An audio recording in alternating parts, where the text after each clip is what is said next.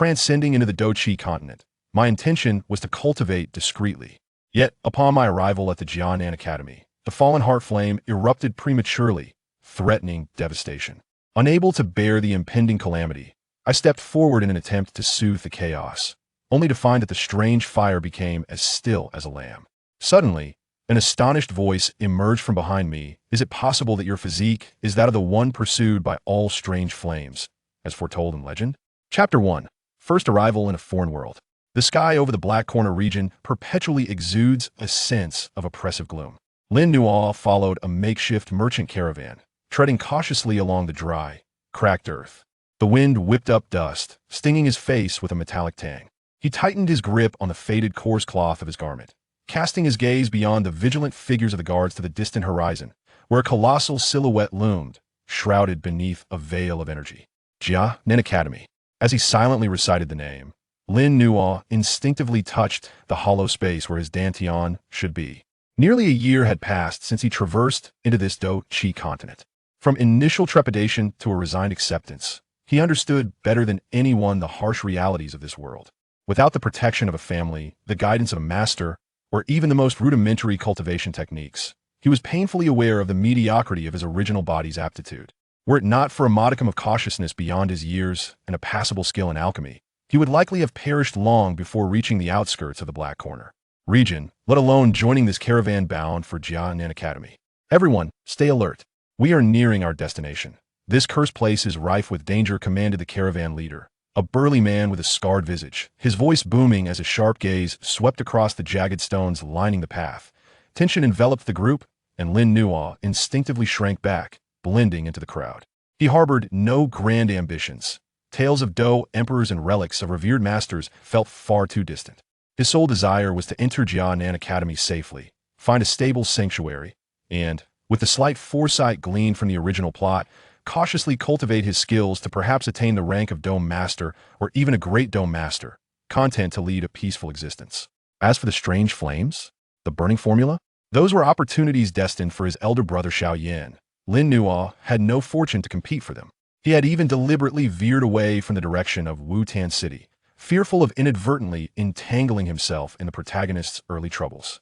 Lost in his thoughts, the very ground beneath him suddenly trembled. A thunderous roar reverberated, as if emanating from the depths of the earth, causing the ground to ripple like waves. The low-tier magical beasts pulling the carts neighed in panic, and chaos erupted within the caravan. What is happening? An earthquake? No. Look towards Canaan Academy. Lin Nuo stumbled, clutching a nearby cargo box, and raised his head, his pupils constricting in shock. In the distance, the immense energy barrier enveloping Canaan Academy was now pulsating violently, its surface rippling with countless waves. Within the barrier, particularly in the area known for the heavenly burning refinement tower, ominous crimson clouds gathered, and at their center, a terrifying vortex of energy coalesced, sending shivers down one's very soul. Is the fallen heart flame? That strange fire within the academy is in turmoil once more. The seasoned members of the caravan, typically well-informed, now spoke with unmistakable trepidation. In the Black Corner region, who was unaware of the terrifying strange fire named Fallen Heart Flame that lay suppressed beneath Canaan Academy. Each eruption was cataclysmic, and had it not been for the Academy's deep-rooted foundation, it would have long since been reduced to ashes. Yet, the current spectacle seemed more ferocious than any recorded event in history. Lin Nuo's heart raced. According to his recollections, the Fallen Heart Flame's violent outburst was supposed to occur only after Xiaoyan entered the inner academy. The timing now seemed far too premature. Was this a result of his crossing over causing a butterfly effect, or was this world inherently different for what he had known? There was no time for contemplation. The energy fluctuations emanating from the direction of Canaan Academy intensified with alarming ferocity. Even at such a distance, Lin Nuo felt the surrounding energies becoming wildly agitated, the air heating to an unbearable degree, each breath searing his lungs. The energy barrier quivered violently, with fine cracks beginning to mar its surface. The caravan descended into utter chaos, with people screaming and scattering in all directions, fully aware that if that barrier shattered, the terrifying energy of the strange fire would unleash hell upon the outskirts of the Black Corner region. Lin Nuo yearned to flee, yet his legs felt as heavy as lead. He gazed at the ethereal silhouette of the fire serpent, thrashing against its confinement amidst the crimson clouds, an indescribable emotion swelling within him. It was not fear, Rather, it felt like an inexplicable thrill, a yearning that surged from the depths of his soul. Am I losing my mind? Surely I must be. He pinched himself fiercely, striving to regain his composure. Yet, that sensation only grew clearer, as if a voice deep within him was calling, beckoning him. As the cracks on the energy barrier multiplied, spreading like a spider's web, a multitude of powerful Dou Qi signatures erupted from within the academy, attempting to reinforce the seal. Yet their efforts appeared futile against the frenzied assault of the fallen heart flame. A calamity loomed perilously close. Many lives will be lost, Lin Nuo murmured, his lips parched. He questioned his own motives, for he was no saint. Yet in the face of such overwhelming power, the fragility of life felt painfully evident, an overwhelming sense of melancholy gripping him. In an inexplicable twist of fate, rather than retreating with the panicked throng, he took a step toward Canaan Academy. Just that single step. The tumultuous energies of heaven and earth seemed to be momentarily paused. The ethereal fire serpent, which had been violently battering the seal, suddenly halted, its massive form suspended in midair. Its eyes, once ablaze with wrath and destruction, turned towards Lin Nuo's direction. The crimson clouds enveloping the academy began to spin at a visibly slower pace. The tremors of the earth subsided, and the searing heat in the air receded like a receding tide, replaced by an indescribable warmth. What had once felt like the end of days now transformed into a tranquil calm. This abrupt shift from chaos to serenity rendered all fleeing individuals frozen in their tracks, gazing in disbelief at this extraordinary scene. Lin Nuo himself was utterly bewildered. He had merely taken a step instinctively, his mind blank, having done nothing, not even had the chance to feel fear. Is this truly the end? Amidst this profound silence, a frail, incredulous voice suddenly echoed from behind Lin Nuo, its tone unassuming yet resonating with clarity, each word striking like thunder. Your physique, could it be that of the one pursued by all strange flames, as foretold in legend? Lin Nuo's body stiffened, and he whipped around in shock. Behind him, an almost translucent figure of an elderly man had appeared unbeknownst to him. The visage of this specter was indistinct, yet his eyes bore an intensity sharp enough to pierce through the very essence of one's soul at that moment. They were fixed upon him with a gaze filled with astonishment, scrutiny, and an ineffable fervor. Yao Chun, despite his peculiar state as a soul entity, Lin Nuo was nearly certain that this was indeed the revered Yao Zun, residing within the ring of Shaoyan. How'd he come to be here? And where is Shaoyan? A multitude of questions surged through Lin Nuo's mind, yet his focus remained on the words left unspoken by the elder. Pursued by all the heterogeneous flame, what could that possibly mean? Yao Lao's ethereal form glided closer, encircling Lin Nuo in a slow, deliberate manner. His gaze functioned like the most meticulous of measuring instruments, meticulously assessing Lin Nuo's physique, particularly the hollowed dantian and the seemingly ordinary meridians. Strange, I sense no particular distinction, akin to decayed wood, Yao Lao murmured, his brow furrowed. Yet, in that fleeting moment, the violent aura of the falling heart flame was undeniably quelled by your presence. Not suppressed, but rather submissive? His focus became intensely concentrated upon Lin Nuo's face, imbued with an unprecedented gravity. Young man, what is your name? From whence do you hail? Lin Nuo's throat felt parched, and his heart raced uncontrollably. He understood that his aspirations for a life of discretion had been irrevocably shattered from the moment he took that step.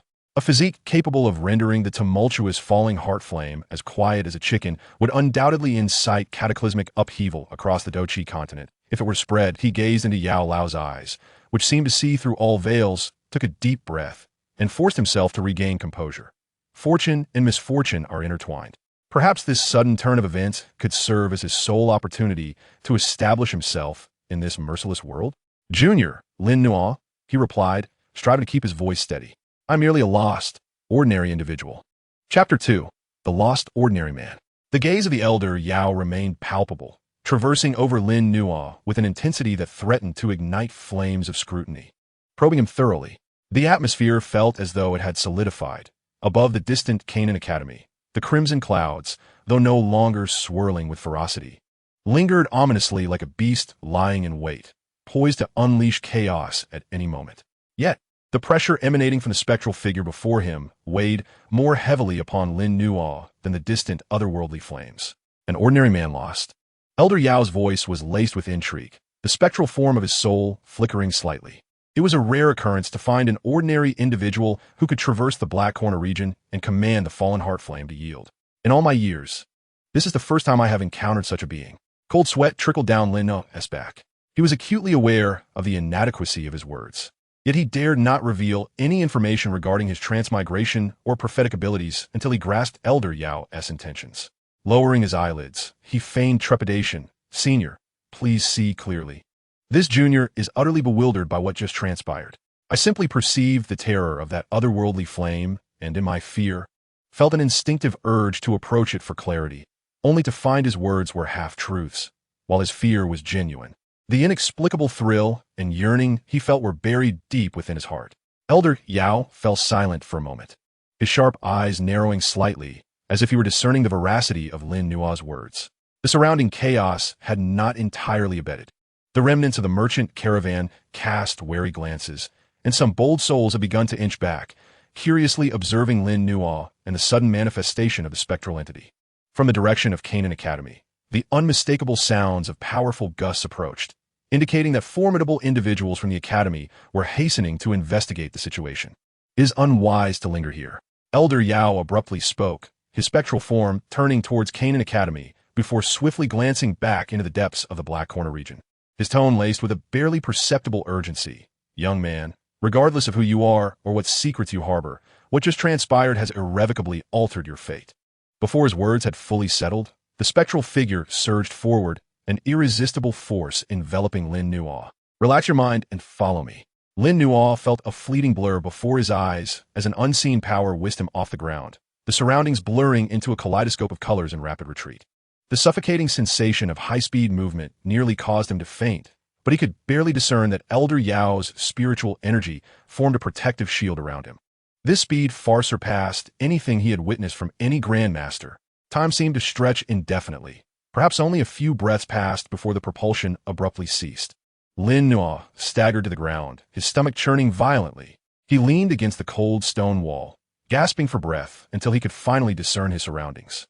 They had entered a concealed cave, its entrance obscured by thick vines, the dim light suffused with the earthy aroma of soil and moss. They had distanced themselves significantly from both Canaan Academy and the merchant caravan. Elder Yao's spectral form hovered in the center of the cave, appearing slightly dimmer than before.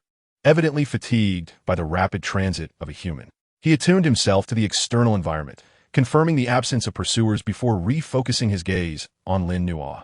"Now, we may converse in earnest." Elder Yao's voice regained its calmness, yet the intensity of his scrutiny remained unyielding. "Lin Nuo, is it? Pray tell, what sensations course through your body as you approach the fallen heart flame? Do not attempt to obfuscate with ignorance. That resonance emanating from the depths of your soul cannot escape my perception." Lin Nuo recognized that he could no longer obfuscate the truth. Steadying himself, he recalled the peculiar sensations he experienced at that moment, carefully choosing his words. "Respectfully, Senior, I indeed felt an inexplicable sensation. It was not fear, rather, it felt familiar, like a call beckoning me to draw closer. Upon taking that step, warmth enveloped me, a comforting embrace, and then it quieted." He omitted the details of the yearning and the soulful tremors, only describing the surface-level sensations. "Familiar, a call, comfortable," Elder Yao murmured, repeating these words softly, the contours of his spectral face appearing slightly distorted with intense focus. "Indeed, it is as I suspected. Though faint, it cannot be mistaken." Suddenly, he fixed Lin Nuo with a piercing gaze, articulating each word deliberately. "If my conjectures hold true, you may possess what is known as the legendary Source Flame physique." Source Flamme physique? Lin Nuo was taken aback. He had never encountered this term in the original narrative of battle through the heavens. This was a mythical constitution spoken of only in ancient texts. Elder Yao's voice resonated with historical gravity. "Heavenly flames, born of the destructive powers of the cosmos, are wild and unruly, capable of incinerating all in their path. However, among the myriad of beings, there exist a select few whose very soul essence not only withstands these flames, but possesses an innate affinity and attraction towards them. This constitution is referred to as the Source Flame physique." He paused, the spectral form drifting closer to Lin Nuo, his tone growing increasingly grave. "Those endowed with this physique are like a beacon in the night to otherworldly flames, a refreshing oasis in a desert. The flames instinctively yearn to gravitate towards you, even to appease you. Your essence nourishes them, pacifying their feral instincts and even promoting their evolution. Ancient texts obscurely mention that should this physique fully awaken, it may grant dominion over all flames. Dominion over all flames. The words crashed like thunder in Lin Nua's mind. Was this not an even more formidable power than Xiao Yan's burning formula? The burning formula required the consumption of otherworldly flames to evolve, fraught with peril and suffering. While this source flame physique seemed to invite the flames to embrace him willingly, the overwhelming revelation left Lin Nua momentarily speechless, his heart racing, blood surging. If this were indeed true, then this originally mediocre transmigrator possessed a shortcut to the pinnacle of power. What was low-key cultivation? What was living a stable life? In the face of such a divine constitution, they all seemed laughably trivial. However, the ecstasy was fleeting. A chill rapidly rose from his core. To possess such a divine constitution is to invite calamity. If this extraordinary physique were to be exposed, how many covetous gazes would it attract? Those alchemists who desperately sought otherworldly flames yet failed, those formidable beings stymied at a bottleneck yearning for power, even forces like the Soul Palace. How would they treat him? Would he be viewed as a cauldron to nourish the flames, or would he be imprisoned as a tool to capture them? Elder Yao seemed to perceive his inner turmoil and spoke slowly. It appears you comprehend the implications. The Source Flame physique is an unparalleled opportunity, but also a death knell. Until you possess sufficient strength for self-preservation, today's events must not be mentioned to a third party. This includes those from Canaan Academy. Linno inhaled deeply. Forcibly suppressing the tumult within, and nodded earnestly. This junior understands. Thank you for the warning, senior. Elder Yao observed Lin Nua's swift return to calmness with a glimmer of admiration in his eyes. This youth's temperament is commendable. Upon learning of such earth-shattering secrets, he can manage his emotions with such alacrity. Currently, your strength is feeble, and your physique does not seem to have fully awakened. Merely a hint of its essence has affected the fallen heart flame. If it were to fully awaken Elder, Yao did not finish, but the implication was unmistakable. The pressing concern is to elevate your strength swiftly and devise a means to control and conceal the essence of your physique.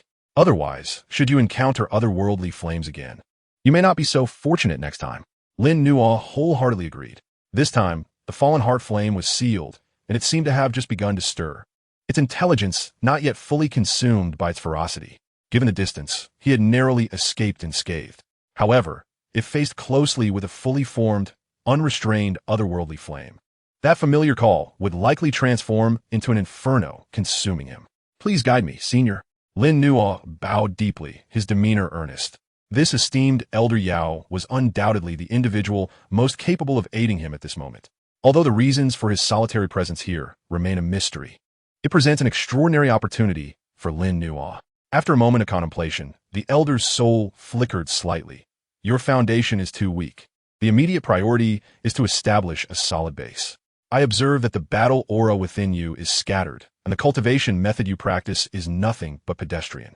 I possess a mid-level arcane technique, the flame manipulation scripture. While it may not be the pinnacle, it is balanced and harmonious, particularly suited for fire attribute battle aura, making it ideal for your current stage of foundational training.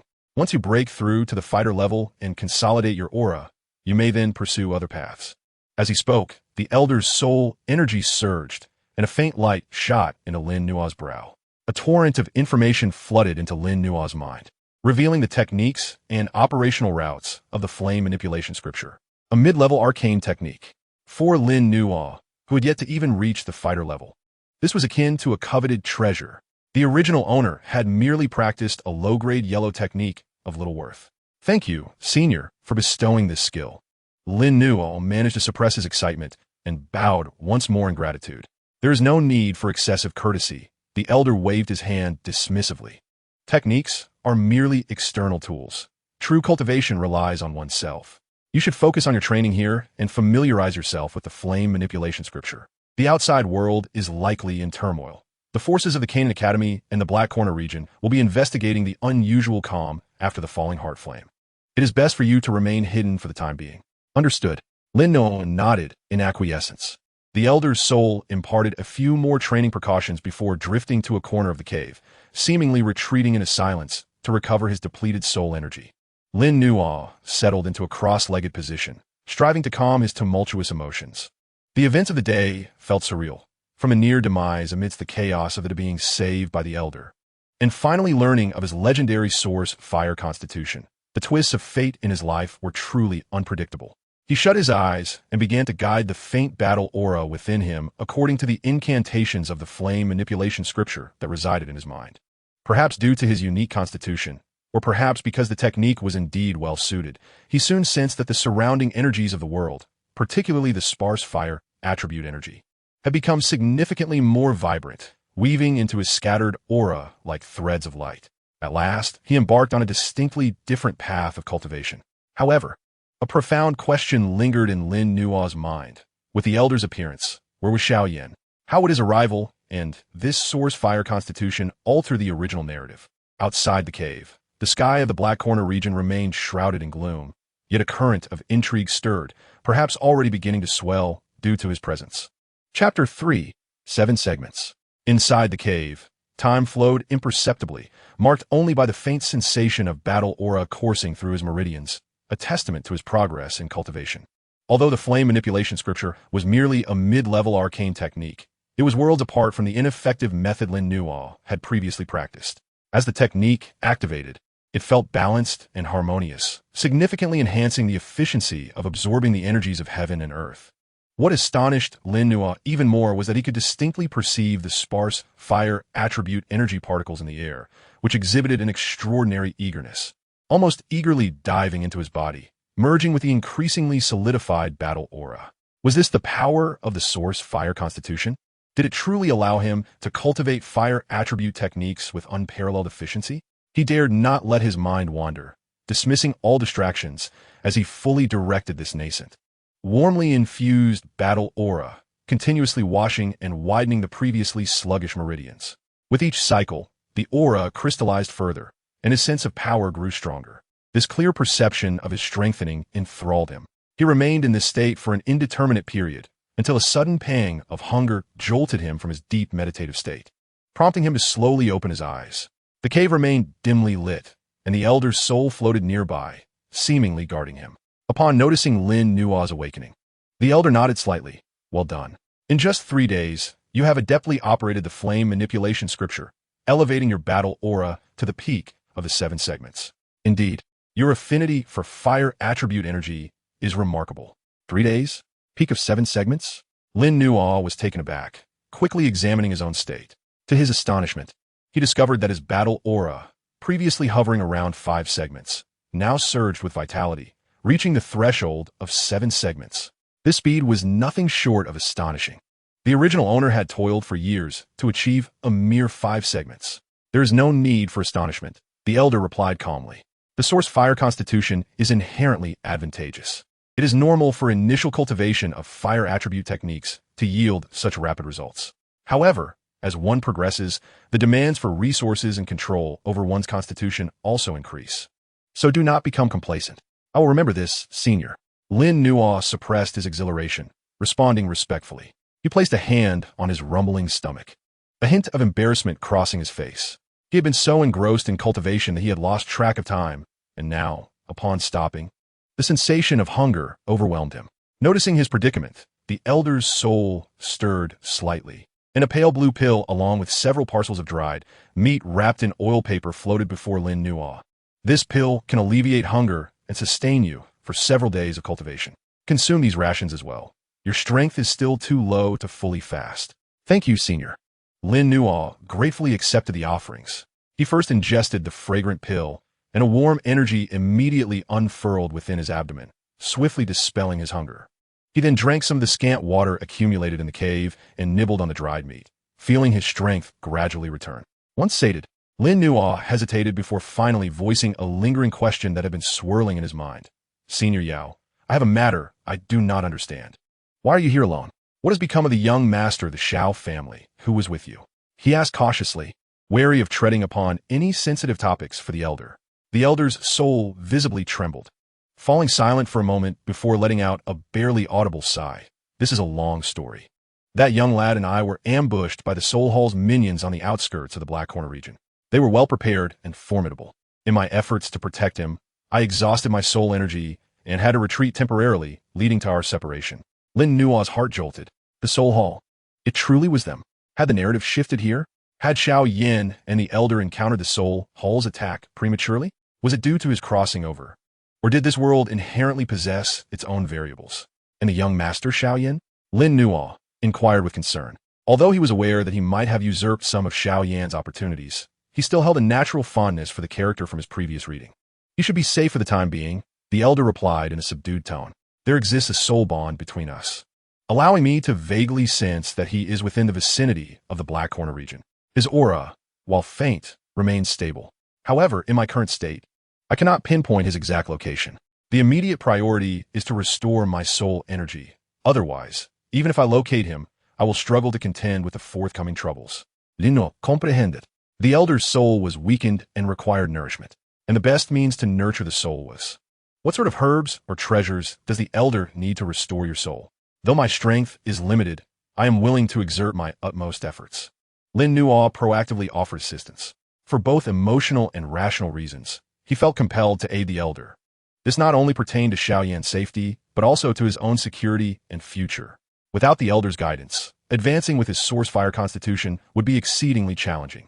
The Elder regarded Lin Nuo with approval, seemingly pleased with his attitude. "Your willingness is commendable. The items required for soul restoration are exceptional, such as the 7 Illusions Green Spirit Essence, Soul Infant Fruit, or Spirit Dragon Celestial Herb. These are treasures that are hard to come by. At present, the most practical approach is to seek out some jade artifact for nurturing the soul or the materials for concocting the soul-nourishing elixir. The soul-nourishing elixir is merely a third-grade pill. Although the required materials are precious, they may be obtainable in this chaotic place known as the Black Corner region." He paused before continuing. "However, before that, you must first possess a certain level of self-defense. In the Black Corner region, the 7 stages of fighting Qi are as inconsequential as ants. Your immediate priority is to break through to the fighter rank. Break through to the fighter rank." Lin Nuo's spirit surged at the thought. The stage of fighting Qi is merely foundational. Only by condensing a cyclone and successfully advancing to the fighter rank can one truly step through the threshold of fighting Qi cultivation and wield formidable combat skills. "Please, esteemed Elder, guide me." Lin Nuo's gaze was fervent. The Elder's soul power coalesced, and a glimmer of light slipped into Lin Nuo's brow. "Here is the formula for the condensation pill. A pinnacle first-tier elixir that can enhance your success rate by 30% when condensing the cyclone. The required herbs are not exceedingly rare. I will compile a list for you shortly. Furthermore, to break through to the fighter rank, you will need a relatively safe location abundant in energy. This place, though concealed, possesses sparse energy and is not ideal." Lin Nuo swiftly perused the information regarding the pill formula within his mind, committing several primary and auxiliary herbs to memory. The Elder continued. "Though the Black Corner region is chaotic, it does possess its own order. The largest marketplace for herbs and elixirs is the 8 Gates Auction House in Black Seal City. There, a mix of characters congregates, but opportunities abound.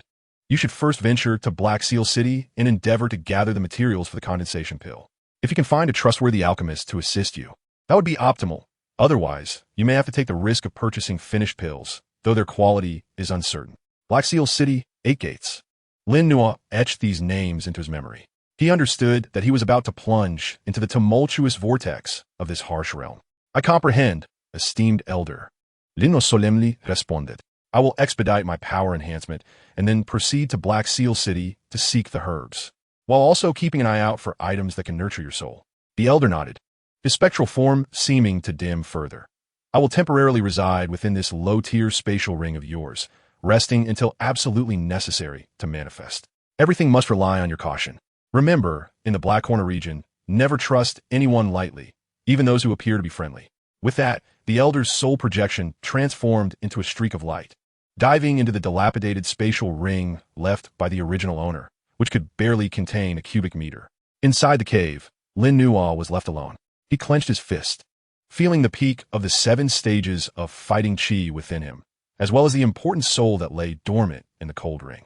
The path ahead was fraught with peril, yet the goal was clear: break through to the fighter rank and head for Black Seal City. He inhaled the cool, earthy air of the cave, his eyes gradually hardening with determination. The source fire physique was both his ally and his shackle.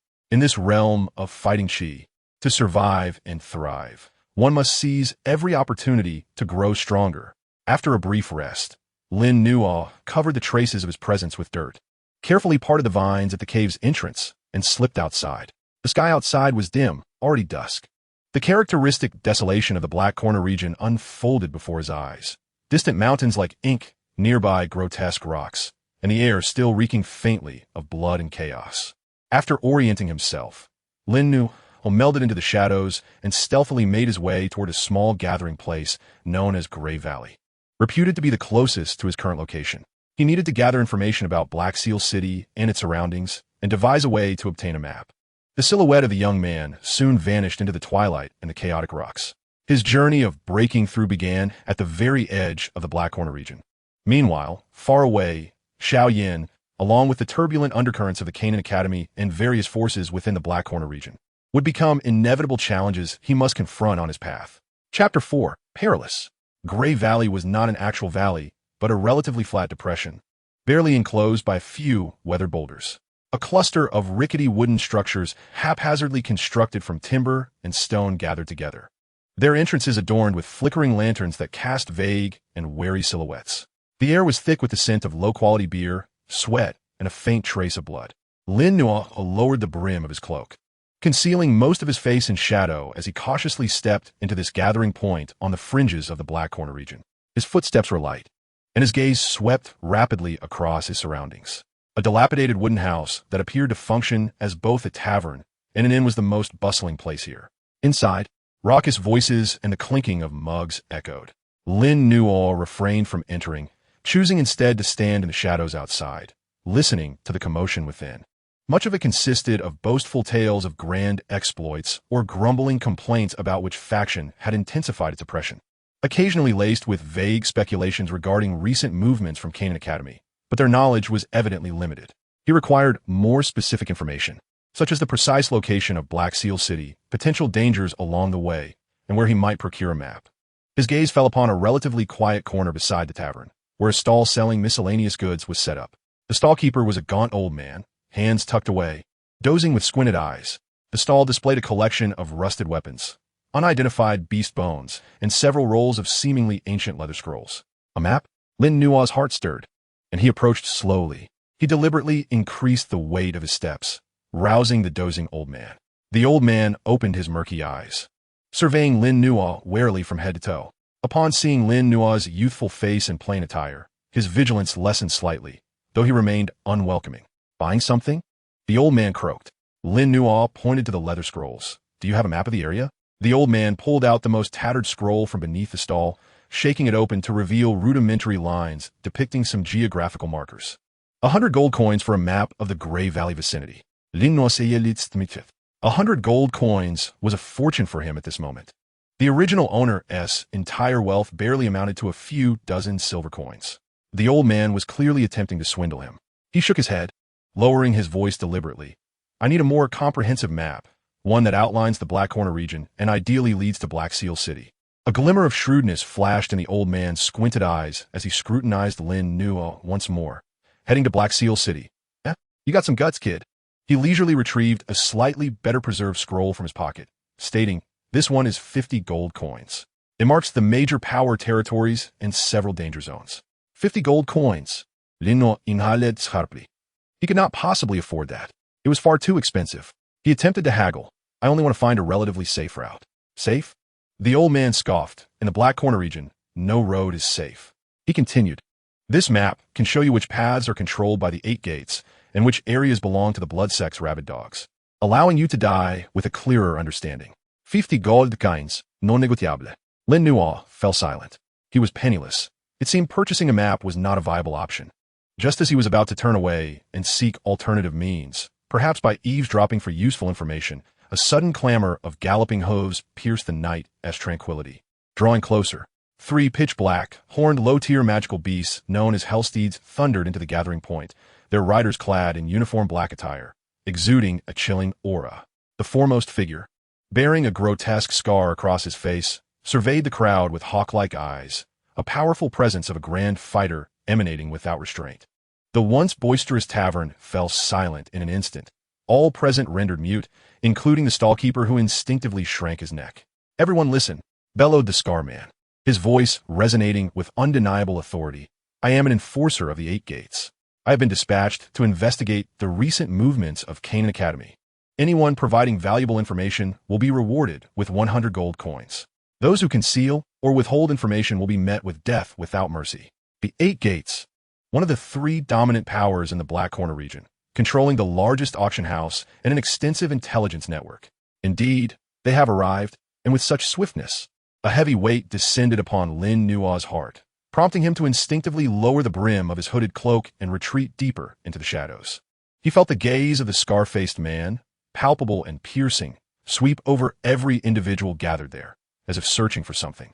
In the tavern, someone cautiously responded, "My lord, we merely observed an unusual celestial phenomenon over Canaan Academy that day, with flames reaching the heavens. We truly know not what transpired."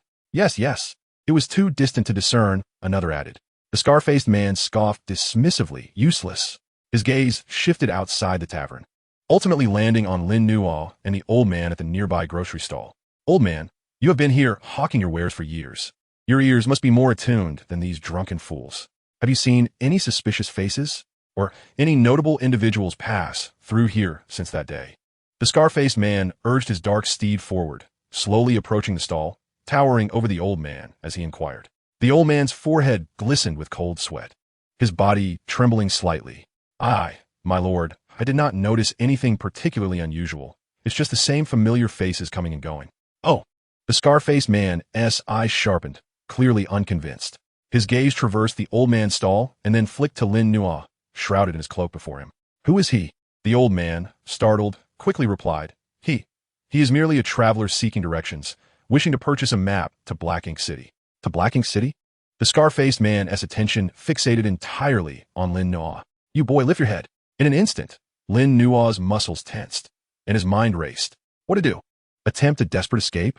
The opponent was a great fighter, accompanied by two companions who appeared no less formidable. The prospect of evasion was utterly impossible. Surrender? If subjected to scrutiny, the secrets he harbored, including the presence of the ancient alchemist in his spatial ring, would undoubtedly be exposed. In the blink of an eye, Lin Nua abruptly raised his head, causing the hood to slip away and reveal his youthful face, pale with tension, yet feigning calmness. He conjured an expression of just the right amount of fear and confusion, his voice trembling slightly. "Am I lord? I merely wish to travel to Black Ink City to find family." The scar-faced man's sharp gaze sliced through Lin Nua's countenance, as if searching for any hint of deception. He sensed the pitifully feeble aura of Dou Qi emanating from Lin Nua and frowned slightly. Such meager strength did not seem capable of being linked to the disturbances at Canaan Academy.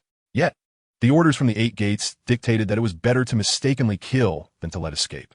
"Search him," the scar-faced man commanded coldly. One of his subordinates immediately dismounted and approached Lin Nua. Lin Nua's heart raced to his throat. The spatial ring, the ancient alchemist, resided within. Though the alchemist had mentioned that the ring was of low grade with simple concealment effects, could it withstand the meticulous search of a great fighter? Just as the subordinate's rough hand was about to make contact with Lin Nua, a thunderous, beastly roar erupted from the outskirts of Gray Valley, reverberating with a chilling ferocity. This was swiftly followed by several blood-curdling screams and panicked cries. It was a second-order magical beast, the Flame Scorpion. Cursed be it! How did it end up here? Run! The gathering point erupted into chaos as people fled in all directions. The scar-faced man's expression shifted. While the incident at Canaan Academy was significant, this sudden appearance of a second-order magical beast posed a direct threat to the safety of the gathering point. Ignoring it would tarnish the reputation of the Eight Gates. "First, deal with that beast," he decisively ordered, casting one last fierce glare at Lin Nua. "You, boy, consider yourself fortunate." With that, he and his two subordinates spurred their dark steeds and dashed towards the source of the beastly roar. In the midst of the turmoil, Lin Nua fought against the overwhelming sensation of near collapse, seizing the leather map priced at 50 gold coins from the stall, while also hastily pocketing a few warm sun jade pieces used for illumination, which emitted a gentle, soothing glow. He then turned and blended into the panicked crowd, sprinting with all his might in the opposite direction of the Eight Gates. The old stall vendor, realizing what had transpired, was furious and jumped in frustration. However, seeing Lin Nua vanish into the darkness and chaos, he could only resign himself to misfortune and hurriedly packed away his belongings to hide. Lin Nua dared not linger, channeling his Dou Qi to its utmost limits as he ran, until he was completely distanced from the lights and clamor of Gray Valley. He plunged into the pitch-black wilderness, finding refuge in a thicket, collapsing to the ground and gasping for breath. Cold sweat soaked through his back. In that fleeting moment, he had been but a hair's breadth away from exposure, even death. Trembling, he retrieved the pilfered map, his fingers brushing against the warm sun jade in his pocket. Though perilous, he had gleaned some rewards. More importantly, he had personally felt the brutality of the Black Corner region and the efficiency of the 8 gates. The situation at Canaan Academy was far from resolved, and it seemed he had already been drawn to the edge of the vortex. He must swiftly break through to become a fighter. He gazed toward the direction of Black Ink City, his eyes filled with urgency. Chapter 5, Conflict. The night in the wilderness was chilling to the bone. Lin Nuo huddled deep within the thicket, breathing as softly as possible, his ears attuned to the distant echoes of roars from Grave Valley, the clash of Dou Qi, and the shouts of humans. It was only when those sounds gradually subsided, leaving behind a profound silence broken only by the wind, that he slowly exhaled a breath of relief. The 8 gates should have dealt with that suddenly appearing flame scorpion. They might soon return to search the area. It was unwise to linger here. Using the faint moonlight, he unfurled the leather map he had acquired. The map was rather rudimentary, but it roughly outlined the terrain of the Black Corner region, marking the territories of several major forces with different symbols. Grey Valley was merely a small point on the periphery, while Black Ink City was located towards the west at the center of the map, with vast areas marked with skulls or danger symbols separating the two. The territories of the Blood Sect, the active zone of the fiery Abyss Valley, and the Misty Marsh were all noted, causing Lin Nuo's brow to furrow. Route selection was crucial. Should he inadvertently wander into the core areas of certain forces or natural death traps, given his current strength, it would be tantamount to a death sentence. There was indeed a relatively clear dotted line on the map connecting several small gathering points, annotated as the 8 gates trade route. This must be the relatively safe path the old man mentioned. However, traversing this route meant passing through checkpoints established by the 8 gates, which posed its own risks. He must enhance his strength as quickly as possible. Otherwise, he would find himself unable to progress an inch. With resolve, Lin Nuo stowed the map away and touched the warm sun jade in his pocket, feeling its gentle warmth and the faint pulse of energy within. The ancient alchemist had mentioned that even low-grade jade could nourish the soul. He attempted to infuse a wisp of Dou Qi into one piece of the warm sun jade. The surface of the jade flickered with a subtle glow, but there was no further reaction. After contemplating for a moment, he carefully placed the warm sun jades into the low-grade spatial ring, alongside the sleeping soul of the ancient alchemist. Hopefully, they would have some effect. With everything done, Lin Nuo no longer hesitated. He chose a direction and, under the cover of night, glided through the wilderness like a specter. He avoided the main roads, sticking to the relatively secluded paths indicated on the map, traveling by day and moving swiftly by night. Days passed, slipping away in tension and exhaustion. When hunger struck, he would forage for wild fruits or, if fortune favored him, hunt a rabbit to roast for sustenance. When thirst beckoned, he sought out mountain streams. During this time, he sensed powerful auras sweeping past from afar several times or glimpsed what appeared to be searching parties, managing to remain hidden and evade danger. His Dou Qi steadily increased under the operation of the flame manipulation technique, reaching the peak of the 7th segment. Only a catalyst away from attempting to condense a cyclone and break through to become a fighter. As dusk descended, Lin Nuo, guided by the map, approached a quaint supply point known as Wildfire Town. This settlement was considerably larger than Grey Valley and was reputed to be home to several combat masters, making it a relatively stable trading hub in the area. He sought to replenish his provisions of food and fresh water, but more importantly, he aimed to gather information regarding the ingredients required for the congealed spiral pill. Upon entering the town, he encountered a rudimentary guard at the entrance, and after paying a silver coin as a fee, he lowered his head and proceeded inside. The streets were lined with rough stone houses and wooden shanties, offering a variety of goods, including weapons, medicinal herbs, materials from magical beasts, and even a slave market. The air was thick with a more potent atmosphere of chaos and desire than that of Grey Valley. With a clear objective in mind, Lin Nuo made his way directly to the only apothecary that appeared to be of decent quality in the town. Although the shop was small, it boasted a considerable assortment of herbs, albeit of mostly ordinary quality. A lackluster attendant leaned against the counter. "What do you need?" he asked, barely lifting his eyelids. Lin Nuo lowered his voice and listed the primary and auxiliary herbs needed for the congealed spiral pill: blood spirit mushroom, greenwood vine, and 3-leaf orchid grass. Do you have any? Upon hearing these names, the attendant perked up slightly, scrutinizing Lin Nuo for a moment. We have blood spirit mushroom and greenwood vine, but their ages are average, and they're not inexpensive. As for the three-leaf orchid grass, it's quite rare and we don't stock it. You might try your luck at the black market on the east side of town. Occasionally, good items can surface there, but authenticity is your own responsibility, and the risks are yours to bear. Lin Nuo felt a surge of joy. There was a lead. What is the price for the blood spirit mushroom and greenwood vine? The blood spirit mushroom, 10 years old, is 80 gold coins. The greenwood vine, 50 years old, is 120 gold coins, the attendant replied. Lin Nuo's lips twitched. Indeed, the prices were exorbitant. His entire savings wouldn't even suffice to purchase a single greenwood vine. Thank you. I'll take a look around, he said, leaving the shop in resignation. It seemed that purchasing herbs through conventional means was not feasible. Following the attendant's directions, he headed toward the eastern side of the town.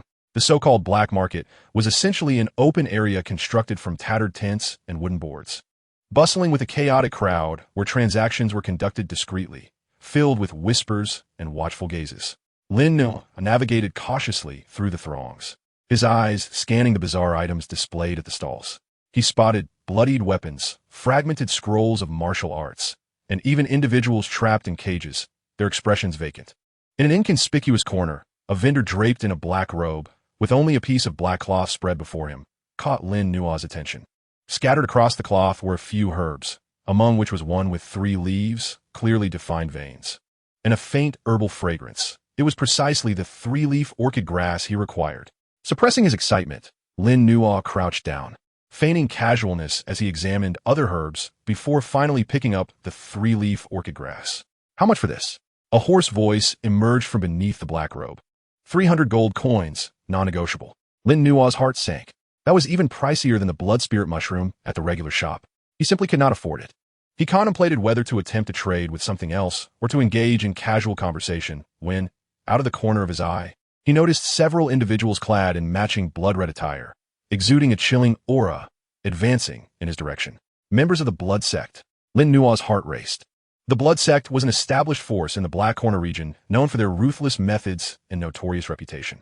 He wished to avoid trouble and was just about to relinquish the herb and depart when one of the Blood Sect members, leading the group, cast his gaze over the stalls and suddenly fixated on the 3-leaf orchid grass, a glint of greed flickering in his eyes.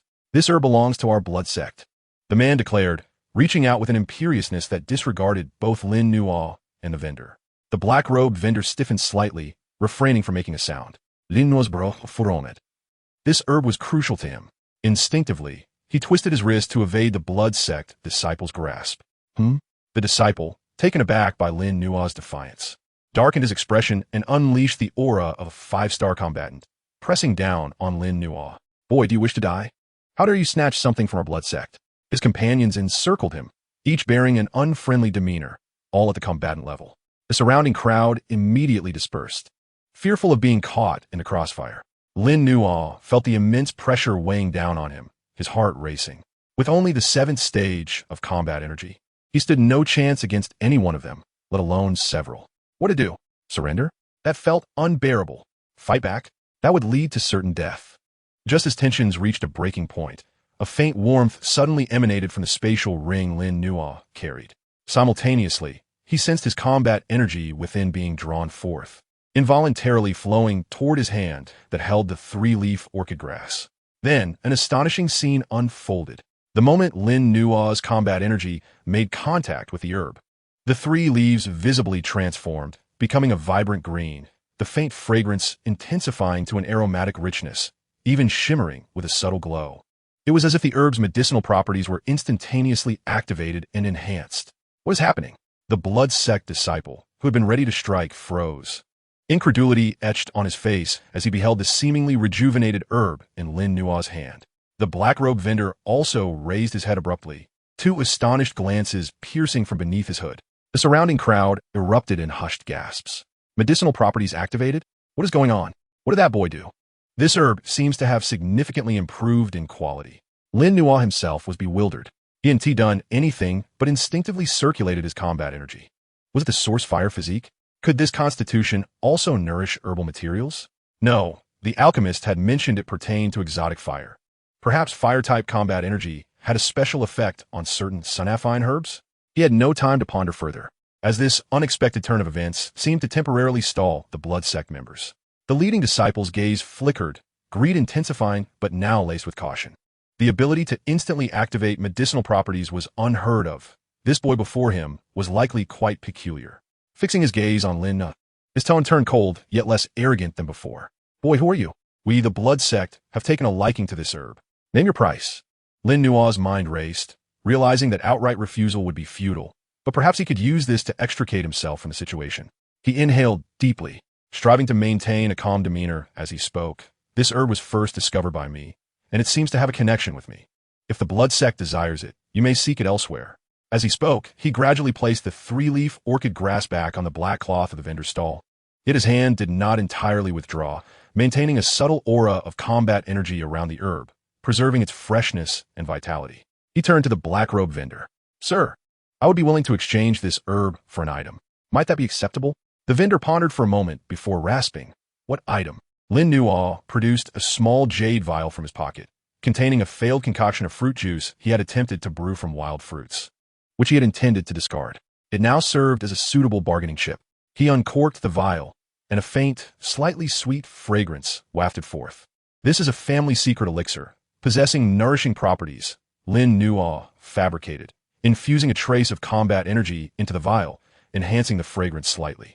This was purely an act of deception, banking on the notion that they would not see through it, along with the mysterious allure generated by his earlier activation of the herb's properties. Indeed, the vendor in black and the blood sect members turned their attention to the jade vial. A person capable of instantly activating medicinal properties might possess a truly extraordinary secret remedy. The leading blood sect disciple's eyes glimmered, seemingly weighing his options.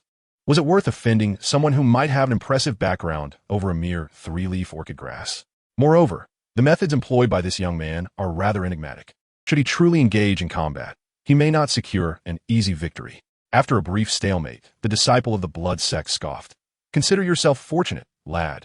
We are leaving. He shot a fierce glare at Lin Nu before turning away with his subordinates, clearly unwilling to stir trouble under uncertain circumstances. As the blood sect members departed, Lin Nu exhaled a silent sigh of relief, his back drenched in cold sweat. The vendor in the black robe extended his hand, accepting the jade vial from Lin Nu, inhaling its scent before falling silent for a moment. He then rolled up the black cloth along with the medicinal herbs and thrust it into Lin Nua's hands. Considered a trade. With that, he rose and vanished into the chaotic throng of people. Clutching the rolled black cloth, Lin Nu felt as though he were in a dream. He hurriedly sought out a secluded corner, opened it, and found not only the vibrant three-leaf orchid, but also several auxiliary herbs. Precisely what was required for refining the Ningsuan pill. Truly, a glimmer of hope amidst despair. He carefully stowed the herbs away, daring not to linger, and swiftly departed the black market of Wildfire Town. Outside the town, the night deepened. Lin Nu found a concealed hollow in the mountains, lit a small campfire, and gazed at the flickering flames, his heart tumultuous. Today's events were fraught with peril. The source fire constitution seemed to harbor secrets he had yet to fathom. But should this ability be exposed, it would likely attract a greed more frenzied than that which coveted the strange fire itself. After all, the capacity to nourish and enhance medicinal herbs would surely entice alchemists and various factions alike, rivaling the allure of the strange fire. Fortune often conceals misfortune.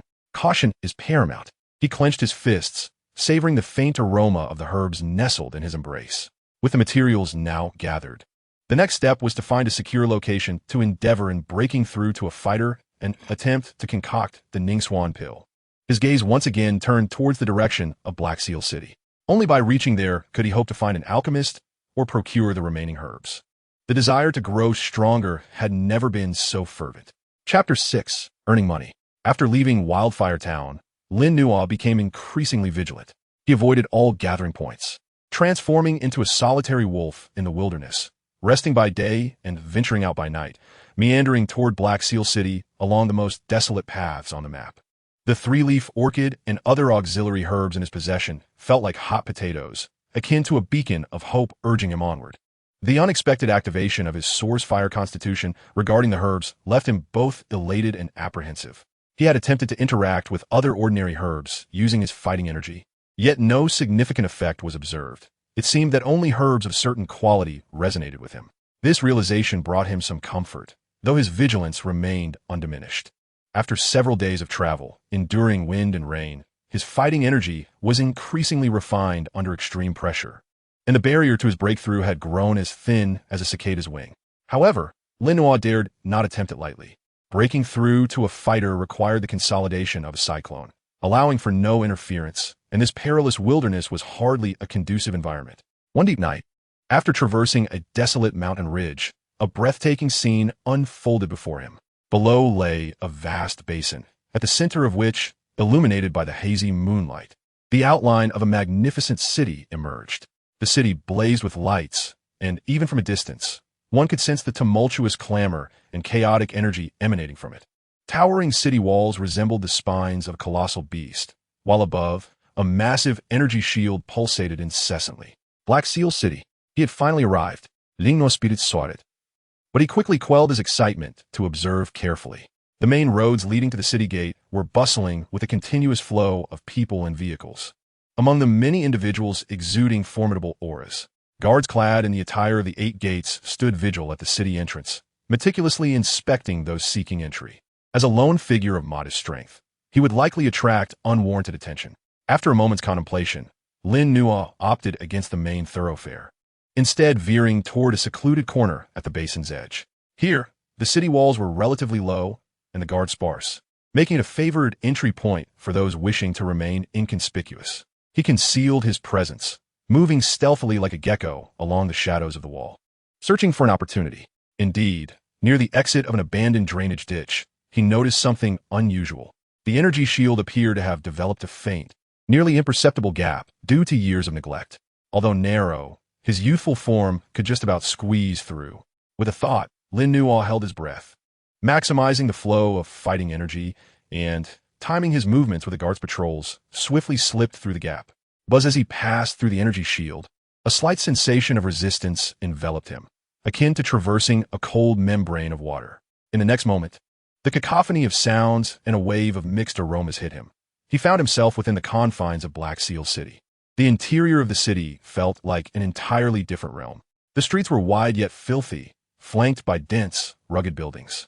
Illuminated shops, raucous taverns, and dim alleys were filled with imposing figures wielding weapons.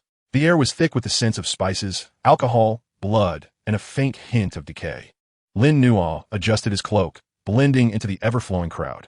He needed to quickly find a place to stay and inquire about the refinement of the Ningsuan pill. As he strolled along the street, his gaze swept over the various shops adorned with signs. The 100 Herbs Pavilion, the 10,000 Treasures Loft, the Beastly Hall, each name more imposing than the last. Ultimately, he discovered a relatively quiet alley where an unassuming shop stood, named Old Chen's General Goods. Such establishments typically attracted less attention. Pushing open the creaking wooden door, he found the interior dimly lit, with shelves cluttered with an assortment of items, ranging from rusted armor to unknown beast fangs, all coated in dust. An elderly man, his hair gray and clad in a tattered gray robe, lay snoring at the counter. A vacant liquor jug nearby. Lin Nuo gently cleared his throat. The old man groggily lifted his head, revealing a weathered face with bleary eyes, belching. "What do you want?" "Look for yourself." "No haggling." "Boss, I would like to rent a quiet room for a few days," Lin Nuo replied softly. The old man squinted at him, extending 3 fingers, 30 silver coins a day, a deposit of 1 gold coin, minimum stay of 3 days.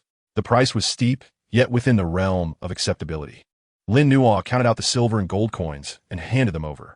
The old man's demeanor softened slightly as he retrieved a rusty key from beneath the counter and tossed it over. The innermost room in the back courtyard. "Don't go wandering out, or trouble will be on your own head. I won't take responsibility." Lin Nuo accepted the key, thanked him, and made his way through the cluttered courtyard to the secluded little room. Inside was merely a hard bed and a rickety table, but it was relatively clean and, most importantly, sufficiently concealed. After shutting the door, Lin Nuo let out a long breath. After days of tense evasion, he finally had a temporary refuge. Eagerly, he delved into his spatial ring. The few warm sun jades still emitted a faint glow, and the spirit of the alchemist remained dormant. It seemed to have solidified minutely more than before. Was it the effect of the warm sun jade, or a sign of self-recovery? "Alchemist Elder?" Lin Nuo tentatively called out. There was no response. It appeared that the restoration of his spiritual strength was no simple matter. Lin Nuo ceased his inquiries, redirecting his focus to the plans ahead.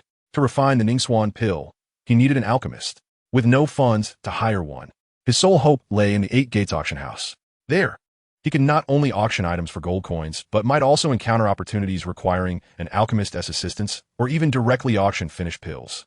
Yet, to attend the auction house, capital or valuable items for sale were necessary. What did he possess? Aside from the three-leaf orchid, which was crucial for his breakthrough, it was absolutely not for sale. Wait, the herbs? Lin Nuo's mind sparked with realization. The physique of the source fire can indeed stimulate the efficacy of medicinal herbs. Could he not exploit this to procure some herbs of mediocre quality at a low price, process them, and subsequently resell them for a profit? This thought quickened his heartbeat. The risks were immense. Should he attract unwanted attention, the consequences would be dire. Yet, it appeared to be the only viable means to rapidly amass capital. Fortune favors the bold. He resolved to take the plunge. The following day, Lin Nuo ventured out with utmost caution, locating the largest free trading zone in Black Seal City, a vast plaza bustling with life, reminiscent of a marketplace.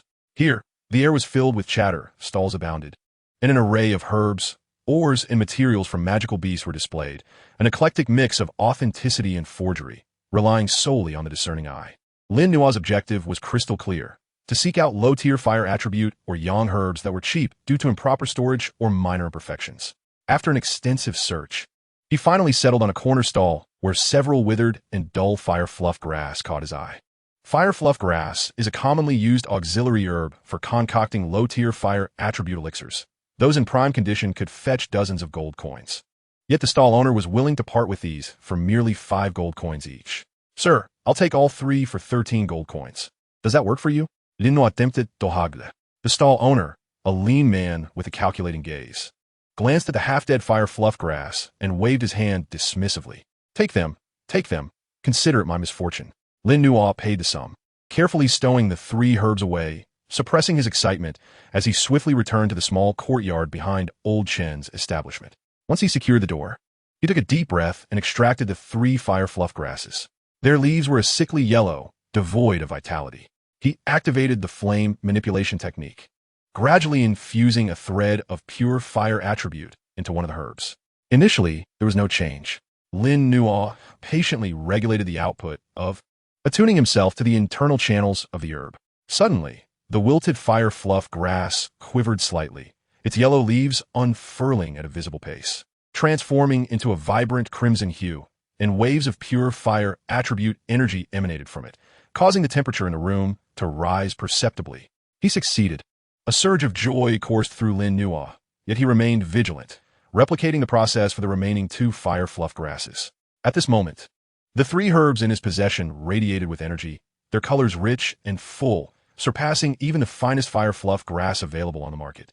Should he sell them? Each could easily be worth 70 to 80 gold coins. The prospect of immense profit left Lin Nuo breathless. However, he quickly regained his composure. Revealing all 3 at once would attract too much attention. Moreover, he could not sell them at the same stall. Over the next 2 days, Lin Nuo continued to replicate his success, processing several ordinary yang herbs acquired at low prices, and then selling them in batches at different stalls for slightly less than the market price. To exercise caution, he sold only 1 herb at a time and departed immediately after each transaction, never lingering. Even so, he swiftly accumulated nearly 400 gold coins, enough to purchase the remaining materials for and even hire a first-tier alchemist. However, just as he believed everything was proceeding smoothly, that evening, having just sold his last processed red sun fruit and clutching warm gold coins, he turned into the narrow alley leading to Old Chen's place, only to find 3 figures blocking his path. The leader, a man with a scarred face and a sinister glare, was none other than that blood-sect disciple from a few days prior who had contested him over the 3-leafed orchid grass in the black market of Wildfire Town. The 2 men behind him exuded a similarly threatening aura. "You're the one." The scarred man licked his lips, eyes glinting with greed and malice. "I wondered why there suddenly appeared so many high-quality low-tier herbs on the market. Turns out it's you stirring the pot. You escaped last time in Wildfire Town. But this time, let us see where you run." Lin Nuo's heart plunged into despair. He was being targeted, by the blood sect, no less. Without hesitation, he turned to flee down the alley. However, at the other end of the alley, two more figures emerged, sealing off his escape route. The aura of a five-star fighter erupted from the scarred man, locking onto Lin Nuo with unyielding intensity. Hand over your secrets and gold, and perhaps we'll grant you a swift end. Chapter 7. A Perilous Escape. Trapped in the alley, with the overwhelming aura of the five-star fighter pressing down like an invisible shackle, Lin Nuo struggled to breathe. The scarred man approached with a menacing grin, while the other four disciples of the blood sect spread out, cutting off all avenues of escape. Desperation. Cold sweat beaded on Lin Nuo's forehead as his mind raced. Fighting back. There was no chance of victory. Pleading for mercy? They clearly had no intention of letting him go. His only chance of survival lay in. Suddenly, he plunged his hand into his robe, not to retrieve gold coins, but to grasp the three-leafed orchid grass he had nurtured with, the one that pulsated with the most vitality. Simultaneously, his seven-segment peak surged with unprecedented speed, the flame manipulation technique pushed to its utmost limit. Want it? Here, take it. Lin Nuo shouted, summoning all his strength to hurl the three-leafed orchid grass towards the scarred man's left side, aiming at the two disciples who were slightly weaker. As he released it, he deliberately encased the herb in a surge of pure fire attribute. Buzz. The three-leafed orchid grass streaked through the air, its previously subdued fragrance exploding forth, the emerald leaves shimmering with a radiant glow, making it appear remarkably striking in the dim alley. It was as if this was not just a mere herb, but a priceless treasure, a spiritual herb. Seize it. The greed of humanity was laid bare in that moment. All the blood sect disciples, including the scarred man, were instantly captivated by the astonishing sight of the three-leafed orchid grass. The two disciples on the left instinctively lunged towards the airborne treasure. Even the two blocking the other end of the alley flashed with eagerness, unconsciously shifting their feet toward it. Now is the time. A glint of determination flashed in Lin Nuo's eyes. He poured his into his legs, not running toward the alley's exit, but instead propelling himself with a powerful leap toward the right side, where a narrow gap had opened due to his companion's desperate scramble.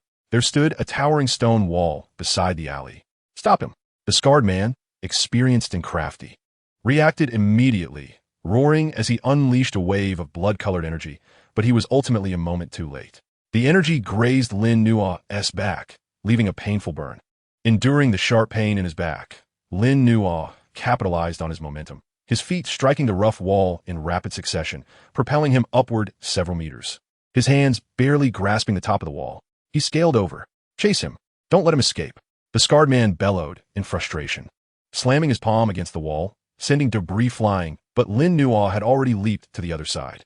Behind the wall lay an even narrower, garbage-strewn alley. Lin Nuo landed and rolled, careening forward with reckless abandon.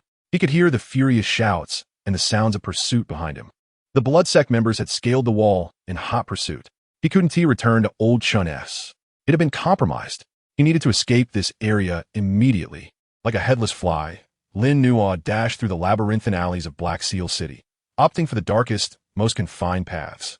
His pursuers, relentless like a swarm, pursued him with speed far exceeding his own, closing the distance with each passing moment. This one do, he would be caught sooner or later. In a moment of crisis, Lin Nuo's gaze swept past the entrance of the alley, where the bustling main road was filled with traffic, and across the street stood an imposing building with 8 guards stationed at its grand entrance, the 8 Gates Auction House. It was time to take a gamble. He gritted his teeth, summoning the last vestiges of his strength to dash out of the narrow alley, merging into the bustling crowd, and then, heedless of all else, he raced toward the entrance of the auction house. Halt! This is a secured auction house. No loiterers allowed. The guard at the door barked sharply, crossing his spear to block Lin Nuo's path. Lin Nuo came to an abrupt stop, panting heavily, his complexion as pale as parchment, his back soaked with crimson stains. He raised a small cloth bag that he clutched tightly in his hand, rasping, I wish to consign items for auction. Urgent. The guard furrowed his brow, scrutinizing Lin Nuo's disheveled appearance, then glanced at the heavy pouch in his hand, ready to dismiss him. At that moment, the disciples of the blood sect, who had been pursuing him, burst forth from the alley, halting in their tracks at the sight of Lin Nuo standing at the entrance of the auction house, their expressions darkening, too wary to advance. They dared not act recklessly on the territory of the 8 doors.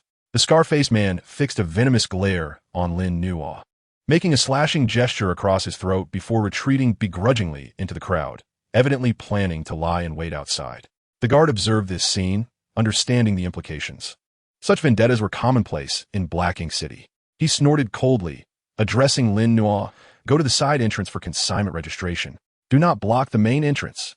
Lin Nuo felt as though a weight had been lifted off his shoulders and hurriedly expressed his gratitude, staggering around to a small side door of the auction house, where a sign indicating the consignment area hung. Upon entering the room, he was met by an expressionless middle-aged manager engrossed in reviewing account books. "What do you wish to consign?" the manager asked without looking up, taking a moment to steady his breath. Lin Nuo placed the pouch containing nearly 400 gold coins on the table, then carefully retrieved a jade box from within his garments. Inside lay the finest fire fern he had reserved, nurtured by his source fire physique. This specimen was a vibrant crimson, exuding an aura of vitality, nearly reaching the standards of a second-tier medicinal herb. "Gold coins will serve as the collateral and handling fee for this item," Lin Nuo stated as he opened the jade box. A rich wave of fire attribute energy instantly filled the air, causing the middle-aged manager to abruptly lift his head, a flicker of astonishment in his eyes. He took the jade box, examining it meticulously, then cast a deep glance at Lin Nuo. "This fire fern is of exceptional quality. Nearing the second tier, the minimum bid can be set at 200 gold coins, with a 10% commission. Do you agree?" "Agreed," Lin Nuo replied without hesitation. His only desire at this moment was safety. The manager promptly completed the necessary paperwork, handing Lin Nuo a jade token inscribed with a number. "In 3 days' time, there will be a regular auction. Your item will be sold then. Use this token to claim your earnings within the auction house's premises. You are under the protection of the 8 doors, but once outside, your life is your own responsibility." "Thank you." Lin Nuo clutched the jade token tightly, viewing it as a temporary talisman of protection. The blood sect members would never dare to act within the confines of the auction house. He remained in the temporary resting room arranged by the manager, tending to the wound on his back, which was merely superficial and not serious. As night fell, gauging that the blood sect's vigilance might have waned, he changed his attire once more, lowering the brim of his hat, and stealthily slipped away through another concealed exit of the auction house like a specter. He did not return to Old Chin's tavern, but instead found refuge in a more chaotic and populated inn in the southern district of Black Ink City, a place rife with mixed company. The environment was dismal, yet sufficiently tumultuous to facilitate concealment. Lying on a bed that exuded a musty odor, Lin Nuo felt a lingering sense of trepidation. Today had indeed brought him close to the gates of death. The convenience afforded by his source fire physique came with tremendous risks. The watchful eyes of the blood sect hung over him like a sword poised to strike. He must hasten to advance to the next level of combatant. Only by acquiring strength could he seize control of his own fate. 3 days later, the auction commenced. During this time, Lin Nuo lay low like a coiled serpent, rarely stepping outside the squalid inn except for essential food procurement. He remained vigilant of his surroundings, fortunate that the blood sect had not extended their search too broadly. The chaos of the southern district served as his best camouflage. In the interim, he attempted once more to commune with the soul of the alchemist within the storage ring, yet received no response. The light of the warm jade pieces appeared somewhat stabilized, but the recovery of the alchemist's spirit was evidently a slow process. Lin Nuo dared not be negligent, exchanging most of his remaining gold coins for slightly better quality warm jades, placing them in the storage ring. This was the only thing he could currently do for the alchemist. Finally, the day of the auction arrived. In the afternoon, Lin Nuo once again transformed his appearance, blending into the throngs of people as he approached the 8 doors auction house. This time, he entered through the main entrance. Upon presenting the consignment token, the guards did not obstruct him. Instead, a maid guided him into the auction hall. The hall itself was opulently adorned, with soft lighting and the air filled with a subtle scent of sandalwood. The massive circular arena was divided into 2 tiers. The lower level featured ordinary seating, now filled with a diverse array of combatants, their various energies creating a cacophony of noise. The upper level housed independent VIP boxes, draped with beaded curtains that obscured the interiors, signaling status and prestige. Lin Nuo found a discreet corner to sit, lowering the brim of his hood, his gaze sweeping across the hall, his heart silently astonished. The weakest present were combatants, with numerous great fighters in attendance, and he sensed several powerful fluctuations emanating from the boxes above, likely belonging to spirit-level experts. This was Black Ink City, the heart of the Black Corner region. Soon, the auction officially commenced. A stunning auctioneer clad in a red Chong Sam, her figure voluptuous and her features alluring, took to the stage, captivating the atmosphere with her charming smile. One item after another was presented for auction. Cultivation techniques, combat skills, weapons, pills, and herbs, prompting a flurry of bids from the audience, the prices soaring. Lin Nuo watched in awe, his heart racing. The gold coins circulating here seemed merely numerical. A fourth-tier pill could command prices in the tens of thousands of gold coins. The few hundred gold coins he possessed felt utterly insignificant in this arena. At last, it was time for his fire fern to be auctioned. Next up, we have an exquisite fire fern. The auctioneer unveiled the jade box, revealing the vibrant, fire-like herb nurtured by Lin Nuo's source fire physique, radiating vitality. This fire fern has been verified by our auction house as possessing pure medicinal properties of exceptional quality, nearly reaching the second-tier standards. It is an outstanding auxiliary material for crafting various third-tier and even fourth-tier fire attribute pills.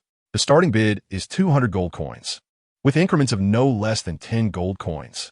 As the final words left her lips, a wave of astonishment swept through the crowd. Such a high-quality fire fern was indeed a rarity. 210, 230, 250. The bidding was intense, predominantly between several alchemists and combatants requiring this herb for their fire attribute techniques. Ultimately, the fire fern was sold for 370 gold coins to a black-robed alchemist. Lin Nuo exhaled a sigh of relief. After deducting the 10% commission, he would still receive over 330 gold coins, combined with his previous reserves, sufficient to procure the remaining materials for the condensation pill. The auction continued, and Lin Nuo patiently awaited the items he needed. After several more rounds, the auctioneer's voice rang out once more. Next, we have a set of herbs from an anonymous consignor, including one crimson blood ganoderma and one blue woodvine, both of excellent quality. They are being auctioned as a package with a starting bid of 500 gold coins. Here it was. The other two main ingredients for the condensation pill. Lin Nuo's spirits soared, but his expression soon turned grim. The starting bid was 500 gold coins, far exceeding his budget. Moreover, there were numerous bidders, and the price quickly escalated to 600 gold coins. He felt the weight of his pouch, gritted his teeth, and raised his bidding paddle. 620, 650. A chilling voice resonated from the opposite corner. Lin Nuo lifted his gaze, his heart sinking as he recognized the speaker to be a member of the blood sect. Although it wasn't the scar-faced man, the attire was unmistakably identical. 680. Lin Nuo gritted his teeth and raised the bid. He was determined to acquire these two medicinal herbs. 700. The blood sect member did not hesitate. Casting a provocative glance at Lin Nuo, seemingly having recognized him, Lin Nuo clenched his fists. 700 gold coins was all the capital at his disposal. The other party was clearly raising the stakes maliciously, just as he was on the verge of giving up.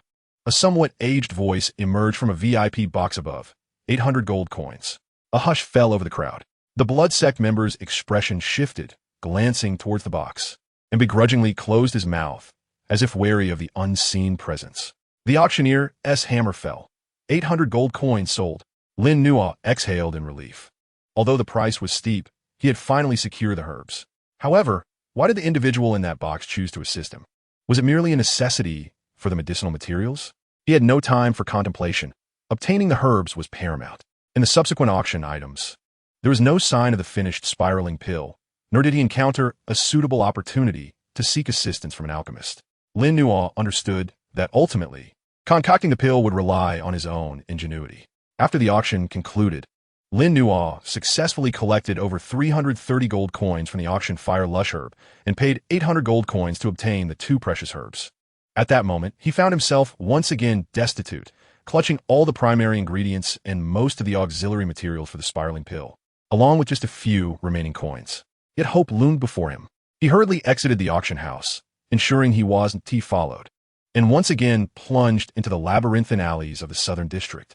Now, he faced the final and most critical dilemma: how to transform the herbs into a pill. Seeking an alchemist? With his meager funds, he couldn't even afford the slightest service of first-rate alchemist, and the origins of the herbs would likely be exposed. Attempting to concoct it himself? He lacked even the most basic control over fire. Should he risk venturing into the black market to find those unorthodox alchemists? The probability of success was low, not to mention the greater risks involved. Just as Lin Nuo found himself at a loss, aimlessly wandering through the alley, his gaze was drawn to a rather inconspicuous corner deep within. There sat a filthy old beggar, his hair and beard tangled together, obscuring his features. Before him lay not a begging bowl, but a makeshift stall displaying several crooked, dirt-covered cauldrons, and a few wilted, nearly lifeless herbs. Most strikingly, beside the stall stood a battered wooden board, upon which was scrawled in charcoal, "Will refine pills, success rate depends on mood, payment negotiable." The handwriting was hasty, with a tone both arrogant and frivolous. Under normal circumstances, Lin Nuo would have dismissed this as the trickery of a con artist and walked away. Yet at that moment, he inexplicably halted. Perhaps it was desperation, or perhaps there was an ineffable oddity about the old beggar. Or maybe it was the faint resonance of his own source fire within, responding subtly to those filthy cauldrons. Lin Nuo crouched down, his eyes scanning the herbs, all of which were the lowest grade, scarcely superior to weeds. "Old sir," Lin Nuo tentatively inquired, "can you truly refine pills?" The old beggar lifted his head, revealing a pair of exceptionally clear and bright eyes that starkly contrasted with his disheveled appearance. Casting a glance at Lin Nuo, he rasped with a hint of amusement, "Kid, if you don't believe me, then scram. Don't waste my sunlight." Lin Nuo was momentarily taken aback, yet the clarity in those eyes inexplicably calmed him. He hesitated, retrieving a jade box containing the three-leaf orchid grass from his pocket, opening a small gap, allowing the rich aroma to waft forth. The old beggar's murky eyes instantly brightened, akin to a cat catching a whiff of fish, but he quickly resumed his languid demeanor. "Three-leaf orchid grass? The quality is decent. What do you wish to concoct?" Lin Nuo's heart tightened. The old beggar had accurately identified the herb from just a hint of fragrance. This individual was undoubtedly remarkable. He lowered his voice. "The spiraling pill, pinnacle of the first tier." "The spiraling pill?" The old beggar scoffed. "Such a worthless pill doesn't deserve three-leaf orchid grass. What a waste." Lin Nuo's face flushed with embarrassment. "I urgently need to break through. I have no other options." The old beggar scrutinized Lin Nuo for several seconds, then glanced at the herbs in his hand, suddenly extending a grimy hand. "Hand over the herbs. As for payment, wait until you break through and promise me a condition." "What condition?" Lin Nuo asked warily. "Haven't thought of it yet." "Don't worry, I won't send you to your death." The old beggar waved his hand impatiently. "Are you refining or not? If not, then get lost." Lin Nuo gritted his teeth. His instincts told him this old beggar might be his only hope. He handed over the jade box containing the three primary herbs.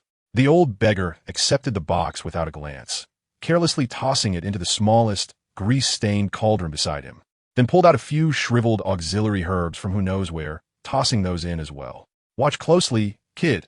This is how you refine a pill." The old beggar grinned, revealing a mouthful of yellowed teeth, then extended his index finger. With a soft puff, a faint yellow flame flickered to life at his fingertip. That flame was inconspicuous, but at its emergence, Lin Nuo's source fire surged within him. An indescribable longing and sense of closeness washed over him like a tidal wave.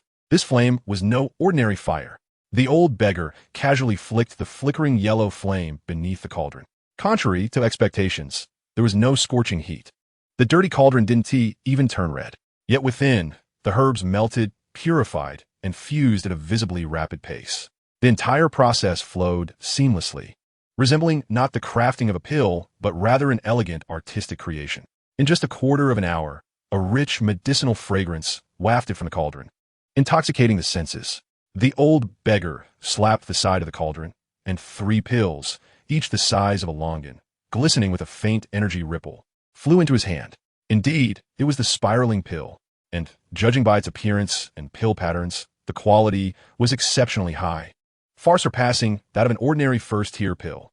Lin Nuo stood there dumbfounded. This method of refining pills was unheard of, and that yellow flame. The old beggar tossed two of the pills to Lin Nuo, keeping one for himself, casually popping it into his mouth and chewing it like a candy, muttering mediocre. He gathered the small cauldron and his rickety stall, stretching lazily as he stood up, not even glancing at Lin Nuo. "Kid, remember you owe me a condition. When you break through, find a secluded spot and don't let anyone disturb you." With that, without waiting for Lin Nuo's response, he ambled away into the depths of the alley, as if he had never existed. Lin Nuo clutched the two pills, still warm and fragrant, standing in place, unable to regain his senses for a long while. This Black Seal City truly harbored hidden talents. He took a deep breath, carefully stowing the pills away. Regardless of who that old beggar was or what his motives might be, the priority was to break through to the fighter stage. His gaze hardened as he looked towards the outskirts of Black Seal City. The crowded city was not a suitable place for a breakthrough. He needed to find an absolutely safe and undisturbed location for seclusion. It was time to take this crucial step. Chapter 9. The Breakthrough. 100 miles west of Black Seal City lies a desolate expanse known as the Rocky Ravine. Here, the jagged rocks and deep ravines abound, and the energy of heaven and earth is pitifully thin, to the point that even the lowest-tier magical beasts refuse to dwell here. A rare, desolate area in the Blackhorn domain that even bandits disdain to visit. Lin Nuo spent half a day traversing the depths of the stone forest before discovering a naturally formed, narrow crevice that barely allowed a single person to pass sideways. After extending inward for several meters, the passage opened up into a secret stone cave, roughly 10 square meters in area. The cave was dry, with only a slender crack at the top letting in a sliver of daylight. The remoteness of this location rendered it an ideal spot for his breakthrough. He meticulously sealed the entrance with a large stone, leaving only a narrow gap for ventilation, and sprinkled insect-repelling powder around the cave's mouth. Having completed these preparations, he settled cross-legged in the center of the cave, regulating his breath to gradually calm the fatigue and anxiety accumulated from days of travel. The breakthrough into a fighter was the first true hurdle on the path of Dou Qi cultivation. It required compressing the abundant Dou Qi within his body, condensing it into a liquid form, and storing it in his dantian. The process was fraught with peril, should he fail. The consequences could range from the dissipation of his Dou Qi and regression of his cultivation to severe injuries to his meridians or even the rupture of his dantian, rendering him incapacitated. Lin Nuo dared not be careless. He first retrieved some provisions and clean water from his spatial ring to replenish his strength. Then, he placed the 2 condensation pills obtained from the mysterious old beggar within arm's reach. These pills, smooth and adorned with clear patterns, emanated a tranquil aroma that instilled a sense of confidence within him. With everything in place, Lin Nuo closed his eyes and directed his consciousness inward. The technique of the known Yanju began to circulate, and the Dou Qi within his dantian, already reaching the peak of the 7th stage and resembling a mist, commenced its slow flow under the guidance of the technique. Initially, it resembled a babbling brook, gradually accelerating into a surging river. The Dou Qi raced through his meridians, bringing waves of swelling pain. Lin Nuo maintained clarity of mind, following the principles of the technique as he began to compress the Dou Qi within his dantian. Condense, he silently urged, focusing all his mental energy to exert pressure on the swirling mass of Dou Qi. The mist roiled, resisting the compressive force, and a sharp pain radiated from his dantian, as if his body might burst apart. Veins stood out on Lin Nuo's forehead, sweat poured down like rain, and his body trembled slightly, yet he gritted his teeth, refusing to relent. He understood that this was the most critical moment. Any lapse in what could lead to a catastrophic failure and an uncontrollable surge of Dou Qi. Time trickled by, with only the sound of his heavy breathing resonating in the cave. The mass of Dou Qi in his dantian, under immense pressure, began to gradually shrink, its color deepening from a light red to a dark crimson. However, the pace of compression slowed, and the resistance grew stronger. The barrier between the gaseous and liquid states was remarkably resilient. Lin Nuo felt his strength waning rapidly, and his mental energy approaching its limits. The mass of Dou Qi, compressed to its utmost, seemed poised to rebound explosively at any moment. Now was the time. He suddenly opened his eyes, seized a condensation pill, and swallowed it whole. The pill dissolved instantly, and a gentle yet overwhelming surge of pure medicinal energy flooded into his limbs, ultimately converging in his dantian. This newfound power acted as a catalyst, reminiscent of the last straw on the camel's back, abruptly accelerating the previously stalled compression process. A low hum resonated from his dantian. The deeply crimson mass of compressed mist collapsed inward as if breaching a critical threshold, and a single drop of scarlet liquid energy quietly coalesced. With the first drop came the second, third, and more. The liquid energy multiplied, drawn together, ultimately forming a minuscule, slowly rotating crimson vortex at the center of his dantian. He had succeeded. As a fighter, a sensation of power manifold greater than that of regular Dou Qi coursed through him. His meridians widened, his bones emitted faint crackling sounds, and his senses sharpened to an unprecedented level. He could even clearly perceive the sparse energy particles in the air, particularly those of the fire attribute, which welcomed him with fervor. Lin Nuo's heart swelled with joy, yet he knew the breakthrough was not yet complete. The nascent vortex remained unstable and required consolidation. He closed his eyes once more, guiding the residual medicinal energy and the energies of heaven and earth into the small vortex.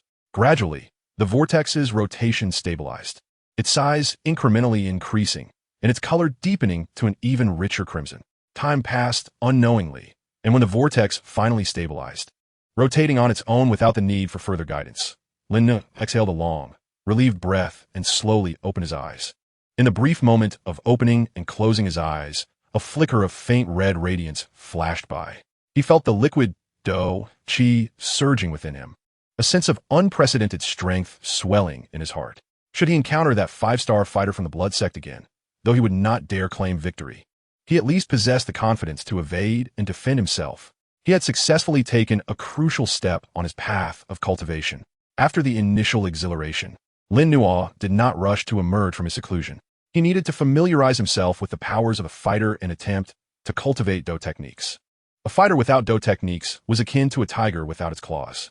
He recalled the few rudimentary Dou techniques from the original owner's memories and ultimately chose a low-grade yellow technique known as the Fire Cloud Palm. This technique was straightforward and brutal, designed to concentrate fire attribute Dou Qi in the palm and unleash it explosively upon the enemy, perfectly suited for his current cultivation. With a thought, he activated the Dou Qi vortex, and the crimson Dou Qi surged through his arm and into his palm. During his first attempt, his control over the Dou Qi was clumsy. His palm merely radiated a slight warmth, failing to ignite even a spark. Lin Nu remained undeterred, practicing repeatedly, attuning himself to the flow of Dou Qi in his meridians while adjusting the intensity and manner of his output. Amidst the monotonous practice, time slipped away unnoticed. At a certain moment, when he exerted his full effort into the fire cloud palm once more, a fist-sized ball of crimson flame suddenly erupted from his palm. Though feeble, it emanated a searing heat. He had done it. Lin Nu's heart leaped with joy. Although he had only grasped the technique in its rudimentary form, it signified that he could now employ Dou techniques. Just as he intended to continue honing his skill, the spatial ring nestled in his bosom suddenly radiated a distinct warmth. Immediately afterward, a faint yet unmistakably excited voice, tinged with fatigue, echoed in his mind. Young one, have you broken through to a fighter? Moreover, why does your Dou Qi harbor a trace of the faint essence of? It was Yao Lao. He had finally awakened. Lin Nu was momentarily stunned, followed by a surge of elation. Yao Lao's awakening was undoubtedly monumental news for him. However, the old man's words sent shockwaves through his heart. The essence of? How could there be essence within his Dou Qi? Was it due to his source fire physique? Or was it connected to that mysterious old beggar's yellow flame? Chapter 10. The profound level advanced turtle breathing technique. The essence of? Lin Nu's heart surged with tumultuous waves as he instinctively turned his gaze inward. Within his dantian, the crimson vortex rotated slowly. Dou Qi surged and flowed. Aside from feeling purer and more intense than ordinary fire attribute Dou Qi, he did not detect anything amiss. Senior, you have awakened? What do you mean? Lin Nu hurriedly communicated with Yao Lao within the spatial ring. Yao Lao's spiritual form seemed more substantial than before his slumber, yet he still exuded a sense of frailty. After a moment of silence, as if carefully sensing something, his voice bore an unprecedented gravity and a hint of disbelief. There can be no mistake, though extremely faint, nearly imperceptible. The pure aura emanating from the source of fire is unmistakable. This is not merely the affinity brought by your source fire physique, but a true refinement, a fusion that has left a mark of essence within your Dou Qi. Yao Lao's voice suddenly rose in urgency. Young one, pray tell, at the moment of your breakthrough, aside from the spiraling elixir, what else have you encountered? Particularly the fire seed? Or have you encountered any peculiar individuals?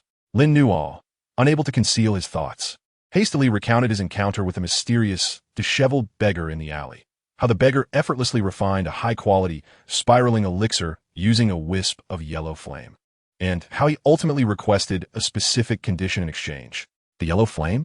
It appeared feeble, yet possessed the remarkable ability to instantly purify and amalgamate medicinal materials.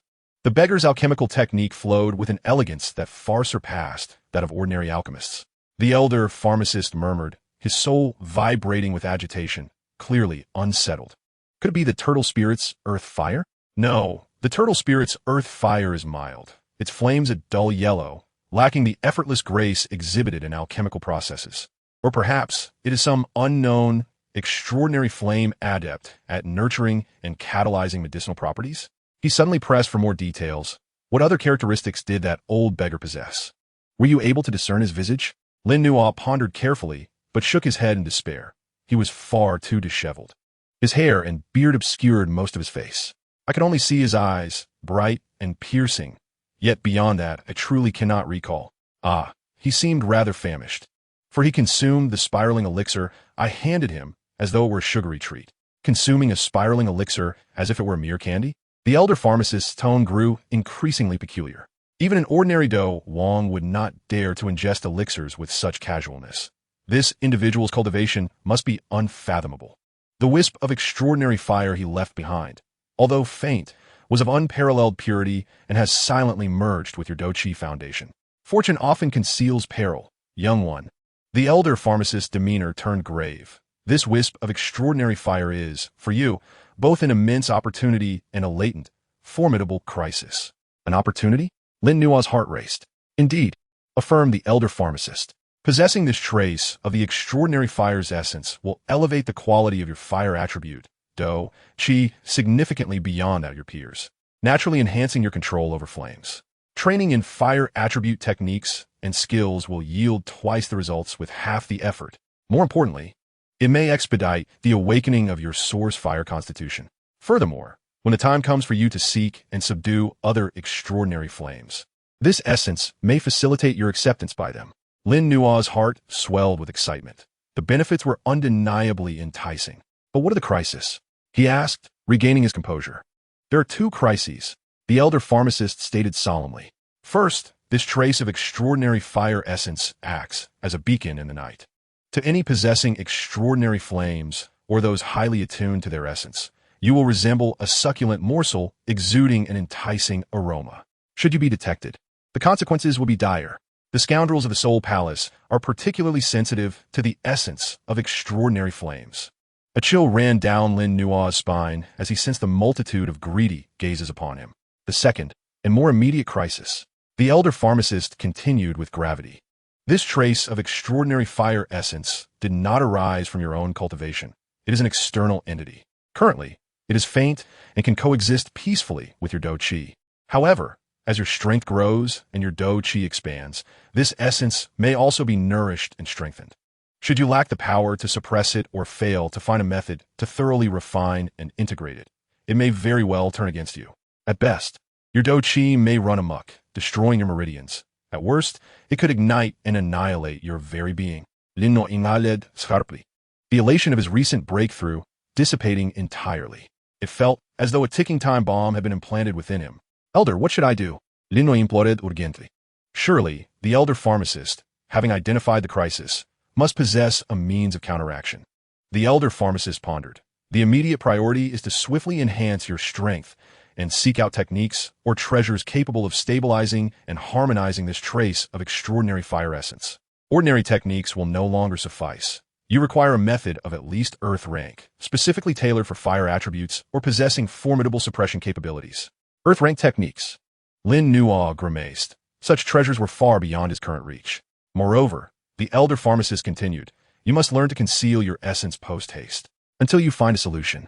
You must not allow this trace of extraordinary fire essence to leak.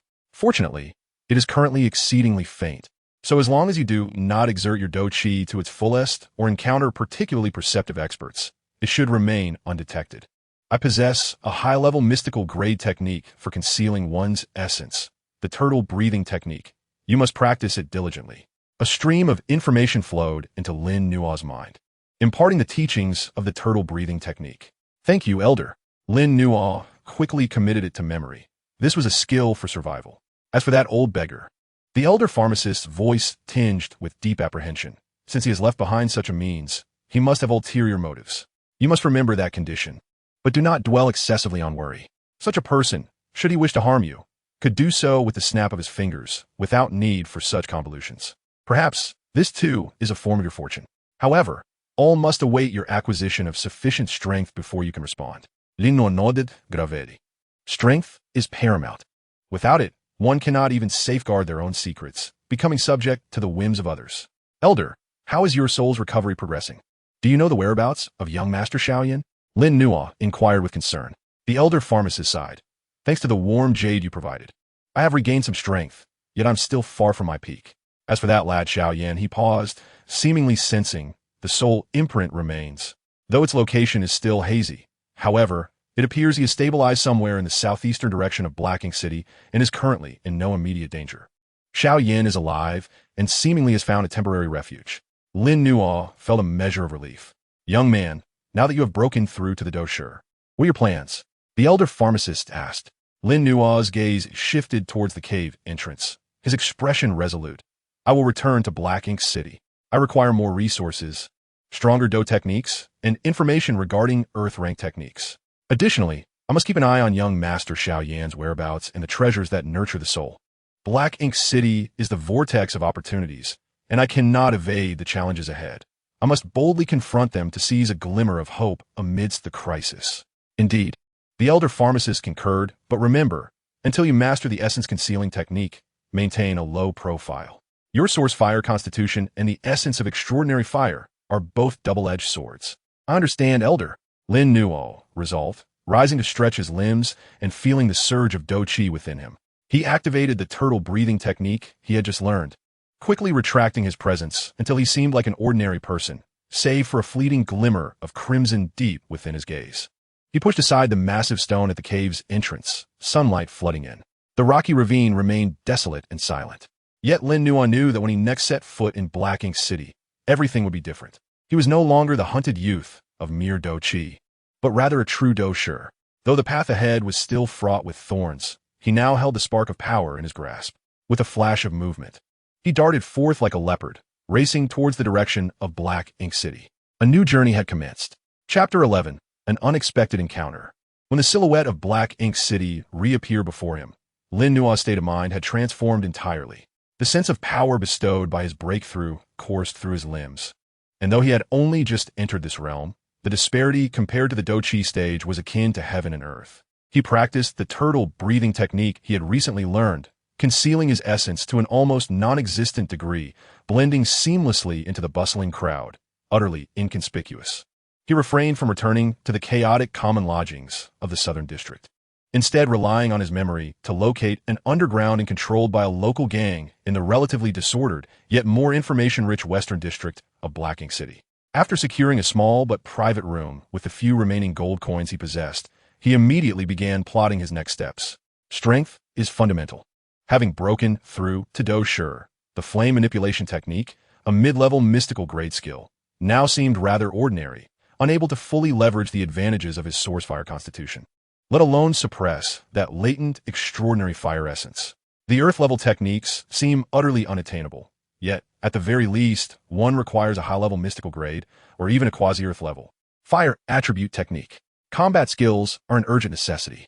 Relying solely on a low-level yellow-grade technique, like the fire cloud palm in the city of Heiyin, where great fighters abound, is akin to fighting barehanded. He needs a more potent, offensive capability and a method for self-preservation. All of this, however, demands a substantial amount of money, an immense sum. The source fire physique can nurture medicinal herbs, presenting a lucrative avenue, yet the risks are daunting. The grim lessons from the blood sect linger vividly in his mind. Lin Nuo pondered. Perhaps he could venture outside the city to hunt low-tier magical beasts? The materials from first-tier beasts could fetch a considerable amount of gold coins and would also serve to hone his combat skills. Resolute in his decision, Lin Nuo did not rush to leave the city.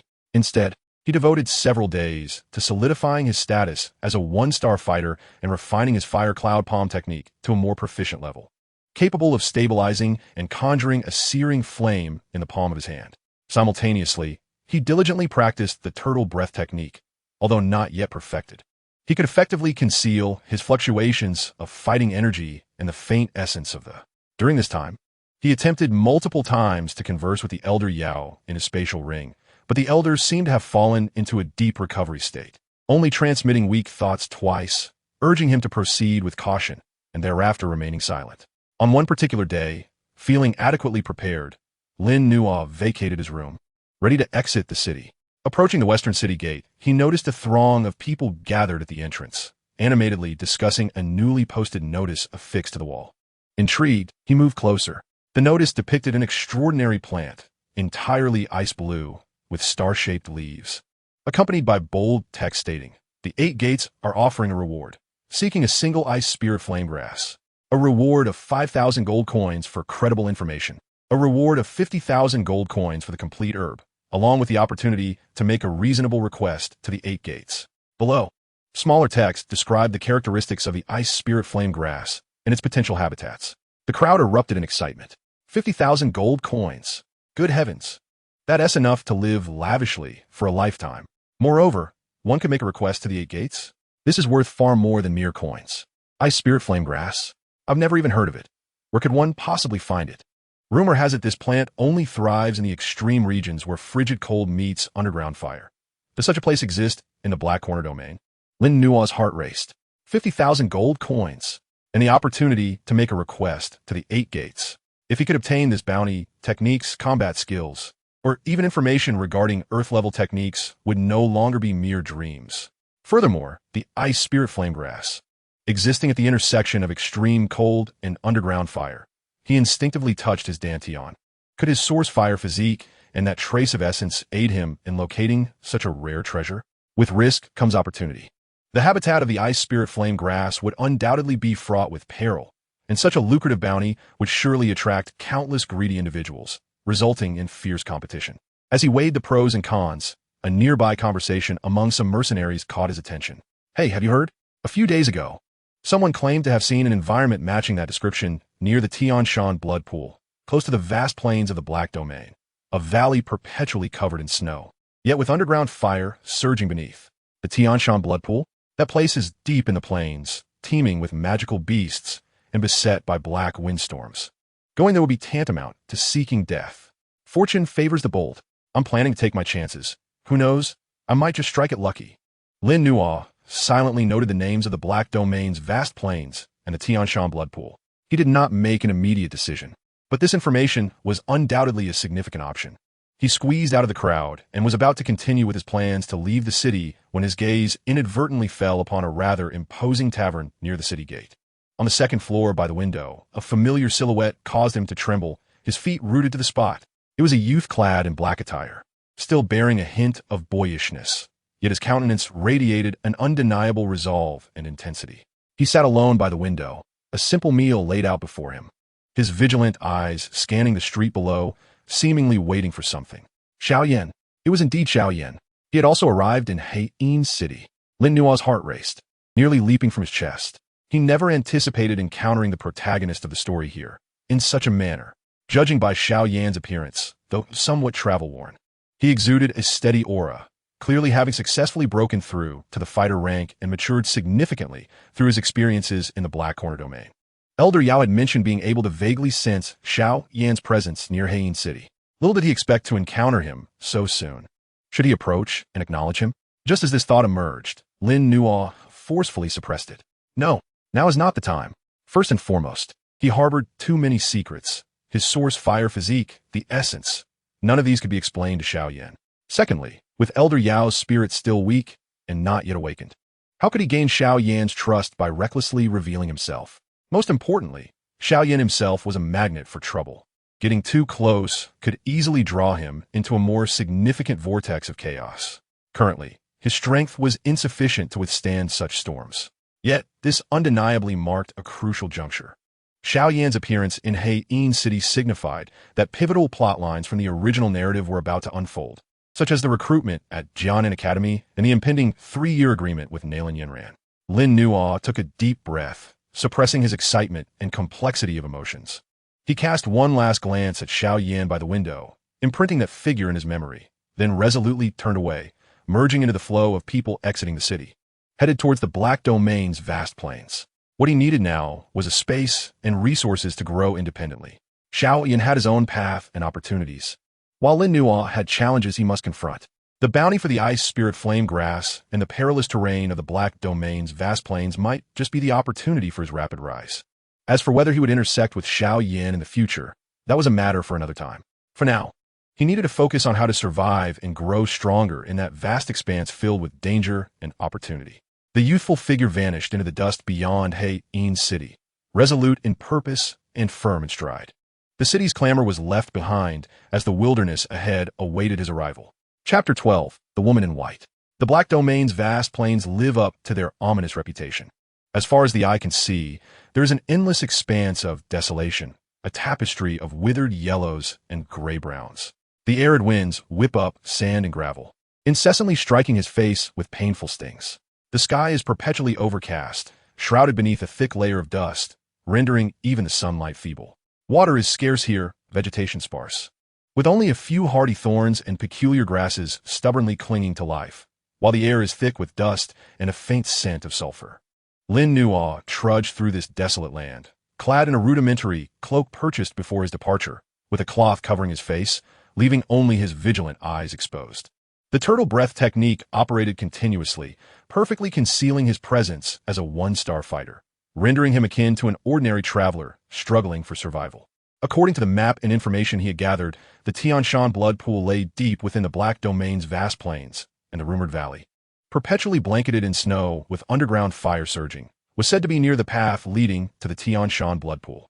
The journey proved far more arduous than anticipated.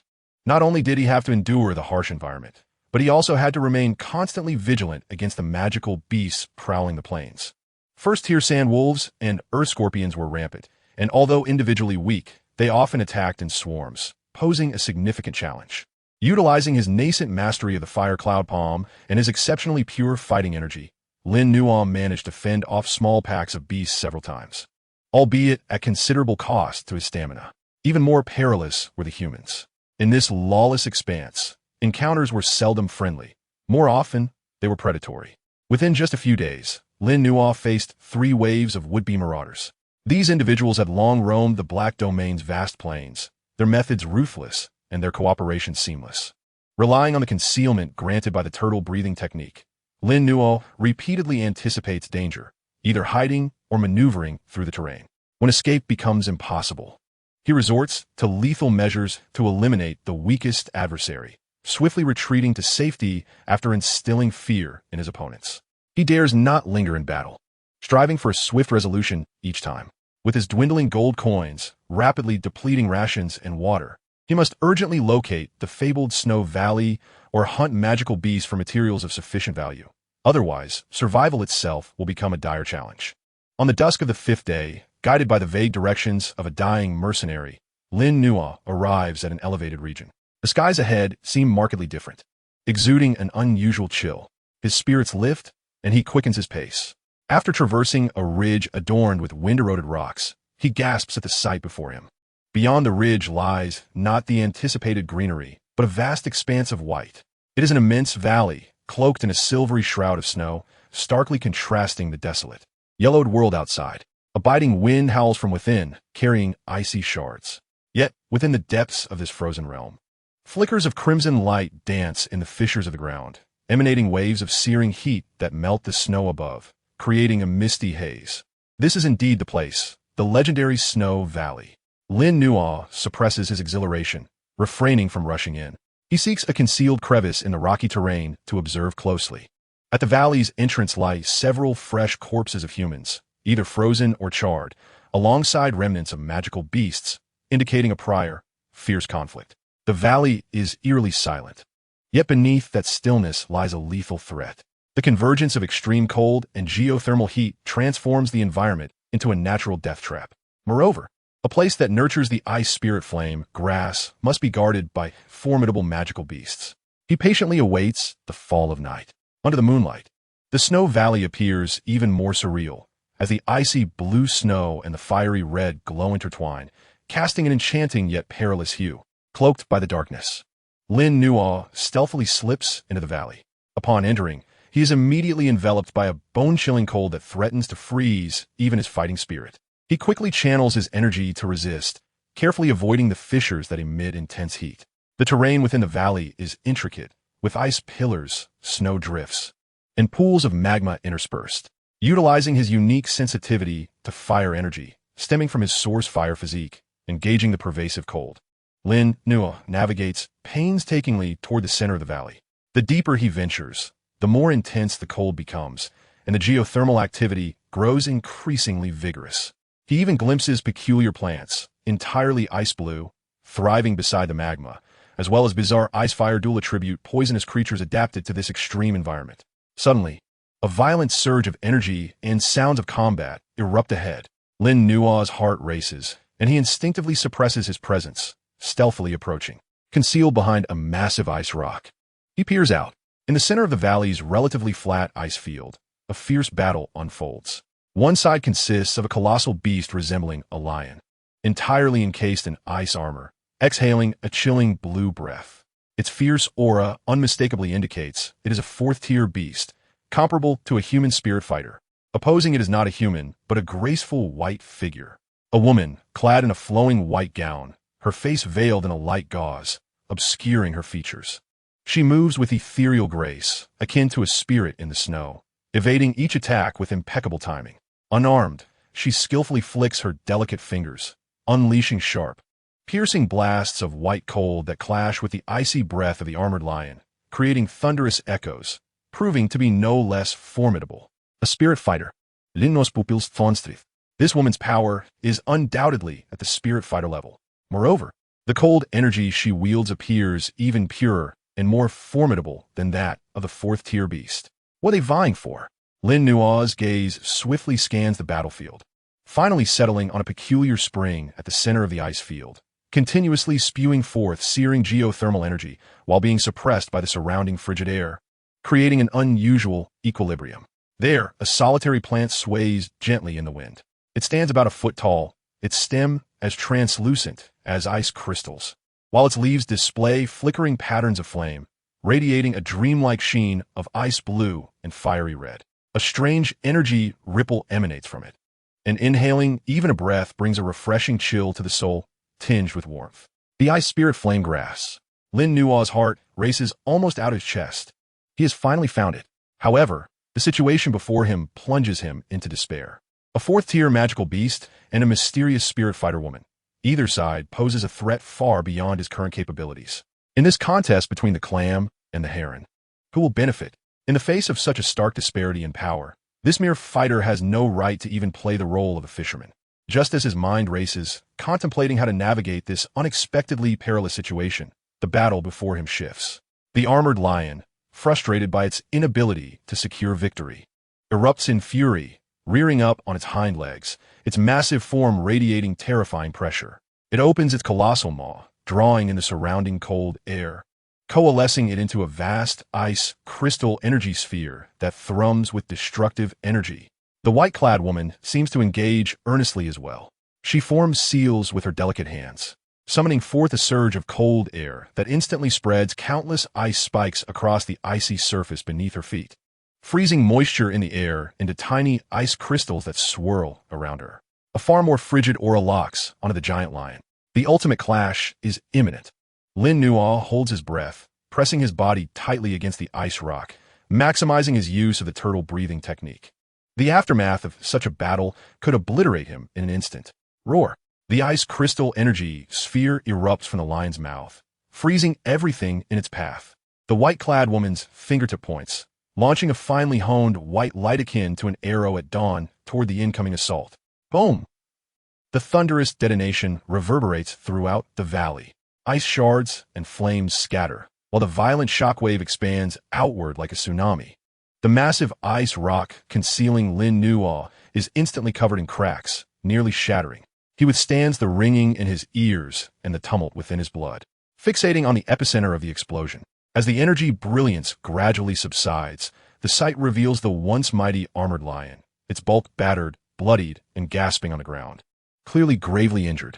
Meanwhile, the white-clad woman remains poised, her gown billowing, seemingly unscathed. Yet, Lin Nua keenly discerns that the cold aura surrounding her has notably diminished, and a vivid red hue seeps from the edge of her veil. She has been injured, and quite possibly severely. Both parties are gravely wounded. An opportunity, an exceedingly risky yet irresistibly tempting thought surges from the depths of Lin Nua's mind. This may be his only chance to seize the ice spirit flame grass. But can he succeed? Even wounded, that woman is a spirit fighter, and the lion has not entirely lost its combat capability. As Lin Nua grapples with his internal conflict, weighing his options in the face of such overwhelming odds, the white-clad woman seems to sense him. Her cold gaze abruptly shifts toward his hiding spot and beneath her veil. Her crimson lips part slightly, A voice tinged with weakness yet unmistakably authoritative reaches Lin Nua's ears. Little creature, hiding in the shadows, if you wish to survive. Step forth and help me fend off that beast for a moment, and I shall grant you a leaf of the ice spirit flame grass. Lin no freezes, as if plunged into an icy abyss. She has already detected my presence. Chapter 13, Spirit Fighter. Discovered. The perception of a doling expert is indeed fearsome. Even after sustaining injuries in a fierce battle, they can effortlessly discern what one believes to be a flawless concealment. Lin Nua's heart raced to his throat. His entire body tensed, instinctively urging him to flee. However, reason informed him that fleeing before a doling, especially when the opponent might still have a trump card, would yield almost no chance of success. Share with me a leaf of the ice spirit flame grass? This proposition, akin to a devil's whisper, was laden with temptation. The ice spirit flame grass was worth far more than several thousand gold coins, sufficient to alleviate his pressing predicament. Moreover, this might be the only opportunity to approach and obtain this miraculous herb. Yet, the price demanded that he, a mere one-star Dou practitioner, attempt to hold off a severely injured but still ferocious fourth-tier magical beast for a brief moment. It was tantamount to a mantis trying to stop a chariot. In the blink of an eye, innumerable thoughts raced through Lin Nua's mind. The woman in white was evidently in a precarious state, requiring time to recover or to execute some form of technique. Otherwise, she would not have sought assistance from someone as insignificant as him. This was a gamble, wagering on whether she would honor her promise, and on whether he could endure the wrath of the ice-armored great lion for even a fleeting moment. Roar! At that moment, the ice-armored great lion, lying on the ground, seemed to sense the woman's waning presence and distraction. It let out a low growl filled with fury, struggling to rise, its ice-blue gaze locking onto her, intent on murder. Though grievously wounded, its death throes would undoubtedly be cataclysmic. There was no time for hesitation. Gritting his teeth, Lin Nua suddenly darted out from behind the icy rock, his voice feigning a tremor, yet unwavering. "Senior, I am willing to lend you my assistance." He could not afford to appear overly composed. Fear was a natural response for a one-star Dou practitioner facing a fourth-tier magical beast. The woman in white glanced at him, her gaze icy and seemingly unfazed by his presence, merely uttering, "Delay it for 3 breaths." With that, she closed her eyes, her hands forming a complex seal before her. A more subtle yet powerful chill began to coalesce around her, evidently preparing a formidable countermeasure. 3 breaths, 3 moments. Lin Nua inhaled the frigid air, turning to face the colossal ice-armored great lion. The pressure from the fourth-tier beast felt as tangible as a mountain, stifling his Dou Qi's flow. The lion's cold eyes swept over him, brimming with disdain and fury, as if regarding a bothersome insect. Roar! The great lion clearly dismissed Lin Nua, its focus on the human woman who had inflicted such harm. With a low growl, it propelled itself forward, its powerful hind legs launching it toward the woman in white. He could not allow it to pass. A fierce glint flashed in Lin Nua's eyes. He understood that standard attacks would be ineffective against the beast's thick hide. He had to give it his all. He summoned the crimson cyclone within his dantian, his Dou Qi surging forth with unprecedented speed. Simultaneously, he ceased suppressing it. The turtle breathing technique was instantly lifted, and the unique fire energy originating from the enigmatic old beggar began to faintly emanate with the eruption of his Dou Qi. Although feeble, it was the purest essence of fire. For a beast that had long dwelled in frigid environments, this sudden emergence of a fire energy imbued with the weight of a higher power was akin to a torch igniting in the dark, instantly capturing its full attention and apprehension. The ice-armored great lion's charge faltered, its massive head turning toward Lin Nua, uncertainty flickering in its icy blue pupils. It sensed a threat emanating from the very soul of that diminutive human. Now was the moment. Fire Cloud Palm. Seizing the fleeting opportunity, Lin Nua channeled all his Dou Qi into his right palm, the crimson flames swelling into a fire cloud the size of a basin, not aimed at the lion's formidable ice armor, but rather crashing down onto the ground before it. Boom! The fire cloud erupted, waves of scorching heat mingling with shards of rock and ice, crashing down upon the lion's head and eyes. More importantly, the explosive, fiery aura further invigorated the unique fire energy, intensifying the unsettling sensation that troubled the lion. Roar! The ice-armored great lion let out a roar of pain and fury. The attack itself caused minimal damage, But that unique fire energy instinctively stirred its agitation and a hint of fear. It instinctively retreated half a step, shaking its head in an attempt to dispel the flames and that bothersome aura. One breath. Following the strike, Lin Nuo did not linger, swiftly retreating, while his left hand gathered another fire cloud, feigning an attack to divert the lion's attention. He dared not confront the beast directly. Every action was solely to buy time. The lion, utterly enraged, was cautious of the unique fire energy, yet the provocation from this insignificant creature only heightened its fury. It opened its massive jaws, releasing a stream of icy breath, smaller than before but faster, aimed directly at Lin Nuo. The bone-chilling cold enveloped him instantly, causing Lin Nuo's pupils to constrict as he executed his technique to the utmost, narrowly evading the attack. The icy breath grazed his shoulder, instantly freezing the rock behind him into powder. The biting cold left half of his body numb. 2 breaths. The lion, seeing its icy breath miss, roared again and lunged forward, its colossal form bearing down with overwhelming force. Lin Nuo had retreated to his limits, with the searing fissures of lava behind him leaving no avenue for escape. As the lion's massive paw descended to crush him into a pulp, despair flickered in Lin Nuo's eyes, yet he refused to concede, his Dou Qi surging wildly, preparing for one final stand. Just then a voice rang out enough. The cold tone resonated like ice water dripping. The woman in white had opened her eyes unobserved, her seal completed. With a delicate gesture of her slender finger, she pointed at the charging ice-armored great lion. Mystical ice seal. A beam of seemingly gentle yet profoundly chilling white light surged forth, striking precisely at the lion's forehead. Time appeared to freeze in that instant. The lion's forward motion abruptly halted, its pupils, once filled with fury, now replaced by an abyss of fear. Centered upon the point of her fingertip, a crystalline layer of ice swiftly spread, enveloping the lion in the blink of an eye. Crackle! A faint sound of shattering echoed as the once mighty fourth-tier beast, along with its very life force, was thoroughly frozen, transforming into a pile of sparkling ice shards. 3 breaths had elapsed. Lin Nuo collapsed onto the ground, gasping for breath, cold sweat soaking through his shirt, the searing pain of frostbite radiating from his shoulder. In that moment, he had genuinely felt the breath of death. A doling expert is indeed terrifying, even in a wounded state. Annihilating a 4th-tier magical beast could be achieved with but a finger. After executing that powerful strike, the woman in white appeared even paler, the bloodstains beneath her veil widening slightly. Without casting a glance at the lion transformed into ice shards, her gaze shifted to Lin Nuo, lingering momentarily on his right hand, which had just unleashed the unique fire energy, a flicker of faint surprise flashing in her icy eyes. You are impressive. With a graceful motion of her jade hand, the ice spirit flame grass, growing beside the spring of ice and fire, soared into her palm. Without hesitation, she plucked the smallest yet still radiant leaf, sealing it with her cold energy, and tossed it to Lin Nuo. A promise granted to you. With that, she no longer lingered, her white garments billowing as she vanished into the depths of the snowy valley, as if she had never existed. Lin Nuo took hold of the frigid leaf, which emanated a peculiar aura, feeling its weight as though it bore the burden of 1,000 pounds. This was not merely a priceless herb.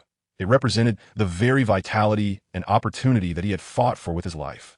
He carefully placed the leaf into a jade box that he had prepared in advance, securing it safely. Then, casting a glance towards the direction in which the woman in white had vanished, he surveyed the chaotic battlefield strewn with ice debris, realizing he could not afford to linger any longer. This was no place for prolonged stay. The commotion from the recent battle would soon attract other formidable warriors or magical beasts. Enduring his injuries and fatigue, he swiftly departed from the deathly valley where ice and fire intertwined. As his figure disappeared at the valley's entrance, none noticed the faint, almost imperceptible azure energy of ice, emanating from the remnants of the ice-armored lion, being silently drawn upward, merging into the shallow footprint he left behind in the snow. The essence of ice and fire coalesced around the strand of his anomalous fire origin within, forming a delicate and fragile balance that lay hidden in silence. Chapter 14. The Intertwining of Ice and Fire. The journey away from the snow valley proved to be more arduous than his infiltration. The biting cold emanating from his shoulder incessantly gnawed at Lin Nuo's resolve, a frostbite left by the 4th-tier magical beast, Ice Breath. Were it not for his fire attribute aura and a trace of anomalous fire shielding him, his entire arm might have been rendered useless. Gritting his teeth, He directed the scant remaining energy to the injured area, barely staving off the encroaching cold, while diligently activating the turtle breath technique, propelling himself rapidly across the desolate plain.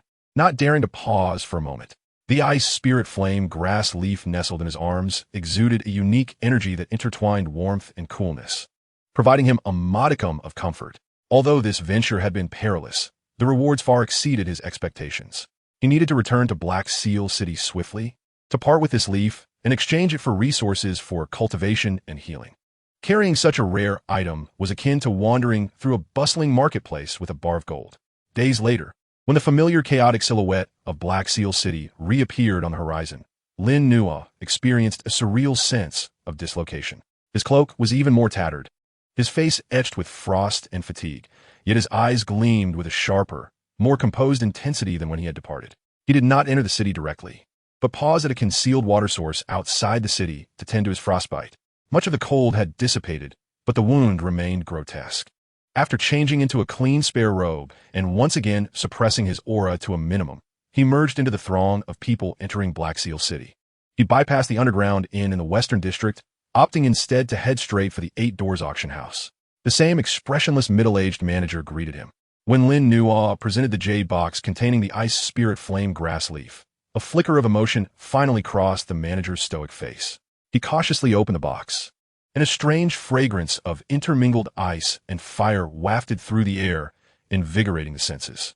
It was indeed the ice spirit flame grass, though merely a single leaf. Its medicinal properties were intact and brimming with spiritual energy. After a meticulous examination, the manager's gaze toward Lin Nua held a note of surprise. You truly found this item?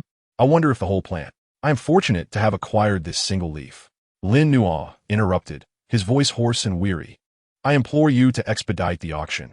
I require funds and information on a fire attribute technique of at least advanced level. He directly stated his needs.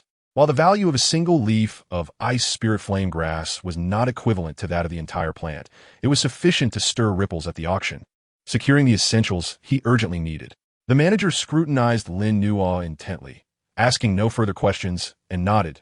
This item is indeed worthy of being a centerpiece. There will be a large auction in 3 days, and it will be featured. As for techniques and information, perhaps they will appear at the auction.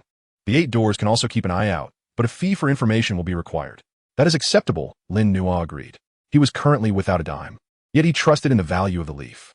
After completing the consignment procedures and receiving a new jade token along with a small advance of gold coins, he promptly exited the auction house. He did not seek a place to stay, but instead delved into the most chaotic taverns and tea houses of Black Seal City, where information flowed freely. He needed to ascertain the latest developments in Black Seal City and the entire Black Corner region, particularly regarding Xiao Yin and the enigmatic woman in white. In a noisy tavern corner named Bloodwolf Howl, Lin Nua ordered the cheapest ale, silently listening to the hubbub of mercenaries and adventurers around him. Have you heard? The enrollment team from the Canaan Academy is nearing Black Seal City. Leading them is the fearsome Poison Azura, Hu Jia. I wonder how many eager souls will try to worm their way in. However, the threshold for Canaan Academy is extraordinarily high. Damn it. Did you feel the energy fluctuations from the plains a few days ago? It seemed to emanate from that cursed snow valley. It terrified me. It must have been a battle at the Dou Ling level. Not just that. It said someone witnessed a white light shooting out from the snow valley, moving at an incredible speed, vanishing in the blink of an eye, suspected to be some super powerhouse. And there's something even stranger. A kid carrying a black ruler clashed with blood sect members outside the city a few days ago, seemingly to seize some herb. Guess what? That kid, who was merely a fighter, actually managed to kill a 5-star Dome Master from Blood Sect. Now Blood Sect is chasing him across the world. The kid with the black ruler is Xiao Yan. He certainly can't stay at peace anywhere. Lino Muset in Mardi. It seems Xiao Yan was also striving to enhance his strength and had already begun to make a name for himself, attracting the attention of Blood Sect. As for the white light that shot out from the snow valley, Lin Nua was almost certain it was that mysterious woman in white, a Dou Ling powerhouse. Swift as the wind, few could impede her in the Black Corner region. As he concentrated on listening, a sudden conversation from a nearby table, among several individuals clad in crimson attire, caught his attention. They were members of Blood Sect. Damn it, that little bastard named Xiao Yin is as slippery as an eel. We've tried to surround him several times, but he always escapes. The young sect master has issued a direct order. Alive or dead, we want him. That kid must have secrets. By the way, what about that kid who opposed us in Wildfire Town and the city a few days ago? Did you find him? The secret method he possesses to enhance the quality of herbs has piqued the young sect master's interest. No news. He has vanished as if in a thin air. But as long as he remains in the Black Corner region, we will eventually track him down. Lin Nuo chuckled coldly to himself, taking a sip of the bitter ale. Blood Sect had indeed not given up searching for him. With Xiao Yin drawing most of the attention, it had alleviated some of the pressure on him, yet he could not afford to be complacent. After sitting in the tavern for nearly an hour, gathering numerous fragmented pieces of information, he quietly departed. With the advanced gold coins, he purchased some healing potions and essential supplies before settling into a small inn near the auction house, preparing to await the auction in 3 days while focusing entirely on healing. In his room, Lin Nuo consumed the healing elixirs he had procured, sitting cross-legged to guide their power to mend the frostbite on his shoulder. As his energy coursed through his meridians, upon reaching his dantian, he suddenly sensed something unusual. That strand of anomalous fire, which had been dormant, was now entwined with a faint, icy blue energy. This energy, incongruous with the anomalous fire, bizarrely formed a fragile balance, resembling a spiral of ice and fire, quietly suspended above the cyclone. Was this the source cold energy of the ice-armored lion? Lin Nuo was taken aback. He immediately recalled the moment he felt that chilling touch as he departed the snow valley. Could have been then that he became tainted? He attempted to dispel the icy blue energy with his aura, only to find it clinging tenaciously to the anomalous fire, impossible to separate. The origin of the appears to exhibit a certain aversion to the encroaching chill, stirring restlessly, yet it remains subdued by an underlying frigid will embedded within the ice-blue energy. The clash of ice and fire, while tumultuous, also gives rise to an unexpected synergy. Lin Nuo furrowed his brow, acutely aware that this was no fortuitous development. It was already notoriously difficult to control, and now, tainted by the essence of a fourth-tier magical beast's extreme cold, albeit feebly, it presented a stark contrast in attributes. Who could predict when this precarious balance might shatter, resulting in a catastrophic explosion within him? Misfortune often lurks within the guise of fortune. The enigmatic gift from the mysterious old beggar remained unresolved, and now he found himself entangled in yet another predicament. Taking a deep breath, he compelled himself to regain his composure. At this juncture, anxiety served no purpose. The pressing matter was to swiftly enhance his strength and discover a means to harmonize or even master these two extreme forces. Earth-level techniques might be his sole hope. His aspirations were entirely pinned on the auction 3 days hence.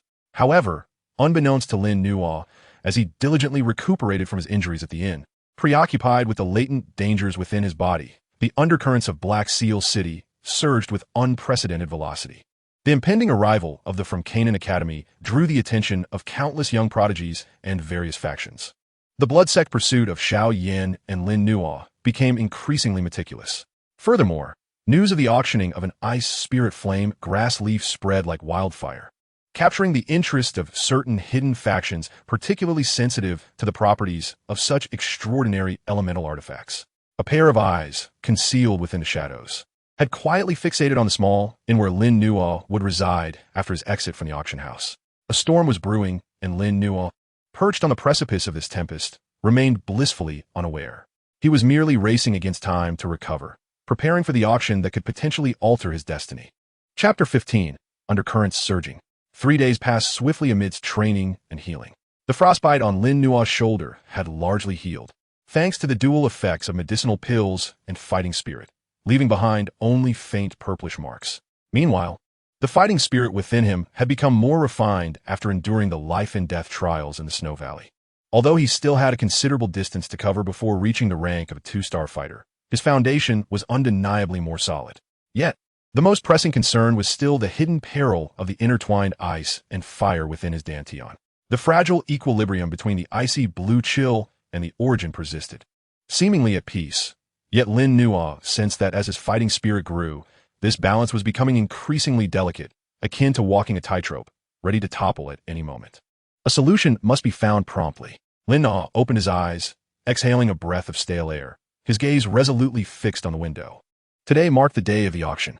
After meticulously inspecting his disguise and ensuring the proper operation of the turtle breathing technique, He departed the inn and made his way once more to the Eight Gates auction house. Today's auction was even more bustling than before. The enormous circular hall was filled to capacity, the cacophony almost threatening to lift the roof off. The air was thick with various formidable auras, with great fighters visible in abundance. Lin Nuo could even vaguely perceive several ominous fluctuations emanating from the upper boxes. Those belonged to spirit fighters. He chose an inconspicuous corner to sit, scanning the crowd with a watchful eye. The allure of the ice spirit flame grass leaf was indeed formidable. The auction commenced swiftly, with precious items presented one after another, inciting a chorus of bids from the audience, the atmosphere charged with excitement. L'innovateur patiently. For the techniques or information he sought had yet to manifest. During this time, he spotted a few familiar faces. Members of the blood sect occupied the front rows, including the scar-faced man with whom he had clashed in Wildfire Town, his glowering eyes scanning the crowd as if searching for something. Lin Nuo lowered the brim of his hat, suppressing his aura to the utmost. Additionally, he noticed several young men and women clad in Canaan Academy attire, seated in a relatively isolated area, their expressions reflecting a blend of academic pride and curiosity, clearly members of the recruitment team who had arrived ahead of time. The next auction item was a high-grade fighting technique of the Xian rank, flame-dividing wave meter. The auctioneer's voice was compelling. This technique was robust and domineering, and when mastered, a single strike could cleave through waves. The starting bid was set at 8,000 gold coins. Lin Nuo's heart stirred. A measuring rod? That was precisely what Xiao Yin wielded. This fighting technique would indeed suit him. However, given his current predicament and lack of funds, he could only silently take note. Ultimately, the measuring technique was acquired by a figure in a black robe for 15,000 gold coins. As the auction neared its conclusion, the atmosphere grew increasingly tense. When the auctioneer introduced the final few featured items, the entire hall fell into a hushed silence.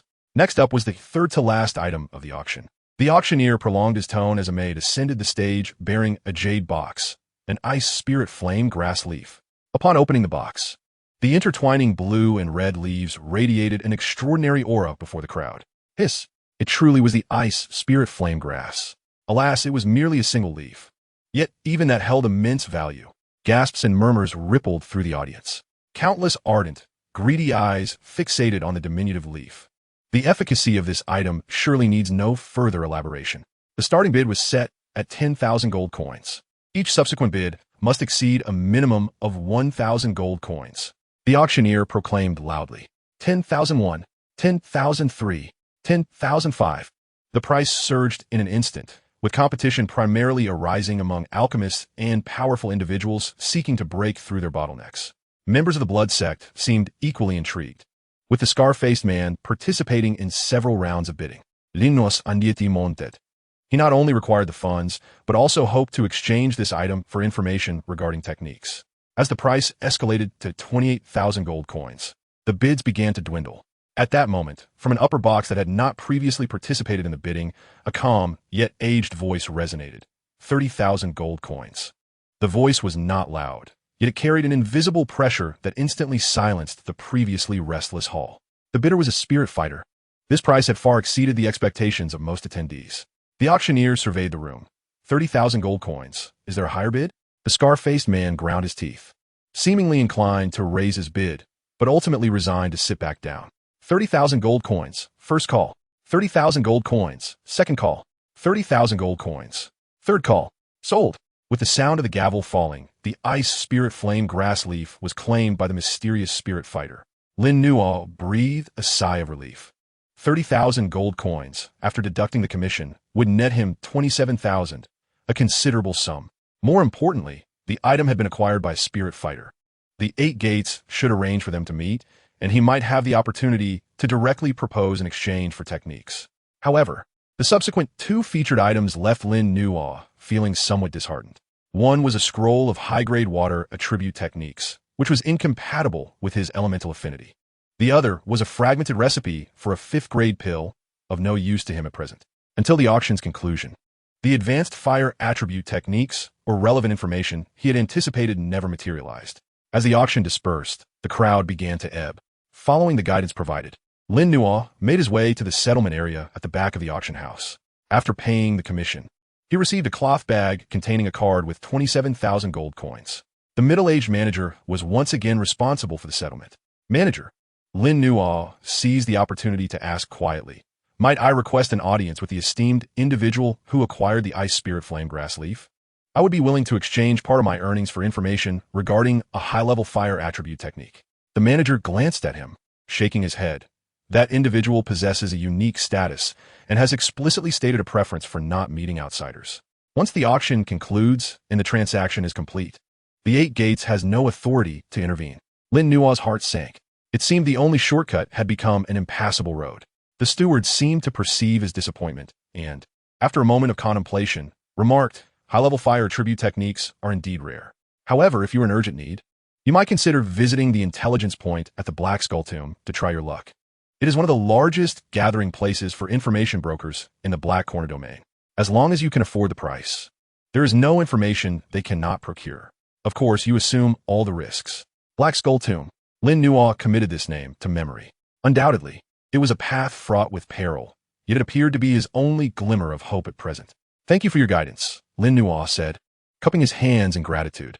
He carefully stowed away his gold card and turned to leave the auction house. Unbeknownst to him, as he departed from the settlement area, a covert gaze, emanating a subtle chill, was cast upon him from the shadows of the backstage. Upon exiting the auction house, twilight was approaching.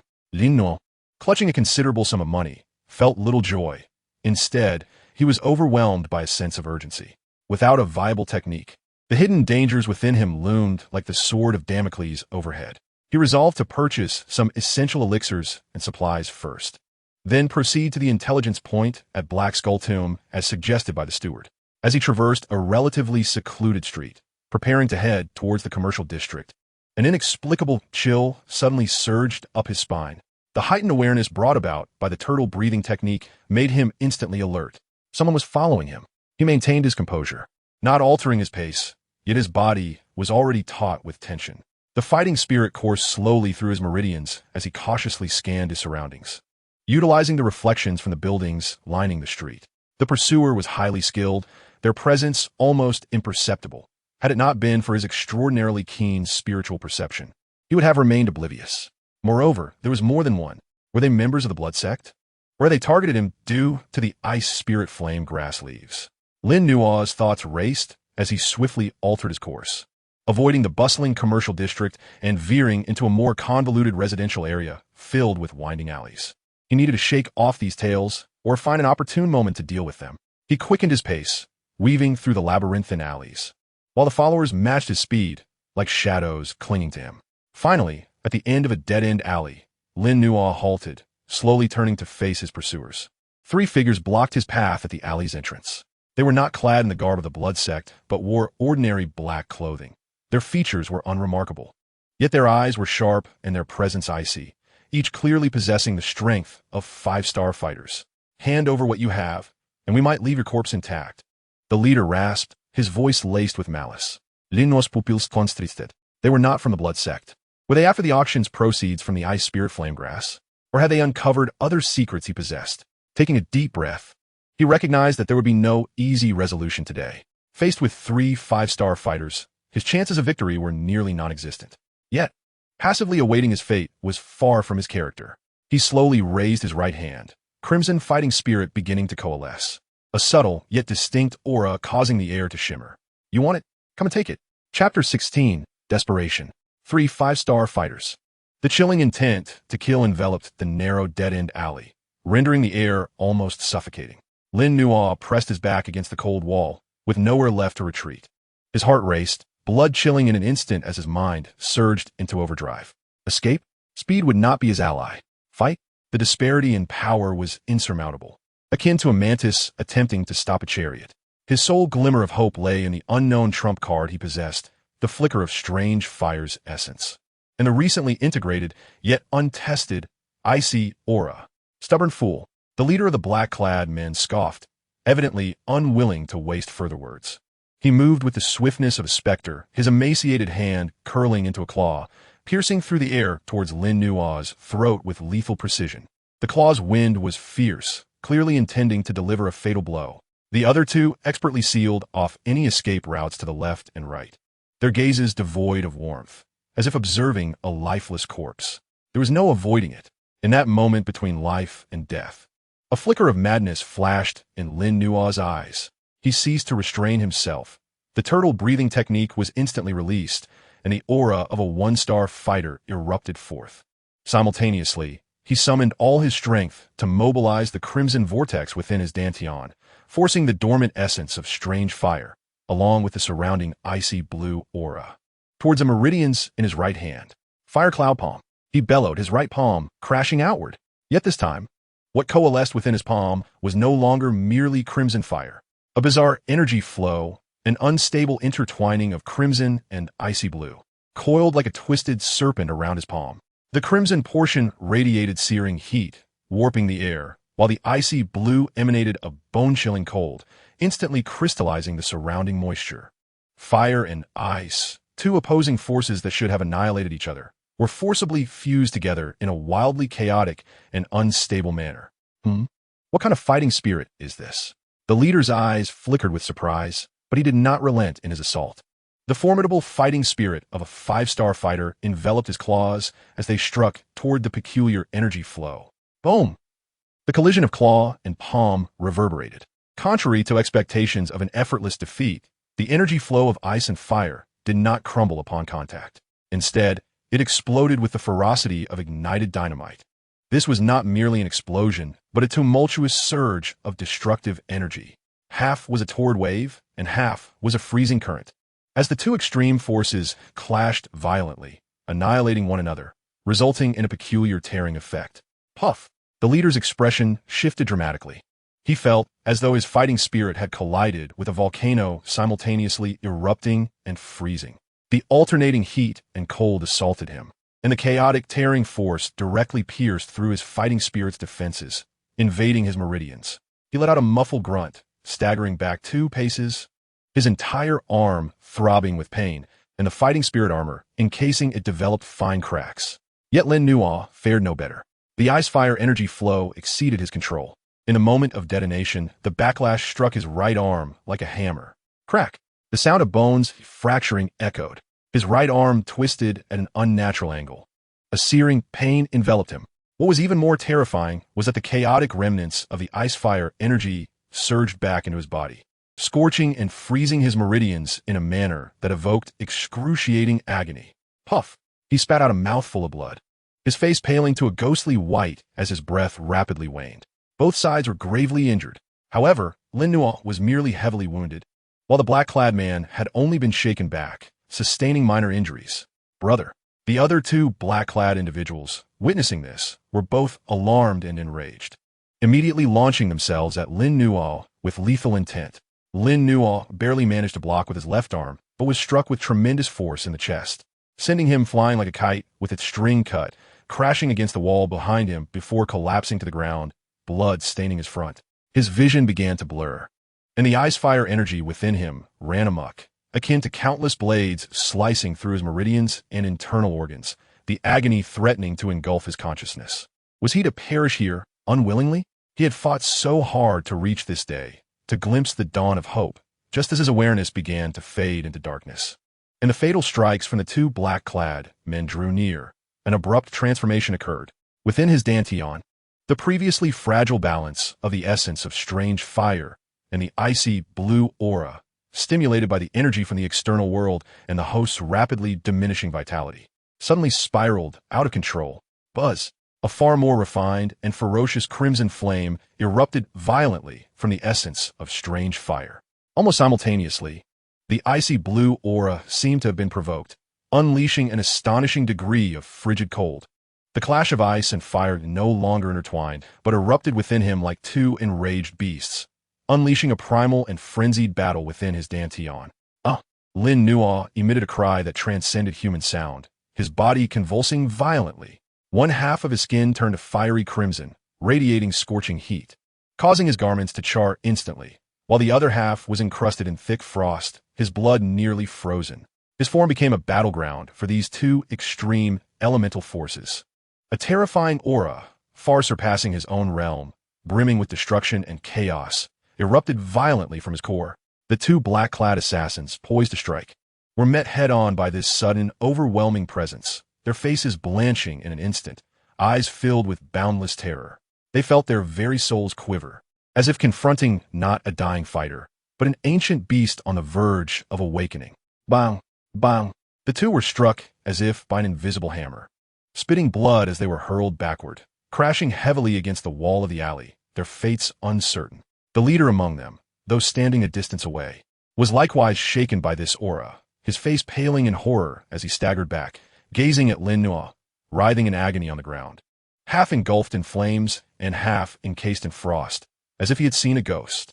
Monster! His voice trembled, and in fear he dared not linger, abandoning his companions to flee, vanishing in an instant at the alley's mouth. Left alone in the dead end, Lin Nuo endured the torment of ice and fire, emitting desperate and anguished howls. His consciousness began to sink under the relentless assault of extreme heat and cold. And just as he was on the brink of being utterly torn apart by these powers, a voice resonated with a chilling authority, like a sound from the ninth heavens. Suddenly erupted in his mind. Nonsense! A voice filled with ire reverberated, akin to a frigid spring, exploding deep within his consciousness.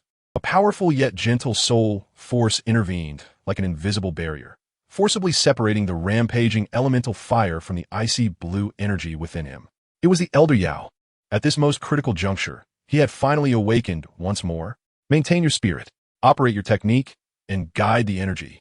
The Elder's voice was imbued with unprecedented gravity and urgency. Quickly, I cannot hold on for long. A surge of pure soul energy protected Lin Nuo's heart pulse and primary meridians, temporarily isolating him from the brunt of the dual energies.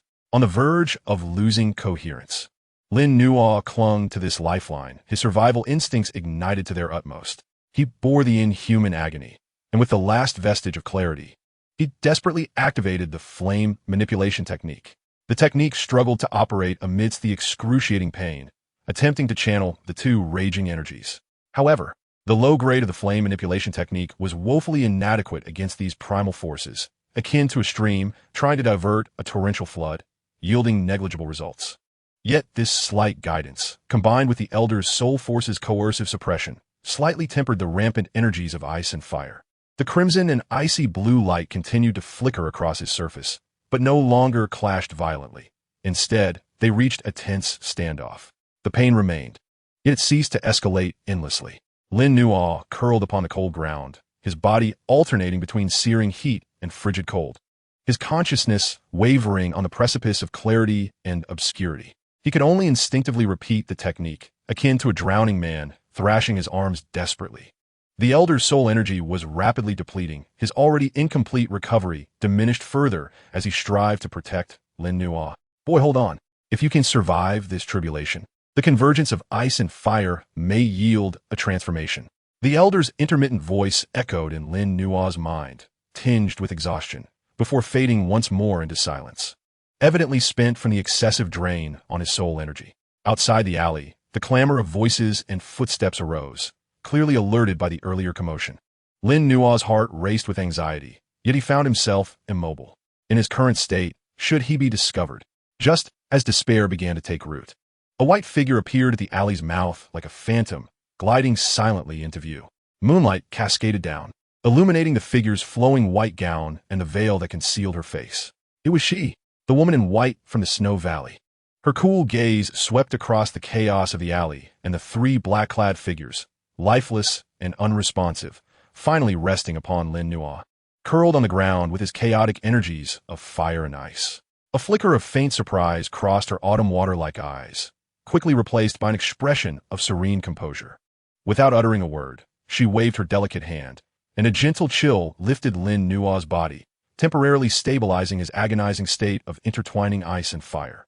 Then, in a fluid motion, she vanished with him, as though merging with the moonlight, leaving behind an empty, desolate alley, still infused with the lingering, chaotic energies of ice and fire.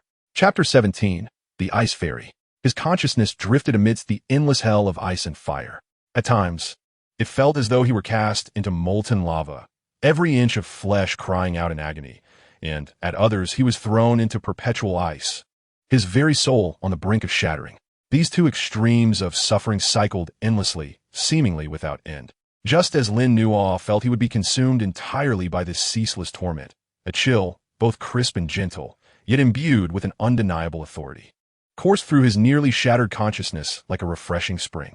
This chill was not the violent frost of the ice-armored giant lion from the Snow Valley, nor the uncontrollable extreme cold within him, but a purer, more refined form of ice energy. It bore a unique soothing effect, causing the rampant heat and chaotic cold to retreat as if confronted by a nemesis.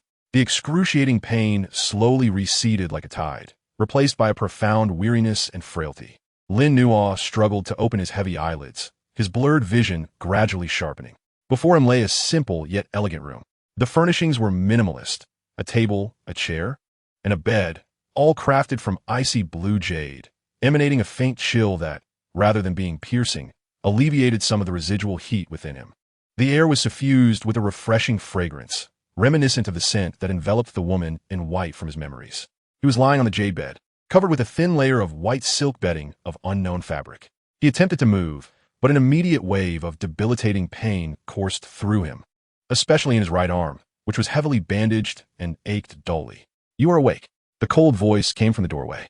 Lin Nuo lifted his gaze to find the woman in white standing there, her veil still obscuring her face, revealing only her clear, tranquil eyes, which seemed capable of discerning one's very soul. In her hands, she held a jade bowl containing a half portion of icy blue liquid, radiating a rich vitality and medicinal aroma. "Senior," Lin Nuo struggled to sit up, but the movement aggravated his injuries, eliciting a muffled groan. "If you wish to live, do not move recklessly." Her tone was devoid of argument as she approached the bedside, offering the jade bowl to his lips. "Drink." The command was unequivocal. Lin Nuo hesitated not, for his current predicament left no room for indecision. He tilted his head slightly and drank the icy blue medicinal liquid. The coolness flowed down his throat, soothing the severely damaged meridians and organs, even alleviating the sharp pain in his arm. "Thank you, Senior, for saving my life." Lin Nuo felt the medicinal energy spreading within him, expressing his heartfelt gratitude. Had it not been for her timely arrival and intervention, he would have either been torn apart by the elemental energies or fallen into the hands of those who came in response to the commotion, both fates equally dire.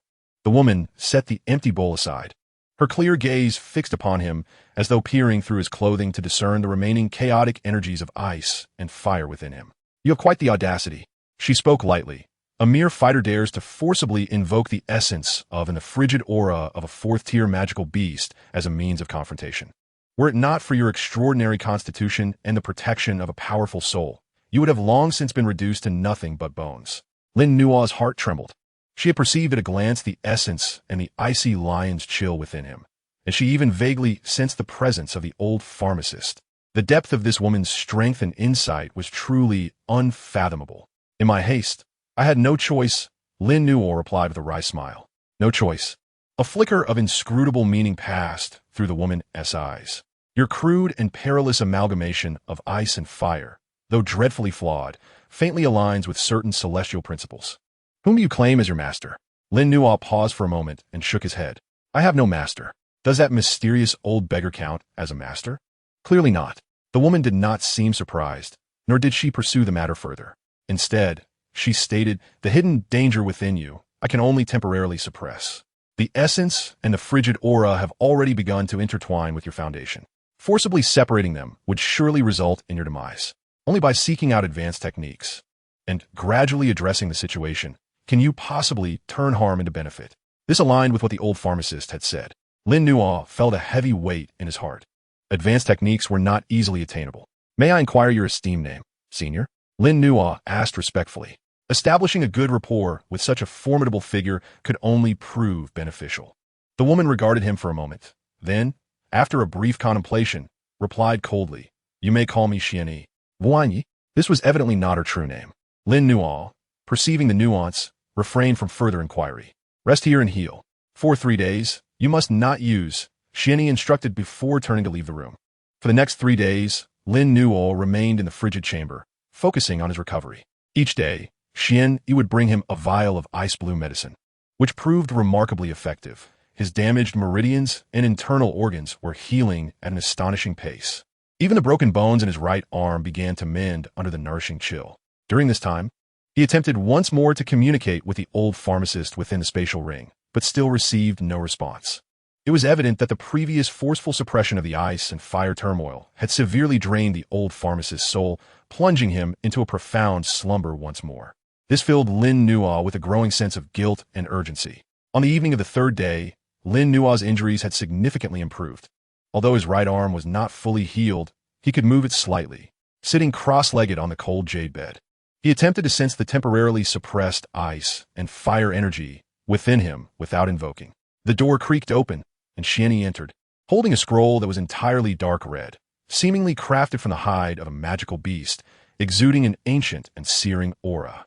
Your injuries are no longer serious, Xianyi stated, tossing the scroll to Lin Nuo. This item may prove beneficial to you. Lin Nuo caught the scroll, which felt warm to the touch. Upon unfurling it, he discovered that the top was adorned with grand, flowing characters, encapsulating a fervent essence, an advanced fire attribute technique of the Xian tier. Lin Nuo's heart raced. An advanced Xian tier technique. This was precisely what he needed at this moment. Although it was still a distance from the Earth tier, it was sufficient to elevate his strength significantly and would better enable him to control fire attribute, aiding in the suppression of the essence. Senior, this, Lin Nuo exclaimed, astonished and delighted, looking toward Xianyi. A return gift for the ice spirit flame grass leaves, Xianyi replied in her customary calm tone. While this technique is merely of the advanced Xian tier, it is said to originate from an ancient relic, possessing unique attributes, particularly in the refinement and explosive potential of, making it well-suited to your current condition. Whether you can resolve the hidden dangers within you depends on your own fortuity. Lin Nuo grasped the scroll tightly, his heart brimming with gratitude. The ice spirit flame grass leaves had yielded far more than mere gold. It was a fortuitous opportunity bestowed upon him. This Xianyi, though appearing aloof, acted with purpose. Thank you, Xianyi. Lin Nuo bomed deeply. No need, Xianyi replied, turning to gaze out at the nightfall over Black Mark City. Now that your injuries have healed, you should depart on your own. The winds of change are gathering in Black Mark City. Canaan Academy is soon to recruit, and various forces are stirring. It is not a place to linger. Lin Nuo understood this to be a dismissal. After expressing his gratitude once more, he carefully secured the scroll within the spatial ring. As he stepped out of the frigid room and left the hidden dwelling, the night had deepened. He glanced back at the unremarkable structure, etching Xianyi's kindness into his memory. Then, he activated the rudimentary turtle breathing technique, concealing his presence as he melded into the shadows of the street. With the in hand, he needed to swiftly find a secure location to cultivate the technique and enhance his strength. At this moment, Black Mark City, as Xianyi had said, was rife with tumultuous undercurrents. The arrival of Canaan Academy was akin to a boulder cast into a murky pond, stirring up even greater waves.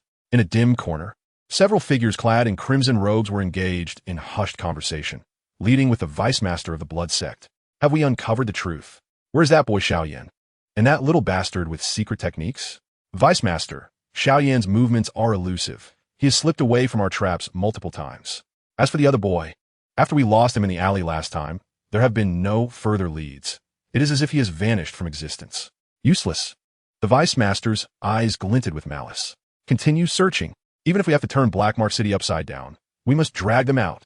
Also, inform our people at Canaan Academy. If they encounter them, they are to kill without mercy.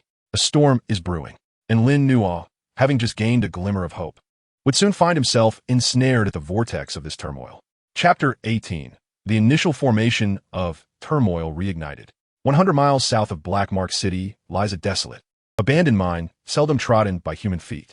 Deep within the earth, dozens of meters down, the intricate network of tunnels shielded it from most external scrutiny, with only a few vent openings allowing faint rays of light to penetrate, accompanied by the distant, long-extinguished warmth of the Earth's veins.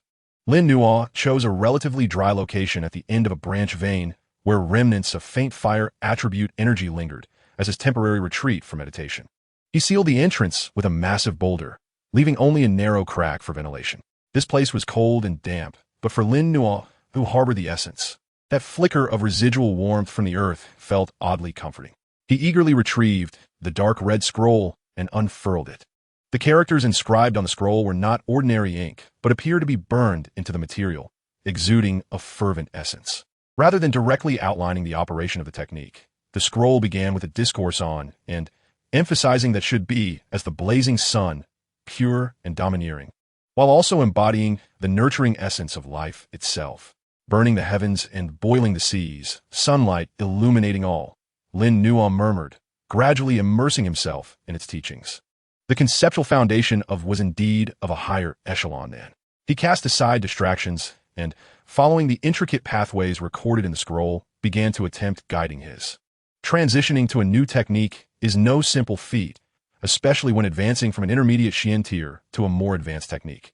It necessitates the purification, compression, and adaptation of one's to a new, more complex operational route. The process was fraught with pain and peril. The crimson surged through his meridians, striking against previously untouched delicate branches in accordance with the route, bringing waves of tearing pain. Lin Nuo focused his mind, meticulously controlling the flow rate and intensity of his. Thanks to the innate affinity of his source fire constitution for fire attribute, as well as the tempering of his meridians during the previous ice and fire turbulence, the transition proceeded more smoothly than anticipated. 3 days passed in silence and suffering. When the final new meridian pathway was thoroughly connected, the crimson vortex within his dantian suddenly quivered. Its volume shrank by about a third, yet its color deepened, resembling solidified magma, and its rotation speed more than doubled.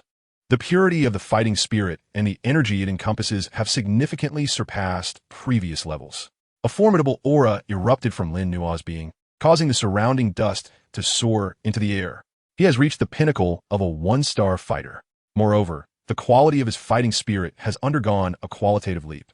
Lin Nuo opened his eyes, and a fleeting crimson light shimmered within them. He spread his palm, and with a mere thought, a strand of red fighting spirit surged forth.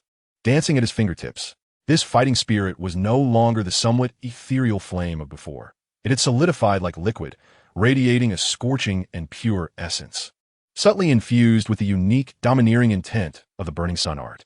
Truly, it is a high-level, profound technique. Lin Nuo felt a surge of joy within. He sensed that if he were to employ the Fire Cloud Palm now, its power would undoubtedly increase by several folds. Furthermore, with the deepening practice of the Burning Sun art, his fighting spirit would become increasingly refined, and his control over that strand of essence seemed to have been enhanced as well.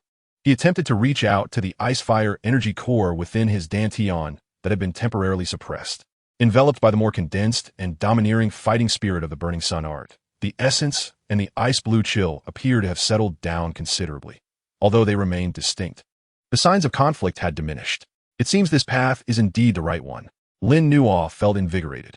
As long as he continued to cultivate the Burning Sun art and enhance his strength and control over his fighting spirit, it was not impossible to gradually refine these two forces. With his injuries healed and his technique taking shape, it was time to leave this place. He needed more resources to support his cultivation and gather information about Shaoyin and the outside world. The enrollment of the Canaan Academy might present an opportunity. Although his primary goal was to resolve his personal hazards and enhance his strength, the Canaan Academy, being a top-tier institution on the continent, undoubtedly possesses immense allure due to its vast library and resources. Pushing aside the boulder that blocked the door, Lin Nuo returned to the surface. The sunlight was somewhat blinding. After a moment of adjustment, he headed towards the direction of Black Ink City. With his newfound cultivation, his speed had increased significantly, completing the 100-mile journey in less than half a day. Upon re-entering Black Ink City, the clamor and chaos remained unchanged, yet Lin Nuo's state of mind was entirely different. With the cultivation of a pinnacle one-star fighter, combined with the Burning Sun art and the preliminary mastery of the turtle-breathing technique, he had acquired a certain level of self-protection as long as he did not encounter a great fighter or above. He first visited a reasonably sized herbal shop, using the remaining gold coins to purchase some materials to assist in cultivating the Burning Sun art and nurturing his soul. The old herbalist remained in slumber, which continued to weigh on his mind. Subsequently, he entered a well-informed tavern, ordered some food, and quietly listened to the discussions around him.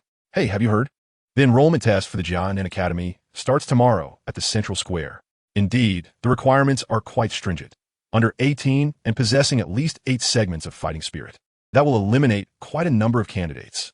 Absolutely.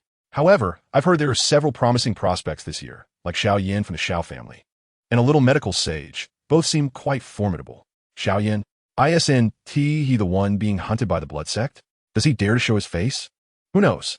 But the blood sect has been searching everywhere like rabid dogs these past few days. They probably let him participate in the test easily. Xiao Yin is indeed participating in the enrollment of the Canaan Academy. Lin Nuo understood this clearly. It was the inevitable trajectory of the protagonist. Moreover, there was something even more sinister. A mercenary whispered conspiratorially, "A few days ago, wasn't a leaf of ice spirit flame grass auction off? I heard the mysterious powerhouse who bought it got into a scuffle on the edge of the Black Domain plain yesterday. With whom? It seems it was with the Earth Flame sect." The Earth Flame sect? Aren't they always holed up in the volcanoes? Why are they out here? Who knows? Regardless, the disturbance was significant. It was said to be in search of ice spirit flame grass or some other fire attribute treasure. The Earth Flame sect? Lin Nuo frowned slightly.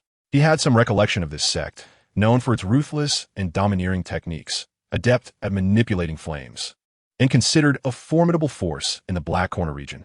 Their sudden appearance and conflict with the powerhouse who acquired the leaf. Could it be that they sensed something? He instinctively touched his dantian. Was it because of that strand of essence? Or was it merely coincidence? An unsettling premonition loomed over him. He seemed to have been drawn into a more intricate vortex. He must elevate his strength swiftly. The Canaan Academy may provide a relatively safe environment for growth and resources. He resolved to attend the enrollment test tomorrow. Given his current strength, passing the preliminary test should be manageable. However, trouble always seems to arrive unannounced. Just as Lin Nuo was settling his bill and preparing to leave the tavern, a commotion erupted at the entrance. Several brawny men clad in blood-red garments strode in, their presence as fierce as hawks, scanning the patrons with piercing gazes. The leader, bearing a ghastly scar across his face, had a sinister expression. It was someone from the Blood Sect, the very scar-faced man who had clashed with him outside Wildfire Town and at the auction. Lin Nuo's heart sank. He immediately lowered his head, suppressing his aura to the utmost, his body slightly angled towards the wall. The scar-faced man appeared to be searching for someone. When his gaze swept past Lin Nuo's corner, it did not linger, evidently failing to recognize him in his altered guise and concealed aura. "Damn it, where's that kid gone?" The scar-faced man grumbled as he took a seat at an empty table. "The young sect master has already spoken. Tomorrow during the enrollment test. If Xiao Yin or that kid with the secret technique is found, we will kill them on the spot, no matter the cost. Don't worry, boss. The brothers have already locked down the area around the square. If they dare to show up, they won't be able to escape." Lin Nuo listened to their conversation, his palms beginning to sweat slightly. The Blood Sect had indeed laid a meticulous trap. Tomorrow was destined to be anything but tranquil. He quietly rose, preparing to exit through the back door.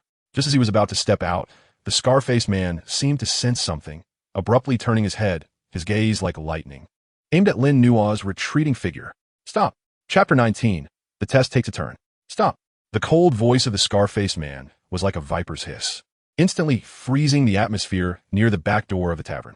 Lin Nuo's steps faltered, his heart nearly skipping a beat. Had he been discovered? Impossible. The turtle breathing technique was functioning normally, and his aura was perfectly concealed. The other party should merely harbor suspicions. He forcefully suppressed the impulse to flee and slowly turned around, feigning a blend of appropriate trepidation and confusion, his voice trembling slightly. "Master, are you calling for me?" At that moment, his attire was ordinary, and the slight alteration of his complexion with herbs made him appear like a timid, commonplace mercenary. The scar-faced man's sharp gaze scrutinized his face and form, the aura of a five-star fighter pressing down upon him. He furrowed his brow. This person emitted a faint aura, merely at the initial stage of a fighter, and his figure differed somewhat from the slippery youth in his memory, yet that fleeting silhouette. "You come here." The scar-faced man beckoned with a finger, his tone leaving no room for dissent. Lin Nuo's heart raced with alarm. Approaching would be tantamount to walking into a trap. Out of the corner of his eye, he quickly scanned the alley outside the back door, calculating his escape route. Just as tensions mounted, a louder uproar erupted at the tavern's entrance. Stand Azida. 8 Doors Patrol.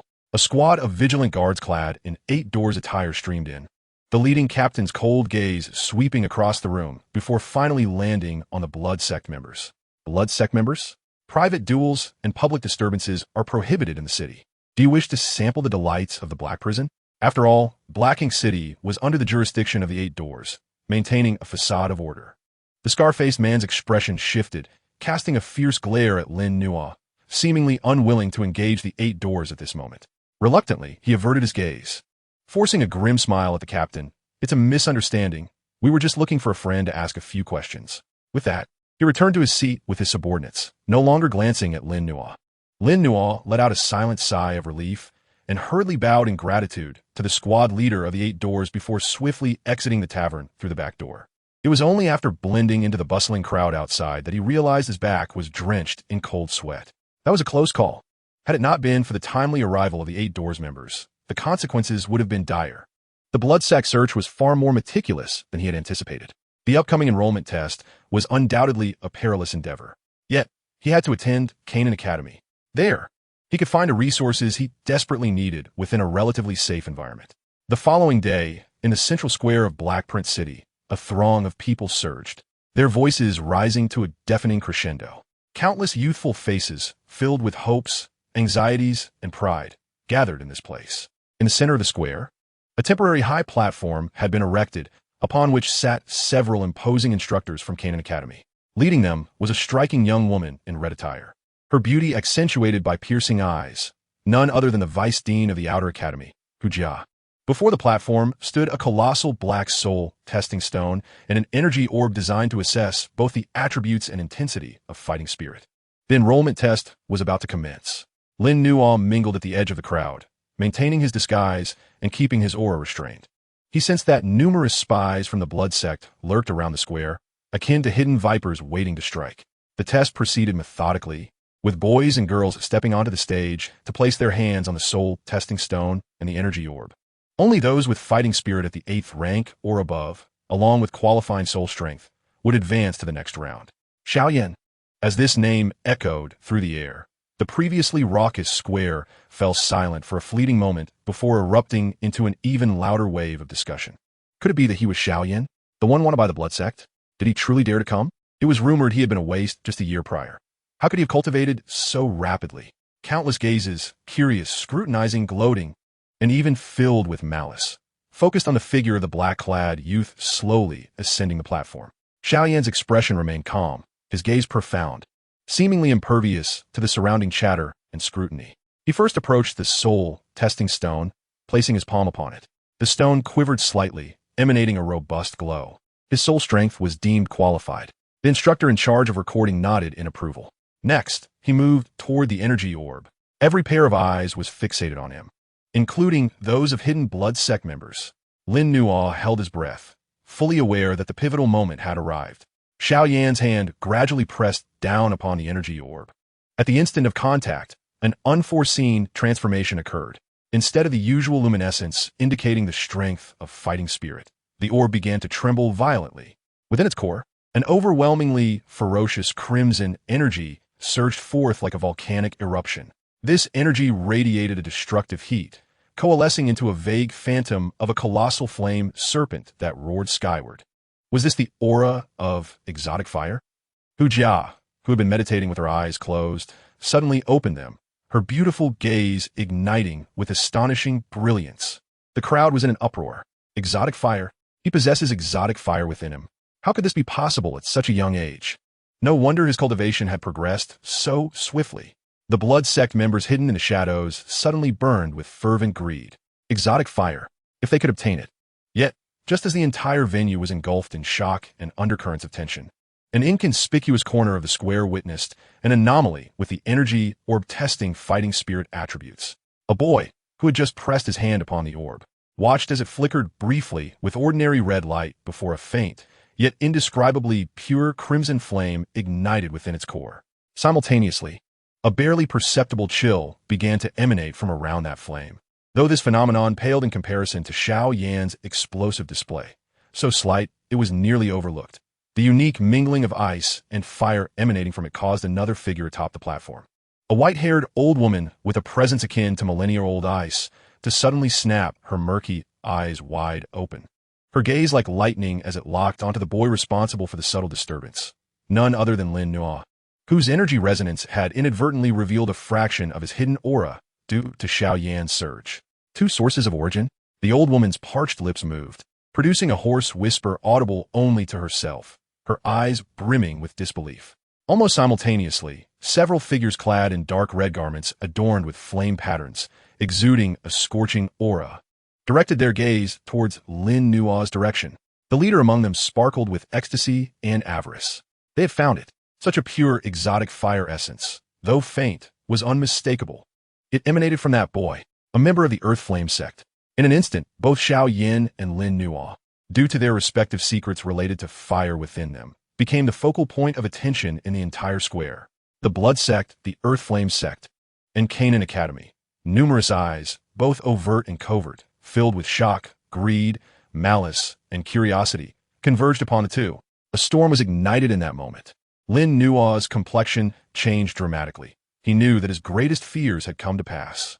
Without a moment's hesitation, just as countless gazes locked onto him, he fervently activated his burning sun technique, channeling fighting spirit into his legs, and bolted toward the square's exit. Trying to escape? Block him. The Earth Flame sect members reacted first, their voices ringing out sharply as several blazing figures, akin to meteors of fire, lunged toward Lin Nuo. Meanwhile, atop the platform, Xiao Yin, confronted by the chaos unleashed by the uncontrollable exotic fire aura, felt a surge of determination. Grasping the Xian heavy measuring rod, he released an imposing aura. Chaos was on the verge of erupting. Chapter 20. Each taking their own path. Stop that boy, commanded the elder leading the Earth Flame sect, a man with a fiery visage and the heat of a volcano radiating from him. His gaze was fixated on Lin Nuo, as if he were observing an extraordinary treasure. The purity of that exotic fire essence, albeit faint, stirred the Earth Flame fighting spirit within him. This boy harbored a monumental secret. Several disciples of the Earth Flame sect, all at the fighter level, ignited with dark red flames, darted toward Lin Nuo, who was attempting to flee the square, like moths drawn to a flame. The searing currents of fighting spirit ripped through the air, blocking his path. Simultaneously, the Blood Sect members also sprang into action. Though the Scarface leader was momentarily taken aback by Lin Nuo's sudden exotic fire aura, the order from the young master was to eliminate all targets. With a sinister grin, he led his subordinates, forming a subtle encirclement as they rushed toward Lin Nuo. With wolves in front and tigers behind, Lin Nuo's pupils constricted, his heart plummeting into despair. Faced with the onslaught of multiple fighters, he saw no chance of survival. Get away, he roared, unleashing the burning sun technique to its utmost. As crimson fighting spirit surged forth like lava, he dared not risk invoking the perilous ice and fire energies within him again, pouring forth the overwhelming might of his new technique. Fire Cloud Palm. With a swift strike, a solid palm imprint of fiery red shot forth, colliding fiercely with the fire punch of an Earth Flame sect disciple. Boom! The shockwave erupted, causing the Earth Flame disciple to stagger back several steps. Horror etched across his face. Lin Nuo's fighting spirit was purer and more potent than that of an ordinary first-star fighter. Yet, two fists could not contend against four hands. From the other side, the ruthless claws of the Scarface Blood Sect leader were already upon him, aiming for his vital points. Lin Nuo pivoted sharply, barely managing to block with his left arm. Bang! A tremendous force struck him, causing him to taste blood in his throat as he stumbled forward, narrowly evading another attack from an Earth Flame disciple, yet finding himself entirely ensnared in the center of the encirclement. Boy, let's see where you can run. The scarred visage of the man emanated a cruel glint as he and his companions from the Earth Flame sect advanced slowly. Just as the tension reached its zenith, a sharp, frigid command pierced the air, echoing through the square like crystalline droplets striking a jade plate. An overwhelming aura of pressure suddenly descended, akin to an invisible tide of cold, enveloping the area in an instant. The scarred man and the members of the Earth Flame sect, poised to strike, found themselves frozen in place, as if ensnared in a quagmire, their expressions shifting dramatically. On the high platform, the previously silent white-haired matron had risen, her murky eyes now sharp as ice picks, sweeping over the members of both the Earth Flame sect and Blood Sect with an undeniable authority. This is the site of the Canaan Academy's enrollment test. You shall not act recklessly. Though she refrained from taking action, the terrifying pressure that belonged to a Dou Wang level warrior rendered the Dou sure present breathless, their Dou Qi stagnant and sluggish. Ice King, Mentor Wolin. The crimson-clad elder of the Earth Flame sect grimaced, gritting his teeth. This youth possesses a rare treasure and is fated to our Earth Flame sect. I implore you to grant us some leniency. He is a wanted criminal of my blood sect. The Scar Man retorted, his resolve hardening. Umph. Mentor Wolin's cold snort sliced through the air, her voice frigid. He is a student enrolled in the Canaan Academy. Any grievances can be addressed after he exits the academy. Now be gone. The final word gone crashed down like thunder, carrying a hint of soul-shattering impact. The elder of the Earth Flame sect and the scarred man staggered back, their faces pale with dread. A Dou could decree life and death with a mere word. They dared not linger, casting Lin Nuo a venomous glare before hastily retreating, disappearing into the throng. The crisis had temporarily abated. Lin Nuo gasped for breath, his back drenched in cold sweat. He looked towards Minter Roland on the platform, his heart brimming with gratitude, and bowed deeply. "Thank you, Minter." Minter Roland regarded him with a complex gaze, then glanced at Xiao Yan, who was similarly shielded by other mentors, and softly stated, "The test shall proceed. You two have qualified and may join the ranks." Clearly, Canaan Academy had chosen to protect them. Whether it was Xiao Yan's displayed potential of different fire, or the peculiar icy fire essence emanating from Lin Nuo, both had captured the Academy's attention. The tumult in the square gradually subsided, and the test resumed, yet all eyes frequently darted towards the qualified candidates. Xiao Yan and Lin Nuo, filled with myriad implications. Xiao Yan cast a curious and probing look at Lin Nuo. Lin Nuo met his gaze, and in that fleeting exchange, they both sensed the gravity in each other's eyes, a mutual understanding of shared plight. They were acutely aware that trouble was merely beginning. The enrollment test finally concluded. Canaan Academy had admitted 30 qualified students in Hain City, and after a day of rest, they would be escorted to the academy by their mentors. That evening, Lin Nuo was summoned to Minter Roland's temporary quarters. Inside the room, she scrutinized Lin Nuo, her gaze piercing. "Lin Nuo, from where does the intertwining essence of ice and fire within you originate?" Lin Nuo's heart tightened, knowing he could not evade this question. He had long prepared his response. Half-truths mingled with honesty. "Minter, in my youth, I accidentally stumbled upon an ancient ruin and was tainted by a peculiar fire seed and icy aura. Since then, it has remained within me, impossible to expel, and has merged with my Dou Qi, resulting in my current state." "An ancient ruin?" Minter Roland frowned slightly, evidently skeptical, yet refraining from further probing. Everyone possessed their own fortunes and secrets. She spoke solemnly. "Do you understand the peril of your condition? The clash of ice and fire, with the slightest misstep, could lead to your demise."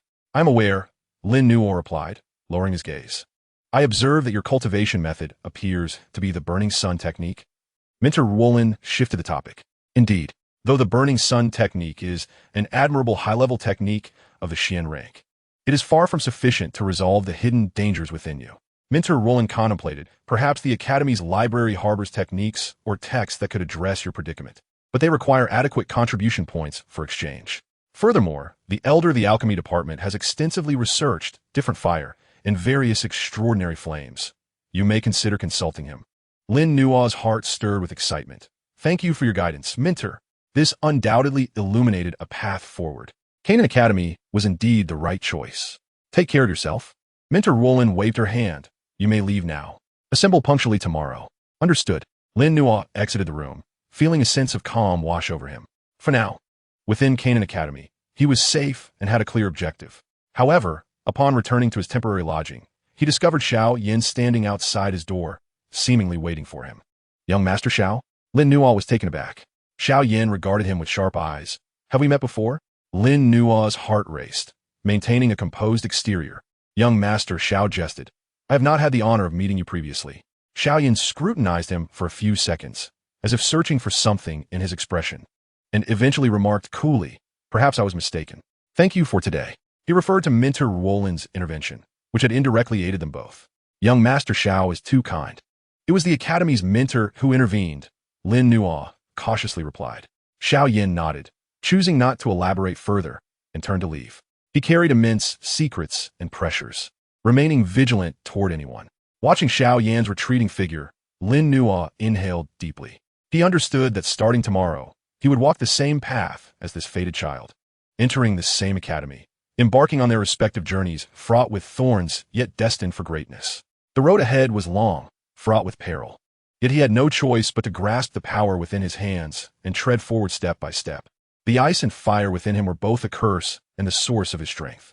Canaan Academy would serve as his new beginning. Chapter 21. Entering Canaan. The winds of the Panga Gate. A colossal griffin soared high above, carrying the newly admitted students who had passed the test. Gliding over the desolate expanse of the Black Corner region, destined for the Canaan Academy, cloaked beneath an energy barrier. Lin Nuo sat upon the broad back of the griffin, Gazing at the rapidly receding desolation below, a wave of emotions stirring within him. At last, he was about to step into the pinnacle of academia on this continent. He felt the ring in his pocket, where the alchemist remained silent. While the icy fire energy within him was temporarily quelled under the suppression of the burning sun technique, the path ahead was shrouded in uncertainty. Yet he finally had a relatively stable foothold. He glanced at Xiao Yin, who sat nearby with his eyes closed in meditation, then observed the surrounding fresh faces, brimming with excitement and aspirations. Among them, a girl of ethereal grace known as the Little Medicine Fairy, alongside several other youths whose potent auras hinted at their extraordinary origins. As the griffin passed through the grand energy barrier, the vista before them opened up splendidly. The rich energies of heaven and earth surged forth, invigorating the spirit. Below lay undulating mountains and majestic edifices, lakes like mirrors, and waterfalls cascading like silk. Countless youthful figures darted amidst it all, radiating vibrant vitality. So, this is Canaan Academy. Lin Nuo inhaled deeply, savoring the energy concentration far surpassing that of the outside world, silently praising the place. After registering as new students, being assigned dormitories, and receiving the Academy's regulations and maps, Lin Nuo found himself allocated to a modest single dormitory in the northern district of the Outer Academy. The conditions were simple, yet they offered tranquility. He wasted no time. After settling in briefly, he immediately began to study the Academy's regulations and meticulously examine the map, marking key locations such as the library, alchemy department, task hall, and the area mentioned by Mentor Roland where the Fire Elder resided. Contribution points. Lin Nuo mused as he read the explanation regarding contribution points in the regulations. This was the Academy's internal currency, redeemable for techniques, combat skills, elixirs, medicinal materials, and all other resources. The primary means of acquisition were completing Academy tasks or achieving commendable ranks in the annual Inter-Academy selection competition. I must earn contribution points as swiftly as possible. Lin Nuo's objective was clear. Whether it was exchanging for advanced martial techniques to resolve internal issues or seeking treasures that could nurture the soul to awaken the esteemed apothecary. A substantial amount of contribution points was required. In the ensuing days, Lin Nuo secluded himself, emerging only for essential classes, dedicating the majority of his time to diligently practicing the burning sun technique in his dormitory, solidifying his pinnacle as a one-star Dou fighter, while attempting to refine his control over Dou Qi to prevent any leakage of internal energy. During this period, he also visited the alchemy department, hoping to pay a visit to Elder Hua. However, Elder Hua, with his esteemed status, was not someone a mere outer court novice could hope to meet at will. Lin Nuo was unable to even step through the doors of the alchemy department and had to return in disappointment.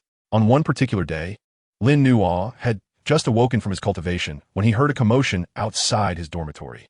He pushed the door open and found numerous new students gathered, animatedly discussing amongst themselves, their faces reflecting indignation and resentment. Damn it, those senior students are too bullying. Why must we surrender half of our fire energy every month? If we don't comply, they threaten to beat us. Brother Wang and the others have already been injured. Fire energy? Lin Nuo's interest was piqued. He recalled the regulations stating that only inner court disciples were qualified to enter the heavenly burning Qi Tower for cultivation, utilizing a special energy known as fire energy to expedite their training. What were these new students talking about? He caught hold of an acquaintance among the newcomers and inquired, only to realize that some of the older students, dissatisfied with their status in the inner court or ostracized, were targeting promising newcomers, extorting them under the guise of protection fees for the fire energy they would eventually obtain upon entering the inner court. This was a preemptive, almost robbing, behavior. It's the White Gang. The new student gritted his teeth. The leader is Fu Ao, a 3-star Great Dou Master. We stand no chance of resistance. As they were speaking, a raucous noise erupted at the entrance of the dormitory area. 7 or 8 senior students clad in white garments, exuding a formidable aura. Swagger and led by a haughty young man, Fu Ao himself. New recruits, it's time to hand over this month's fire energy. Fu Ao's gaze swept over the assembled newcomers, akin to surveying a herd of lambs awaiting slaughter. Finally, his eyes fell upon the strikingly poised little physician among the crowd, a glimmer of lewd desire flashing within them. Of course, if anyone is willing to join our White Gang, or, they could be spared. The newcomers felt a surge of anger but dared not voice it, as the disparity in strength was too great. At that moment, a calm voice broke through the tension. And what if we refuse? Everyone turned to see Xiao Yan standing resolutely at the forefront of the crowd, his expression tranquil as he faced Fu Ao. Fu Ao narrowed his eyes, a cold sneer escaping his lips. "Oh, so you are Xiao Yan? I've heard you possess some skill. However, in this place, you must either coil like a dragon or lie like a tiger. Refuse? Then I shall break your legs and make you crawl into the inner court." The atmosphere became instantly charged with hostility. Xiao Yan's gaze turned frigid as he grasped his mysterious heavy ruler. Lin Na stood at the back of the crowd, observing the scene unfold. He understood that, given Xiao Yan's temperament, he would never submit. Likewise, he had no intention of relinquishing the fire energy he had painstakingly earned. The White Gang was an insurmountable hurdle. Just as Xiao Yan and Fu Ao faced off, the imminent clash poised to erupt, Lin Na suddenly stepped forward. Standing shoulder to shoulder with Xiao Yan, his gaze steady as he addressed Fu Ao, "New students are not lambs to be slaughtered." His voice, though not loud, resonated clearly throughout the gathering. Everyone froze, including Xiao Yan, who cast a surprised glance at Lin Na. Fu Ao was momentarily taken aback, then burst into laughter as if he had heard the greatest joke. "Huh, another fool who doesn't know his place. A mere one-star Dou fighter dares to speak up? Break their legs." The few members behind Fu Ao grinned menacingly and moved forward, their Dou Qi surging, ready to strike. Xiao Yan's eyes narrowed sharply, the edge of his ruler beginning to gather Dou Qi. Lin Na inhaled deeply, quietly activating the burning sun technique, crimson Dou Qi surging through his meridians. He recognized that this battle was unavoidable. Though his opponents were formidable, he was not without the strength to fight back. This was an opportunity to test the power of the burning sun technique. However, just as the two sides were about to clash, a sharp voice rang out. "Stop!" A figure clad in red, akin to a flame, swept into the arena, positioning herself protectively before the new students. It was none other than one of the leading instructors for this expedition, Hu Jia. Her beautiful eyes glinted with menace as she coldly regarded Fu Ao. "Fu Ao, do you dare to bully new students in the outer court? Do you think I, Hu Jia, do not exist?" Fu Ao's expression shifted, for he harbored a degree of trepidation towards this notorious toxic Shura. He forced a smile. "Instructor Hu Jia, we were merely joking with the newcomers, fostering camaraderie." "Get lost," Hu Jia interjected mercilessly. Fu Ao's face turned ashen, casting a fierce glare at Xiao Yan and Lin Na, threateningly declaring, "You two, mark my words. Once you enter the inner court, you will pay dearly." With that, he retreated with his subordinates, dejected. The newcomers erupted in cheers, their gazes filled with gratitude towards Hu Jia.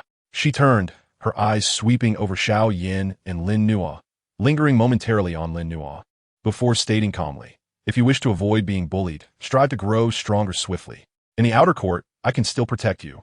But once you enter the inner court, everything will depend on your strength." With that, she departed. The immediate crisis was averted. Yet all understood that this was merely the beginning. The threat of the White Gang loomed like a sword suspended over their heads. Xiao Yan looked at Lin Na and nodded. "Thank you." Lin Na smiled faintly. "It was merely my duty as a fellow newcomer." They exchanged a glance, both recognizing the determination reflected in each other's eyes. They understood that to establish themselves in Canaan Academy, mere individual efforts would not suffice.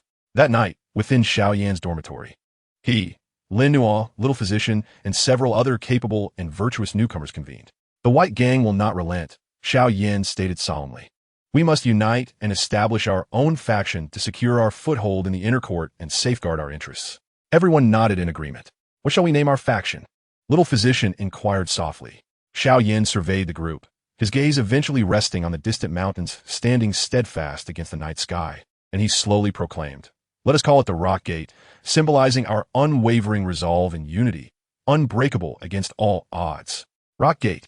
Lin Na silently repeated this name, understanding that from this moment onward, his story within Canaan Academy would be intricately intertwined with this new student faction. A new challenge, a new journey had begun. Chapter 22. The Dark Knight's Assassination, Ice and Fire's Initial Manifestation. The establishment of the Rock Gate stirred ripples among the new students in the outer court, akin to a stone cast into a tranquil lake, centered around Xiao Yan, with Lin Na and Little Physician as its backbone. This new faction swiftly attracted numerous talented disciples unwilling to be oppressed by the senior students, coalescing into a formidable entity. However, as the saying goes, the tree desires tranquility, but the wind does not cease. The threat posed by the White Gang did not dissipate due to instructor Hu Jia's intervention. Instead, it loomed like dark clouds over Rockgate. Although Fu Ao and his ilk dared not act brazenly in the outer court, their covert harassment and provocations never ceased. Cultivation resources were withheld, task information intercepted, and members of Rockgate occasionally found themselves ambushed by unidentified assailants during outings. Everyone understood this was the White Gang's retaliation. They were biding their time, waiting for the moment Rockgate members entered the inner court. In the outer court, rules imposed by instructors reigned. But once they crossed into the inner court, the rules would be far more blatant. Strength would be the only currency that mattered. The pressure transformed into motivation. All members of Rockgate, including Lin Nuo, embarked on a fervent journey of cultivation. In the confines of his dormitory, Lin Nuo sat cross-legged, surrounded by a crimson aura of fighting spirit that surged like flames, raising the temperature of the room considerably. He had cultivated the burning sun technique to the pinnacle of its first level, a mere opportunity away from breaking through to the second level, which would significantly enhance both the quality and quantity of his fighting spirit. Gazing inward at his dantian, he observed the fragile balance maintained by the energy sphere of ice and fire, enveloped by the increasingly refined crimson fighting spirit. Despite his attempts to connect and guide it using his soul power, the results were minimal, akin to an ant attempting to shake a tree. It was insufficient. Lin Nuo opened his eyes, his brow slightly furrowed. The advanced technique of a Xian rank seemed to have reached its limits. To truly address the hidden dangers, he would require at least an Earth rank technique, or perhaps some extraordinary opportunity. He needed contribution points. He needed more resources. With this thought in mind, Lin Nuo rose, resolved to visit the task hall. Although the contribution point rewards for new students were modest, they could accumulate over time. In the dead of night, the moonlight was obscured by thin clouds, casting a dimness over the academy's paths. Lin Nuo instinctively activated the turtle breathing technique, concealing his presence as he glided through the shadows of the buildings like a specter. As he passed through a secluded grove, an exceedingly subtle, killing intent, sharp as a cold poison needle, suddenly stabbed towards his back. He was ambushed. Lin Nuo's hair stood on end. The heightened awareness conferred by the turtle breathing technique saved his life. Without a moment's hesitation, he lunged forward, simultaneously exerting force at his waist to twist mid-air. Swoosh! A pitch-black dagger, carrying a whiff of blood, grazed beneath his ribs, tearing a gash in his robe, the icy touch sending shivers across his skin. A 3-star dome master. Moreover, a killer adept in stealthy assassination. Lin Nuo landed and rolled, swiftly creating distance, his gaze icy as he stared in the direction from which the dagger had come. From the shadows, a figure cloaked entirely in black emerged, revealing only a pair of emotionless eyes, slowly materializing. Is it the White Gang? Lin Nuo asked in a low voice, his burning sun technique operating at full capacity, crimson fighting spirit surging through his meridians, ready to explode. He hadn't anticipated that the White Gang would dare employ an assassin in the outer academy. The figure in black offered no reply, vanishing like a ghost, merging into the surrounding darkness. Only that faint killing intent, akin to a relentless parasite, remained firmly fixated on Lin Nuo. Holding his breath, Lin Nuo expanded his soul power, meticulously sensing every ripple in the vicinity. The turtle breathing technique not only rendered him adept at concealment, but also heightened his sensitivity to aura. To his left, he suddenly pivoted, a shadow of darkness nearly brushing against his neck.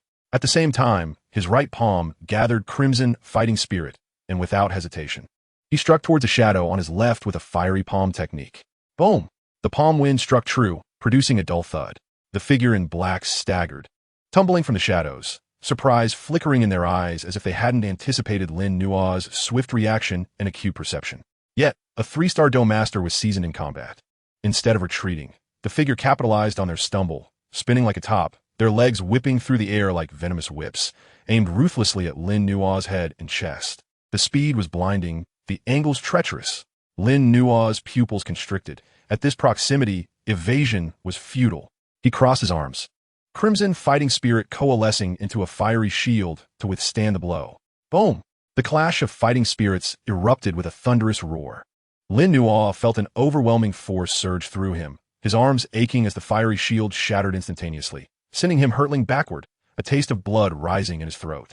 The disparity in strength was insurmountable. The figure in black, undeterred, pressed the attack, their form a relentless shadow, the dagger flashing once more, aimed straight for Lin Nua's heart. This strike was swift, precise, and lethal, intent on delivering a fatal blow. The scent of death enveloped him. A flash of madness crossed Lin Nua's eyes. There was no escape, no defense, only a desperate fight for survival. He ceased to hold back. The burning sun technique surged to its utmost limit within his dantian. The boundless source of foreign fire seemed to sense its master's peril and determination, erupting into a frenzy.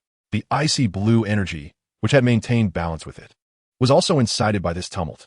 Ice and fire, two extreme forces at this moment, were forcibly directed by Lin Nua's will, akin to two enraged dragon serpents surging through his meridians towards his right fist. He no longer sought to blend them. Instead, he unleashed these two powers as the embodiment of the burning sun technique's domineering fist intent, erupting simultaneously. Burning sun, ice, and fire kill. He roared, his right fist crashing forth. This time, the fist was no longer merely crimson. One half blazed like lava, while the other half shimmered in icy blue like profound ice. The two colors were distinctly separate, yet bizarrely intertwined, scorching the air into distortion on one side, while freezing it into crystalline frost on the other. A chaotique, destructivo, far exceeding that of a one-star Dou warrior, erupted suddenly, causing even the three-star Dou master in black to feel a pang of trepidation. The figure's complexion changed dramatically. They sensed the mortal threat within that punch. Attempting to withdraw, it was already too late. Boom! The fist collided with the dagger. There was no sound of metal clashing, only a thunderous explosion. The crimson and icy blue energies erupted, forming a tempest of intertwining ice and fire, instantly engulfing both combatants. Puff! The figure in black bore the brunt, their dagger melting halfway and freezing the other half upon contact with the ice-fire energy before shattering into fragments. The chaotic, destructive energy surged into their body, alternating between searing heat and biting cold, ruthlessly ravaging their meridians and internal organs. A piercing scream escaped their lips, their body hurtling backward like a ragged sack, crashing heavily against a large tree, blood gushing forth, their vitality waning, clearly on the brink of death. Lin Nua, however, was not unscathed. The ice-fire energy exceeded his control limits, and at the moment of explosion, an even more intense backlash surged back like a tsunami. Crack! His right arm, propelled forward, emitted a sickening sound as bone shattered, twisting grotesquely. The ice-fire energy rampaged within him, tearing through his meridians, the excruciating pain nearly causing him to faint. He coughed up several mouthfuls of blood, some mixed with shattered internal organs and the acrid scent of charred flesh, his complexion as pale as paper, his aura dwindling to the brink. He knelt on one knee, barely propping himself up with his left arm to avoid collapsing. He had won, but it was a near mutual destruction. Gazing at the peculiar corpse not far away, half charred and half frosted, he felt no joy, only a chilling sense of survival and dread. This time, he had gambled and won. But what about next time? He must elevate his strength swiftly. He must resolve the hidden threats within him post-haste. Enduring the excruciating pain and weakness, he struggled to rise, staggering back towards the dormitory. He had to tend to his injuries quickly, ensuring that no one discovered he had killed here, especially not members of the White Gang. Under the moonlight, his silhouette appeared extraordinarily solitary and resolute. Shortly after his departure, a white figure silently emerged in the grove. Ancien gazed at the unusually disposed corpse on the ground, then glanced in the direction Lin Nua had taken, a complex glimmer flickering in her cold eyes. Ice and fire from the same source could unleash such power. This young man might be even more intriguing than I had anticipated. Chapter 23. Inner Academy Selection. The Disturbance of the Fallen Heart Flame. The assassin's attack rang like a warning bell, allowing Lin Nua to grasp the undercurrents swirling beneath the tranquil Fade of Canaan Academy. The White Gang's revenge would not cease. Only strength would serve as his sole safeguard. He staggered back to the dormitory, his severely injured body weighed down by agony. Without delay, he consumed the finest healing elixir he possessed and commenced the arduous process of mending his damaged meridians and shattered right arm through the practice of the Fengyang Gong. The repercussions of the backlash from the icy flames were far more severe than they appeared. Had it not been for his unique constitution and the protective nature of the Fengyang Gong, a profound level technique safeguarding his heart meridian, he would have likely succumbed to death. For the ensuing fortnight, Lin Nua scarcely ventured beyond his quarters, dedicating himself entirely to recuperation. During this period, Xiao Yin and Xiao Yixian, among others, visited him, yet he tactfully declined their company under the pretense of seclusion for training. He could not afford to reveal the extent of his injuries, particularly the conspicuous damage to his right arm. Should the White Gang become aware, the repercussions would be dire. Fortunately, the Fengyang Gong proved remarkably effective for healing, and with the deliberate procurement of several potent healing herbs, the recovery of his injuries progressed more swiftly than anticipated. By the end of the fortnight, the bones of his fractured right arm had begun to heal, allowing for normal daily activities. Though he could not yet engage in vigorous combat, his internal meridians were gradually mending under the nurturing warmth of his fighting energy. But the scars left by the tumultuous icy flames still lingered, akin to deep fissures on a parched riverbed, requiring additional time to fully smooth over. This grievous injury, however, was not without its merits. Having brushed against the precipice of death and forcibly summoned the primal essence of ice and fire against an opponent, Lin Nuo found his comprehension of the Fengyang Gong had deepened significantly. His fighting energy had become more refined, and he felt himself on the verge of touching the barrier of a one-star dome master. The two forces within him, having erupted, seemed to have expended some of their ferocity, growing slightly more docile. Although still perilous, it at least hinted at the possibility of initial mastery. Upon his recovery and emergence from seclusion, Lin Nuo distinctly sensed a heightened tension within the Piandian. The oppression from the White Gang had intensified, and whispers circulated among the senior members of the inner courtyard, promising to deliver the Piandian a profound lesson during the upcoming inner courtyard selection trials.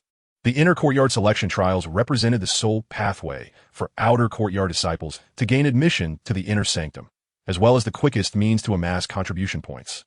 The top 10 competitors would not only gain direct entry into the inner courtyard, but would also receive substantial rewards and contribution points, with the top 3 earning the privilege to select techniques from the library. This was an opportunity Lin Nuo could not afford to miss. As the date of the selection trials loomed closer, an atmosphere thick with anticipation enveloped the entire outer courtyard. All aspiring disciples were engaged in a final push. One day, while Lin Nuo was consolidating his cultivation within his dormitory, a sudden tremor shook the entire Canaan Academy.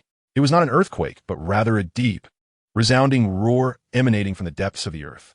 Immediately thereafter, a wave of terrifying, chaotic energy surged forth, akin to a slumbering giant awakening. Radiating from the Academy's central region, the Tianfen refining tower, in the sky above, the immense energy shield fluctuated violently, sending ripples throughout the air. An intangible, searing heat permeated the atmosphere, causing all practitioners of fire attribute techniques to feel their fighting energy stir restlessly. It was the fallen heart flame. It had erupted once more. This time, it appeared more violent than ever. Look at the refining tower. Countless disciples rushed from their quarters, gazing in horror at the direction of the Tianfen refining tower. They beheld the massive black tower, its surface pulsating with crimson light, akin to bulging veins, spreading outward as the tower trembled slightly, as if something within was on the verge of breaking free. Lin Nuo stood at the doorway of his dormitory, observing the phenomena surrounding the refining tower, when a strand of peculiar fire essence within him began to flicker uncontrollably, stirring a complex mix of yearning and trepidation. The invisible heart flame, permeating the air, further ignited a sense of restlessness within his very soul. Is this the power of the fallen heart flame? Lin Nuo was struck with awe. Even from such a distance, and amidst numerous seals, its might was palpable. What horrors would be unleashed should he confront its true form? Instinctively, he placed a hand on his dantian. What would occur with his source fire constitution and this strand of peculiar fire essence in the face of the fallen heart flame? The Academy's higher-ups reacted swiftly as formidable auras surged from the depths of the inner courtyard, rocketing toward the Tianfen refining tower like meteors. Among them, one aura was chilling to the bone. Lin Nuo recognized it as Minterwollen. Another was fiercely blazing, likely belonging to the Fire Elder. Powerful beams of energy shot forth from the hands of several elders, infusing the ceiling formations surrounding the tower. The tremors of the tower gradually subsided, and the crimson glow on its surface slowly retracted. The tumult seemed to have been temporarily quelled. Yet, all could sense that the violent energy lurking deep within the earth had not truly settled. It had merely retreated once more. An intangible pressure enveloped the hearts of every student.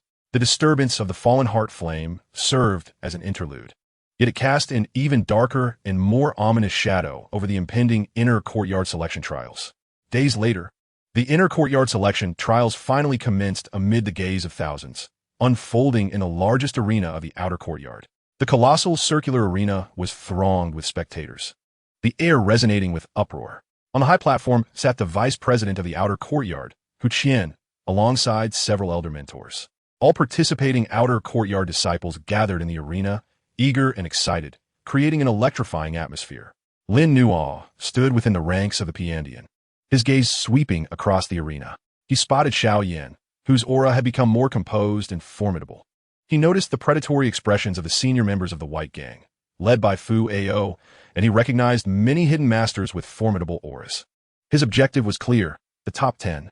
Only by securing a place within the top 10 could he obtain a wealth of contribution points and the opportunity to enter the library, enabling him to expeditiously address his personal dilemmas and awaken Yao Lao. The inner courtyard selection trials commence now. Hu Qian's resonant voice echoed throughout the arena. The first round. A free-for-all. All participants enter the arena. The last 50 standing will advance. The rules were simple yet brutal.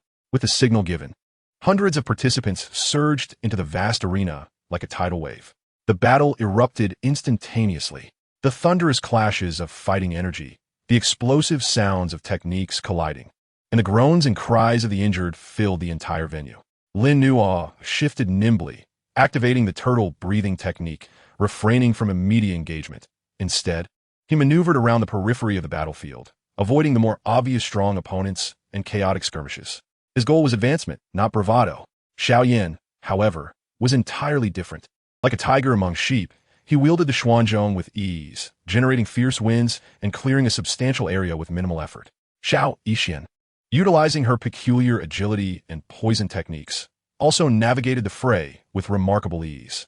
The White Gang had evidently devised a strategy. They remained consolidated rather than scattering, functioning as a cohesive unit, specifically targeting isolated individuals or small groups, particularly those from the Piandian. First, eliminate the Piandian's weaklings. Fu Ao Kakod, leading several core members of the White Gang directly toward Lin Nuo.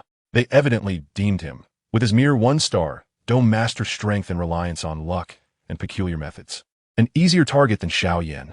Lin Nuo Bekadefu. From a distance, Xiao Yan, entangled with other senior members, called out urgently.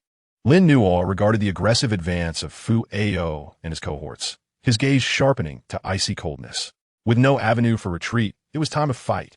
He inhaled deeply, channeling the Fengyang Gong to its fullest extent, crimson fighting energy surging forth. Though his right arm had not fully healed, he still had his left arm. Moreover, he possessed this body tempered by ice and fire. The murderous intent of the White Gang, the disturbance of the fallen heart flame, and the brutality of the inner courtyard selection all coalesced, transforming into a burning combat fervor in his eyes. The chaos within the arena intensified abruptly as the White Gang launched their assault against the Piandian. Chapter 24. The Black Faces by Chung, a glimpse of brilliance. Inside the arena, the melee had reached a boiling point. Fighting energy surged, and cries of anguish echoed relentlessly. As one after another, participants were flung from the arena, losing their qualification. Fu Ao, accompanied by 3 key members of the White Gang, encircled Lin Nuo in a fan-like formation, their faces displaying a cruel mockery reminiscent of a cat toying with a mouse. To them, a mere 1-star fighter was as easily dispatched as flipping a hand.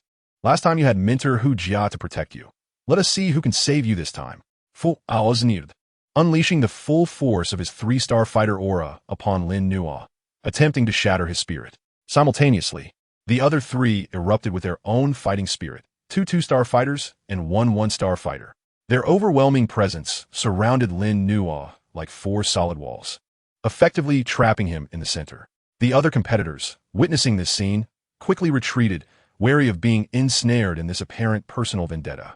In the distance, Xiao Yan's gaze sharpened as he wielded the Xianzhong Qi to repel the 2 veteran students who were entangling him, preparing to rush to Lin Nuo's aid. Xiao Yan, your opponent is me. A chilling voice rang out as a figure, like a specter, blocked Xiao Yan's path. Clad in white, with a stern visage, the aura emanating from him unmistakably marked him as the pinnacle of a 5-star fighter. Bai Cheng, the leader of the White Gang. Bai Cheng. Xiao Yan's expression turned grave, forcing him to halt. Bai Cheng's strength ranked among the top 5 in the Outer Academy, making him one of Xiao Yan's fiercest adversaries in this election tournament. Focus on yourself. Bai Cheng sneered, cutting off any further dialogue. With a swift motion of his hands, he unleashed a fierce wave of fighting spirit that surged toward Xiao Yan like a colossal white python. Xiao Yan could only respond by wielding his staff, and the two engaged in a fierce clash, the air crackling with energy, making escape difficult. Meanwhile, Lin Nuo faced the onslaught of 4 fighters, the pressure mounting exponentially. He took a deep breath, channeling the turtle breathing technique to its utmost, not to conceal himself, but to fully concentrate his mind on sensing and controlling the fighting spirit. Attack! Fu Ao commanded, and all 4 struck simultaneously. The gale of fists, palms, and kicks, imbued with overwhelming fighting spirit, thundered toward Lin Nuo from all directions. There was no escape. A fierce glint flashed in Lin Nuo's eyes as he stomped his left foot upon the ground, spinning like a top. The crimson flames of his burning sun fighting spirit erupted, forming a fiery vortex. Fire spiral wall. This was a defensive technique he had devised, inspired by the characteristics of the burning sun skill, combining his understanding of fighting spirit control. Utilizing the force of rotation, he aimed to deflect and shatter the oncoming attacks from all sides. Boom! Boom! Boom! Boom! The 4 attacks nearly struck the fiery vortex simultaneously. A series of explosive sounds erupted. The vortex trembled violently, its color dimming, and Lin Nuo let out a muffled groan, a trickle of blood escaping from the corner of his mouth. After all, the disparity in strength was too vast, even with most of the force dissipated. The residual impact still injured his insides. Yet, he had ultimately withstood their combined strike. What? The expressions of Fu Ao and the other 3 morphed into one of astonishment. A 1-star fighter had actually withstood their united assault? How could this be possible? Seizing the moment of their shock, Lin Nuo continued to spin, propelled by the residual force like an arrow shot from a bow, hurtling toward the weakest 1-star fighter among them. Fire Cloud Palm. The crimson fighting spirit on his left palm coalesced, transformed from scattered flames into a solid imprint resembling red jade, bearing the unique scorching dominance of the burning sun fighting spirit, aimed directly at his opponent's face. Swift, accurate, lethal. The 1-star fighter, caught entirely off guard by Lin Nuo's sudden counterattack after enduring the 4 fighters' assault, could only hastily cross his arms in defense. Crack! The crisp sound of bones fracturing echoed. The 1-star fighter screamed in agony as his arms twisted and contorted, his body sent flying backward by the force of Lin Nuo's palm, unconscious before he even hit the ground, flying out of the arena's boundaries. 1 strike, 1 elimination. The crowd erupted in astonishment. No one had anticipated that this seemingly weakest member of the Panshan sect could be so ferocious, trading injury for injury. He first broke free from the encirclement and then eliminated 1. Fu Ao's face turned a deep shade of fury, feeling as though he had been dealt a stinging slap. He bellowed, "Incompetent fools! Attack him together and finish him off." The remaining 3, with no reservations left, unleashed their fighting spirit, employing their signature techniques in a tempestuous assault on Lin Nuo. White killing palm, rending wind leg. Fu Ao, receive my palm. Lin Nuo's gaze turned frigid as he executed his movement technique to its fullest, weaving through the dense barrage of attacks. He no longer endured head-on. Instead, he utilized the acute perception and agile footwork granted by the turtle breathing technique to search for counters. His fighting style starkly contrasted with Xiao Yan's reckless ferocity, resembling a concealed assassin lurking in the shadows, calm, precise, and deadly. With a swift strike, he seized upon a minuscule opening in Fu Ao's onslaught, his left palm cutting toward Fu Ao's ribs with surgical precision. The burning sun fighting spirit concentrated at his fingertips, imbued with a searing, penetrating force. Fu Ao reacted swiftly, hastily raising his hand to block. Hiss! As the fighting spirits collided, Fu Ao felt a scorching, sharp energy pierce through his palm, sending a shudder of numbness through his entire arm, his heart sinking in shock. How could this kid's fighting spirit be so refined and domineering? The attacks from the other 2 fighters had already closed in, forcing Lin Nuo to abandon his pursuit and retreat swiftly. The battle in the arena, due to Lin Nuo's unexpectedly tenacious resistance, began to draw increasing attention. Even some elders on the platform cast curious glances. This young man possesses commendable combat awareness, and his fighting spirit is quite refined, unlike an ordinary 1-star fighter, one elder remarked, stroking his beard. The cultivation method he practices seems to have some merit, imbued with a heat-driven dominating essence, Another elder nodded in agreement. Mentor Roa Lin observed Lin Nua, who was struggling yet resolutely refusing to be defeated in the fray. Her icy expression revealed little, yet a faint glimmer of surprise flickered in her depths. She sensed more acutely than others that within Lin Nua, the ice and fire energies, which had been forcibly suppressed, seemed to be displaying a semblance of activation amidst the high-intensity battle. Is he using this pressure to forge himself? She pondered inwardly. In the arena, Lin Nua's situation was far from optimistic. His right arm remained injured, severely affecting his balance and strength. Faced with the frenzied onslaught from Fu Ao and the two other fighters, he could only rely on his agility and left arm to sustain himself. His body already marred with multiple wounds, blood staining his robes. Yet, the fighting spirit in his eyes burned ever brighter. The burning sun skill operated increasingly smoothly under extreme pressure, and his control over fighting spirit became ever more refined. He even sensed that the ice-fire energy mass in his dantian was gradually releasing traces of pure energy, slowly merging into his burning sun fighting spirit, albeit weakly, yet imperceptibly enhancing its power. I cannot fall. Absolutely not. Lin Nua gritted his teeth and persevered, pouring every ounce of strength into each evasion, each block, and every counterattack. His resilience surpassed everyone's expectations. Meanwhile, Xiao Yin and Bai Cheng's battle had entered a crucial juncture. Though merely a two-star fighter, Xiao Yin, wielding the Xin Zhongqi's weight and peculiar techniques, engaged Bai Cheng, the pinnacle five-star fighter, in an intense stalemate. Flames splitting devouring wave staff. Xiao Yin shouted, as the flames on the Xin Zhongqi surged, transforming into a colossal flame staff beam that tore through the air, striking fiercely toward Bai Cheng. Bai Cheng's expression grew serious as he concentrated his white fighting spirit into a thick energy shield. Boom! The staff beam collided with the shield, emitting a thunderous roar. The energy shockwave radiated outward. After a moment of stalemate, cracks began to spread across the white shield. Break! Xiao Yan's gaze sharpened, unleashing another surge of fighting spirit. Crack! The shield shattered with a resounding crash. Bai Cheng let out a muffled groan, staggering backward, a trickle of blood seeping from the corner of his mouth. Xiao Yin had actually repelled Bai Cheng in a direct confrontation. The crowd erupted once more in astonishment. The members of the Panshan sect were proving to be more formidable than anyone had anticipated. However, just as Xiao Yin was poised to press his advantage and Bai Cheng wore a troubled expression, an unexpected turn of events unfolded. The entire arena, nay, the entirety of the Canaan Academy, was suddenly rocked by a more violent tremor than before. From deep within the earth emanated a furious roar reminiscent of ancient cataclysms. In the direction of the heavenly flame refining tower, a crimson beam of light shot skyward, staining the heavens a vivid red. The sensation of the intangible heart fire intensified, burning with a ferocity several times greater than before. Many students of lesser strength turned pale, immediately sitting cross-legged to resist the encroaching heart fire.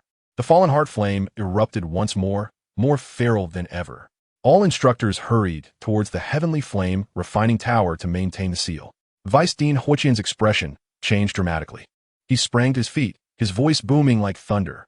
The elder instructors atop the platform transformed into streaks of light, racing towards the refining tower. The selection tournament was forced to a halt. Amidst the chaos, Fu Ao and the others were momentarily stunned by this sudden upheaval. Seizing the fleeting opportunity, Lin Nua felt a surge of energy within him as the burning sun technique resonated with the violent aura of the fallen heart flame. Stirring restlessly, enlightened by inspiration, he summoned forth a blend of crimson fighting spirit and a barely perceptible icy blue chill in his left palm. He struck the ground with a forceful palm. Ice and fire quake. A chaotic wave of elemental energy erupted from his palm, spreading violently. Fu Ao and his companions were caught off guard. Their forms destabilized as they staggered backward. Lin Nua, utilizing the recoil, floated backward like a wisp of smoke, quickly distancing himself from the fray. He stood at the edge of the tumultuous crowd, gazing towards the towering crimson beam emanating from the refining tower, feeling an unprecedented restlessness within him, his expression grave. The upheaval of the fallen heart flame and the interruption of the selection tournament seemed to herald a greater storm on the horizon. What role would the ice and fire within him play in this impending tempest? Chapter 25. Heart Fire Tempering the Soul, a glimpse into the path. The second eruption of the fallen heart flame was fierce yet fleeting.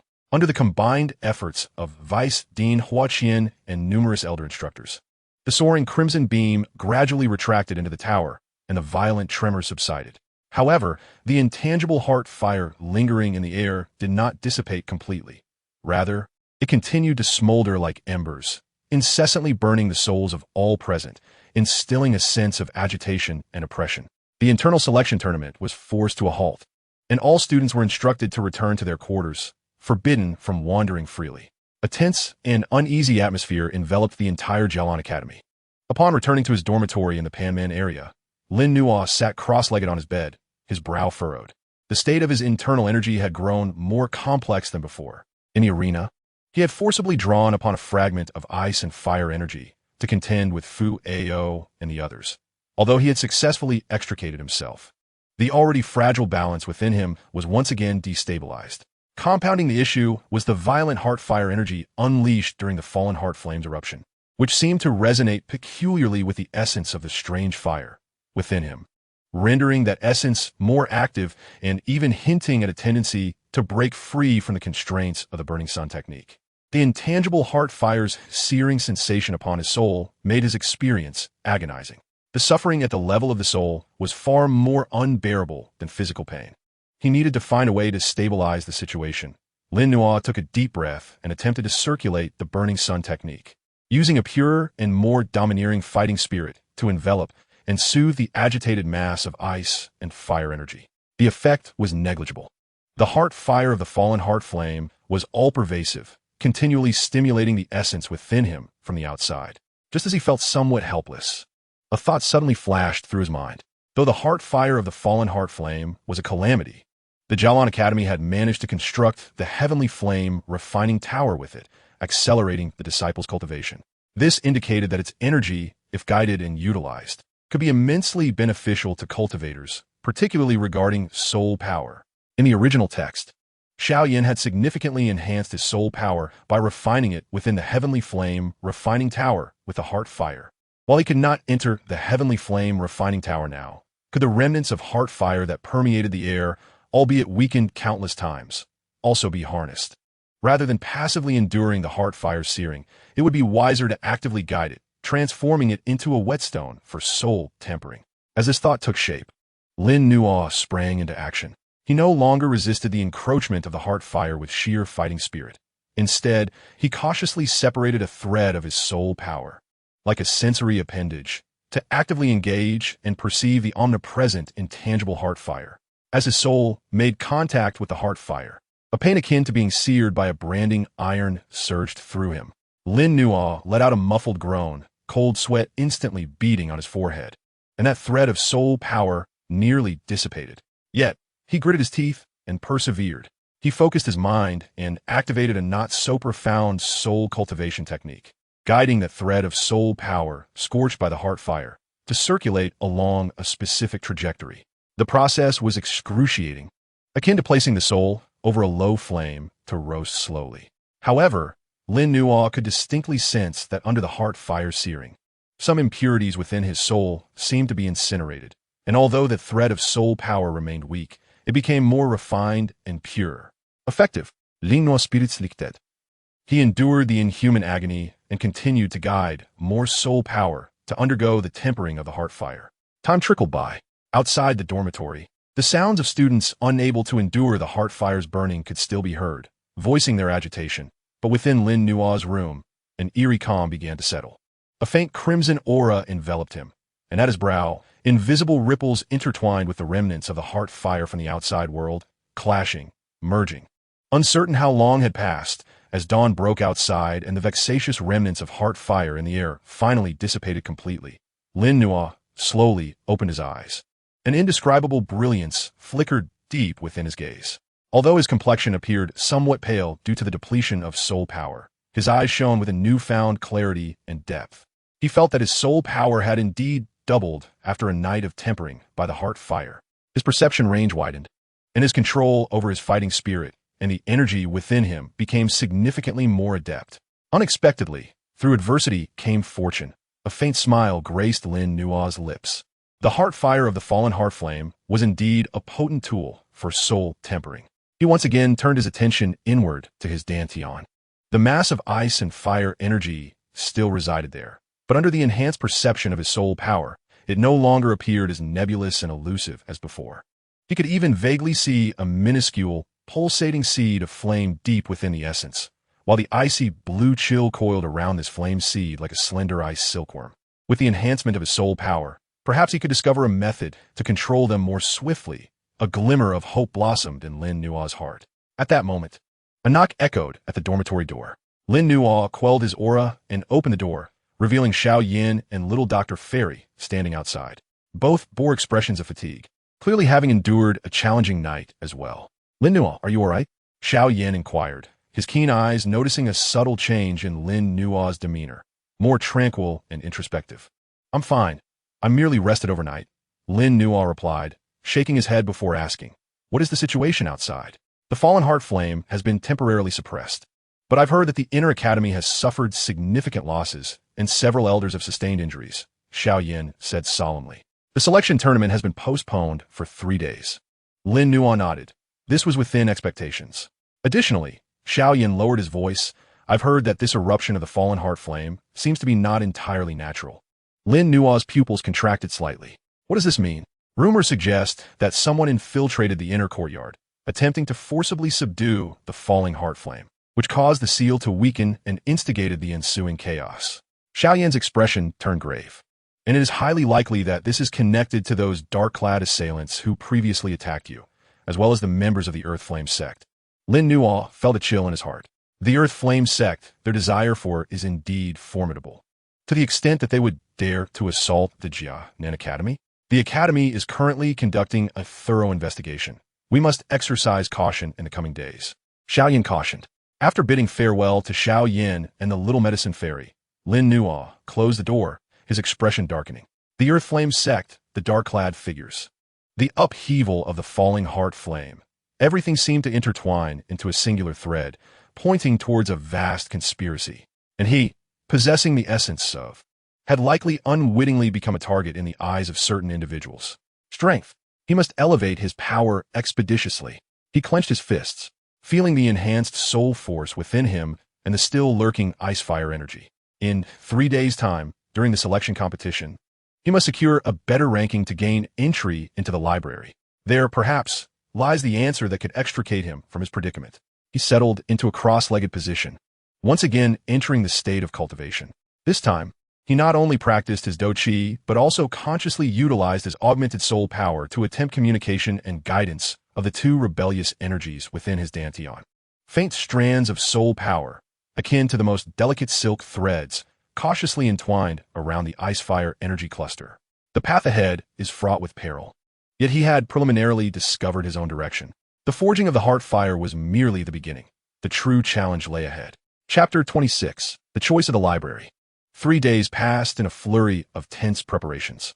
The aftershocks of the falling heart flame upheaval had yet to fully subside when the inner courtyard selection competition recommenced amidst a heavy atmosphere. Following the first round of chaotic battles, the remaining 50 contestants would engage in one-on-one arena matches until the top 10 were determined. Perhaps due to the tempering by the remnants of the falling heart flame's heart fire, or perhaps a breakthrough under the pressure of life and death. Lin Nua felt in an unprecedented state. The operation of the burning sun technique became increasingly harmonious, with his control over Dou Qi becoming fine and precise. The enhanced soul power allowed him to grasp the dynamics of the battles with greater clarity. Although his right arm had not fully healed, it did not impede him from exerting over 80% of his strength. The opponents in the arena varied in strength.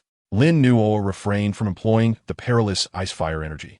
Relying solely on the burning sun technique and his meticulous control of Dou Qi, augmented by the keen perception and agile movements imparted by the turtle breathing technique, to defeat several adversaries with relative ease, including even a 3-star Dome Master. His performance garnered considerable attention once more. The fact that a 1-star Dou fighter could reach such heights was indeed beyond the expectations of many. Lin Nua's name began to circulate among the outer courtyard disciples. Xiao Yan's performance, however, was even more dazzling. Under the weight of the Xian heavy ruler, few could withstand his onslaught. The 5-star Dome Master Bai Cheng, in their second clash, fell to a sudden and devastating blow, suffering a disheartening defeat. Xiao Yan forcefully advanced into the top 10. Ultimately, after fierce competition, the top 10 slots were finalized. Xiao Yan, Hu Jia, and Lin Nuo were prominently listed among them, with the other 7 being renowned figures from the outer courtyard. On the high platform, Vice-Dean Hu Qian gazed down at the 10 standing below, his gaze lingering for a moment on Xiao Yin and Lin Nuo, a flicker of satisfaction passing through his eyes as he proclaimed, "Congratulations, you have earned the qualification to enter the inner courtyard. The top 3, Xiao Yin, Hu Jia, and Lin Nuo, follow me to the library." The library. Upon hearing these words, even Xiao Yin, typically composed, could not help but display a hint of fervor in his eyes. Lin Nuo's heart raced. The opportunity he had painstakingly sought was finally within reach. Amidst countless envious and jealous gazes, Xiao Yin, Hu Jia, and Lin Nuo followed Vice-Dean Hu Qian toward the ancient pavilion that symbolized opportunity and profound knowledge. Nestled deep within the academy, the library was not as resplendent as one might imagine. Instead, it exuded an air of aged solemnity and depth.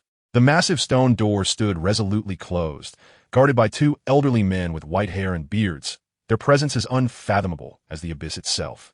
"You are aware of the rules." The elder's gaze swept over the 3, his voice flat, yet imbued with undeniable authority. "Upon entering the library, each relies on their own fortune. What you can take is contingent upon your own capabilities. You have the time of a single incense stick." With that, he and the other elder simultaneously formed seals, and the heavy stone doors slowly creaked open with a deep rumble, revealing a hazy glow beyond. "Proceed." Vice-Dean Hu Qian gestured. Xiao Yin and Hu Jia exchanged a glance before stepping in first. Lin Nuo took a deep breath and followed closely behind. The moment he stepped into the glow, Lin Nuo felt a momentary blurriness, as if traversing through a membrane of water, and the next instant, he found himself in an extraordinary space. This was not a room filled with shelves of books, but rather an expansive, starry sky. Countless orbs of varying colors floated like stars in the void, gently drifting. Within each orb, the outlines of scrolls, jade slips, and even weapon models could be faintly discerned, radiating energy fluctuations of varying intensities. What a peculiar space. Lin Nuo was astounded. Was this the foundation of Canaan Academy? Xiao Yin and Hu Jia had also entered, both equally mesmerized by the spectacle before them, but they quickly regained their composure, their eyes fervently scanning the myriad of orbs, and they moved towards those emitting the strongest energy fluctuations. Lin Nuo did not rush to act. He closed his eyes, allowing his enhanced soul power to expand like a tidal wave, meticulously sensing the aura emanating from each orb. Techniques, skills, movement arts, weapons, various fragments of information flooded his mind. He was searching, seeking techniques or skills related to flames or ice that could alleviate the hidden dangers within him. Suddenly, he felt a shift within him as his focus locked onto 2 distinctly different orbs. One orb radiated a profound crimson hue, resembling the core of burning magma, exuding an extremely violent and destructive heat, with energy fluctuations ranking among the highest of all the orbs. Even a slight proximity of his soul power induced a sensation of searing pain. The other orb, however, manifested a strange grayish-white color. Its aura was not particularly powerful, even somewhat obscure and dim, yet Lin Nuo sensed an extraordinary sense of balance emanating from it, as if it could encompass and harmonize 2 entirely disparate forces. More startlingly, the ice-fire energy cluster within him, upon sensing the aura of this grayish-white orb, seemed to convey a faint, yearning desire. One orb was a blazing embodiment of pure yang and raw ferocity, while the other was enigmatic yet imbued with the essence of balance. Lin Nuo found himself ensnared in a difficult choice. The crimson orb was likely a low-tier fire attribute technique or skill of earth rank, sure to yield astonishing power and immediate effects on his strength. However, could it resolve the conflict between ice and fire? Perhaps not. Its extreme attributes might even exacerbate the imbalance within him. Conversely, the grayish-white orb appeared ordinary, yet seemed to directly address his core issue. Yet its rank remained unknown, and the effects unpredictable. Should he gamble incorrectly, time ticked away as Xiao Yin and Hu Jia had already pursued their respective energy orbs and were striving to subdue them. The incense in the burner had burned beyond the halfway mark. There was no time for hesitation. A glimmer of determination flashed in Lin Nuo's eyes. Strength could be gradually enhanced, but the hidden dangers within him hung over him like a sword poised to strike. They must be prioritized. With a swift motion, he disregarded the alluring crimson orb and propelled himself directly towards the obscure grayish-white orb. As he approached the gray-white light cluster, it seemingly sensed his presence and abruptly accelerated, fleeing into the depths of the starry sky. Attempting to escape, Lin Nua's gaze sharpened, and he activated the Fengyang technique with all his might, his speed surging as he pursued relentlessly. Simultaneously, he endeavored to harness his soul power, weaving it like invisible threads to ensnare the gray-white light cluster. The light cluster was incredibly elusive, darting left and right in the starry expanse with astonishing speed. Lin Nua executed his techniques to the fullest extent, casting his soul power like a fishing net, yet it repeatedly slipped from his grasp. The pursuit continued for what felt like an eternity, beads of sweat forming on Lin Nua's forehead as his energy reserves dwindled. As he observed the incense stick nearing its end, a flicker of urgency ignited within him.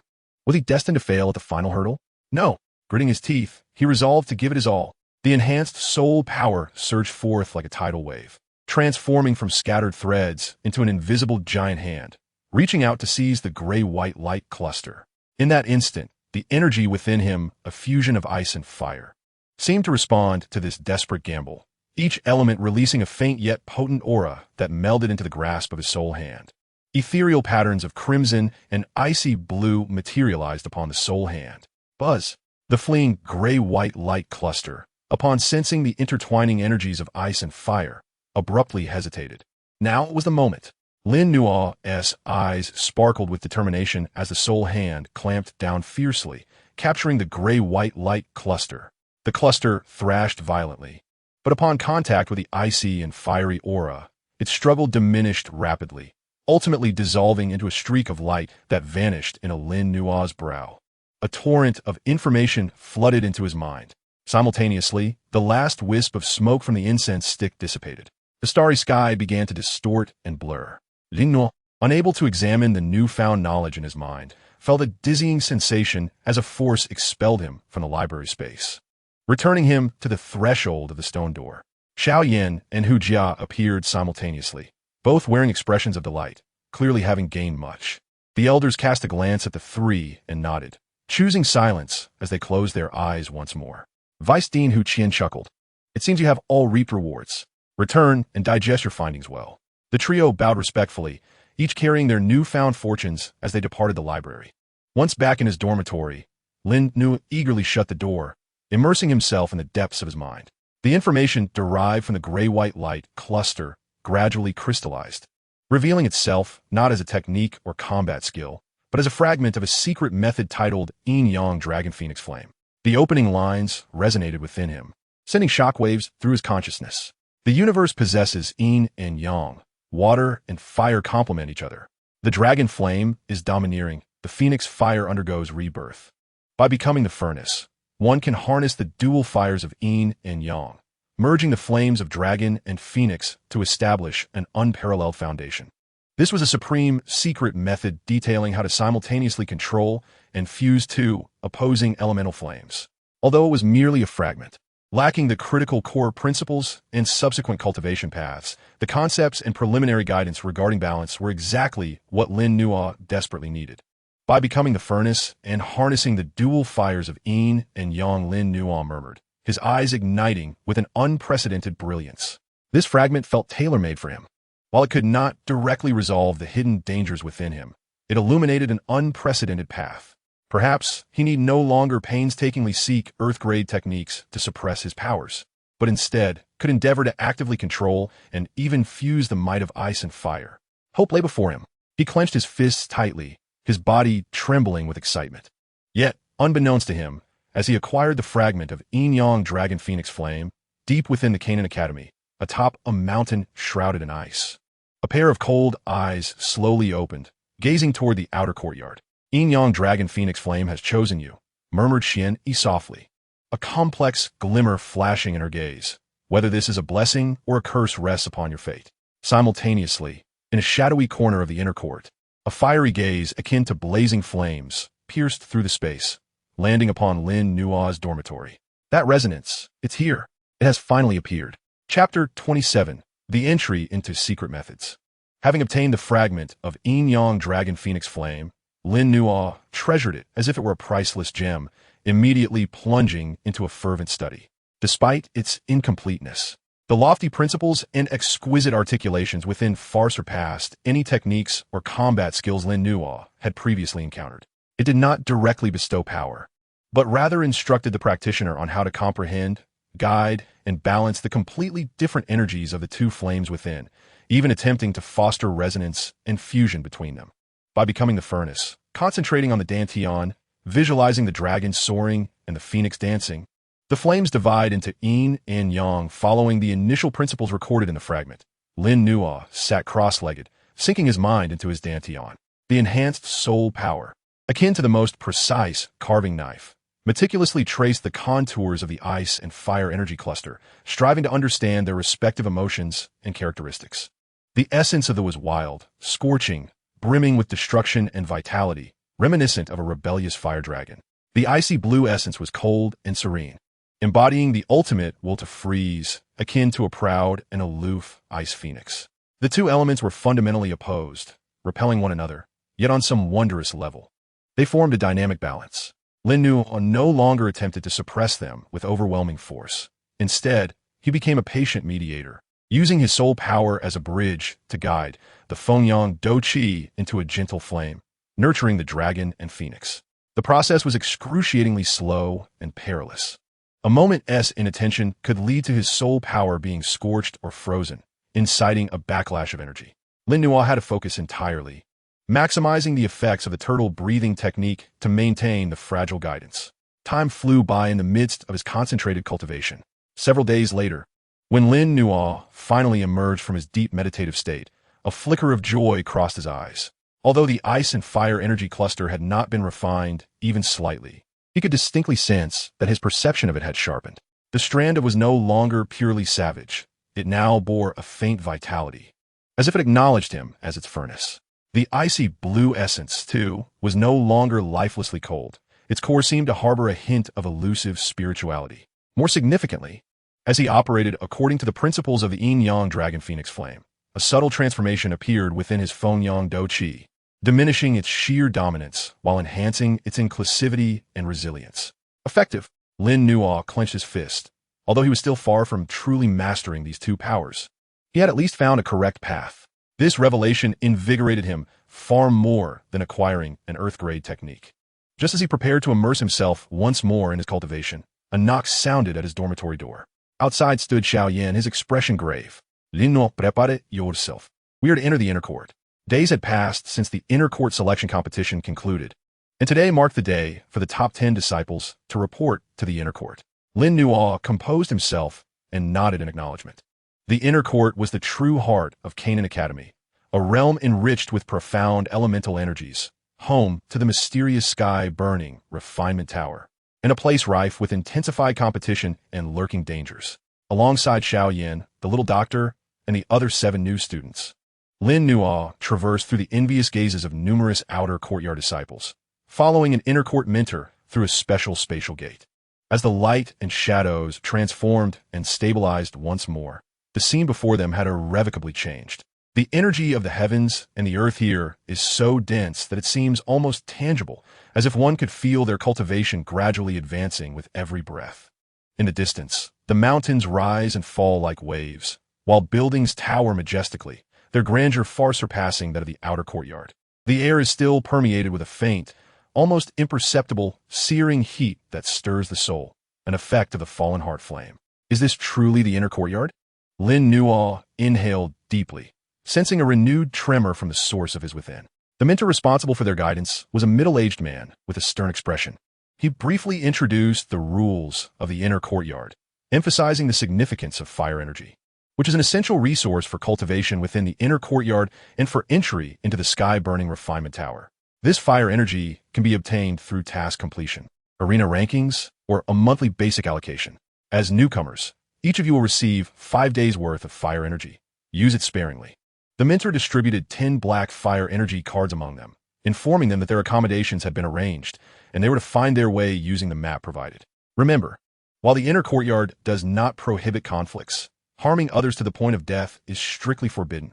Violators will face severe penalties. With that, the mentor turned on his heel, leaving the 10 newcomers standing in place. They exchanged glances, the atmosphere tinged with subtle tension. Apart from the 3 from the Pan men, the remaining 7 formed their own small groups, clearly having their own circles. Let us go find our accommodations, Xiao Yin suggested, pulling out the map of the inner courtyard. Just as they were about to depart, several sinister figures blocked their path. The leader, a robust individual with a menacing grin, exuded an aura that unmistakably marked him as a 6-star Dome Master. New arrivals, are you familiar with the rules? The burly student's gaze swept over the 10, lingering for a moment on the beautiful countenance of the little medicinal sage. He chuckled, a newcomer protection fee, 3 days' worth of fire energy from each of you. Or perhaps, this junior sister could treat her seniors to some tea, and we could waive the fee. The same old routine, and even more blatant and forceful than the white gang of the outer courtyard. A few of the 7 newcomers displayed signs of trepidation, instinctively taking a step back. Xiao Yin's expression hardened, stepping forward. I have no fire energy, but I have a pair of fists. Do you want to try your luck? Oh, so we have a tough one here. The burly student scoffed, cracking his knuckles with an audible pop. If I don't loosen you rookie S-bones a bit. You 1T understand the cruelty of the inner courtyard. A few senior students behind him closed in, their auras locking onto the 3 from Panmin. The atmosphere became palpably tense. Lin Nuo stood beside Xiao Yin, his gaze calm as he regarded the burly student. He had anticipated that entering the inner courtyard would not be tranquil. This was a perfect opportunity for him to test the extent of his strength after beginning his preliminary cultivation of the Yin-Yang Dragon Phoenix Flame. However, just as the conflict seemed poised to erupt, a slightly mocking voice unexpectedly rang out from the side. Reina, your behavior is quite unbecoming. SNT it? Even robbing the newcomers of their meager fire energy? Everyone turned toward the sound to see a young man clad in a blue garment, handsome in appearance, with a lazy smile playing on his lips, leisurely leaning against a nearby tree, observing the scene with interest. The burly student, identified as Reina, darkened his expression. Lin Ziyai, this is none of your business. Mind your own affairs. Lin Ziyai? Upon hearing this name, both Xiao Yin and Lin Nuo felt a stir within. He was ranked 2nd on the inner courtyard strong list, reportedly having reached the Dou spirit level. A true figure of renown within the inner courtyard. Lin Ziyai nonchalantly scratched his ear and replied, I'm not meddling, just unable to tolerate your bullying of our Panmin newcomers. Panmin? Reina was taken aback, and then as if he had heard a joke, he laughed. You think these newly arrived rookies are a force to be reckoned with? Lin Ziyai, when did you become one of them? Lin Ziyai chuckled, his gaze sweeping over Xiao Yin and Lin Nuo, pausing momentarily on Lin Nuo, a flicker of something unidentifiable flashing in his eyes. He then addressed Reina. Not now doesn't team mean never. Reina, do me a favor and take your people and leave. His tone remained languid, yet the final word carried an undeniable authority. Reina's expression shifted, clearly wary of Lin Ziyai. He shot a fierce glare at Xiao Yin and Lin Nuo, leaving a warning, you're lucky this time. We'll be going. With that, he retreated with his subordinates in a hasty exit. With the danger averted, the 7 newcomers breathed a sigh of relief, their gazes filled with gratitude toward Lin Ziyai, before casting complex looks at the trio from Panmin and hastily departing. Lin Ziyai approached Xiao Yin and Lin Nuo, a smile gracing his features. No need to thank me. I simply couldn't stand that fellow Reina's antics. You must be Xiao Yin and Lin Nuo, right? Quite intriguing. His gaze once again fixed on Lin Nuo, seemingly with an implied warning. The inner courtyard is a treacherous place. Be cautious, especially you, Lin Nuo. Some individuals may take a keen interest in you. After saying this, he waved his hand dismissively and languidly turned to leave. Xiao Yin and Lin Nuo exchanged glances, both perceiving the gravity in each other's eyes. Lin Ziyai's words undoubtedly confirmed their suspicions. The inner courtyard was far from a sanctuary. Moreover, the secret Lin Nuo harbored appeared to have already drawn the attention of some formidable individuals. Let us settle in first, Xiao Yin stated solemnly. Lin Nuo nodded, gripping the fire energy card tightly in his hand. Life in the inner courtyard was destined to be anything but tranquil, and his path of ice and fire would continue on a grander stage. Chapter 28, The Sky-Burning Refinement Tower. With Lin Ziyai's temporary protection, the trio from Panmin managed to establish a foothold within the inner courtyard, finding a relatively secluded courtyard to serve as their stronghold. The other 7 newcomers chose not to join, as the harsh realities of the inner courtyard led them to prefer observing or seeking stronger support. Once settled, Xiao Yin immediately began to organize Panmin, welcoming those who had also faced oppression from the senior students and were willing to band together for mutual support. As for Lin Nuo, he devoted his entire attention to 2 pursuits, the task hall and the imposing Black Tower, the sky-burning refinement tower, which incessantly stirred the within him. The task hall was bustling with activity, a plethora of tasks at various levels on display, each offering different contributions and fire energy rewards. Lin Nuo meticulously sifted through the options, accepting several tasks to hunt specific magical beasts and gather rare herbs. Most of these tasks were located in the deep mountains surrounding the inner courtyard. While they bore some danger, they also offered freedom, allowing him to avoid unnecessary conflicts while honing his practical skills. A few days later, Lin Nuo stood for the first time at the entrance of the sky-burning refinement tower, having earned a modest amount of contribution points and fire energy from completing tasks. Observing it up close, the black tower appeared even more imposing and enigmatic. Its surface was constructed from an unknown material, chilling to the touch. Yet an ominous wave of heat emanated from within. An elder was stationed at the tower's entrance, and after paying a day's worth of fire energy, Lin Nuo took a deep breath and stepped inside. The interior of the tower was far more expansive than it appeared from the outside. The first floor was a vast circular plaza, at the center of which lay an unfathomable black pit, from which faint crimson light emanated. The intangible sensation of heartfire was particularly clear and intense here. Surrounding the plaza were stone platforms, each barely large enough for a single person to sit cross-legged. And at this moment, most were already occupied. Each individual was enveloped in a myriad of colored Dou Qi light, strenuously resisting the encroachment of heartfire while simultaneously utilizing this force to temper their Dou Qi and soul. Lin Nuo could feel the source within his dantian stir to life the moment he entered the tower, akin to a shark catching the scent of blood. Surging with intense desire, even the icy blue chill within him shivered slightly. He dared not be careless, seeking out a vacant stone platform in a secluded corner to sit cross-legged. The burning sun technique activated on its own, and crimson Dou Qi radiated outward, forming a protective barrier. However, that intangible heart fire seemed capable of piercing through the defenses of Dou Qi, directly affecting the very depths of the soul. Hiss! It felt as though the soul had been cast into a furnace. An intense, searing pain surged forth in an instant. Lin Nuo let out a muffled groan, the veins on his forehead bulging. The intensity of the heart fire within this tower was far beyond that of the lingering embers in the outside world. He quickly steadied his mind, activating the heart fire soul-forging technique he had previously comprehended, actively guiding his soul's power to endure and adapt to this scorching sensation. The pain persisted, yet under conscious guidance, the effect of refining the soul's power became markedly more pronounced. He could clearly see the impurities within his soul dissipating into wisps of blue smoke under the tempering of the heart fire, rendering his soul more solid and translucent.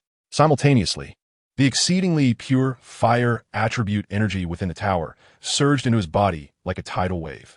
The burning sun technique operated at an unprecedented speed, refining this energy and transforming it into pure Dou Qi.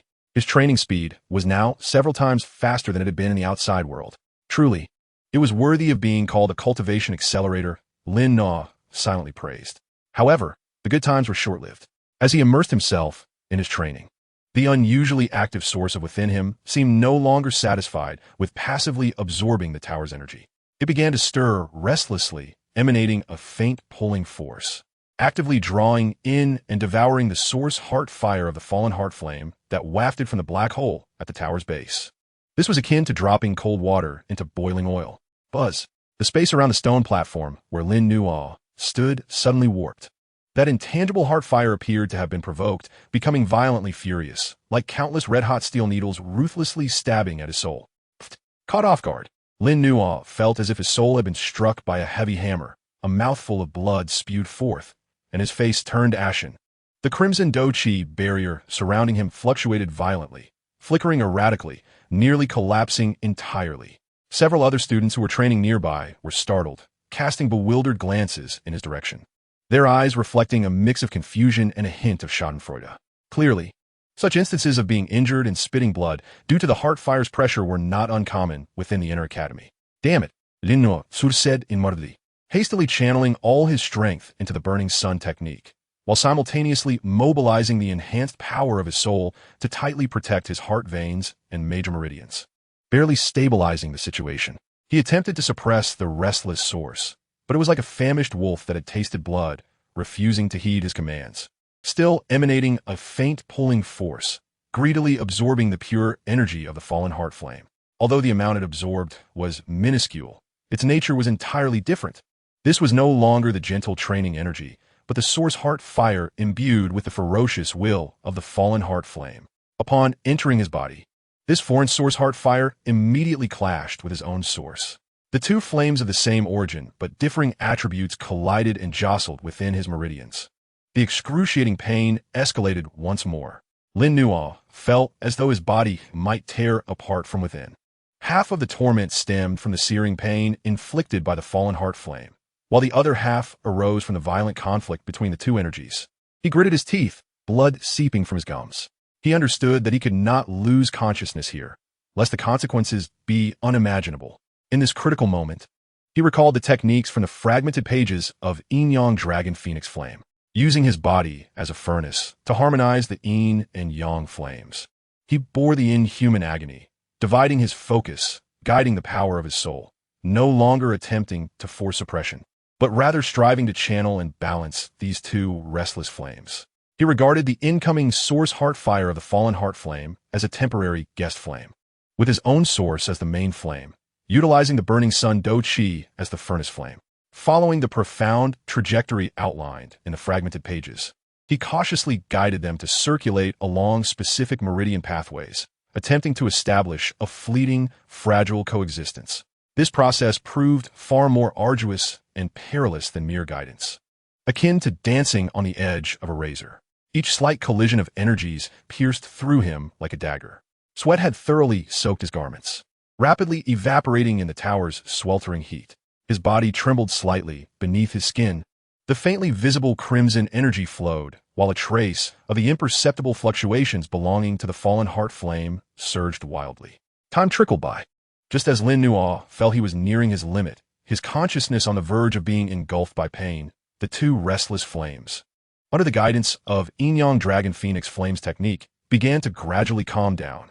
Although still distinct and mutually repulsive, they no longer clashed with the same intensity as before, instead forming a peculiar, dynamic vortex of balance that slowly rotated around his dantian. The heart-wrenching agony receded like a tide. Lin Nuo let out a long sigh of relief, his entire being collapsing limply onto the stone platform, lacking even the strength to move a finger. He turned his gaze inward to his dantian and saw that the ice and fire energy mass remained. But surrounding it was a small vortex formed by his own source and a trace of the fallen heart flame's heart fire. This vortex was exceedingly unstable, as if it could collapse at any moment, yet it undeniably existed for the time being. Moreover, Lin Nuo sensed that after enduring this near-destructive ordeal, his Dou Qi seemed to have become even more refined, and his soul's power had undergone further tempering, making it more resilient. More importantly, his comprehension of Yin-Yang Dragon Phoenix Flame had deepened significantly. Fortune favors the bold. Lin Nuo's lips curled into a bitter arc. This heavenly burning refining tower was indeed a double-edged sword, rife with opportunities and peril. He dared not linger any longer, struggling to rise to his feet. He staggered out of the heavenly burning refining tower. Outside the tower, the sunlight was blinding. Lin Nuo cast a glance back at the profound tower entrance, his expression complex. He understood that this was merely the beginning. As his strength grew and his comprehension of Yin-Yang Dragon Phoenix Flame deepened, he would undoubtedly step into that realm once more, actively seeking to absorb and refine the power of the fallen heart flame until he could truly master the ice and fire within him. And all of this required more fire energy and greater strength. His gaze turned toward the strong rankings in the Inner Academy, symbols of power and status. Perhaps it was time to pay a visit there. Chapter 29, Strong Ranking Challenge. Ice and fire display their might. Dragging his nearly exhausted body back to the Pillar Gate stronghold, Lin Nuo immediately entered seclusion to heal. This adventure within the heavenly burning refining tower, although fraught with danger, yielded immense rewards.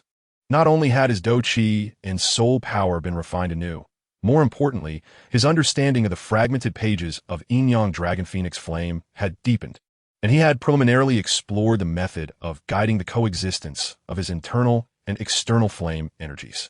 3 days later, as his injuries fully healed, Lin Nuo felt an unprecedented sense of well-being. His cultivation remained at the peak of a 1-star Dou practitioner, yet the refinement level of his Dou Qi and control over power were leagues ahead of his former self. He emerged from his chamber to find the pillar gate stronghold abuzz with activity compared to before. Xiao Yan's prestige and strength had attracted several new students, oppressed by the senior students, to join, and the pillar gate had finally gained some scale, no longer limited to just the three of them.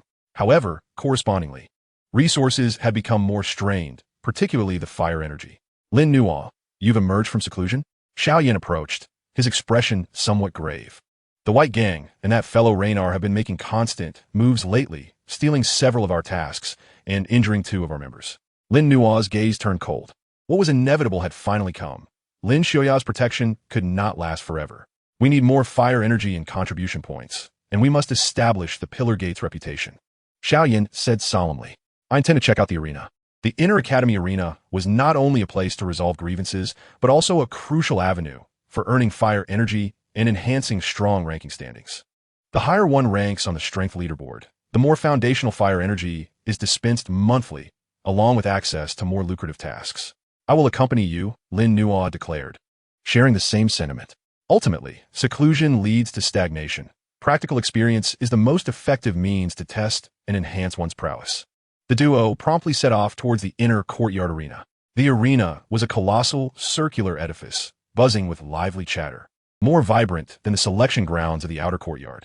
Numerous platforms were delineated within, most of which were currently engaged in fierce combat. The cacophony of clashing energies and the audience's spirited cheers resonating throughout the space. At the center stood a massive jade tablet, shimmering with names and corresponding ranks, the inner courtyard strength leaderboard. Lin Nuo's gaze swept across the names, many of which he recognized, Lin Ziai, Lu Qing, Han Yu, but the names of Xiao Yan and others had yet to appear. His goal, however, was not to challenge the top-tier warriors right away. He sought a victory to validate his strength and bolster the reputation of the Panmen. Ah, if it isn't the 2 masters of Panmen. What brings you to the arena for a bit of fun? A sardonic voice rang out. It was Reyna, striding over with the group, his face adorned with unabashed mockery. Xiao Yan's eyes narrowed. Reyna, what do you want? Reyna chuckled and gestured toward an empty platform not far away. Nothing much. Just thought I'd teach you a lesson about the rules of the inner courtyard. Care to take a gamble? 50 days worth of fire energy. 50 days worth of fire energy. For newcomers, this was undeniably a substantial sum. The surrounding crowd was instantly captivated, many recognizing Xiao Yan and Lin Nuo, and whispers filled the air. Those are people from Panmen. Is Reyna going to bully the newcomers again? 50 days worth of fire energy? Reyna is ruthless. I've heard that Xiao Yan has some skills, but Reyna is a 6-star dome master. Just as Xiao Yan was about to respond, Lin Nuo stepped forward, gazing calmly at Reyna. I'll take him on. Xiao Yan was momentarily taken aback, looking at Lin Nuo. Lin Nuo nodded with determination. He understood that Xiao Yan was stronger and aimed for a higher rank. There was no need to expend energy on Reyna right from the start. Instead, he sought to use this as a sharpening stone for himself. Reyna was slightly taken aback and then scoffed. You? A 1-star dome master? Very well. I'll deal with you first, then take care of Xiao Yan. Come forward and meet your demise. The 2 ascended the platform, and after the elder referee confirmed the wager, he announced the commencement of the match. Kid, I will show you the price of arrogance. Reyna sneered, unleashing the overwhelming aura of a 6-star dome master. Earthy yellow energy enveloped him like a heavy armor, a testament to his cultivation in earth attributes known for their formidable defense. He launched himself at Lin Nuo like a rampaging bull, delivering a punch imbued with the force to crush anything in its path. Faced with such a ferocious assault, Lin Nuo did not attempt to take the hit head-on. His footwork shifted, executing the agile movements afforded by the turtle breathing technique to its utmost, his body swaying like willow catkins, narrowly avoiding the brunt of the punch's wind. Simultaneously, a crimson energy gathered in his left palm, unleashing a precisely angled fiery cloud palm aimed at the vulnerable area beneath Reyna's ribs. Oof. Mia trifles. Reyna reacted swiftly, elbowing to block. Bang! The clash of palm and elbow produced a dull thud.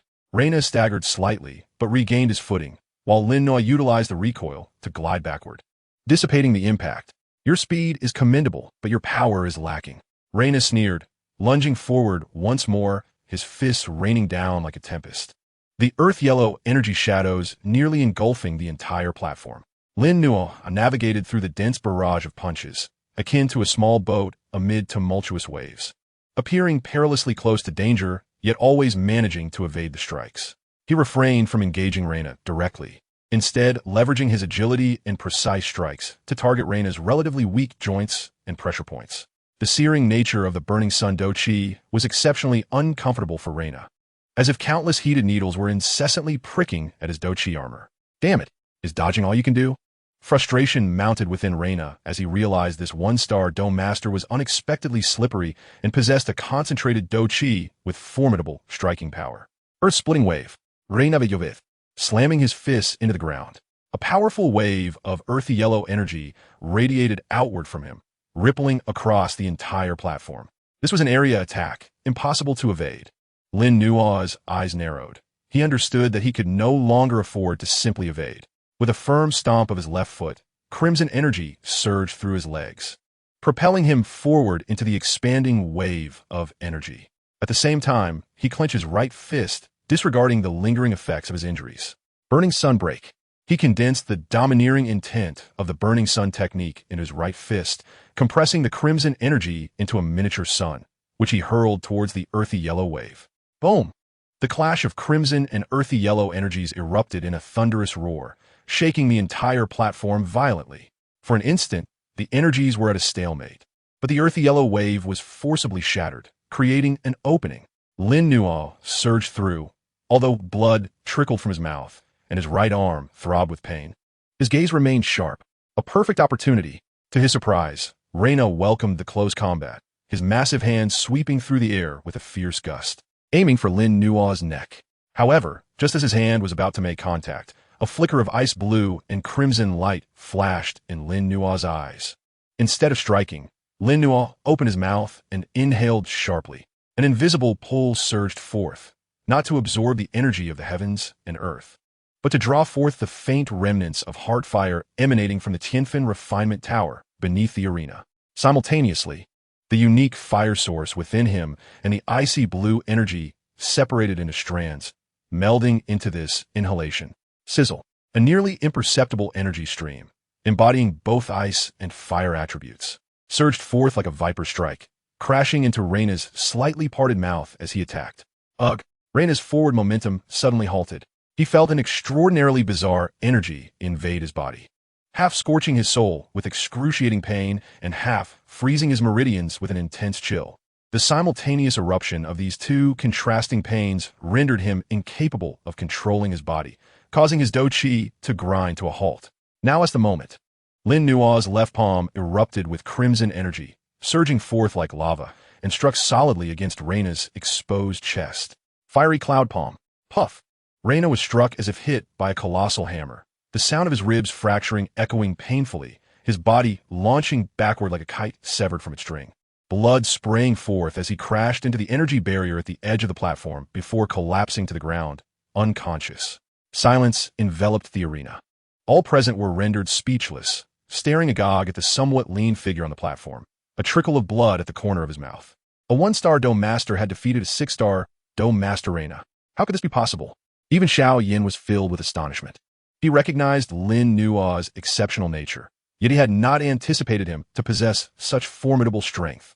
The final strike, infused with that bizarre intertwining of ice and fire energy, had sent a shiver of apprehension through him. The elder referee, momentarily stunned, finally announced, Lin Nua is the victor. He gains 50 days' worth of fire energy from Reina. Lin Nua slowly retracted his hand, feeling the searing pain radiating from his right arm and the slight turbulence of energy within him, yet his heart was calm. He had emerged victorious, not merely relying on Burning Sun technique and agility, but also on the preliminary application of Yin-Yang Dragon Phoenix Flame and the clever utilization of the environment. This battle solidified his resolve on his chosen path. He approached the unconscious Reiner, removed his fire energy card, transferred 50 days' worth of fire energy onto his own card, and then leaped down from the arena, returning the card to the referee. Throughout this entire process, no one dared to utter a word. Lin Nua walked over to Xiao Yin and said softly, "Let's depart." Xiao Yin cast a deep glance at him and nodded. Under the scrutiny of countless astonished, awed, and complex gazes, the two exited the arena. This battle would ensure that Lin Nua's name within the Panmen would resound throughout the inner courtyard. Yet, Lin Nua was acutely aware that the real challenges had only just begun. The individuals on the strength rankings were no mere trifles. The ice and fire within him were poised to shine brilliantly on this broader stage. Chapter 30. A sudden change at the tower's base. Having defeated Reiner and secured 50 days of fire energy for the Pan Men, Lin Nuo's name swiftly spread throughout the inner courtyard overnight. To overcome a 6-star fighter as a mere 1-star combatant was a feat notable enough to draw anyone's attention. Consequently, Pan Men attracted numerous new students who were still observing, its momentum gradually building. However, Lin Nuo did not succumb to complacency. He understood that Reiner was merely of mid-tier standing on the strength rankings. The true powerhouses of the inner courtyard were those ranked at the top, already having stepped into the great fighter or even spirit fighter levels. Moreover, his victory over Reiner had relied heavily on opportunism, leveraging the environment and his nascent grasp of Yin-Yang Dragon Phoenix Flame. His inherent strength still had significant gaps to bridge. More fire energy, greater strength. He invested the majority of the fire energy he had acquired into cultivation, frequently entering the heavenly burning, refining tower. With the experience from his first endeavor, he no longer recklessly allowed the foreign fire source to directly consume his heart fire. Instead, he meticulously employed the remnants of Yin-Yang Dragon Phoenix Flame-S techniques, akin to a cautious artisan, carefully guiding the external heart fire and his own energies to form that fragile balancing vortex, thereby refining his fighting spirit and soul. Each time he emerged from the tower, he felt utterly drained, yet his gaze grew increasingly radiant. He sensed that his fighting spirit was steadily advancing toward a critical juncture, and his soul's power was also incrementally growing, enhancing his perception and guiding ability of the internal ice and fire energies. One day, Lin Nuo re-entered the heavenly burning refining tower, opting for the second level, where the heart fire was stronger and more concentrated than the first. After paying for 3 days' worth of fire energy, he found an empty stone platform and immersed himself in cultivation. Time passed unmeasured as he guided a strand of pure heart fire energy, attempting to merge it into the balancing vortex surrounding the ice and fire energy mass, when suddenly, boom! The entire heavenly burning refining tower erupted with a sound far more terrifying and ominous than before. It was as if something deep within the tower's base was violently striking against its seal. The tower shook violently, with stone debris cascading down. From the depths of the second level's seemingly bottomless black hole, crimson light surged forth like a volcanic eruption, instantly bathing the entire second level in a blood-red hue. A torrent of heart fire energy, more ferocious and intense than any prior, filled with a will to destroy, erupted like a flood breaking its dam. Help! Cries for help erupted in a cacophony. Numerous students who were cultivating on the second level found their fighting spirit shields shattered instantaneously under the sudden surge of heart fire intensity, their souls severely injured. Collapsing unconscious on the spot, some even bled from their orifices, their vitality rapidly waning. Lin Nuo was at the forefront. Although he was not the closest to the central black hole, he was still perilously near. The moment the frenzied heart fire torrent swept toward him, he felt as if he had been cast into the sun's core. The fighting spirit shield formed by burning sun technique shattered like paper, unable to withstand even a breath. Searing, an indescribable heat. It was not merely a burning sensation at the soul level. Even his corporeal body felt as though it would vaporize in the next instant. His skin turned bright red, his hair curled and scorched, and his meridians felt as if they had been filled with magma. Excruciating pain almost instantly robbing him of his capacity to think. What was even more terrifying was that the foreign fire source within his dantian, under the stimulation of this similarly sourced, yet even more violent heart fire, went completely out of control. It no longer greedily absorbed. Instead, like a provoked monarch, it unleashed its full ferocity, attempting to devour this external force. The fragile balancing vortex surrounding the ice and fire energy mass collapsed in an instant. The foreign fire source and the icy blue chill lost their restraints and rampaged simultaneously. Coupled with the external onslaught of the violent heart fire belonging to the fallen heart flame, 3 powerful, distinct yet utterly destructive energies collided and clashed violently within him. Lin Nuo spat out a mouthful of fresh blood, which transformed into crimson steam upon leaving his body. He felt as if his body had become a battlefield, his meridians fracturing inch by inch, his internal organs seemingly shredded, and his soul repeatedly scorched as if placed in raging flames. His vision blurred rapidly. Darkness surged like a tide. Am I to die? This time, it seems I truly cannot endure any longer. Just at the precipice of complete despair, a desperate, Profoundly grave voice echoed within his mind like the last straw. Kid, hold on to your spirit. Activate that secret method. Draw them all into the furnace. It was the voice of Yao Lao. In this most critical moment, he finally awakened once more. Moreover, the voice was far more solid than before, clearly indicating that the soul-nurturing gem he continually fed into the spatial ring had taken effect. Elder Yao, Lin Nua's near-death consciousness clung to a thread of clarity. Hurry, there is no time for explanations. Do as I say.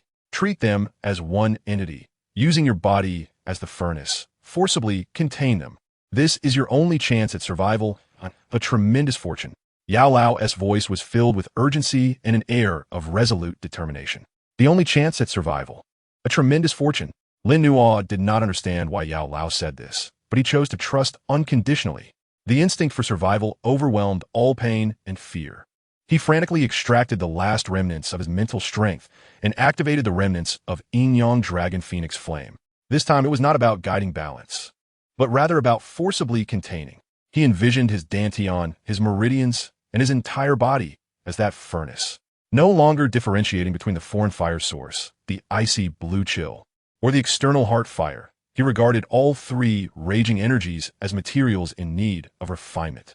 Gumin, he silently roared within, his soul power burning fiercely as he forcefully drew the three destructive energies rampaging and colliding within him toward the core of his Dantian-S cyclone.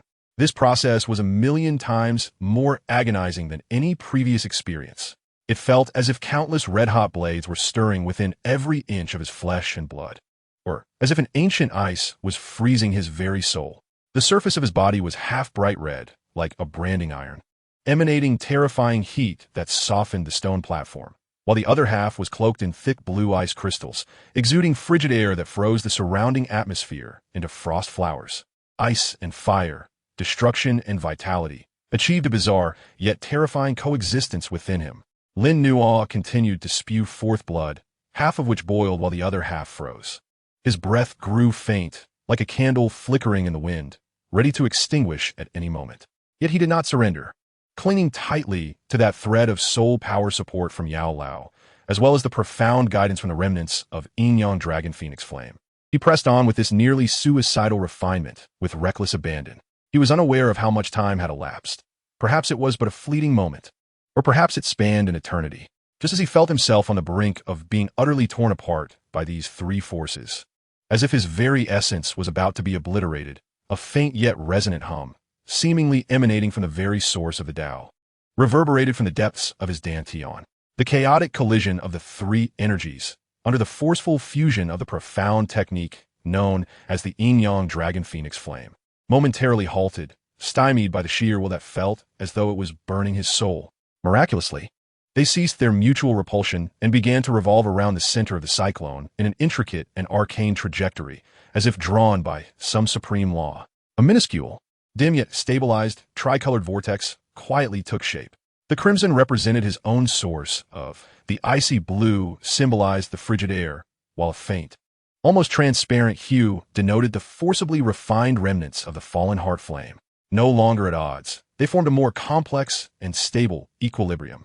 At that very moment when the tricolored vortex coalesced, the raging torrent of heart fire from the outside world seemed to lose its target, and the impact on his body abruptly diminished. The tremors of the tower gradually subsided, and the gushing crimson light slowly retreated into the black hole.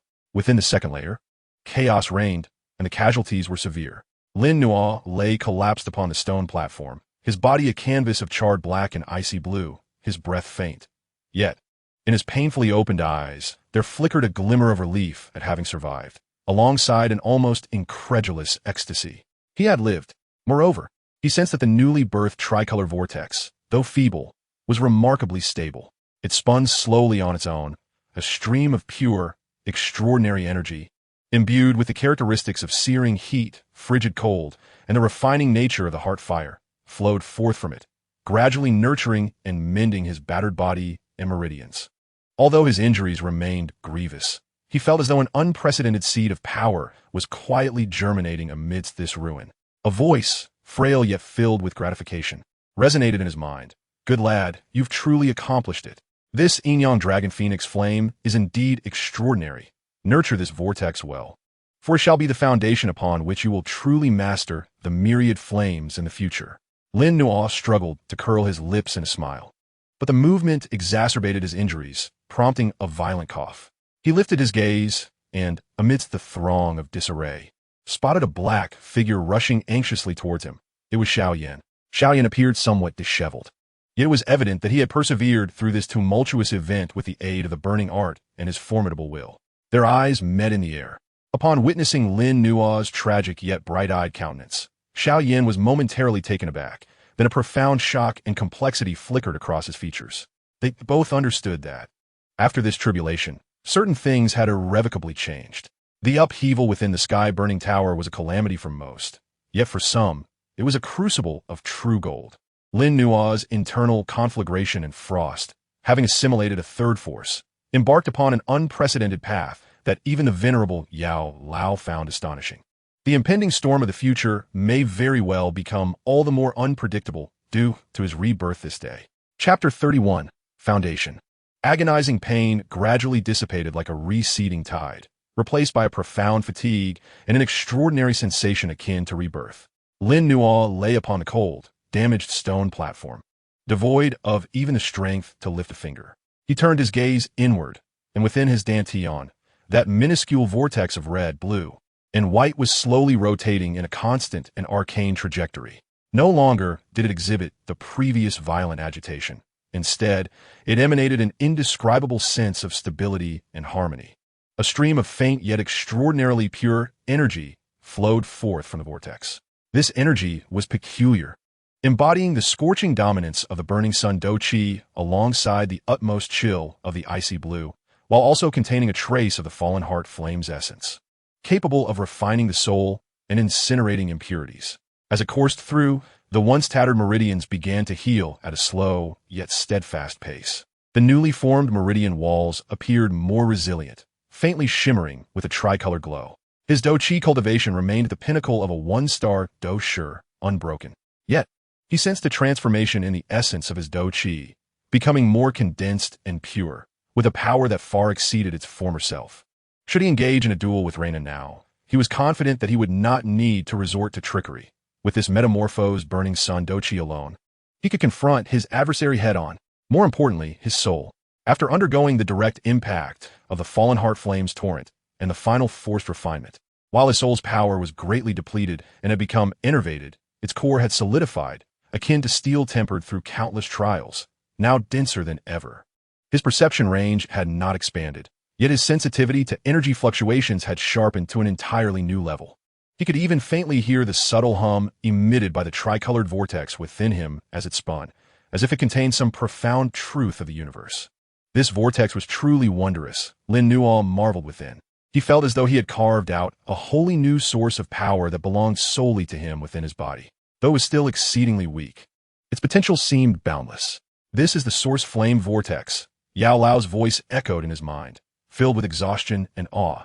I have only encountered similar descriptions in ancient texts. It is an energy core formed by the forced fusion of more than 2 attributes of source flames. To think you have truly succeeded, although it is merely a rudimentary form, and you relied on external forces to narrowly escape death. This foundation has already been laid. Yao Lao's tone grew unusually solemn. Listen well, lad. This method is fraught with peril. Throughout history, those who have attempted it have faced near certain demise. Your success this time relied on luck, perseverance, and that mysterious fragment of scripture. Each element is indispensable. In the future, when cultivating, you must tread carefully, for reckless abandon is no longer an option. This flame vortex is the foundation of your future. It must be nurtured with your soul's power and gradually sustained with Dou Qi. Once it strengthens and stabilizes, perhaps you shall forge an unprecedented path. I understand. Thank you for your life-saving guidance, Senior. Lin Nuo felt an overwhelming sense of gratitude. Were it not for Yao Lao awakening at the crucial moment and providing direction, he would have been reduced to ashes by now. There is no need for thanks between us. Yao Lao's voice lowered. My soul's power has been excessively drained. I must continue to slumber. Do not let the soul-nurturing jade break. The voice gradually faded, and the fluctuations within the spatial ring returned to silence. Lin Nuo understood that Yao Lao had once again paid a significant price to aid him. He clenched his fists, his resolve to grow stronger, unwavering. Lin Nuo, how are you? Xiao Yan's figure rushed to the edge of the stone platform, gazing at Lin Nuo, whose body was a tragic blend of charred black and icy blue. Yet his eyes remained bright. His brow furrowed as he reached out to check his wrist, allowing a gentle stream of Dou Qi to flow in. However, as soon as his Dou Qi entered Lin Nuo's body, it was repelled by a soft yet resolute force. This force was not a deliberate resistance, but rather bore a unique exclusivity, as if the energies within Lin Nuo formed a self-contained entity, not permitting external forces to intrude easily. A flicker of astonishment crossed Xiao Yan's eyes, swiftly transforming into profound shock. He could sense that although Lin Nuo's condition was dire, with both blood and energy depleted and his meridians damaged, an emerging, vibrant energy was gradually mending all that was broken. The quality of this energy was astonishing enough to leave him in awe. "I'm fine. I just need some time to recuperate," Lin Nuo managed to rasp, his voice hoarse and dry. Xiao Yan regarded him deeply, refraining from further inquiries, merely nodding as he produced a healing pill and placed it in Lin Nuo's mouth. "First, recover." The medicinal pill dissolved instantly upon entering his mouth, and a gentle medicinal force unfurled, harmonizing with the peculiar energy emanating from the tricolored vortex, accelerating Lin Nuo's recovery. At that moment, the elders and mentors from the inner courtyard also arrived on the second level, commencing the treatment of the injured and assessing the losses. The sudden eruption of the falling heart flame had been exceedingly violent, resulting in casualties far more grievous than the previous two occurrences. The entire second level was nearly devastated, with numerous students severely injured, and some even perished. Lin Nuo and Xiao Yan, as a few of the students who appeared gravely wounded yet were not in immediate danger of death, found themselves under close scrutiny. After an elder examined Lin Nuo's condition, a flicker of unusual light flashed in his eyes, yet he said nothing, merely instructing others to carry Lin Nuo to the medical room. As Lin Nuo departed from the sky-burning, refining Qi Tower, he faintly sensed several subtle yet powerful gazes fixed upon him. One gaze originated from the direction of the medical department, gentle yet probing, likely belonging to Mentor Ra Lin. Another came from deep within the alchemy department, fiery and sharp, seemingly capable of piercing through the secrets within him, presumably that of Elder Hua. The final gaze emanated from deeper within the inner courtyard, a realm enveloped in a formidable soul barrier. This gaze was cold, indifferent, and carried a condescending scrutiny that caused the tricolored vortex within Lin Nuo's soul to tremble slightly. A chill ran through Lin Nuo's heart as he shut his eyes, exerting all his energy to circulate the tortoise breathing technique and the remnants of the yin-yang dragon phoenix flame to conceal the fluctuations of the newly birthed origin flame within him as much as possible. He understood that the commotion he had caused was too significant. Surviving at the heart of such a terrifying eruption of the falling heart flame was enough to arouse the suspicion and attention of the higher-ups in the inner courtyard. Moreover, he harbored something unprecedented within him. Fortune may conceal peril. Having acquired the foundation leading to supreme power also meant he had stepped into the eye of a greater storm. After several days of recuperation in the medical room, aided by his formidable recovery ability and medicinal pills, Lin Nuo's external injuries had largely healed, though the damage to his meridians and soul still required time to mend. Under his conscious nurturing, the origin flame vortex spun increasingly steadily, and the tricolored energy it emitted grew ever purer, continuously repairing hidden injuries and reinforcing his foundation. One day, just as he was preparing to be discharged and return to the Pan Gate for further cultivation, an unexpected visitor arrived at the medical room. The newcomer was garbed in a pharmacist's robe, and the badge on his chest indicated his status as a fourth-tier pharmacist. His demeanor was haughty, and his gaze bore a hint of impatience. "You are Lin Nuo?" He scrutinized Lin Nuo from head to toe, his tone indifferent. "Elder Hua wishes to see you. Come with me." The mention of Elder Hua sent a jolt through Lin Nuo's heart. The inevitable had finally arrived. This esteemed elder from the inner courtyard, known for his extensive research on exotic flames, would not summon a newcomer without reason. What is meant to be cannot be avoided. Lin Nuo took a deep breath, suppressing the turmoil within his blood and the faint restlessness of the tricolored flame vortex, maintaining a calm facade as he nodded to the arrogant pharmacist. "Thank you, senior brother, for leading the way." Following the pharmacist through the layers of the inner courtyard, they eventually arrived at an area enveloped in rich fire attribute energy. The air here radiated a scorching sensation. The ground comprised of dark red volcanic rock, and at the center stood a grand, ancient hall entirely crimson, with a plaque above the entrance inscribed with the words Fire Hall in flamboyant script. Before they could approach, An overwhelming heat pressure assaulted them. Lin Nuo felt a distinct tremor from the origin flame within him, a mix of desire and an instinctive wariness. The guiding pharmacist halted outside the hall, his tone still indifferent. "Go in. Elder Huo waits you inside." With that, he turned and departed, seemingly unwilling to linger. Lin Nuo steadied his nerves, adjusted his robes, and stepped into the fire hall. The interior was vast, yet the light was somewhat dim. Countless crystals emitting a red glow adorned the walls, outlining arcane runes. Contrary to expectations, the center of the hall was devoid of pill furnaces. It was utterly empty, save for a solitary figure standing with his back to Lin Nuo, hands clasped behind him. This individual wore a simple gray robe, his stature unassuming. Yet he seemed to meld with the hall and the surrounding fire attribute energy. Just standing there, he exuded an oppressive presence akin to facing a dormant volcano. Disciple, Lin Nuo pais respects to elder joie, Lin Nuo bomed respectfully. The figure slowly turned around. Contrary to Lin Nuo's expectations, Elder Huo did not possess the fiery red hair and beard, nor the explosive temperament.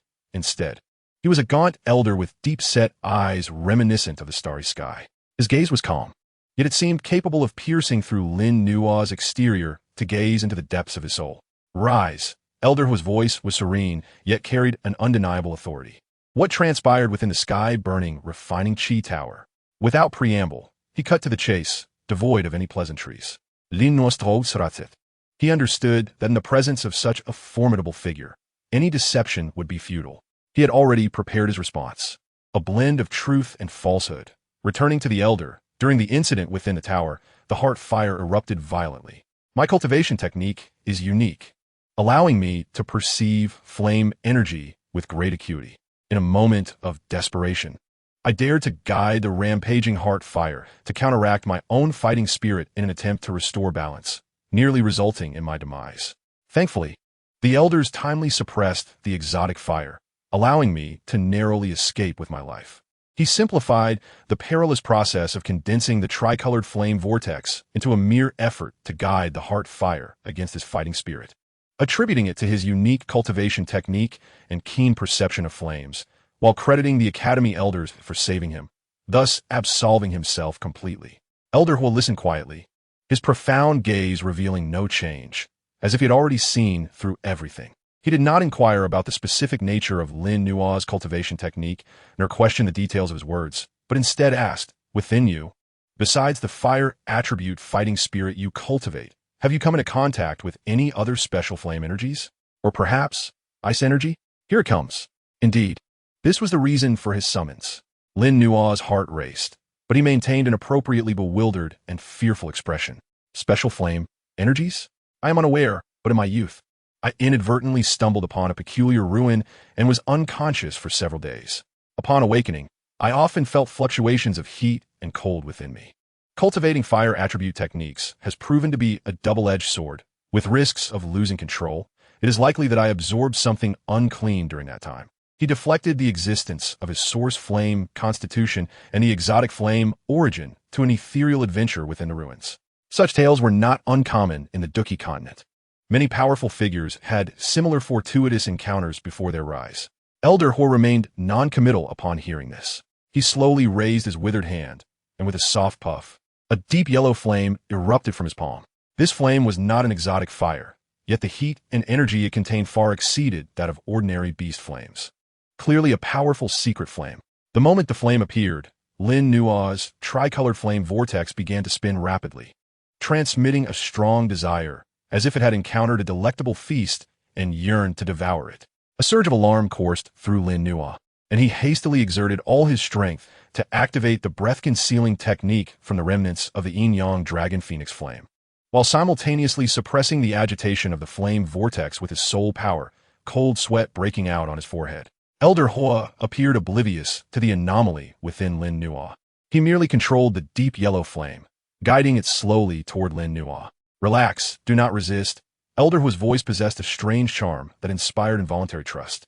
The flame danced around Lin Nuo as if it were alive, sometimes drawing closer, sometimes retreating, seemingly attuned to every fluctuation of his aura. Lin Nuo held his breath, channeling the turtle breathing technique to its utmost limits, transforming himself into a lifeless stone, with his heartbeat and blood flow nearly at a standstill.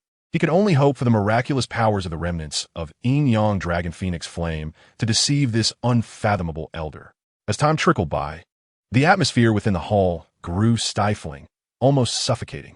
The deep yellow flame circled Lin Nuo several times before finally returning to the palm of Elder Hua, extinguishing silently. The elder's profound gaze fell once more upon Lin Nuo's face, and after a moment of silence, he spoke slowly.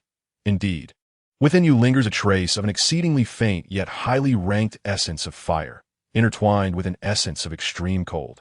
The two have reached a peculiar equilibrium, allowing you to survive the onslaught of the fallen heart flame. He paused, his tone remaining calm, yet tinged with a note of caution. Fortune and misfortune are intertwined. While this power augments your potential, it is fraught with peril. A moment's carelessness could lead to your utter ruin. Be diligent in your cultivation. Do not squander this opportunity, nor stray from the righteous path. With that, he waved his hand. You may leave. Is this truly the end? Lin Nuo felt a twinge of surprise that Elder Hua had not probed deeper, nor sought his techniques or secrets, but merely offered a warning. Thank you for your guidance. Elder, I shall take my leave. Suppressing his confusion, Lin Nuo bowed again and gracefully exited the Hall of Fire. It was only after stepping out of the scorching area and feeling the cool breeze from the outside world that he realized his back was drenched in cold sweat. This brief encounter with Elder Hua, though fleeting, had drained him far more than facing Reina or even the tumultuous fallen heart flame. He turned back to glance at the Crimson Hall, his expression grave. Did Elder Hua truly believe his words? Perhaps not. The elder's gaze was too profound, as though he had already seen through everything. The reason he had not exposed Lin Nuo might be due to the Academy's regulations, a reluctance to part with talent, or perhaps a deeper consideration yet undisclosed. Regardless, the immediate crisis had been averted. Yet Lin Nuo was acutely aware that as his strength grew and the tricolored flame vortex within him expanded, the secret would inevitably be unveiled. He must possess sufficient power for self-preservation before that day arrived. Clenching his fists, he felt the stable rotation of the tricolored vortex in his dantian, a surge of urgency rising within him. He had to grow stronger. He must hasten his ascent. Without further hesitation, he turned and strode purposefully towards the Pillar Gate stronghold. He needed fire energy, resources, and to devote all his energy to the foundation of this newfound power. Meanwhile, within the Hall of Fire, after Lin Nuo's departure, Elder Hua remained in place, his gaze seemingly piercing through the walls of the hall, watching the direction Lin Nuo had departed. He muttered softly to himself, a voice only he could hear, the convergence of Yin and Yang, the initial cries of dragon and phoenix, is indeed a trace of the legendary technique. This young man may truly be destined for greatness. Yet, this path is fraught with difficulty and danger. The fools of the Earth Flame sect must be restless by now, and the shadow of the Soul Hall looms. What a tumultuous season this is. His sigh echoed slowly throughout the vast hall, eventually fading into silence. Chapter 33, Establishing Authority. Upon returning to the Pillar Gate stronghold, Lin Nuo immediately announced his seclusion. Elder Hua's summons had doused the flicker of pride he had felt from consolidating the tricolored flame vortex. The inner court was a treacherous sea, filled with powerful individuals and countless eyes lurking in the shadows. Without sufficient strength, any opportunity could turn into a death sentence. He locked himself within the quiet chamber, isolating himself from the outside world. Before him lay the spoils of his recent mission, as well as the majority of fire energy cards he had won from defeating Reina, their radiance pulsating with energy. He needed to solidify his cultivation quickly and familiarize himself with this newly acquired power. He sat cross-legged, his mind sinking into his dantian. The intertwining red, blue, and white flames swirled like a miniature nebula, slowly rotating and emanating a mysterious yet harmonious glow.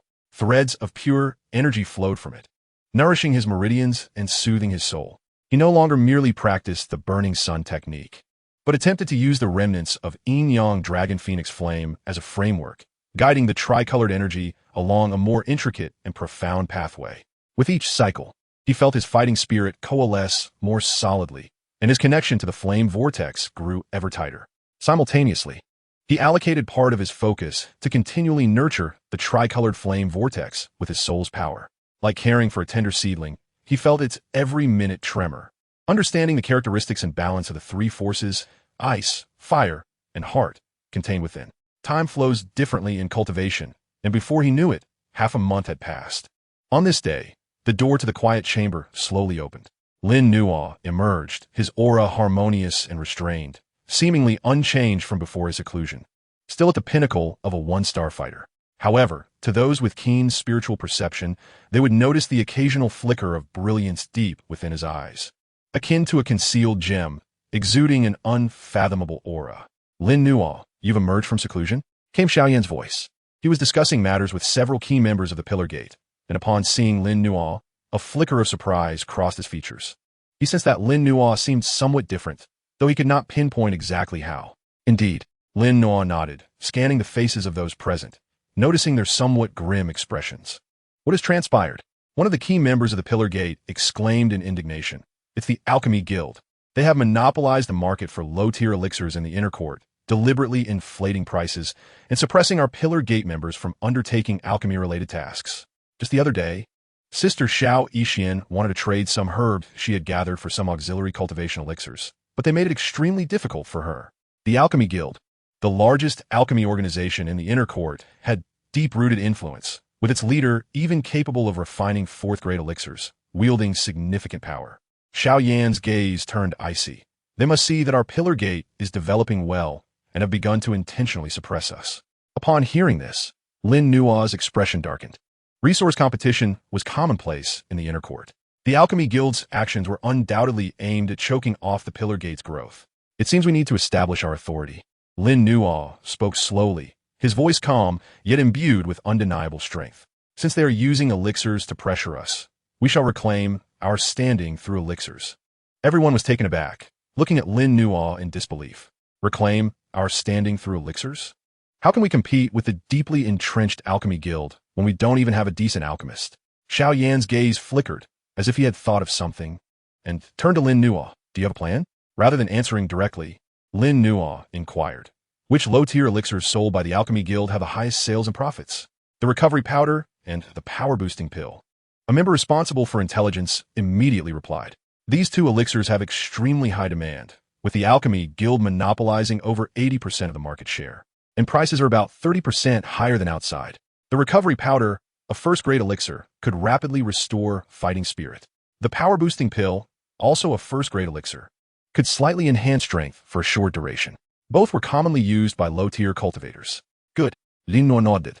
Give us 3 days to prepare sufficient herbs. In 3 days, our Pillar Gate will also sell recovery powder and power-boosting pills. We will sell? The group was bewildered. Without an alchemist, how can we sell elixirs? Are we to buy them from outside? That would be even more costly and utterly uncompetitive.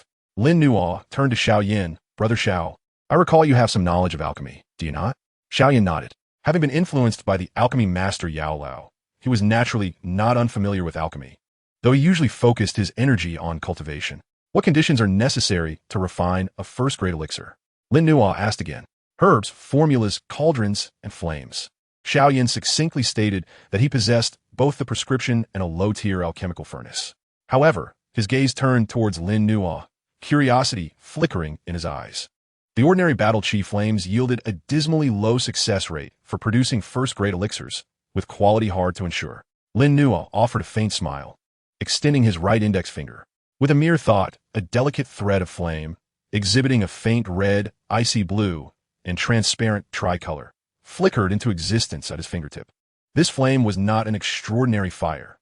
Rather, it was a minuscule portion of energy drawn from the tricolor flame vortex, meticulously mimicking the form of fire. It lacked the terrifying heat, instead emanating a gentle and inclusive essence, imbued with an enigmatic aura. Xiao Yan's pupils constricted as he perceived the extraordinary nature of this flame through his spiritual senses. The energy contained within was remarkably pure and stable, radiating an unusual sentience, almost as if it possessed life itself. This was far beyond the realm of ordinary battle chi flames. Is this sufficient? Lin Nuo inquired. Xiao Yan, suppressing his astonishment, fixed a deep gaze upon Lin Nuo and nodded. It is ample. With this flame's assistance, the success rate for concocting a first-grade elixir can be elevated by at least 30%. The quality will surpass that of the ordinary wares offered by the Alchemy Guild. Although he was unaware of how Lin Nuo had harnessed such a peculiar flame, this was clearly not the moment for inquiries. The matter of the medicinal herbs shall be entrusted to us. The little medicine saint interjected, well-versed in the dealings of medicinal materials. Thus, the plan was set in motion. Members of the Pan Men immediately began to act, discreetly gathering the required herbs. 3 days later, outside the Pan Men stronghold, a modest stall was quietly erected. Displayed upon the stall were 2 types of elixirs, the Qi recovery powder and the power accumulation pill. Beside them stood a wooden sign proclaiming, Pan Men elixirs quality guaranteed. Price, 80% of the Alchemy Guild. News spread like wildfire throughout the inner courtyard. Pan Men has begun selling elixirs, and the best-selling Qi recovery powder and power accumulation pill at only 80% of the Alchemy Guild's prices. A surge of curious, skeptical, and onlooking students flocked to the Pan Men stronghold. Is this true? Does Pan Men have alchemists now? With such low prices, surely they must be inferior elixirs? Why not try and see? Some, with a mindset of experimentation, purchased a share. Upon obtaining the elixirs, they immediately sensed the difference. The Qi recovery powder from Pan Men exhibited a more rounded hue, with a pure medicinal fragrance, while the power accumulation pill subtly radiated a gentle yet refined energy wave. The effects were instant. The recovery speed was notably faster than that of the Alchemy Guild's elixirs, and the power boost from the power accumulation pill was more stable and enduring, with nearly no side effects. What excellent elixirs! Far superior to those from the Alchemy Guild. Truly, and at such a bargain. Quickly, let us purchase more. Word of mouth rapidly escalated. A long queue formed in front of the Pan Men stall. The members of the Alchemy Guild, who had initially come to witness a spectacle, suddenly found their expressions darkening. The news swiftly reached the Alchemy Guild headquarters. This is outrageous. How dare Pan Men act in such a manner? The guild leader, a young man with a grim visage, slammed his palm on the table, fury ablaze in his eyes. Investigate. Find out the source of their elixirs, and that lad capable of providing the special flame. Who exactly is he? An elder beside him pondered. Guild leader. That flame seems rather peculiar. It does not resemble ordinary beast fire, nor is it an extraordinary flame. Yet it possesses remarkable sentience and has an extraordinary effect on the refinement and fusion of medicinal materials. If only we could. A glint of greed flickered in the young man's eyes. Regardless of who he is, anyone daring to encroach upon our alchemy, Guild-S territory, must pay the price. Send someone to invite that Lin Nuo, who can provide the flame, for a discussion. Remember, it's an invitation. He emphasized the word invitation, the implication obvious. At this moment, within the Pan Men stronghold, Lin Nuo observed the bustling scene outside and the rapidly depleting stock of elixirs. Turning to Xiaoyan, it seems the effects are quite promising. Xiaoyan nodded, regarding Lin Nuo, unable to suppress his curiosity about that flame. Lin Nuo shifted, reigniting the thread of tricolored flame at his fingertip, softly stating, it was a fortunate acquisition, a sort of special secret technique. He would not divulge the secrets of the tricolor flame vortex. Seeing this, Xiaoyan ceased his inquiries. Everyone had their own fortunes and secrets. His gaze shifted towards a few Alchemy Guild members who had stealthily appeared, their eyes harboring ill intent, his expression turning cold. Trouble has arrived. Lin Nuo sensed the hostile auras locking onto him, extinguishing the flame at his fingertip, his demeanor calm and unruffled. The purpose of establishing their authority had been achieved. Now came the time to confront the impending backlash. The tricolor flame vortex within him seemed to resonate with the external hostility, subtly accelerating its rotation, conveying a blend of icy and fiery battle intent. The storm within the inner courtyard was about to commence, ignited by the contest over elixirs. Chapter 34, A Clash of Wills. The explosive success of Pan Men's elixirs was akin to a massive stone cast into the tranquil waters of the inner courtyard, sending ripples that quickly spread. The affordable Qi recovery powder and power accumulation pill seized a significant share of the Alchemy Guild's low-tier elixir market within mere days, drawing countless ordinary students towards them. At the Alchemy Guild headquarters, the atmosphere was as oppressive as the calm before a storm. Han Xian, with a darkened countenance, listened to his subordinate's report on the sales of Pan Men's elixirs. Upon hearing that their effects rivaled second-grade elixirs at only 80% of the price, he crushed the jade cup in his hand.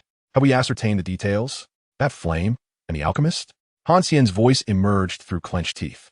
A member tasked with gathering intelligence quickly bowed and reported, Guild leader, we can confirm that the elixirs are crafted by Xiaoyan. However, the crux lies in the peculiar flame provided by Lin Nuo. Our personnel have sensed it up close. The energy of that flame is extraordinarily pure and refined, brimming with sentience, far beyond ordinary battle chi flames. It seems to possess an exceptional affinity for, and refinement of medicinal materials. Xiao Yan and Lin Nuo's names flashed with cold light in Han Xian's eyes. He had heard of Xiao Yan, a formidable opponent. Yet Lin Nuo, this rising star, concealed such capabilities? Guild leader, we can no longer afford to remain passive. If this continues, our market share for low-tier elixirs will be entirely usurped. An anxious core member of the Alchemy Guild urged. Han Xian inhaled deeply, forcing down his simmering anger and a barely perceptible greed. He understood that a direct confrontation would be futile. Both Xiao Yan and Lin Nuo were not to be trifled with, and lethal combat was strictly forbidden within the inner courtyard. Yet the dignity and interests of the Alchemy Guild could not be challenged. Prepare a generous gift. Han Xian stated coldly. I will personally meet this Lin Nuo to see what he is truly capable of.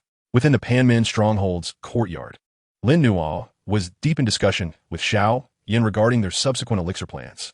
The first batch of trial elixirs had nearly sold out, bringing significant fire energy and prestige to Panmin, yet had also depleted their initial stock of medicinal materials. With their reserves running low, the little medicine saint meticulously counted the few remaining medicinal herbs, her brow furrowing. It seemed the Alchemy Guild had caught wind of their supply and was secretly obstructing them. Several of their usual suppliers reported temporary shortages. Xiao Yan's gaze turned icy. Their response is quite swift. Lin Nuo nodded, not surprised. The Alchemy Guild had entrenched itself in the inner courtyard for years. Cutting off their access to medicinal materials was the most direct and effective tactic. It appears we need to explore new sources for our herbs, or perhaps even cultivate our own, Lin Nuo contemplated, recalling that the inner courtyard had medicinal fields available for rent, albeit requiring considerable fire energy and contribution points. At that moment, a commotion erupted outside the courtyard. Guild leader Han Xian has arrived. The person in charge of Panmin, come out to meet him, a somewhat haughty voice announced. They're here. Lin Nuo and Xiao Yan exchanged glances, recognizing the gravity reflected in each other's eyes. The Alchemy Guild leader, Han Xian, had come in person. The two individuals adjusted their robes and walked side by side out of the courtyard. Outside the gate, a group of 7 or 8 members from the Medicine Guild, led by Han Xian, stood with formidable auras and unfriendly gazes. A considerable crowd of onlookers had gathered, buzzing with speculation. Han Xian, clad in the robes of an alchemist and adorned with the badge of a 4th-rank alchemist, wore an arrogant expression as his eyes swept over the emerging Xiao Yan and Lin Nuo, ultimately settling on Lin Nuo. So this is the esteemed junior brother Lin Nuo? Indeed, a fine specimen, he remarked with a grin that failed to reach his eyes. I have heard that junior brother possesses a unique flame that significantly aids in alchemy. Might I be granted the honor of witnessing it? He wasted no time in revealing his intentions, unabashedly expressing his interest in the special flame. Lin Nuo maintained a calm demeanor and replied coolly, Chief Han jokes. It is merely rudimentary fire control techniques, hardly worthy of display before a 4th-rank alchemist like yourself. Junior brother is overly modest. Han Xian chuckled, though his gaze sharpened. A flame that can overshadow our guild's chi recovery powder and power-accumulating pill cannot simply be dismissed as a rudimentary skill. Let us speak plainly. The Medicine Guild has operated in the inner court for many years, possessing resources and channels far beyond what your pill sect can offer. If Junior Brother is willing to share this fire control secret, our guild would be prepared to purchase it at a handsome price, ensuring that any future alchemical needs of the pill sect would be supplied at cost. What say you? He presented a seemingly generous offer, yet it concealed sinister motives. Sharing the secret? It would be akin to handing over the very lifeblood of his craft. A murmur of shock rippled through the crowd. The Medicine Guild's proposition was indeed a tempting one for the fledgling pill sect. Xiao Yan's eyes turned cold, ready to speak, but Lin Nuo interjected, maintaining his placid tone. Chief Han's goodwill is appreciated, but this fire control technique is a secret tradition of my sect and cannot be disclosed. Though our pill sect is modest, we aspire to be self-reliant and do not wish to burden the Medicine Guild. A straightforward and resolute rejection. Anshian's Sumila Banisha. His expression darkening as he hissed, Junior Brother Lin Nuo, youthful zeal is commendable, yet one must also grasp the situation. The waters of the inner court run far deeper than you realize. Some things are not within your ability to safeguard. The threat in his words was unmistakable. Is Chief Han threatening our pill sect? Xiao Yan stepped forward, standing shoulder to shoulder with Lin Nuo, his gaze locking on Han Xian, exuding an aura of defiance. Han Xian narrowed his eyes, sensing an aura from Xiao Yan that rivaled his own, a chill creeping into his heart.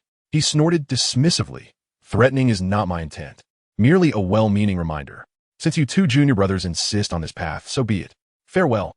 He cast a lingering glance at Lin Nuo, as if to etch his image into memory, then turned with the members of the Medicine Guild, departing.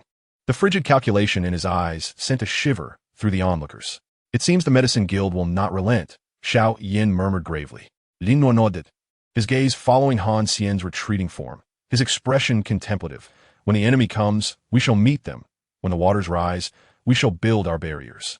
If they covet my flame, they must first prove worthy of it. Feeling the steady rotation of the tricolor flame within him, a surge of confidence welled up. This nascent power required a sharpening stone to hone its edge. The pressure from the Medicine Guild might just serve as the catalyst for him to more rapidly familiarize himself with and master this strength. We must accelerate our efforts. Lin Nuo turned to Xiao Yin and the little medical sage. On one hand, we need to explore new channels for medicinal herbs or rent medicinal fields. On the other, we must swiftly enhance our strength. Xiao Yin nodded emphatically. Indeed, strength is the foundation of everything. The first direct confrontation between the Pill Sect and the Medicine Guild concluded with Lin Nuo's staunch refusal. Yet all were acutely aware that this was merely the beginning. Greater turmoil was brewing. Unbeknownst to Lin Nuo, from the shadow of a distant tower, a pair of fiery, intense eyes were fixated on the Pill Sect's stronghold. An intriguing lad. That flame's essence stirs even my interest, mused an elder from the Earth Flame sect, licking his lips with growing greed. It seems I must stoke the flames for the Medicine Guild further. Chapter 35. The Challenge of the Strong Rankings. Han Xian's threat loomed over the Pill sect like a sword of Damocles, casting a shadow over the previously buoyant spirits of the sect, which had thrived on a booming alchemical trade. The retaliation from the Medicine Guild was swifter and more ruthless than anticipated. First, the channels for medicinal herbs were completely severed. No matter how the little medical sage sought leads, former suppliers willing to provide herbs either outright refused or claimed shortages, with prices skyrocketing to several times their normal rate without any product to be found. The Pill Sect's alchemical business, which had flourished for mere days, was abruptly halted due to the cessation of raw material supplies. Soon after, members of the Pill Sect faced frequent mishaps during missions. Whether it was due to altered mission information leading them into peril or being ambushed by unknown assailants, the hard-earned items were snatched away, and some even returned from the arena severely injured due to deliberate targeting by the Medicine Guild and its affiliated forces. In a flash, the Pill Sect found itself in dire straits, morale wavering. Some new members, initially attracted by the prospect of alchemical profits, quietly withdrew upon sensing the impending doom. The remaining members were primarily those who genuinely believed in the Pill Sect and were willing to stand by Xiao Yin and Lin Nuo through thick and thin. The Medicine Guild is intent on driving us to our doom. A core member of the Pill Sect slammed his fist on the stone table in frustration. Xiao Yan's expression darkened, his inner fire igniting with fury. Though he feared no challenge, the underhanded tactics employed left him feeling stifled. Lin Nuo, seated nearby, unconsciously tapped his fingers on the table, producing a faint rhythmic sound. His expression remained tranquil, yet those familiar with him could sense the turbulent undercurrents beneath that calm facade. I will devise a way to address the issue of medicinal herbs. Lin Nuo suddenly spoke up. All eyes turned to him in unison. You have a plan? Xiao Yin inquired. Lin Nuo nodded, withholding further details. He had thought of the medicinal fields in the inner court that could be rented. While it required fire energy and contribution points, it was not insurmountable. More importantly, the unique energy emitted by the tricolor flame within him seemed to possess a subtle promoting effect on plant growth, perhaps making it feasible to cultivate herbs? This was merely a preliminary thought that required validation. Our immediate priority is to enhance our strength, Lin Nuo stated, gazing at Xiao Yan. Only by demonstrating sufficient power can they intimidate their adversaries and break the blockade. Xiao Yan wholeheartedly agreed. Indeed, I plan to enter seclusion for a few days to strive for a third-star great fighter. With his current strength as a second-star great fighter, coupled with various trump cards, he would be capable of contending with ordinary Dou spirits. If he could advance further, he would truly possess the foundation to stand firm in the inner court. I too require a battle. Lin Nuo's gaze drifted toward the imposing strong rankings jade tablet at the center of the inner court. It was time to pay a visit. The strong rankings. They represented the pinnacle of combat prowess among the inner court students. Each name signified strength and prestige. to rapidly acquire fire, energy, and contribution points, to dismantle the Medicine Guild's blockade, and to elevate their standings on the strong rankings was the most direct and effective means. The higher the rank, the more foundational fire energy allocated each month, the higher the mission levels attainable, and the more substantial the contribution points earned. Moreover, the challenge of the strong rankings was the best stage permitted by inner court regulations for settling grievances. You intend to challenge the strong rankings? A glimmer of excitement flashed in Xiao Yan's eyes. He had long sensed that Lin Nua's strength was far from superficial, particularly with that mysterious flame and the increasingly unfathomable aura he exuded. Indeed, Lin Nua affirmed, rising to his feet as an intangible aura gradually emanated from him. Let us start from the 98th position. He chose a position that, while relatively lower on the rankings, was by no means lacking in strength. In the realm of the strong, there are no weaklings. Those who can make it onto the list are, at the very least, 5-star Dou Masters. The 98th rank, known as Luo Ho, is rumored to be at the pinnacle of 6-star Dou Masters, adept in metal attribute techniques, with fierce offensive capabilities and solid defenses. This choice would neither attract excessive attention nor fail to adequately test his current strength, as well as the efficacy of the tricolor flame vortex in practical combat. News of this challenge spread swiftly. Lin Nua of the Pill sect was set to confront the 98th ranked contender, Luo Ho. The inner court once again turned its gaze in curiosity. Lin Nua, the very individual who provided the unique flames that propelled the Pill sect's potions to fame, he dares to challenge the strong rankings? Against Luo Ho. Luo Ho is a 6-star Dou Master at his peak, with a fearsome golden cracking palm. It is said that Lin Nua is merely a 1-star Dou practitioner. How could that be possible? Perhaps he is relying on that unique flame? Yet, challenges on the strong rankings cannot be won solely through flames. Doubts, curiosity, and derision filled every corner of the inner court. Almost no one believed in Lin Nua. After all, the disparity in levels was evident. The 5-star gap seemed an insurmountable chasm to most. At the headquarters of the Alchemy Guild, Han Xian, upon hearing this news, was momentarily taken aback, then scoffed, unaware of his own limitations. That fellow Luo Ho is not someone a waste like Reina can compare to. Just right. Let Luo Ho teach this presumptuous young man a lesson, helping him to realize the harshness of reality. He envisioned Lin Nua being thoroughly trampled beneath Luo Ho's feet. An elder from the Earth Flame sect also received the news, a glint of amusement flashing in his eyes. Oh, is he making a move? Just right. Let me see how many secrets you hold, young man. The challenge was set for 3 days hence. During these 3 days, Lin Nua did not engage in high-intensity training, but rather focused on adjusting his own state. Repeatedly communicating with and nurturing the tricolored flame vortex within his dantian through his soul power, familiarizing himself with the characteristics and transitions of the 3 types of power. He needed to ensure he could wield this newfound strength with the precision of a master in battle. Xiaoyan also entered seclusion, striving to break through to a 3-star Dou Master. The entire Pill sect was enveloped in a tense yet expectant atmosphere. Everyone understood that this battle was crucial to the Pill sect's reputation and future development. 3 days passed in the blink of an eye. As dawn cast its light upon the inner court once more, the arena was already teeming with spectators.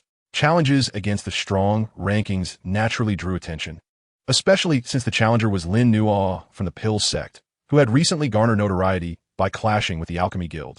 Upon the stage, Luo Ho stood with his arms crossed. He was a robust figure, his rugged features radiating a sharp, golden Dou Qi aura. His gaze disdainfully fixed on the entrance of the arena. A mere pretender, seeking to challenge me. Luo Ho?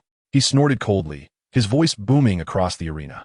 Under the scrutiny of countless eyes, Lin Nua's figure gradually emerged at the entrance of the arena. Clad in a simple green robe, his aura was subdued, and his step steady as he advanced toward the stage. In stark contrast to the imposing Luo Ho, he appeared rather ordinary, even somewhat weak. However, the moment he stepped onto the stage, the elder referee, who had been meditating with his eyes closed, slightly opened them, a flicker of surprise flashing in his murky gaze. Challenger Lin Nua against the 98th ranked Luo Ho. The match begins. With the elder referee's proclamation, the atmosphere in the arena ignited instantly. A fierce glint appeared in Luo Ho's eyes as he suddenly stomped his right foot onto the stage, causing the solid ground to crack under pressure. Like a cannonball, he shot toward Lin Nua, producing a piercing sound as his golden Dou Qi coalesced into claw-like fingers, slicing through the air, aimed directly at Lin Nua's throat. Golden cracking claw. With this initial strike, he sought to end the match swiftly, intending to crush this audacious challenger with overwhelming might. Faced with such a ferocious assault, Lin Nua's gaze remained tranquil, advancing rather than retreating. Chapter 36. The First Cry of the Flame Vortex. Luo Ho's golden cracking claw tore through the air, emitting a sharp shriek as it approached Lin Nua's throat in an instant. The fierce wind from the claw even caused discomfort to those at the edge of the arena, their skin tingling from the pressure. Everyone held their breath, envisioning Lin Nua being severely injured by this strike. However, just as the golden claw was about to make contact, Lin Nua moved. His actions appeared slow, yet they were executed with exquisite precision. His body swayed as if devoid of bones, and the claw that could shatter stone merely grazed his neck, the force of the wind lifting a few strands of his hair. Simultaneously, on his left palm, the crimson flame Dou Qi rapidly coalesced, not in the form of the fire cloud palm, but rather as a finger poised like a sword, the tip radiating a concentrated crimson light, akin to a searing iron brand, striking toward the exposed opening beneath Luo Ho's ribs. This strike was swift, accurate, and fierce. The timing was impeccable. Luo Ho's expression shifted, caught off guard by Lin Nua's unexpectedly agile response. In a hurried motion, he elbowed defensively, solidifying his earth-colored Dou Qi around his elbow. Sizzle. The collision of finger and elbow emitted a faint sound of searing. Luo Ho felt a sharp, burning pain radiating from his elbow, as his Dou Qi was unexpectedly pierced through, leaving a small hole. He grunted, retreating backward, and, for the first time, his gaze toward Lin Nua shifted from disdain to a hint of seriousness. What an unusual movement technique. What refined Dou Qi. Someone exclaimed from the crowd. He actually evaded? And countered? What kind of finger technique is that? It can penetrate Luo Ho's defense? A master knows the prowess of another at first glance. Lin Nua's seemingly simple evasion and counterattack showcased a combat awareness and control over Dou Qi that far surpassed that of an ordinary one-star Dou practitioner. Luo Ho shook his somewhat numb arm, his gaze turning fierce. Interesting. It seems that without taking things seriously, I cannot subdue you. With a low growl, his golden Dou Qi surged dramatically, enveloping him in a layer of golden armor. An even more ferocious and domineering aura radiated from him. Golden strong body. This was Luo Ho's signature Dou technique, a mid-level mystical grade skill that significantly enhanced both his defensive and offensive capabilities. Take this next attack. Golden strong mountain punch. Luo Ho's fists ignited with golden Dou Qi, blazing with an unstoppable momentum. Akin to two golden meteors, they struck brutally toward Lin Nua. The air compressed into visible ripples in the wake of his punches. The might of this punch far surpassed that of the previous golden cracking claw. Even a 7-star Dou master would not dare to take it head-on. Faced with this frenzied punch, Lin Nua's gaze remained calm. He understood that relying solely on the Burning Sun Dou Qi and his movement technique to overcome Luo Ho, who had activated the golden strong body, would be exceedingly challenging. It was time to unleash that newly born power. He no longer hesitated. A thought surged through him, and within his dantian, the slowly rotating tricolored flame vortex quivered slightly. A thread of exceedingly subtle, nearly indistinguishable energy surged through his meridians toward his right fist. This energy was not merely crimson, but intertwined with faint icy blue patterns and colorless heartfire fluctuations, perfectly merging the three. He did not employ any extravagant Dou techniques, but simply, with a straightforward motion, he met the incoming attack with a punch. A thin layer of Dou Qi, presenting an unusual tricolored halo, enveloped his fist. He intend to take it head-on? Is he out of his mind? Who does he think he is? Luo Ho's punch could shatter boulders. Under the gaze of countless disbelieving eyes, the two fists, one large, one small, one golden, one colorful, clashed together with tremendous force. Boom! It was not the anticipated scene of utter destruction, nor was there a cataclysmic explosion. The moment their fists collided, the very fabric of space seemed to warp for an instant. A peculiar wave of energy surged forth explosively. Luo Ho's indomitable golden fist radiance, upon contact with the tricolored halo, melted away as if snow surrendering to the warmth of spring, swiftly dissolving and disintegrating. It was not merely shattered. Rather, it appeared to be fundamentally decomposed and neutralized by a power of a higher order. Even more astonishing to Luo Ho was the peculiar force that penetrated his body through his fist. This force was half as searing as lava, furiously scorching his meridians. while the other half was as frigid as glacial ice, nearly freezing his fighting spirit into stasis. The simultaneous eruption of these two excruciating sensations rendered his face ashen, and the brilliance of his golden body flickered violently. Meanwhile, Lin Nuo merely swayed slightly before regaining his composure. He felt a faint recoil in his right fist, but it was not particularly strong. The energy of the tricolored flame vortex seemed to entirely suppress Luo Ho's golden fighting spirit in terms of quality. Impossible! Luo Ho let out a furious roar, forcibly suppressing the internal clash of ice and fire, and hurled his other fist forward once more. Lin Nuo's gaze turned cold, denying him any further opportunity.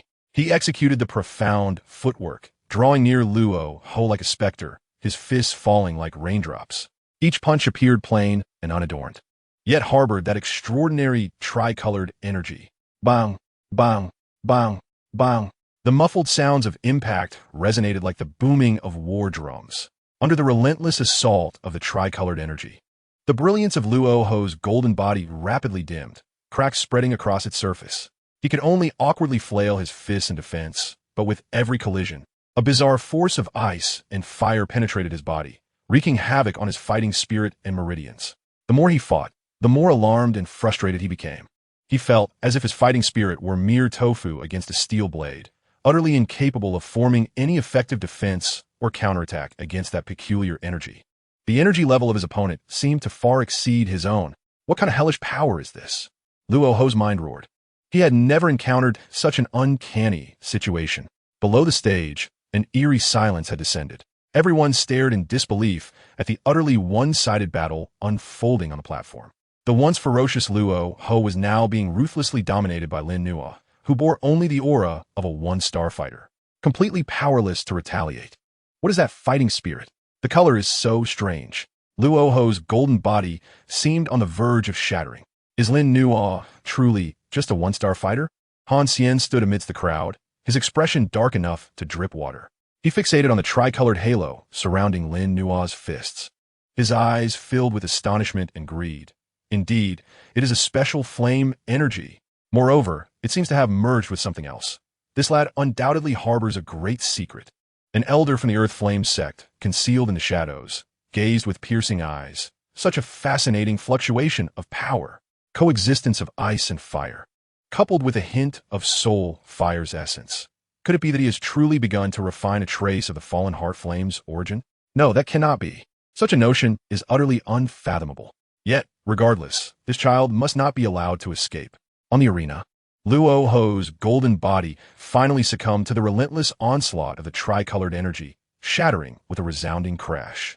He was hurled backward like a kite severed from its string, spitting blood as he crashed against the edge of the platform, struggling for a moment but unable to rise again. The elder referee cast a deep glance at Lin Nuo before announcing loudly, "Lin Nuo victory." He replaces Luo Ho, attaining the 98th rank on the strength leaderboard. The crowd erupted in an uproar. The 98th rank on the strength leaderboard has changed hands. The victorious Lin Nuo did not display much joy. He felt the near one-third depletion of his tricolored flame vortex energy and the slight numbness in his right arm, gaining a clearer understanding of this newly acquired power. Strong. Indeed, very strong. It seemed to possess a natural suppression over ordinary fighting spirits in terms of energy level. Yet the consumption is substantial, and the burden on the physical body is not insignificant. He approached Luo Ho, took his fire energy card, and transferred the monthly basic fire energy corresponding to the 98th rank to his own card before returning it to the referee. After completing these tasks, he leaped off the stage, striding toward the direction of the Pangguan stronghold under the scrutiny of countless complex gazes. His silhouette remained upright, yet exuded an aura of unfathomable depth. Following this battle, no one dared to underestimate Lin Nuo of the Pangguan due to his surface cultivation. Lin Nuo also understood that this was merely the beginning. The 98th rank on the strength leaderboard was still insignificant within the inner academy. The troubles from the Medicine Guild and the prying eyes of the Earth Flame sect had yet to be resolved. The tricolored flame vortex within him required more energy to grow, as well as more battles to hone its prowess. The road ahead is long, and only strength serves as the eternal passport. He clenched his fist, feeling the gradually recovering tricolored energy, his gaze growing ever more resolute. Chapter 37. The Lurking Thread of the Night. The news of Lin Nua's overwhelming victory over Luo Ho and his ascension to the 98th rank on the strength leaderboard swept through the inner academy like a hurricane. If the previous popularity of Pongwan's pills had merely garnered Lin Nua a modest reputation, then this successful challenge against a higher rank had firmly established his status as a formidable figure within the inner academy. No one dared to underestimate him due to his apparent one-star fighter cultivation any longer. That peculiar and powerful tricolored energy became the focal point of countless discussions and speculations. The reputation of Pongwan soared, and the previously dampened morale due to the oppression from the Medicine Guild surged instantaneously, leading many previously hesitant students to actively seek allegiance. Xiaoyan also successfully broke through to the 3-star great fighter, and upon learning of Lin Nua's achievements after emerging from seclusion, he felt immense satisfaction. However, beneath the surface glory, dark currents surged ever more fiercely. At the headquarters of the Medicine Guild, the atmosphere was terrifyingly oppressive. Han Xian's face was ashen as he listened to his subordinates report on the recent developments regarding Pongwan, particularly the analysis of Lin Nua's enigmatic tricolored energy, with jealousy and greed almost spilling over in his heart. Investigate, at any cost. We must uncover the origins of his power. Han Xian growled, and also convey a message to the Earthflame sect, stating that we are willing to cooperate. A glint of ruthlessness flashed in his eyes. Since he could not obtain it himself, he would resort to using another's hand. The Earthflame sect's desire for and special flames is well known. He did not believe they could resist the temptation. Leader, cooperating with the Earthflame sect may be akin to courting death, an elder expressed with concern. I cannot afford to think of that now. Han Xian irritably waved his hand. Are we to just watch as Pongwan rides over us? Do as I say. In the Earthflame sect's stronghold, within a chamber suffused with the scent of sulfur, an elder named Yin Sha played with a communication jade slip in his hand, a cold smile gracing his lips. That fool Han Xian can no longer sit idle. He scoffed. Cooperation? Fine. This will save me the trouble of effort. He glanced at a middle-aged man beside him, whose aura was dark and bore scars from flames. Scarwolf, take a few men and test Lin Nua's depth. Remember, we need him alive, at the very least. Keep him breathing to extract the secret of his power. The middle-aged man, known as Scarwolf, licked his lips, his eyes glinting with a bloodthirsty light. Rest assured, elder. A lad who merely got lucky to make the leaderboard will be easy prey. At the Pongwan stronghold, within the quietude of a meditation room, Lin Nua sat cross-legged, his mind wholly immersed in his dantian. The tricolored flame vortex slowly rotated, seemingly becoming denser than before. The pressure and practical insights gained from defeating Luo Ho allowed him to master this power with greater ease. He continuously communicated with the flame vortex, using his spiritual energy, guiding its energy to nourish his meridians and refine his fighting spirit. The operational route of the fragmented yin-yang dragon phoenix flame became increasingly familiar, and as the tricolored energy circulated within his body, it faintly emitted a subtle sound reminiscent of the harmonious calls of dragons and phoenixes, profoundly mysterious. Though this flame vortex was powerful, its growth was agonizingly slow. Lin Nua pondered within himself. Relying solely on daily cultivation and the fiery energy dispensed by the strong rank was far from sufficient. He must seek a more substantial source of power. His gaze once again turned towards the imposing black tower beyond the window, the Celestial Flame Refinement Tower. There lay an inexhaustible reservoir of fallen heart flame energy, yet the risks were immense. Had it not been for the awakening of Yao Lao and the remnants of the yin-yang dragon phoenix flame, he would have long since been reduced to ashes. Fortune favors the bold, and a daring thought took root in his mind. Perhaps he could venture deeper into the perilous margins, cautiously siphoning a thread of heart fire essence. This notion quickened his pulse, stirring both excitement and trepidation within him. At that moment, his brow furrowed suddenly as his heightened soul perception detected an extremely subtle aura of malice emanating from the outskirts of their stronghold.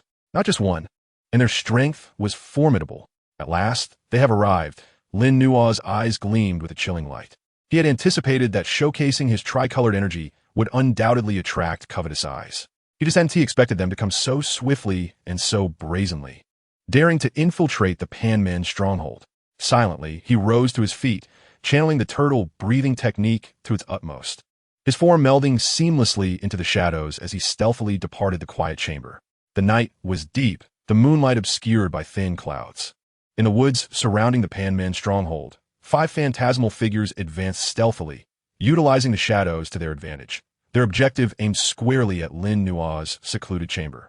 Leading the charge was the scarred wolf, his visage marred by a fiery scar, exuding a powerful aura that reached the level of an 8-star Dome Master. The other 4 were also skilled practitioners, boasting strengths of 5- and 6-star Dome Masters. When the Earth Flame sect made a move, it was akin to a thunderous onslaught. They split up to locate their target, aiming for a swift resolution.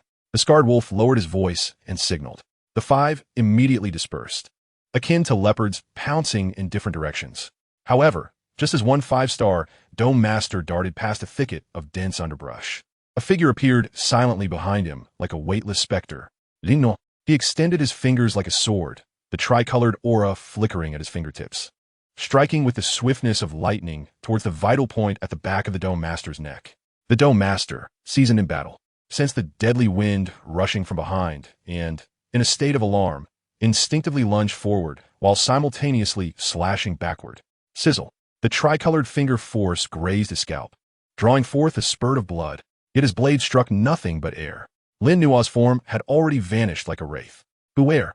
The 5-star Dome Master, gripped by dread, was about to raise the alarm when a chilling handprint, entwined with blue and red dual energies, stamped against his back.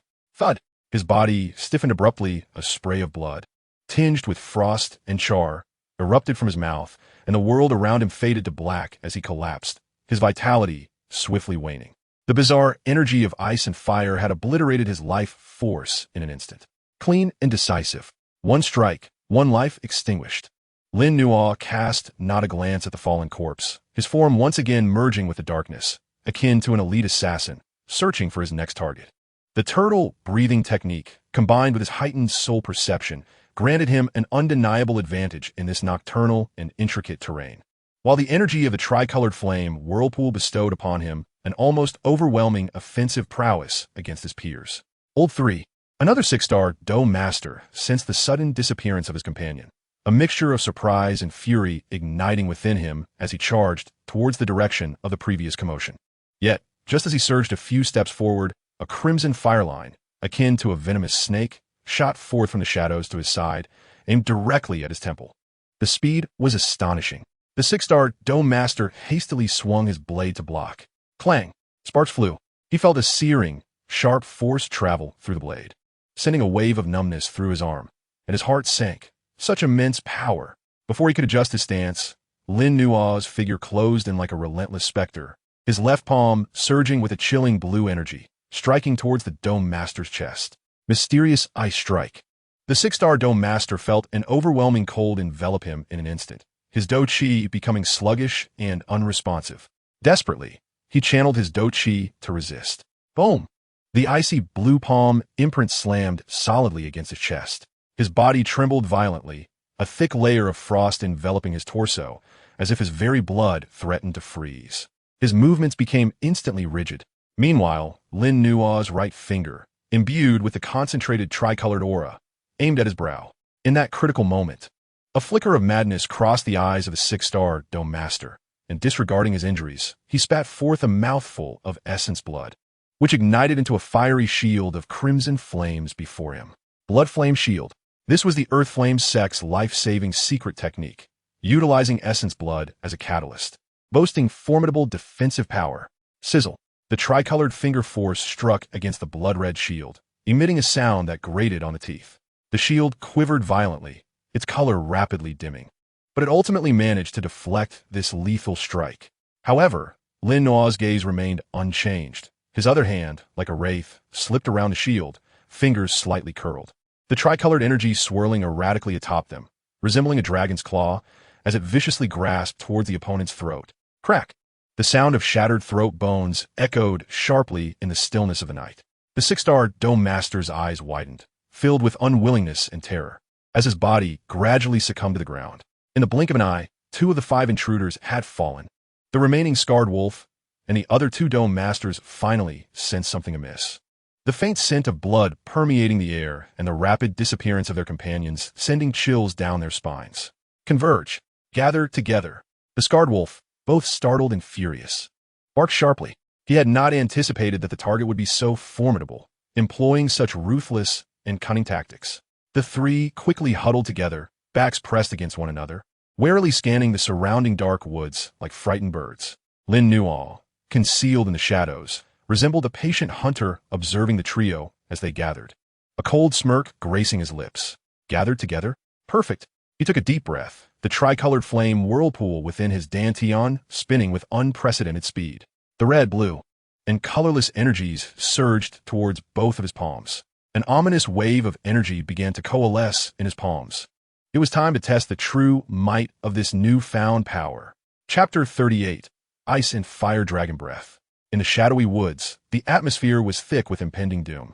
The scarred wolf and the remaining two Earth Flame sect Dou masters stood back to back, nervously scanning the undulating shadows around them. The silent deaths of their companions had stretched their nerves to the breaking point. The scent of blood and the barely perceptible chill of murderous intent coiled around their hearts like a venomous serpent. "Come out, you cowardly rodents!" The scarred wolf, unable to contain his fear and rage, bellowed, unleashing his 8-star Dou Master aura without reservation, attempting to force the hidden enemy into the open. The other two Dou Masters also channeled their Dou Qi to its fullest, one surrounded by flames, while the other donned a suit of earth-toned armor, bracing for the impending confrontation. Yet, all that responded to them was a profound silence, followed by a sudden and terrifying pressure that sent shivers down their very souls. There, the scarred wolf whirled around, gazing towards a seemingly vacant patch of darkness to his left. There, the darkness rippled like water, and Lin Nuo's figure gradually emerged. He made no attempt to conceal himself, standing boldly in the open. However, his hands were forming a peculiar and intricate seal before his chest. As the seal solidified, an aura enveloped him, reminiscent of the oppressive stillness preceding a volcanic eruption, suffocating in its intensity. Within his dantian, the tricolored flame whirlpool spun with unprecedented speed, forcibly drawing, compressing, infusing the three energies of crimson, icy blue, and colorless. A cataclysmic wave emanated from him, expanding with a thunderous roar. The air surrounding him began to distort. The leaves on the left withered and curled in an instant, while the vegetation on the right was enveloped in a thick layer of frost.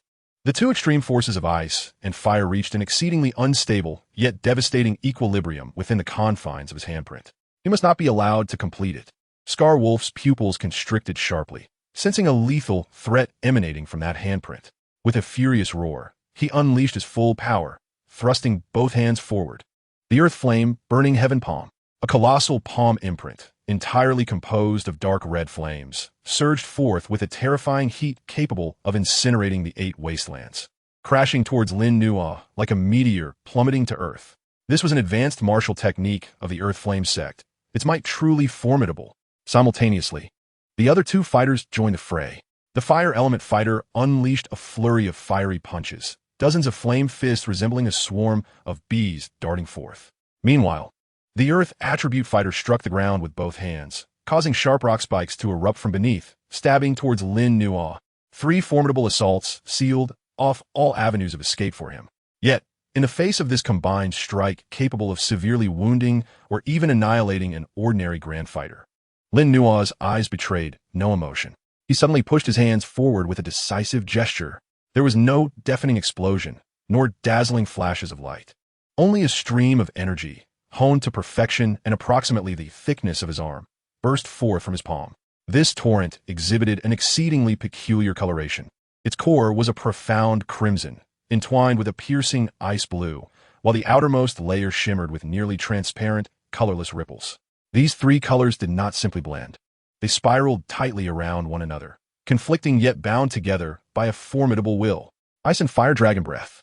This was Lin Nuo's initial exploration into a deadly technique based on the remnants of the Yin-Yang Dragon Phoenix Flame, combined with the characteristics of his tricolor flame whirlpool. It forcibly fused the primal powers of ice and fire, ignited by the heart fire of the fallen heart flame, unleashing a destructive energy far surpassing that of a single element. Roar. As the energy torrent erupted, it produced a deep, resonating howl akin to a dragon's roar. Wherever it passed, the space appeared to freeze and burn alternately, leaving a twisted vacuum trace in its wake. The first to encounter it with a flurry of fiery fists. The ice and fire dragon breath did not even need to collide with them. As the blazing fists approached the outer, colorless ripples of the torrent, they encountered their nemesis. And their energy structure collapsed instantaneously, vanishing without a trace. Next were the rock spikes that erupted from the ground. The ice and fire dragon breath swept by, and half of the spikes melted into crimson magma, while the other half froze into fragile ice crystals, which then disintegrated into powder under the swirling energy. Finally, it collided violently with Scar Wolf's most powerful earth flame, burning heaven palm. Sizzle. There was no anticipated explosive fury, merely an agonizing sound reminiscent of cold water splashing into boiling oil. The dark red flame giant palm dissolved and disintegrated at a visible speed upon contact with the ice and fire dragon breath. The searing heat capable of melting gold and iron appeared utterly powerless against the alternating erosion of these two primal forces.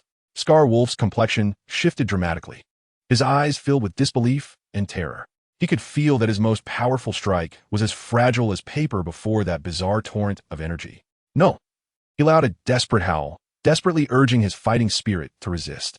Yet the ice and fire dragon breath surged forward like a raging tide, instantly obliterating the residual energy of the earth flame burning heaven palm, crashing violently against his crossed arms. Crack! Crack! The chilling sound of bones splintering echoed. Scar Wolf's arms twisted grotesquely, the fighting spirit armor covering them shattering like glass. The destructive energy, interwoven with ice and fire, burrowed into his body like a maggot. Gush! Scar Wolf spat out a mouthful of blood, which vaporized in midair and half froze into hail. His entire being was as if struck by a speeding train, hurtling backwards and crashing through 7 or 8 large trees before collapsing to the ground like a sack of broken rice. His body charred and interlaced with ice blue. His breath faint, clearly on the brink of death. Meanwhile, the ice and fire dragon breath, having defeated Scar Wolf, continued unabated and swiftly engulfed the fire element fighter behind him. He did not even have time to scream before his body was half carbonized and half frozen in the alternating extremes of heat and cold, meeting a tragically horrific end. Only the Earth attribute fighter, positioned slightly off to the side and possessing stronger defenses, was merely grazed by the torrent's edge. Though he coughed up blood and sustained severe injuries, with one arm frozen to shatters, he ultimately survived. Terror-stricken, he gazed at Lin Na, who appeared as a demonic figure descending upon the battlefield, and lost all will to resist, scrambling away towards the forest's edge. Lin Na did not pursue. He stood his ground, his complexion slightly pale, his chest heaving violently. The exertion of unleashing the ice and fire dragon breath had drained him considerably, nearly exhausting half of the energy from his tricolor flame whirlpool, with his soul's power also severely diminished. He surveyed the devastation before him, resembling a battlefield ravaged by calamity, and the 3 corpses in various states of demise, his gaze icy. The Earthflame sect had indeed made their move. Moreover, they had come out swinging with lethal intent. He approached the barely alive Scar Wolf, crouching beside him, his voice as cold as the chilling winds of the abyss. "Who sent you?" Scar Wolf struggled to open his eyes, meeting Lin Nua's emotionless gaze, feeling the ice and fire energy still rampaging within him, fear engulfing him completely. He opened his mouth, blood gushing forth. It was Elder Yin Sha. The Earthflame sect will not let this go. Before he could finish, his head slumped to the side, lifeless. Yin Sha, Earthflame sect, Lin Nua silently committed this name to memory. They were indeed the ones scheming behind the scenes. He rose to his feet, his gaze sweeping towards the direction in which the Earth attribute fighter had fled, his eyes flickering. He had deliberately left a survivor to carry the message back. He intended to let the Earthflame sect know that he, Lin Nua, was not a soft persimmon to be easily squeezed. After this battle, he and the Earthflame sect were now locked in a deadly feud. He did not bother with the bodies at the scene. Instead, he turned and swiftly vanished into the darkness, returning to the base of the stone gate. After tonight, the storm within the inner courtyard would escalate dramatically due to his earth-shattering blow. Not long after his departure, a white figure silently appeared at the edge of the battlefield. Xian Yi observed the ravaged traces of ice and fire, along with the tragic fates of the Earthflame sect's cultivators, a flicker of solemnity crossing her cold gaze. The ice and fire dragon breath had already reached the preliminary stage of fusion. This child's rate of growth exceeded expectations. She murmured softly. The Earthflame sect would not rest easy, and the Soul Hall's claws seemed to have extended as well. It appeared chaos was imminent within the inner courtyard. She lifted her gaze towards the depths of the inner courtyard, where the towering black tower loomed, her expression complex. Fallen Heart Flame, does your agitation herald something significant? Chapter 39, The Elder's Summons. The news of the 5 elite disciples from the Earthflame sect, including the 8-star fighter Scarwolf. Launching a nocturnal assault on the Stone Gate base and being nearly annihilated by Lin Nuo single-handedly spread like wildfire, igniting the entire inner courtyard. As the news circulated, shock reverberated throughout the academy. If Lin Nuo's victory over Luo Ho and ascension to the strong list merely astonished people with his ability to fight beyond his rank. This time, faced with 5 formidable Earth Flame sect fighters, all above 5 stars, including the assassination by an 8-star fighter, Lin Nuo not only emerged unscathed, but also almost entirely retaliated against the invading enemies, showcasing a level of power that was nothing short of terrifying. Especially the descriptions of the intertwining ice and fire, with dragon roars echoing through the heavens, shrouded Lin Nuo in an aura of mystery and strength. No one regarded him as an ordinary 1-star fighter any longer. All realized that this second-in-command of the Stone Gate possessed the terrifying ability to threaten or even slay grand fighters. The reputation of the Panmen has reached an unprecedented height. Originally, some hesitant and observant disciples have actively joined, causing the influence of Panmen to swell rapidly, emerging as a formidable new force within the inner court that cannot be overlooked. However, beneath this glory lies a tumultuous undercurrent. Within the stronghold of the Earth Flame sect, in a secret chamber, a voice filled with rage reverberated through the room. Incompetent fools, a bunch of worthless wretches. The elder of Yin Sha, his face ashen with fury, bellowed at the trembling figure before him, a soil attribute fighter who had returned with a severed arm, quaking in fear and unable to lift his head. 5 of you. You ambushed a 1-star fighter and lost 4 of your own. That fool Scarwolf couldn't even manage a single strike. What are you all good for? Yin Sha's chest heaved violently, his eyes ablaze with wrath. He had anticipated a straightforward mission, only to suffer such a devastating defeat.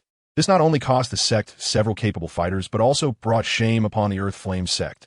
Elder, Lin Nuo's strength is far more formidable than it appears, stammered the one-armed fighter, his face a mask of terror. His energy, a fusion of ice and fire, is extraordinarily bizarre. It possesses a remarkably high quality that seems to inherently suppress our fighting spirit. Scarwolf's Earth Flame Burning Palm was utterly ineffective against him. The mention of this ice-fire fusion darkened Yin Sha's expression as he paced back and forth, murmuring to himself. Could it be that he has truly discovered a method to simultaneously master 2 primal forces? How is that even possible? His greed and murderous intent intertwined within him. The secrets hidden within Lin Nuo might be worth far more than he could fathom. Yet, the power demonstrated by Lin Nuo also posed a significant challenge. Elder, what shall we do next? One of his trusted subordinates asked cautiously. Yin Sha halted, a glint of ruthlessness flashing in his eyes. Notify everyone to temporarily cease all actions against Lin Nuo. Elder? The subordinate was taken aback, filled with reluctance. This child has already gained momentum. Sending ordinary disciples would only lead to their demise. Yin Sha replied coldly. Moreover, this incident has attracted far too much attention. The Academy is likely already aware of it.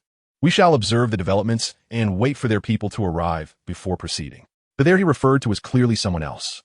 The subordinate, feeling a chill run down his spine, quickly bowed and responded, understood. At the headquarters of the Medicine Guild, Han Xian was momentarily stunned upon hearing the news of the Earth Flame sect's catastrophic defeat, followed by a chill that surged from his feet to the crown of his head. How could a squad led by an 8-star fighter be entirely annihilated? Just how terrifying was Lin Nuo's strength? He had initially intended to leverage the Earth Flame sect's might to eliminate Lin Nuo, but he never expected this weapon to be so ineffective. It had instead shattered in the opponent's grasp. Guild leader, we a worried elder of the Medicine Guild began. Han Xian irritably waved his hand, interrupting him. For the time being, we shall not provoke the Panmen any further. I must admit that the current Panmen can no longer be manipulated as I once did, unless he personally intervened or sought assistance from a more formidable ally. The cost would be exorbitant, and the inner court rules would not permit it. Let's focus on consolidating our own market. Han Xian took a deep breath, suppressing his unwillingness and a hint of fear. Additionally, we must expedite the research on those new pills. Meanwhile, at the Panmen stronghold, jubilation reigned. Lin Nuo's powerful counterattack had greatly uplifted the morale of the Panmen members. Now, as they walked through the inner court, Panmen disciples held their heads high, no longer daring to provoke others lightly. In the quiet chamber, however, Lin Nuo did not revel in the joy of victory. Sitting cross-legged, he meticulously reflected on the battle from the previous night. Although the ice fire dragon breath was immensely powerful, its consumption was equally terrifying. Even now, the rotation speed of the tricolored flame vortex remained sluggish, requiring time to recover. The Earth Flame sect would not let this matter rest. The next time they came, they would likely send true powerhouses. Lin Nua's expression grew serious. The elder Yin Sha was a being of the doling level, far beyond his current capabilities to contend with. Strength. He needed more strength. He must hasten his improvement, whether in Dou Qi Cultivation or in mastering the tricolored flame vortex. Just as he was lost in thought, a knock sounded on the door. Lin Nua, Mentor Roland has sent someone to summon you. The voice of Xiao Yin echoed from outside. Mentor Roland? Lin Nua felt a stir in his heart. This Ice King mentor, who had shown him considerable favor during his time in the Outer Academy, was calling for him now. What could it be for? Was it because of last night's incident? He tidied his robes and stepped outside the chamber.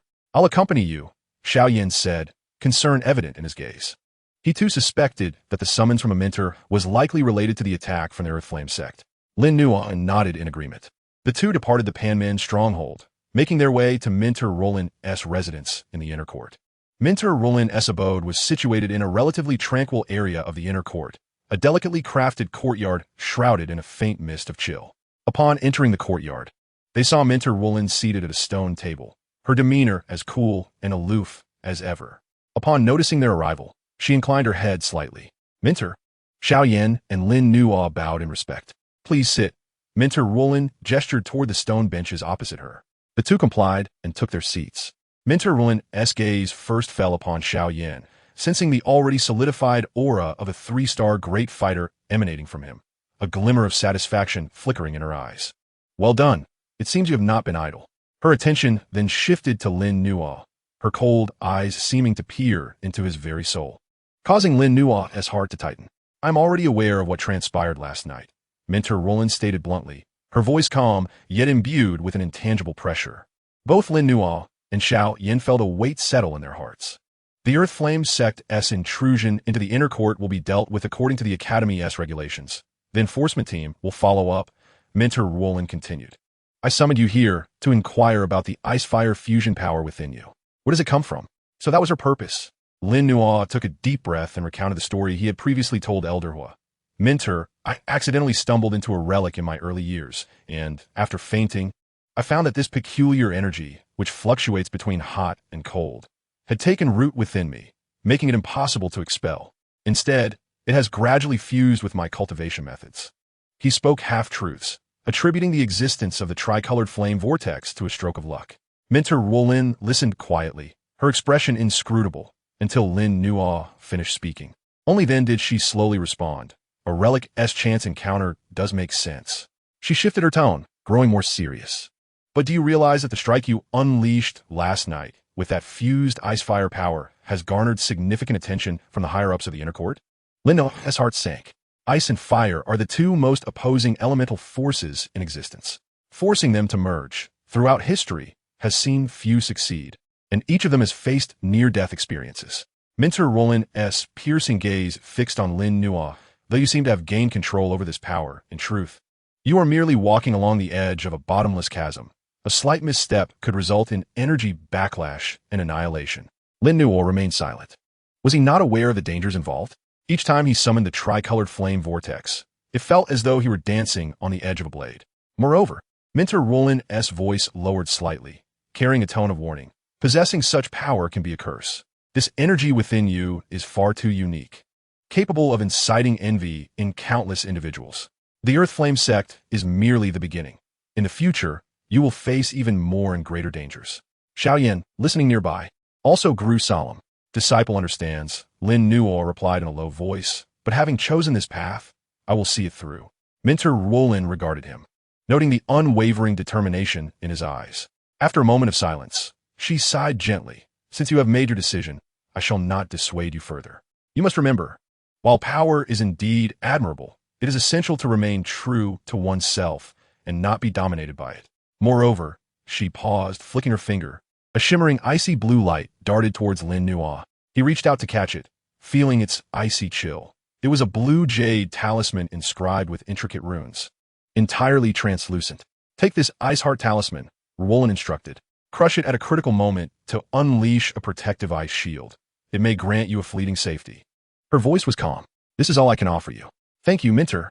Lin Nuo grasped the talisman tightly, warmth flooding his heart as he bowed once more in gratitude. Exiting the small courtyard alongside Xiao Yin, Lin Nuo gazed at the ice heart talisman in his hand. His expression a mixture of emotions.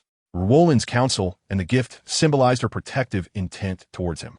Yet, it also implied that the secret within him had drawn the attention of true powerhouses, making his future path even more arduous. It seems we must hasten our pace, Xiao Yin declared gravely, determination flickering in his eyes. Lin Nuo nodded solemnly. A storm is impending. Only by joining forces can we carve out a space for ourselves amidst the tumultuous currents. Meanwhile, deep within a grand hall of the inner courtyard, several indistinct figures encircled a massive water mirror. Within the mirror, hazy images of Lin Nuo's battle with the members of the Earth Flame sect from the previous night materialized. This youth is indeed extraordinary, a venerable voice echoed slowly. Ice and fire share the same origin. Could it be related to that legendary physique? Another voice ventured, laden with intrigue. Regardless of the connection, this youth must be kept under the Academy's control. A third voice asserted decisively. Monitor closely. If necessary, provide him with special trials. The water mirror rippled, and the images vanished. The hall fell silent once more. Chapter 40. The Reappearance of Aunt Xian. Upon returning from Minter Roland's presence, the urgency within Lin Nuo intensified, with the higher-up scrutiny and the Earth Flame sect's predatory gaze. His own strength had stagnated temporarily due to the depletion caused by the tricolor flame whirlpool. Conventional training and the power of the flame were no longer sufficient to meet his escalating needs. Alternative methods must be sought. In a quiet chamber, Lin Nuo pondered aloud. He recalled the fragment of the yin-yang dragon phoenix flame, which vaguely mentioned that, in addition to rigorous self-cultivation, one could also harness external objects, particularly those rich in pure yin-yang energy, to expedite the growth of the flame whirlpool. However, such treasures were exceedingly rare, even within the inner courtyard, and could not be procured through ordinary channels. Perhaps a trip to that place might yield fortune. Lin Nuo's gaze flickered as he thought of a location, the black market of the inner courtyard. This so-called black market was not officially sanctioned, but was instead a trading ground manipulated clandestinely by students with complex backgrounds or external forces. It was a chaotic mix of individuals where illicit goods were abundant, yet one could occasionally stumble upon extraordinary items that even the Academy's official channels could not provide. Naturally, the risks were considerable, with many enemies amassed against him. Openly venturing into the black market posed significant dangers. Yet, he had no alternative. As night fell, Lin Nuo once again activated the turtle breathing technique, altering his attire and concealing his aura to the utmost degree, presenting himself as an ordinary low-tier student. Silently, he departed from the Panmin stronghold, merging into the night of the inner courtyard. Following the fragmented information he had gathered earlier, he navigated through several secluded alleyways, ultimately arriving at what appeared to be an abandoned warehouse district. Before a rusted iron door, he knocked in a specific rhythm. The door creaked open slightly, revealing a pair of vigilant eyes assessing him from behind, seemingly confirming something. After a moment, the gap widened enough for him to pass through. Lin Nuo slipped inside, and the door quietly closed behind him. Beyond the door was not a warehouse, but a dimly lit staircase descending into the depths. The air was thick with an unusual scent, a blend of medicinal herbs, metal, dust, and a hint of blood. As he descended the stairs, the clamor of voices grew louder. Upon reaching the bottom, he beheld a vast underground chamber, its ceiling adorned with luminous crystals casting a dim yellow light. Within this space were numerous stalls of varying sizes, thronged with people, all deliberately lowering their voices as transactions took place amidst an eerie silence. This was the black market of the inner courtyard. Lin Nuo lowered the hood of his cloak and swiftly scanned the stalls. The items on display were a hodgepodge, ancient scrolls stained with dirt and blood, bizarre beast cubs, or materials exuding strange auras, various illicit pills and poisons, and even some sealed weapons glimmering ominously. He extended his spiritual energy, carefully sensing the energy fluctuations emanating from each item. Most were mundane or counterfeit, with a few possessing decent energy signatures that were either exorbitantly priced or incompatible with his needs. He walked and paused, patiently searching. Suddenly, he halted, his gaze landing on an inconspicuous small stall in the corner. The vendor was a hunched figure shrouded in shadows, with only a black cloth laid out before him. displaying a few dull, irregularly shaped stones and a few wilted herbs. What caught Lin Nua's attention was not the items themselves, but a peculiar stone about the size of a fist, deep red in color, its surface adorned with intricate ice blue patterns. This stone emitted an exceedingly weak energy fluctuation, almost imperceptible. Yet, as Lin Nua approached it, the tricolor flame whirlpool within him surged with a clear resonance, a feeling of longing and connection. The yin-yang origin stone? Lin Nua's heart raced. The fragment of the yin-yang dragon phoenix flame had vaguely recorded this as an exceptionally rare mineral, born at the intersection of extreme yang and extreme yin, containing pure and balanced yin-yang energy, tremendously beneficial for cultivating similar techniques. He suppressed his excitement, maintaining a facade of casualness as he approached the stall, crouching down to feign interest in the other items before finally picking up the dark red stone interwoven with ice blue. It felt cool to the touch. How much for this? Lin Nua lowered his voice, rasping his inquiry. The hunched vendor raised his head, revealing a face etched with wrinkles and devoid of vitality, his murky eyes glancing at Lin Nua before extending 3 withered fingers. 300 fire energy. His voice resembled a worn-out bellows. 300 fire energy. This price was exorbitant for what seemed to be an ordinary stone. A few nearby individuals who noticed the commotion cast incredulous looks at Lin Nua. Yet, he felt a surge of joy within. The vendor clearly did not recognize the stone's true worth, mistaking it for merely an unusual, ordinary mineral. While 300 fire energy was considerable, acquiring the yin-yang origin stone would undoubtedly be a tremendous profit. Just as he was about to agree, a sinister voice suddenly interjected from the side. That stone, this young master has taken a liking to it. 500 fire energy. Lin Nua frowned, turning to look. A young man clad in luxurious brocade, with an arrogant demeanor, approached, flanked by a group of followers. His greedy gaze fixated on the mineral Lin Nua held, clearly having sensed its extraordinary nature. One of the Wolf Fong faction. Lin Nua recognized the young man's identity, one of the leaders of the Wolf Fong, a force rivaling the medicinal guild in the inner courtyard, and the brother of Wu Hao, Wu Diao. This individual, relying on his brother's influence, was notorious for his tyrannical behavior in the black market, frequently engaging in coercive sales. The vendor's murky eyes shifted, but he remained silent, simply glancing at Lin Nua. There's always a first-come, first-served principle, is there not?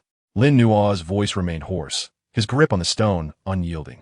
Wu Jiao scoffed, stepping forward, exuding the subtle pressure of a 5-star dome master towards Lin Nua. First come, first served?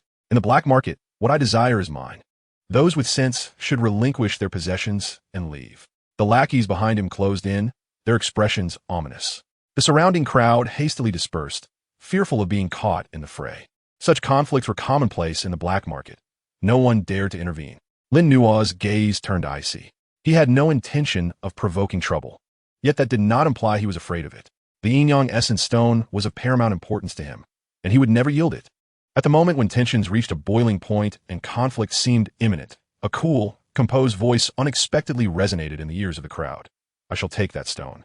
The voice, though not loud, carried an invisible authority that instantly overshadowed the cacophony around them. The crowd turned to the source of the voice and beheld a woman clad in a simple white gown, her face veiled in delicate gauze, standing beside the stall as if she had materialized from thin air. She exuded an icy elegance, utterly out of place in the murky chaos of the black market. Wanyi. Lin Nua felt a jolt of surprise. How could she be here? Wu Jiao, upon seeing Xian Yi, momentarily faltered, a flicker of apprehension flashing his eyes. Although he did not recognize her, the profound aura she radiated instinctively instilled a sense of danger within him. This senior, I laid claim to this item first. Wu Jiao stammered, his tone considerably subdued. Xian Yi did not spare him a glance, her gaze fixed on the mineral in Lin Nua's hand. 1,000 fire energy, she stated matter-of-factly, a direct doubling of the price. The hunched stall owner trembled slightly, his murky eyes sparkling with astonishment as he eagerly nodded. Sell. Sell. Wu Jiao's face shifted from pale to flushed, his anger stifled as he glared at Lin Nua, ultimately retreating with his entourage, tail between their legs. Only then did Xian Yi turn to Lin Nua, extending her delicate hand. Lin Nua hesitated for a moment before reluctantly handing over the mineral. Though he felt a pang of reluctance, Xian Yi had saved his life, and her unfathomable strength made him wary of confrontation. Xian Yi accepted the stone, lightly tapping it with her fingertip, causing the dark red and ice blue patterns to shimmer momentarily. Nodding, she tossed a crystal card containing 1,000 fire energy to the stall owner before returning the mineral to Lin Nuo. Take it. Lin Nuo was taken aback, instinctively catching the mineral, looking at Xian Yi with confusion. This item will benefit your cultivation, she remarked in her usual calm manner, as if performing a trivial task. Be cautious of the wolf fong, they are vengeful. With that, she drifted away, her white figure swiftly vanishing into the dimly lit passage.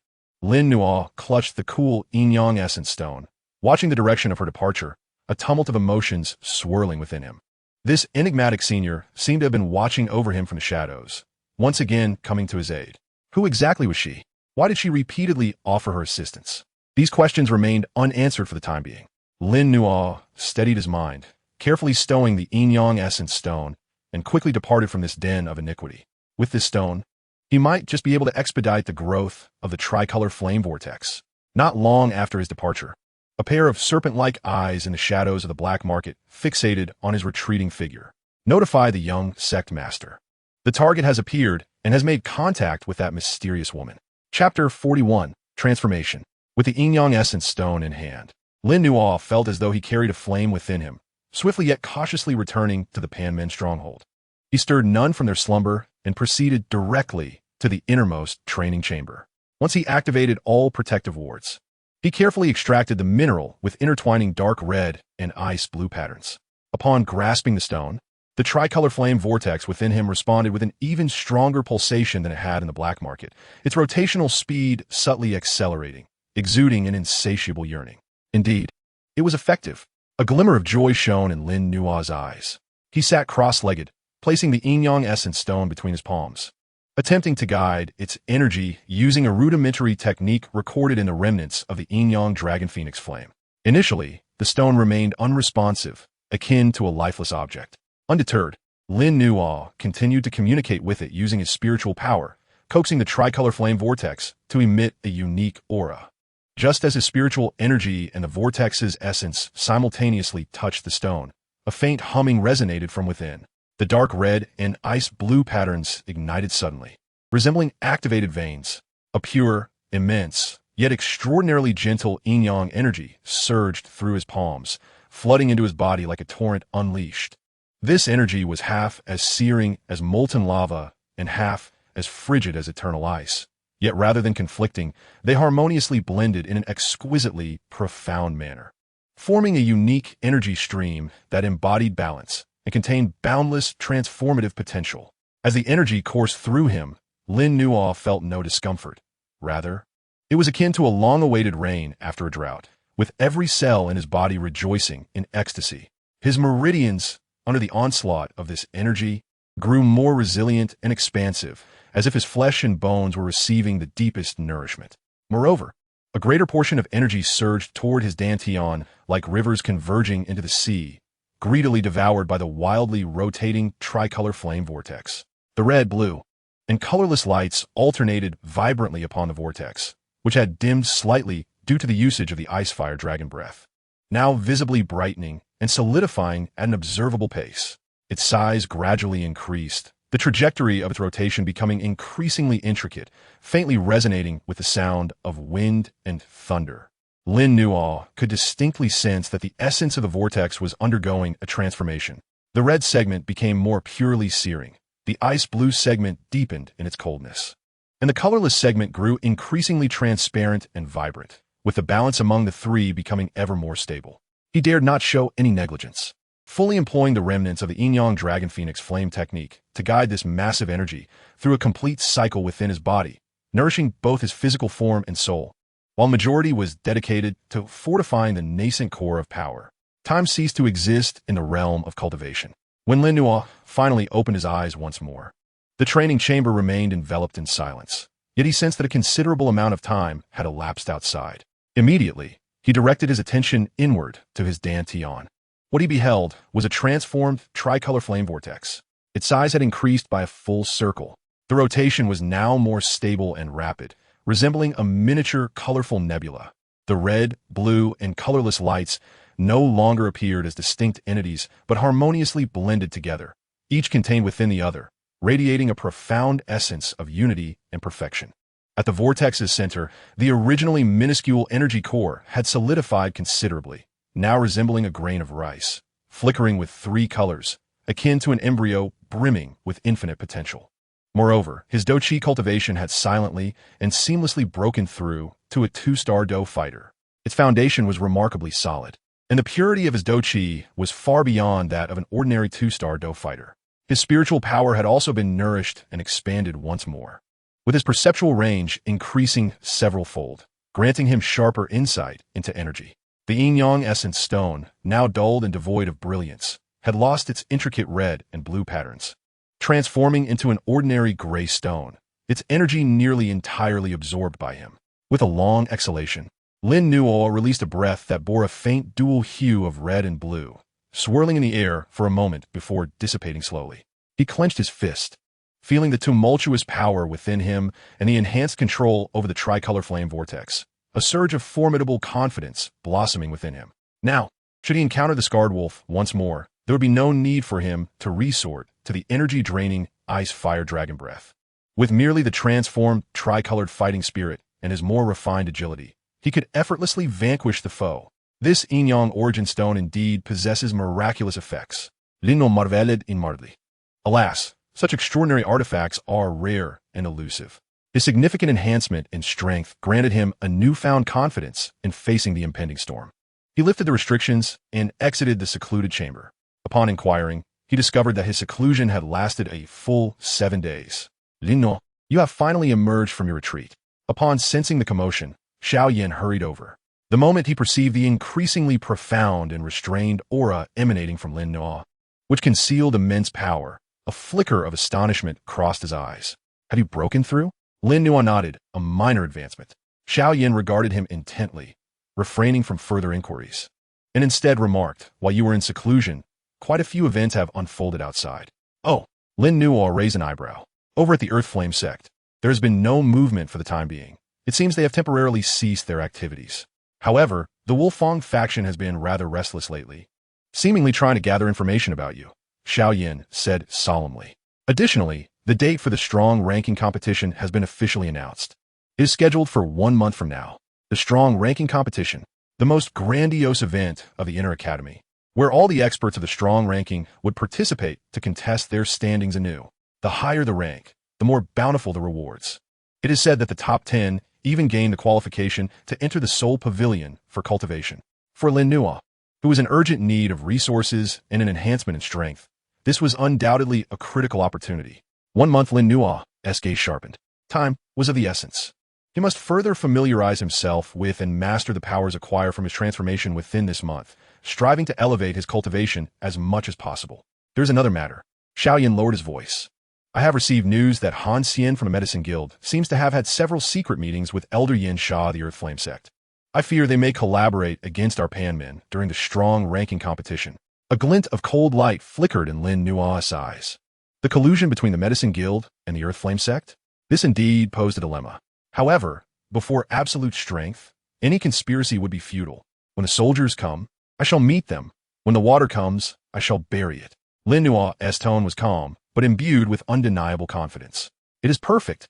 I shall seize this opportunity to resolve everything. Sensing the powerful confidence radiating from Lin Nuo, Xiao Yin was also inspired, nodding emphatically. Good. Let us show them the might of our Panmen. The two exchanged smiles, their spirits ignited with battle fervor. Meanwhile, deep within the Inner Academy, inside the fire hall, Elder Hua examined a confidential report regarding Lin Nuo's recent activities, particularly the description of his aura surging once again in a short span of time. And his brow furrowed slightly. The aura of the yin-yang origin stone. He was able to locate such a thing. It seems his fortunes run deeper than I had anticipated. Elder Hua murmured to himself. However, such a forceful enhancement may jeopardize his foundation. After a moment of contemplation, he instructed a disciple standing nearby. Go to the storeroom and fetch me a solidifying origin pill. The disciple was taken aback. The solidifying origin pill? Elder, that is a top-tier 4th-grade pill. Capable of stabilizing the foundation and eliminating energy impurities, it is extraordinarily precious. Just do as I say. Elder Hua interrupted. Yes. The disciple dared not question further and hurriedly departed. Elder Hua gazed toward the hall's exterior, his eyes seemingly piercing through the void, landing in the direction of Pan Men. Young man, the path is laid before you. How far you can go depends solely on yourself. Do not let this old man down. Chapter 42, Solidifying Origin Pill. After emerging from his seclusion, Lin Nuo did not immediately plunge in a frenzied cultivation. Rather, he first dedicated several days to meticulously solidifying his rank as a 2-star fighter and repeatedly honing his control over the tricolored flame vortex post-transformation. While a surge in power was certainly gratifying, an unstable foundation and lack of control could become hidden dangers. Just as he immersed himself in this consolidation of cultivation, an unexpected visitor arrived at the Pan Men stronghold. The newcomer was a disciple clad in alchemical attire, his demeanor respectful, holding a delicately crafted jade box in his hands. Is Lin Nuo available? On the orders of Elder Hua, I have come to deliver this item to you, senior brother, the disciple called out from outside the courtyard. Elder Hua? Lin Nuo's heart stirred, and he exchanged a glance with Xiao Yan. The two stepped forward together.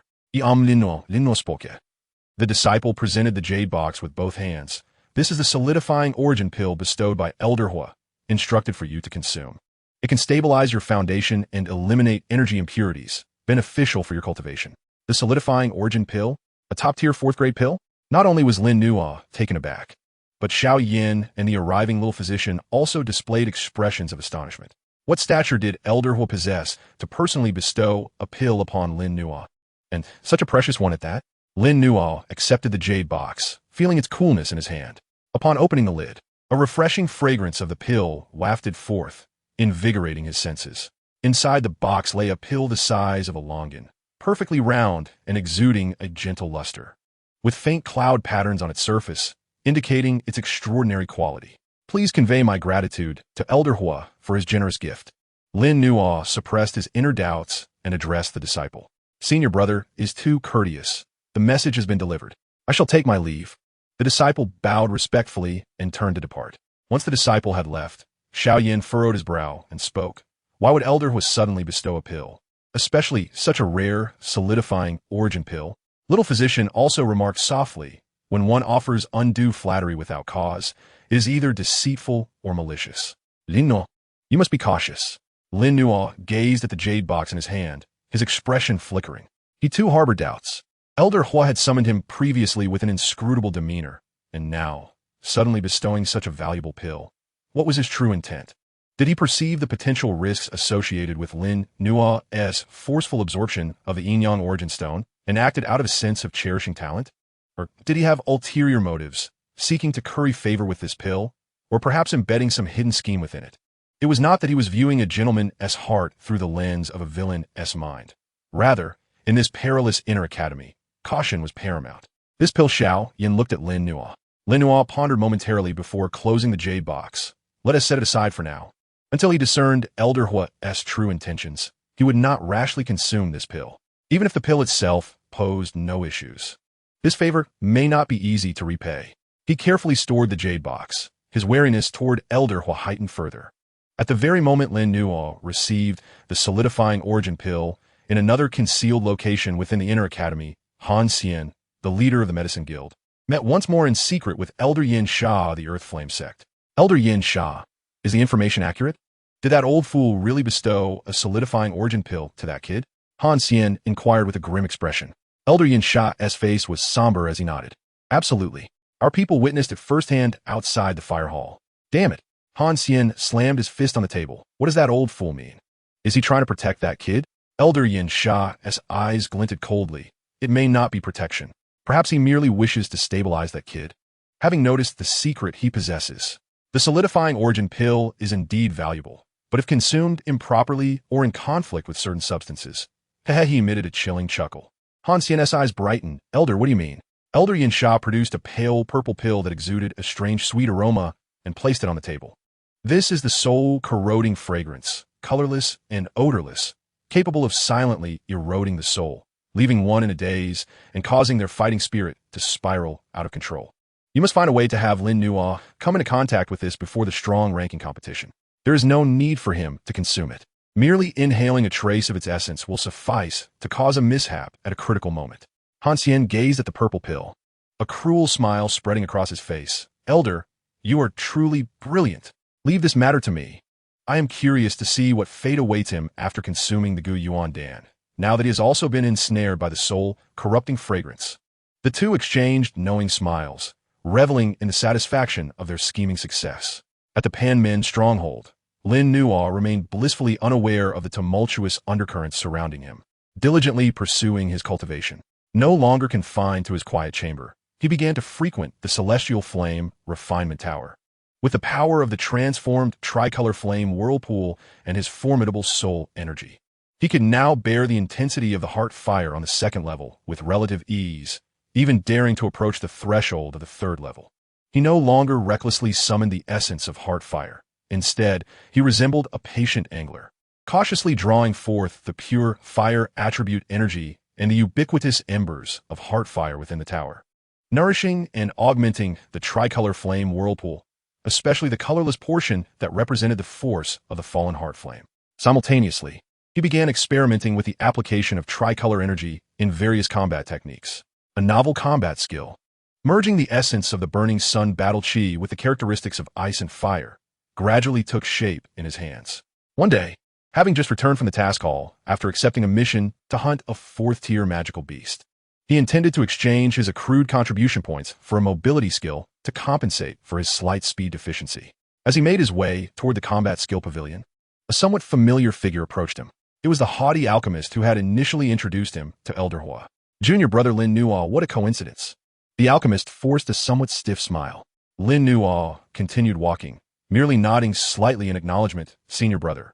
Yet, the alchemist seemed intent on striking up a conversation. Stepping closer and smiling, junior brother has become quite the figure in the inner courtyard, even winning Elder Hua's favor with the gift of Gu Yuan Dan. Truly enviable. As he spoke, his fingers unconsciously flicked his sleeve, releasing an exceedingly faint, almost imperceptible sweet fragrance that wafted toward Lin Nuo. Lin Nuo's brow furrowed slightly. His enhanced soul energy instantly detected this unusual scent. There was something amiss with this fragrance. The stable tricolor flame whirlpool within him hesitated momentarily at the scent's entrance, particularly the colorless portion, which transmitted a subtle sense of agitation. The soul-corrupting fragrance, although unfamiliar with the substance. He immediately discerned it to be a malevolent poison targeting the soul. What a ruthless ploy, to employ such a covert method of poisoning in broad daylight. Lin Nuo's heart surged with anger, yet his exterior remained impassive. He swiftly activated the turtle breathing technique to its utmost, closing all pores and shifting his breath to inner energy, while the tricolor flame whirlpool rotated gently, interweaving a cool and scorching aura that instantaneously refined and dispersed the intrusive fragrance. He halted, casting a cold gaze toward the alchemist. Is there something else, senior brother? The alchemist, noticing Lin Nuo's unruffled demeanor, revealed a fleeting glimmer of disappointment in his eyes, clearing his throat awkwardly. Nothing at all, merely a greeting. Junior brother, you are busy. I shall take my leave. With that, he hurried away, his retreating figure appearing somewhat flustered. Lin Nuo observed his departure, his gaze as sharp as a blade. Elder Hua had just bestowed the Gu Yuan Dan upon him, and a close disciple had come to poison him. Was this Elder Hua's intention, or was someone else acting under false pretenses? Regardless of the motive, it signified that an invisible net was already being cast over him.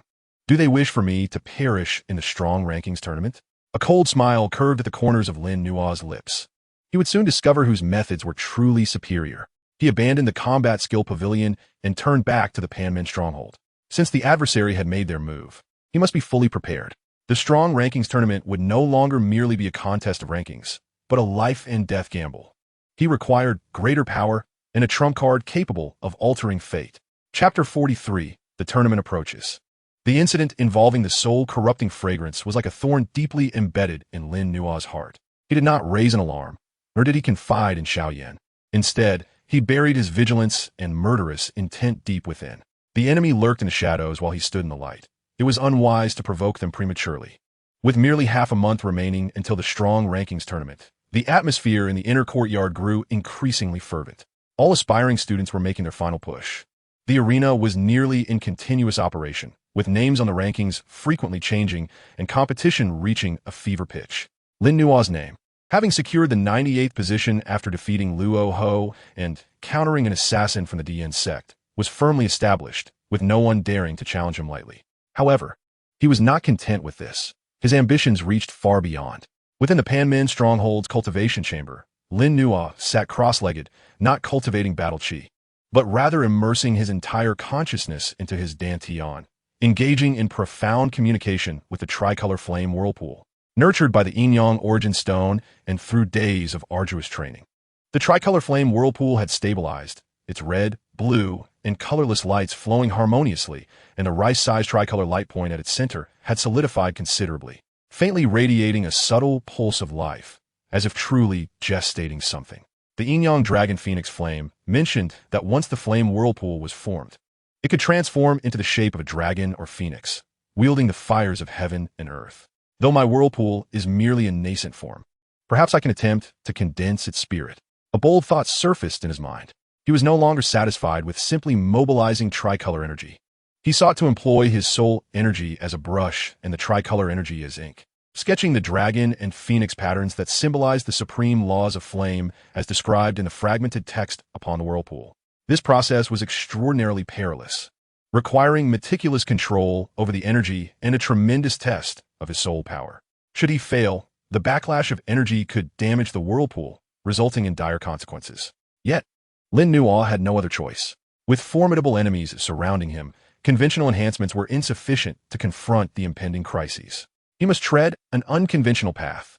He held his breath and focused, his enhanced soul energy acting as the most delicate of chisels, cautiously probing into the slowly rotating whirlpool. The first part he encountered was the crimson section, embodying the ferocity and heat of the essence of. The soul energy traversed like a current through magma, sending waves of searing pain coursing through him. Lin Nuo steeled his mind, recalling the trajectory of the fire dragon's patterns from the fragmented text, and began guiding wisps of crimson energy with his soul power, slowly tracing them upon the surface. With each stroke, he endured immense pain and energy fluctuations, as if his soul were being torn asunder. Sweat instantly soaked his garments, yet his gaze remained resolute, his movements unwavering. Time flowed amidst the utmost focus and agony. After an indeterminate period, as the final stroke was completed, an extremely vague yet profoundly imposing dragon-shaped pattern emerged above the crimson energy region. At that very moment, a faint yet primordial dragon's roar resonated from the depths of the whirlpool.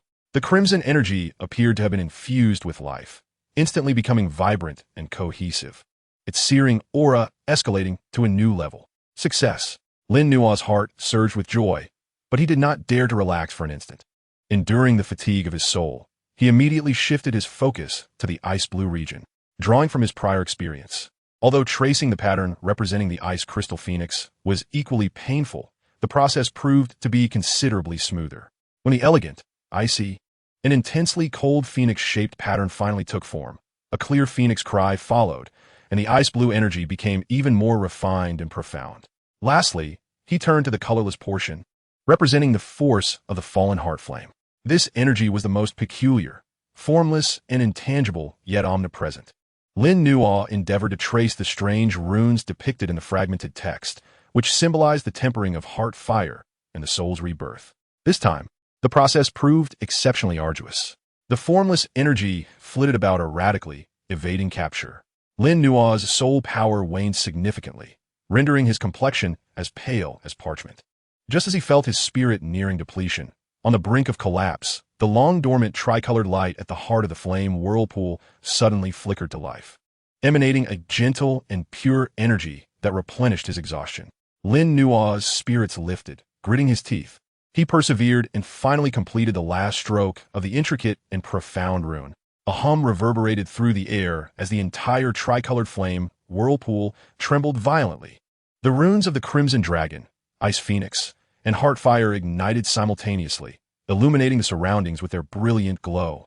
The energies of the three intertwined, transcending mere balance to form a wondrous resonance and cycle. The whirlpool's rotation accelerated abruptly, appearing to shrink slightly yet becoming more concentrated, akin to a vibrant, living multicolored elixir. A surge of tricolored energy, far more majestic, purer, and imbued with a hint of sentience, erupted forth. Lin Nuo abruptly opened his eyes, a flash of red-blue, and colorless light shimmering within his gaze. His aura exploded forth, although his fighting spirit remained at the level of a 2-star battlemaster. The latent pressure he exuded caused the protective barrier of the quiet room to ripple violently. He had succeeded. He had preliminarily inscribed the path patterns of the dragon and phoenix heartfire onto the flame whirlpool, though merely the most rudimentary form. It had catalyzed a qualitative leap in the essence of his power. Now, he was confident that even without resorting to the ice and fire dragon breath, he could confront an 8 or 9-star battlemaster head-on. If he revealed all his trump cards, he might even dare to challenge those at the threshold of becoming great battlemasters. The strong rankings tournament, here I come. Lin Nuo clenches fists, his eyes ablaze with fighting spirit. At the very moment Lin Nuo achieved his breakthrough, a storm was gathering throughout the inner courtyard. At the Wolf Fong outpost, Wu Hao polished his blood-red longsword, his gaze sharp as a wolf's. He now ranked 23rd on the strong list, aiming to break into the top 20 in this tournament. At the headquarters of the Medicine Guild, Han Xian had several jade vials before him, containing the special pills he had painstakingly concocted, a cold smile gracing his lips. In the secret chamber of the Earth Flame sect, Elder Yin Sha stood before a figure shrouded in black robes, its aura as obscure as an abyss. Messenger, it is imperative that Lin Nuo does not leave the arena alive. Yin Sha's tone was chilling. A raspy voice, akin to metal scraping, emanated from beneath the black cloak. Rest assured, the sect leader is also quite intrigued by the secrets that boy possesses. He cannot escape. At the Panmin outpost, Xiaoyan had concluded his brief retreat, his aura more profound than before. He gazed in Lin Nuo's direction, sensing the faint yet disquieting energy fluctuations emanating from him. A flicker of satisfaction and anticipation crossing his eyes. It seems you're also prepared. Xiao Yixian, Hu Jia, and other core members of Panmin gathered, their expression solemn. They understood that this strong rankings tournament held significant implications for Panmin. It would undoubtedly be a fierce battle. A storm was brewing, and though the tournament had yet to commence, an invisible tension already enveloped the inner courtyard. Everyone could sense that a tempest was about to erupt, centered around the colossal arena. And within the eye of the storm, Lin Nuo had already sharpened his claws, ready to embrace every challenge ahead. Chapter 44. The tournament commences. As the calendar turned to the day of the official commencement of the Strong Rankings tournament, the atmosphere within the inner courtyard of the Canaan Academy ignited completely.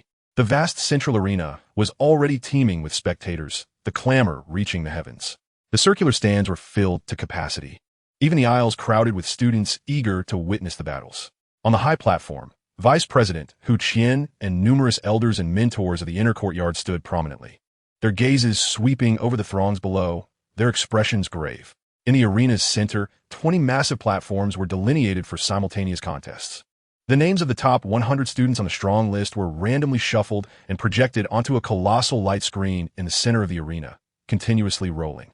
Awaiting the distribution of the first round of matchups, Lin Nuo stood alongside Xiao Yin, Xiao Yixian, and the other members of Panmin in the designated area for contestants. He could feel countless gazes, some curious, some scrutinizing, some wary, and even some laced with murderous intent, weaving together into an invisible net. Is that Lin Nuo? He doesn't seem particularly special. I'm putting on a show. Once he steps onto the platform, we'll see if he possesses true skill or is merely a paper tiger. I heard he is enmity with the Earth Flame sect and the Wolf Fong. This tournament won't be easy for him. It seems Panmin is in for a rough ride. The murmurs around him did not disturb Lin Nuo. His gaze remained tranquil as the tricolored flame whirlpool, now inscribed with runes, slowly rotated, adjusting his state to its peak. Xiao Yin stood beside him, whispering, "Be cautious. I sense many ill-intentioned gazes." Lin Nuo nodded slightly, "Do not worry." At that moment, the names on the light screen ceased their rolling, and the first round of matchups was revealed. Lin Nuo swiftly scanned the list and located his name. Platform 3. Lin Nuo versus Hong Chun. Hong Shen, ranked 95th, a 7-star battle master known for his formidable Earth attribute defense. This opponent was not overly strong, yet certainly not weak either. It was just right to test the strength he had gained after inscribing the path patterns. The first round commenced with the Elder's command. The contestants on each platform sprang into action. Lin Nuo's figure flickered, soaring onto platform 3 like a wisp of smoke.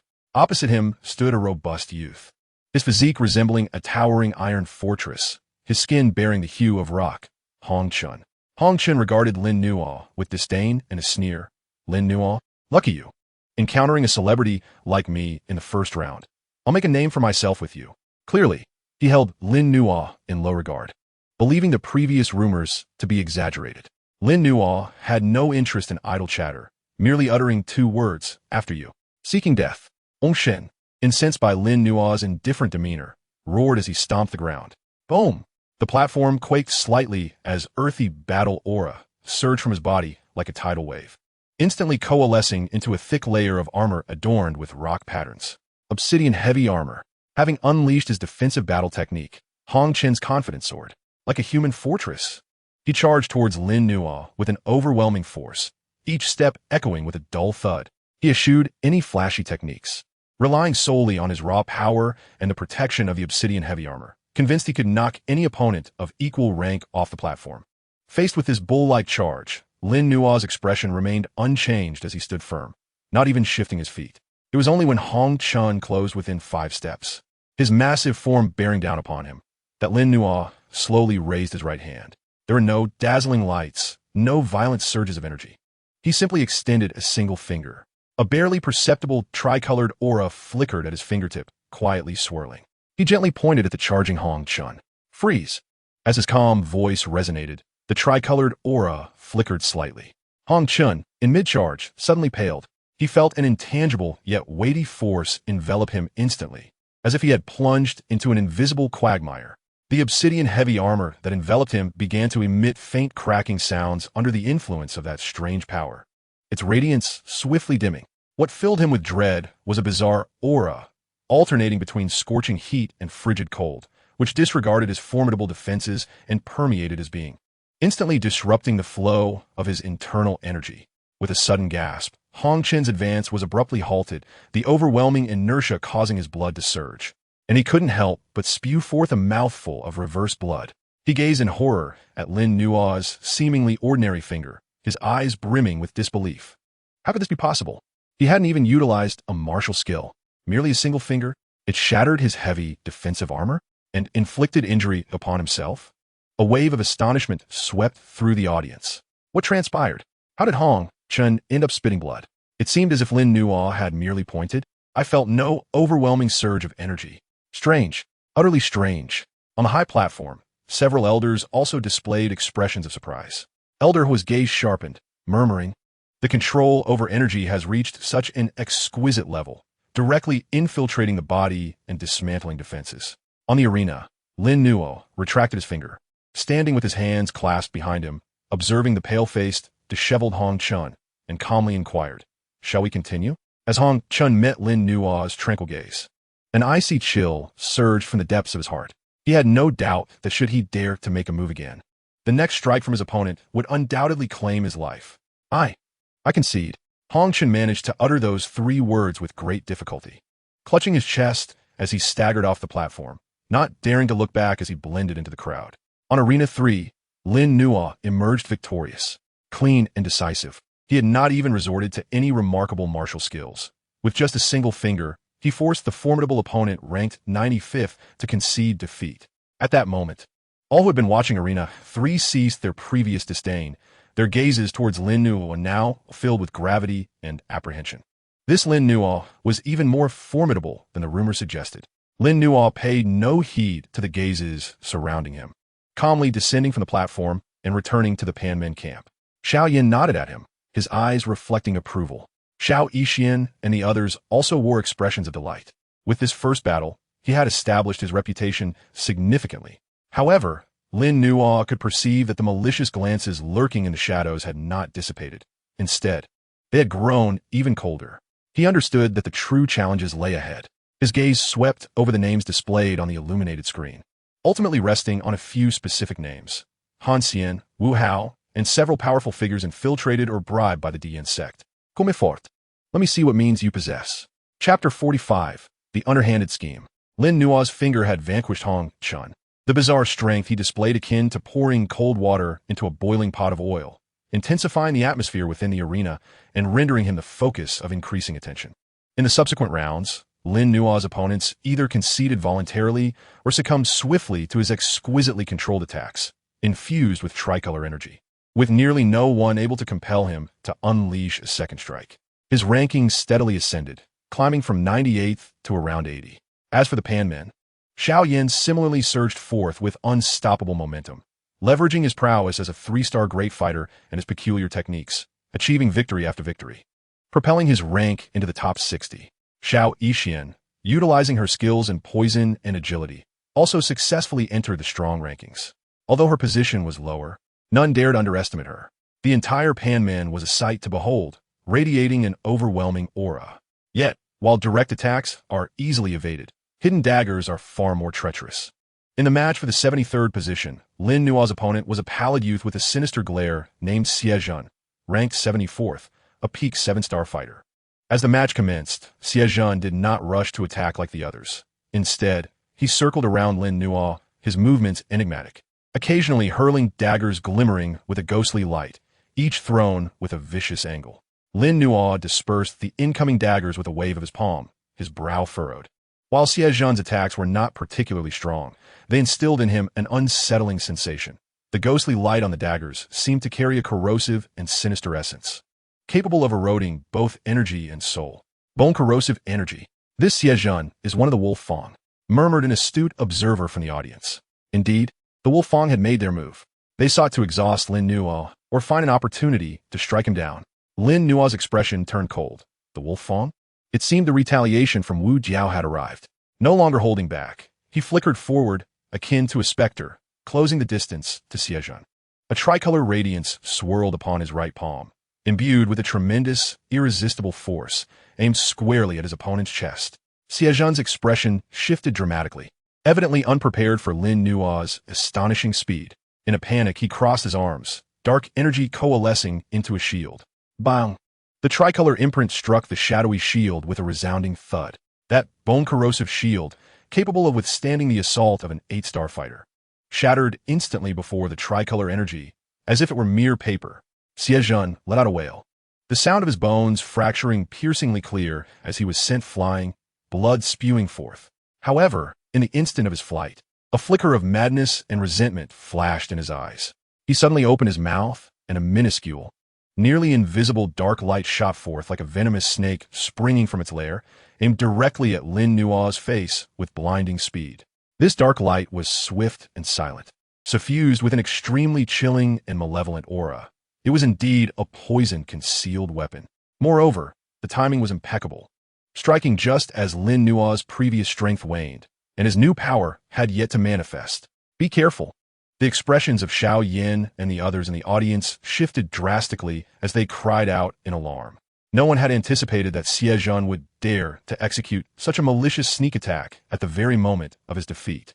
As the dark light darted toward Lin Nua, many instinctively closed their eyes, as if they had already envisioned the grisly outcome of Lin Nua spilling blood on the spot. On the high platform, the elders also furrowed their brows, but they were too far to intervene in time. At this critical juncture, Lin Nua's eyes gleamed with cold light.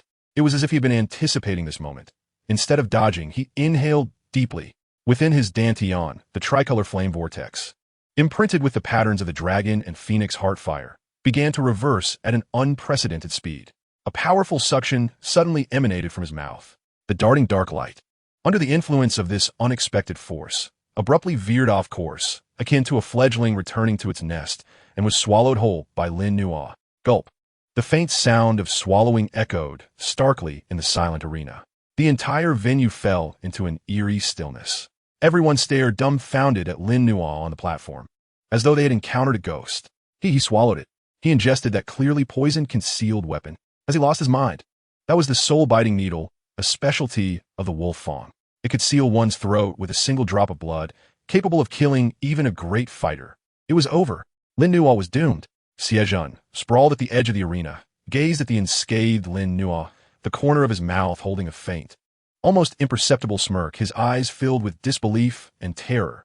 No, it can't be. How could you be unharmed? On the high platform, Elder Hua's eyes sparkled as his hand paused momentarily at his beard. Could it be that he directly refined the toxin? Such a domineering flame. Indeed, Lin Nua was not reckless. Rather, the moment the dark light approached, he summoned the power of the tricolor flame vortex. The instant the dark light entered his body, it was enveloped by the violent essence of the strange fire, scorched, frozen by the chilling energy, shattered, and ultimately refined by the heart fire energy, purified. The lethal poison contained within was instantaneously decomposed into the most refined energy through the alternating actions of the three elemental forces, even replenishing a fraction of his consumed energy. This was yet another marvel of the tricolor flame vortex after it had been imprinted with the patterns. It possessed an extraordinary ability to counter and refine energy, especially that of a sinister nature. Lin Nuo felt the pure energy that had been refined within him, his gaze cold as he looked at Xiejun, who appeared as if he had seen a ghost. Is this the extent of the Wolf Fang's methods? With a single step, he seemed to teleport in front of Xiejun, and as the latter's terrified eyes widened, Lin Nuo's foot came crashing down. Crack! A piercing scream erupted as Xiejun's right leg was brutally crushed. This kick was a reprisal for your treachery. Lin Nuo's voice was frigid, devoid of any emotion. He did not deliver a lethal blow, not out of mercy, but because he refrained from violating the Academy's rules in front of so many witnesses. However, while death may be avoided, punishment cannot be escaped. The head elder finally regained his composure and promptly declared, Lin Nuo wins. Immediately, medical personnel rushed onto the stage to carry the unconscious Xiejun away. Standing on the arena, Lin Nuo's gaze swept over towards the direction of the Wolf Fang faction, locking eyes with the pallid Wu Hao without flinching. He then cast a cold glance toward the Alchemy Society and the Earth Flame sect. He understood that Xiejun's ambush likely did not originate solely from the Wolf Fang. Let them employ whatever means they wish, Lin Nuo thought with a chilling smile. I shall be ready. He descended from the stage calmly, and the members of the Pan Men immediately surrounded him, their expressions filled with concern.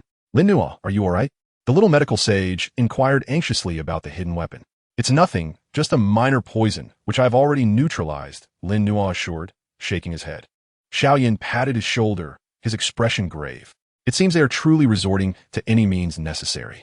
We must be even more cautious in the upcoming matches. Lin Nuo nodded, his eyes once again drawn to the enormous light screen. After this battle, his ranking had ascended to 73rd. The opponents to come would undoubtedly grow stronger, and the hidden tactics would likely become even more perilous. Yet he felt no fear. Let the soldiers meet the enemy. Let the water cover the earth, he mused, eager to see who would ultimately prevail in this grand competition. Chapter 46, Defeating Wu Hao. The venomous ambush by Xiejun and Lin Nuo's ruthless retaliation that rendered him crippled added fuel to the already fierce flames of the strong ranking tournament, intensifying the atmosphere to an even more tense and brutal degree. Everyone understood that the contest on the stage had transcended mere ranking disputes. It was an extension of the grudges and enmities among various factions. Lin Nuo's name, following the incident of his counterattack against the poison, had taken on an aura of ferocity and mystery, making others increasingly wary of him. His ranking steadily improved to 65th. As the tournament progressed, every remaining opponent was formidable, nearly all being experts of a 7-star Dome Master level or higher, with even some Grand Dome Masters beginning to appear. The new round of matchups was announced. On the light screen, two names stood side by side, instantly capturing the attention of the entire audience. Arena 9, Lin Nuo versus Wu Hao. Wu Hao, the leader of the Wolf Fang, ranked 23rd in the strong ranking, a 1-star Grand Dome Master. The moment had finally arrived. The crowd erupted. This was undoubtedly one of the most anticipated duels since the competition began. The rising star, Lin Nuo, against the seasoned powerhouse, Wu Hao. Finally, it was Wu Hao's turn to take action. Let's see how Lin Nuo remains so arrogant. Wu Hao is a 1-star Grand Dome Master, far beyond the likes of Xiejun. Lin Nuo's luck has run out. Not necessarily. Lin Nuo's previous performances were too enigmatic. He may still possess the strength to fight. The gap between a Grand Dome Master and a Dome Master cannot simply be bridged by cunning. The discussions grew louder. Members of Pan Men wore worried expressions, while the Wolf Fang side was jubilant, as if victory was already assured. Wu Hao licked his lips, his eyes glinting with bloodlust and cruelty as he ascended Arena 9, wielding a blood-red long knife. The aura of a Grand Dome Master was unleashed without reservation, creating an overwhelming sense of oppression that enveloped the entire stage. Lin Nuo, you have indeed shown some skill to reach this point, Wu Hao rasped, his voice laced with unabashed malice. However, you made the gravest mistake in targeting my Wolf Fang. Today, I shall cripple you to avenge Xiejun. Lin Nuo slowly stepped onto the stage. In stark contrast to Wu Hao's furious demeanor, he appeared remarkably composed, as if facing not a formidable foe, but merely an ordinary opponent. Enough with the pleasantries. Let us see the true measure of our abilities, Lin Nuo replied coolly. Seeking death, Wu Hao, thoroughly provoked by Lin Nua's attitude, ceased his words and surged forward. The blood-red long knife sliced through the air, trailing a fierce crimson blade of light that descended upon Lin Nua like a swift torrent. Blood wolf slash. Before the blade even reached him, the overwhelming aura of murder and bloodlust struck Lin Nua's face. This strike could cleave an ordinary 9-star Dome Master in two. Faced with this ferocious attack, Lin Nua's gaze sharpened, and he did not meet it head-on. Instead, he shifted his footing, the enigmatic techniques of the turtle-breathing technique executed to perfection, causing his body to float backward as if weightless. Simultaneously, he unleashed a series of strikes, his palms sending forth condensed three-colored energy imprints that collided with the crimson blade. Bang! Bang! Bang! The imprints met the blade, erupting in a continuous series of explosions. The three-colored energy and the blood-red Dou Qi eroded each other, annihilating the attack. That blade, capable of severing mountains, was gradually weakened by these seemingly unremarkable imprints, their speed significantly reduced. A flicker of surprise crossed Wu Hao's eyes. He had not anticipated Lin Nua's Dou Qi to be so uniquely refined, capable of directly diminishing his assault. Yet, he did not relent. The force of his attack shifted, unleashing a more violent torrent of crimson blades like a tempest. Blood wolf frenzy. The myriad of blade shadows sealed off all space around Lin Nua. Each blade contained the power to tear through everything. The spectators below watched in horror, knowing that if any one of them were on the receiving end of such a relentless barrage, they would be torn to shreds in an instant. However, Lin Nua's figure danced like a specter among the swirling blade shadows, narrowly evading each lethal strike. His exquisite footwork and foresight were nothing short of breathtaking. At the same time, he utilized his palms, either striking or pressing, to continuously target the vulnerable points in the blade shadows, skillfully neutralizing the ferocious onslaught. Is dodging all you can do? Wu Hao, frustrated by his inability to land a hit, roared in anger as his Dou Qi surged violently into the blood-red long knife. The blood light on the blade flared intensely, and a terrifying aura began to coalesce. To die by my hand is your honor. Blood wolf devours heaven. He gripped the knife with both hands and swung it forward. A massive, tangible phantom of a blood-red wolf head roared forth from the tip of the blade. The wolf's head was ferocious, its gaping maw exuding a menacing presence that seemed to threaten to devour everything in its path, instantly crossing the distance between them to lunge at Lin Nua. This strike had reached the pinnacle of a high-grade mysterious Dou technique, its power comparable to that of a full-force attack from a 2-star Grand Dome Master. Lin Nua, be careful.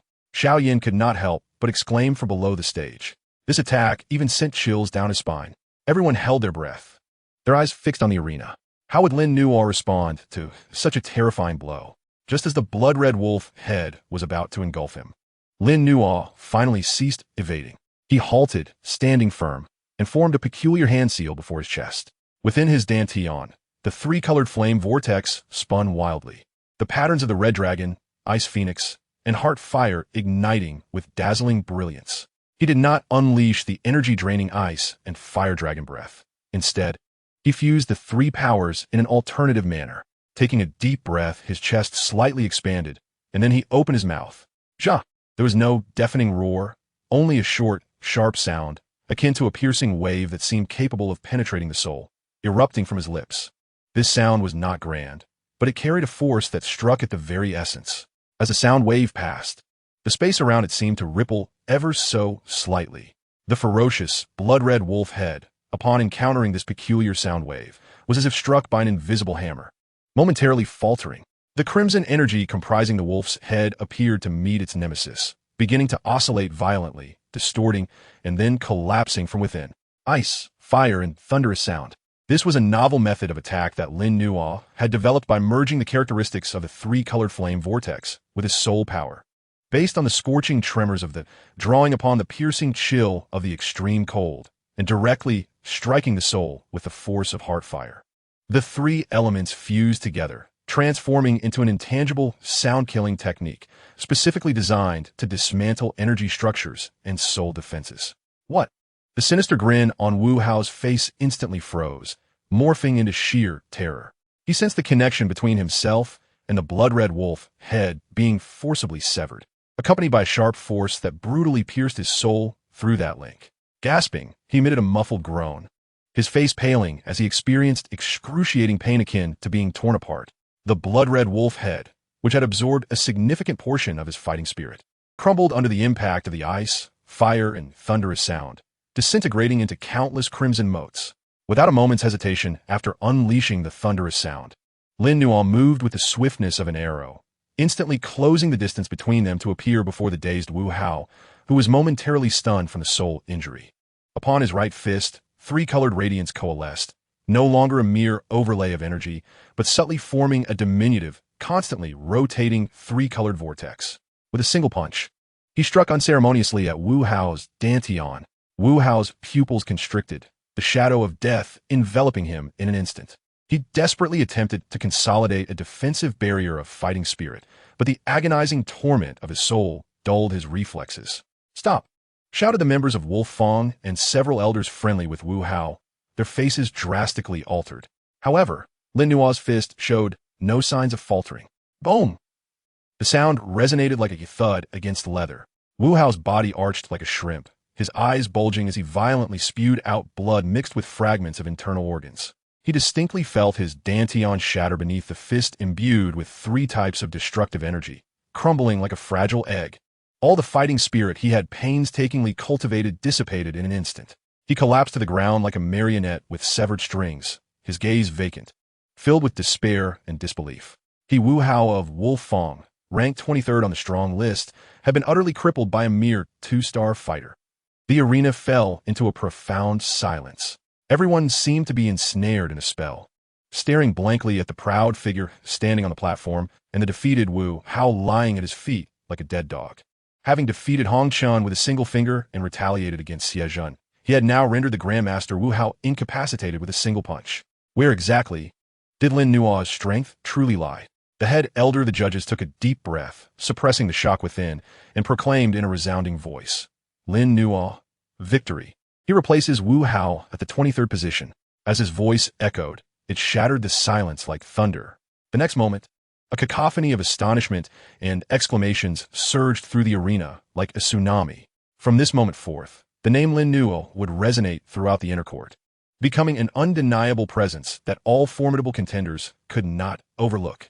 Standing on the stage, he calmly surveyed the astonished, fearful, and resentful faces below, finally fixing his gaze on the several elders atop the platform, each displaying a myriad of expressions. He understood that incapacitating Wu Hao meant a complete severance of ties with Wolf Fong, and it signified that he had truly ascended to the pinnacle of the younger generation within the inner court.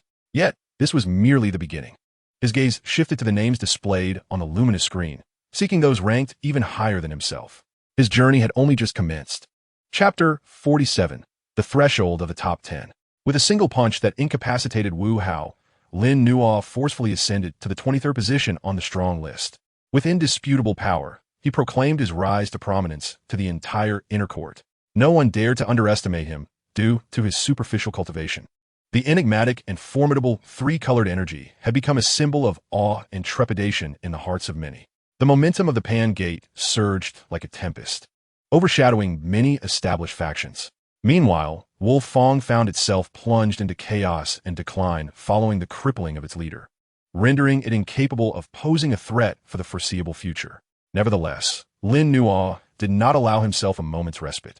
As the strong list tournament progressed, the opponents grew increasingly formidable. The top 20 were predominantly distinguished figures among the Grandmasters, with several boasting 3-star and 4-star rankings. The top 10 were occupied by true monsters of the inner court, their strengths unfathomable. His next adversary was the 19th-ranked fighter, a 2-star Grandmaster named Han Sheng. Hailing from the Han family and being the cousin of Han Xian, the outcome of the match was a foregone conclusion. Though Han Sheng was no weakling, he could only withstand 10 exchanges against Lin Nuo's increasingly adept and integrated 3-colored energy assault before being sent crashing off the stage, defeated in disgrace. Lin Nuo's ranking subsequently ascended to 19th place. Thus, he stood at the very threshold of the top 10. In the ensuing round, his opponent was none other than Han Xian, the leader of the Alchemist Guild and the 11th-ranked fighter on the strong list. As the matchups were displayed on the luminous screen, the atmosphere in the arena reached a new zenith. The enmity between the Alchemist Guild and Pan Gate had long been common knowledge. The fierce competition in the elixir market, the shadowy hand behind the attack on the fire sect, the schemes involving soul corruption fragrance. All these entanglements had rendered both sides irreconcilable. This battle was not merely a contest of rankings, but also a resolution of their grievances. At last, it was Han Xian's turn, the leader of the Alchemist Guild against Lin Nuo of the Pan Gate. This promised to be an exciting spectacle. Han Xian, a fourth-tier alchemist and a 3-star grandmaster, possessed formidable strength. Lin Nuo's meteoric rise had been nothing short of astonishing, making the outcome of the match difficult to predict. Under the watchful eyes of countless eager spectators, Han Xian stepped onto the stage with a grim expression. Unlike his previous opponents, Han Xian did not launch an immediate attack. Instead, he coldly regarded Lin Nuo, his voice dripping with venom. Lin Nuo, I admit I underestimated you before. I never expected you to make it this far. Lin Nuo maintained a calm demeanor, offering no response. Han Xian continued, however, your luck ends here. Do you believe that with your peculiar flames, you can contend against the Alchemist Guild? Today, I shall show you what true depth looks like. As his words fell, he flipped his palm, revealing 3 distinct, dragon eye-sized pills resting in his hand. One was blood red, radiating a violent energy wave. The second was deep blue, surrounded by a bone-chilling cold. The third was a vibrant green, brimming with life. They were the Fury Pill, the Ice Crystal Pill, and the Rejuvenation Pill. Gasps erupted from knowledgeable alchemists in the audience, recognizing their peak 4th-tier quality. Han Xian was prepared to go all out. The Fury Pill could significantly enhance fighting spirit intensity and explosiveness for a short time, but came with severe side effects. The Ice Crystal Pill could imbue fighting spirit with extreme cold attributes, freezing the opponent's meridians. The Rejuvenation Pill could rapidly heal injuries and restore fighting spirit. Ensuring sustain combat capability. The combination of these 3 pills could elevate Han Xian's strength to a terrifying level, rivaling even that of a 5-star grandmaster. Lin Nuo, to force me to resort to my trump cards, you should be proud. Han Xian sneered, unhesitatingly swallowing all 3 pills at once. Boom! An overwhelmingly violent aura erupted from Han Xian's body. His eyes turned crimson, and his fighting spirits surged like boiling magma. While a layer of deep blue frost enveloped his skin, creating an extremely unstable balance between the opposing forces of ice and fire within him. His aura surged, rapidly surpassing the threshold of 3-star Dou Qi and reaching 4-star, with the pressure continuing to escalate, almost touching 5-star. The formidable force created violent ripples in the protective barrier surrounding the arena, causing the nearby spectators to struggle for breath and retreat in alarm. 5-star Dou Qi. Han Xian's aura was nearing that of 5-star Dou Qi. How terrifying! The potency of these 3 pills was astonishingly overwhelming. Lin Nuo was in danger. The gap at 5-star Dou Qi was simply insurmountable. The faces of those from the Pan men changed dramatically, and Xiao Yan's expression turned grave as he secretly circulated his Dou Qi, poised to intervene. Even as a 3-star Dou Qi, he felt tremendous pressure in the face of Han Xian at this moment. Upon the platform, several elders wore furrowed brows. Elder Hui spoke in a measured tone. Relying on pills for a forced enhancement leads to an unstable foundation, resulting in endless repercussions. Mentor Ruo Lin's cool gaze flickered with concern as she cast her eyes towards Lin Nuo on the stage. Confronted with the surging aura of Han Xian, who resembled a ferocious beast, Lin Nuo finally displayed a hint of seriousness in his eyes, though not fear. He sensed that while Han Xian's energy was immense, it was wildly chaotic, akin to a powder keg ready to explode. The power from the 3 pills had not been perfectly absorbed and controlled. External forces, after all, remain external. Lin Nuo slowly began to speak, his voice resonating clearly in every ear. Within his dantian, the 3-colored flame vortex accelerated its rotation, with the patterns of the red dragon, ice phoenix, and heart fire glowing vibrantly. He did not consume any pills, but instead adjusted his state to its optimum.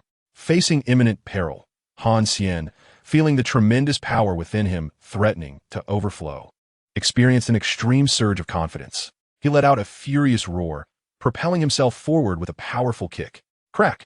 The solid arena floor bore the marks of 2 deep footprints. He transformed into a blur of red and blue, accompanied by a sound that could shatter eardrums, and instantly appeared before Lin Nuo. With both fists unleashed, one punch blazed with the heat of molten lava, while the other chilled to the bone like profound ice. The duality of ice and fire fist. The air where the fist winds passed was distorted by scorching heat on one side and crystallized by freezing cold on the other. The simultaneous assault of these two extreme powers was nothing short of terrifying. In the face of this cataclysmic strike capable of severely wounding or even annihilating an ordinary 5-star Dou Qi, Lin Nua's gaze sharpened like a blade, advancing rather than retreating. On his palms, the three-colored radiance no longer scattered but rather coalesced into two spiraling forces, resembling drill bits. One primarily red, the other primarily blue. He was determined to confront Han Xian's ice and fire duality fist with his spiraling energy. Spiral Flame Dragon Drill. Spiral Ice Phoenix Stab. The four fists, embodying two utterly divergent energies of ice and fire, collided with a brutal force. Boom! A thunderous explosion erupted, shaking the very earth. Red, blue, and three colors of energy clashed violently, eroding and obliterating everything in their path, forming a colossal energy vortex that completely engulfed their figures. The violent energy shockwave spread outward like a tsunami, crashing against the protective barrier of the arena with a spine-chilling creak, causing it to distort violently, as if it might shatter at any moment. The audience below was forced to retreat repeatedly, their faces etched with terror. The radiant energy persisted for several moments before gradually dissipating. Upon the platform, the scene unveiled itself. Lin Nua and Han Xian remained locked in their fist collision, stalemated in place. However, upon closer inspection, differences became apparent. Lin Nua's complexion was slightly pale, yet his gaze remained calm, with the three-colored spiral energy on his fists dimmed, but still stable. In contrast, Han Xian's chaotic aura of intertwining red and blue began to fluctuate violently, waning like a deflated balloon. The sickly flush on his face faded rapidly, replaced by an extreme pallor and agony. The frost covering his skin melted swiftly, only to be evaporated by the chaotic heat within, causing his skin to crack and bleed. Puff! He violently spat a mouthful of blood, which was mixed with shards of ice and flames. The ice and fire energy within him lost the forced balance granted by the pills, beginning to retaliate wildly. No, this is impossible, my pills. Han Xian's eyes brimmed with unwillingness and terror as he felt his meridians being torn apart by the uncontrollable ice and fire energy. Lin Nua, observing his pitiful state, coldly remarked, "The strength derived from forcibly enhancing with pills is like a castle in the air, collapsing at the slightest touch. You have lost." As his words fell, the spiral energy on his fists erupted once more. Bang! Han Xian was struck as if by two mountains simultaneously, his arms producing a chilling crack as he was sent flying like a ragdoll, crashing against the edge of the arena, unconscious and utterly drained of energy. The elder referee took a deep breath, suppressing his astonishment, and announced in a clear voice, "Lin Nua, victory," replacing Han Xian, ranked 11th on the strong list. The entire arena fell into a brief silence before erupting into a fervent uproar. Lin Nua's name was etched deeply in the hearts of all present, as he, as a 2-star Dou Qi, had fought valiantly to break into the top 11 on the strong list, defeating Wu Hao and Han Xian. Such achievements were truly unprecedented miracles in the history of the Canaan Academy's inner court. In the Panmin area, cheers echoed like thunder, with all members filled with pride, struggling to contain their excitement. Xiaoyan gazed at the tall figure on the stage, his eyes brimming with pride and fighting spirit. He understood that Lin Nua's progress to this point was no stroke of luck, but a testament to solid strength and repeated life and death struggles. On the high platform, the elders exhibited varied expressions. Elder Hu stroked his beard in silence, his eyes glimmering with contemplation. Minter Ruo Lin's typically cool demeanor revealed a rare, subtle smile. Conversely, those elders aligned with the Medicine Guild and Wolf Fong wore grim expressions. Lin Nuo calmly descended from the platform, seemingly oblivious to the surrounding cheers and discussions. The three-colored flame vortex within him continued to rotate, digesting the insights from the recent battle while replenishing his expended energy. Defeating Han Xian did not bring him much joy, for the true challenge had only just begun. The top 10 on the strong list represented an entirely different echelon. Those who could enter this realm were the true elite geniuses of the inner court, monstrous existences. They possessed not only formidable strength, but also an array of powerful trump cards and deep-rooted backgrounds. In the forthcoming round, he is set to confront the formidable guardian ranked 10th on the strong list, the Blood Axe Xuebeng. Xuebeng, a 3-star great fighter, is rumored to have an undefeated record against 4-star great fighters. His cultivation techniques are both domineering and enigmatic, and his blood axe combat skills have gained a notorious reputation, having vanquished countless strong opponents. Due to his ruthless methods in battle, which only relent upon drawing blood, he has earned the moniker of the Blood Axe. A seasoned powerhouse within the inner court, he has held the 10th position on the strong list for many years, representing an insurmountable chasm for the myriad geniuses aspiring to break into the top 10. Is it finally time for Shui Bong to take the stage? While Lin Nuo is indeed strong, he is no match for Shui Bong, who is not merely a product of elixirs like Han Xian. Under the Blood Axe, no one emerges unscathed.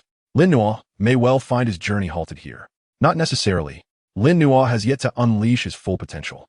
Who knows what hidden cards he still holds? Amidst a myriad of gazes filled with anticipation, concern, and a hint of schadenfreude, the new round of matchups is finally revealed.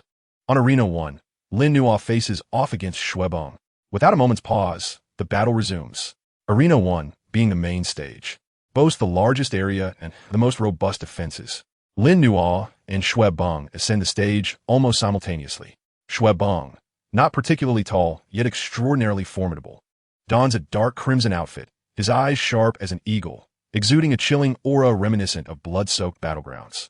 He carries a massive blood-red battle axe on his back, nearly as tall as himself, its blade glinting ominously, with blood-like light flowing across its surface.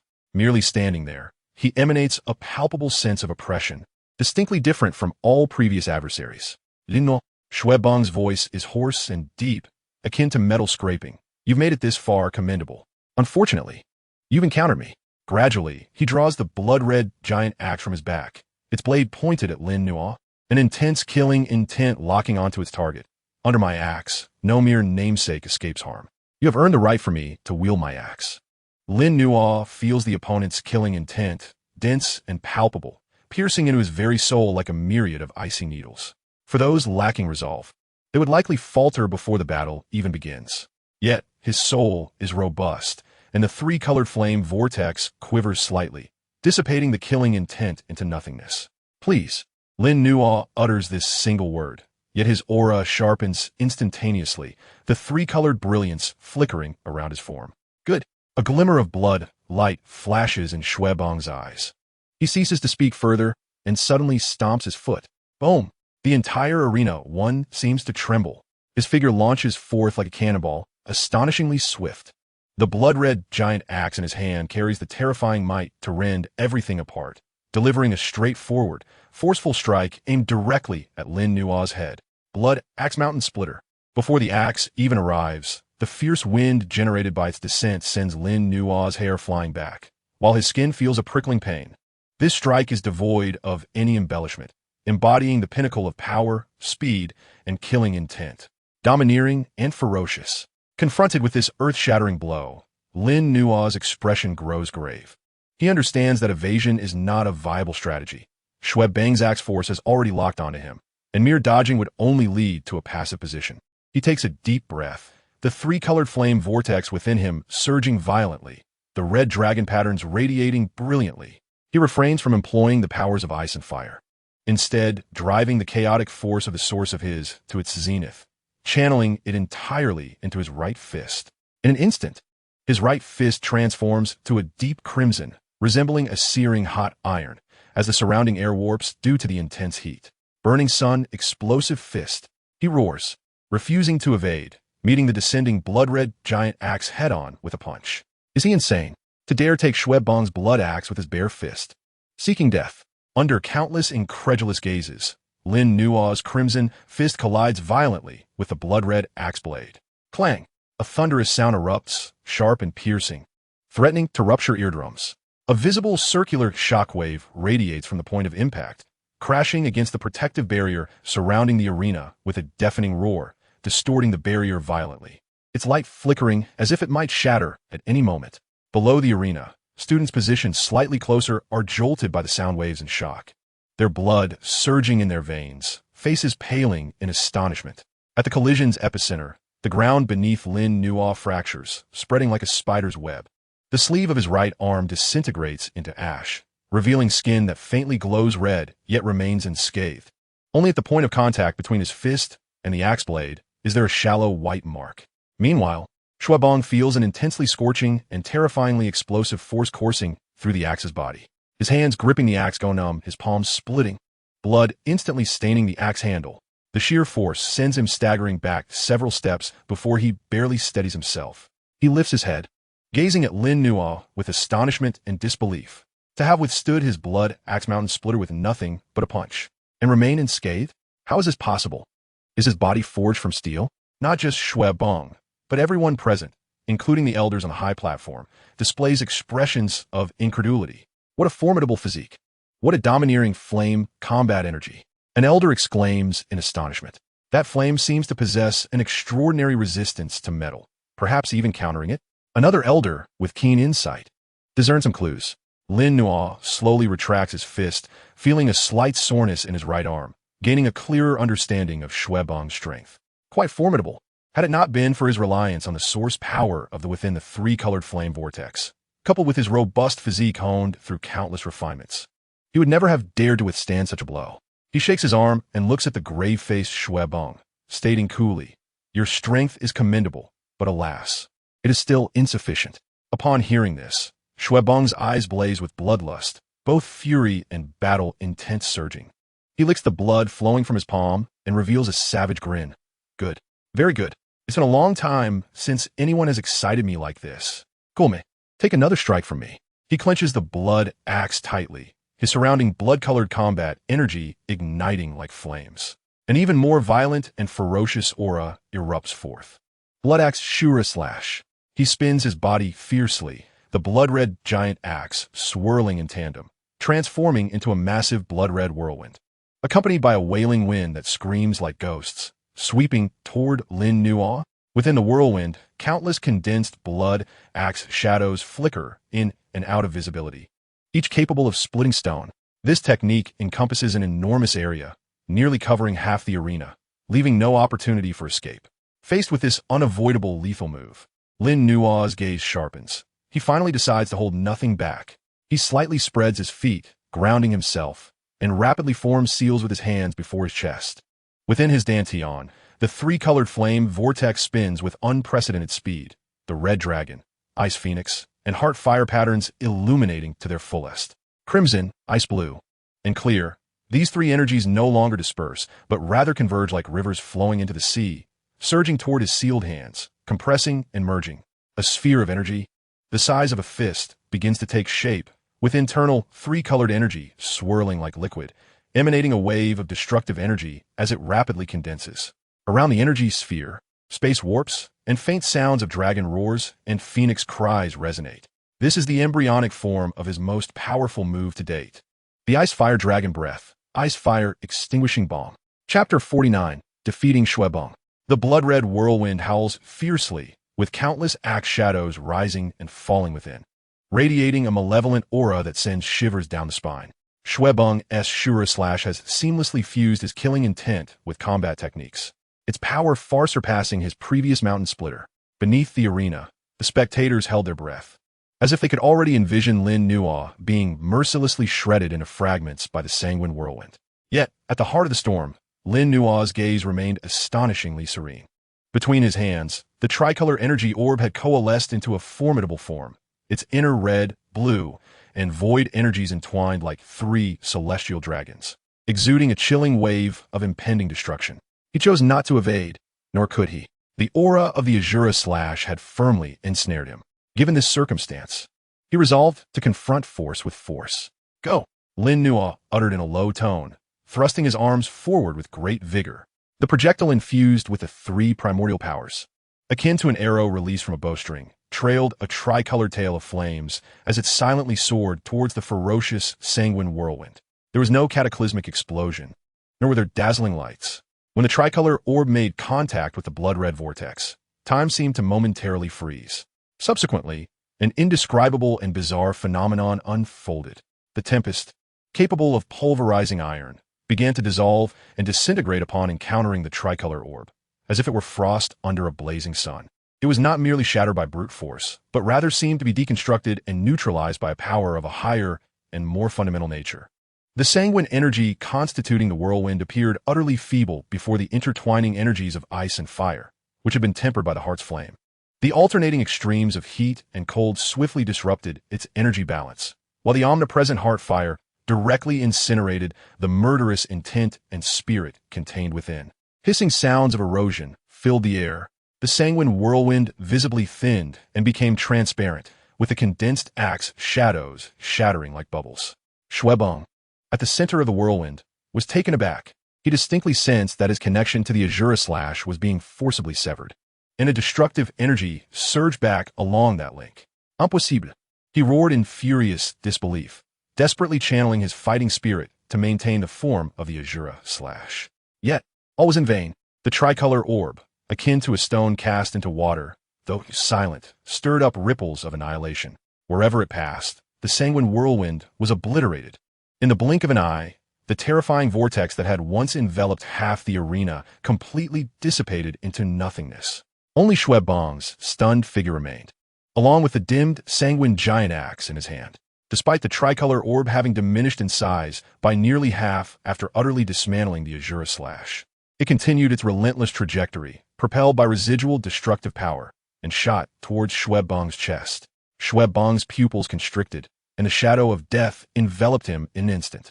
With little time to contemplate, he instinctively raised the sanguine giant axe before him, channeling every ounce of fighting spirit into it. Blood barrier. A great surge of blood light coalesced on the axe's surface, forming a robust sanguine shield. Bang! The diminished tricolor orb collided violently with the sanguine shield. This time, it produced a thunderous roar. The sanguine shield trembled violently, its surface instantly adorned with a spiderweb of cracks. The intertwined energies of ice and fire ferociously eroded the shield, attempting to penetrate it entirely. Xuebong gritted his teeth, a trickle of blood escaping his lips, his arm muscles straining as he bore the weight of the giant axe. He could feel the property restraint within the tricolor energy, making it exceedingly arduous for his blood attribute fighting spirit to operate. Hold it back. He howled like a wild beast. The cracks on the shield multiplied and grew denser. Finally, with a crisp snap, the sanguine shield shattered explosively, scattering into a multitude of sanguine light particles. The residual tricolor orb, having exhausted its final vestiges of energy, quietly dissipated after shattering the shield. However, the backlash from the shield's destruction, along with the last surge of the tricolor energy, still struck fiercely against Xuebong and his giant axe. Xuebong was struck as if by a heavy blow, spitting out a mouthful of blood, his body akin to a severed kite, flying backward. The sanguine giant axe, which had accompanied him for years, slipped from his grasp, tracing an arc before crashing to the edge of the arena. He fell heavily outside the arena, struggling to rise, but ultimately failing, his gaze filled with frustration as he looked up at the figure still standing in the arena, overwhelmed by disbelief and defeat. He, Xuebong, the blood axe, the 10th-ranked guardian, had been utterly vanquished, and so completely. Even the mightiest Azura slash had been shattered before the opponent. The arena fell into a profound silence. All present stared in dumbfounded awe at this scene, their minds blank. The 10th rank had changed hands.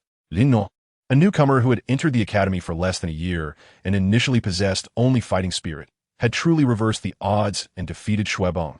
Stepping into the ranks of the top 10, this was nothing short of a legend. In the Panmin area, after a brief moment of silence, an ear-splitting roar of fervent cheers erupted.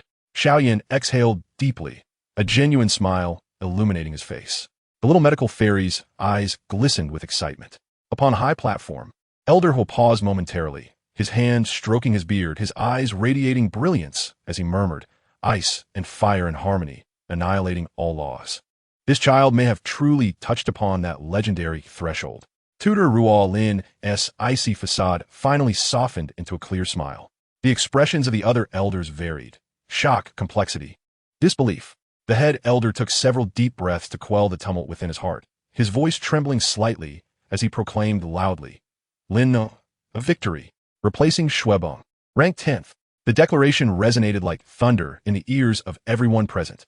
10th ranked, Linno. From this moment forth, this name would be inscribed in the annals of the Canaan Academy's inner courtyard, marking the dawn of a legend. Linno stood at the center of the arena, gradually retracting his stance. The exertion of the ice and fire annihilation orb had taken a toll on him, leaving his complexion somewhat pallid.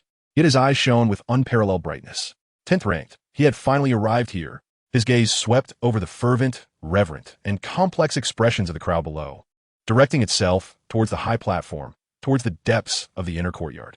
He understood that entering the top 10 was merely a new beginning. The 9 individuals ahead of him were all true monsters. Furthermore, the lurking adversaries would not relent simply because he had breached the top 10, but he remained undaunted. The tricolor flame vortex within him seemed to have solidified a bit more due to this high-intensity battle, granting him an even greater mastery over his powers. Who will be next? A subtle smile curved Lin Nua's lips, brimming with anticipation. His journey was far from over. Chapter 50, A New Journey. 10th ranked, as Lin Nua's name, accompanied by the still-shocked voice of the head elder, was firmly engraved atop the illuminated screen. An extraordinary silence enveloped the entire inner courtyard of Canaan Academy. This silence was not devoid of sound. Rather, the tumult, discussions, and gasps seemed to be grasped by an invisible hand, transforming into a deeper emotion known as shock, permeating every corner of the arena. Gaze after gaze, like spotlights, focused on the somewhat slender, yet upright figure on the first arena. In their eyes, there was no trace of doubt or disdain, only profound reverence, disbelief, and a hint of fear towards the unknown power. The 2-star fighter, ranked 10th on the strength leaderboard. This feat has transcended the bounds of conventional understanding, shattering the records that have stood in the inner academy for countless years. A living legend is being born right before their eyes. In the Panmin area, after a brief silence, a volcanic eruption of ecstasy and cheers ensued. Xiaoyan vigorously pumped his fist, his eyes ablaze with fierce combat intent. He felt elated for Lin Nua, while simultaneously grappling with immense pressure and motivation. Xiao Yixian wiped away the tears of excitement from the corners of her eyes, her face blossoming into a breathtaking smile. All members of Panmin stood tall with pride, their elation palpable. On the high platform, Elder was slowly exhaled a breath of murky air, his deep-set eyes shimmering with a complex, inscrutable light, ultimately transforming into an almost inaudible sigh, akin to a moment of resolution. Minter Ruolin's ice-like visage melted into a smile, akin to the warmth of spring thawing the snow. The other elders exchanged glances, each witnessing the same astonishment and gravity reflected in the other's eyes.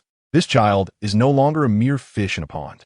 Lin Nua, feeling the 3-colored flame vortex within him, exhausted yet gradually recovering, even more refined, calmly descended from the arena. He paid no heed to the myriad gazes that nearly engulfed him and made his way straight back to the Panmin camp. Congratulations. Xiaoyan clapped him heavily on the shoulder, the unspoken camaraderie evident. Big brother Lin Nua, you are incredible. Xiao Yixian beamed at him, her enchanting eyes sparkling.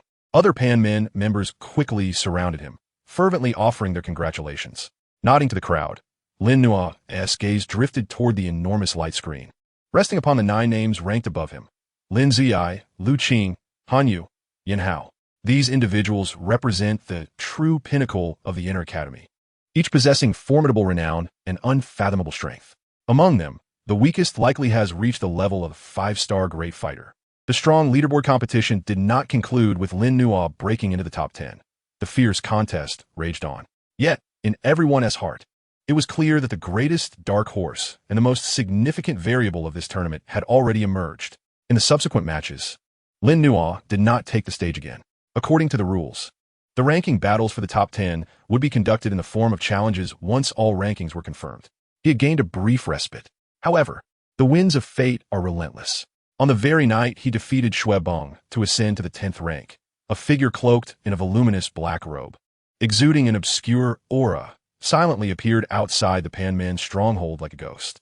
A chilling, formidable presence, laden with an overwhelming soul pressure, swept forth like an invisible tide, enveloping the Panmin defenses, honing in on Lin Nua, who was recuperating in the quiet chamber. Lin Nua abruptly opened his eyes, the 3 colors of light flickering momentarily. He sensed an aura far more formidable than Shuebong's, even more perilous than that of Elder Yin Sha. Finally, have they come for me? Lin Nua's eyes turned cold as he rose steadily to his feet. What is destined to come will inevitably arrive. He pushed open the door to the quiet chamber and stepped outside. Beneath the moonlight, the figure in the black robe stood quietly in the center of the courtyard, seemingly merging with the surrounding shadows. He lifted his head, revealing eyes ablaze with eerie green flames, fixating intently on Lin Nua. Lin Nua. The voice rasped like sandpaper against stone. Surrender the secrets you carry and that scroll of techniques. Otherwise, your soul shall scatter into oblivion. A powerful soul pressure bore down upon Lin Nuo like a mountain. The soul hall. Lin Nuo's pupils constricted, a chill running down his spine. Indeed, it is these tenacious specters. They have ultimately come for me, and it is a soul envoy that has arrived. His strength, I fear, has reached the level of a Dou Huang. Faced with a pressure potent enough to shatter an ordinary great fighter-esque soul, Lin Nuo's three-colored flame vortex spun wildly. Particularly the heartfire runes, glowing brilliantly, enveloping him in an intertwining essence of coolness and searing heat, steadfastly protecting his soul. He straightened his back, his gaze unwavering as it met the green eyes, his voice icy and resolute. You want it? Come and take it yourself. Chapter 51. The Soul Envoy's Ambush. What bravado! The black-robed soul envoy let out a bone-chilling, eerie laugh, amusement and cruelty flickering in his green flames. A mere two-star fighter dares to act so recklessly before me, due to a hint of the bizarre? It seems you do not know the heights of heaven and depths of earth until you experience the agony of soul refinement. Before his words faded a withered hand, resembling a ghostly claw, extended from beneath the black robe, reaching toward Lin Nuo with a menacing gesture. Soul-devouring claw, a massive claw, entirely formed of pitch-black mist, materialized out of thin air. Countless tormented, distorted soul phantoms writhed around the claw, emitting silent wails, suffused with a sinister aura that devoured the souls of all living beings. As it swiftly crossed the distance between them, lunging for Lin Nuo's crown, this claw was not a physical attack, but a direct assault on the soul. Its speed far surpassed any opponent Lin Nuo had previously encountered. Lin Nuo's pupils dilated with terror, a profound sense of impending doom washing over him like icy water. He had no doubt that if this claw were to grasp him, his soul would be instantly wrenched from his body, subjected to endless torment. There was no evading it. The gap in their strength was insurmountable. He roared in defiance, the three-colored flame vortex within him spiraling into a furious reversal. The red dragon, ice phoenix, and heartfire patterns erupted with blinding radiance. He held nothing back, channeling all his soul power and three-colored energy into his eyes. Frostfire thunder eyes. He abruptly raised his head, his left eye glowing red like molten lava, while his right eye sparkled ice blue like ancient frost. Within the depths of his pupils, a flicker of colorless heart fire danced. Two beams of concentrated mental energy, embodying the essence of ice and fire along with the refining power of heart fire, shot forth like solid projectiles, colliding fiercely with the approaching black claw. The clash of mental beams and the soul-devouring claw did not produce a thunderous roar, but rather a violent reaction reminiscent of cold water splashing into boiling oil. The soul phantoms entwined around the black claw emitted a piercing shriek, rapidly dissipating and fading away. However, the soul envoy's strength was still far beyond his own. The soul-devouring claw merely hesitated for a moment, its hue dimming slightly, before it surged forward once more with an irresistible force, aiming to seize Lin Nuo. Lin Nuo let out a muffled grunt, as if struck by a heavy blow, his complexion turning pale as paper, blood seeping from his 7 orifices. He felt as though his soul was being torn asunder, and the three-colored flame vortex within him trembled violently, its brilliance swiftly fading. The disparity is far too great. Ha! The mantis stalks the cicada, the soul envoy cackled, the soul-devouring claw already upon him, its frigid aura nearly freezing Lin Nuo's thoughts.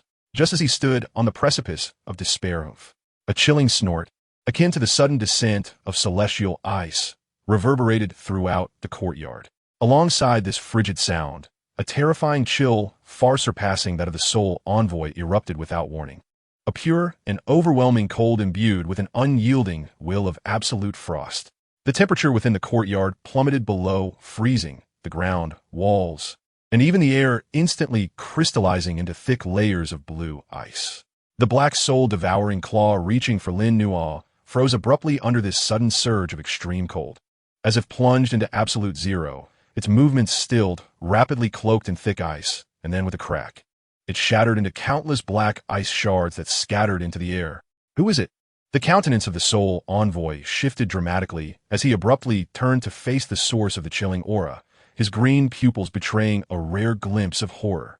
Under the moonlight, a figure as white as snow had stealthily taken position atop the eaves of the courtyard. Clad in flowing garments and veiled in a delicate gauze, It was Aunt Xian. Her frigid gaze swept over the Soul Envoy, as if he were nothing more than an inconsequential ant. The claws of the Soul Hall had indeed extended too far. This was not a place for their intrusion. Her voice, though calm, resonated with an undeniable authority, as if her words were law. The Soul Envoy felt a profound, unfathomable aura emanating from Aunt Xian, akin to an abyssal glacier, stirring a tempest within his heart. A Dou. She was undoubtedly a powerhouse of Dou level, and certainly not a novice. He could never have anticipated that such a terrifying guardian lurked beside Lin Nua. Senior, this matter pertains to the internal affairs of the Soul Hall. I humbly request your forbearance, the Soul Envoy stammered, attempting to invoke the authority of the Soul Hall. Begone. Aunt Xian could hardly be bothered to engage in further discourse, her single word carrying the weight of finality. With her utterance, an invisible blizzard erupted towards the Soul Envoy. His expression shifted wildly as he felt the very space around him freeze, as though his soul were being encased in ice. With a frantic cry, he abandoned all pretense of duty. Dark mist surged within him as he unleashed a life-saving secret technique, his form dissolving like melting shadows as he fled into the distance at an astonishing speed. The intangible blizzard swept through the space he had occupied, leaving behind a myriad of fine black cracks that would not mend. Aunt Xian made no attempt to pursue, her gaze coldly fixed on the vanishing form of the Soul Envoy. Only when his aura had completely dissipated did she slowly turn her head, her eyes resting upon Lin Nua, who stood pale and breathless below. Struggling to maintain his nearly crumbling body, Lin Nua bowed deeply to Aunt Xian upon the eaves, expressing his heartfelt gratitude. Thank you, Aunt Xian, for saving my life. He understood that had she not arrived in time, his demise would have been certain. Aunt Xian gracefully descended to stand before Lin Nua, her icy gaze sweeping over him, lingering momentarily on the dimming tricolored flame vortex before she spoke softly. Since the Soul Hall has set its sights on you, they will not relent easily. What you faced today was merely the lowest-ranked Soul Envoy. Next time, it may not be so simple. A heaviness settled in Lin Nua's heart. He had long heard tales of the terror of the Soul Hall. I understand, Senior. He gritted his teeth. I will strive to enhance my strength. Strength? Aunt Xian shook her head slightly. The influence of the Soul Hall pervades the continent. Their methods are as enigmatic as they are insidious. You alone cannot hope to contend against them, unless you can truly harness the power within you and reach that legendary realm. She paused, her tone imbued with an ethereal quality, the harmony of ice and fire, the resonance of dragon and phoenix. The heart's fire tempering the soul. Only then can one attain eternity. Your journey has only just begun, yet it is destined to be fraught with thorns. With that, she ceased her words, flicking her fingers to send a stream of ice-blue light into Lin Nua's brow. An essence of pure, gentle, cold energy instantly enveloped him, nurturing his damaged soul and meridians, alleviating his injuries. This icy heart source energy will aid in your recovery. Take heed. As her voice faded, her figure gradually dissipated into the air like melting snow, as though she had never existed. Within the courtyard, Lin Nua stood alone amidst the scattered ice crystals, the remnants of the recent encounter serving as proof that what had transpired was no mere illusion. He felt the cool energy at his brow and the gradual restoration of the tricolored flame vortex within him, clenching his fists tightly. The Soul Hall, Dou Zong. Towering mountains loomed before him, yet the flames in his eyes blazed even more fervently. Pressure would only forge him into something stronger. He raised his gaze towards the depths of the inner courtyard, where the imposing black tower loomed, emanating a ghostly glow beneath the moonlight. The heavenly flame refining tower. The fallen heart flame. Perhaps there lay the power he needed to break the deadlock.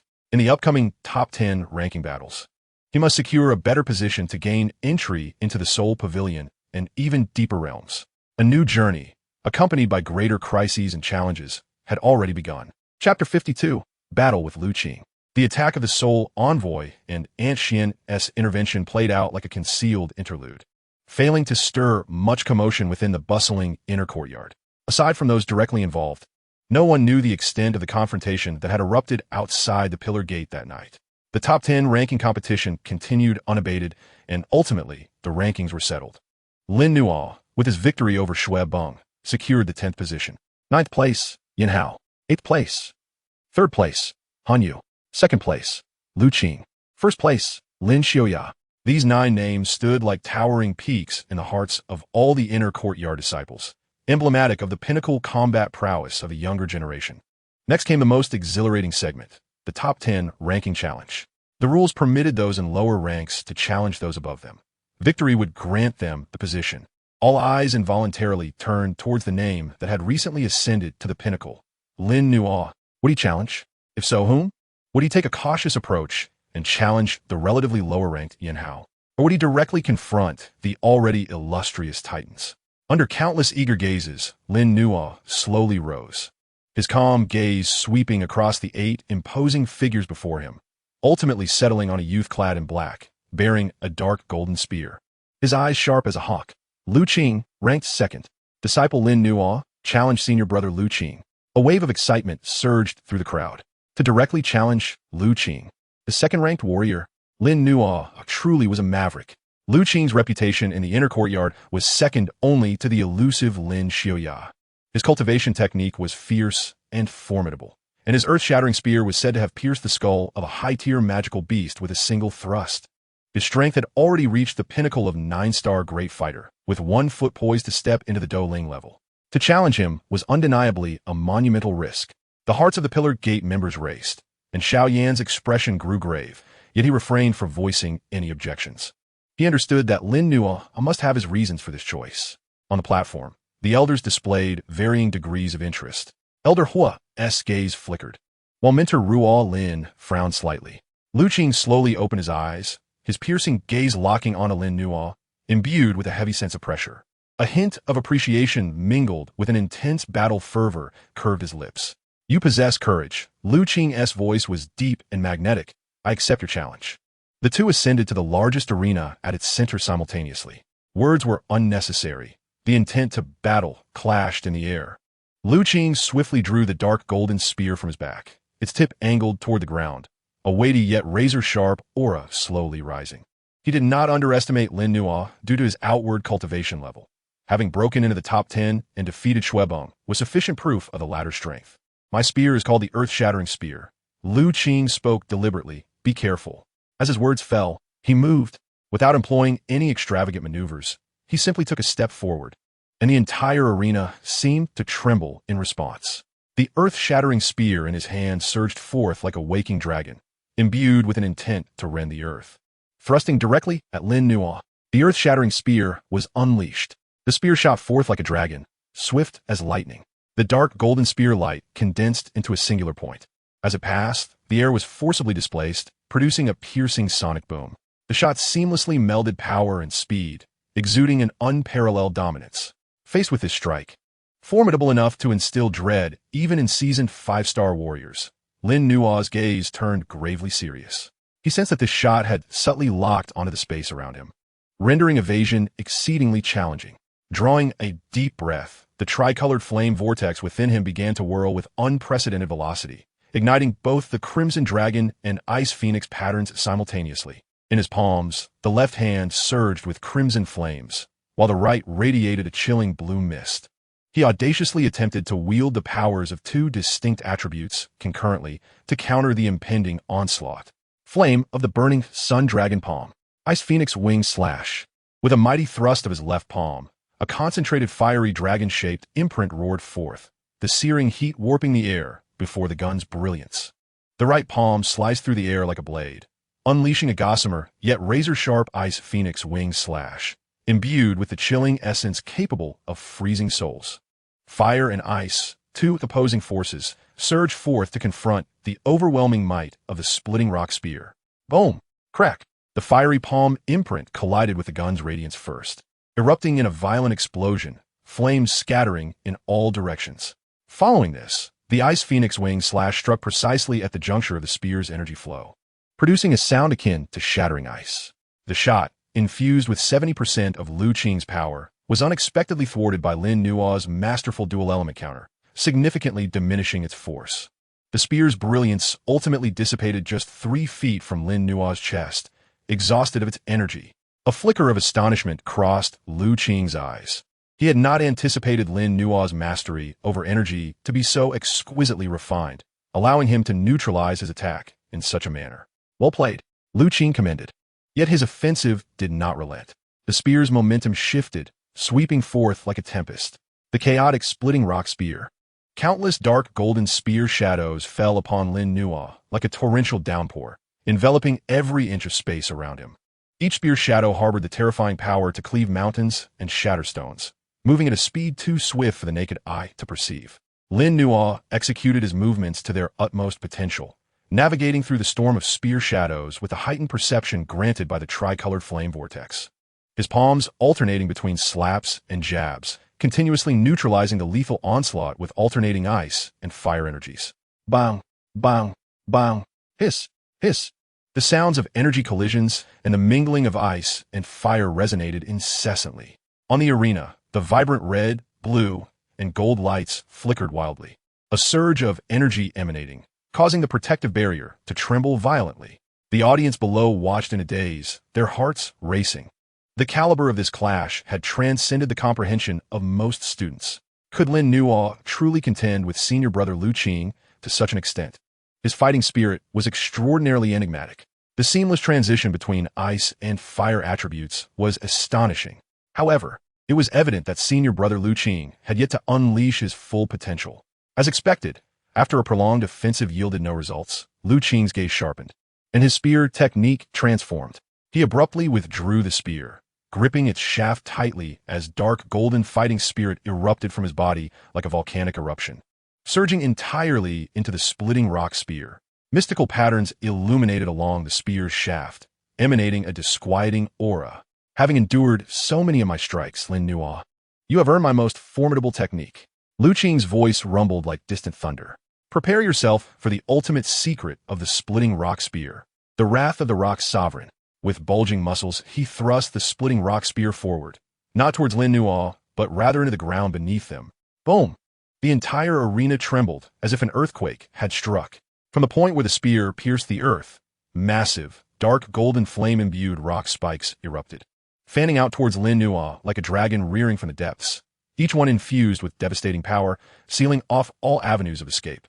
This technique possessed vast range and terrifying might. It was, without a doubt, a true killing move. Confronted with this unavoidable death strike, madness flickered in Lin Nuo's eyes. He understood that he could no longer hold back. He halted his steps, standing resolute before the oncoming rock spikes, and once again formed seals with his hands at his chest. Within his dantian, the tricolored flame vortex spiraled wildly in reverse. The minuscule, tricolored light that at its core shimmering with an unprecedented brilliance. The radiance of the crimson dragon, ice phoenix, and heart fire intertwined, coalescing into a force of destruction far surpassing anything he had previously commanded. He was about to channel the entirety of his tricolored flame vortex's essence, unleashing the most powerful strike within his grasp. Ice and Fire, Great Annihilation. Chapter 53, The Might of Annihilation. The destructive impact of the wrath of the rock sovereign surged forth like the roar of a terrestrial dragon, the dark golden flame spikes tearing through the ground, exuding an overwhelming power that crushed everything in their path. Swiftly approaching Lin Nuo, the intertwining heat and weight of the assault nearly suffocated him. Confronted with this lethal blow, Lin Nuo thrust his hands forward with great force. His complexion paled instantly as the tricolored flame vortex within dimmed at a visible rate. The central tricolored light, flickering violently as if on the verge of collapse. At such a tremendous cost, he produced a beam of energy condensed to perfection. Slender as an arm, yet imbued with spiraling red, blue, and white light. Ice and Fire Great Annihilation. The moment this beam manifested, it did not unleash a cataclysmic surge of energy. Rather, an eerie silence enveloped the arena. Wherever the beam passed, the space appeared to be erased, leaving behind a pristine vacuum trail, as if light itself had been consumed. It silently advanced towards the roaring deluge of dark golden rock spikes. There was no anticipated violent explosion, nor the deafening roar of detonation. The instant the tricolored spiral beam made contact with the first dark golden spike, which could pierce through fine iron, the spike met its nemesis, its tip dissolving into nothingness. Not shattering, not melting, but being deconstructed and annihilated at the very level of its material structure. Next came the second, the third. The tricolored beam sliced through the dark golden spikes like a searing hot iron through butter.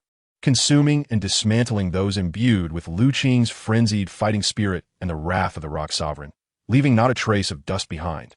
Though the beam's progression appeared slow, it was, in reality, breathtakingly swift, cleaving a vacuum passage through the oncoming deluge of rock spikes in the blink of an eye. The edges of the passage bore a mirror-smooth finish, glistening with an eerie interplay of red and blue light. Lu Qing's pupils constricted. Disbelief etched across his face for the first time. He could distinctly feel his connection to the wrath of the Rock Sovereign being forcibly severed by that annihilative force. The power of annihilation contained within the tricolored beam was extraordinarily formidable. With a furious roar, he desperately urged his fighting spirit to maintain the onslaught of the spikes. But it was all in vain.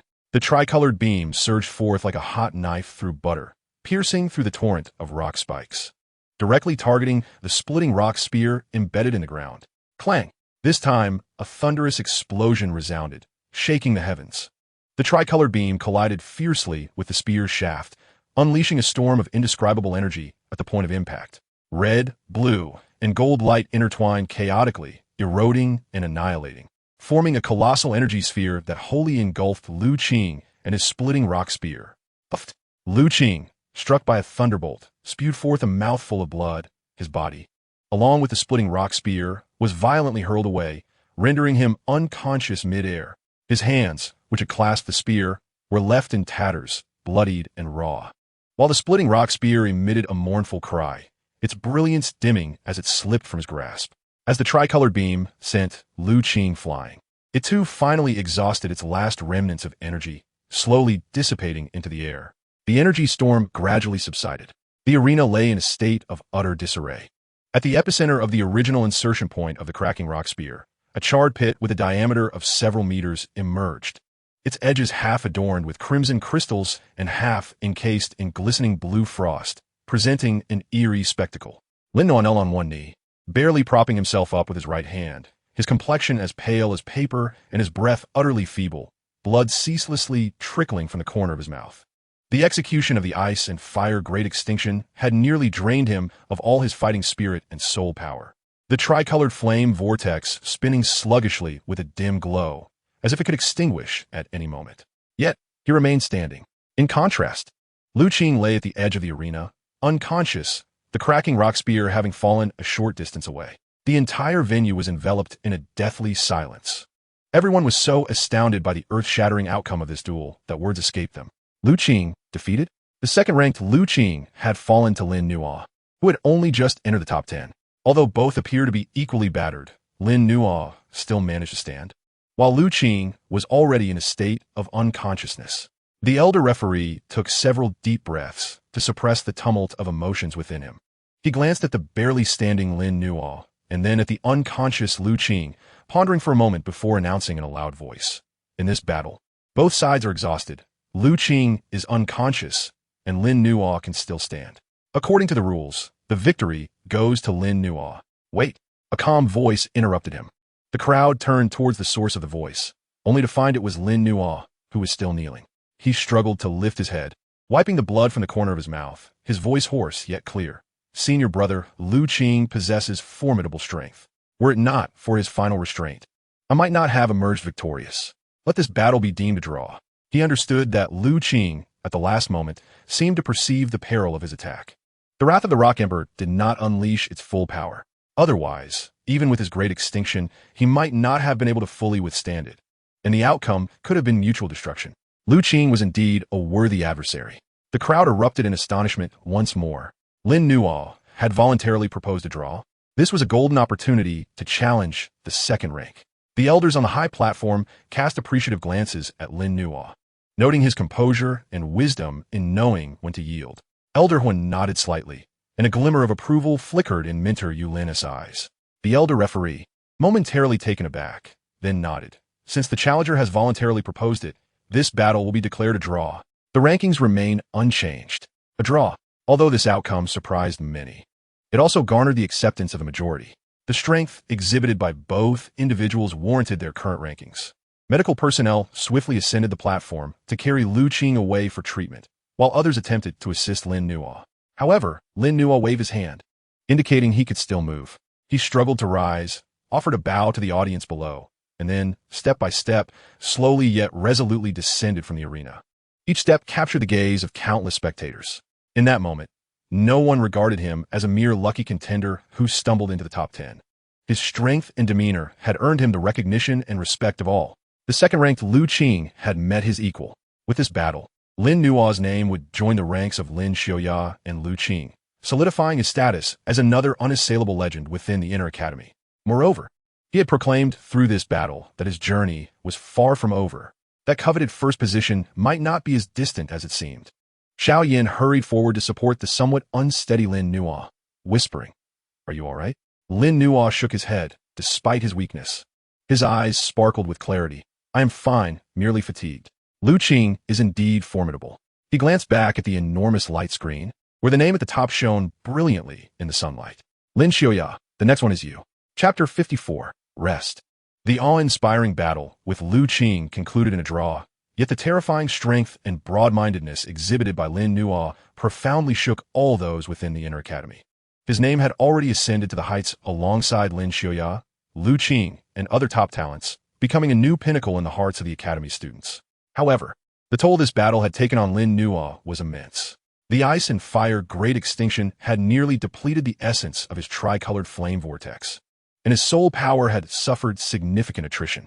For the subsequent days, he remained deep within the Pillar Gate stronghold, secluding himself to recuperate and stabilize his realm.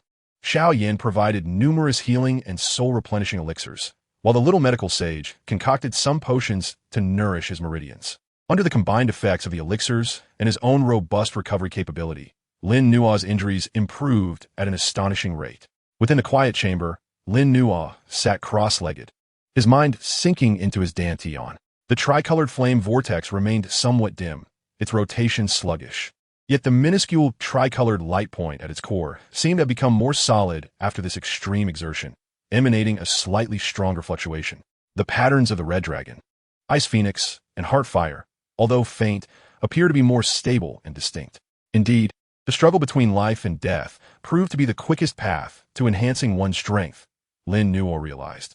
His battle with Liu Qing, though perilous, had deepened his mastery over the tricolored flame vortex and his comprehension of the yin-yang dragon phoenix flame. He cautiously guided the energies of heaven and earth, as well as the fire energy contained within, akin to a stream flowing into a parched riverbed, gradually nourishing the damaged vortex. Simultaneously, he began to reflect on the gains and losses from that battle. Although the ice and fire Great Extinction possessed great power, its consumption was excessive, resembling a one-time deal. Had it not been for Liu Qing's final restraint, the consequences could have been dire. He needed to develop techniques that consumed less energy, more suitable for prolonged combat. Just as Lin Nuo immersed himself in recovery and contemplation, the undercurrents within the Inner Academy did not subside due to his silence. Rather, they surged even more violently. At the Dian Sect stronghold, in a secret chamber, Elder Yin Sha's countenance was dark enough to drip water. Before him, a water mirror replayed the final moments of the battle between Lin Nuo and Liu Qing, particularly the tricolored beam of the Annihilation Rock Spike. The ice and fire Great Extinction could indeed fuse two elemental powers to such an extent. Greed and apprehension filled Yin Sha's eyes. This child must not be allowed to remain. Otherwise, he would undoubtedly become a significant threat to our Dian sect in the future. He turned to the shadowy figure beside him, cloaked in a black robe, and spoke in a low voice. "Envoy, you have seen it as well. This child's growth rate is exceedingly alarming. He must be eliminated swiftly. Otherwise, if the sect master were to lay blame upon us, we would find ourselves in a difficult position." The black-robed soul envoy emitted a hoarse, eerie chuckle. Elder Yin Sha need not be so hasty. The more potential this child demonstrates, the more the Soul Palace becomes interested in him. Orders have already been relayed from above. He must be captured alive. The secret of his fusion of and cold air, along with that scroll of techniques, is invaluable. Yin Sha furrowed his brow deeply. Alive? This child is exceptionally cunning and has the protection of mysterious power. Capturing him alive is no easy task. Naturally, a direct approach will not suffice, the Soul Envoy darkly remarked. But do not forget, following the strong ranking competition, there will be the fire energy hunting competition. Yin Sha's eyes brightened. The hunting competition? Are you suggesting on the outskirts of the Inner Academy, deep within the Blackhorn domain, a place beyond the law? The voice of the Soul Envoy brimmed with temptation and coldness. At that time, Even the Academy elders will find it hard to intervene. As long as we make proper arrangements, what fear do we have of him escaping? A cruel smile crept across Yin Sha's face. Very well. We shall proceed according to the envoy's words. I will immediately arrange for personnel. This time, we must ensure that Lin Nuo does not return. The Wolf Fong faction, having crumbled due to their leader Wu Hao's downfall, had disbanded, leaving the remaining members scattered like monkeys fleeing a fallen tree, unable to stir up further trouble. The Medicine Guild had also descended into complete silence. Han Xian remained severely injured, and the reputation of the Medicine Guild had plummeted due to the pill dispute and Lin Nuo's rise, making it difficult to recover in the short term. However, beneath the seemingly calm surface, deeper whirlpools churned. In the depths of the inner courtyard, nestled within a tranquil valley, Lin Ziyi stood before a waterfall, hands clasped behind his back, allowing the cold mist to dampen his garments. He listened intently to his trusted aide recounting the details of Lin Nuo's battle with Lu Qing, his expression betraying no emotion. The interplay of ice and fire, the annihilating force, quite intriguing. After a prolonged silence, Lin Ziyi finally spoke, his tone unremarkable, suggesting that this time, the battle for the top of the strong rankings would not be mundane. He turned, a glint akin to a sword's edge flashing in his eyes, informed the others that there is no need to provoke the Pan Men and Lin Nuo. I await his challenge. At the Pan Men stronghold, Lin Nuo had spent several days recuperating, his injuries now largely healed, and the tricolored flame vortex had regained its brilliance, even more concentrated than before. Stepping out of his quiet chamber, he sensed the surging power within him and the newfound intimacy with the flame vortex, a surge of confidence filling his heart. Recovered? Xiaoyan, sensing the movement, approached. Lin Nuo nodded. Almost. What is the situation outside? Xiaoyan's expression turned grave. On the surface, all seems calm, but beneath, it is likely tumultuous. I have received word that the Earth Flame sect has been quite active lately, seemingly gathering personnel within the Black Corner domain. Moreover, the Soul Palace has likely not departed.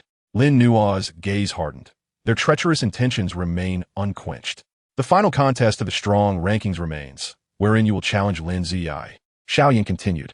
Following that is the Flame Energy Hunt, and traditionally, the top 10 students must lead a team into the Black Corner domain to procure flame energy. I fear they may strike then. At Xiaoyan's words, rather than fear, Lin Nuo's eyes ignited with battle intent. The Black Corner domain, is it? Precisely what I need. A chance for more combat and resources to elevate myself. Should they dare approach, let them find no return. His strength had surged, and he required a sharpening stone to test his mettle. The Earth Flame sect and the Soul Palace would serve as ideal targets. However, before that, Lin Nuo cast his gaze towards the center of the inner courtyard. He must first surpass Lin Ziyi, the undisputed monarch of the inner courtyard, the top of the strong rankings. Only by defeating him could he truly ascend to the pinnacle of the younger generation within the inner courtyard. Furthermore, only by securing the first-place reward, notably the qualification to train within the depths of the Soul Pavilion, could he expedite his growth and confront the impending crisis. Do you have confidence? Xiaoyan inquired. Lin Ziyi's strength is unfathomable, far beyond Lu Qing. Lin Nuo clenched his fist, feeling the restless tricolored flame vortex within, a confident smile playing at the corners of his mouth. How can one know without trying? Chapter 55, The Final Battle. The strong rankings competition had finally reached its climactic showdown, with the 10th-ranked Lin Nuo challenging the first-ranked Lin Ziyi. The news spread, igniting a fervor throughout the inner courtyard. Almost all students remaining in the academy surged toward the central arena. Even some long-secluded seniors were stirred into action to witness the event. Lin Ziyi, a name synonymous with legend within the inner courtyard. He had long held the top position on the strong rankings, his strength immeasurable, rumored to have already entered the spirit-fighting realm, perhaps even beyond. His demeanor was modest, yet none dared question his authority. His very existence was a summit that all inner courtyard prodigies aspired to behold. Conversely, Lin Nuo emerged as the greatest dark horse of this tournament, advancing through formidable foes with the prowess of a two-star fighter, even holding his ground against Lu Qing, his strength and potential astonishing to behold. The clash of new and old legends, the contest for the throne of supremacy. This undoubtedly marked the most captivating battle within the inner courtyard in recent years. Within the arena, throngs of spectators filled the space, their voices rising to the rafters. Upon the high platform, Vice Dean Hu Qian and all the elders of the inner courtyard were present, their expressions solemn. Even the elusive elders of the 100-year-old generation had quietly appeared in an inconspicuous corner, under the fervent, expectant, and tense gazes of countless observers. Two figures slowly ascended the central stage. One donned a blue robe, his features ordinary, yet his eyes as tranquil as a deep pool. Lin Nuo. The other wore white, his stature tall and poised, exuding an effortless brilliance. Lin Zi. The two stood facing each other, yet to utter a word. An invisible aura clashed and intertwined in the center of the stage. You have finally arrived. Lin Zi regarded Lin Nuo, a faint smile gracing his lips, his gaze imbued with admiration and a hint of eager battle intent. I have awaited you for a long time. Lin Nuo could sense the unfathomable aura emanating from his opponent, vaster and more refined than Lu Qing's. This was undoubtedly a formidable adversary. I humbly seek your guidance. Senior brother Lin Nuo clasped his fists, his tone calm, yet his eyes were sharp as blades. Guidance is not the right term. Lin Zi chuckled, slowly drawing forth the long sword from his back. The blade was slender and entirely blue, reminiscent of autumn waters, emanating a subtle yet sharp aura. This sword is named Qingfeng. Be cautious. He showed no signs of arrogance, directly regarding Lin Nuo as an equal opponent. The match begins. The voice of the referee elder ignited the fuse. Almost instantly, both combatants moved. No probing, no holding back. Their initial strikes were explosive. With a flick of his wrist, Lin's Qingfeng sword let out a clear, ringing note, unleashing a condensed azure sword energy that shot forth like a lightning bolt, piercing straight toward Lin Nuo's brow from dozens of meters away. The air was silently cleaved as the sword energy passed, leaving a straight vacuum trail in its wake. Swift, to the utmost limit, Lin Nuo's pupils constricted. Lin Zi's speed far surpassed any opponent he had previously encountered. He scarcely had time to think. The tricolored flame vortex within him instinctively surged into action, his body gliding to the left as if weightless. Swish! The azure sword energy grazed past his ear, the fierce wind slicing through a few strands of his hair. A perilous escape. However, Lin Zi's onslaught surged forth like a tide, wave after wave. With one strike missing, he appeared like a specter, the Qingfeng sword morphing into a myriad of azure sword shadows, enveloping Lin Nuo's space like a torrential storm. The clear wind sword technique, myriad shadows. Each sword shadow was immensely solid, imbued with a razor-sharp energy that could rend all, indistinguishable from one another, rendering defense nearly impossible. Lin Nuo activated the turtle breathing technique and his agility to their utmost limits, navigating through the sea of sword shadows with great difficulty, his palms shimmering with tricolored light, parrying and striking, constantly deflecting those lethal sword strikes. Clang, clang, clang, sizzle. The cacophony of metal clashing and energy colliding resounded intensely. On the arena, azure, crimson, and azure lights flickered madly, figures interweaving at a speed that dazzled the eye. The audience below watched in breathless astonishment, scarcely daring to inhale. This level of conflict had surpassed their wildest imaginations. How swift! I can scarcely see. Lin Zi's swordplay is utterly terrifying. It leaves no trace. Lin Nuo's agility is equally extraordinary. How can he evade so many swords? On the high platform, the elder's expressions grew grave. Lin Zi's clear wind sword technique had reached an extraordinary realm, swift, precise, and ruthless, encompassing transformation. Even ordinary spirit fighters would struggle to withstand it. One elder remarked in admiration. Yet Lin Nuo's agility and reflexes are equally monstrous, especially his perception and anticipation of energy. He hardly resembles a two-star fighter, another elder observed sharply. The fire elder remained silent, his gaze fixed intently on Lin Nuo upon the stage, as if scrutinizing something. On the stage, although Lin Nuo barely managed to sustain himself through his superior perception and agility, the pressure mounted. Lin Zi's sword energy was not only swift, but also immensely powerful. Each collision sent his blood surging, depleting his tricolored fighting energy significantly. He understood that he could no longer afford to remain in a passive defensive stance. After narrowly evading several lethal sword shadows, a glint of determination flashed in Lin Nuo's eyes. He abruptly halted his retreat. The radiant dragon patterns on his right fist erupted with brilliance, unleashing the ferocious power of the primal flame. Burning Sun Flame Dragon Strike. He hurled his fist forward, choosing to counterattack rather than evade. The Crimson Fire fist imprint roared forth like a colossal dragon, embodying the will to incinerate all in its path. crashing fiercely into the heart of the myriad sword shadows. Boom! The collision of fist and sword unleashed a thunderous explosion. Flames and sword energy ravaged and eroded each other, culminating in a colossal energy storm. Lin Xiaoya's sword shadows were forcefully cleaved apart by this unmatched blow, creating a gaping breach. Yet, his gaze remained unchanged. The momentum of his sword shifted, akin to a gentle breeze caressing willows, as he deftly maneuvered around the flame fist imprint, unleashing a more refined and cunning azure sword thread that silently pierced toward Lin Nua's ribs. This strike, with its peculiar angle and perfectly timed execution, was truly formidable. Just as Lin Nua's previous strength waned and new strength had yet to arise, he found himself on the brink of being pierced by this sword. In this perilous moment, the ice phoenix pattern on his left palm suddenly illuminated, emanating an extreme chill that coalesced into a shield as delicate as a cicada's wing, yet incredibly sturdy.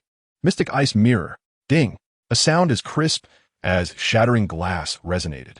The azure sword thread struck the mystic ice mirror, instantly fracturing its surface with a web of cracks. Yet it ultimately failed to penetrate completely. Seizing the momentum of the impact, Lin Nua swiftly retreated, once more creating distance between himself and his opponent. He glanced down at the slowly dissipating ice mirror and the tear in his garments, his expression grave. Lin Xiaoya was indeed formidable. His swordsmanship, speed, and combat awareness were all unparalleled.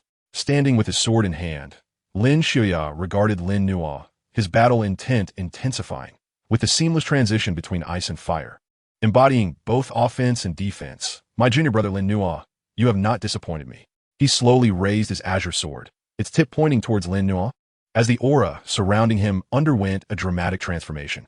The previous languor vanished, replaced by an edge as sharp as a blade drawn from its sheath. The warm-up had concluded.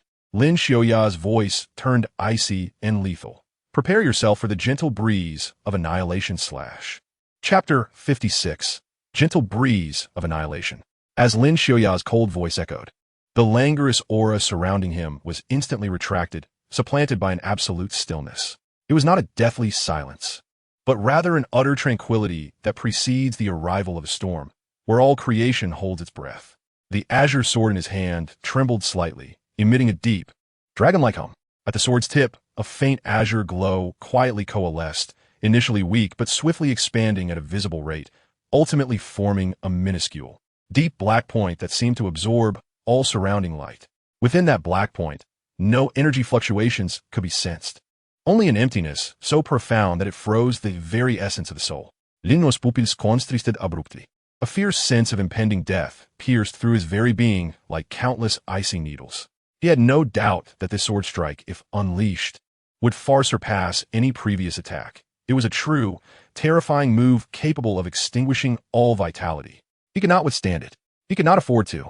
Within him, the tricolored flame vortex spun into a frenzy, reversing at an unprecedented speed as the patterns of the red dragon, ice phoenix, and heart fire blazed with unparalleled brilliance. He recognized that this was a life-or-death moment. Any hesitation would spell his doom. He poured all his soul power, all his fighting spirit, and all his mental will into the tricolored flame vortex without reservation, even awakening the tricolored light point that had long remained dormant at the vortex's core.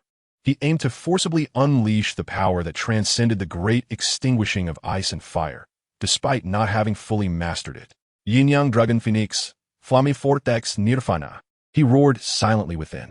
The tricolored flame vortex, under extreme pressure, suddenly ceased its rotation, then collapsed inward with great force. The red, blue, and void energies were forcibly compressed, amalgamating, no longer distinguishable from one another, transforming into a chaotic mass that emitted the dual essence of creation and destruction. That grain-sized tricolored light point pulsed violently like a heart, as if something were about to break free. Lin Nua's body was half enveloped in a phantom of crimson dragon scales, ablaze with fierce flames, while the other half crystallized into ice-blue phoenix feather patterns radiating an extreme chill. At his brow, a colorless heart fire mark emerged, glowing brilliantly. In that moment, his aura became ancient, vast, and filled with uncertainty. Just as the black point of annihilation at Lin Xiaoya's sword tip was on the verge of reaching its critical mass and erupting, Lin Nua suddenly spread his arms wide, and the highly compressed chaotic energy did not explode outwards in a strike as before, but rather erupted from his very being. Not outward, but inward, toward his limbs, his very essence, embarking on an ultimate nirvana that demanded rebirth through destruction. Buzz, a wave of indescribable, extraordinary energy radiated from Lin Nua's core, suddenly expanding outward. This wave was not an energy shock, but rather a ripple at the level of the laws governing existence. Time itself seemed to stretch and warp in that instant. Lin Xiaoya's impending gentle breeze of annihilation slash, under the interference of this ripple of law, exhibited a minuscule, nearly imperceptible stasis. The condensation of the black point of annihilation at the sword tip was forcibly interrupted, delayed by a mere 10,000th of a moment. That infinitesimal fraction of a moment. For a powerhouse of Lin Nua's caliber, it was more than sufficient. He did not seize the opportunity to attack Lin Xiaoya. Instead, he utilized this fleeting moment to immerse himself fully in the tumultuous nirvana within. The chaotic energy surged violently within him, restructuring and colliding. His meridians oscillated between shattering and rebirth, his soul tempered in the crucible of burning and freezing. The original position of the tricolored flame vortex transformed into a miniature chaotic whirlpool, ravenously devouring all energy, nurturing an unknown existence. Agony, an unimaginable torment enveloped every fiber of Lin Nua's being. Yet he maintained a thread of clarity, guided by the profound intent contained in the remnants of the yin-yang dragon phoenix flame, directing this frenzied metamorphosis. Outside, all onlookers were stunned by this sudden turn of events. They could only witness an incomprehensible radiance erupting from Lin Nua, while Lin Xiaoya's terrifying sword strike momentarily faltered. Lin Nua stood frozen in place, his aura chaotic and terrifying, as if undergoing some perilous transformation. What was happening? What was wrong with senior brother Lin Nua? His aura is so peculiar. Did Lin Xiaoya's sword seem to slow down for a moment? On the high platform, all the elders stood up abruptly. Even the venerable elder's eyes sparkled with shock. Is this interference of the laws? Elder Qian exclaimed in disbelief. No, not entirely. It is some force that has forcibly distorted the local energy and temporal rules. Elder Bai's voice was dry as he fixed his gaze upon Lin Nua, pondering what this child was truly attempting. Elder Hua trembled with excitement, murmuring, Nirvana. It truly is Nirvana. The legendary source Nirvana. How dare he attempt such a perilous endeavor at this moment? Minter Lin's hands clenched tightly, her knuckles turning white. Her cold eyes filled with concern.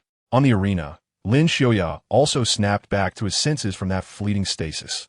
He sensed the chaotic and unknown aura emanating from Lin Nua, his gaze flickering with doubt, yet overshadowed by an overwhelming battle intent and gravity. He did not seize the moment to strike. It is not out of mercy, but rather a manifestation of the warrior's pride and respect for his opponent. He yearns to witness to what extent Lin Nua can transform. He also desires to engage in a thrilling duel with a more powerful Lin Nua, one in his prime. Slowly, he retracted the azure-edged sword, the faint black point at its tip quietly dissipating. Thus, he stood with his sword in hand, patiently awaiting the unfolding of events. The entire arena fell into an eerie silence due to this bizarre turn of events. Everyone held their breath, fixated on the figure cloaked in chaotic radiance upon the stage. Time passed, second by second. The moment of Lin Nua's rebirth approached its critical juncture. The chaotic vortex spun increasingly faster, growing smaller until it ultimately compressed into an infinitesimal singularity. Then, with a resounding boom, it was as if the universe itself had erupted, birthed from that singularity. A brand new, more magnificent and pure tricolored energy, imbued with a hint of eternal significance, surged forth like cosmic tides, enveloping Lin Nua entirely. His shattered meridians were instantaneously restored, widened, and fortified. His injured soul was nourished, solidified, and transcended. Within his dantian, a brand new energy core began to coalesce. No longer merely a simple flame vortex, but rather an inner elixir the size of a pigeon's egg, perfectly rounded and exhibiting a flawless tricolor balance. The patterns of the crimson dragon and ice phoenix upon the elixir became increasingly vivid and animated, as if imbued with life. Meanwhile, the heartfire runes transformed into a colorless flame core, pulsating within the elixir. The tricolored inner elixir rotated slowly, each revolution exhaling vast amounts of celestial energy. Emanating an awe-inspiring pressure, Lin Nua abruptly opened his eyes, In his gaze, the left eye spiraled with the crimson dragon, the right eye unfurled with the ice phoenix. And deep within his pupils, the colorless heart fire burned eternally. His aura erupted with tremendous force. No longer merely a 2-star Dou fighter, 3-star Dou master, 4-star Dou master, 5-star Dou master. He surged forth with unstoppable momentum, finally stabilizing at the peak of the 6-star Dou master. He had shattered through 4 stars. Moreover, his foundation was remarkably solid, and the purity of his fighting spirit far surpassed others of the same rank. The rebirth was a resounding success. Feeling the new power surging within him like a roaring river, controllable at his will, along with the tricolored inner elixir that spun slowly, seemingly containing infinite possibilities, Lin Nuo gradually raised his head, gazing at the sword-wielding Lin Xiaoya across from him, a confident and exhilarating smile gracing his lips. Brother Lin, I apologize for the wait. Now we can truly begin. Chapter 57, A New Pinnacle.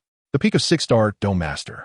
Feeling the overwhelming fighting spirit within him, akin to a river in full flow, far surpassing his previous prowess, and the tricolored inner elixir within his dantian radiating an essence of eternal significance, Lin Nuo perceived the world around him with newfound clarity. The success of his rebirth not only led to a meteoric rise in his cultivation, but more importantly, elevated his understanding of his own power and the yin-yang dragon phoenix flame to an entirely new level. The tricolored inner elixir became the new core of his strength, far more stable and potent than the previous flame vortex. He lifted his gaze, calmly regarding Lin Xiaoya opposite him, a confident smile curving his lips. Brother Lin, I apologize for the wait. Now we can truly begin. Lin Xiaoya, witnessing the seismic shift in Lin Nuo's aura, which had remarkably surged past 4 stars, felt no fear in his eyes. Instead, a fervent and excited battle spirit ignited within him. Good. A splendid rebirth. Lin Xiaoya laughed heartily, his voice reverberating across the arena. Lin Nuo, you have indeed surprised me greatly. Such an opponent is deserving of my final strike. He held nothing back, merging his aura completely with the azure edge sword in his hand. He was the sword, and the sword was him. A terrifying sword intent, capable of annihilating all, surged forth, tearing apart the clouds and sky. Receive my ultimate secret art, the unity of man and sword, the gentle breeze without me. He transformed into an exquisitely pure azure sword light, no longer mere sword energy, but his very essence, becoming the sharpest, swiftest, and most unstoppable sword in existence. As the sword light swept through, the very fabric of space seemed to be sliced open, leaving behind a fine black fissure that could not heal. This was Lin Xiaoya's ultimate sword, a culmination of a lifetime's cultivation and swordsmanship insights. Its power had transcended the realm of ordinary Dou spirits. Faced with this terrifying strike capable of making even a Dou Wang tremble, Lin Nuo's expression became gravely serious, but more so, it was ablaze with fervent battle intent.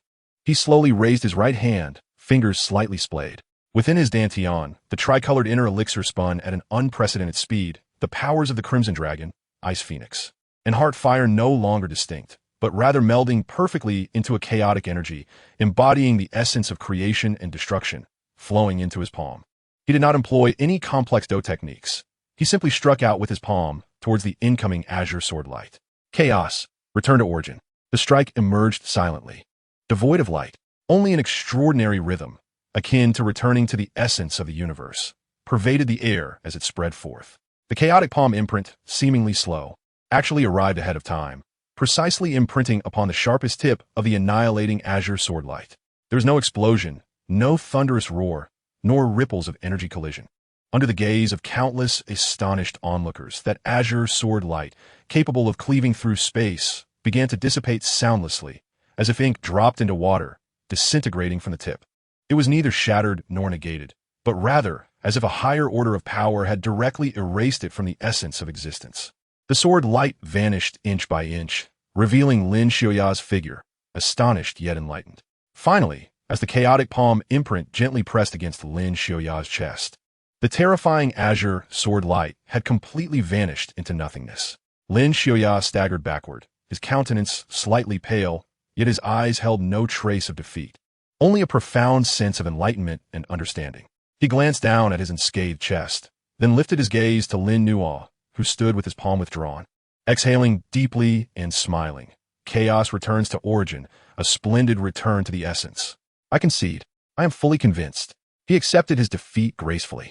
That palm had indeed touched upon the realm of laws, transcending mere power comparison. Had it not been for the mercy shown by his opponent, he would have been utterly obliterated. The arena fell into an eerie silence. All present seemed petrified, staring blankly at the two figures on the stage. Lin Xiaoya lost. The undefeated legend of the inner court, the reigning champion, was defeated? Defeated by Lin Nuo, who had only entered the academy less than a year ago and had just completed his rebirth. Now, merely a 6-star Do Master? The outcome was so astonishing that it left many momentarily unable to process it. The presiding elder stammered, his voice trembling as he announced hoarsely, Lin Nuo, victory. He replaces Lin Xiaoya at the top of the rankings. Top of the rankings. Lin Nuo, top of the rankings. Lin Nuo. The thunderous cheers finally shattered the silence, sweeping across the entire arena. Countless voices erupted in excitement, celebrating the coronation of the new king. The Panman area descended into utter madness. Xiao Yin vigorously waved his fists, his eyes brimming with excitement and pride. Xiao Yixian wept tears of joy. All members of Panman embraced in jubilation. On the high platform, the elders exchanged glances, each reflecting the profound shock and complexity in their eyes. Elder Hu stroked his beard with a deep sigh, yet his eyes radiated a profound sense of satisfaction. Chaos has returned to its origin. This young man has laid the foundation for the great Dao. In Canaan Academy, and indeed throughout the entire continent, he shall undoubtedly carve out a place for himself in the future. Mentor Yalan, her ice-cold visage, unexpectedly blossomed into an unprecedentedly radiant smile. The two venerable elders exchanged knowing glances and nodded slightly before their figures silently vanished. In the center of the arena, Lin Nuo stood, feeling the surging power within him and the stable rotation of the tricolored inner core as he listened to the thunderous cheers around him. Yet, within his heart, he remained exceptionally calm. Claiming the top spot on the strong list was merely a new beginning. He understood that the threat from the Soul Palace had not been eradicated. The conspiracy of the Earth Flame sect still brewed in the shadows, and the mysterious Blackhorn domain, along with the vast expanse of the Dou Qi Continent, held countless challenges and opportunities awaiting him. His journey was still lengthy. However, at this moment, he stood at the pinnacle of the inner academy, endowed with greater strength and a resolute faith. He lifted his gaze toward the horizon, as if piercing through the academy's numerous barriers, glimpsing a future that was infinitely grander. Upcoming preview. The name Lin Nuo shall resonate throughout the inner academy, crowned as king. Yet, crises loom in the shadows. The fire energy hunting competition commences, and the Blackhorn domain is fraught with peril. The encirclement by the Soul Palace and Earth Flame sect, a desperate escape from the jaws of death. A grander stage awaits. The ripples of Zhongzhou, the call of ancient relics, and the legends of ice and fire have only just begun. Stay tuned for the subsequent chapters. Chapter 58, A New Beginning. The cheers, akin to a roaring tsunami, reverberated throughout the arena, with countless fervent gazes fixated upon the figure clad in blue at the center of the stage. Strong list first. This weighty title, from this day forth, officially belongs to Lin Nuo. Standing in the arena, his blue garment fluttered gently amidst the residual energy waves, yet his expression was remarkably tranquil. The tricolored inner core within him rotated slowly, inhaling the energies of heaven and earth, bestowing upon him a sense of power and control far greater than ever before. Defeating Lin Xiaoya and ascending to the zenith of the inner academy was not the end for him, but rather a brand new beginning. The elder judge took a deep breath, suppressing his astonishment, and announced loudly, "The current strong list competition is officially concluded. First place, Lin Nuo. He shall receive 1 month of training in the depths of the Soul Pavilion, a scroll of low-grade Earth-tier combat skill or technique, and a reward of 5,000 fire energy." The generous rewards elicited a chorus of envious gasps. The depths of the Soul Pavilion were a revered sanctuary for training, coveted even by many elders. Lin Xiaoya stepped forward, clasping his hands and smiling at Lin Nuo. "Congratulations, junior brother Lin Nuo. Is the top position comfortable for you?" His tone was nonchalant, devoid of any resentment, filled only with respect for a worthy adversary and the thrill of competition. Lin Nuo returned the gesture. "I was fortunate to win a single exchange. Thank you, brother Lin." "Haha, a victory is a victory. What need is there for luck?" Lin Xiaoya waved his hand, expressing his anticipation for another duel in the future. There will undoubtedly be opportunities. The two exchanged smiles, sharing a sense of mutual admiration. On the high platform, Vice President Huoqian rose, his booming voice resonating across the venue. The strong list competition has thus concluded successfully. I hope all students take Lin Nuo and Lin Xiuya as examples, diligently practice, and courageously scale new heights. In 10 days, the fire energy hunting competition will take place. And the top 100 from the strong list must lead teams into the Blackhorn domain to hunt for fire energy. Specific rules will be announced shortly. The mention of the fire energy hunting competition ignited a mix of excitement and apprehension among many of the senior students. It was a trial fraught with risks and opportunities, an excellent chance to rapidly accumulate fire energy. Meanwhile, those privy to the underlying circumstances, such as Xiao Yin, Lin Xiuya, and certain elders on the platform, couldn't help but cast glances at Lin Nuo, their eyes betraying a flicker of concern. The Blackhorn domain was a lawless land. With Lin Nuo currently in the spotlight and having made numerous enemies, once he stepped beyond the Academy's protection, it could spell trouble. Lin Nuo naturally understood the inherent risks, yet his gaze remained calm, even tinged with a hint of anticipation. Crisis often accompanies opportunity. The award ceremony was simple yet solemn, as he received the white jade token, symbolizing his qualification for training at the Soul Pavilion, inscribed with profound runes. Along with the scroll of low-grade Earth-tier combat skill and the crystal card containing 5,000 fire energy from Vice President Huoqian, Lin Nuo felt countless scorching gazes upon him. He accepted them with composure, for these accolades were earned through his own strength. As the competition drew to a close and the crowd gradually dispersed, the discussion surrounding Lin Nuo continued fervently in every corner of the Inner Academy. He entered as a 2-star Dou fighter and, in less than a year, ascended to the pinnacle of the strong list. His meteoric rise was nothing short of legendary and destined to be recorded in the annals of Canaan Academy. At the Panmin stronghold, it had transformed into a jubilant sea of celebration. The master is mighty. Strong list first. Our Panmin has its own champion. The members brimmed with excitement, their faces alight with pride. Xiao Yin and Little Doctor stood beside Lin Nuo, all smiles. Congratulations. Now our Panmin can firmly establish its foothold. Xiao Yin remarked with a grin. Lin Nuo nodded, scanning the faces filled with enthusiasm, and spoke earnestly. This is merely the beginning. For Panmin to truly grow strong, everyone's efforts are essential. The upcoming fire energy hunting competition will be a test. Upon hearing this, the expressions of the crowd turned solemn. They understood that the hunting competition was far from a mere adventure, especially for the now prominent Panmin. That night, Lin Nuo declined the celebrations of his peers, choosing to venture alone into the depths of the Inner Academy's Soul Pavilion. This was an ancient 9-story stone tower, entirely constructed from a black rock known as soul-restraining stone, emanating a faint glow capable of nurturing the soul and shielding against external scrutiny. The higher the level, the more effective the training. Yet the requirements for soul power also escalated. With the white jade token in hand, Lin Nuo navigated seamlessly to the 7th level of the Soul Pavilion. This was the highest authority permitted by the token. The 7th level was not expansive, containing only a few quiet chambers. The energy of heaven and earth here was so rich it nearly materialized, and an extraordinary force enveloped the space, bestowing an unparalleled tranquility conducive to comprehending techniques and refining the soul. Lin Nuo selected a quiet room, activated the wards, and sat cross-legged. He did not immediately commence his training, but first retrieved the scroll of low-grade Earth-tier combat skill he had earned as a reward. As his soul power probed within, information flooded into his mind. 9-fold Thunderfire Seal, a low-grade Earth-tier combat skill, when cultivated to perfection, could condense the 9-fold Thunderfire Seal technique, with each seal surpassing the last, culminating in a power comparable to that of mid-grade Earth-tier.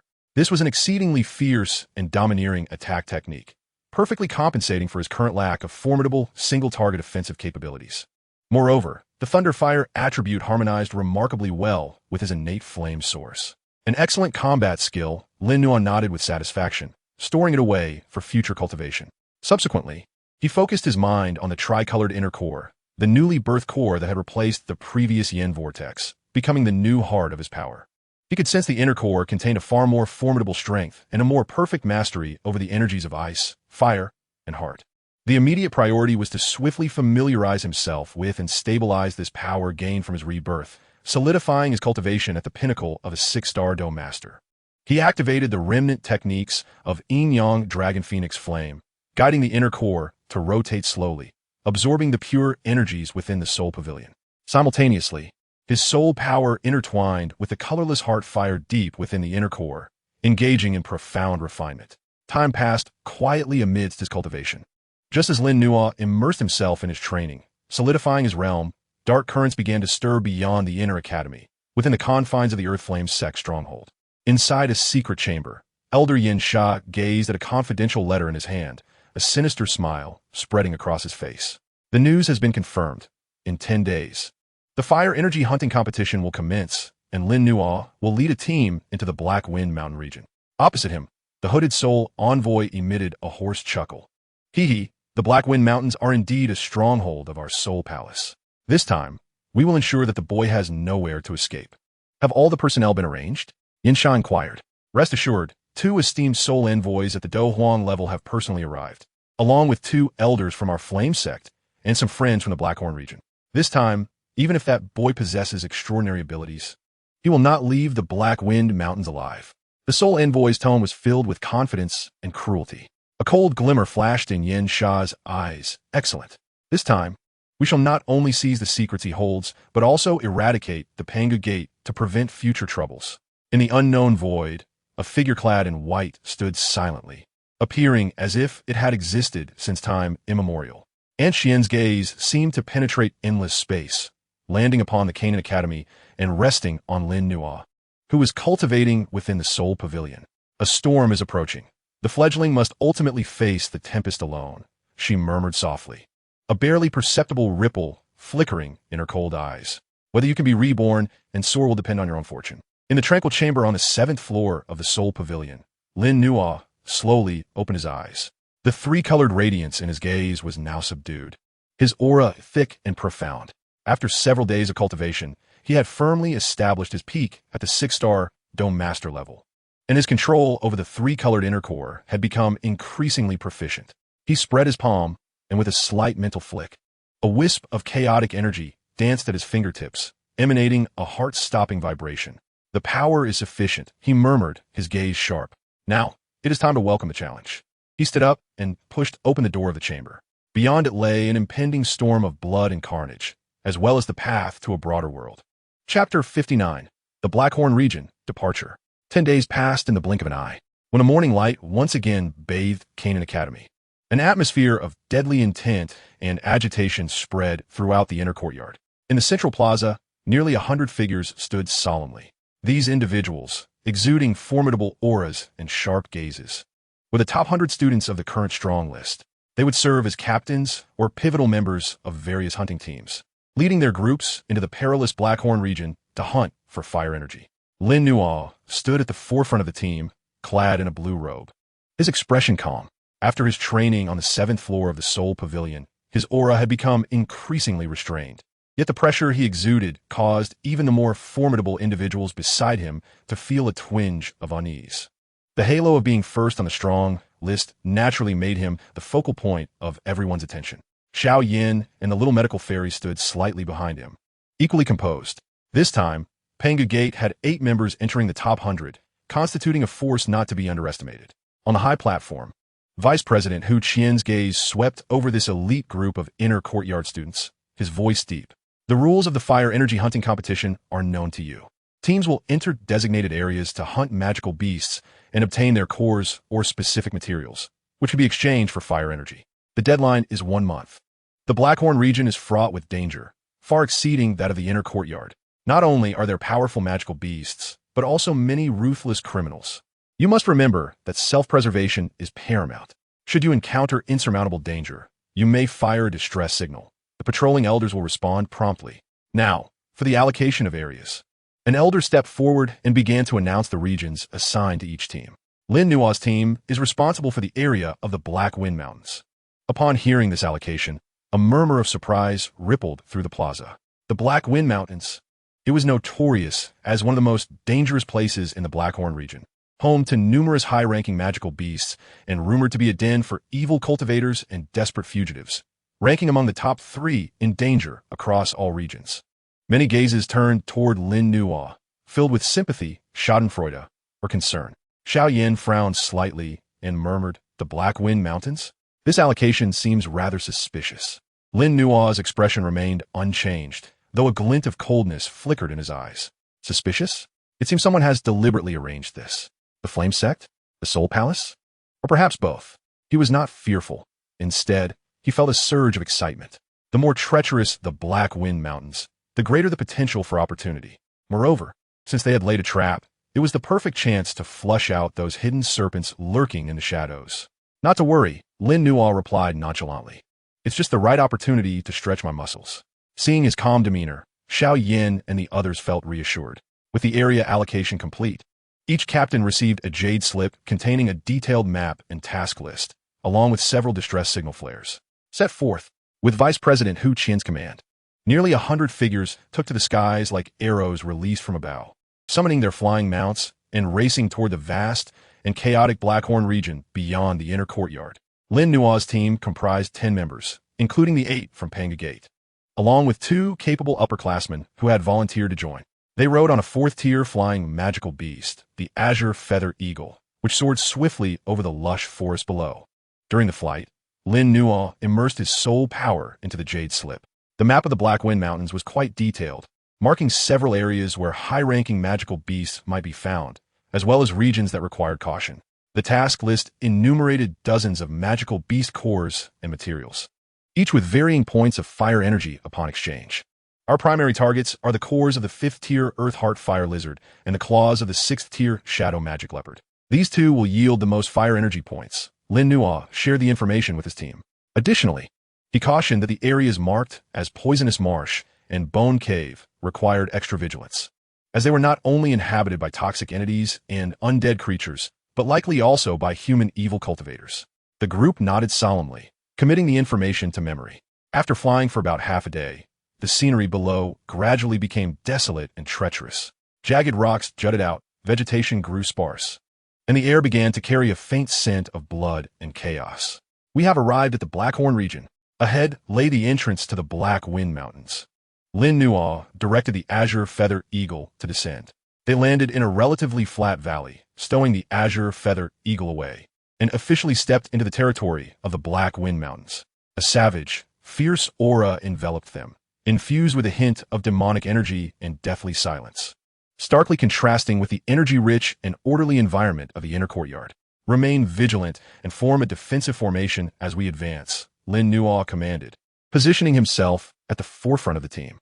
His soul power acted like an invisible radar, carefully sensing the movements around them. The outer edges of the Black Wind Mountains typically featured lower-tier magical beasts, most ranging from levels 1 to 3. The team advanced at a steady pace, swiftly dealing with any beast that crossed their path, collecting their cores and materials. However, as they ventured deeper, the environment grew increasingly perilous, and the magical beasts encountered began to grow stronger. A thunderous roar erupted from the dense forest to the side, followed by the sudden appearance of a massive lizard, its body covered in dark red scales and exuding a sulfurous breath. A 5th-tier magical beast, the Earth Heart Fire Lizard. It was indeed one of their targets. Form up. Engage in ranged attacks to restrain it, and be wary of its fiery breath. Lin Nua calmly commanded, his figure flickering as he took the initiative to confront the beast.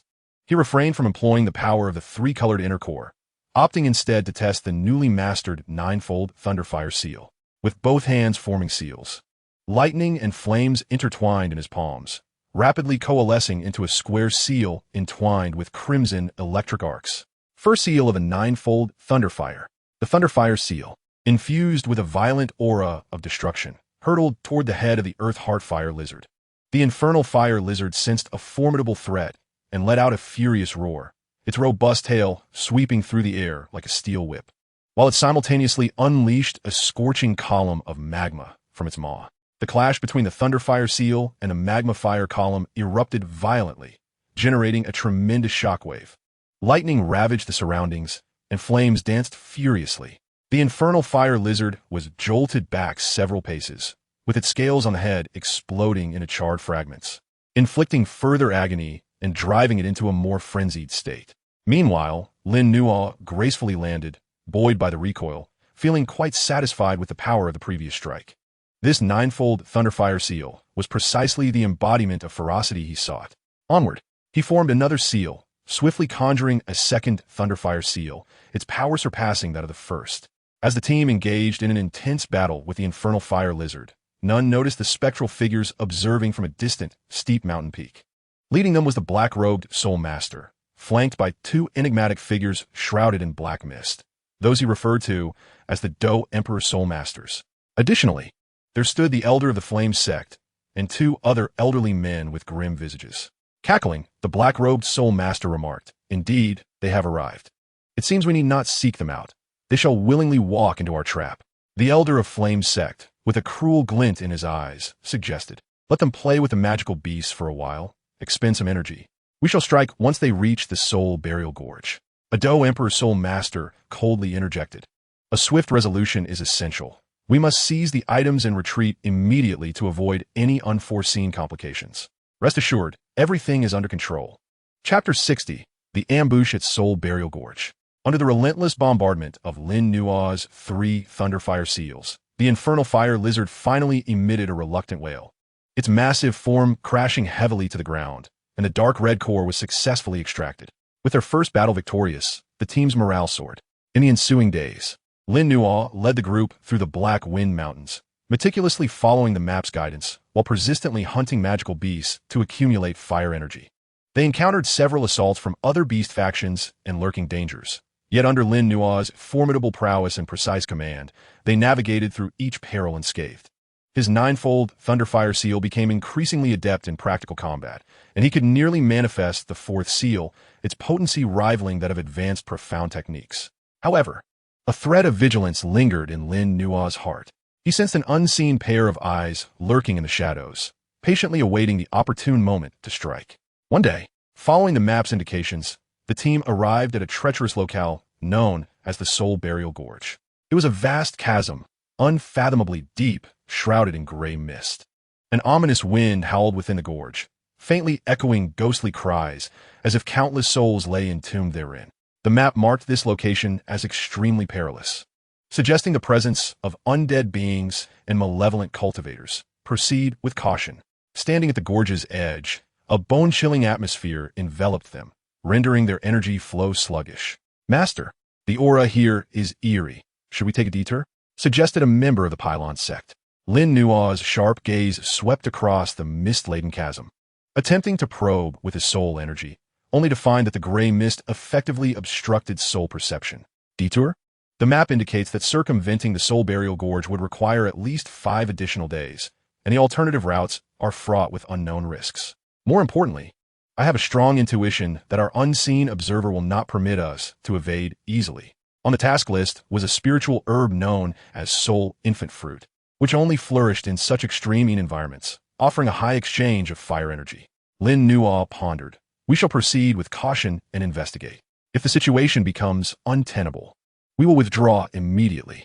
Seeing Lin Nua's resolve, the others ceased their objections, summoning their utmost focus, forming a tight formation, and cautiously stepping into the gray, mist-enveloped Soul Burial Gorge. Inside the gorge, the light was dim, visibility limited to less than 10 paces.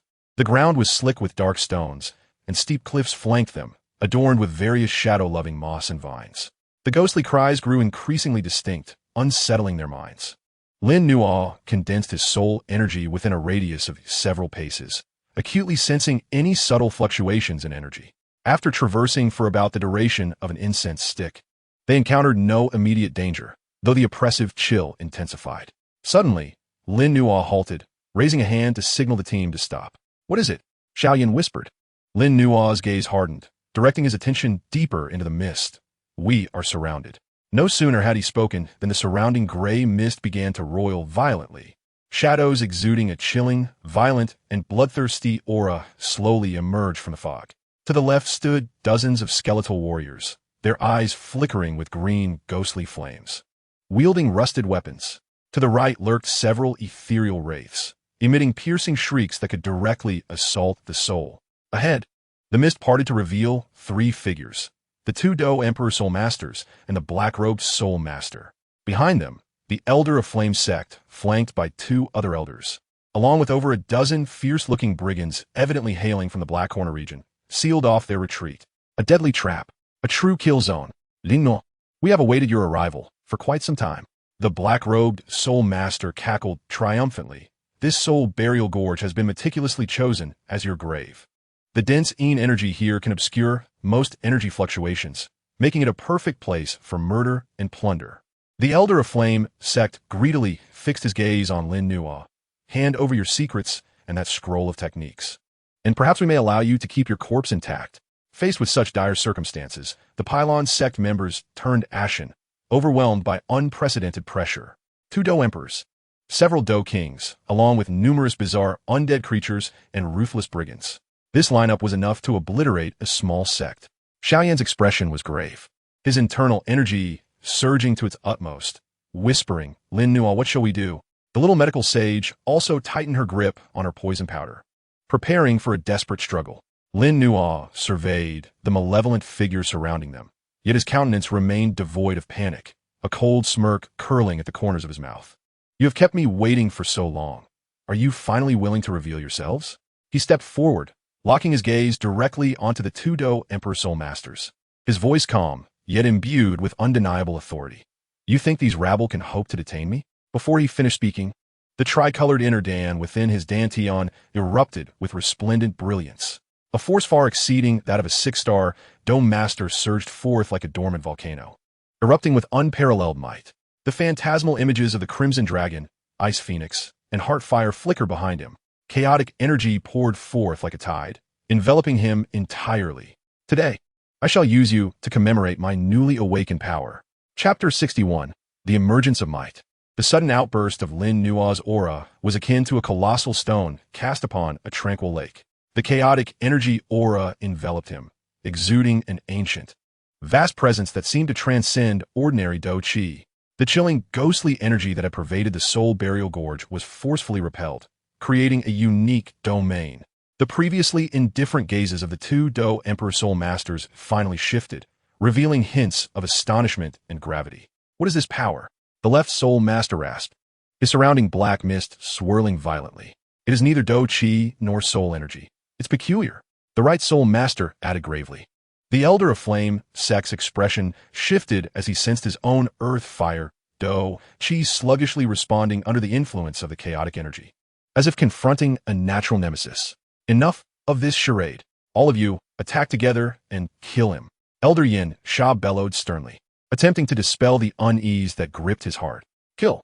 At his command, the dozens of skeletal warriors ignited with fierce, ghostly flames in their hollow eyes, brandishing their rusted blades like a tidal wave surging towards Lin Nuo. The vengeful spirits emitted piercing wails, their intangible sound waves piercing like daggers into the minds of the onlookers.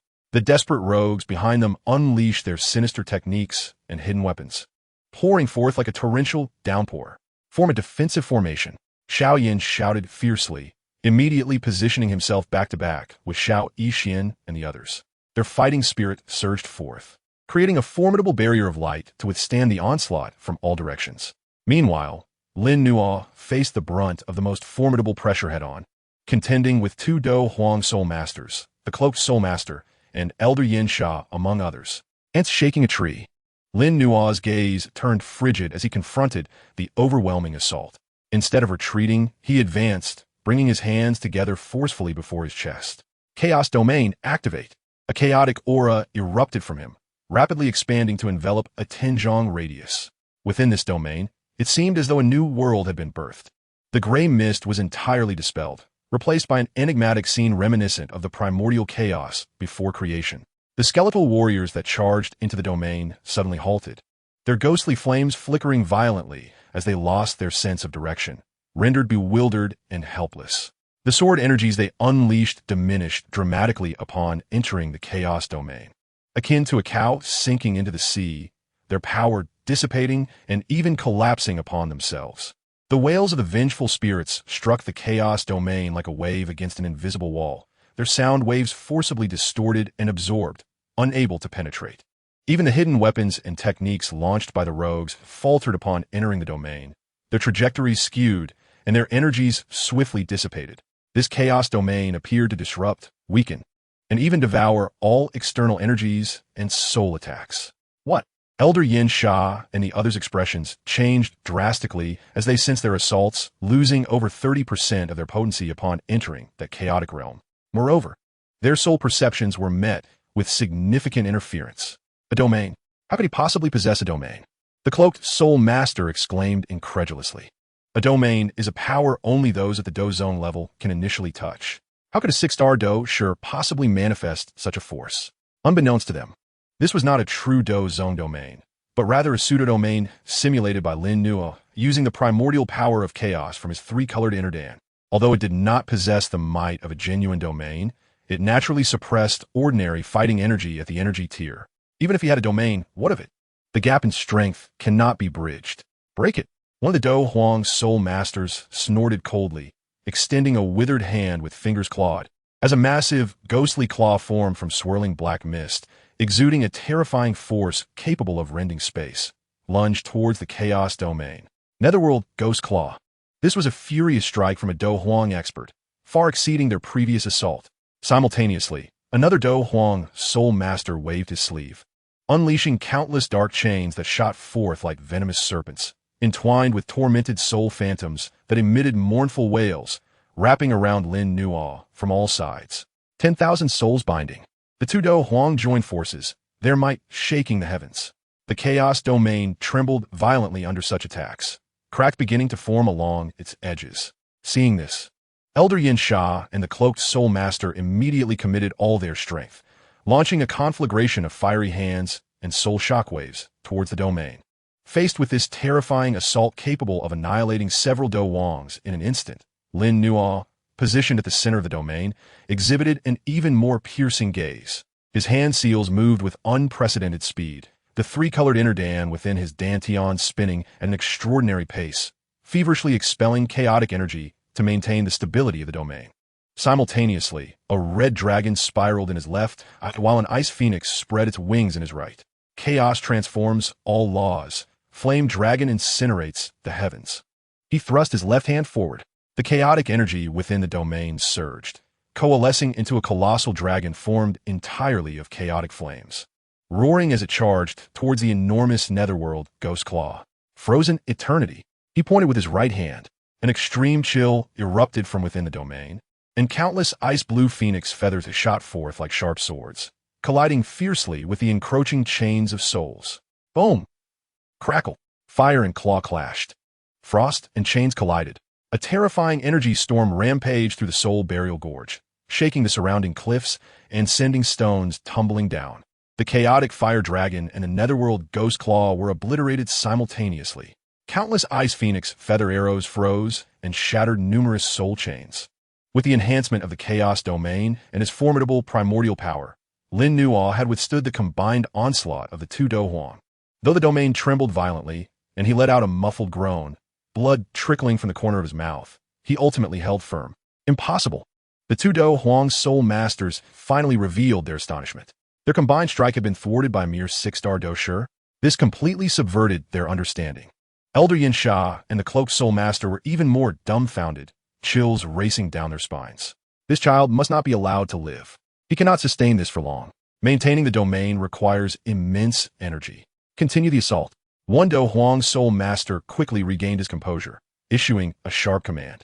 The four began to prepare a more powerful attack, intending to shatter Lin Nuo's domain in one fell swoop. However, just as their old strength waned and new strength had yet to emerge, Lin Nuo's eyes sparkled with brilliance. The long-hidden ultimate secret of the Yin-Yang Dragon Phoenix Flame was finally ready. He brought his hands together before his chest, merging the red dragon, Ice Phoenix, and Heartfire primordial powers in a manner unprecedented, harmonizing them with the chaotic energy. A wave of destruction that made the very heavens tremble began to emanate from his palms. The warm-up was over. Lin Nuo raised his head, gazing at the four powerful figures whose expressions had drastically altered. His voice as frigid as the winds of the 9 underworlds. Next, receive my chaos return to origin, Great Annihilation. Chapter 62. The Might of Great Annihilation. As Lin Nuo's cold voice reverberated through the soul burial gorge, an indescribable aura of terror surged forth from his clasped palms like a tidal wave. This was not merely an energy fluctuation, but a profound essence of annihilation that approached the realm of laws. It was the ultimate power that signified the end of all things, returning everything to the void. The faces of the two Dou Huang soul masters contorted in horror as they sensed a life-threatening danger emanating from the concentrated power. It was a force capable of genuinely threatening their lives. Stop him! The left side soul master shrieked, abandoning all restraint. Black mist surged from within him, transforming into a colossal black skull, its gaping maw filled with the intent to devour everything, lunging towards Lin Nuo. Soul-devouring demon skull.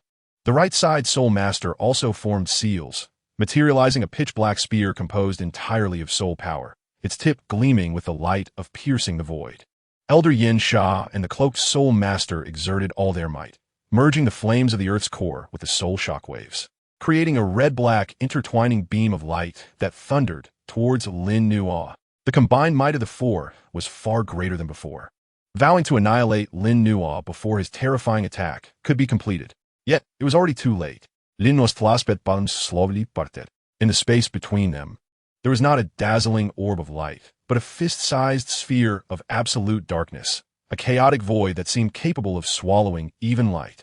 In that profound darkness, devoid of any energy, there existed only the pure essence of nothingness, an epitome of utter annihilation. With a serene gaze, he observed the four terrifying assaults approaching him, gently extending his palm to unleash the chaos reversion of ultimate oblivion. The darkness slipped from his hand, silently drifting forward. Although its velocity appeared languid, it seemed to transcend the confines of time and space. The first to encounter, it was the soul-eating skeleton. There was no collision, no explosion. Upon contact with that absolute void, the ferocious, roaring black skull began to fade away, as if erased by an unseen eraser, vanishing soundlessly from its cranium. Next came the soul-extinguishing spear, imbued with formidable soul power. The jet-black spear tip made contact with the darkness above, failing to stir even the slightest ripple. It shattered inch by inch, transforming into the most primordial soul particles, devoured and assimilated by the abyss. Following this was the crimson-black beam emitted by Elder Yin Sha and the black-robed soul master. The beam surged into the darkness like a cow sinking into the sea, generating not a single splash, utterly obliterated by the force of annihilation. For assaults potent enough to severely wound or even annihilate low-tier Dou emperors crumbled like dust in the presence of that seemingly insignificant darkness, unable even to slow their descent. No. The two Dou emperor soul masters let out piercing screams of sheer terror. They sensed their very souls quivering, howling beneath the shroud of that obliterating darkness. It was a primal fear rooted in the essence of life. They yearned to flee, to tear apart space and escape. Yet, the surrounding realm felt as if it had been solidified by the essence of obliteration, becoming more unyielding than adamant. The darkness, akin to the shadow of death, slowly enveloped them. Under the gaze of countless horrified onlookers, the two formidable Dou Emperor Soul Masters, along with the black mist surrounding them, disintegrated from their feet upwards, like sand sculptures scattered by the wind, swiftly dissolving into nothingness. There were no cries, no struggles, only an eerie silence that sent chills down one's spine. In the blink of an eye, the two Dou Emperor Soul Masters had vanished completely from this realm, leaving not a trace behind, their souls scattered, their forms and spirits obliterated. Immediately afterward, the darkness swept past the black-robed Soul Master and Elder Yin Sha. The black-robed Soul Master had no time even to utter a sound before following suit, dissipating into the void. Elder Yin Sha's eyes brimmed with boundless regret and fear. He desperately urged his earth flame Dou Qi in an attempt to resist, but the force of annihilation disregarded all defenses, directly impacting his very essence. I hate this. Accompanied by a roar filled with unwillingness, Elder Yin Sha's figure too completely faded away. The darkness continued its advance, sweeping past the skeletons, vengeful spirits, and remaining desperate souls. Wherever it passed, all tangible and intangible entities returned to oblivion, as that absolute darkness gradually dissipated into the air. The once menacing and ambushing Soul Burial Canyon fell into an eerie silence. Aside from the members of Lin Nuo's team and the defensive barrier they maintained, all the foes that had besieged them, be they the two Dou emperors or the undead creatures and desperate souls, had utterly vanished, as if they had never existed at all. The members of the Pan Men stood dazed, gazing at the empty ravine before them, then glancing at the figure in the azure robe, who was slowly retracting his hand. His complexion slightly pale, yet still upright. Their minds were blank. Had it ended? The lethal situation that could have led to their complete annihilation was thus obliterated by their leader with a single move. Even the Dou emperors were reduced to dust. What unfathomable power was this? Xiaoyan inhaled several deep breaths of cold air, barely suppressing the tumultuous waves surging within him as he regarded Lin Nuo with a gaze filled with shock and complexity. He was aware of Lin Nuo's strength, but had not anticipated it to reach such extraordinary heights.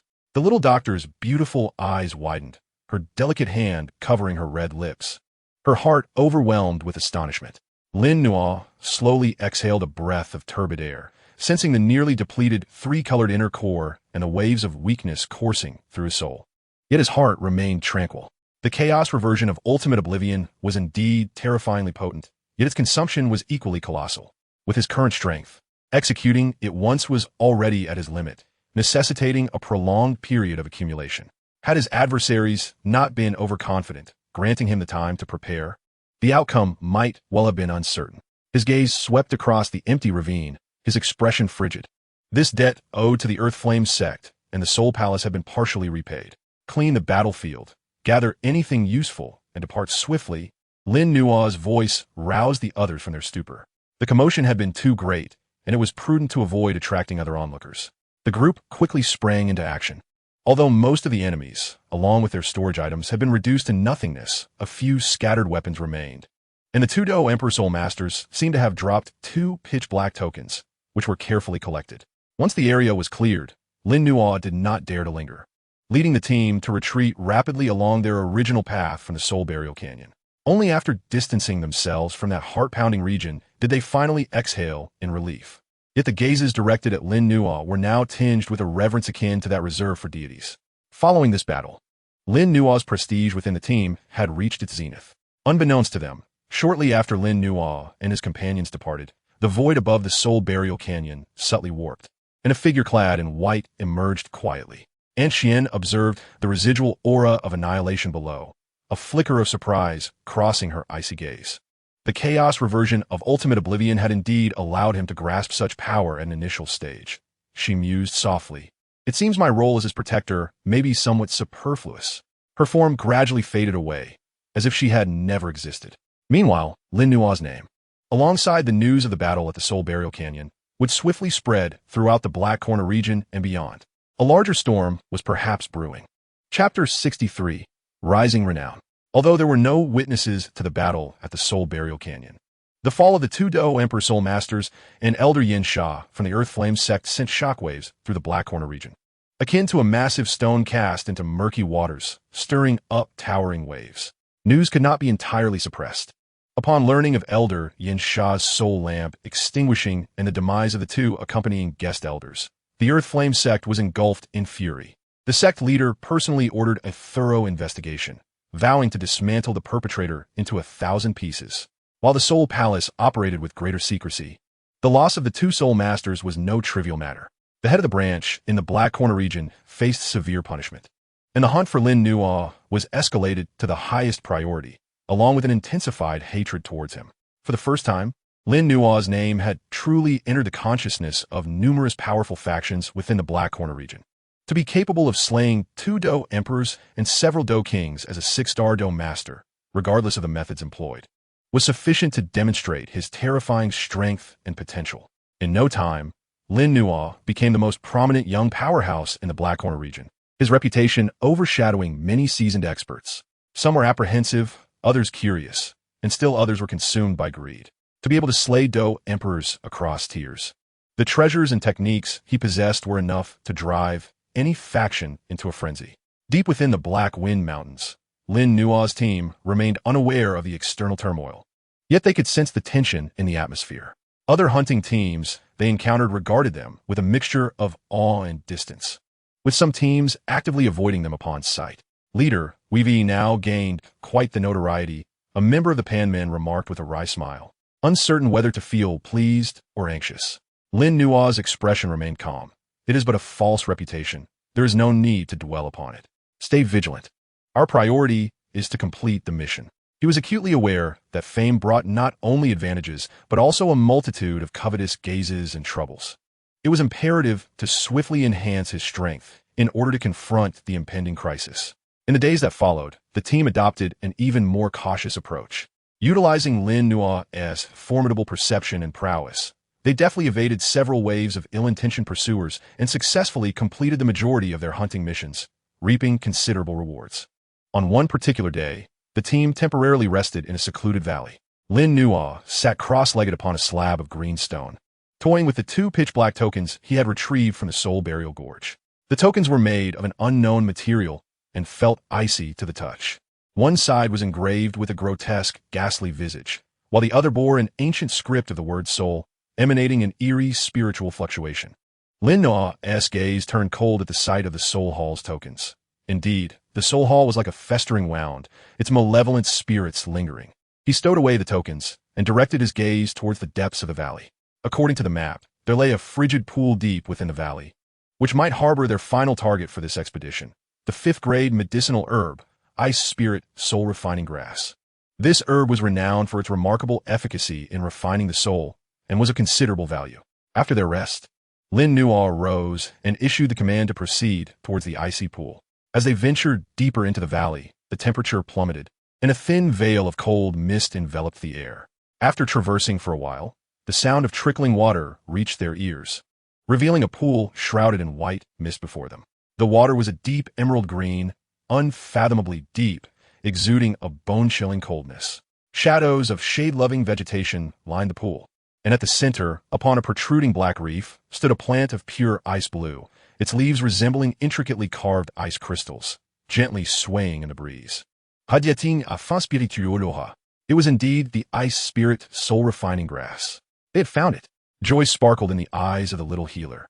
However, Lin Nua raised a hand to hold a teammate who was eager to approach and collect the herb. He scanned the surroundings of the icy pool with keen eyes, meticulously sensing the spiritual energies. Something was guarding it. As soon as he uttered those words, the emerald waters of the pool erupted violently.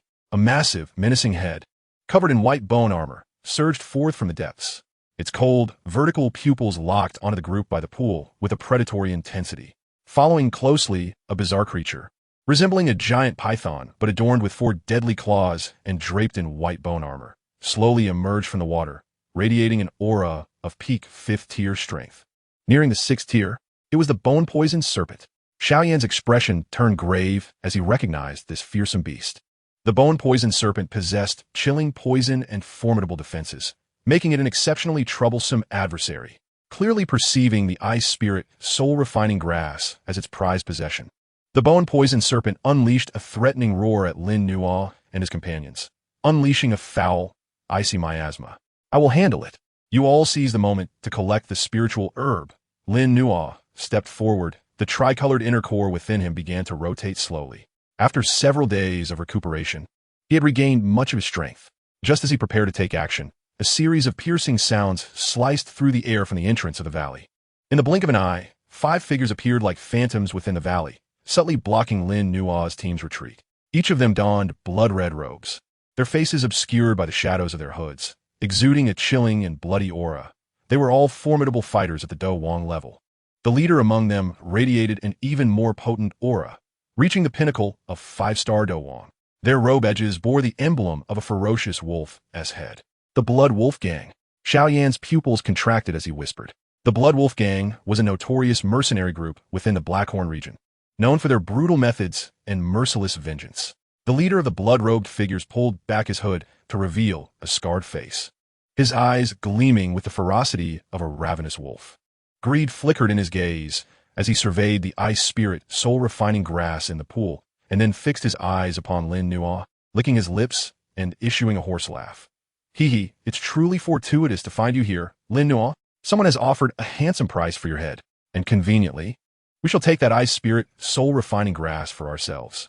Before he could finish, the other 4 blood-robed figures spread out, their powerful auras locking onto Lin Nua's team, clearly unwilling to leave any survivors. With the bone-poisoned serpent in front and the 5 Dou Wang of the Blood Wolf Gang behind, the situation had turned perilously dire. Lin Nua's gaze was icy as he stared at the leader of the Blood Wolf Gang, his voice as frigid as ancient ice. My life? Is it worth anything to you, lot of rabble? Chapter 64, Thunderous Methods. with the ferocious bone-poisoned serpent occupying the icy pool and the 5 Dou Wang of the Blood Wolf gang blocking their path. The atmosphere in the valley plummeted to a freezing point. The faces of the members of the Pan Men turned pale, their palms slick with sweat. Whether facing the peak 5th-tier bone-poisoned serpent or the 5 experienced and ruthless Dou Wang of the Blood Wolf gang, they were not easy foes. Now, caught in a pincer attack, their situation was exceedingly precarious. Xiao Yan's eyes sharpened as he quietly circulated his, murmuring, "Lin, what should we do?" The little healer tightened her grip on her poison powder, ready to fight to the death. Lin Nua's gaze swept over the predatory bone-poisoned serpent, then coldly glanced at the 5 bloodthirsty Dou Wang of the Blood Wolf gang, the corners of his mouth curling into a chilling smile. Since they sought their demise, then let it be resolved all at once. The moment his words fell, his tricolored inner core surged with energy. A force far more condensed and powerful than before erupted forth. Following the battle at the Soul Burial Gorge and the recuperation that followed, it seemed his strength had further advanced. Without a moment's hesitation, he divided his forces. "Xiao Yan, little healer, you lead the others to hold off the Blood Wolf gang for a moment. This beast is mine to deal with." Before the words had left his mouth, he had transformed into a wisp of azure smoke, charging directly toward the bone-poisoned serpent in the icy pool. Roar! The bone-poisoned serpent, incensed by the audacity of this diminutive human, swung its massive body with fury, its bone-armored tail slicing through the air with a thunderous whoosh, akin to a colossal white bone whip, striking towards Lin Nua with ferocious intent. Where its tail passed, the air crystallized into fine ice. Simultaneously, the leader of the Blood Wolf gang, witnessing this, his eyes flashed with murderous intent. Attempting to take us out one by one? Dream on. Attack. Kill the small fry first. The 5 Dou Wang of the Blood Wolf gang simultaneously unleashed their Dou Qi, blood-red light soaring to the heavens. Like 5 ravenous wolves pouncing towards Xiao Yan and the others. Form a formation. Defend. Xiao Yan bellowed as the azure lotus heart fire surged forth, transforming into a wall of flames. The little healer waved her jade-like hand, unleashing a colorful mist of poison. Other members of Pan Men utilized their respective skills in a desperate effort to resist. In an instant, the valley erupted into chaos with the sounds of energy colliding, roars, and explosions. Meanwhile, on the front lines, facing the sweeping bone tail capable of splitting mountains, Lin Nua's gaze remained icy, unflinching and undeterred. As the chaotic energy coalesced rapidly upon his right fist, he refrained from employing the energy-draining 9-fold Thunderfire Seal, or the Great Annihilation, instead condensing his power into a singular point, pursuing the ultimate speed and explosive force. "Chaos, break the void," he exclaimed, his fist launching forth like a bullet, arriving ahead of the sweeping bone tail, striking precisely at its tip. Boom! A deafening roar exploded. There were no bursts of energy or dazzling lights. Only an extremely refined, chaotic force, akin to the sharpest drill, penetrating through the seemingly indestructible bone armor. Crack! The sickening sound of bones fracturing resonated clearly. The bone-poisoned serpent emitted a piercing, agonized roar as its once invincible tail, capable of withstanding high-tier Dou techniques, was shattered by Lin Nua's singular punch. Bones shattered and blue blood gushed forth. With a single punch, the bones crumbled. Lin Nua, seizing the advantage, moved with an enigmatic grace, his form akin to a malignant specter, closely pursuing the retreating skeletal venomous serpent, which writhed in pain. His left palm transformed into a blade, radiant with the icy runes of the Ice Phoenix, exuding an intense coldness. Absolute ice, soul-cutting slash. The palm blade sliced through the air in a frigid arc, silently targeting the serpent's vulnerable neck. The skeletal serpent, overwhelmed with horror, thrashed desperately, unleashing a toxic, icy blue breath. Yet, Lin Nua seemed to have anticipated this, and with a subtle shift, the trajectory of his blade evaded the poisonous breath, landing a devastating strike upon the joint of its bone armor. Slicing through with a sound akin to hot knife through butter, the once formidable bone armor crumbled before the chaos-infused icy blade. The blade penetrated deeply, nearly severing its neck. Blue blood erupted like a fountain, and the skeletal serpent emitted a desperate wail, its massive body convulsing violently before crashing into the cold pond, sending water splashing everywhere. Seemingly doomed, from a moment Lin Nua struck to the demise of the skeletal serpent, scarcely 10 heartbeats had passed. swift and decisive, with the force of thunder. Meanwhile, the 5 members of the Blood Wolf gang engaged in fierce combat with Xiao Yin and his companions, sensed the sudden stillness from the direction of the cold pond. Instinctively, they stole a glance and beheld the colossal form of the skeletal serpent crashing into the pond. Their movements froze in disbelief, their faces betraying utter shock. The peak 5th-tier skeletal serpent, renowned for its astounding defense, had been annihilated in an instant. Lin Nua's power exceeded even the whispered rumors. In their moment of stunned realization, an opportunity arose, a chance for retaliation. Xiao Yan's eyes gleamed with intensity, seizing this fleeting moment. His heavy ruler cleaved through the air with the force to rend all. The little physician, with deft fingers, unleashed silent, odorless toxins toward the other 2 foes. The remaining members of the Panchen sect rallied their remaining strength and erupted into action. Thud! One Blood Wolf gang warrior was caught off guard, struck in the chest by Xiao Yan's ruler, blood spewing forth as he was sent flying. The other 2 were swiftly compromised by the little physician's toxins, their faces darkening as their movements slowed. The tide of battle turned in an instant. At that very moment, Lin Nua, having dispatched the skeletal serpent, slowly turned. His gaze, cold as ice, fixed upon the leader of the Blood Wolf gang and the 2 remaining combatants. Without uttering a word, he raised his right hand, a wisp of chaotic energy dancing like an ethereal sprite at his fingertip.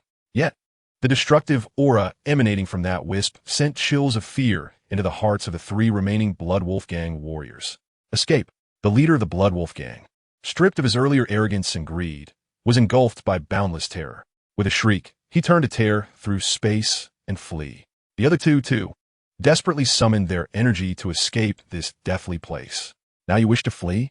It is too late. Lin Nua's voice was as indifferent as a death sentence.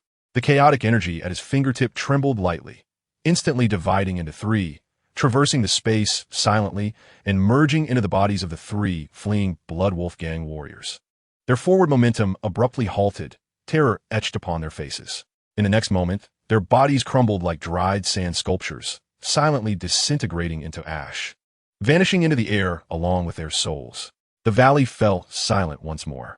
Only the ripples of the cold pond and the ice spirit, soul-quenching grass swayed gently in the breeze remained. The members of the Panchen sect stared at the miraculous scene before them, once again rendered speechless. 5 formidable warriors, along with the skeletal serpent, had been utterly extinguished. Xiao Yan sheathed his heavy ruler, gazing at Lin Nua with a bitter smile, shaking his head. You truly are a monster. The little physician let out a long breath, her beautiful eyes shimmering with admiration.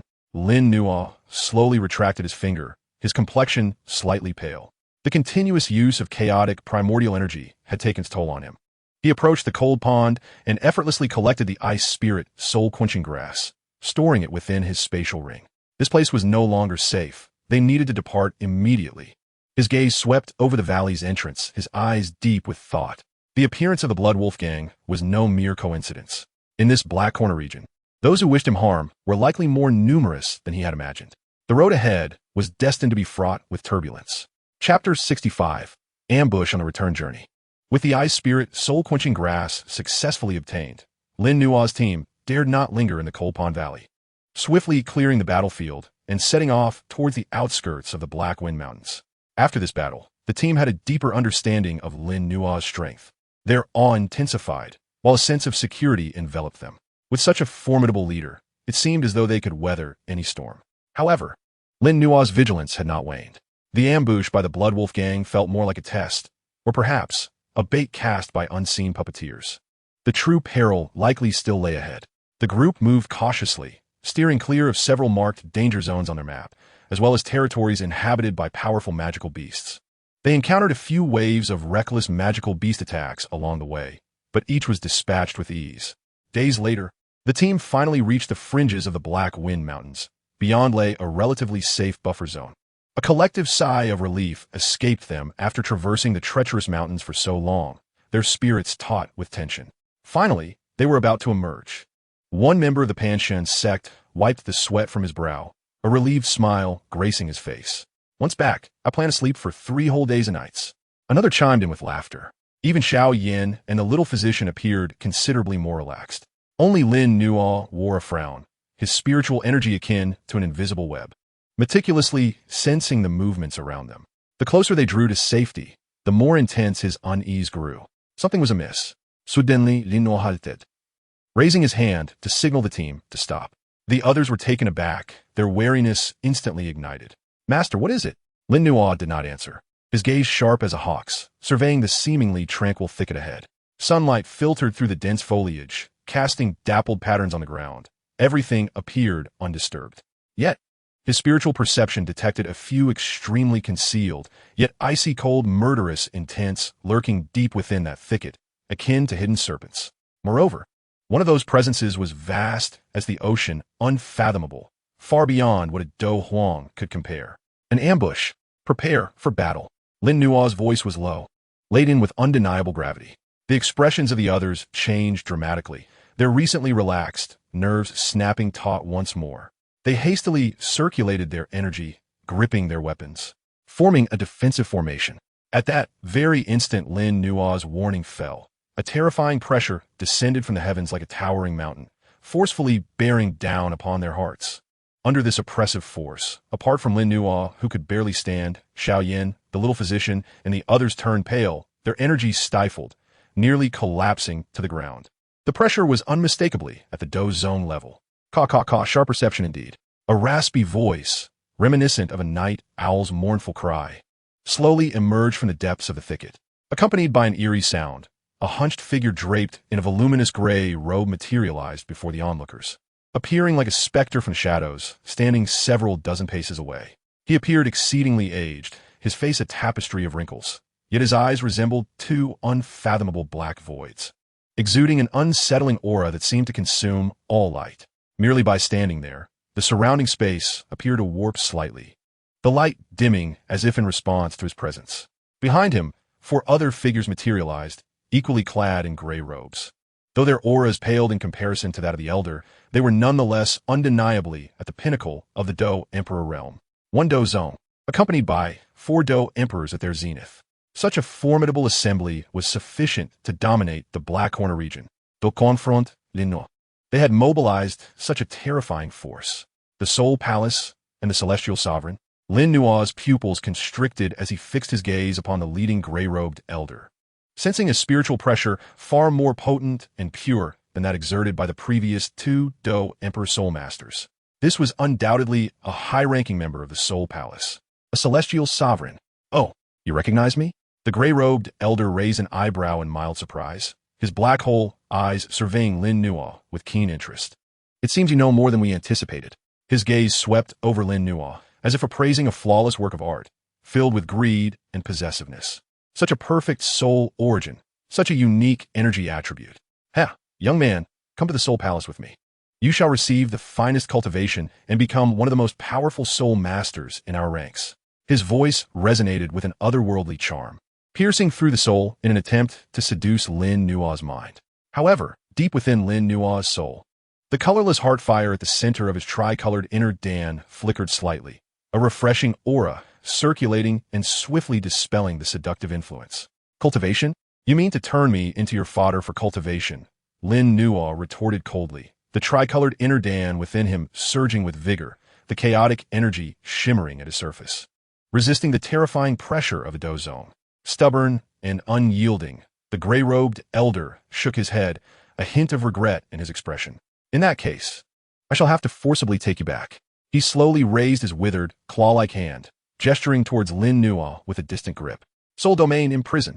In an instant, the space within 100 paces of Lin Nuo seemed to freeze, as if time itself had been halted. The air solidified, the light warped, and an invisible cage of spiritual energy formed abruptly, ensnaring Lin Nuo and his companions in place. Within this soul domain, even Dou Qi was difficult to mobilize, and the soul felt as if it were mired in a quagmire, utterly immobile. Xiao Yin and the others' faces turned pale as they struggled desperately, akin to ants attempting to shake a tree, utterly incapable of escaping the domain laid down by a Dou zone powerhouse. "Within my soul domain, you cannot even contemplate self-destruction," the gray-robed elder stated indifferently, as if merely stating a fact. The four Dou Emperor Soul Masters behind him revealed cruel smiles, akin to watching lambs awaiting slaughter. "Adire predicament." A true situation of 10 deaths without survival. Faced with the domain personally laid down by a Dou Zong, the disparity in strength was utterly disheartening. As Lin Nuo felt the tangible spiritual confinement around him and the arduous operation of his tricolored inner Dan, his gaze did not betray despair. Instead, it grew colder and more resolute. He slowly lifted his head to meet the gray-robed elder's gaze, a hint of near madness curling at the corner of his lips. Is being a Dou Zong truly so impressive? Within his dantian, the tricolored inner Dan began to tremble with unprecedented intensity. The source patterns of the red dragon, ice phoenix, and heartfire burned with an unparalleled brilliance, as if striving to ignite their very being. A sense of determination, ferocity, and a desire to incinerate all began to emanate from him. If you desire my soul, Lin Nuo's voice resonated like a proclamation from the depths of the abyss. Infused with a madness that sought mutual destruction, then come and trade your life for mine. Chapter 66, The Desperate Rebirth. If you desire my soul, then come and trade your life for mine. Lin Nuo's maddened declaration, as if emerging from the depths of the underworld, caused the gray-robed elder to furrow his brow. A flicker of displeasure passing through his black, void-like eyes. A futile struggle, merely a source of amusement. He dismissed Lin Nuo's threat with disdain. The chasm between a Dou Zong and a Dou Master was akin to a vast abyss, not something that could be bridged by mere peculiar means. Under the confinement of his soul domain, self-detonation was but a distant luxury for Lin Nuo.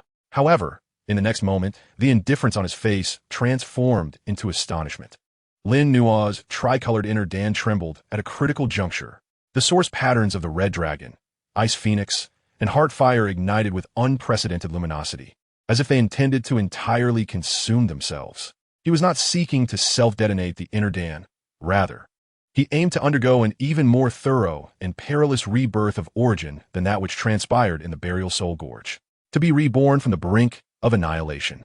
In the face of despair, he would forcefully break through the barriers of a higher realm. Yin and Yang were thrown into chaos, and the chaos was reborn. Break for me. Lin Nuo's heart roared silently. He poured all his spiritual power, all his will, all his desire for survival into the imminent collapse of the tricolored inner Dan. Buzz, an indescribable, peculiar fluctuation suddenly erupted from Lin Nuo, centered around him. This fluctuation was not merely an energy shock, but a metamorphosis concerning the very essence of existence. The soul domain established by the gray-robed elder began to ripple violently under the impact of this fluctuation that pertained to the origin, developing fine cracks as if disturbed by a stone cast into still waters. What? The gray-robed elder's expression finally altered. He sensed that his soul domain was struggling to contain the profound transformation occurring within Lin Nuo. Stop him, he bellowed, his withered hand reaching out forcefully. A colossal hand, entirely composed of spiritual energy, pierced through the soul domain, lunging directly at Lin Nuo's crown. He sought to forcefully interrupt this bizarre metamorphosis. Simultaneously, the 4 Dou Emperor Soul Masters behind him launched their attacks, for concentrated waves of spiritual impact striking like daggers at Lin Nuo's limbs, intent on utterly crippling him. Faced with this lethal assault from a Dou Zong and 4 Dou Emperors, Lin Nuo, at the critical juncture of rebirth, seemed powerless to resist. Just as the situation appeared most dire, a soft sigh, faint yet discernible, wafted through the air as if emanating from a distant horizon, resonating deep within each individual soul. With this sigh, the entire space enveloped by the soul domain seemed to freeze for a moment, as if time had been suspended. The looming black hand of spiritual energy, the 4 piercing spiritual impacts, and even the gray-robed elder's astonished expression all remained frozen in place, as if a pause button had been pressed. Only the tumultuous waves of rebirth within Lin Nuo remained unaffected, instead appearing to be nourished and guided, growing increasingly orderly and magnificent. A figure as pure as snow silently materialized before Lin Nuo. Wanyi. She remained as ethereal as ever, shrouded in a delicate veil, seemingly untouched by any earthly taint. She simply stood there quietly, and the terrifying attack capable of freezing the souls of even Dou Emperors met an invisible barrier, unable to advance an inch further. The gray-robed elder's pupils constricted sharply as he fixed his gaze upon the suddenly appearing Xian, his voice tinged with incredulity. You, Ice Empress, you are still alive? Ice Empress? Upon hearing this title, the expressions of the 4 Dou Emperor Soul Masters transformed dramatically, revealing fear in their eyes. Clearly, this name signified a terrifying legend. Xian paid no heed to the gray-robed elder's astonishment. She merely tilted her head slightly, glancing at Lin Nuo, who was engulfed in the chaotic glow at the critical moment of rebirth, a complex expression flickering in her cold gaze. The moment had not yet arrived. Forcing a rebirth was ultimately too perilous. She whispered to herself, then lightly flicked her fingers, sending a stream of ice-blue primordial energy, as if imbued with life, into Lin Nuo's brow. This extraordinarily pure essence of ice seamlessly merged with Lin Nuo's tumultuous rebirth energy, not suppressing it, but rather acting as the finest harmonizer, bringing a previously violent clash of ice and fire energies into an unprecedented state of harmony and balance. With this external assistance, Lin Nuo's rebirth process, which was on the brink of collapse, stabilized in an instant. The tricolored inner core shattered within the chaotic radiance, only to begin reconstituting under the guidance of a higher principle, a presence far more magnificent and profound than before, seemingly connected to the very essence of heaven and earth, began to awaken slowly from within Lin Nuo. The elder in gray robes observed this with a flash of fierce determination in his eyes. He was acutely aware of the Ice Emperor's terrifying prowess and understood that he must not allow Lin Nuo to complete his rebirth successfully. He roared all out, "We cannot allow him to succeed." His voice thundered as his gray robe billowed, unleashing an overwhelming torrent of soul power that transformed into a massive gray spear, spanning the heavens, its tip aimed directly at Xian, Yi, and Lin Nuo. This was his wrathful strike, powerful enough to pierce mountains and rivers. The four soul masters of the Fighting Emperor realm also desperately urged their souls, following up with four slightly smaller gray soul spears. 5 terrifying soul attacks, capable of effortlessly annihilating several peak fighting emperors, tore through space, descending with the intent to obliterate everything. Xian Yi slowly raised her head, gazing at the 5 soul spears tearing through the sky, and for the first time, a hint of chill passed through her cold eyes. She gently lifted her jade hand, and with a mere flick, as if brushing away dust, she dismissed the 5 colossal spears. There was no cataclysmic explosion, no dazzling brilliance. As the 5 gray spears, infused with terrifying soul power, made contact with her invisible force, they began to dissolve silently from the tips, like snow under the sun, completely disintegrating along with the soul imprints contained within. The elder in gray and the 4 soul masters simultaneously suffered a grievous blow, spewing forth blood as their energies instantly waned, their eyes filled with boundless fear and horror. With a mere flick of her sleeve, she had dismantled the combined soul assault of 5 formidable foes. Such was the terrifying might. "Begone!" Xian Yi uttered a single word, her voice not loud. Yet it was as frigid as the ice of the 9th heaven, instantly freezing the souls of the elder and his 4 companions. They had no doubt that should they linger a moment longer, they would be utterly obliterated. "Retreat." The elder in gray, filled with resentment and fear, cast a final glance at Xian Yi and Lin Nuo, abandoning any thoughts of their mission. He tore through space, hastily fleeing with his 4 subordinates, vanishing in an instant. With the formidable adversaries gone, tranquility returned to the valley's edge. Xian Yi did not pursue. She turned to observe the chaotic radiance enveloping Lin Nuo. Within the light, a new, more perfect and profound tricolored inner core was gradually taking shape. Wrapping around the core were entwined dragons and phoenixes, with a heart of fire radiating an essence of eternal immortality. Meanwhile, Lin Nuo's cultivation effortlessly broke through barriers during the rebirth, achieving 7-star Fighting Master, 8-star Fighting Master, 9-star Fighting Master, ultimately stabilizing at 1-star Great Fighting Master. Furthermore, his foundation was immensely robust, far exceeding that of an ordinary Great Fighting Master by more than 10-fold. As the chaotic radiance gradually receded, Lin Nuo slowly opened his eyes.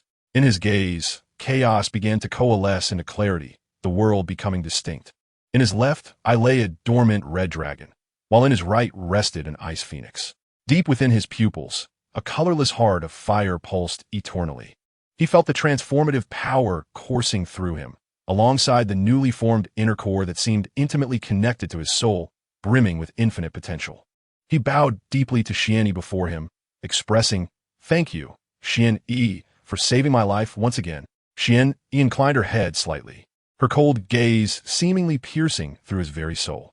Successfully reborn is merely the beginning. The power within you has awakened. The path ahead must be navigated by you alone.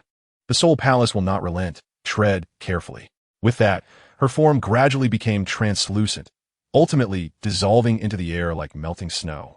Lin Nuo clenches fists, feeling the surging power within him, looking in the direction of the Elder's retreat with cold determination. The fighting sect, the Soul Palace.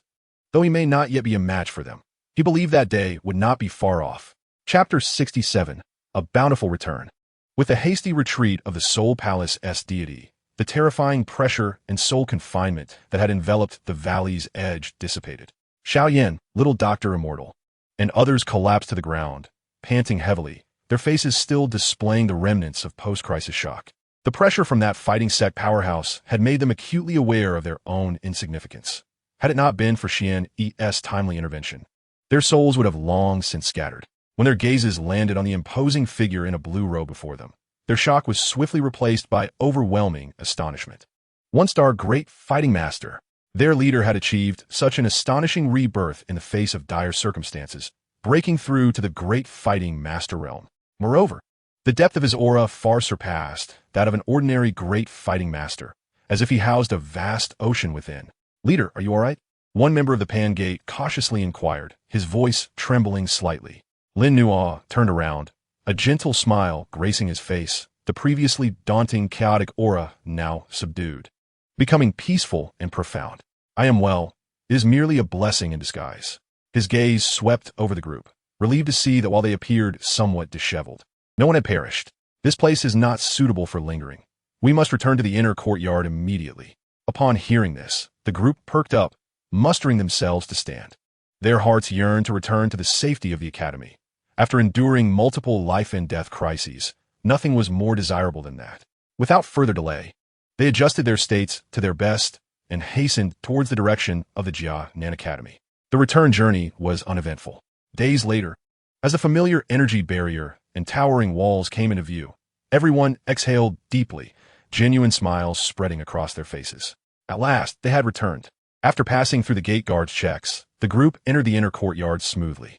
Their return immediately caused quite a stir, especially when Lin Nuo's one-star Great Fighting Master aura radiated openly.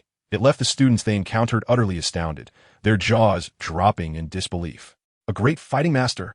Lin Nuo has broken through to Great Fighting Master. They had only been gone a month. How could it be so fast? They had heard that they had encountered an ambush from the Soul Palace in the Black Corner region, yet they had managed to return alive, and even broken through. A monster. Truly a monster. The news spread through the inner courtyard like wildfire, inciting a commotion even more intense than during the strong ranking competition. Lin Nuo's reputation reached an unprecedented zenith at that moment. At the Pan Gate stronghold, the members who had already received news eagerly awaited their return. Upon seeing Lin Nuo and the others return safely, especially sensing the unfathomable aura of a Great Fighting Master emanating from Lin Nuo, the entire Pan Gate erupted in fervor. "Leader is magnificent. Welcome back, leader. Our Pan Gate now boasts a Great Fighting Master." The cheers and shouts were deafening. All members of the Pan Gate felt a shared pride, unable to contain their excitement. The stronger their leader became, the more solidified their standing would be, granting them access to greater resources and respect. Lin Nuo gazed at the faces brimming with excitement, and warmth surged within him. This is the power he has painstakingly established, serving as one of his foundations in this world. "Esteemed colleagues, your efforts are commendable." He raised his hand in a gesture of restraint, signaling for silence. "In this hunting competition, we have reaped substantial rewards, and all participating members shall be rewarded with fire energy according to their contributions. The compensation for our fallen brothers will be doubled." His voice was calm, yet imbued with an undeniable authority and compassion. "Long live the sect leader." The crowd erupted in cheers once more, their morale soaring to unprecedented heights. In the ensuing days, Lin Nuo first proceeded to the task hall to hand over all task-related items. When they presented the mountains of magical beast crystals and rare materials, especially the complete ice spirit soul-refining herb, even the elder in charge of the handover was rendered speechless for a time. Ultimately, after calculations, Lin Nuo's team amassed an astonishing total of 80,000 points of fire energy from this hunting competition. This figure did not even account for the precious materials they retained. According to prior agreement, Lin Nuo took 40,000 points for himself, while the remaining 40,000 were distributed among Xiao Yan, Little Dr. Immortal, and other team members. Even so, each individual received a sum of fire energy that was astronomical, sufficient to support their cultivation needs for a considerable duration. The Panmen had become suddenly affluent overnight. With ample resources at their disposal, Panmen's development surged forward at an accelerated pace. Lin Nuo delegated most affairs to Xiao Yan and Little Dr. Immortal. While he once again entered a state of seclusion, he needed to solidify his realm as a one-star great fighter and familiarize himself with the newly potent three-color inner core and chaotic force following his nirvana. Within the tranquility of the cultivation chamber, Lin Nuo sat cross-legged, his mind delving deep into his dantian. The brand-new three-color inner core slowly rotated, now larger than before, its colors more profound and restrained. The patterns of the scarlet dragon and ice phoenix appeared to possess a certain sentience, pulsating rhythmically under the core of Heartfire. Inhaling and exhaling vast amounts of heavenly and earthly energy, he attempted to operate the fragmented yin-yang dragon phoenix flame. Discovering that the flow of the technique had become markedly smoother, and his mastery over the three fundamental forces had reached an entirely new level. He could even faintly sense that within the depths of that inner core, there seemed to be a more formidable potential awaiting its awakening. Though the time for that had yet to arrive. Chaotic return to origin. What should be the next step? Lin Nuo fell into contemplation. This mysterious fragmented scroll seemed to unveil new secrets each time he broke through a significant boundary. Beyond his cultivation, he also began to refine the solidifying essence pill obtained from Elder Hua. With his enhanced strength and the surge in soul power due to nirvana, crafting a top-tier 4th-grade pill was no longer a challenge. This solidifying essence pill could stabilize his foundation and eliminate impurities, perfectly suited to solidify his rapidly elevated realm. While Lin Nuo devoted himself to cultivation and Panmen thrived, the winds and clouds within the inner court and the entire Black Corner region subtly shifted due to his influence. News of a great fighter student at Canaan Academy, not yet 20 years of age, who had miraculously escaped the grasp of the Dou Zone, swept through like a whirlwind. Lin Nuo's name transcended the younger generation, firmly entering the sights of the major powers within the Black Corner region. Meanwhile, the Soul Palace and the Earth Flame sect, having suffered consecutive setbacks, fell into a temporary silence, akin to the calm before a storm. Everyone sensed that a greater undercurrent was brewing. One day, just after Lin Nuo concluded a session of cultivation, he heard Xiao Yan's voice outside the Tranquility Chamber. Lin Nuo, there's a visitor. It's senior brother Lin Xiuya. Lin Xiuya? What did he want with me? Lin Nuo felt a stir within and rose to open the door to the Tranquility Chamber. Chapter 68. The Invitation from Lin Xiuya. As the door to the Tranquility Chamber swung open, two figures stood outside. One was clad in a blue robe, exuding a profound aura. Indeed, it was Lin Nuo. The other, dressed in white as snow, stood tall, his gaze gentle yet sharp. Lin Xiuya, ranked second on the strong list. Senior brother Lin, please come in, Lin Nuo said, stepping aside to allow Lin Xiuya entry. The two sat facing each other on a mat. Lin Xiuya's gaze settled on Lin Nuo, sensing the overwhelming aura that, despite being deliberately restrained, still resembled a dragon lurking in the depths. And a hint of astonishment flickered in his eyes. A month apart, and I must say, Lin Nuo, you have truly made remarkable strides. The presence of a great fighter bears such grandeur. Impressive indeed, Lin Xiuya praised earnestly. You flatter me, senior brother. It was merely a stroke of luck. Lin Nuo replied with a slight smile, pouring a cup of tea for him. I wonder what brings you here today. Lin Xiuya accepted the teacup, but did not drink immediately. His expression turned serious as he spoke. To be frank, I have come with a request to invite you to join me on an endeavor. Oh, what matter is so significant that senior brother would personally extend an invitation? Lin Nuo's interest was piqued. Given Lin Xiuya's strength and status, whatever it was must surely be extraordinary. Are you familiar with the Pill Tower? Lin Xiuya inquired. Lin Nuo felt a jolt of recognition and nodded. Of course, it is one of the most powerful factions on the continent, a sacred place in the hearts of alchemists. The Pill Tower, a behemoth on par with the Soul Palace, focused on alchemy and uniting alchemists worldwide, a force capable of shaking the very foundations of the Dou Qi Continent. Indeed, Lin Xiuya replied, a glimmer of longing in his eyes. Every few years, the Pill Tower hosts a grand pill conference, a significant event in the alchemical community that countless alchemists flock to. Prior to this conference, the Pill Tower holds a trial for the younger generation known as the Pill Domain Trial. Pill domain trial? Yes, Lin Xiaoya explained. This pill domain is said to be a peculiar space left behind from ancient times, containing its own world and harboring numerous rare herbs, and even a legacy of ancient alchemists. Moreover, the flow of time within the pill domain differs from that of the outside world. A year spent inside may equate to merely a month outside. Different flow of time? Lin Nua's eyes sparkled with intrigue. The pill domain was indeed remarkable. Such a cultivation treasure would drive any faction to madness. The number of spots for the pill domain trial is exceedingly limited. Our Canaan Academy, due to its long-standing connection with the pill tower, has only been allocated 3 spots. Lin Xiaoya turned his gaze towards Lin Nua, his eyes ablaze with intensity. I hope to partner with you, senior brother, to contend for these 2 spots. 3 spots? Partnering? Lin Nua seized upon the critical information. There was still competition within the academy? Lin Xiaoya nodded, his tone grave. Though the spots are allocated by the academy, they are not predetermined. The dean and the elders have expressed that merit shall prevail.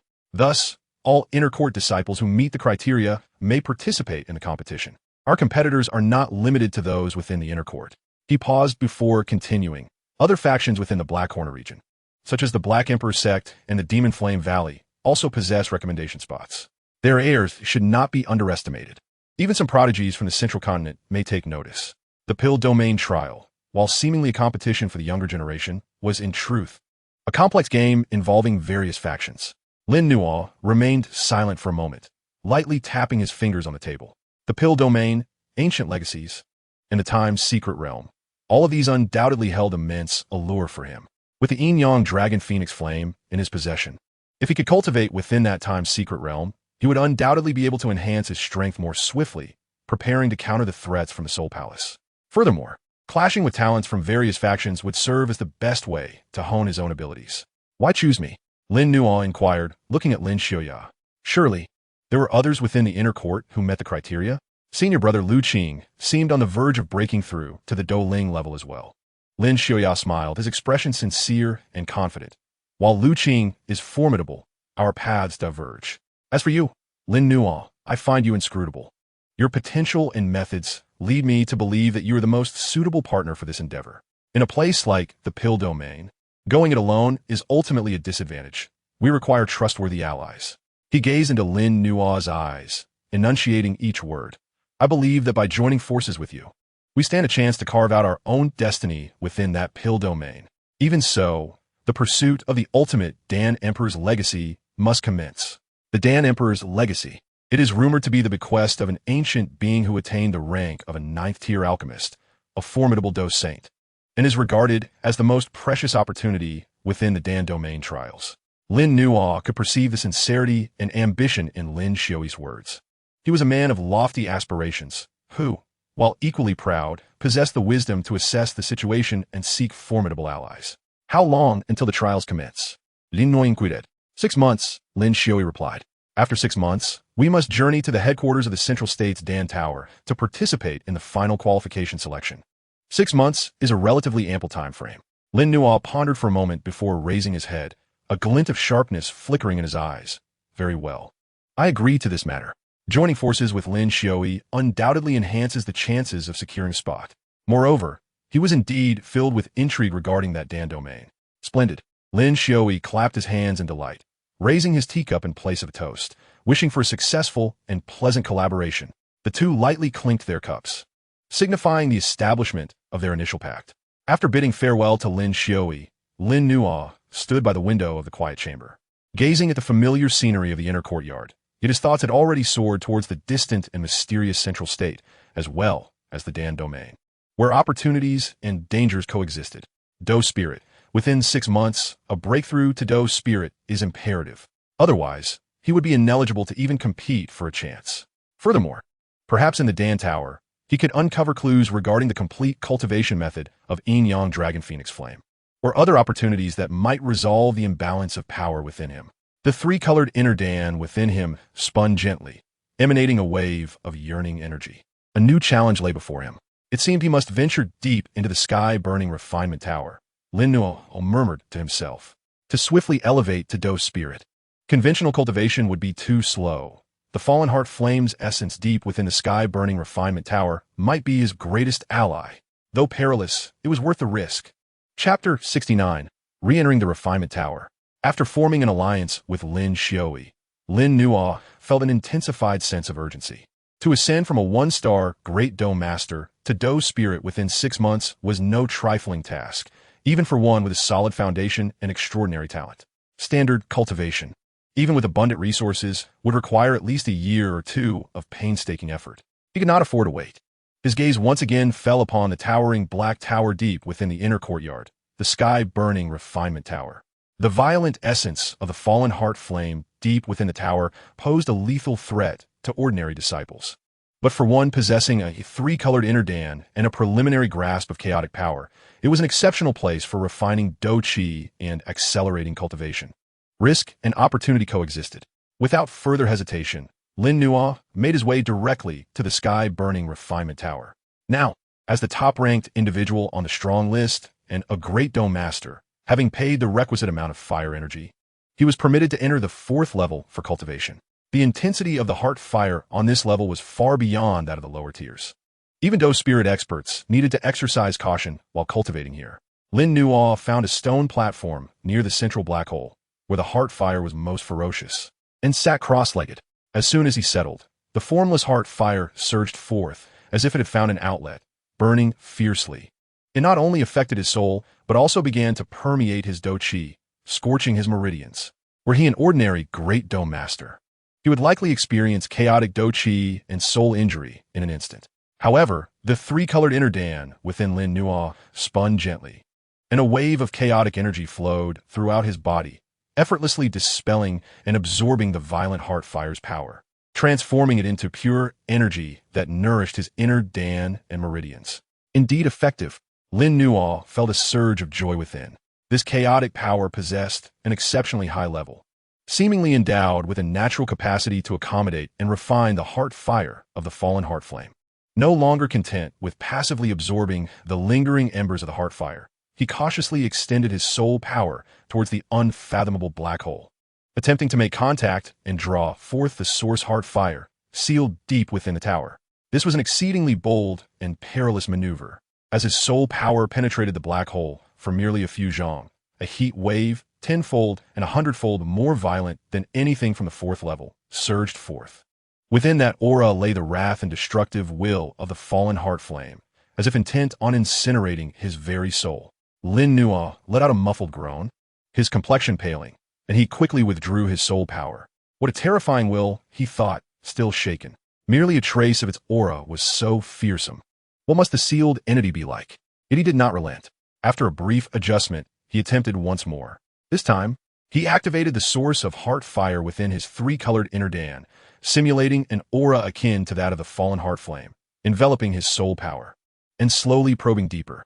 Indeed, the violent onslaught diminished significantly, allowing his soul power to delve further in. 10 zhong, 50 zhong, 100 zhong.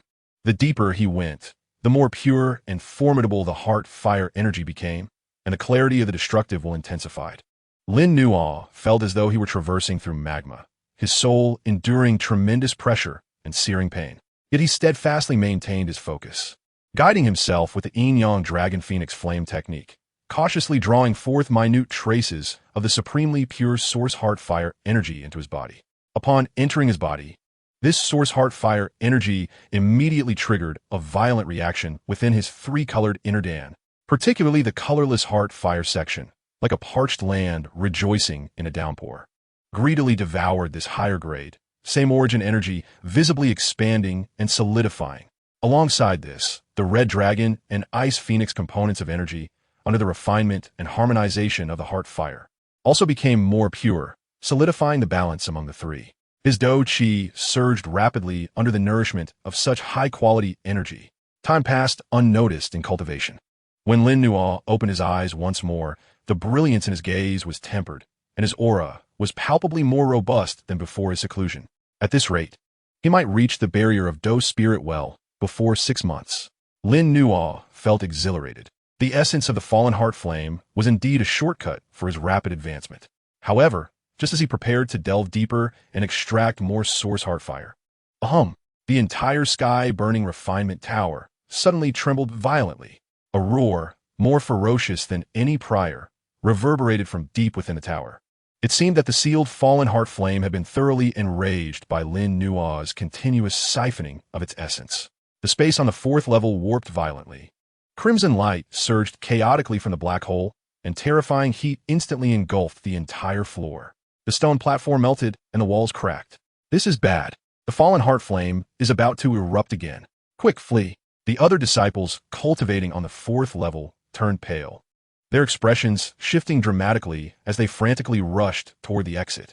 Lin Nua was at the forefront, sensing a destructive force locking onto him. This was no longer dissipated energy, but a trace of the source wrath of the fallen heart flame, potent enough to incinerate a Dou emperor. There was no escape. His gaze sharpened. Instead of retreating, he plunged all his focus into the three-colored inner Dan. You wish to burn me? Then I shall consume this trace of your wrath.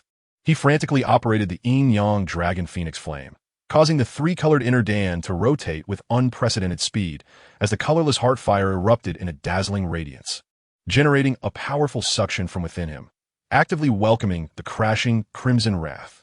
Boom! The red anger violently collided with Lin Nua's body. The destructive energy erupted within his meridians, wreaking havoc. Excruciating pain. It felt as though his body were being torn apart and incinerated from within. Lin Nua's complexion turned as pale as a sheet, blood seeping from all 7 orifices. Yet his gaze was imbued with a frenzied determination, clinging to the last vestiges of clarity, drawing upon the chaotic energy as a foundation and igniting the source of his heart fire as a guide. He forcefully steered, suppressed, and refined the terrifying destructive energy. This was an exceedingly perilous endeavor, akin to dancing upon the edge of a blade, where a moment's negligence could lead to utter annihilation. However, such high risks also promised substantial rewards. When he finally managed to barely quell the wrath of the fallen heart fire and began the slow process of refining it, he sensed a qualitative leap in his tricolor inner core, particularly in the heart fire segment, which became increasingly refined, agile, and even bore a hint of the ferocity characteristic of the fallen heart fire. Moreover, his cultivation surged dramatically amidst this extreme trial and refinement, propelling him to the pinnacle of a 1-star Grandmaster. He was but a step away from attaining 2 stars. Simultaneously, the turmoil within the tower was subdued by the elders who had rushed to the scene. One elder stationed on the 4th floor surveyed the desolate scene, his gaze falling upon Lin Nua, who sat amidst the ruins, his aura somewhat chaotic, yet evidently more potent. His eyes reflected a mix of shock and complexity. Lin Nua, was it you who provoked the fallen heart fire? The elder inquired in a solemn tone. Lin Nua gradually regulated his breath, suppressing the tumultuous energy within him, and replied with composure, "The disciple's cultivation method is peculiar. I attempted to draw upon a fragment of the heart fire's essence, inadvertently causing its agitation. I humbly request the elder's reprimand." The elder regarded him intently before waving his hand dismissively. "Very well. Exercise greater caution next time. The fallen heart fire is no trifling matter. Do not play with fire lest you be burned." With that, the elder turned to depart, seemingly acquiescing to Lin Nua's actions. Watching the elder's retreating figure, Lin Nua felt the substantial growth of his tricolor inner core, and a faint smile graced his lips. Play with fire? No, he was in fact tempering his being with fire. This fallen heart fire would serve as an exceptional whetstone for his ascent to the spirit of combat. Without lingering, he closed his eyes once more after the 4th floor stabilized, diving back into that perilous yet highly effective cultivation. Time swiftly slipped away amidst these repeated confrontations and assimilations with the essence of the heart fire. Chapter 70. The Spirit of Combat. The 4th floor of the sky-burning refinement tower had nearly become Lin Nua's exclusive domain for cultivation. Since that incident with the fallen heart fire, he had rooted himself there, tirelessly drawing upon and refining the sealed essence of the process remained fraught with peril. Each venture deeper felt akin to traversing the precipice of a cliff, battling against the violent will of destruction. A moment's carelessness could result in being consumed by the heart fire, reduced to ashes. Yet the rewards were immense. The remarkably pure essence of the heart fire continually tempered his tricolor inner core, particularly the heart fire component, which grew increasingly robust and dense, even threatening to surpass the red dragon and ice phoenix, edging closer to becoming the core of his inner core. Concurrently, his combat energy surged at a breakneck pace, nourished by this high-quality energy.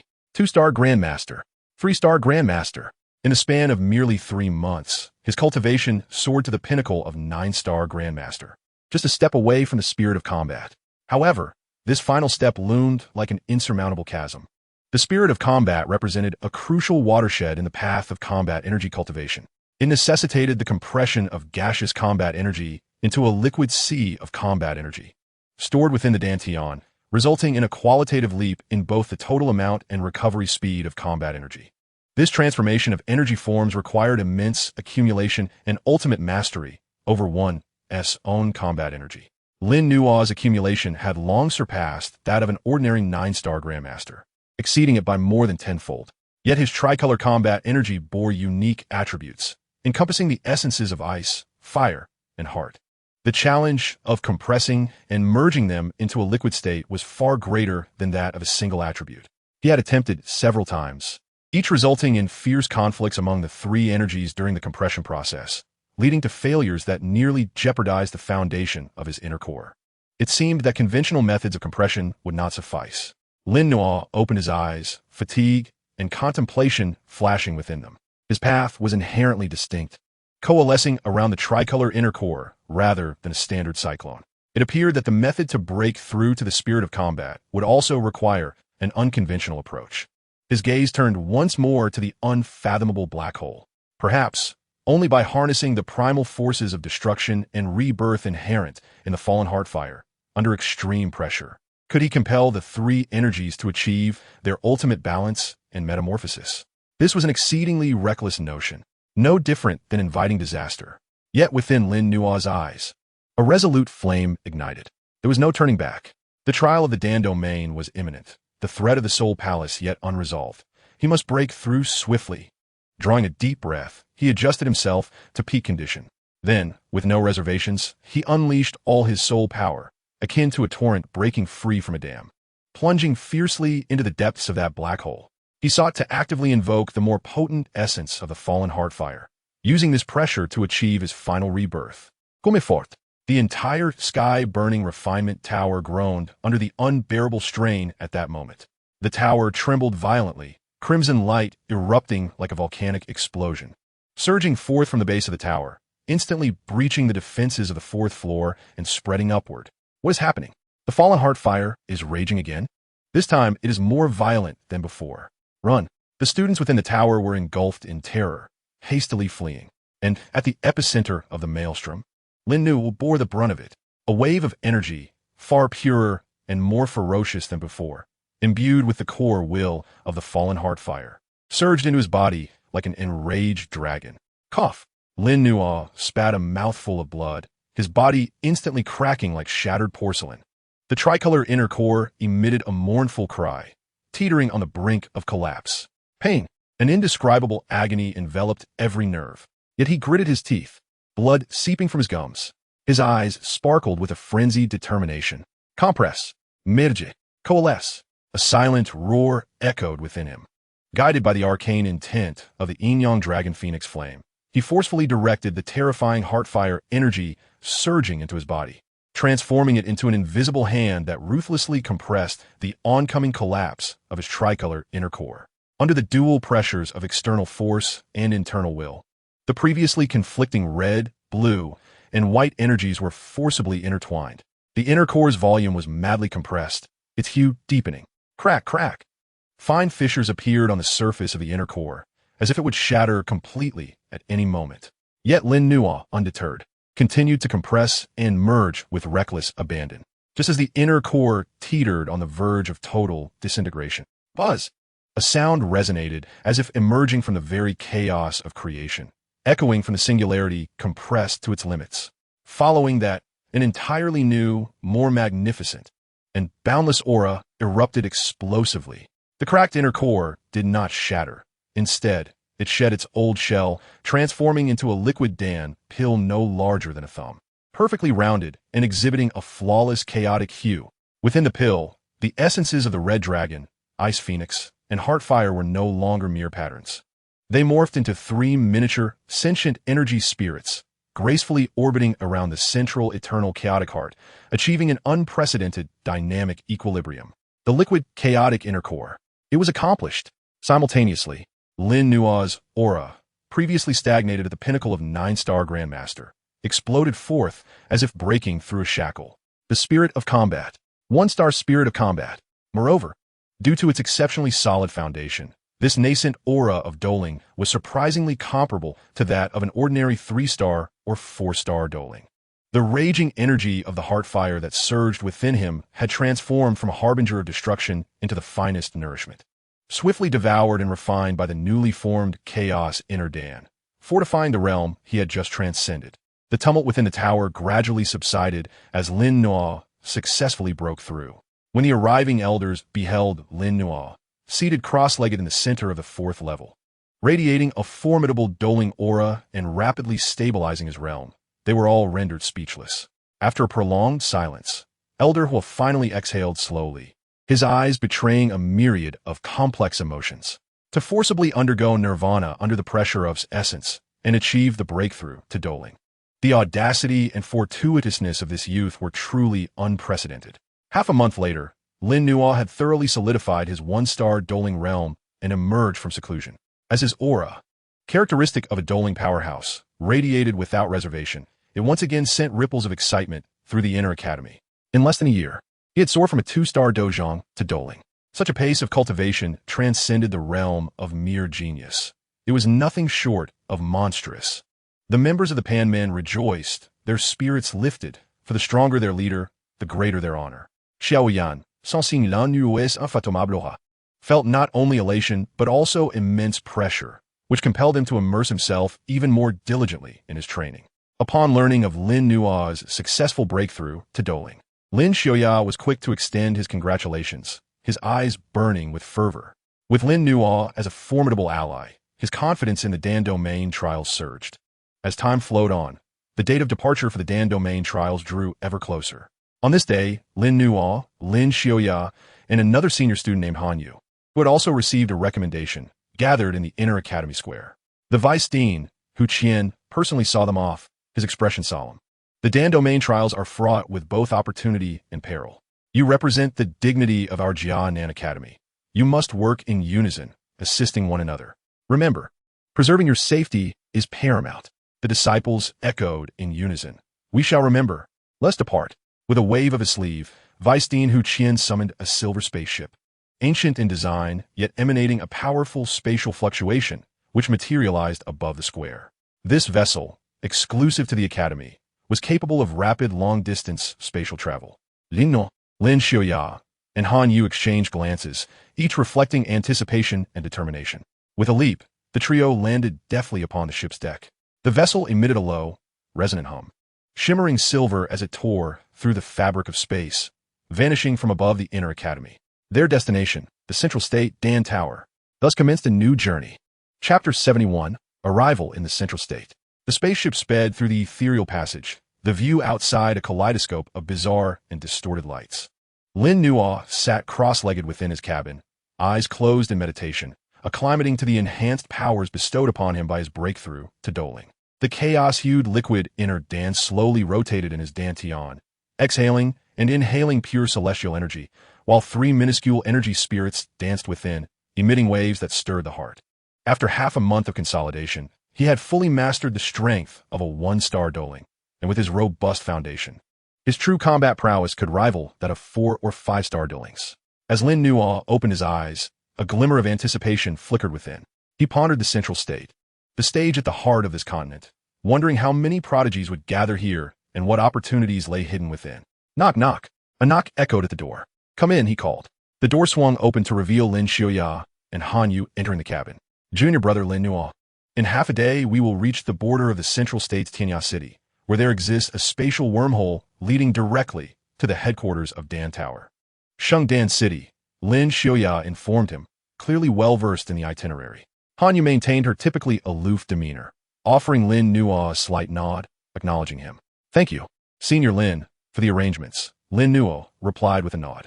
Upon our arrival in Tianya City, we may need to pause briefly to replenish supplies and gather the latest news regarding the upcoming Dan Domain trials. Lin Xiaoya pondered aloud. The Central State boasts a complex web of power far beyond that of the Black Corner region. We must tread carefully. Lin Nua and Han Yu both expressed their agreement. Half a day's time swiftly passed. The spaceship shuddered slightly as it exited the spatial passage, revealing a breathtaking vista. A colossal city, grand and majestic, as if bridging heaven and earth, emerged at the horizon. Its towering walls reached into the clouds, inscribed with countless profound runes, radiating potent spatial fluctuations.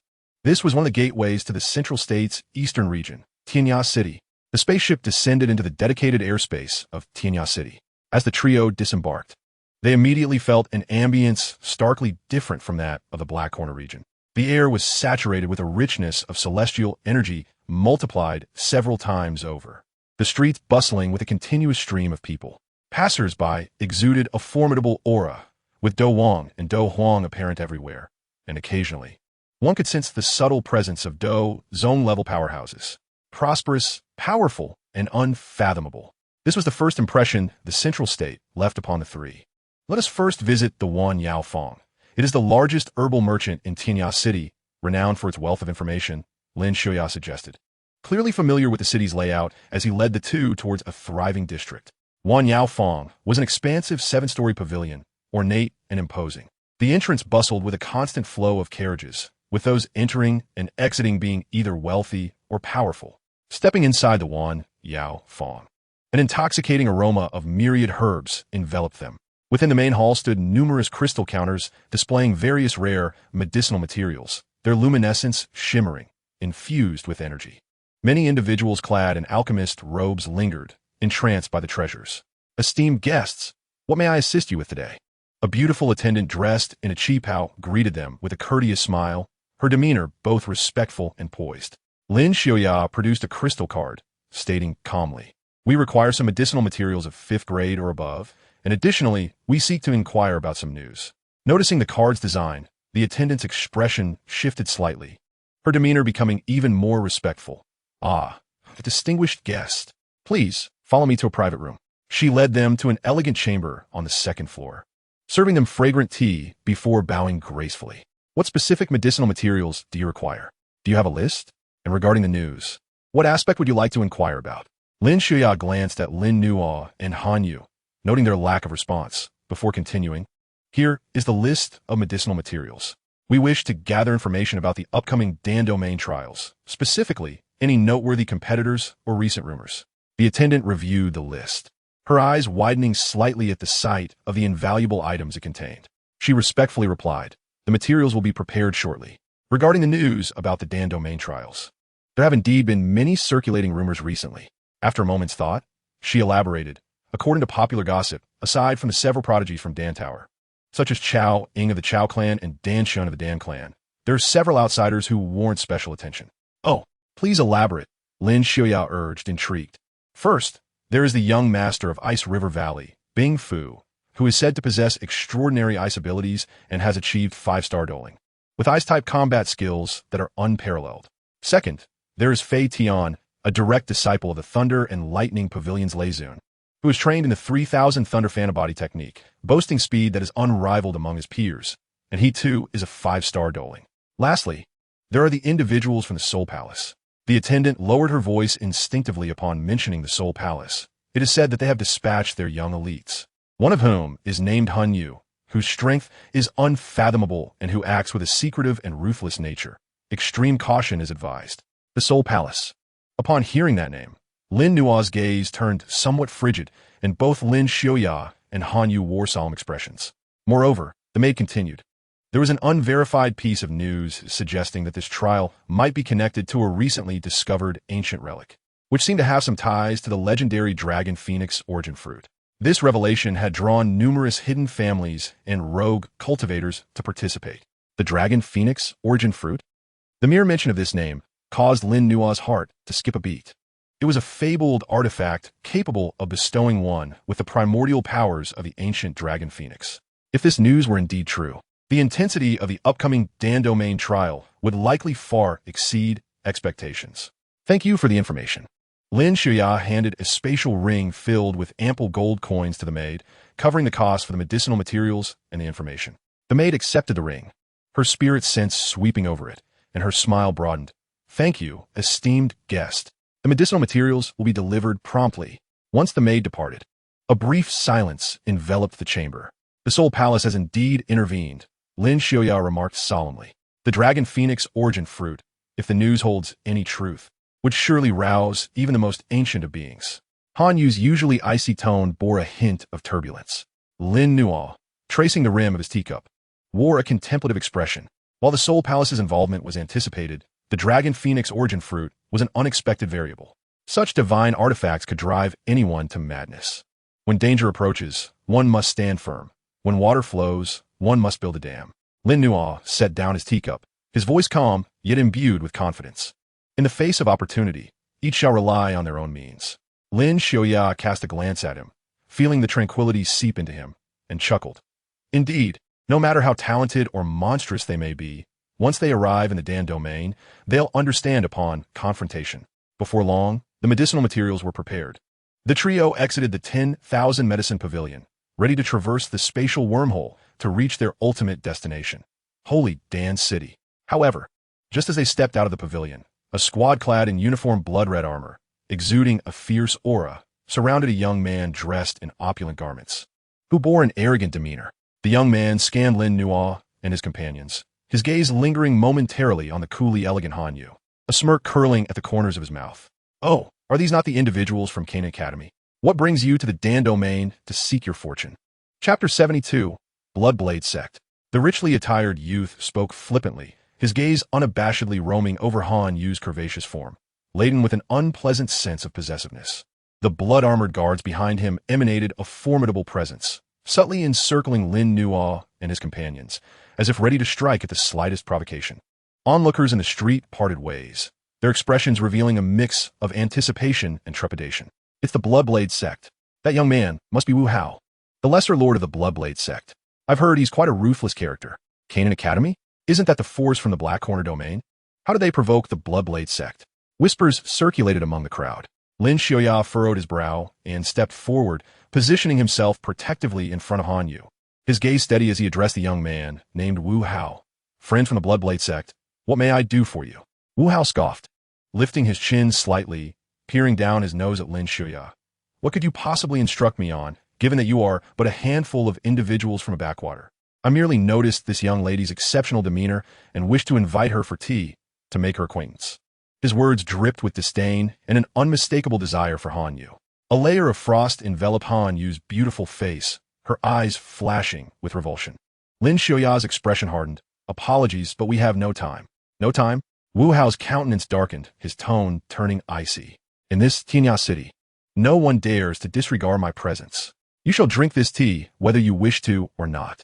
A burly guard, seemingly the leader of the group, unleashed a formidable aura, sneering. The Lesser Lord has graciously invited you for tea. Do not overstep your bounds. The overwhelming pressure caused the onlookers to gasp for breath. Lin Xiaoya and Han Yu's expressions shifted slightly, realizing that the opponent's numbers and the strength of their leader posed a significant threat should a conflict arise. They might be at a disadvantage. In the midst of this tense standoff, a calm voice broke through. What is your face worth? Everyone turned in surprise, following the voice to see Lin Nuo, who had remained silent until now, slowly raising his eyelids. His gaze fell upon Wu Hao, as if assessing a mere object. Devoid of any emotional fluctuation, Wu Hao felt an inexplicable chill from that gaze, quickly igniting a surge of anger at being belittled. Who do you think you are? This is no place for you to speak. You're courting death. The guard leader stepped forward, his massive hand slicing through the air like a blade, aimed directly at Lin Nuo's neck. Boy, kneel and apologize to the Lesser Lord. The strike was as swift as lightning, the gathered energy potent enough to crush iron. Yet, in the face of this ferocious attack, Lin Nuo did not flinch or evade. He merely raised his right hand casually, extending his index finger. A flicker of chaotic energy imperceptibly flashed at his fingertip. In a stunning display of speed, the guard leader's hand met an invisible barrier just half a foot from Lin Nuo's neck, abruptly halting. His expression shifted dramatically, overwhelmed by an indescribable force that surged through his fingertips and invaded his body in an instant. This force was not merely a shock. It was a fundamental disintegration.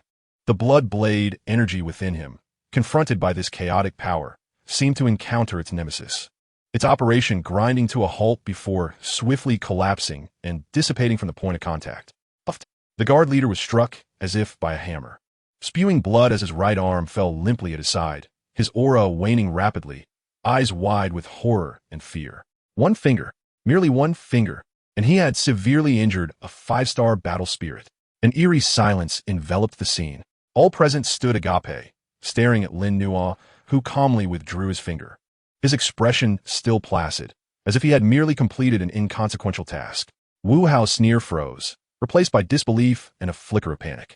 His strongest guard had been rendered incapacitated by a mere gesture. Lin Xiaoya and Han Yu too gazed at Lin Nuo in astonishment. Though they were aware of his formidable strength, they had not anticipated it to be to such a degree.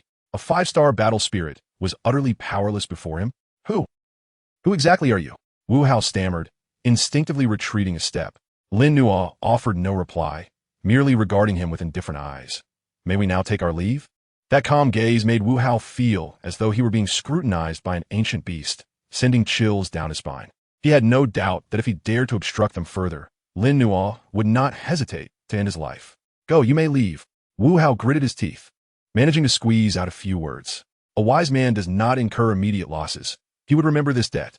Lin Nuo disregarded him. Nodding slightly to Lin Xiaoya and Han Yu, let us depart.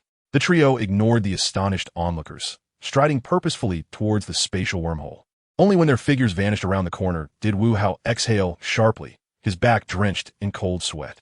He cast a glance at the guard leader, who lay crumpled on the ground, pallid and lifeless, a tide of resentment surging in his eyes.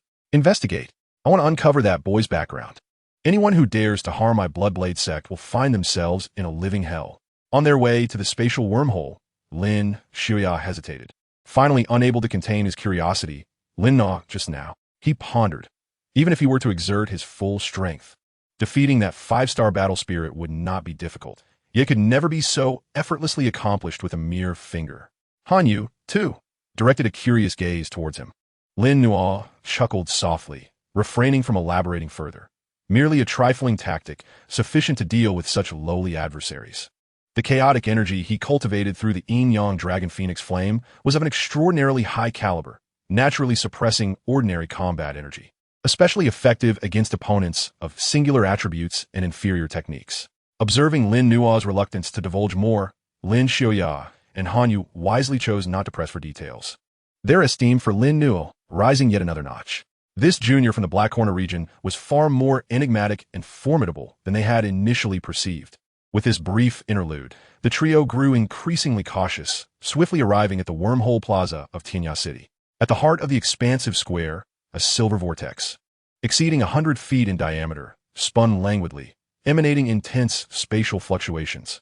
This was the passage leading to Shangdan City. After paying a considerable fee, the trio stepped into the wormhole. A dizzying sensation enveloped them as they were transported. When their feet touched solid ground once more, a surge of even richer, subtly fragrant, earthly energy assaulted their senses. Before them stood an awe-inspiring city of unimaginable grandeur. The city walls soared 1,000 feet high, piercing the clouds, constructed entirely of a lustrous white jade that radiated a soft glow. Above the city, mist swirled, revealing numerous floating islands and palaces, akin to a celestial paradise. Above the massive city gates, 2 ancient characters, elegantly entwined with dragon and phoenix motifs and exuding supreme majesty, shimmered in the sunlight. Shangdan City, the headquarters of the Pill Tower, the sacred ground for alchemists, had finally been reached. The storm of the Dan Domain trial was about to officially commence in this legendary city. Chapter 73. The Dan Domain trial begins. The moment Lin Nuo set foot in Shangdan City, he sensed its distinctiveness. Not only was the earthly energy so dense it felt almost tangible, but an invisible, vast spiritual pressure enveloped the entire city. This pressure was not directed at any individual. Rather, it existed as naturally as breath itself, emanating from the towering Pill Tower that loomed in the city center, a convergence of countless alchemist spiritual beliefs and a symbol of the pinnacle of alchemical mastery in this land. Even Lin Nuo, feeling the depth of this overwhelming spiritual essence, could not help but feel a touch of solemnity. The square bustled with a continuous flow of people, the majority clad in alchemist robes adorned with badges denoting their ranks, ranging from the 1st to the 5th tier, with the occasional sighting of esteemed 6th and 7th tier masters eliciting looks of reverence from those around.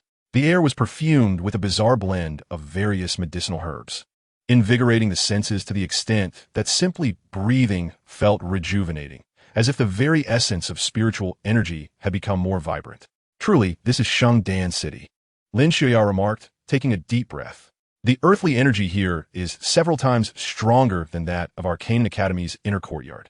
Han Yu's beautiful eyes sparkled with wonder as she softly added, "It is said that beneath Shangdan City lies a colossal energy main vein, meticulously refined and condensed by generations of Pill Tower masters, which has given rise to this sanctuary for cultivation."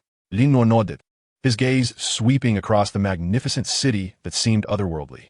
The streets were wide and pristine, lined with shops selling an array of items related to medicinal herbs, elixirs, and cauldrons, an enchanting display, with many rare herbs seldom seen elsewhere appearing rather commonplace here. "Let us first report to the reception established by the Pill Tower to confirm our qualifications and specific arrangements for the Dan Domain trial," Lin Shuya stated, evidently well prepared, as he discerned the direction and led Lin Nuo and Han Yu towards the city's central area.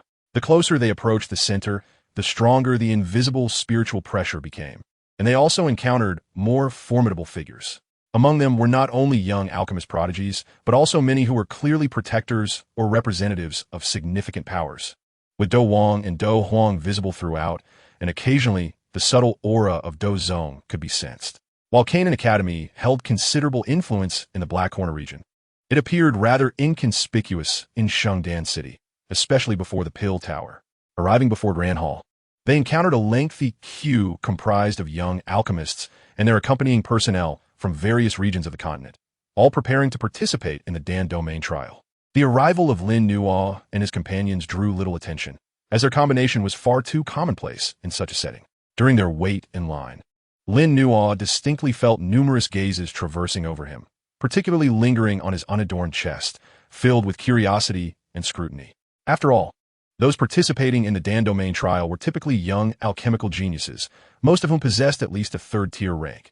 His lack of any badge rendered him an anomaly. Lin Shuya and Han Yu, however, wore their fourth-tier alchemist badges, attracting some approving glances. Name, age, affiliated force, alchemist rank. The serious-faced Pill Tower steward recited monotonously as they reached the front of the line. Lin Shuya, 22, Canaan Academy, fourth-tier alchemist. Han Yu, 21, Canaan Academy, fourth-tier alchemist. The steward recorded their information, nodded, and handed them 2 jade tokens inscribed with numbers. "These are your identity tokens. Present them for the preliminary test." Next, it was Lin Nuo's turn. Lin Nuo, 18, Canaan Academy. He hesitated momentarily, no alchemist rank certification. The steward finally raised his head, his brow furrowing slightly. "No rank certification? What brings you here? The Dan Domain trial is no trivial matter. Non-alchemists are not permitted to participate." His tone carried a hint of impatience. Around them, some scoffed, casting scornful glances. Another one, trying to fish in troubled waters? 18 years old, and without even a first-tier badge, daring to come to Shangdan City and make a fool of himself? Canaan Academy? Never heard of it. Must be from some small place, ignorant of the rules. Lin Shuya and Han Yu's expressions darkened, about to speak up, but Lin Nuo remained unperturbed, calmly stating, "I understand the rules. Though I lack certification, I am confident in my eligibility to participate in the trial.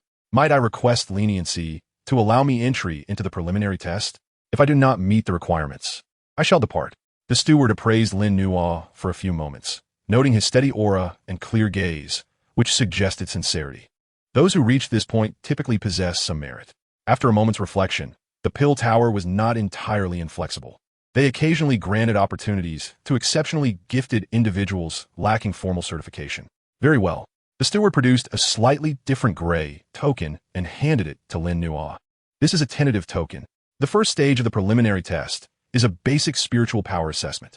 If you can meet the fourth-tier alchemist threshold, you will be deemed successful and can obtain a formal token. If not, his unspoken words were clear. Thank you." Lin Nuo accepted the gray token without further comment. After the trio received their tokens, they followed the directions to the preliminary test site, located in a massive square on the outskirts of the Pill Tower. The square was already teeming with thousands of young alchemists, a truly spectacular sight. At the center of the square stood over 100 towering black stone tablets, their surfaces as smooth as mirrors, with strange glimmering patterns flowing across them. Those are the soul testing tablets, Lin Xiaoya explained in a low voice. By placing your palm upon them and channeling your spiritual power, the tablets will display corresponding colors based on the strength, resilience, and purity of your spiritual energy. Red, orange, yellow, green, blue, indigo, violet correspond to the thresholds for 1st tier to 7th tier alchemists, as long as one can illuminate the yellow light. It signifies a foundational spiritual power suitable for a 4th tier alchemist, thus passing the first stage of the preliminary test. Lin Nuo gazed ahead, observing many individuals stepping forward to test their abilities. The majority managed to ignite yellow or even green lights, eliciting waves of admiration from the crowd. However, there were also those who could only ignite the orange or even red hues, their faces flushing with embarrassment as they retreated, drawing forth a chorus of jeers. The ruthless nature of the competition was evident. Canaan Academy, Lin Zuyai. Soon, it was Lin Zuyai's turn. Taking a deep breath, he stepped forward and placed his palm upon the soul testing tablet. A surge of mental energy erupted from within him. The tablet quivered slightly, and the radiance swiftly ascended, transitioning from red to orange, yellow, and green. Ultimately, it stabilized at a deep green hue, approaching cyan. Lin Zuyai's mental energy stood at the pinnacle of the 4th tier. Nearing the 5th, qualified, announced the supervising elder from the Pill Tower in a booming voice. Whispers began to circulate in the square, and gazes directed at Lin Zuyai held a newfound respect. At just 22 years of age, a peak 4th tier alchemist was considered quite a remarkable talent anywhere. Lin Zuyai breathed a sigh of relief and stepped aside. Canaan Academy, Han Yu. Han Yu advanced, her delicate hand lightly pressing against the stone tablet. Similarly, the brilliance erupted rapidly. Red, orange, yellow, green. It finally stabilized at a verdant green, slightly lighter than Lin Zuyai's, but still firmly within the 4th tier. Han Yu, mental energy, 4th tier, qualified. After the two completed their tests, both felt a sense of ease. Their moods considerably lightened, and they immediately turned their attention to Lin Nuo. Though they understood Lin Nuo's formidable strength, they were unaware of his alchemical skills and mental prowess. Next, called the elder from the Pill Tower, Lin Nuo grasped the gray jade token and walked forward at a measured pace. His arrival instantly captured numerous gazes, primarily due to his youth and the absence of an emblem on his chest, coupled with the rare provisional jade token he held. Oh, a provisional slot? At 18, without even an emblem, what kind of noteworthy mental energy could he possess? Probably a relation trying to gain some exposure. He'll surely reveal his true colors at the first hurdle. Whispers filled the air, most laced with skepticism and mockery. Lin Nuo paid no heed to the chatter. Striding directly to an empty soul testing tablet, he extended his hand, gazing at the smooth black surface of the tablet, his heart unperturbed. Since his crossing into this realm, his mental energy seemed to diverge from that of ordinary individuals, particularly after merging with a wisp of chaotic essence, resulting in a peculiar transformation. While perhaps not extraordinarily abundant, he held absolute confidence in its quality and characteristics. He slowly pressed his palm against the tablet. Unlike others, he did not hastily summon his energy. Instead, he closed his eyes and allowed his consciousness to plunge into the sea of awareness. In an instant, an intangible yet subtly chaotic wave of energy quietly surged from his palm into the soul testing tablet. The tablet fell silent for a moment. Then, a hum, deep and resonant, far louder than any prior test, erupted from within its core. The light emanating from the tablet did not ascend gradually. Rather, it exploded forth in an instant. Red, orange, yellow, green, blue. In the blink of an eye, the radiance violently shattered the blue boundary. The entire square fell into stunned silence. Everyone gaped in disbelief at the tablet radiating a magnificent blue light. Blue, the hallmark of a 6th-tier alchemist's mental energy. Yet, this was not the end. Within the profound blue light, a nearly imperceptible yet immensely noble purple thread flickered like a dragon, vanishing in an instant. Although it merely flashed by and did not fully transform the light to purple, the momentary thrill caused several elders from the Pill Tower, who had been meditating with their eyes closed, to abruptly open their eyes in astonishment, staring at the calm-faced young man in black garb amidst the crowd. 18 years old. Provisional Schlot. Notiv Certification. Mental energy at the pinnacle of the 6th tier, on the brink of the 7th tier. Where did this monster emerge from? The silence persisted for several seconds, then erupted like a volcano into a cacophony of astonishment that resonated throughout the square. Blue, 6th tier. Am I seeing things? He is only 18. That purple light. I think I glimpsed a hint of purple. Could it be Canaan Academy, Lin Nuo? I shall remember this name. Lin Ziyi and Han Yu stood utterly stunned, mouths agape, gazing at the figure that commanded the attention of the multitude, as if seeing this junior for the first time. The supervising elder took several deep breaths to suppress his astonishment, his voice trembling slightly as he announced loudly, Lin Nuo. Mental energy, 6th tier. No, initial test result. 6th tier pinnacle, on the verge of the 7th tier. Exceptional qualified. The phrase exceptional qualified struck each person's heart like a heavy hammer. Lin Nuo slowly withdrew his hand, the light upon the soul testing tablet gradually dissipating. He seemed to have merely accomplished a trivial task as he turned to walk towards the still-dazed Lin Ziyi and Han Yu. As he passed, the crowd parted to make way for him, the prior mocking and disdainful gazes replaced by shock, reverence, and incredulity. He glanced at Lin Ziyi and Han Yu, offering a slight smile that revealed his pearly teeth. It seems fortune favors us. We shall all participate in the upcoming trials. The alchemical domain trials. Due to this unexpected dark horse, had already stirred considerable waves from the outset. Chapter 74, Soul Value Testing. The shock in front of the soul testing tablet swept over the initial testing square like a tempest. The name Lin Nuo spread with unprecedented speed among the thousands of participants and Pill Tower staff. 18 years old, pinnacle 6th tier mental energy. On the verge of the 7th tier. What an astonishing talent, even within the Pill Tower. Those meticulously cultivated direct descendants who could reach such heights at this age were exceedingly rare. Countless gazes converged upon the young man clad in black, whose features still bore a hint of youthfulness, yet whose eyes were eerily calm. Curiosity, inquiry, apprehension, and even a hint of veiled hostility wove together into an invisible net. Lin Ziyi and Han Yu snapped back from their initial astonishment, watching Lin Nuo return to their side with an ease that suggested he had merely taken a leisurely stroll, leaving them momentarily at a loss for words. Junior brother Lin Nuo, Lin Ziyi said with a wry smile, shaking his head, truly our concealed gem. He now fully understood why Lin Nuo could so effortlessly inflict heavy damage upon a 5-star combat spirit in Tianya City. With such a terrifying foundation of mental energy, his soul power would undoubtedly far surpass his peers, and his control and application of strength would naturally not be comparable to an ordinary combat king. Han Yu's beautiful eyes sparkled with intrigue as she softly remarked, "It seems our Canaan Academy will rise to fame through you in this alchemical domain trial." Lin Nuo smiled, unfazed by the surrounding attention, and calmly replied, "It's merely my mental energy that is commendable. Alchemy is vast and profound, and the subsequent tests will be the true measure." His composure, far beyond his years, prompted some elder figures observing in the shadows to nod in approval. Upon the high platform, several elders from the Pill Tower engaged in quiet discussion. This young man is remarkable. His mental energy is solid and carries a unique resonance, not merely inflated by elixirs or secret techniques. When did Canaan Academy produce such a talent? That old coot, Hu Qian, has kept it well hidden. He deserves our close attention. If his alchemical talent is equally astonishing, he may qualify to contend for a seed slot in the alchemical conference. It's just the initial test. Strong mental energy does not guarantee alchemical prowess. Composure, fire control, and understanding of medicinal properties are all essential. Let us see how far he can go. After a brief tumult, the initial test continued. However, with Lin Nuo's brilliance preceding him.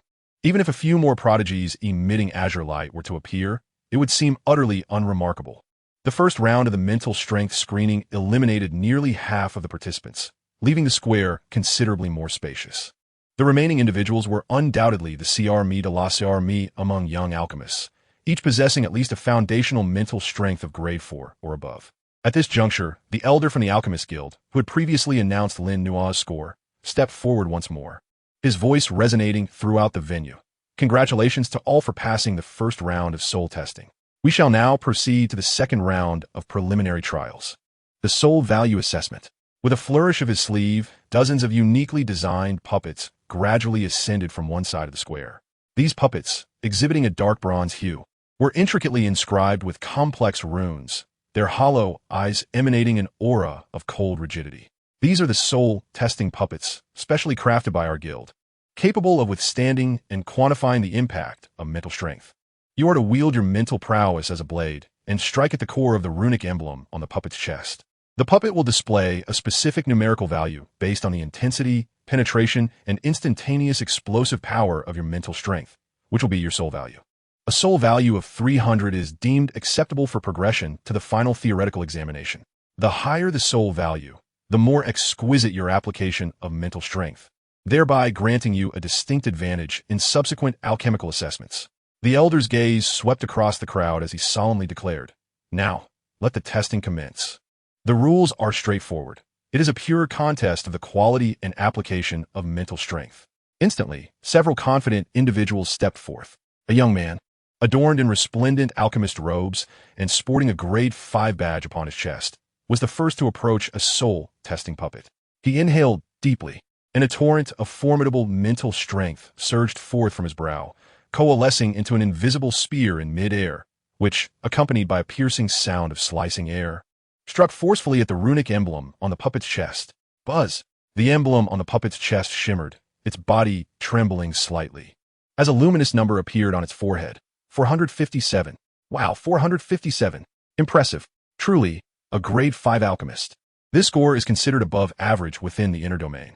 The young man, pleased with his result, retreated to the side as the testing continued. Most of the qualifying participant soul values range between 300 and 500, with only a few exceeding 500, eliciting a smattering of astonished gasps. Lin Xiaoya and Han Yu each took their turn. Lin Xiaoya's mental strength coalesced into a spear, charging forth with determination, achieving a soul value of 583. Han Yu's mental strength transformed into icy shards, sharp and frigid, yielding a soul value of 531. Both displayed commendable results, ranking among the top, further validating that Canaan Academy was not merely a name without substance. However, all eyes inevitably gravitated towards the still and patient figure of the young man in black. They were eager to discern what astonishing achievement this boy, who had created miracles on the soul testing stone, would attain in this more application-focused soul value assessment. At last, it was Lin Nuo's turn. He strolled towards a soul-testing puppet, instantly becoming the focal point of the gathering. Even the elders atop the platform leaned forward slightly, their expressions betraying anticipation. Lin Nuo regarded the frigid puppet before him, his gaze as placid as a still lake. Unlike others who hastily sought to consolidate their forms, he stood quietly, seemingly attuned to something. After a few moments, he raised his right index finger and gently tapped the puppet's chest. There was no grandiose display, no dazzling brilliance, nor any discernible surge of mental strength. Yet at the moment his fingertip made contact crack, a faint yet remarkably clear sound of shattering echoed unexpectedly. A slender crack, no thicker than a hair, appeared at the core of the runic inscription on the puppet's hardened chest. Simultaneously, the luminous number on the puppet's forehead began to oscillate wildly, as if it were out of control, soaring past the 1,000 mark, and after a frantic flicker, it abruptly stabilized. 1,576. Moreover, the glow of that number exhibited an eerie, chaotic hue, lingering for several seconds before slowly dissipating. The minute crack remained, etched like a brand upon the puppet's chest. Silence. A profound stillness enveloped the crowd. It was as if they had all been choked, their eyes wide with disbelief, fixated on that terrifying number and the fissure on the puppet's chest. 1,576? This was nearly 3 times the soul value of an ordinary grade 5 alchemist. It even surpassed the theoretical limit of most grade 6 alchemists. More alarmingly, he had shattered the soul-testing puppet. Though merely a slight crack, the material of this puppet was reputed to withstand attacks from a battle king. To what extent had his mental strength been honed and sharpened? Gulp. Someone, unknown, struggled to swallow hard, shattering the suffocating silence. Immediately, an uproar erupted.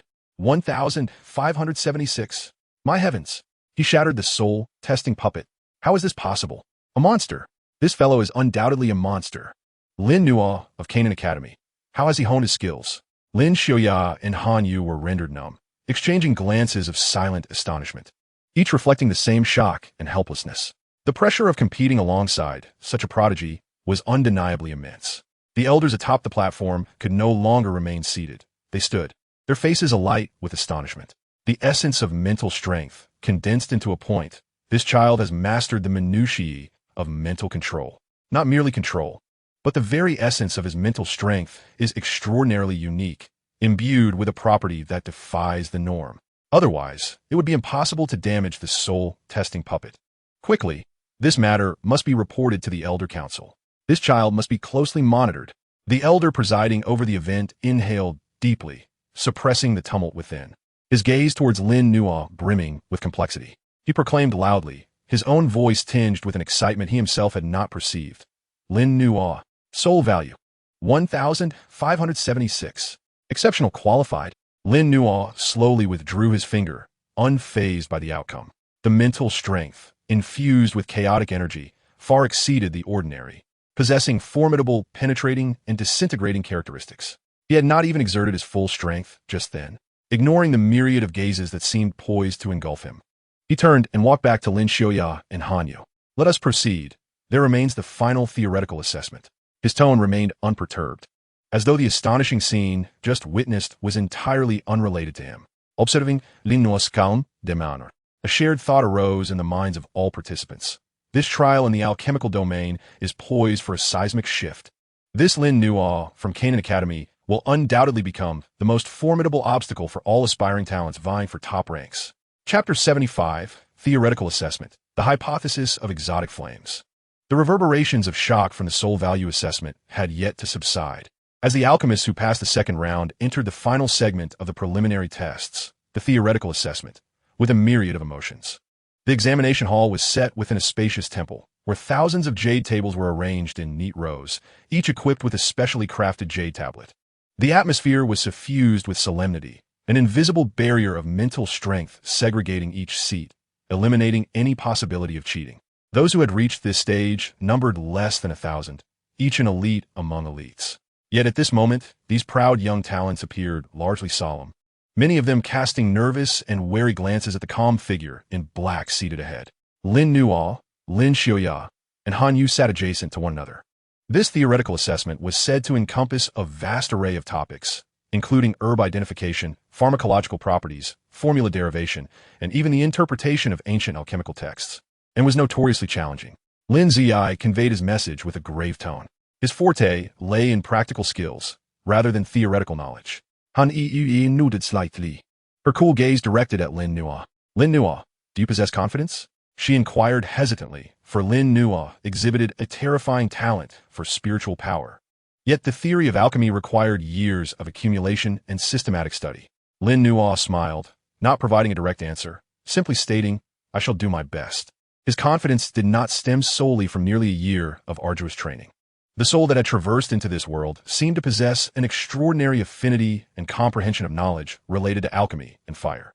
Many obscure theories he could often grasp intuitively, drawing parallels and making connections. Furthermore, following the incident with the fallen heart flame, he had privately immersed himself in an extensive array of alchemical texts from the Canaan Academy's library, establishing a theoretical foundation far more solid than others might presume. The assessment begins. Channel your spiritual power into the jade slip, with a time limit of 1 hour. The final score will be a composite of your performances in the first 2 rounds, determining your eligibility to enter the pill domain and participate in the formal trial. The voice of the supervising elder echoed within the hall.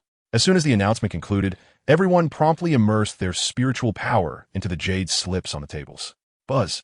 A torrent of information surged into their minds. The first section involved the identification of myriad herbs. It was not a mere recognition, but rather required the description of partial characteristics or energy fluctuations of hundreds of similarly shaped herbs, each possessing drastically different properties, demanding the complete name, primary origin, core medicinal properties, and their interrelations of mutual promotion or inhibition. Among them were some obscure and nearly extinct ancient herbs.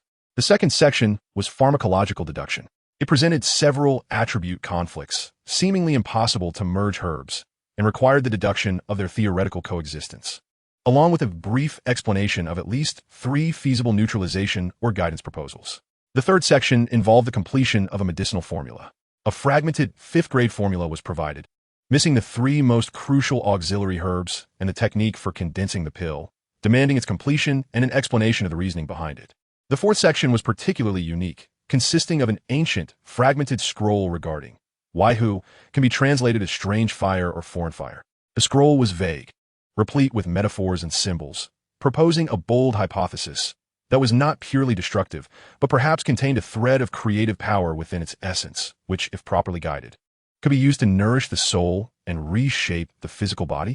Although the first 3 sections were exceedingly challenging, they remained within the realm of conventional alchemical theory. The hall was soon filled with the sounds of anxious sighs and the subtle noises of jade slips being gripped tightly. Many prodigies were visibly sweating, evidently encountering significant obstacles. Lin Ziyi furrowed his brow, clearly struggling with a pharmacological deduction. Han Yu, on the other hand, was deep in contemplation regarding the completion of the medicinal formula.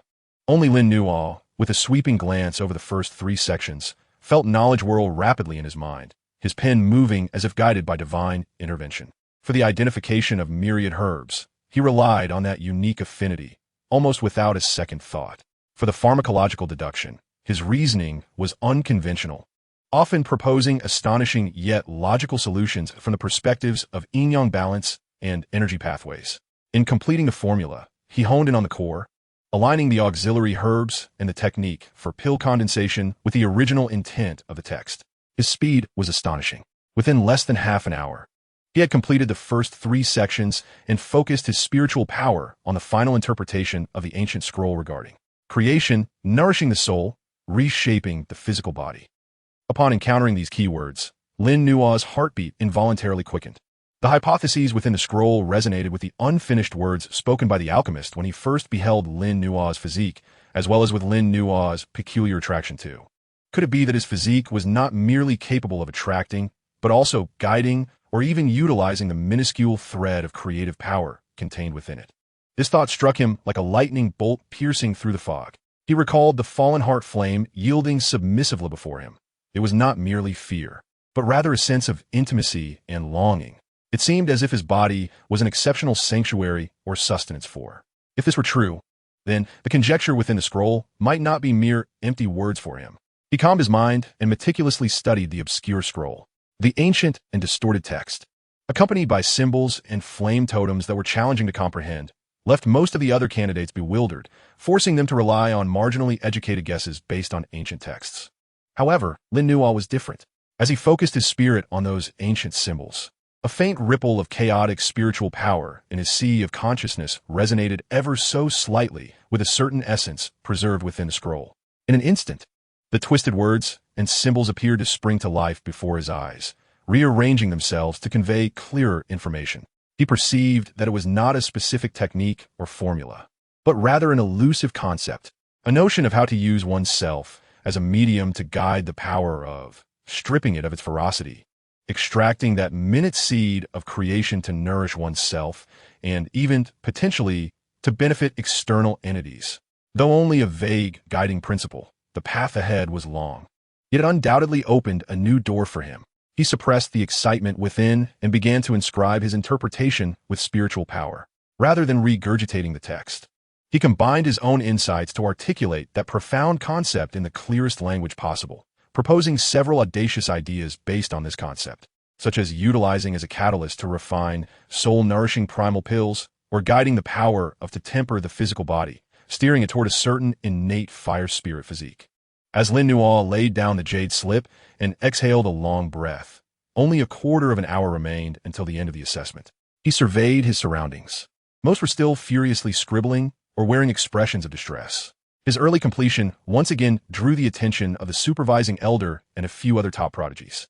As time expired, all jade slips were collected. The candidates gradually exited the hall, most appearing weary and engaged in animated discussions. That was exceedingly difficult. I had no clue about the completion of that formula. The scroll was utterly incomprehensible. This assessment was truly monstrous. How did Lin Nuo fare, I wonder? His spiritual power is so formidable. Will his theory be a shortcoming?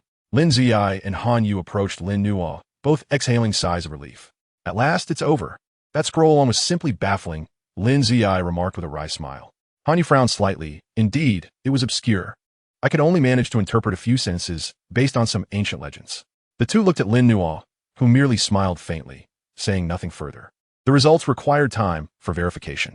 Half an hour later, a colossal light screen emerged in the square, displaying the final list of those who had passed the preliminary assessment and qualified for entry into the pill domain, along with the comprehensive rankings. The list rolled from top to bottom. When they spotted the names shining with golden radiance at the very top, the entire square fell into a brief silence once more. First place, Lin Nuo, Canaan Academy. Comprehensive rating, exceptional. Following this, the brief comments regarding his 3 rounds of assessment were particularly striking. Soul assessment, peak 6th grade, nearing 7th grade. Soul value, 1,576. Theory, unique insights, particularly adept at pharmacological deduction and scroll interpretation. Innovative concepts, immense potential. Another exceptional rating. All 3 rounds were rated as exceptional. How can this be? Is his theoretical understanding truly so strong? Is he even human? Gasps of astonishment and murmurs of disbelief filled the air. Lin Zi ranked 173rd, and Han Yu ranked 205th, both advanced smoothly. Yet, gazing at the name that towered above, radiant and resplendent, they could only feel admiration. Lin Nuo gazed at his name upon the light screen, his expression serene, though his hand within his sleeve tightened slightly. The concept of the creation must be validated. I'm on my way to the mysteries of the await me. Chapter 76, the gateway to the...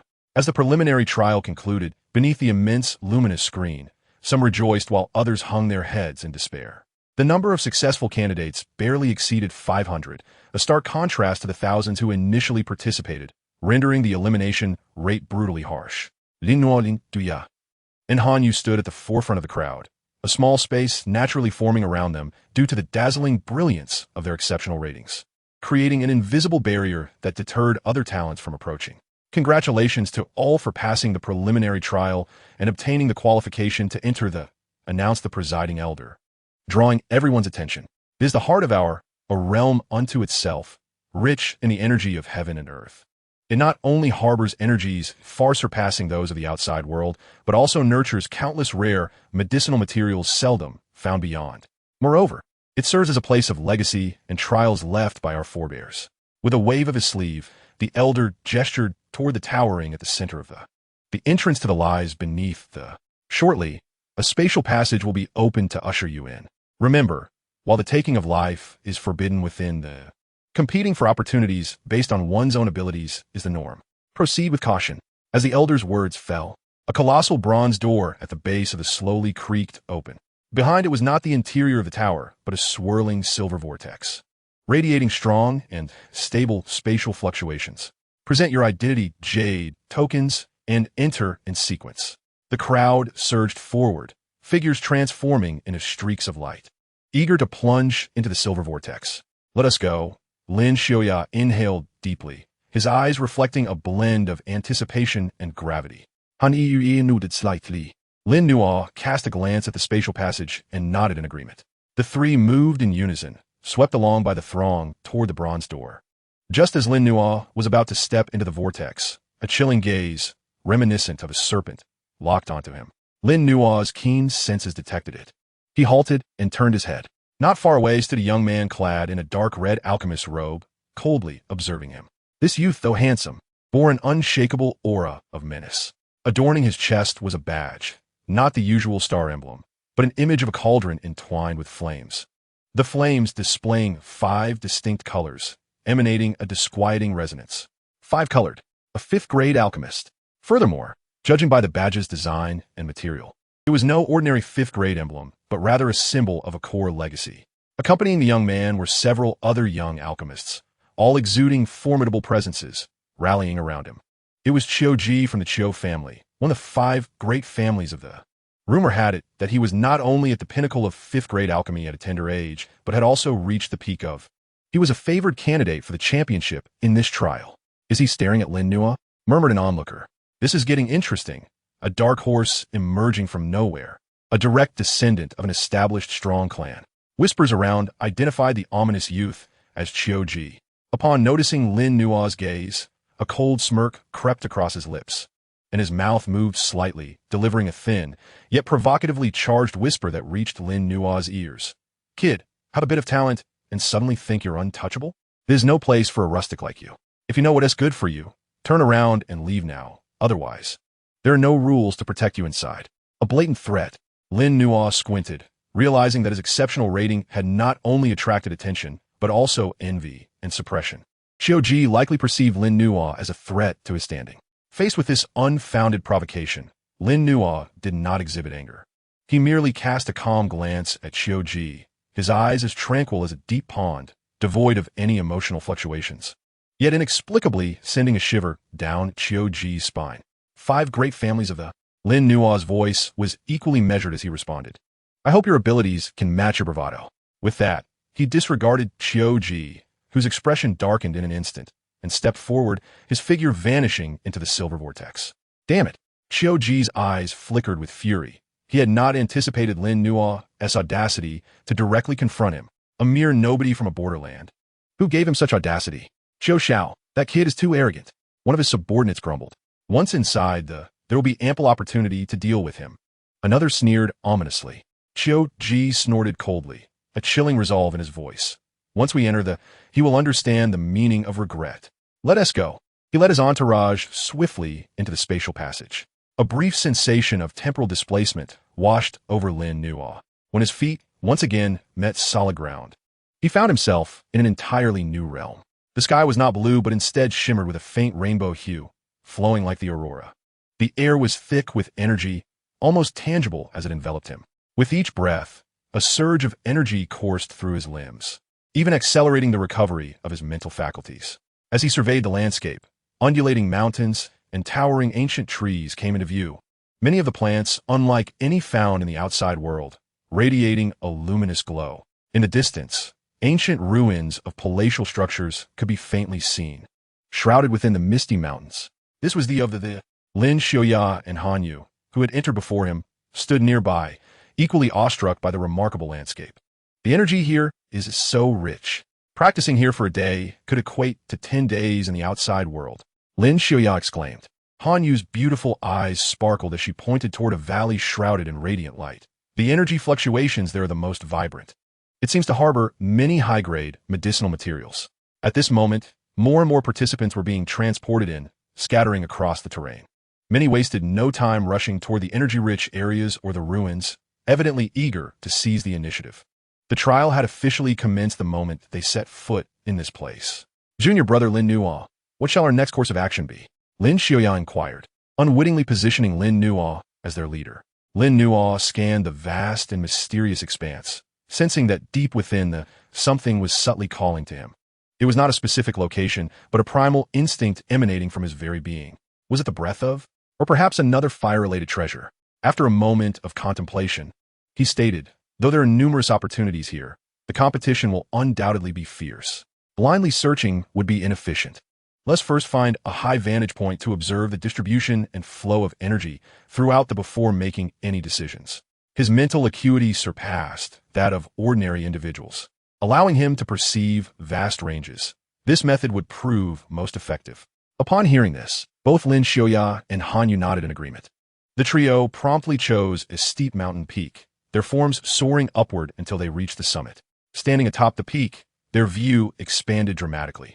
Lin Nua closed his eyes, allowing his formidable mental power to spread silently like mercury, discerning the subtle differences and trends in the energy around them. After a moment, he abruptly opened his eyes, pointing toward the northeastern depths of that direction. The energy there is the most fervent and tumultuous, accompanied by a unique spiritual resonance.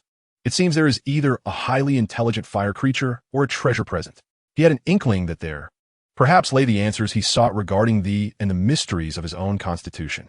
At nearly the same moment, atop another hill, Qiuji, who had just entered the realm of medicinal elixirs, seemed to sense something through some arcane method. His cold, sinister gaze also turned towards the northeast. It seems you possess some skill to discern the location of that entity. Perfect. This saves me the trouble of searching for you. He let out a malevolent laugh, and, accompanied by his followers, hastened towards the northeast. Thus commenced a silent clash of fate and grievances within this enigmatic realm of elixirs. Chapter 77. The Fire Spirit Ape Horde. The three of them, Lin Nua, Lin Ziyi, and Han Yu, darted like lightning through the towering ancient trees and jagged rocks of the medicinal elixir forest. The deeper they ventured into the northeast, the more vibrant and active the fire attribute energy in the air became, and the temperature noticeably increased. The surrounding vegetation began to exhibit shades of crimson or dark gold, with some rocks even faintly displaying lava-like patterns. The energy here was exceedingly ferocious. Ordinary wood or water attribute medicinal herbs were nearly extinct, but the quality of fire attribute herbs could not be underestimated. Han Yu, Attune to har surroundings, spooky softly.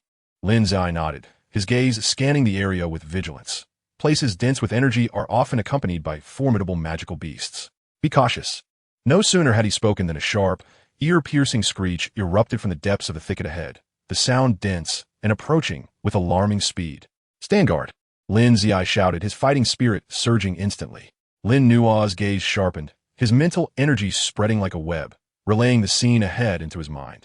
Before them, dozens of crimson shadows flitted through the trees with ghostly agility. They were roughly the size of an adult, their bodies cloaked in a faintly burning fiery fur. With long arms and sharp claws, their eyes glinting with a savage ferocity. It was the fire spirit apes. Judging by their aura, most were at the peak of the 3rd tier, with several of the leading ones reaching the 4th tier. Lin Ziyai's expression darkened. The fire spirit apes were pack-dwelling magical beasts, known for their ferocity, especially in this energy-rich environment, making them particularly troublesome. In the blink of an eye, dozens of fire spirit apes surrounded the trio, baring their teeth, their intense heat scorching the grass and foliage beneath them to a yellowed crisp. One unusually robust fire spirit ape king, radiating the aura of a mid-tier 4th-class beast, pounded its fiery chest, emitting a menacing roar, its foul saliva sizzling as it dripped to the ground. Its greedy and violent gaze was primarily fixed on Lin Nua, not because Lin Nua appeared the weakest. On the contrary, the unique aura within him, which resonated subtly with the surrounding fire attribute energy, exerted a deadly allure on these fire-affiliated magical beasts. Roar! The fire spirit ape king let out a commanding roar, and the surrounding fire spirit apes instantly surged forward like a wave of fire, launching a furious assault from all directions. Claws slashed, fireballs erupted, the onslaught was fierce. Attack! Lin Ziai barked, unleashing his azure fighting spirit, which transformed into countless razor-sharp wind blades, sweeping towards the left flank of the apes. Han Yu formed seals with her delicate hands, her icy fighting spirit spreading, sending forth arrows of ice that shot toward the right, the clash of ice and fire producing explosive hissing sounds. Both were formidable, both at the pinnacle of the fighting spirit realm, capable of holding their ground against these 3rd-tier fire spirit apes. Yet the pressure intensified when faced with several 4th-tier fire spirit apes, particularly as the searing flames countered Han Yu's icy fighting spirit. Meanwhile, more fire spirit apes, especially the strongest among them, the fire spirit ape king, had locked onto Lin Nua, who stood still and unyielding. In their simplistic perception, this human appeared as a walking, irresistibly alluring essence of heaven and earth. Consuming him would undoubtedly lead to the evolution of their bloodline. Screech! The fire spirit ape king's eyes gleamed with ferocity, its massive form bringing with it a gust of malevolent wind, its colossal flaming fist descending like a meteor towards Lin Nua's head. The air around it twisted from the heat of the punch. The force of this blow was sufficient to pulverize an ordinary low-tier fighting spirit into pulp. Confronted with this unmatched ferocity, Lin Nua finally made his move. He neither retreated nor unleashed any dazzling fighting techniques. Instead, he merely raised his right index finger as he had during the soul value test. A barely perceptible stream of chaotic energy swirled at his fingertip. He gently pointed at the oncoming massive fiery fist. There was no earth-shattering explosion, no rampant shockwave of energy. The moment his fingertip made contact with the flaming fist, time seemed to freeze for an instant. In the next moment, that violently scorching, gold-melting fist encountered its nemesis. The flames engulfing it rapidly dimmed and extinguished at a visible speed. Following that, the fire spirit ape king's fist, as resilient as iron, issued a sharp crack as it was effortlessly pierced through, akin to decayed wood. An indescribable terror and excruciating pain, stemming from the very essence of life, instantaneously engulfed the fire spirit ape king's senses. It emitted a wretched, distorted howl, its colossal body flung backward as though struck by an invisible mountain, crashing through 7 or 8 flaming ancient trees before heavily plummeting to the ground. Its entire right arm, starting from the fist, withered, its bones shattered, and that peculiar destructive force continued to spread up its arm. This sudden turn of events rendered the entire battlefield silent. The fire spirit apes, which had been frantically attacking Lin Ziai and Han Yu, froze in disbelief as they beheld their powerful king being so easily incapacitated by a mere finger from that human. Seizing the opportunity, Lin Ziai and Han Yu pushed back the fire spirit apes surrounding them. their gazes toward Lin Nuo filled with astonishment, although they had mentally prepared themselves. Witnessing him so effortlessly maim a mid-tier fourth-class magical beast was still a staggering shock. Lin Nuo slowly retracted his finger, his calm gaze sweeping over the immobilized fire spirit apes. His eyes were neither fierce nor lacking in killing intent. Yet the absolute suppression emanating from the essence of life and power instilled a profound dread deep within the souls of these sentient magical beasts. Begone. A simple word escaped Lin Nuo's lips. Though soft, it carried an invisible weight of authority. The once ferocious fire spirit apes, as if they had heard the most terrifying of pardons, let out fearful whimpers and, disregarding everything else, scurried away in panic. Even the fallen ape king being dragged off by several stronger fire spirit apes, quickly vanishing into the depths of the thicket. In the span of mere moments, the crisis was averted. The forest was left with only the crackling sounds of flames consuming the foliage and the slightly labored breaths of Lin Ziyi and Han Yu. Junior brother Lin Nuo. Lin Ziyi, gazing at Lin Nuo, found himself at a loss for words. Lin Nuo smiled, responding it was merely luck. My fighting spirit attributes happened to counter theirs. Luck? Lin Ziyi and Han Yu naturally found this hard to believe.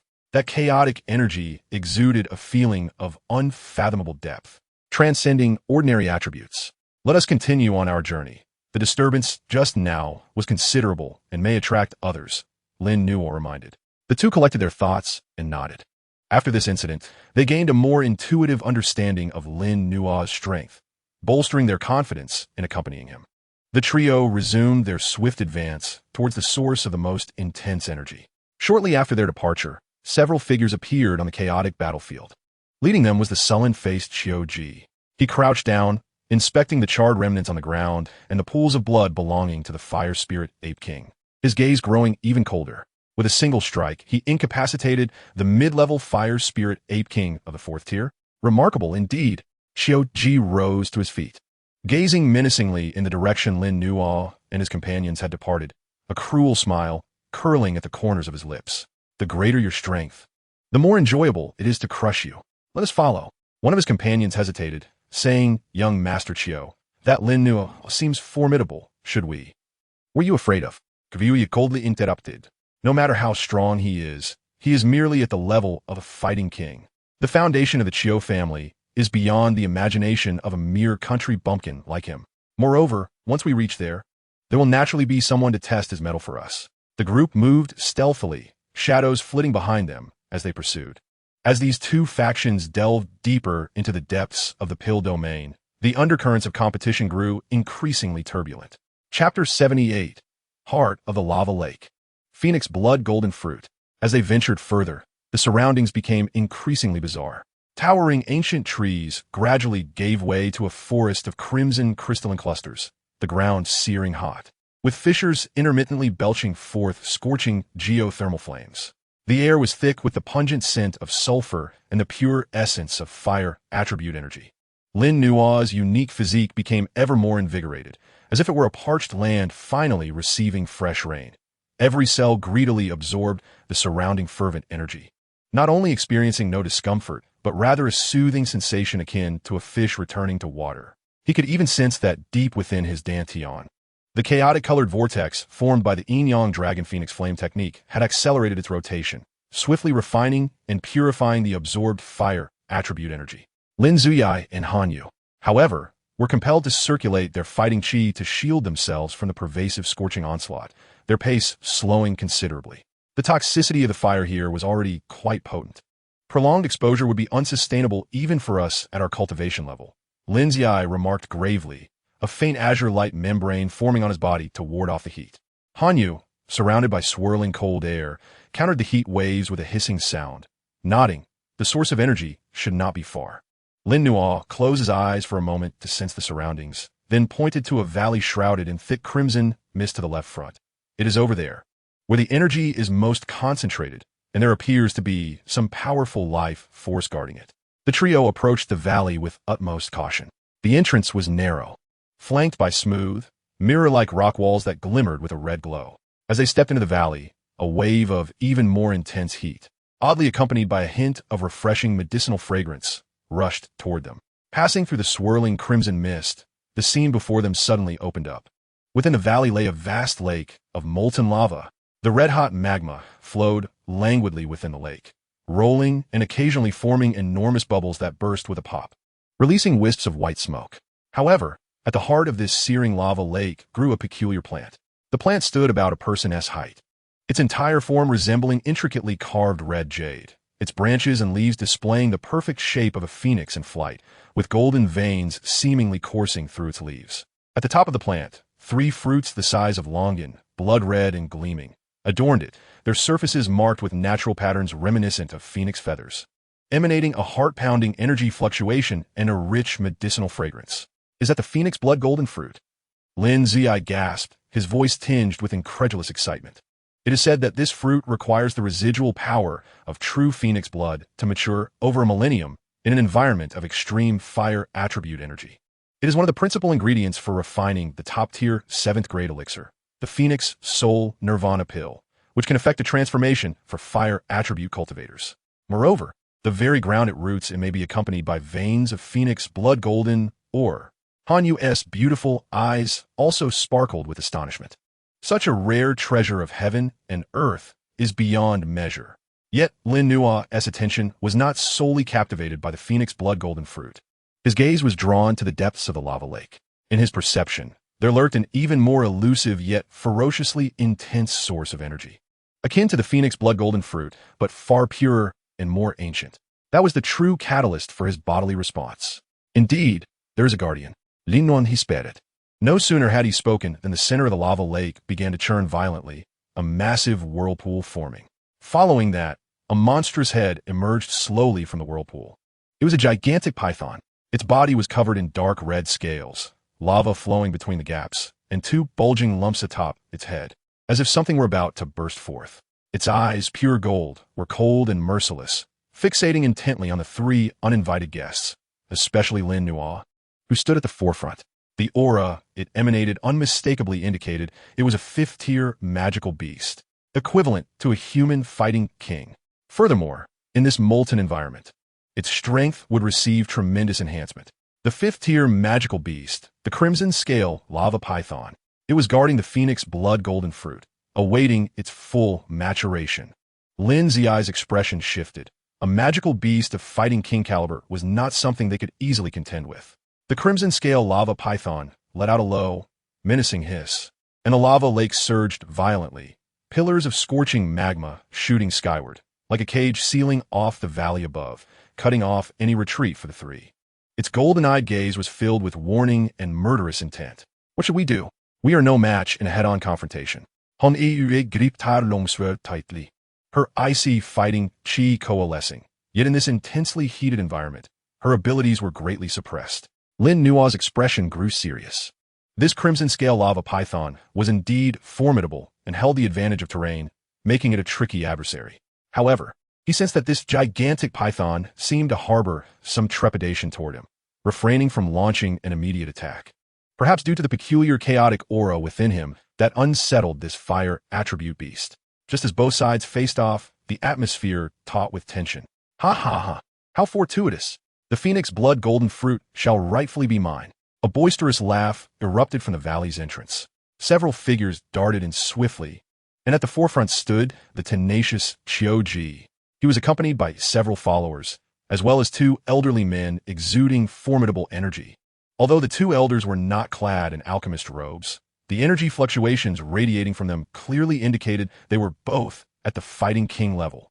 Clearly, they were Qiu Ji's guardians dispatched by the Qiu family. Qiu Ji greedily fixated on the Phoenix Blood Golden Fruit at the center of the lava lake, his gaze ablaze with intensity. With this fruit, he could not only elevate his alchemical skills, but also aspire to break through to the level of fighting king. As for Lin Nua and his companions, he dismissed them entirely. With 2 family fighting kings present, victory was assured. Gviu, Lin Ziyi, and Han Yu's expressions turned grim. Only then did Qiu Ji shift his gaze toward Lin Nua, a mocking smile playing on his lips as if he were a cat toying with a mouse. Lin Nua, did you ever imagine this? Now, I offer you 2 choices. First, leave the valley immediately, and I shall pretend I have not seen you. Second, remain here and become a stepping stone for me to seize the spiritual medicine alongside that beast. The two fighting king guardians behind him unleashed their formidable auras, firmly locking onto Lin Nuo and his companions, the overwhelming pressure making it difficult for Lin Ziyi and Han Yu to breathe. With a fifth-tier magical beast in front and formidable foes behind, their situation had escalated to a critical point. The Crimson Scale lava python also sensed the threat posed by the newcomers, emitting a more furious hiss, the lava lake roiling even more violently. Yet Lin Nuo, caught between the two threats, showed no signs of panic. He glanced at the arrogant Qiu Ji and then at the poised Crimson Scale lava python, suddenly breaking into a light chuckle. Your proposition is rather unappealing. He shook his head at Qiu Ji, and to everyone's astonishment, he not only did not retreat, but took a step forward, locking eyes with the fierce Crimson Scale lava python, a unique mental force, imbued with chaos and a sense of inclusiveness, mingled with the aura of his special physique, gently conveyed toward it. Big fellow, our aim is not your spiritual fruit. It is those behind us who are the true robbers. How about we join forces to drive them away?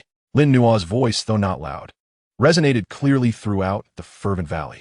Upon uttering these words, not only did Qiu Ji and the others stand in a state of shock, but even Lin Xiuyan and Han Yu widened their eyes in disbelief, collaborating with a fifth-tier magical beast of limited intelligence. Chapter 79, Alliance with the Serpent Demon. Lin Nuo's statement fell like a splash of cold water into a bubbling cauldron, momentarily freezing the entire valley. Initially stunned, Qiu Ji and the others erupted into uproarious laughter. Ha! What'd I just hear? He wants to negotiate with that beast? Has he lost his mind? Would a magical beast heed the words of a mere human? Utterly foolish. It seems he has been frightened to the core. Even Lin Xiuyan and Han Yu found Lin Nuo's actions unfathomable. The enmity between magical beasts and humans had persisted for ages, particularly among those magical beasts guarding precious resources, who viewed intruders as mortal enemies. How could they possibly join forces?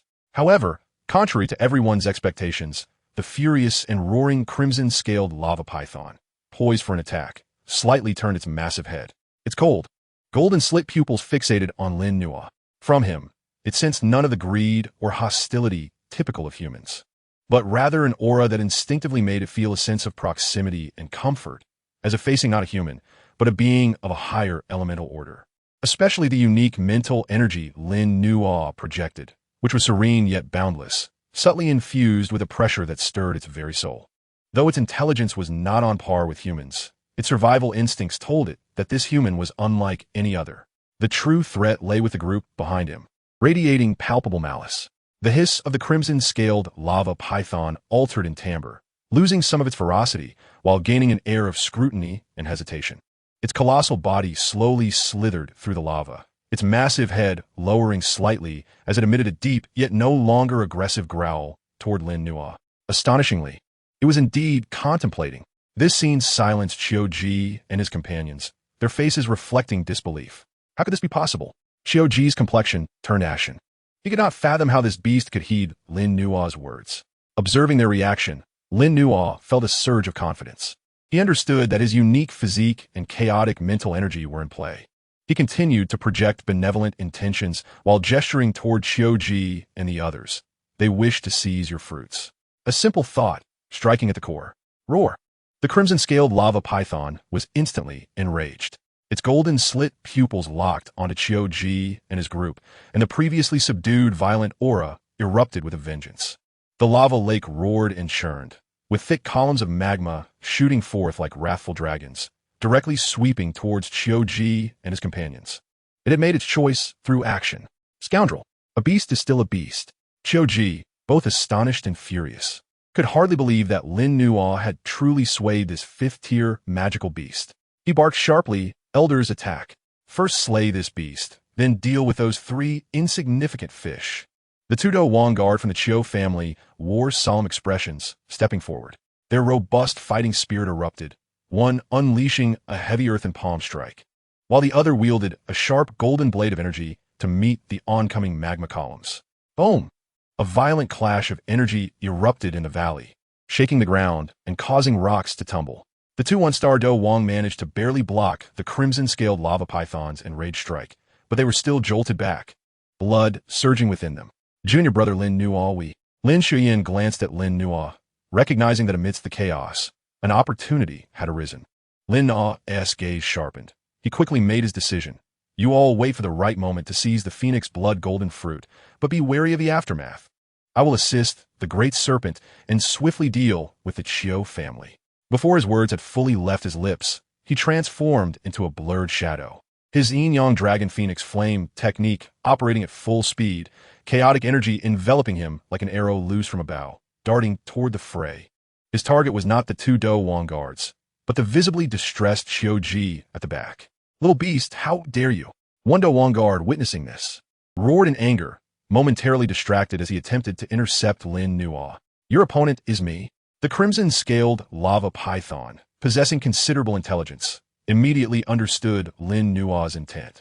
Issuing a roar as its massive tail, empowered by molten lava, lashed out like an enormous fiery whip toward the guard attempting to block Lin Nuo, forcing him to pivot and defend. Meanwhile, the other Dou Wang was ensnared by a barrage of lava fireballs spewed by the crimson-scaled lava python. Seizing the fleeting opportunity, Lin Nuo Atsurateli targeted Uyi. Qiu Ji, did you not wish for me to regret my actions? Here I come. Lin Nuo's voice was icy, his speed reaching its zenith as he effortlessly broke through the outer defenses, appearing before Qiu Ji in the blink of an eye. Protect the young master. Although Qiu Ji's subordinates were merely at the Dou Ling level, they bravely unleashed their fighting techniques against Lin Nuo. Get lost. Lin Nuo's eyes narrowed, refraining from employing the energy-draining chaos finger. Instead, he struck with both palms, his chaotic energy surging like a tidal wave. Where it passed, the incoming techniques dissipated and melted away. The Dou Ling subordinates were struck down, spewing blood as they were sent flying. Chaotic energy, capable of shattering all. A glimmer of shock finally crossed Qiu Ji's face. He had not anticipated Lin Nuo's strength to be so formidable, though he himself was at the pinnacle of Dou Ling. Facing the murderous Lin Nuo, he felt no courage to resist. Flame Palm. In a moment of panic, Qiu Ji summoned his fire attribute energy, unleashing the Qiu family's ultimate technique, a massive flaming palm aimed at Lin Nuo. Child's play. Lin Nuo did not flinch or evade. His fist, covered in chaotic energy, directly collided with the flaming palm. Sizzle. Like a searing iron plunged into icy water. The grandiose flaming palm crumbled and disintegrated at a visible speed upon contact with the chaotic energy, unable to withstand even a breath. How is this possible? Qiu Ji's pupils constricted in disbelief. His flame palm was so easily vanquished. Bang! Ling Nuo's fist solidly struck Zhuyi's chest. Puffed. The protective armor on Qiu Ji's body flickered and extinguished in an instant. A clear sound of his ribs fracturing resonated as he was sent flying like a kite severed from its string, blood gushing forth, crashing heavily against a distant rock wall, sliding down lifelessly, his fate unknown. Young master. The two Dou Wang guards, embroiled in a fierce battle with the crimson-scaled lava python, were filled with rage. Desperate to rescue Qiu Ji, but the furious beast ensnared them tightly, rendering escape impossible. Lin Nuo spared not a glance at Qiu Ji, turning instead to the two Dou Wang guards, as well as the alluring phoenix blood golden fruit swaying at the center of the lava lake. The battle in the valley had been dramatically reversed with Lin Nuo's astounding intervention. Chapter 80. The Mysterious Flames of the Lakebed. Qiu Ji lay crumpled like a ragged sack against the rock wall, his breath weak, completely devoid of combat ability. This sight sent shockwaves through the two Qiu family Dou Wang guards, their movements becoming frantic. Young master, vile wretch, my Qiu family will not rest until we settle this score with you. The two roared repeatedly, striving to free themselves from the grip of the crimson-scaled lava python to rescue Qiu Ji and eliminate Lin Nuo. However, in its furious state, the fifth-tier magical beast was unleashing its full power within the molten environment, making it nearly impossible for them to escape. The searing magma columns and the furious strikes of the serpent kept them firmly pinned in place, forced to watch helplessly. After resolving the troublesome Qiu Ji, Lin Nuo did not immediately join the assault against the two Dou Wang guards. His gaze swiftly swept over the battlefield. As Lin Ziyi and Han Yu approached the heart of the lava lake, deftly maneuvering through the chaos while he restrained the primary firepower, they found themselves at a precarious juncture. The area surrounding the Phoenix Blood Golden Fruit was still fiercely guarded by a searing thermal field and sporadic eruptions of magma, rendering their efforts temporarily fruitless. The two Dou Kings, though suppressed by the giant python, remained formidable opponents with profound reserves of strength, making their defeat within a short span improbable. Should the confrontation linger, it was likely to attract more covetous eyes. In a moment of rapid contemplation, Lin Nuo made a decisive choice.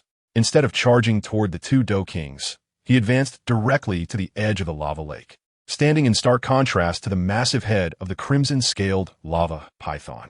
"Fear not, my colossal friend, for I am here to assist you in expediting this battle." Lin Nuo projected his thoughts, simultaneously forming intricate seals with his hands. The chaotic-hued Dou Qi within him began to merge with his formidable spiritual power along an arcane trajectory. The golden slit-eyed gaze of the crimson-scaled lava python met Lin Nuo's, and with a low growl, it acknowledged his presence. Sensing that this individual was on the verge of unleashing true power, the two Dou Kings, witnessing this, felt an acute sense of alarm surge within them. "We cannot allow him to act," one of the Earth Attribute Dou Kings roared, disregarding the magma, tail sweeping toward him. He forcibly concentrated his Dou Qi, transforming it into a massive rock shield to protect himself, while the other unleashed his most potent blade aura, aiming to disrupt Lin Nuo's incantation. With a thunderous roar, the crimson-scaled lava python unleashed its fury, causing the lava lake to bubble violently, sending plumes of flame skyward to thwart the advancing blade aura. In that fleeting moment, Lin Nuo completed his seal. "Chaos Fire Domain, activate," he proclaimed, slamming his palms onto the ground by the lakeshore. A resonant hum reverberated as an invisible wave radiated from his palms, causing the surrounding space, within 100 feet radius, to dim abruptly, as though shrouded by a veil of chaos. The fiery energy in the air ceased its violent tumult, becoming placid and stagnant, as if entrapped in a quagmire. In this area enveloped by the Chaos Fire Domain, the very rules appeared to have been momentarily rewritten. The expressions of the two Dou Kings shifted dramatically. They were horrified to discover that the speed of their Dou Qi circulation had plummeted by several degrees, akin to being ensnared in a thick adhesive, rendering their movements sluggish. The might of their techniques diminished significantly, and the blade aura aimed at Lin Nuo dimmed and dissipated at a visibly accelerated rate upon entering the Chaos Fire Domain. Conversely, the crimson-scaled lava python thrived in this newfound realm, its immense form seemingly augmented by the chaotic energy, allowing it to manipulate the lava with unprecedented finesse. Even the flames it exhaled took on a chaotic hue, amplifying their potency exponentially. In this exchange of fortunes, the tide of battle tilted dramatically. Seizing the opportunity, the crimson-scaled lava python thrust its massive head forward, opening its gaping maw to unleash a concentrated, dark red lava fire pillar, tinged with chaotic gray, which descended upon the hastily conjured rock shield of the Earth Attribute Dou King with devastating force. With a resounding crack and a thunderous boom, the rock shield shattered within less than half a second, and the Dou King let out a pain scream as his protective Dou Qi was instantly torn apart, his form engulfed by the lava fire pillar, reducing him to mere ash in an instant. Third Elder, the other Dou King, witnessing this horror, was overtaken by dread, abandoning all pretense of strategy as he turned to flee, intent on igniting his lifeblood to escape. The crimson-scaled lava python, however, would not permit such an escape. Its powerful tail, akin to teleportation, lashed out and ensnared the fleeing figure with precision. "No!" The anguished cries echoed as the Dou King was forcibly dragged into the tumultuous lava lake, bubbles rising momentarily before silence fell once more.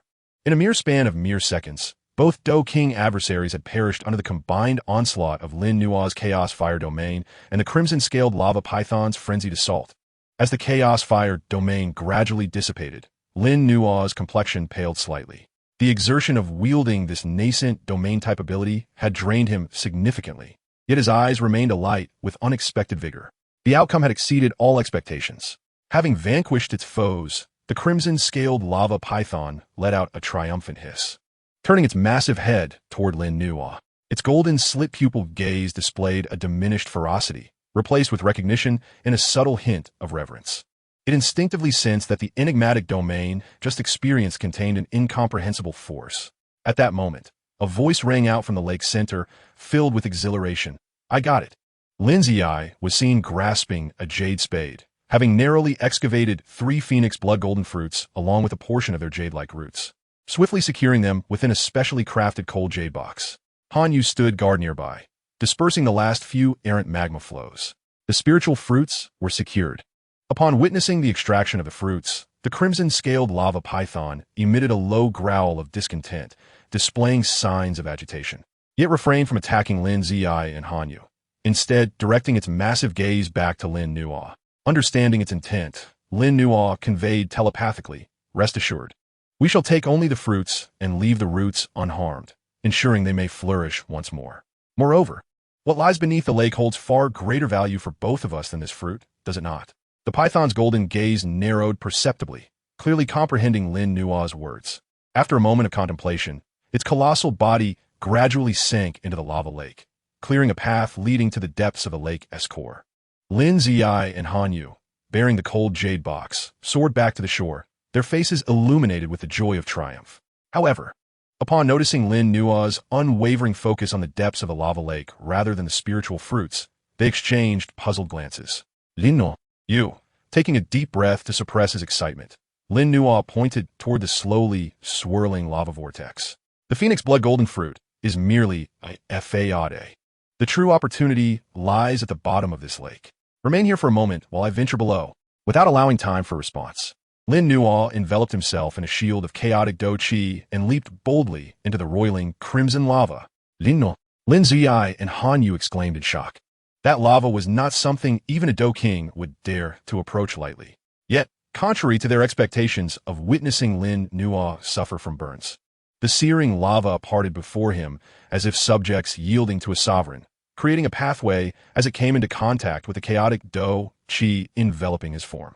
In the blink of an eye, Lin Nuo's figure vanished into the depths of the lava. What awaited him at the lake's bottom? What had stirred his innate perception? Lin Ziyi and Han Yu exchanged glances, suppressing their worries as they anxiously awaited by the shore. Beneath the lava's surface, Lin Nuo continued his descent. The surrounding temperature high enough to vaporize refined iron instantly, and the pressure immense. Yet his physical advantages became apparent in this moment. He experienced no discomfort, and the pure fire attribute energy was incessantly absorbed, replenishing his reserves. After descending approximately 100 meters, he suddenly found himself in an expansive chamber. The bottom of the lava lake was not the darkness he had envisioned, but rather a peculiar hollow.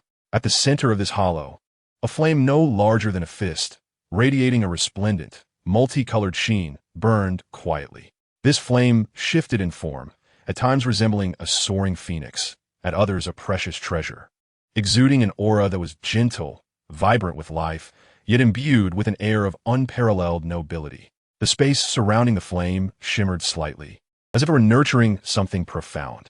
Upon sighting this flame, Lin Nuo's chaotic vortex surged with unprecedented speed, awakening a deep-seated yearning and affinity from the depths of his soul.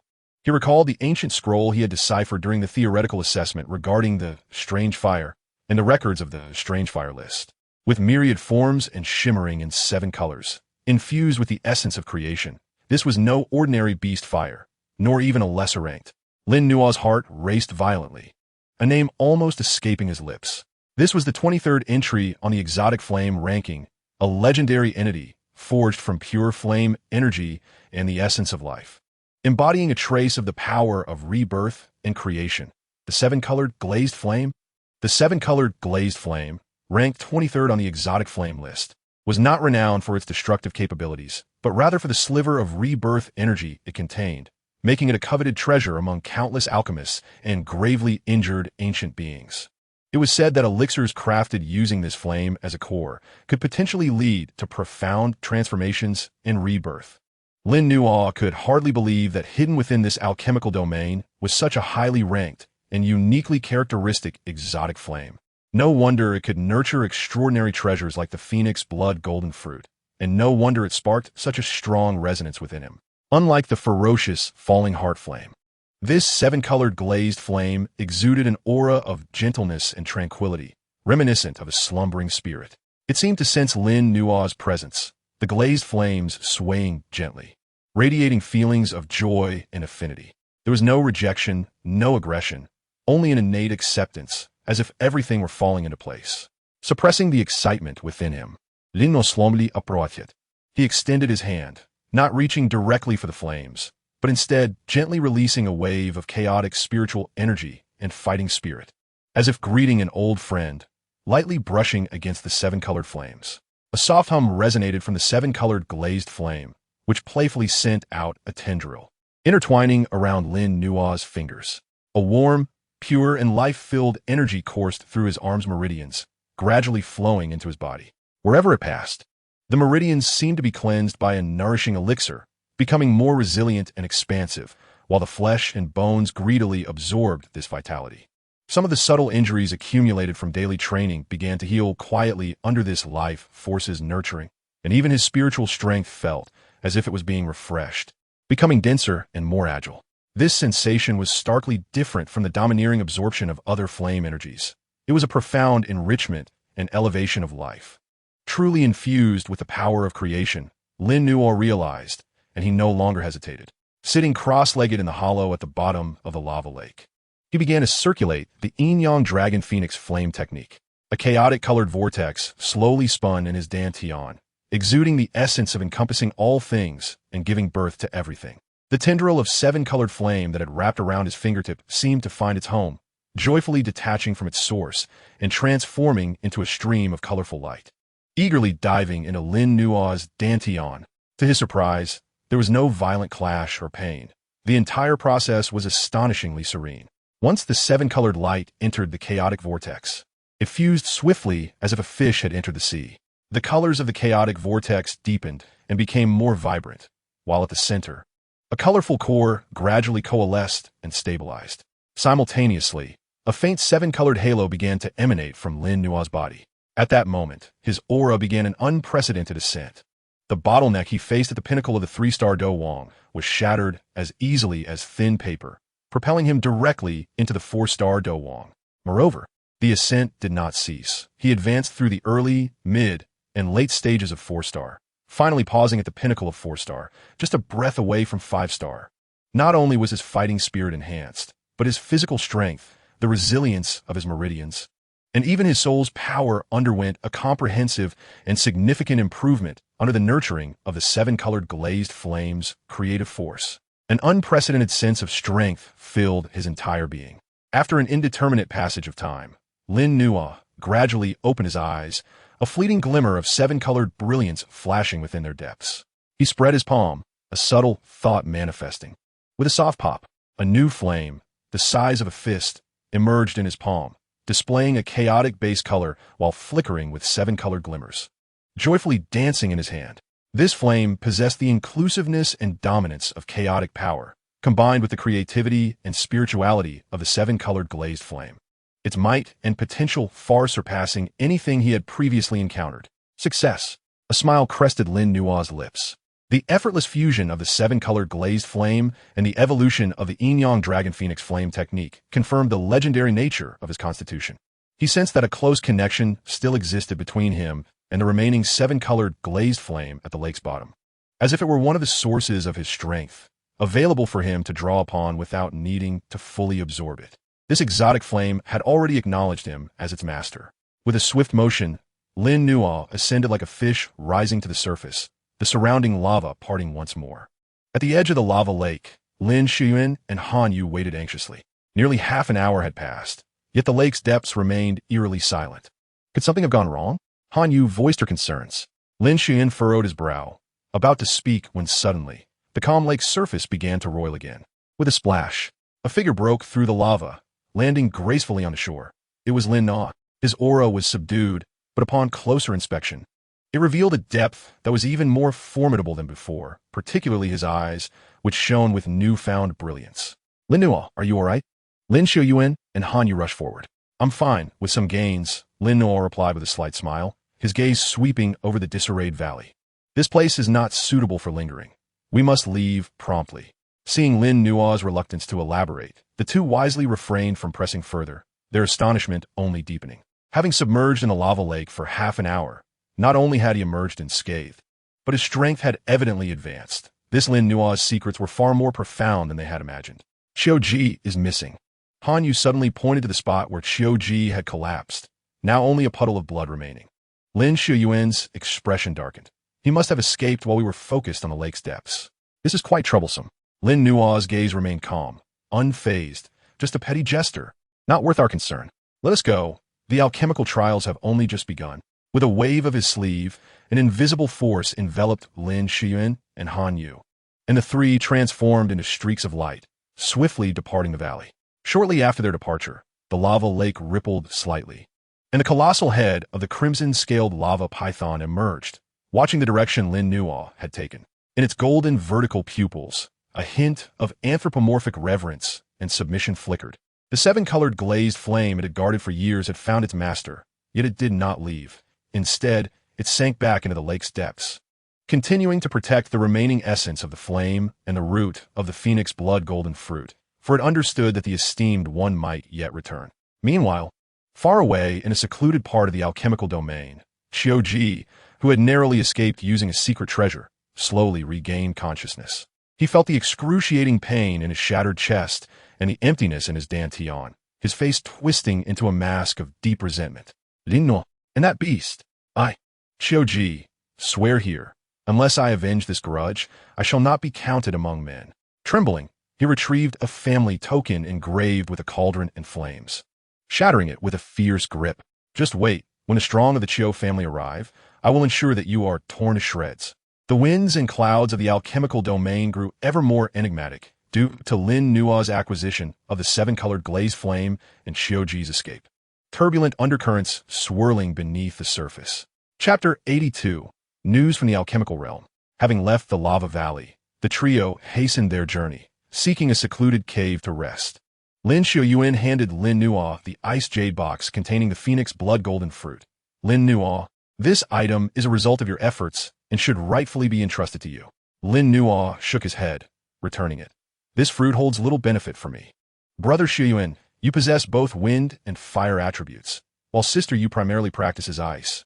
Yet the immense life force contained within this fruit will also aid in stabilizing her foundation. You may allocate the resources as you see fit. Hasten to refine them and enhance your strength, for the forthcoming trials are unlikely to be tranquil. He now bears the chaotic flame and the seven-colored glazed flame. While the phoenix blood-golden fruit is indeed valuable, its contribution to the enhancement of his physique is already limited. In contrast, the ascension of Lin Ziyi and Han Yu's strength is far more beneficial to him. Observing Lin Nuo's resolute demeanor, which bore no semblance of pretense, Lin Ziyi and Han Yu exchanged glances filled with gratitude, no longer hesitating in their acceptance. In that case, I humbly accept. Lin Ziyi solemnly stowed the jade box, assuring, myself and junior sister Han Yu shall refine it swiftly. We shall not delay you. Han Yu also softly expressed her gratitude. Thank you, Lin Nuo. Lin Nuo smiled gently. Settling into a meditative position, his mind delving into his inner self, familiarizing himself with the novel powers acquired from the fusion of the seven-colored glazed flame. Within the chaotic-colored fighting spirit, the glimmers of the seven-colored glazed radiance swirled, not only amplifying his might, but also imbued with an enduring vitality, propelling a qualitative leap in both his sustained combat capability and recovery prowess. At that moment, as the three took a moment to recuperate, a grand and resonant voice, akin to a celestial decree, suddenly echoed throughout the alchemy domain. The first phase of the alchemy domain trial, survival and exploration, has concluded. All survivors, proceed immediately to the central area, the alchemy sovereign platform, for assembly. The announcement reverberated in every ear with an undeniable authority. It was the voice of an elder from the alchemy tower. Lin Ziyi's eyes flew open. Han Yu also concluded her meditation, a trace of solemnity flickering in her beautiful gaze. Are we finally entering the next phase? Lin Nuo slowly opened his eyes, the seven-colored brilliance within them subdued. He rose, gazing towards the heart of the alchemy domain, where formidable auras were coalescing. Let us go and witness the trials that await us in the alchemy domain. The trio ceased their delay, their forms transforming into streaks of light as they hastened towards the central area. As they drew nearer to the center, they encountered an increasing number of fellow contestants. Many bore injuries, their auras waning, evidently having endured fierce conflicts during their earlier explorations. Conversely, several exhibited robust energies and sharp gazes, signaling considerable achievements. Upon the appearance of Lin Nuo and his companions, they instantly attracted numerous scrutinizing gazes, particularly Lin Nuo, whose exceptional performance in the initial 3 rounds had already spread like wildfire. The details of his battle in the lava valley remained obscure, yet news of Qiu's grievous retreat and the demise of 2 of the Qiu clan's battle kings had somehow circulated. enveloping him in an aura of mystery and strength. Awe, trepidation, curiosity, and scrutiny intermingled in the gazes directed toward him. Lin Nuo remained indifferent to the attention, his expression tranquil as he led Lin Ziyi and Han Yu to the edge of a vast azure stone plaza. This plaza was the alchemy sovereign platform, immeasurably expansive, with the ground etched with intricate alchemical patterns that exuded an ancient aura. Currently, hundreds had already gathered on the platform, distinctly forming small groups. Lin Nuo's gaze swept across, spotting several particularly striking factions. To the east, a group of young individuals clad in white robes, adorned with embroidered alchemical cauldrons and celestial patterns, emanated a serene yet profound energy. The leader, though possessing an unremarkable visage, bore eyes that seemed to encapsulate the essence of the sun, moon, and stars, imparting an unfathomable depth. They were disciples of the Alchemy Tower's direct lineage. To the west stood a cohort of alchemists dressed in crimson robes, surrounded by a faint scent of blood. Their expressions were defiant, led by a fiery-haired youth whose aura was tumultuous, reaching the level of a battle king. Their insignia suggested they hailed from the Blood River sect, a formidable force rivaling the Alchemy Tower. To the south, several elegantly attired young men and women exuded an air of nobility, their presence infused with a rich aroma of medicinal herbs, clearly emerging from esteemed alchemical families. Among them, Lin Nuo recognized a fifth-tier alchemist who had achieved a remarkable soul value exceeding 800 during the initial trials. To the north, scattered strong individuals and small groups thrived, including many with formidable auras. At the forefront of the plaza, on a raised platform, several elders clad in the robes of the Alchemy Tower stood silently, their energies vast as they surveyed the young talents below. When Lin Nuo's gaze met that of an elder on the platform, the elder's eyes flickered with a hint of surprise and significance, and he inclined his head slightly in acknowledgement. Lin Nuo felt a stir within, maintaining his composure as he returned the gesture. At that moment, a venerable elder with a head of white hair and a ruddy complexion stepped forward from the center of the platform, his voice ringing clearly, resonating within the ears of all present. "I am Elder Qiu Ling of the Alchemy Tower. Congratulations to you all for passing the first phase of the trial and arriving at this place." His gaze swept across the assembly, momentarily pausing on Lin Nuo before continuing. "You are all the elite of the young alchemists on the continent. However, the alchemy domain trial is no trifling matter. You are now to enter the second phase of the trial, which is the true core, the alchemy realm." At the utterance of these two words, a wave of suppressed gasps erupted from the crowd, many eyes igniting with fervor. Elder Qiu Ling's tone grew solemn. "The alchemy realm is an independent space bequeathed by the founder of the Alchemy Tower, imbued with endless mysteries and countless perils. It harbors ancient medicinal fields, lost recipes, and ancestral legacies, alongside formidable guardian beasts and natural traps. You shall have 1 month within the alchemy realm. Your final performance will be assessed based on your gains therein and the order of your arrival at the Alchemy Soul Palace. The top 100 will receive substantial rewards from the Alchemy Tower and the chance to be accepted as personal disciples by the elders. The top 10 will gain eligibility to cultivate in the Star Domain and compete for a seed position in the next Alchemy Conference." The crowd erupted into fervent excitement. The eligibility for Star Domain cultivation, the seed positions for the Alchemy Conference. Such opportunities were coveted by countless alchemists. Elder Qiu Ling raised his hand to quell the tumult, allowing a brief pause before intently declaring, "Remember, within the alchemy realm, opportunities and dangers coexist. Fighting is permitted, but taking lives is strictly forbidden. Violators will have their powers stripped and be expelled from the Alchemy Tower. Now, let's open the portal to the alchemy realm." As his words fell, the elders on the platform simultaneously formed seals, infusing immense fighting spirit and mental energy into the center of the plaza. With a rumbling sound, the vast alchemical patterns on the ground began to illuminate, and a colossal portal gradually materialized. Beyond the portal lay a chaotic void, emanating an ancient and desolate aura. "The alchemy realm is now open. Enter." With a whoosh, whoosh, whoosh, the many eager talents, unable to contain their excitement, transformed into streaks of light, rushing eagerly into the portal. "Let us proceed," Lin Nuo remarked to Lin Ziyi and Han Yu, and the three moved in unison, joining the throng as they surged into the gateway. At the very instant Lin Nuo's figure vanished into the portal on the platform, Elder Qiu Ling stood beside a withered elder, who slowly opened his previously half-closed eyes, a glimmer of chaotic essence flashing within, and murmured softly, "The aura of chaos, and the vitality of the glazed flame. This child is indeed extraordinary. It seems this iteration of the alchemy realm shall be quite eventful." His gaze appeared to pierce through the portal, foreseeing the impending tumult within the alchemy realm. Chapter 83. Entering the alchemy realm. As the moment of crossing the portal arrived, the familiar sensation of temporal and spatial transformation enveloped him once more. Yet this time, the experience lingered longer, the surrounding pressure more intense, as though penetrating a thick wall of reality. Upon his feet touching solid ground again, he was greeted by an atmosphere far older, more desolate, and even tinged with a hint of untamed wilderness than the alchemy domain. The sky was an unusual shade of dark purple, devoid of sun, moon, or stars, with peculiar, glowing symbols drifting through the air like fish. The earth bore a deep brown hue, and the air was saturated with an overwhelming herbal fragrance. Yet laced within it was a disquieting scent of decay and desolation. Here lies the Dan realm, in stark contrast to the meticulously maintained sanctuaries of the Dan domain. The Dan realm resembles an ancient medicinal garden, long forgotten, brimming with opportunities yet fraught with unknown perils. Lin Nuo and his companions materialized amidst a rugged expanse of hillocks strewn with bizarre rocks. Gazing into the distance, undulating mountains loomed, revealing remnants of dilapidated ancient palaces. And even further away, islands hovered in midair, shrouded in a nebulous halo. The energy of this realm felt peculiar. Lin Zuyai furrowed his brow, sensing a coexistence of vitality and desolation, as if two extreme forces intertwined in this place. Han Yu nodded, her cold gaze scanning the surroundings with vigilance. "Be cautious.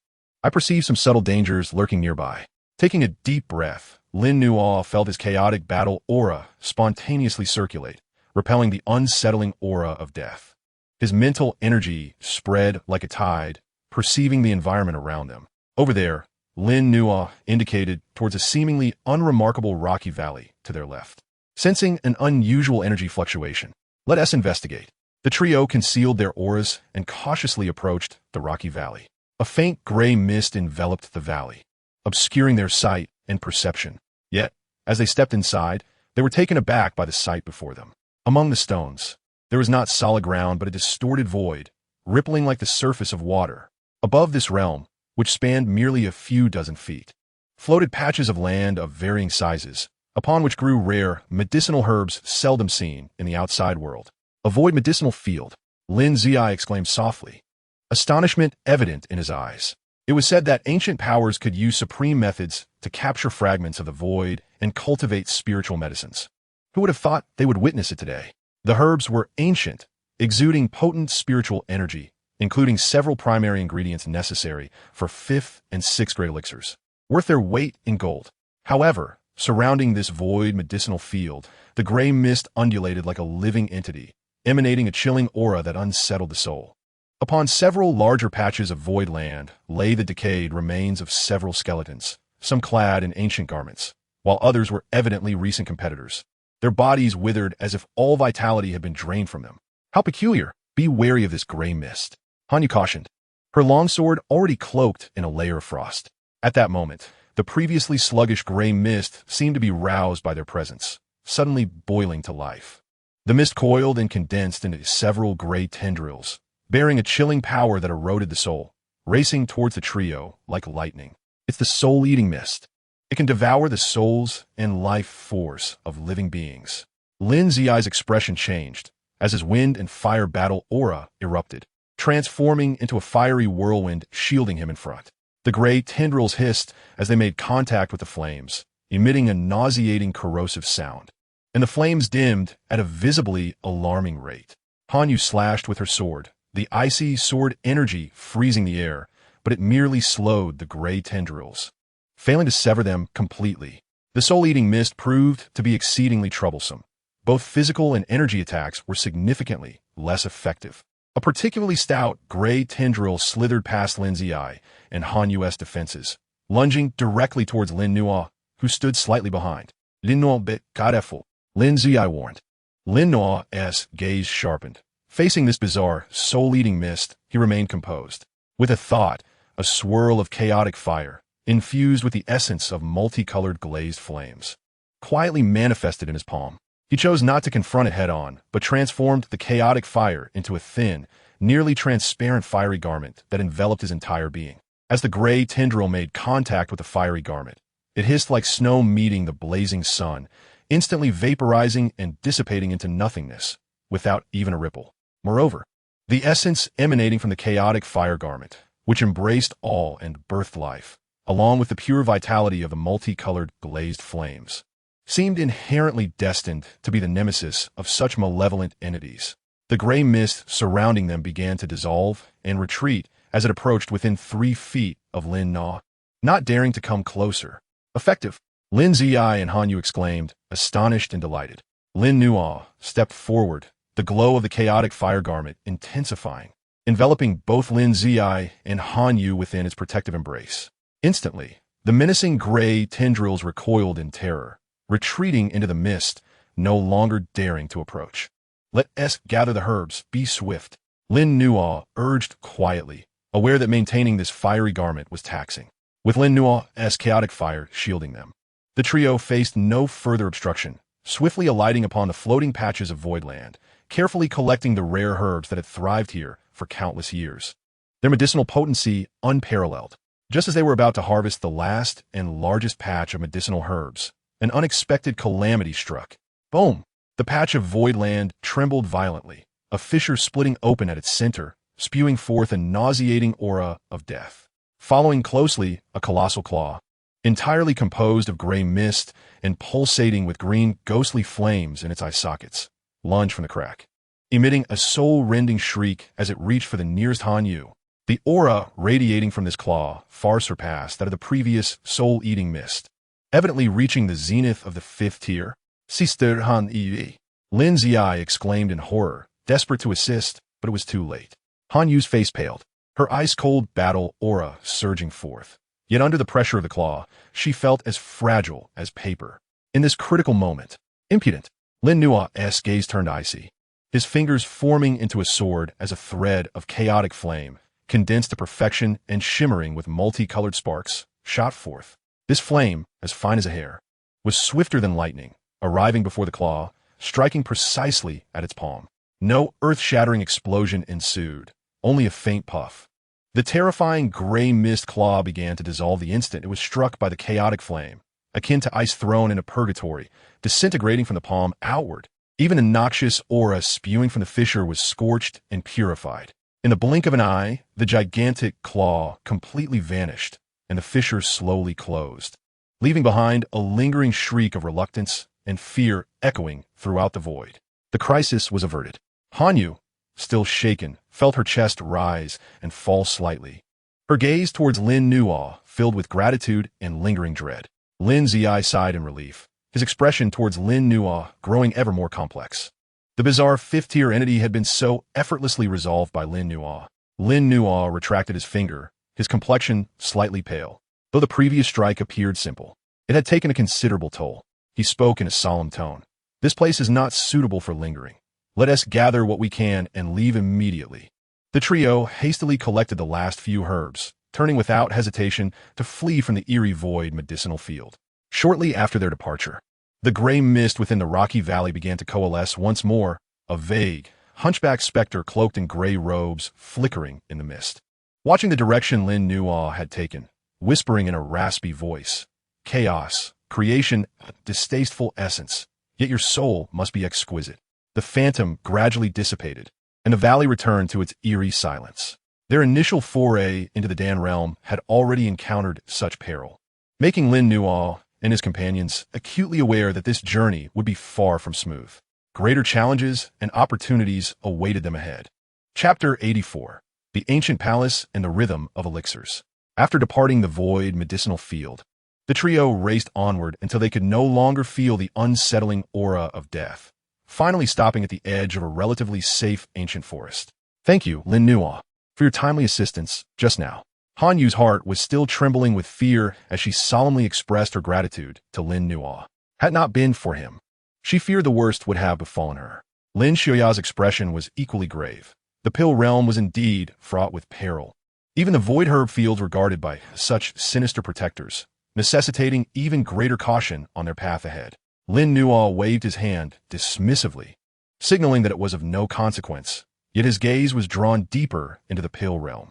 In his perception, the energy fluctuations in that direction were the most active, faintly resonating with a call that aligned with the location of the Pill Soul Hall, sensed from the Pill Emperor's Terrace. After a brief respite, he urged, "Let us continue towards the central area." He needed to acclimate himself to the environment of the Pill realm swiftly, seeking opportunities that could enhance his strength rapidly or unravel the mysteries of his constitution. Half an hour later, the trio set forth once more. Along the way, they encountered several groups of other participants, some besieging a formidable beast guarding a sacred herb, while others fiercely contested the ownership of a relic, the competition exceedingly fierce. They refrained from intervening, opting instead to steer clear and hasten their pace. As they ventured deeper, the relics they encountered became increasingly ancient and intact. After a day, a vast expanse of ruins loomed before them. The remnants of walls and shattered columns stretched endlessly, hinting at the former splendor of this place through its gigantic stone pillars and collapsed roofs. At the heart of the ruins stood a relatively well-preserved black ancient hall, crouching like a colossal beast upon the ground, its doors firmly shut, encrusted with thick dust and vines, yet faintly emanating a mystique of ancient alchemical patterns, exuding an unyielding aura of time-honored pill essence. This ancient hall appeared to be anything but ordinary. Lin Xiaoya's gaze sharpened. He could sense obscure energy fluctuations emanating from within. Han Yu nodded in agreement, observing that the alchemical patterns outside the hall seemed to embody a certain principle, suggesting a trial of sorts. By this time, around 20 to 30 individuals had gathered around the ancient hall, divided into several small factions, each eyeing one another warily. Among them were members of the Pill Tower's direct lineage, the Blood River sect, and several prominent alchemical families. They had evidently recognized the hall's significance, yet none had succeeded in opening its doors. Upon Lin Nuo and his companions' arrival, they immediately drew the crowd's attention, especially Lin Nuo, whose presence rendered the previously tense atmosphere even more intricate. A youth from the Pill Tower's lineage, with deep-set eyes, calmly swept his gaze over Lin Nuo and nodded slightly. A red-haired youth from the Blood River sect snorted derisively, his eyes filled with hostility. The talented heirs from the alchemical families also cast scrutinizing glances in his direction. Disregarding the prying eyes, Lin Nuo focused on the imposing door of the black ancient hall.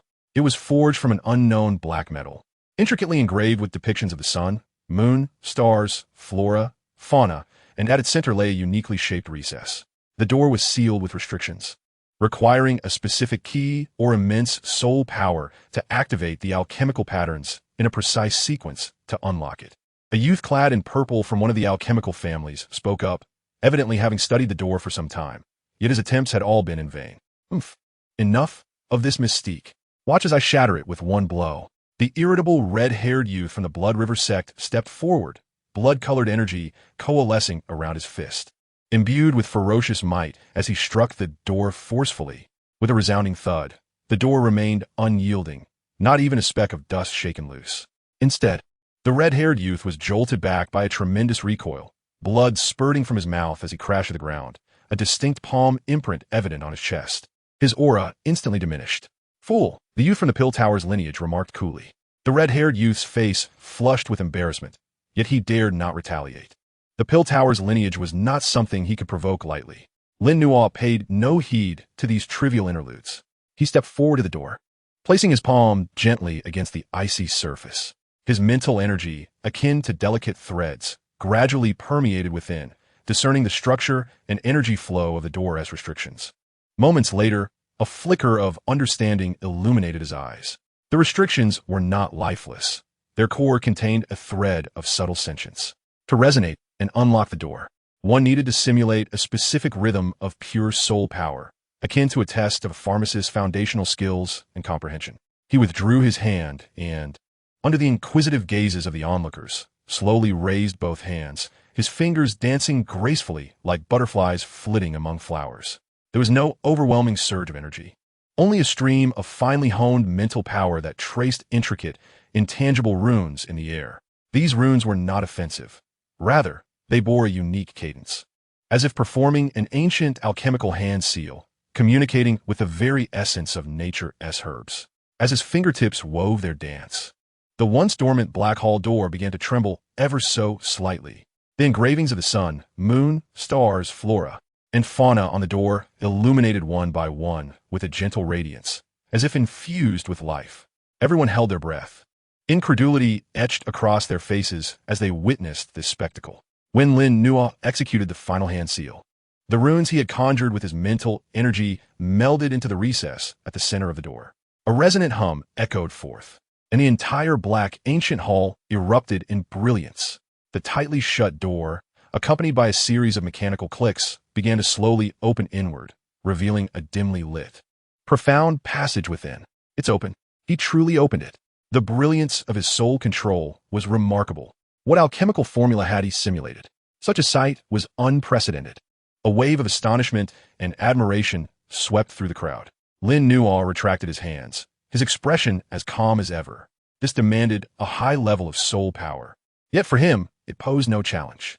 With the door now ajar, a momentary silence was shattered as the crowd erupted into a frenzy. Someone shouted, "Charge!"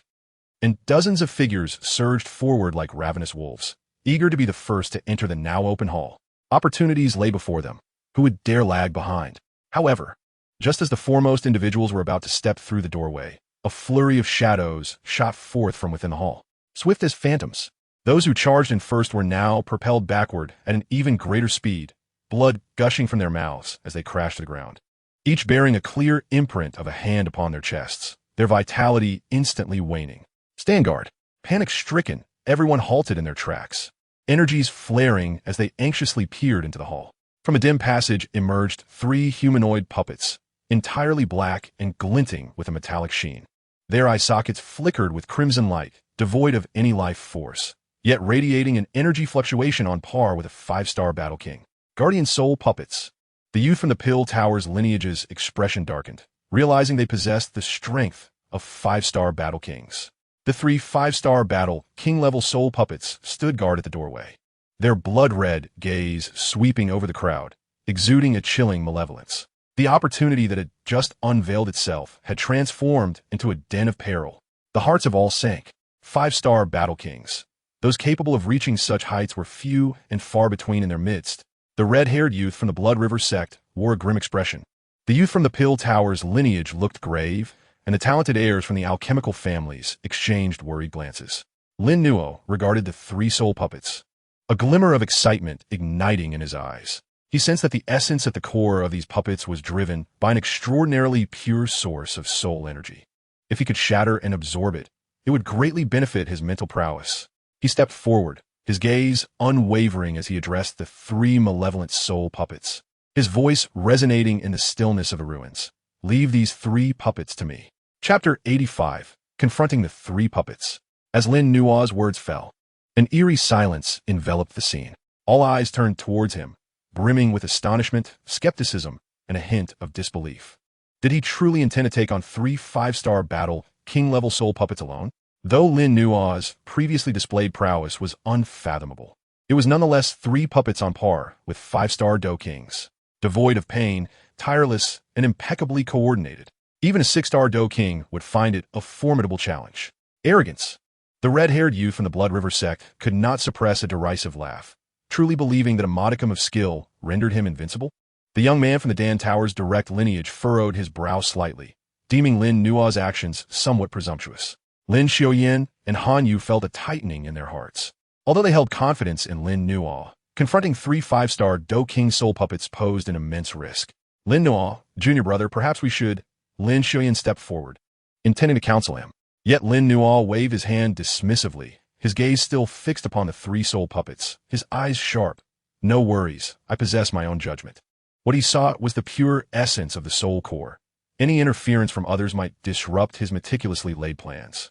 Just as uncertainty enveloped the crowd, the 3 soul puppets appeared to be incited by Lin Nuo's provocation. Their eye sockets ablaze with crimson light, and simultaneously emitted a low growl, transforming into 3 bolts of black lightning that surged towards Lin Nuo in a triangular formation. Their speed was so swift that they left 3 afterimages in the air. The ferocious momentum bore down upon Lin Nuo like 3 colossal mountains. In the face of this thunderous onslaught, Lin Nuo advanced rather than retreated, forcefully stamping his foot against the ground. Boom! Chaotic-hued Dou Qi erupted from his body like a volcanic explosion, faintly forming a blurred chaotic phantom behind him. The aura of a pinnacle 4-star Dou King was unleashed without reservation, though slightly inferior to the 3 soul puppets. The chaos and the essence of a 7-colored glazed brilliance within his Dou Qi ensured that his momentum remained unyielding. He had already attained the 4-star Dou King level. In just a few days, had he broken through in the Dan realm? The crowd was once again astonished. In the blink of an eye, the 3 soul puppets' attacks were upon him. Fists, palms, and fingers targeted Lin Nuo from above, the middle, and below, with angles so devious and coordination so impeccable that they sealed off all avenues for him to evade. The sounds of fists slicing through the air rang out with piercing explosions. "Be careful!" Hanyu could not help but exclaim. Lin Nuo's gaze turned icy as his internal cultivation method surged into overdrive. He chose not to confront head-on. Instead, he concentrated the chaotic Dou Qi in his feet, his form flickering like a specter, leaving behind several indistinguishable afterimages. The spectral steps? This was a body technique he had learned from the Canaan Academy's library. Classified merely as a high-level mysterious grade, but under the enhancement of his formidable mental acuity and chaotic Dou Qi, it exhibited effects akin to an Earth-grade body technique. Puff, puff, puff. The soul puppet's attacks tore through the afterimages, yet failed to graze even the hem of Lin Nuo's garments. Such rapid movement. He actually evaded it. Amidst the gasps of astonishment, Lin Nuo glided through the gaps between the 3 soul puppets' attacks, appearing behind one of them.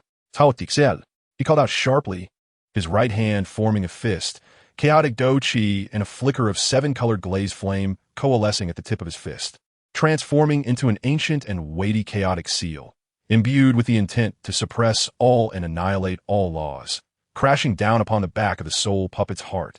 This strike was swift, precise, and vicious. The timing was impeccable. The soul puppet reacted with remarkable speed, sensing the impending danger, and abruptly turned, crossing its arms to block. The dark armors upon its arms illuminating with runes, forming an energy shield. Boom! A tremendous sound erupted, akin to a colossal bell tolling. The violent energy shockwave radiated outward in a circular fashion, sending a wave of earth flying. Crack! The energy shield could only hold for an instant before shattering with a thunderous crash. The chaotic seal continued unabated, crashing heavily against the crossed arms of the soul puppet. A sound reminiscent of grinding metal echoed, as the soul puppet's incredibly resilient arms were visibly bent by the impact. The massive body was propelled backward like a cannonball, crashing violently against a crumbling stone pillar, fracturing it further. Hiss! The crowd inhaled sharply, a single punch sending a 5-star Dou King level soul puppet flying. What terrifying power was this? However, the soul puppet, being merely a puppet, felt no pain. The flung soul puppet's eye sockets flickered with red light, seemingly unfazed as it broke free from the stone pillar and lunged once more. Meanwhile, the other 2 soul puppets' attacks approached from the left and right. Lin Nuo's form shifted again, executing the spectral steps to their utmost limit, weaving through the storm of fists and palms like a stormy seabird, evading fatal strikes at the last possible moment. His chaotic Dou Qi exhibited a clear restraining effect on the energy of the soul puppets, while the vitality of the 7-colored glazed flame further eroded the lifeless essence at the core of the soul puppets, causing every counterattack to send tremors through their bodies, momentarily halting their movements. Yet, facing 3 foes alone, and with his cultivation still slightly inferior, he could not completely obliterate any one of them in a short span. The battle had settled into a stalemate. The high-intensity evasion and attacks were a tremendous drain on Dou Qi and mental energy. Lin Nuo's breath began to quicken, sweat beading on his forehead. He was nearing his limit. Indeed, he had overexerted himself. Some relished in his plight, while others lamented silently. Lin Xiaoyan and Han Yu clenched their fists, palms slick with sweat, just when everyone believed Lin Nuo was on the verge of exhaustion and defeat. A glimmer of determination flickered in his eyes. Now is the moment. He purposefully exposed a flaw, his movement momentarily stalling. One of the soul puppets on the left seized the opportunity, its claws shimmering with dark light, aimed directly at his throat. The other soul puppet on the right hurled a punch toward his temple. Behind him, the soul puppet he had previously sent flying lunged again, A three-pronged, deadly assault. Lin Xiuyan and Han Yu paled in horror, ready to rush in without a second thought. In a precarious moment, within Lin Nuo, the chaotic vortex that had been slowly rotating suddenly accelerated. A surge of spiritual energy, far more magnificent than before, blended with the vitality of the seven-colored glazed flame and the inclusiveness of chaos, erupted explosively, soul-devouring. He did not defend. Instead, he thrust his hands into a peculiar seal, a brilliant light radiating from his brow, as an invisible vortex of spiritual energy rapidly formed, generating a terrifying pull, not aimed at the body, but directly targeting the essence of the soul. The actions of the three soul puppets, mid-attack, abruptly froze. The crimson light in their eye sockets flickered violently, erratic and unstable, as the pure soul essence that constituted their core of action was forcefully tugged by this sudden pull, as if attempting to break free from their corporeal forms. Roar! The three soul puppets emitted terrified howls, desperately resisting. Yet, Lin Nuo had been plotting for long. How could he grant them any respite? The chaotic spiritual energy was overwhelmingly assertive, and the vitality of the seven-colored glazed flame acted as a catalyst, hastening the extraction of the soul essence. Pop, pop, pop. Three faint sounds, akin to bubbles bursting, resonated. The crimson light in the eye sockets of the three soul puppets extinguished completely, standing rigidly in place, motionless, now transformed into true lifeless entities. Meanwhile, three fist-sized, supremely pure, softly glowing soul essences were entirely devoured by the vortex of spiritual energy at Lin Nuo's brow. Boom! Like a long-awaited rain after a drought. A torrent of pure soul energy surged into Lin Nuo's sea of consciousness, causing his spiritual energy to swell and solidify at an unprecedented pace. His soul felt as if immersed in a warm spring, utterly rejuvenated, sweeping away the weariness from the earlier battle. In that moment, his aura soared sharply, breaking through the barrier, officially stepping into the realm of five-star Dou King. Furthermore, his spiritual cultivation level leaped forward, crossing into the latter stage of the spiritual realm, reaching a terrifying pinnacle. Soul baptism, breakthrough in cultivation. Lin Nuo slowly opened his eyes, an intense brilliance radiating forth with each blink, an overwhelming soul pressure involuntarily emanating, causing all present to tremble at its intensity. His gaze swept across the three soulless, utterly ruined soul puppets before finally resting on the ajar entrance of the ancient hall. He spoke with a calm demeanor. Now we may proceed. An oppressive silence enveloped the scene, so profound that the sound of a pin dropping could be heard. All eyes were fixed on the figure clad in black, whose aura had grown increasingly formidable and inscrutable, filled with deep awe and reverence. To have single-handedly battled three puppets and broken through in the heat of battle. Who, exactly, is this remarkable individual? Chapter 86, The Gathering of Myriad Pills. Before the ancient hall, a profound stillness prevailed. The three soul puppets, each at the level of five-star fighting kings, stood rigid like statues, their crimson eyes extinguished, devoid of any sound.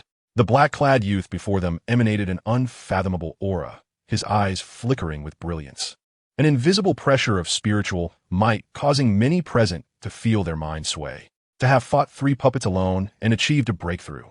This scene was indelibly etched in the minds of everyone present, and no one dared to underestimate Lin Nuo any longer.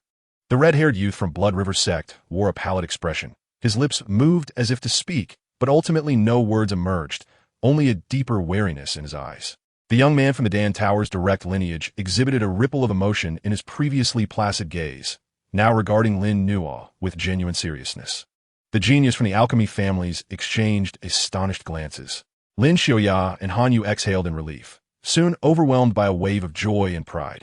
Lin Nuo disregarded the crowd's reactions, briefly feeling the surging five-star fighting king energy and the immense spiritual power within him, satisfied. He turned his gaze toward the open, enigmatic entrance of the ancient hall, no longer hesitating. Let's enter. He took the lead, stepping over the three discarded soul puppets and walking directly into the hall. Lin Xiuya and Han Yu immediately followed suit. With someone taking the initiative and the greatest obstacle removed, the remaining crowd awakened from their stupor, unable to contain their yearning for opportunity, rushing toward the hall's entrance, fearing that any delay would result in losing the benefits. Inside the ancient hall, the space was even more expansive than it appeared from the outside. Upon entry, a long corridor awaited, its walls adorned with ancient murals depicting scenes of ancestors gathering herbs, concocting pills, and performing fire rituals, imbued with a sense of primal antiquity. The air was thick with a peculiar aroma, a blend of medicinal fragrance and dust. At the corridor's end lay a vast circular plaza. The ground was paved with smooth, white jade, intricately inscribed with numerous alchemical formulas. Although many were incomplete, the profound essence of alchemy could still be felt within. At the center of the plaza stood not the anticipated pill furnace or treasure, but over 100 statues of varying forms. Some statues were seated, some stood, some held alchemical cauldrons, while others appeared to control flames, each exuding a distinct essence of alchemy. As Lin Nuo stepped into the plaza, the recently awakened energy and spiritual power within him trembled involuntarily, as if responding to some unseen force. Particularly, the chaotic vortex infused with colorful glazed flames of his dantian began to spin with increasing speed.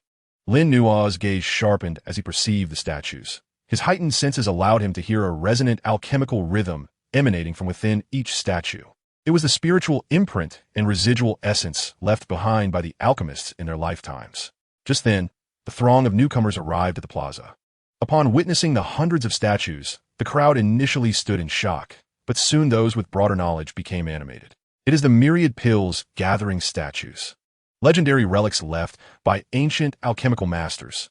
If one can resonate with these statues, they may gain insights into alchemy or even lost formulas. Heavens, how could there be so many here? Quickly, seek out statues that align with one's attributes and techniques to attempt resonance. The crowd erupted in excitement, as if they had discovered an unparalleled treasure, rushing towards the statues, eagerly pressing their palms against them, unleashing their spiritual force in an attempt to forge a connection. However, the vast majority returned empty-handed, the statues remaining silent and unresponsive. Only a select few managed to elicit a faint glow from the statues, receiving fragments of incomplete information. Their joy palpable. Lin Nuo, however, did not engage in blind attempts like the others. He closed his eyes, allowing his profound spiritual power to spread like mercury, meticulously sensing the unique alchemical essence within each statue. The fiery and intense, the gentle and nurturing, the icy and the life-giving. All manners of alchemical realms flowed through him like a symphony. His spiritual energy swept over the statues, most merely causing ripples, failing to penetrate deeply, until his consciousness reached the deepest part of the plaza, where a seemingly ordinary, even somewhat damaged, seated statue resided. Buzz! The damaged statue erupted with an unprecedented brilliance. The light was not of a single color, but displayed a chaotic hue, with shimmering multicolored halos swirling within, shooting up to the hall's ceiling. Concurrently, the chaotic vortex within Lin Nuo's dantian resonated violently, spinning with fervor. A vast, ancient, all-encompassing, life-generating essence of alchemy surged forth like a torrent through the connection of Lin Nuo's spiritual power, crashing into his consciousness. In an instant, Lin Nuo envisioned a grand scene. The heavens and the earth as the furnace, creation as the craftsman, yin and yang as the fuel, and all things as the base material. Various herbs, starkly different in properties and even contradictory, harmonized under the essence of chaos, ultimately giving birth to miraculous elixirs that defied nature. This was not a specific formula, but a path of alchemy, a supreme concept that transcended ordinary pharmacological frameworks, pointing directly to the origin. The great chaos alchemy scripture, a fragment, an obscure and ancient piece of information, imprinted deep within Lin Nuo's soul alongside that vast essence. This sudden, astonishing phenomenon eclipsed all other brilliance in the plaza, casting the entire ancient hall into a state of chaotic obscurity. Everyone was left dumbfounded by this terrifying sight. Halting their actions, their gazes fixated on the source of the light, the damaged statue and Lin Nuo, who stood before it, enveloped in chaotic radiance. The myriad pills gathering.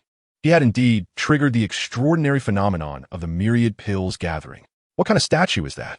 Never before had they witnessed such a spectacle. What legacy had he obtained from the chaotic light? Gasps and exclamations filled the air. The young man from the Dan Tower's lineage clenched his fists tightly, his eyes ablaze with unprecedented brilliance. The essence of chaos, could it be the long-lost? The red-haired youth from Blood River Sect and other alchemical geniuses wore grim expressions, jealousy and resentment almost spilling from their eyes. Lin Xiaoya and Han Yu stood protectively beside Lin Nuo, both elated for him and warily observing the predatory gazes surrounding them. The chaotic light lingered for about the duration of an incense stick before gradually retracting, ultimately vanishing completely within Lin Nuo. The damaged statue, too, returned to calm, as if it had exhausted its final ounce of strength, now marked by several fine cracks on its surface. Lin Nuo slowly opened his eyes, a fleeting glimpse of the primordial chaos and the birth and death of all things flashing within their depths. His aura deepened and became more restrained, his understanding of alchemy having ascended to an entirely new level. The value of this fragment of the great chaos alchemy scripture far exceeded that of 10 or even 8 7-rank formulas. He calmly surveyed the myriad expressions of the crowd in the plaza before slightly nodding to Lin Xiaoya and Han Yu. Let's depart. The opportunity had been seized, and there was no lingering attachment to this place. However, just as they turned to leave the plaza and delve deeper into the ancient hall, several formidable presences suddenly erupted from the entrance corridor, radiating unmasked malice, locking onto Lin Nuo. Leave? Having acquired such a precious treasure, do you think you can leave so easily? A chilling voice echoed, as the crimson-haired youth from the Blood River sect led 2 other prodigies from renowned alchemical families, along with a dozen formidable rogue cultivators blocking their path. Hand over the inheritance you obtained from the statue, or do not blame us for our lack of courtesy. Greed ultimately triumphed over reverence. Chapter 87. The Alchemical Array. The red-haired youth, known as Shueli, gazed at Lin Nuo with fervent greed, akin to a treasure hunter fixated on a moving trove. Beside him stood the purple-clad youth Yao Yan from the Yao family, and the green-clad maiden Mu Wanqing from the Wood clan, their intentions unmistakably directed at Lin Nuo. Together, they formed a formidable coalition, augmented by the fervid rogue cultivators behind them. Both Shueli and Yao Yan were 5-star Dou kings, while Mu Wanqing, albeit a 4-star Dou king, was adept and would attribute Dou Qi, excelling in entanglement and control, rendering her a formidable adversary. In contrast, Lin Nuo had just recently broken through to 5-star Dou king, while Lin Xiaoyan and Han Yu were merely at the peak of Dou Ling, creating a significant disparity in strength. What are you up to, Shueli? Is it not against the rules of the Dan realm to take lives? Do you intend to violate the regulations? Lin Xiaoyan stepped forward, his voice stern, as wind and fire Dou Qi surged around him. Han Yu tightened her grip on her long sword, icy Dou Qi enveloping her, her beautiful eyes filled with menace. Regulations? Shueli scoffed, licking his lips. The rules are set by the Dan Tower, but they never stated that seizing opportunities was prohibited. This brat has acquired an immense boon. Is it not reasonable to demand a share? As long as we don't kill him, the elders of the Dan Tower would hardly pursue us for leaving a crippled man behind. His venomous words sent chills down the spines of those who had yet to join the blockade. Yao Yan interjected ominously, Lin Nuo, a wise man knows when to yield. Surrender the inheritance, and we may consider allowing you to leave unscathed. Mu Wanqing remained silent, yet a vibrant green vine whip materialized in her hand, signaling her stance. In the face of this aggressive blockade, Lin Nuo displayed no sign of panic. Instead, a faint, enigmatic smile graced his lips. He gently pushed Lin Xiaoyan aside, his gaze calm as it swept across Shueli and the others. You desire my inheritance? His voice was soft yet possessed an uncanny resonance, clear to each ear present. Enough with the nonsense. Will you comply or not? Shueli barked impatiently, his blood-red Dou Qi rising like a war banner, exuding a pungent scent of blood. Lin Nuo shook his head, letting out a sigh, as though lamenting their foolishness.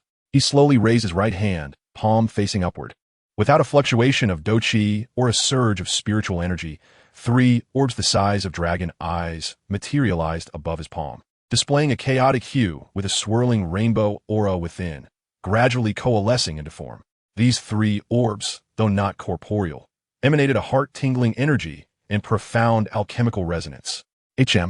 What does he intend to do? Is he attempting to concoct pills in the heat of battle? Yao Yan furrowed his brow, perplexed. Fooling around. Shueli snurta coldly, ready to act. However, in the next moment, their expressions transformed dramatically. Lin Nuo flicked his finger. Swish, swish, swish. The 3 alchemical orbs did not target anyone directly, but followed an arcane trajectory, landing above the heads of Shueli, Yao Yan, and Mu Wanqing in the positions of the 3 talismans. Alchemical Array, activate. Lin Nuo's lips moved, uttering 3 chilling words. Buzz. At the instant the alchemical orbs were positioned, a colossal, intricate array composed entirely of spiritual energy and alchemical runes materialized in the void, enveloping Shui Li, the trio, and the dozen rogue cultivators behind them. This is an array based on alchemy, constructed from spiritual energy. The astonished youth from the Dan Tower exclaimed, disbelief filling his eyes. He had merged alchemy and arrays to such an extent. Trapped within the array, Shui Li and the others turned ashen. They were horrified to discover that the surrounding energy of heaven and earth had been thoroughly isolated, causing their Dou Qi to operate sluggishly, as if they were mired in a quagmire. Even more terrifying was the intangible pressure encroaching from all sides, making it difficult to breathe, shaking their very souls. The three alchemical orbs, serving as the array's core, resembled three chaotic stars, slowly spinning, releasing streams of chaotic energy, each weighted with oppressive force capable of suppressing and disintegrating. This is bad. Break the array. Shui Li bellowed in fury, desperately channeling his blood river, Dou Qi, into a crimson torrent crashing against the array's barrier. Yao Yin unleashed his family's ultimate technique, fire Dou Qi coalescing into a massive medicinal cauldron, striking the array with great force. Mu Wanqing's vine whip lashed out like a venomous serpent, seeking the array's nodes. Yet, their attacks merely stirred ripples against the chaotic alchemical array, akin to a cow sinking into the sea, easily resolved and absorbed by the chaotic energy. The array stood resolute. In contrast, the descending chaotic energy grew heavier, pressing down upon them until their bones creaked, and some of the weaker rogue cultivators spat blood, collapsing to the ground. How is this possible? How can his array be so powerful? Shui Li's eyes bulged with rage, feeling as if he were battling against an entire world. The sense of impotence threatened to drive him mad. Lin Nuo stood outside the array, watching with an indifferent gaze as they struggled futilely within. This array technique was merely the superficial understanding he had gleaned from the remnants of the great chaos alchemical canon, using his own alchemical comprehension as a guide, spiritual energy as the pen, and Dou Qi as ink. He sketched the array, wielding boundless power, especially effective against those relying on brute force through Dou Qi. He did not intend to kill. He merely propelled the array, continuously amplifying the chaotic pressure. Crack! Crack! At last, Shui Li, Yao Yin, and Mu Wanqing's protective Dou Qi could no longer withstand the onslaught, shattering with a thunderous crash. The three simultaneously coughed up blood, their faces as pale as paper, collapsing to the ground under the horrific pressure, even raising their heads becoming an arduous task. The gaze they cast towards the indifferent figure outside the array was filled with boundless fear and regret. They finally understood the magnitude of the terrifying existence they had provoked. The other party hadn't even lifted a finger. Merely through a thought, they had been utterly defeated. In the plaza, a profound silence enveloped the crowd. All present were rendered speechless, gazing at Lin Nuo, who seemed to command everything like a deity, and at Shui Li and the others, who lay prostrate like defeated hounds. A chill surging from their feet straight to their minds. A thought birthed in array, subduing the multitude. What a display! What strength! Lin Nuo's gaze swept across the crowd. Anyone who met his eyes bowed their heads, too intimidated to make eye contact. Finally, he looked toward the struggling trio within the array and spoke softly. Leave the ancient palace, or I shall cripple your cultivation. His voice was calm, yet imbued with an undeniable authority. Shui Li and the others trembled, and under the threat of death, they could no longer afford to maintain any semblance of dignity. Using their last ounce of strength, they scurried away like lost dogs towards the palace's exit, with the rogue cultivators hastily following suit. In the blink of an eye, the blockade had vanished completely. Lin Nuo waved his sleeve, dissolving the alchemical array, and the three alchemical orbs dissipated along with it. It was as though he had merely completed a trivial task. Turning to Lin Xuyin and Han Yu, he said, "Let us venture deeper into this ancient palace and discover what else awaits." With that, he strode towards the shadowy passageway at the back of the plaza, while Lin Xuyin and Han Yu exchanged glances, inhaling deeply to suppress their astonishment, and quickly followed after him. After this event, no one dared to obstruct them even in the slightest. All eyes followed the trio as they vanished into the depths of the passage, their expressions laden with complexity. The heavens of this alchemy realm were poised to undergo a profound transformation, perhaps irrevocably, due to a youth named Lin Nuo. Chapter 88. The heart of alchemy. As they traversed the dim passage behind the square, an ancient and profound aura enveloped them. the air thick with the palpable fragrance of medicinal herbs that invigorated the spirit with each breath. At the passage's end lay not the imagined treasure vault or alchemical chamber, but rather an exceedingly simple stone chamber. It was modest in size, dominated by an ancient bluestone mat at its center, before which hovered a sphere of light, roughly the size of a fist, radiating a chaotic hue. Within the sphere, it seemed as though countless tiny alchemical furnaces were flickering in and out of existence, embodying the endless principles of alchemy. Is this the heart of alchemy? Lin Ziyi gazed at the chaotic sphere, his voice tinged with a hint of uncertain awe. It was rumored that in places where great alchemists had attained enlightenment, their lifelong insights condensed into a heart of alchemy, encapsulating the essence of their teachings. Han Yu's beautiful eyes sparkled with various hues. She could sense the immense information and Taoist resonance contained within that luminous sphere. Yet Lin Nua's gaze was not entirely drawn to the heart. It lingered upon the bluestone mat. Though it appeared unremarkable in his unique perception, the mat possessed a profound connection to the entire ancient hall and even to the depths of the earth, subtly forming a vast energy cycle. The heart of alchemy was, in fact, the core and manifestation of this cycle. He stepped forward cautiously, refraining from immediately touching the heart, and instead bowed respectfully to the bluestone mat. Regardless of who the master of this place was, the legacy left behind deserved reverence. After paying his respects, he settled cross-legged upon the mat. The moment he did, the bluestone mat suddenly radiated a gentle light, resonating with the hovering heart of alchemy. Countless ancient alchemical patterns illuminated the walls of the stone chamber, twinkling like stars. The heart of alchemy inquired, awakening. A voice, ancient and serene, seemed to transcend the eons, resonating directly within Lin Nua's consciousness. In the next instant, the chaotic sphere of light erupted with brilliance, transforming into a streak of flowing light that surged directly into Lin Nua's brow. Boom! Lin Nua's consciousness felt as though it had exploded.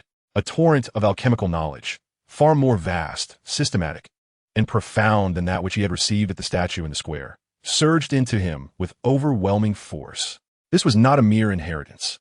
It was a compilation of a lifetime of wisdom from an unknown ancient master of alchemy, from a most fundamental identification of medicinal materials and control of fire, to the intricate fusion of medicinal properties and the endowment of spiritual essence, culminating in the supreme concept of using heaven and earth as a furnace, encompassing all. Vast as the sea, had Lin Nua not just broken through to the late stage of the spirit realm, he would likely have been overwhelmed by this deluge of information. Rendered a fool, he focused his mind, absorbing and comprehending this invaluable knowledge with all his might. Simultaneously, the chaotic vortex within his dantian, infused with colorful glass flames, began to spin autonomously at an unprecedented speed, corroborating and merging with the chaotic alchemical principles contained within the heart. The fragments of the great chaos alchemy scripture he had previously grasped began to rapidly perfect and complete themselves, illuminated by this comprehensive alchemical wisdom. Many previously obscure aspects became clear at this moment. His alchemical realm was ascending at a terrifying pace. Time slipped by unnoticed until the tumultuous torrent of information gradually subsided. Within Lin Nua's consciousness, a complete, shimmering scroll of the great chaos alchemy scripture materialized, glowing with chaotic light. Though still not the full text, it was now tenfold more complete than the previous fragments. Yet the transmission was not over. After imparting the alchemical knowledge, the core of the heart began to shed a thread of pure essence, shimmering with its seven-colored glass luster, which gently flowed toward Lin Nua's limbs and bones like a gentle stream. This was neither fighting spirit nor soul power, but a more primordial energy containing boundless vitality and creativity, the essence of alchemical origin. As this thread of primordial energy entered his body, Lin Nua felt every cell within him rejoice exuberantly. The foundational cultivation that had previously eluded him despite consuming various elixirs and absorbing energies began to be gradually tempered, solidified, and enhanced under the nurturing of this primordial essence. His meridians became broader and more resilient. His bones radiated a jade-like luster, and impurities within his flesh were purged, revitalizing him with vigor, especially the chaotic vortex at his dantian. After absorbing this thread of alchemical origin energy, began to spin more steadily and harmoniously, with the central seven-colored core becoming more solid and resplendent. While his cultivation level did not directly increase, the foundation of his Dao was laid with unparalleled solidity, greatly amplifying his potential. The subtle risks that rapid advancements might have posed were swept away, as if a remarkably sturdy path to future cultivation had been paved before him. With the glass essence fortifying his foundation, chaos giving rise to myriad laws. As a final thread of seven-colored glass-like alchemical origin energy was completely absorbed, Lin Nuo slowly opened his eyes. His gaze was now deeper than before, as if chaos itself was ebbing and flowing within his pupils. With a spectacle of seven colors danced, his aura was harmonious and restrained, yet exuded an unfathomable depth. He gently clenched his fist, feeling the unprecedented solid foundation and surging power within him, a satisfied smile gracing his lips. This journey to the ancient hall had yielded far beyond expectations. Not only had he completed the great chaos alchemy scripture and made remarkable strides in his alchemical realm, but he had also solidified his foundation with the essence of alchemical origin, resolving the previous hazards of rapid strength enhancement. At this moment, he felt confident that he could contend even against 6-star or even 7-star Dou Wang. Rising to his feet, the bluestone mat dimmed, returning to its ordinary state. The heart of alchemy had also vanished. How was it? Lin Ziyi and Han Yu hurriedly approached, sensing a transformative change in Lin Nuo's aura. Profoundly rewarding. Lin Nuo replied with a slight smile, choosing not to elaborate further. Now that this matter is settled, we should proceed to the final alchemical soul hall. His gaze seemed to pierce through the barriers of the ancient hall, directed toward the very center of the alchemy realm. There a powerful allure was intensifying. The ultimate stage of the alchemy realm trial was about to unfold. Having undergone this metamorphosis, he was more than prepared. The trio no longer lingered, turning to depart from the ancient hall that had bestowed upon Lin Nuo a renewed foundation. As they exited the hall, the crowd that had been waiting outside had long dispersed, save for a youth from the Dan Tower's direct lineage, seemingly awaiting their arrival. Upon seeing Lin Nuo emerge, he stepped forward, a complex expression on his face as he clasped his hands in greeting. Brother Lin is indeed extraordinary. I am Chun Guan of the Dan Tower, and I look forward to crossing paths with you again in the alchemical soul hall. Lin Nuo glanced at him, nodding slightly. Brother Chun, you are too kind. See you at the alchemical soul hall. With no further pleasantries exchanged, they passed each other. Chun Guan watched the retreating figures of Lin Nuo and his companions, murmuring softly. The heart of chaos, the glass foundation. My master was right. This year's alchemical conference is bound to witness an unprecedented dark horse. A flicker of intense, fighting spirit sparkled in his eyes. The contest within the alchemical soul hall would undoubtedly be a fierce clash of dragons and tigers. Chapter 89. The alchemical soul hall in sight. Blood fiends await. Leaving the ancient hall's vicinity, Lin Nuo and his companions sped toward the center of the alchemy realm. Along the way, they encountered significantly fewer competitors, yet those who had reached this point were all elites among elites, exuding powerful auras and sharp gazes. The sky of the alchemy realm still bore a dark purple hue, with luminous runes becoming increasingly dense, as if heralding the extraordinary nature of the central region. The energy in the air grew increasingly tumultuous, with chaotic currents of various attributes occasionally surging forth, forming natural danger zones. According to the map and the sensing ability, the Dan Soul Palace should be just ahead. Lin Zai unfurled a rudimentary leather map acquired from the ancient palace, which outlined the general regions of the Dan realm, with a prominent palace symbol at its center. Han Yu vigilantly sensed her surroundings and whispered, the closer we approach the end, the fiercer the competition will become. It is unlikely to be peaceful. Lin Nuo nodded, maintaining his mental energy at its maximum alertness. After refining the Dan heart to solidify his foundation, his perception became more acute, allowing him to clearly detect several potent auras lurking along the path to the Dan Soul Palace, like venomous snakes waiting for their prey. Indeed, as the trio traversed a stone forest filled with jagged rocks, an unexpected change occurred. Hiss, hiss, hiss. Dozens of blood-red needles shot forth like a tempest from the dark corners surrounding them. These needles, thin as hair, carried a sinister corrosive energy, designed to breach combat defenses and strike at vital points. Ambush! Be cautious. Lin Ziyi barked, summoning wind and fire energy to form a swirling shield before him. Han Yu wielded her sword, summoning a wall of icy sword energy. Clang! Clang! Most of the needles were deflected, yet a few managed to penetrate their defenses, forcing the two into a state of disarray. Lin Nuo's gaze turned icy. He did not attempt to block, but instead allowed his chaotic energy to flow gently. As the blood needles approached within 3 feet of him, they seemed to sink into a quagmire, their speed drastically reduced before being effortlessly extinguished by the chaotic aura. Cowering rodents, reveal yourselves. He snorted coldly, slamming his foot against the ground. Boom! An invisible shockwave radiated from him, as chaotic energy seeped into the earth, surging towards the hiding places of the assailants. Puff!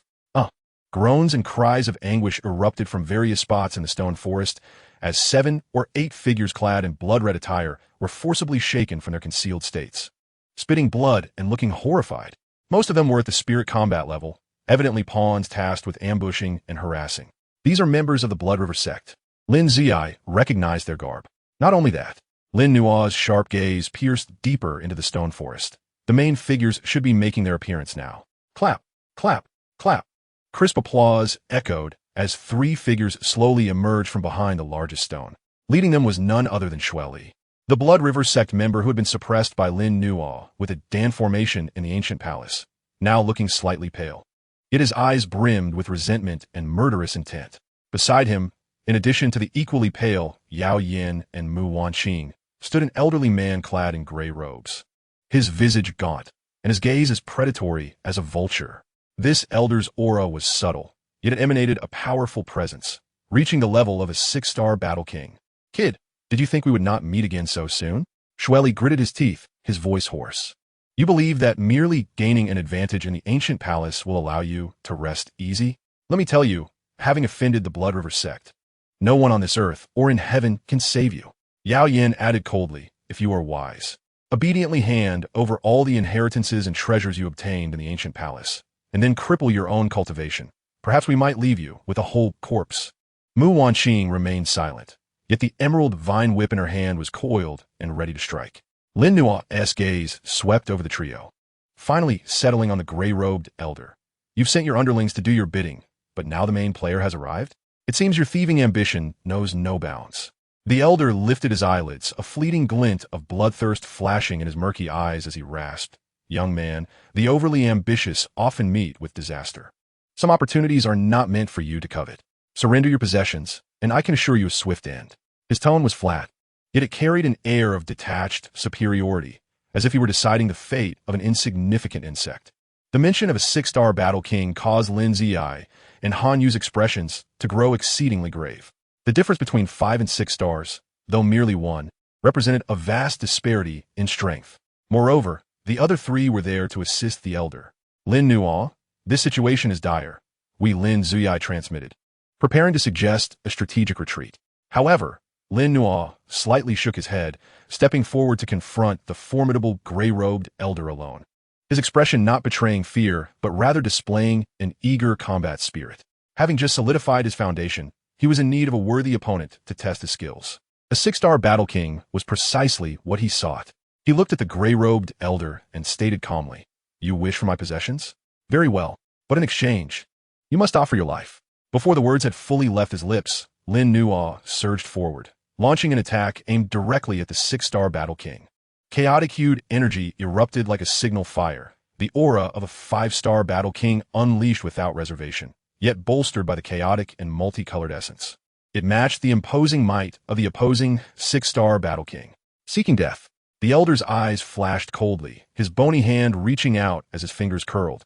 Dark gray energy coalescing into a massive ghostly claw that, accompanied by a chilling wail, advanced towards Lin Nua. Where the claw passed, even light seemed to be devoured, and the air emitted a corrosive hissing sound. Ghostly claw of the underworld, a high-tier, profound technique of the Blood River sect. Lin Ziyi exclaimed in alarm.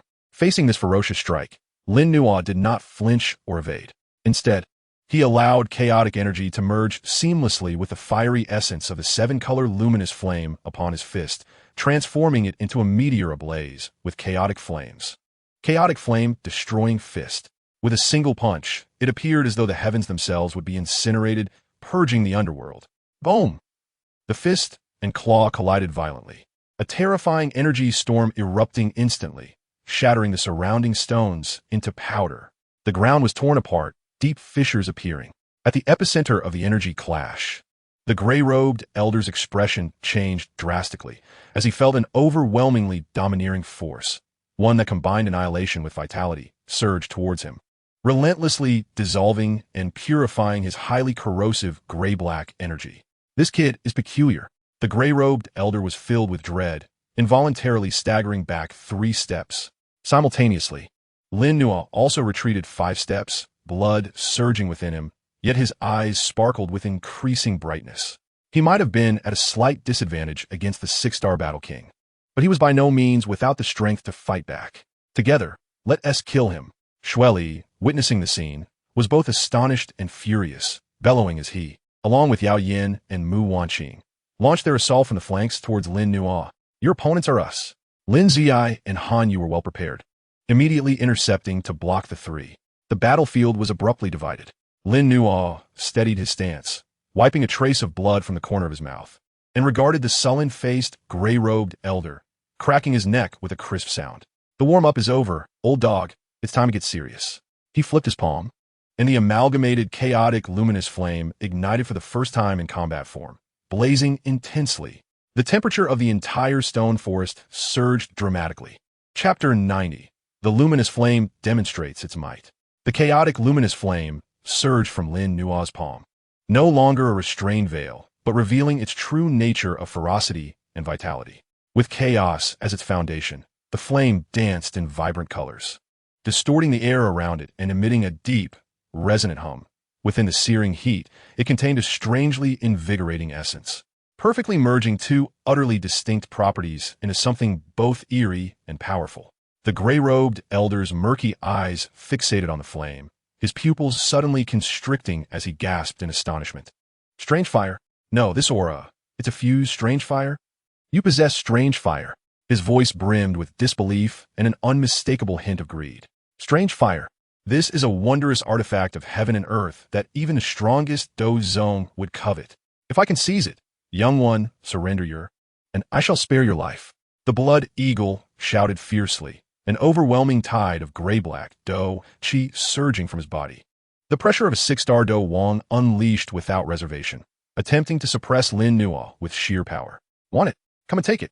Lin Nua's gaze was icy, his thoughts stirring as the chaotic glazed flame in his palm surged violently, transforming into a chaotic fire dragon several meters long. The dragon's body was adorned with vividly colored scales and emitted a deafening roar, charging towards the blood eagle with an aura capable of incinerating the heavens and boiling the seas. Stubborn fool, the blood river surges. The blood eagle bellowed in fury, forming seals with his hands as his formidable gray-black Dou Qi coalesced into a murky crimson river, where countless vengeful spirits struggled and wailed, emanating a ghastly stench of blood and corruption, meeting the chaotic fire dragon head-on. This was one of the Blood River sect's signature techniques, the Blood River Formula. A low-tier Earth-grade skill. Fire and river collided with a resounding crash in midair. Hiss! There was no earth-shattering explosion, only the chilling sounds of violent corrosion and combustion. The Blood River, imbued with endless filth and a deathly aura, encountered the chaotic fire dragon and was instantly met with its overwhelming, purifying flames, evaporating before their might. The vengeful spirits within the Blood River let out anguished cries as they dissipated in the flames. The once murky crimson began to thin and dim at a visible pace. How is this possible? My Blood River Dou Qi has been countered. The Blood Eagle-esque complexion changed dramatically. He could feel the sinister nature of his Dou Qi dissipating before that extraordinary flame, its potency reduced to nearly nothing. Break for me. Lin Nua pressed the attack, channeling his mental energy to control the chaotic fire dragon, its tail sweeping violently to strike the now-thinned Blood River. Boom! The crimson river shattered into countless gray-black wisps, completely engulfed by the chaotic fire dragon, utterly purified. The fire dragon surged onward, its massive jaws opening wide, aiming to devour the Blood Eagle. You young insolent wretch! Blood Soul Shield! The Blood Eagle, startled and enraged, hastily conjured a dark red shield composed of soul power and Dou Qi before him. Bang! The fire dragon collided violently with the Blood Soul Shield, flames and dark red energy clashing fiercely. Within the blink of an eye, the Blood Soul Shield emitted a sound of shattering under the strain, exploding into fragments. Puff! The Blood Eagle struck hard, coughed up a mouthful of blood. His form sent reeling backward, carving a deep trench into the ground before barely stabilizing himself.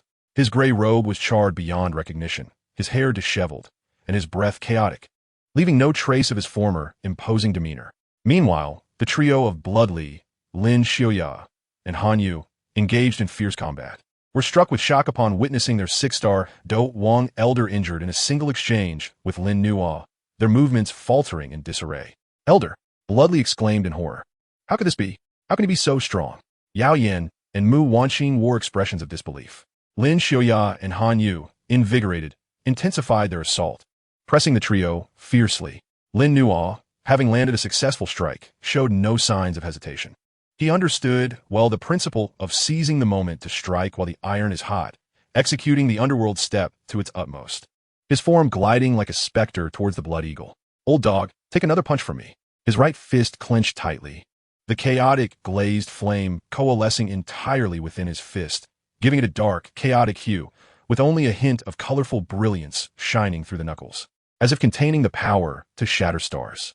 This was a strike born from the extreme compression of fiery energy. The great chaotic fist, with a punch that was silent yet resonant, it seemed to invoke a stirring within the surrounding space, leaving a blurred, chaotic trail in its wake. Just as the Blood Eagle steadied himself, he found that terrifying fist rapidly enlarging before him, the shadow of death looming ominously. In desperation, he summoned every ounce of Dou Qi within him, crossing his arms to block, gray-black Dou Qi coalescing into an almost tangible armor. Blood demon armor. Boom! The thunderous sound of a meteor striking the earth erupted. Crack! Crack! The blood demon armor failed to withstand even a moment, fracturing inch by inch. Lin Nuo's fist struck solidly against the Blood Eagle's crossed arms. The chilling sound of bones shattering accompanied the Blood Eagle's anguished scream. His arms snapped like dried twigs, twisted at grotesque angles. The force of the punch surged through, wreaking havoc upon his meridians and internal organs. The Blood Eagle was sent flying like a rag doll, crashing through a dozen massive stones before embedding himself violently into the last boulder, blood gushing from every pore. His eyes glazing over, his breath flickering like a candle in the wind, clearly gravely injured and on the brink of death. One punch, and a 6-star Dou Wang was vanquished. The entire stone forest fell into a profound silence. Lin Xiuya, Han Yu, and Blood Li, who were embroiled in battle, instinctively halted, their gazes fixated in shock upon the Blood Eagle, embedded in the stone and on the verge of death, and Lin Nuo, who slowly retracted his fist, his breath steady, as if he had merely performed an inconsequential act. Blood Li, Yao Yin, and Mu Wanqing turned pale, their bodies chilled, as though they had plunged into an icy abyss. Their greatest reliance, the 6-star Dou Wang Elder, had been struck down by Lin Nuo with a single blow. Fear spread like a poisonous vine within their hearts. Lin Nuo's gaze shifted towards them, his expression indifferent, as if viewing mere ants. "It is your turn now." The flat statement struck Blood Li and the others like the tolling of a death knell, sending their souls into disarray. Chapter 91, The Cleanup. Lin Nuo's indifferent gaze swept over them, and Blood Li, Yao Yin, and Mu Wanqing felt as if they had plunged into an ice house, their hairs standing on end. With a 6-star Dou Wang Elder slain with a single punch, how could they possibly be his match? Flee. Almost simultaneously, that singular thought filled their minds.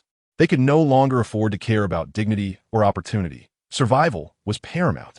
Blood Li's body flashed with bloodlight as he activated the Blood River Sect's secret technique, the Blood Escape technique. His speed surging as he transformed into a blood shadow, frantically fleeing towards the edge of the stone forest. Yao Yin gritted his teeth and shattered a talisman, engulfed in flames, shooting off like a meteor in another direction. Mu Wanqing, with a shrill shout, drove her vine whip into the ground, merging with the flora, her presence fading to almost nothing, employing the wood attribute escape technique to conceal her flight. The trio, in their panic, chose to flee separately without even engaging in combat. Now you wish to escape? It is too late. Lin Nuo's gaze turned icy. Having made his move, he would not allow any future troubles. Moreover, these individuals had provoked him time and time again, already marked for his vengeance. He did not pursue the fleeing trio, but instead formed seals with his hands.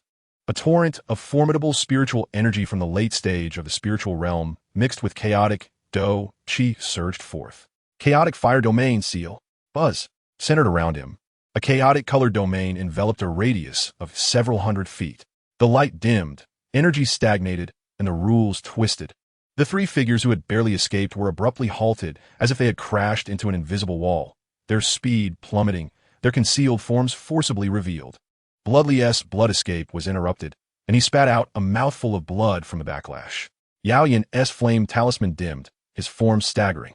Mu Wanqing's escape technique was utterly shattered, her face paling as she was forced into visibility. Despair and terror filled their eyes.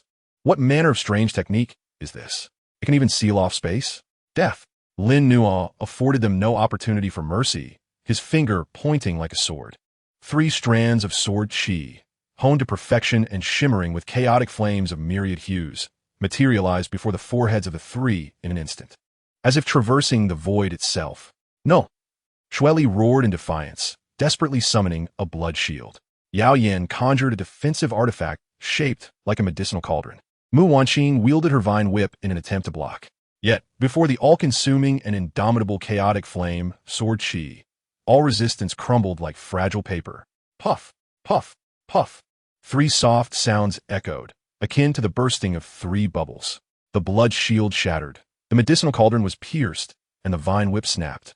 The 3 strands of sword chi accurately penetrated the foreheads of Shueli, Yao Yan, and Mu Wanqing, emerging from the back of their skulls. Their bodies stiffened abruptly, the brilliance in their eyes fading rapidly, laden with endless regret and fear, as they collapsed lifelessly to the ground. The 3 prodigies, highly regarded within their respective factions, met their untimely demise. The disciples of the Blood River sect, previously injured and unable to flee, beheld this scene with terror, their souls nearly fleeing their bodies as they bowed fervently, pleading for mercy. Lin Nuo did not cast a glance in their direction. These insignificant beings were hardly worthy of his engagement. He withdrew the chaotic fire domain, turning his gaze toward Lin Ziyi and Han Yu. The two were still enveloped in profound shock. From Lin Nuo's ruthless strike, the thunderous annihilation of the 6-star Dou Wang, to the instantaneous slaying of 3 top-tier geniuses, all unfolded too swiftly and with too great an impact. Only when Lin Nuo looked at them did they abruptly regain their senses. Lin Nuo Jr. brother. Lin Ziyi's throat felt parched as he regarded Lin Nuo, his gaze imbued with not only admiration but also a hint of reverence. He was aware of Lin Nuo's strength, yet he never anticipated it to be of such magnitude. A 5-star Dou Wang challenging a 6-star, and with such overwhelming force. Han Yu's beautiful eyes reflected complexity. She found herself increasingly unable to fathom this junior, who was but a few years younger than herself.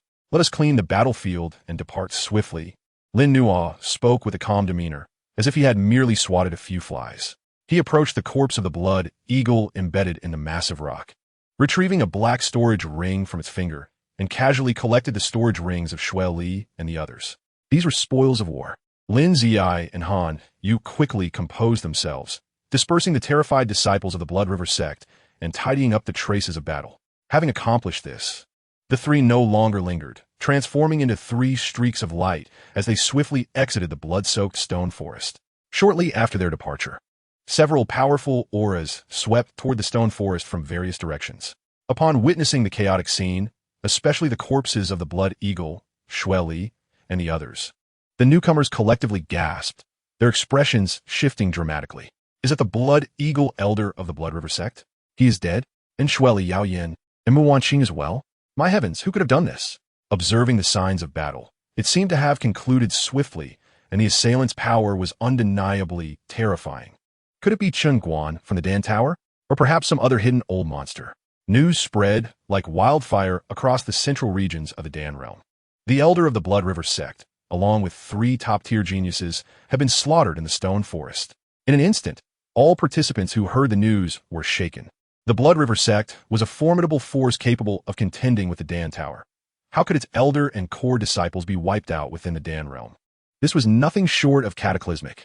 Soon after, further details emerged, suggesting that the assailant was none other than Lin Nuo, the one who had performed miracles during the preliminary trials, hailing from Canaan Academy. Lin Nuo, it was him, a 5-star Dou Wang challenging a 6-star, and he killed Shueli and the others? How is that possible? This youth must not be provoked. It appears the contest for the Dan Soul Palace has gained another formidable contender. Lin Nuo's name, alongside the massacre in the Stone Forest, resonated throughout the Dan realm with newfound authority. Previously, some may have underestimated him, due to his affiliation with Canaan Academy. But now, all such disdain had transformed into profound trepidation and respect. Upon a floating peak, Chun Guan of the Dan Tower stood with his hands clasped behind him, listening to the reports of his companions, his eyes gleaming with intensity. Lin Nuo has indeed not disappointed me. It seems the Dan Soul Palace will not be dull. In another ominous valley, a figure shrouded in a black robe, surrounded by swirling toxic mists, let out a raspy laugh. Interesting. By consuming his soul, my soul banner will surely gain tremendous power. The winds of change swept through the Dan realm, heralded by Lin Nuo's formidable rise, becoming increasingly tumultuous. All eyes began to converge upon the ultimate destination, the Dan Soul Palace. At this moment, Lin Nuo remained unfazed, seated in a temporary cave, counting his gains, particularly the storage ring belonging to the 6-star Dou Wang, the Blood Eagle. A subtle smile began to curve at the corners of his mouth. Chapter 92. Gathering from all directions. With the troubles of the Blood River sect resolved, the path ahead for Lin Nuo and his companions became considerably smoother. Perhaps word of the battle in the Stone Forest had already spread. The participants they encountered along the way, upon sensing Lin Nuo's aura, turned pale and willingly moved aside, daring not to hinder him in the slightest. Days later, a vast and ancient plaza unfurled at the horizon's edge. The plaza was paved with dark golden stones, smooth as a mirror despite the passage of eons, exuding an aura of profound antiquity. At the far end of the plaza stood a palace so grand and ancient that words could scarcely capture its essence. That was the Dan Soul Palace. The palace soared to an unfathomable height, piercing the dark violet heavens of the Dan realm, as if it were the backbone supporting this expanse. Its structure emanated a deep, dark golden hue, intricately inscribed with countless complex alchemical patterns and symbols, which were not mere engravings, but instead flowed with a life of their own, breathing and drawing upon the energy tides of the entire Dan realm. A vast and majestic soul pressure, seemingly transcending all beings, emanated from the Dan Soul Palace, enveloping the entire plaza. Under this pressure, even Dou Wang's strongholds felt their souls tremble and their significance diminished. At this moment, the expansive dark golden plaza had gathered no fewer than 200 individuals. These were the elite who had braved numerous dangers to ultimately arrive at this place. They stood scattered, their auras varying in strength. However, even the weakest among them had achieved at least a 3-star Dou Wang level. The arrival of Lin Nuo and his companions immediately attracted the attention of many in the plaza. Upon recognizing Lin Nuo, a brief silence ensued, followed by a wave of hushed astonishment and discussion. It's Lin Nuo. He has truly arrived. Is he the one who slayed the Blood Eagle Elder and Shueli? So young, his aura seems to suggest only a 5-star Dou Wang. How can this be? Silence. Do you wish to court death? A myriad of complex gazes converged upon Lin Nuo, a mixture of awe, wariness, curiosity, and scrutiny. Lin Nuo maintained a tranquil expression, his gaze sweeping across the plaza. He spotted several familiar faces. At the forefront of the plaza, near the grand entrance of the Dan Soul Palace, Chun Guan of the Dan Tower sat alone in meditation, seemingly oblivious to everything around him. Yet Lin Nuo could sense that this person's aura was deeper than during their last encounter, clearly indicating some advancement. Not far from Chun Guan sat a young man clad in splendid attire, who had achieved a soul value exceeding 800 during the preliminary trials. Hailing from a renowned alchemical family, at this moment, he regarded Lin Nuo with evident apprehension and defiance. On another side, a figure cloaked in black, surrounded by toxic mists, cast a cold gaze toward Lin Nuo, reminiscent of a serpent fixating on its prey. Additionally, several exceptionally powerful presences caught Lin Nuo's attention. A young man clad in white, bearing an ancient sword, exuded an aura as frigid as an iceberg, emanating a fierce sword intent that commanded respect. He was indeed a 5-star battle king. Yet the purity of his sword intent rendered him formidable beyond measure. Beside him stood a burly figure, his bronze skin and robust physique reminiscent of a dragon or an elephant, arms crossed and eyes glinting with disdain, his physical strength seemingly terrifying. Additionally, there was a woman adorned in colorful attire, her beauty captivating, her eyes sparkling with allure. She smiled charmingly, engaging in lively banter with those around her, though her occasional glances toward the Pill Soul Palace betrayed a sharp ambition.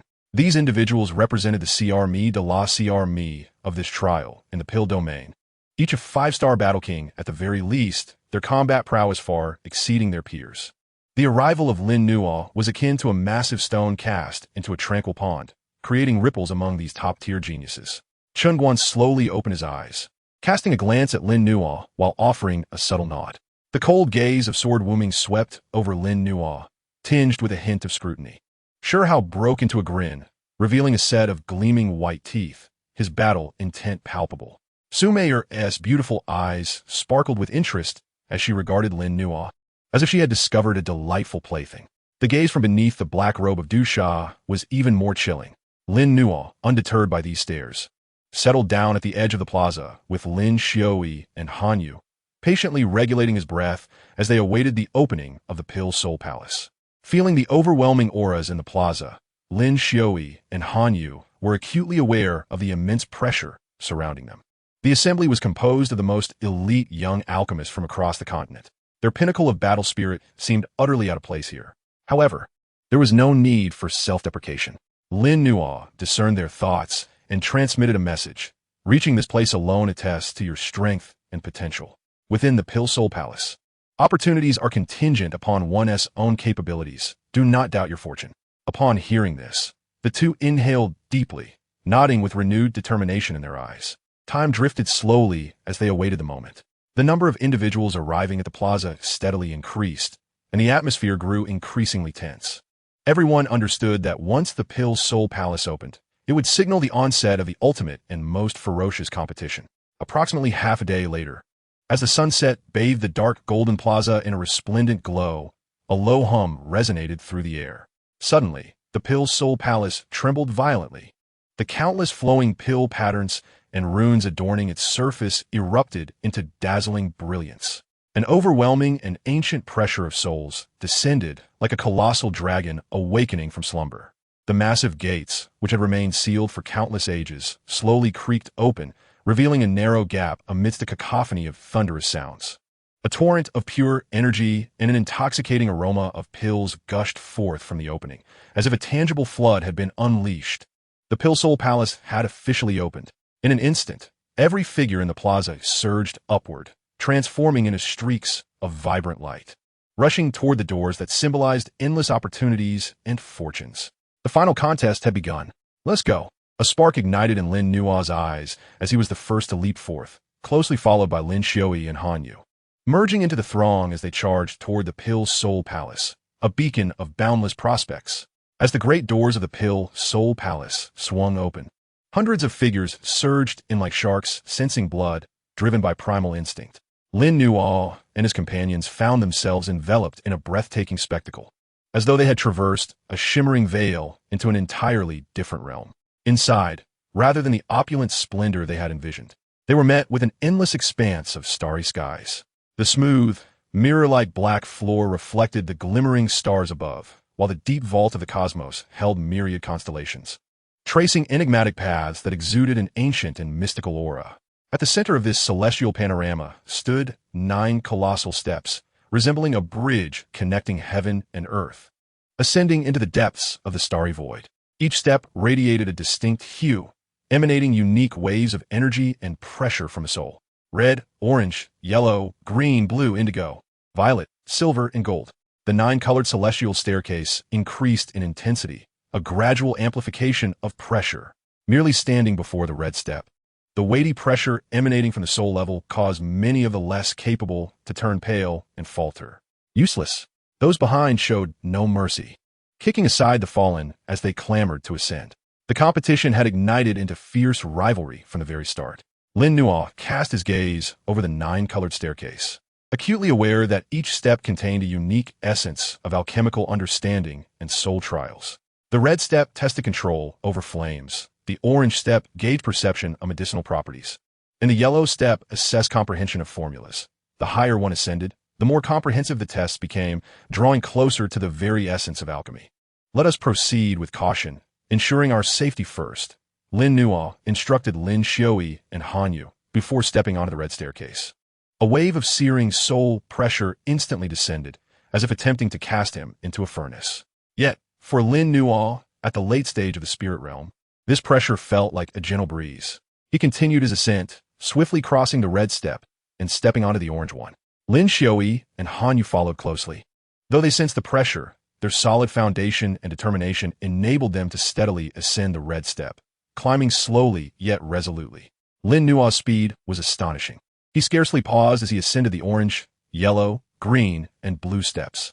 His powerful soul force, combined with his profound understanding of the great chaos pill canon, rendered the challenges of these steps trivial. His rapid ascent immediately drew the attention of those below. What incredible speed! He has already reached the blue step. The top-tier geniuses, such as Chen Guan, Sword Wuming, Shi Hao, Su Mei'er, and Dou Qi, each displayed their prowess. Though they could not match Lin Nua's extraordinary pace, they were still far beyond the ordinary, closely pursuing him as they ascended the blue step, which corresponded to the threshold of a sixth-grade alchemist. The pressure intensified, akin to the crushing depths of the ocean, not only affecting the soul, but also conjuring inner demons and illusions. Those with weaker minds fell prey to various hallucinations upon stepping onto the blue staircase, some bursting into maniacal laughter, others weeping bitterly, and some standing frozen, immobilized. At last, Lin Nua's pace faltered slightly. The pressure of the blue step began to exert its influence over him. More critically, various fragmented pill, formulas, and pharmacological conundrums began to materialize upon the staircase, requiring him to utilize his soul power to deduce and complete them within a limited time frame to proceed. This trial tested comprehensive alchemical knowledge. However, for Lin Nua, who had inherited the ancient and powerful legacy of the pill heart, it remained far from daunting. A chaotic light flickered in his eyes as he swiftly analyzed and deconstructed the complex formulas and problems laid before him, the answers flowing effortlessly to him. With a single step, he leaped several tiers, swiftly advancing toward the pinnacle of the blue staircase.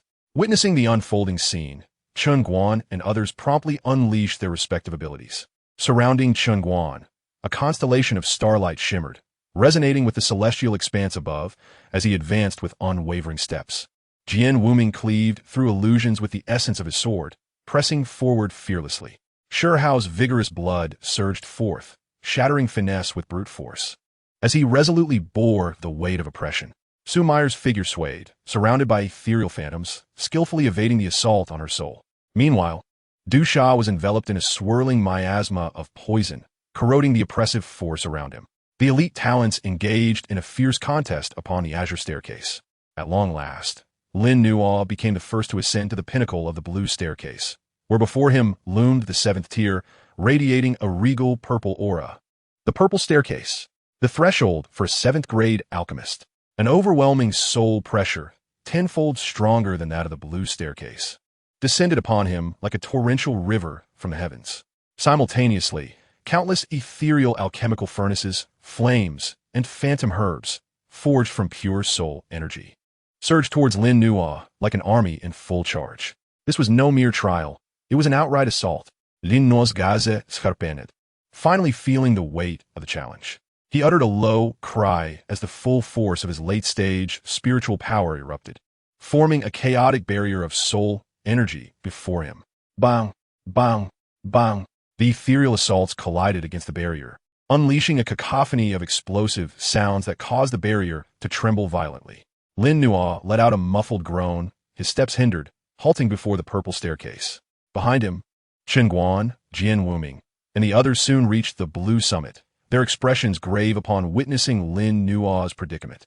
The difficulty of the purple staircase far exceeded their expectations. It seems your limits are reached. Dou Qi sneered coldly, as his miasma transformed into a colossal serpent, attempting to forcefully surge up the purple staircase, only to be instantly repelled by the overwhelming soul pressure and attacks, staggering back in disarray, his countenance darkening. Lin Nua paid no heed to the commotion behind him. He took a deep breath, his eyes flickering with alternating chaos and radiant colors. Do you think this mere staircase can impede me? Within him, the great chaos alchemy scripture quietly operated, harmonizing the chaotic cyclone at his dantian with the immense spiritual force in his sea of consciousness. He shifted from passive defense to actively transforming his spiritual power into countless minute chaotic vortices, meeting the oncoming ethereal assaults head-on. Devour, refine, with the essence of chaos. He embraced myriad laws. The frenzied soul attacks, upon contact with the chaotic vortices, were swiftly disassembled and absorbed, transforming into nourishment for Lin Nua's soul. He stepped forward, firmly planting his foot on the purple staircase. Though his form wavered slightly, his resolve was as steadfast as a mountain. He had successfully ascended to the 7th tier. In an instant, the entire Alchemy Soul Hall seemed to tremble slightly, and certain stars in the cosmos shone even more brilliantly. Below, all eyes were fixed in awe upon the figure standing resolutely on the purple staircase. Chun Guan's eyes ignited with fierce combat spirit. With a low roar, he donned a suit of starlight armor and boldly stepped onto the purple staircase. Jian Wuming fused with his sword, transforming into a breathtaking beam of sword light that rent the oppressive atmosphere, forcefully ascending. Sure Hao howled, crimson markings emerging on his bronze skin, embodying an ancient warrior as he relentlessly pressed forward, step by step. Su Meyer commanded the ethereal, her form flickering like a mirage as she skillfully navigated upwards. The elite talents each displayed their prowess, commencing their assault on the purple staircase, a symbol of 7th-grade alchemy. The ultimate legacy of the Alchemy Soul Hall lay atop the highest golden staircase. Chapter 94. The Contest on the Purple Staircase. The purple staircase stood like a majestic amethyst pathway across the starry sky, exuding a mysterious aura that sent shivers through the soul. Those who could tread here were truly a rare breed. Lin Nuo bore the brunt of the most intense soul assaults. Countless ethereal alchemical furnaces, strange flames, and rare herbal phantoms, seemingly imbued with intellect, bombarded him from all directions. Each strike could severely injure the soul of an ordinary 6th-grade alchemist. Yet, he remained as steady as a rock, the great chaos alchemy scripture ceaselessly operating. As the chaotic spiritual force within his sea of consciousness ground the incoming soul phantoms to dust, absorbing them and converting them into sustenance for his growth. Each step he took, while slow, was imbued with unwavering determination as he delved deeper into the purple staircase. His soul power, under such extreme pressure, became increasingly solid and pure. Following closely behind, Chun Guan was enveloped in a hazy starlight, his steps seemingly unhurried yet imbued with a unique rhythm. As if in sync with the cosmic cadence of the Alchemy Soul Hall, the soul attacks, upon nearing him, were diminished in potency by the starlight, which he adeptly guided and deflected with his exquisite soul manipulation techniques. The profound heritage of the Alchemy Tower's lineage was on full display at this moment. Jian Wuming, however, chose a different path. His fingers transformed into a sword, an unparalleled sharpness emanating from him, not aimed at tangible foes, but cleaving through the intangible soul pressure and assaults. Wherever his sword intent passed, the soul attacks were forcibly split apart, clearing a path for him. He safeguarded his alchemical pursuits with the sword, advancing relentlessly. Sure Hao's approach was the most tyrannical. He disregarded the elaborate soul attacks, his bronze form surging with blood, akin to an ancient dragon, as he withstood the soul pressure through sheer physical might, crushing forward with every step. Each stride caused the purple staircase to tremble slightly, as if the trial transcended mere spiritual endurance. Su Meyer's movements were enigmatic, her colorful garments billowing as she traversed the boundary between reality and illusion. The soul attacks often passed through her phantoms, unable to touch her essence. She smiled charmingly, appearing effortless, yet the beads of sweat forming on her brow revealed that she bore her own burdens. Dou Qi, the most insidious of them all, allowed his miasma not only to corrode the soul pressure, but also to subtly spread, attempting to disrupt the minds of those nearby, particularly targeting Lin Nuo at the forefront. Numerous concealed poison soul darts, like stealthy serpents, silently struck at Lin Nuo's vulnerable back. Yet Lin Nuo, as if possessing eyes in the back of his head, did not turn around. Instead, he allowed his chaotic flames to swell slightly, causing the poison darts to dissolve like snow under the sun, leaving not a ripple in their wake. A trifling trick, Lin Nuo's indifferent voice echoed, darkening Dou Qi's expression further beneath his black cloak. Each individual showcased their unique abilities as they trudged onward upon the purple staircase. The deeper they ventured, the stronger the pressure became, and the soul attacks intensified in both density and ferocity, even evolving into scenes of failed alchemical endeavors, igniting inner demons and testing their resolve. A 5-star combat king genius from a prominent family, upon reaching the midpoint of the purple staircase, was ensnared by the illusion of exploding alchemical furnaces. Causing his heart to falter, he screamed in agony as his soul suffered injury, tumbling down the staircase, expelled by the Alchemy Soul Hall's force, losing his qualification. This scene rendered the remaining contenders increasingly cautious. Lin Nuo continued to lead, having traversed more than half of the purple staircase. Now, he faced not only soul assaults, but also the emergence of indistinct phantoms of alchemists, composed of soul energy manifesting upon the staircase. These phantoms either wielded alchemical formulas, manipulated flames, or refined herbs, each motion imbued with profound alchemical wisdom, accompanied by formidable soul disturbances. This trial resembled a real combat scenario in the realm of alchemy. Lin Nuo's expression grew serious, as he dared not be negligent. He too conjured a phantom of himself using his spiritual power, simulating alchemical processes, engaging in a dialectic with the ancient alchemist phantoms, mutually affirming and countering each other. In an instant, the area around him on the staircase erupted with collisions of soul energy, intertwining alchemical rhythms, and a plethora of anomalies. Chen Guan and the others encountered similar trials. Embroiled in fierce battles, their pace significantly reduced. Yet Lin Nuo, through the great chaos alchemy scriptures all-encompassing nature and his unique chaotic soul, gradually gained the upper hand in the discourse with these alchemist phantoms. His understanding of the Tao of alchemy became increasingly profound and transparent through each successive confrontation. Finally, upon vanquishing the last illusory figure of an alchemist wielding a colorful pestle for concocting elixirs, Lin Nuo's vision cleared, and he ascended to the pinnacle of the violet staircase. Before him lay the magnificent 8th celestial staircase, shimmering with resplendent silver light. The silver tier, the threshold of an 8th-grade alchemist, a master of the craft. A force seemingly emanating from the primordial chaos, vast as a sea of stars, descended upon Lin Nuo's soul like the Milky Way crashing down, overwhelming him with its tremendous weight. Crack! Even with Lin Nuo's late-stage spiritual realm, he felt his consciousness tremble violently, as if his soul might shatter under this immense power. He staggered, nearly collapsing to the ground. Simultaneously, the scene upon the silver staircase shifted again. No longer were there tangible attacks. Instead, a chaotic and unformed vista emerged, with earth, water, fire, and wind raging, as if reenacting the primordial genesis of existence. This was a test of the essence of alchemy, a trial of the creative force.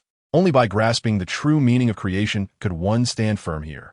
Lin Nuo's complexion paled instantly, a trickle of blood escaping from the corner of his mouth. The difficulty of this 8th celestial staircase far exceeded his expectations. He suddenly lifted his gaze toward the silver staircase, which seemed so near yet distant as if it were in another realm, fiery determination igniting in his eyes. Chaos unformed, the birth and death of all things? Within him, a chaotic vortex infused with the essence of the colorful glazed flame, containing a hint of the power of rebirth and creation, seemed to respond to some unseen stimulus. Spinning with unprecedented fervor, deep within his soul, the supreme concept derived from his heart of alchemy, of utilizing heaven and earth as a furnace and creation as a craft, resonated strongly with the chaotic scene before him. My path is chaos. It is creation, he roared, no longer resisting the terrifying oppressive force, instead willingly merging his soul's power into the chaos, using himself as a conduit to comprehend, to guide, to create. Buzz!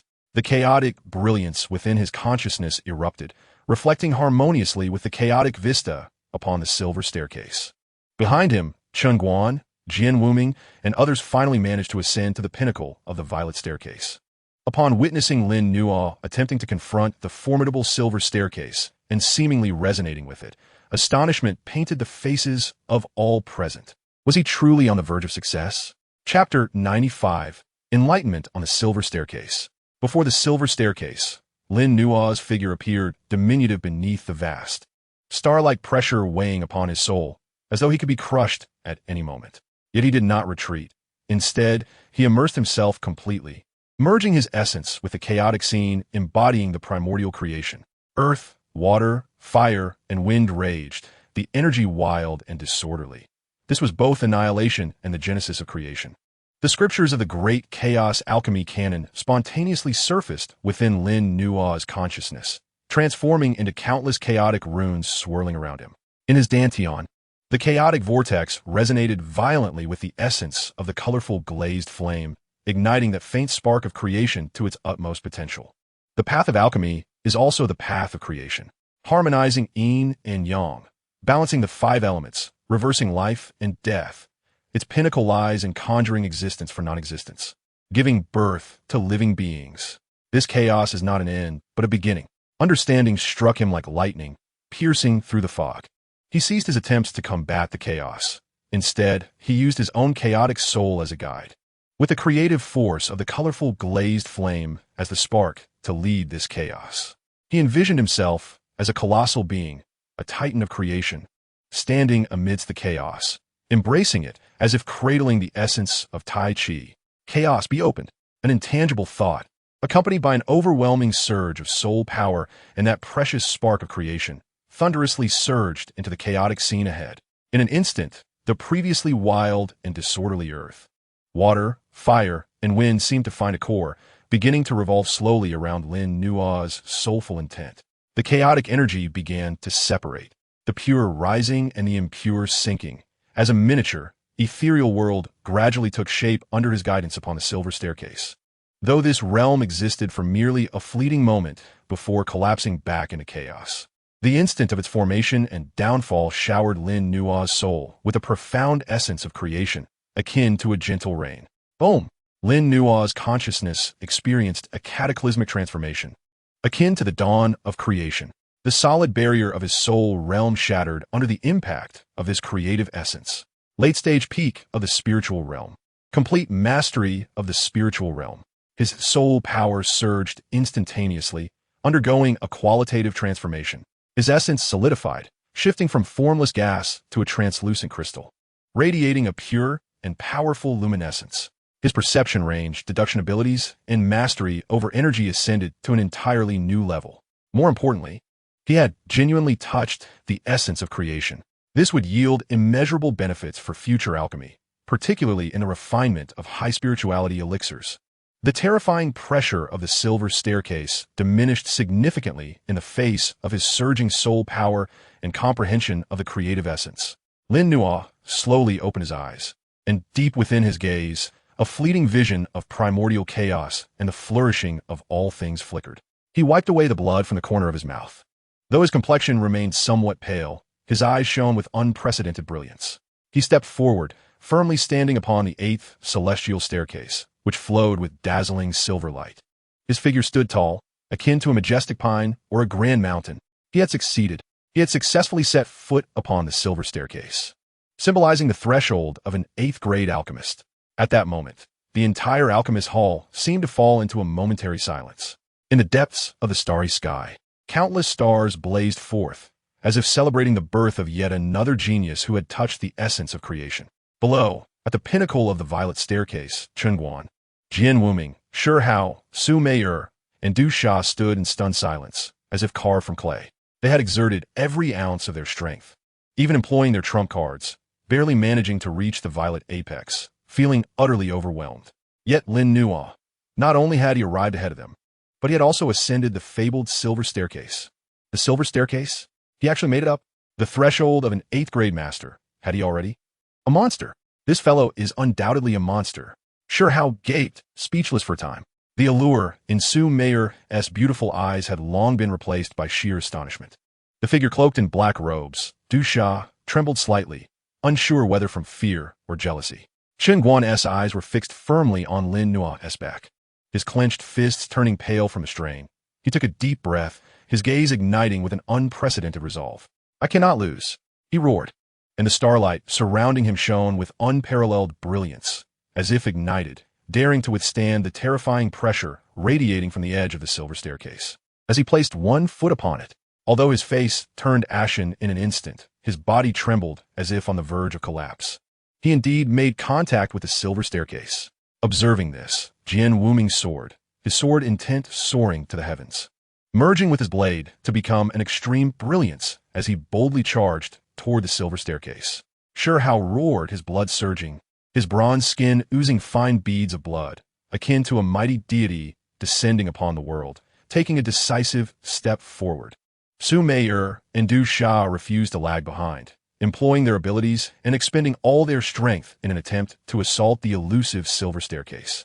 However, the pressure emanating from the silver staircase far exceeded their imagination, except for Chengguan, who, relying on the secret techniques of the alchemy tower and profound heritage, barely stabilized 1 foot, Jian Wuming, Shi Hao, Su Mei'er, and Du Sha, the moment they set foot upon the silver staircase, were swept away like leaves in a tempest, spewing blood and being violently thrown back to the violet staircase, sustaining serious injuries. The silver staircase is not to be tread by those lacking great opportunity, profound enlightenment, or indomitable will. Chun Guan could only endure for a mere 10 breaths before he could no longer sustain himself. With a muffled groan of reluctance, he retreated, his complexion ashen. Although he had grazed the silver, he could not truly take root. At this juncture, upon the 8th tier of the silver ladder, there stood but one Lin Nuo. He stood alone upon the silver stage, gazing down upon the multitude below. Though he had only taken a single step, the disparity was colossal. He did not linger. After regulating his breath, he advanced once more, progressing deeper into the silver ladder towards the ultimate golden tier, moving with deliberate grace. With each step he took, manifestations of chaos and creation unfolded around him, and fresh insights surged forth within his heart. His ambition remained steadfast, the highest point. The ultimate legacy of the Dan Soul Palace lay tantalizingly within reach. Chapter 96, The Dan Soul Legacy. Standing alone on the silver tier, Lin Nuo resembled a solitary wanderer traversing a sea of stars. With each footfall, the silver radiance beneath him rippled outward, evolving into ever more profound, chaotic visions and the essence of creation. The oppressive forces and trials here transcended mere soul impacts. They directly probed the very roots of the Tao, challenging his ultimate comprehension of the path of elixirs, of life, and of the cosmic laws. Had he not recently grasped a fragment of the chaotic creation realm and achieved a consummate level of spiritual enlightenment, he would have found it nearly impossible to proceed. His pace was deliberate, yet each step was resolutely firm. In his mind, the profundities of the great chaos elixir scripture resonated in harmony with the rhythms of the Tao transmitted by the silver ladder. Many previously obscure concepts now became lucid and interconnected. His mastery of the elixir path was progressing at an astonishing rate towards the legendary realm of the Grandmaster. Meanwhile below, Chen Guan and the others could only watch helplessly as Lin Nuo's figure receded further along the silver ladder, ultimately transforming into a blurred, vanishing into the depths of the resplendent silver light. A sense of powerlessness, defeat, and a hint of indescribable admiration filled their hearts. They had come to understand that, in comparison to Lin Nuo, they were indeed lacking. Time flowed indeterminately, when Lin Nuo sensed that his soul had been tempered through countless trials. Becoming as pure and resplendent as a rainbow-hued glass, unyielding and invincible, he finally reached the end of the silver ladder. Before him lay no more steps, only a barrier, spanning the starry sky, formed purely of condensed light. Beyond this barrier lay the 9th tier, the golden ladder. This gold was not the mundane hue of wealth, but rather embodied supreme majesty, eternal and indestructible, seemingly representing the pinnacle of the elixir path's brilliance. Merely gazing upon it evoked a sharp pang of pain and reverence within Lin Nuo's soul. Upon the golden ladder, there was nothing but a sphere of light, roughly the size of a human head, constantly shifting in form. At times, it resembled a medicinal cauldron, at others, an elixir of flame or foliage, ultimately morphing into the indistinct silhouette of an elder seated in meditation. The elder's visage was unclear, yet exuded an unparalleled aura of inclusiveness and a capacity to enlighten all beings. He appeared to be the very core of the Dan Soul Palace, a confluence of the wills of countless elixir path sages. The Dan Soul Legacy. Lin Nuo's heart raced with intensity. He could sense that the aura contained within was a transcendent legacy of elixir knowledge far beyond his previous understanding. However, the golden barrier loomed like an insurmountable chasm, isolating him from all. Countless delicate, tadpole-like golden runes flowed upon its surface, each imbued with terrifying soul power and the principles of the elixir path. The final trial. Lin Nuo realized, to obtain the ultimate legacy, he must pass through this last barrier. He took a deep breath, adjusting his state to its zenith. The soul power of his consummate spiritual realm erupted forth without reservation. Chaotic energy coalesced in front of him, forming soul runes imbued with the essence of chaotic creation, which he slowly pressed against the golden barrier. He would challenge this final barrier with his comprehension of the elixir path. Buzz. The moment his soul runes made contact with the golden barrier, it trembled violently. The golden runes above seemed to come alive, surging towards Lin Nuo's soul runes like a tidal wave, launching a fierce onslaught, eroding and assimilating. This was the most direct clash of elixir path philosophies. Lin Nuo let out a muffled groan, feeling as though his soul had been cast into a myriad of elixir furnaces, bombarded by countless disparate elixir concepts, refining techniques, and medicinal properties, all crashing against his will like a torrent. He steadfastly held onto his core, fully activating the encompassing essence of the great chaos elixir scripture, allowing chaos to give rise to myriad forms, drawing in all that is. His soul runes flickered uncertainly in the tempest, yet they never faltered. Instead, they continuously absorbed and fused the essence contained within the golden runes, becoming denser and more profound. This was a perilous yet immensely fortuitous discourse of the soul. At this moment, time lost all significance. Lin Nuo's entire being was immersed in this ethereal dialogue with the wills of the elixir path sages.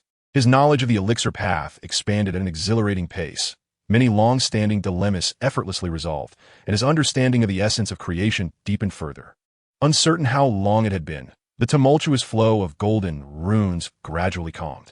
Lin Nuo's soul runes had transformed into something substantial, radiating a chaotic hue, interwoven with a halo of colors and golden patterns, exuding an essence of perfection. He had successfully gained the recognition of the golden barrier. Crack!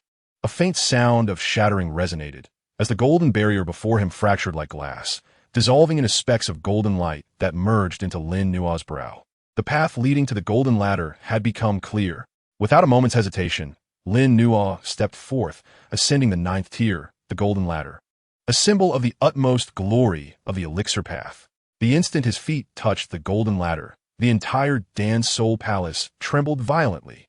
The myriad stars in the starry sky erupted in the most brilliant radiance, weaving together a grand symphony, an oceanic surge of pure energy and elixir fortunes. Akin to rivers converging into the sea, surged wildly into Lin Nuo's being.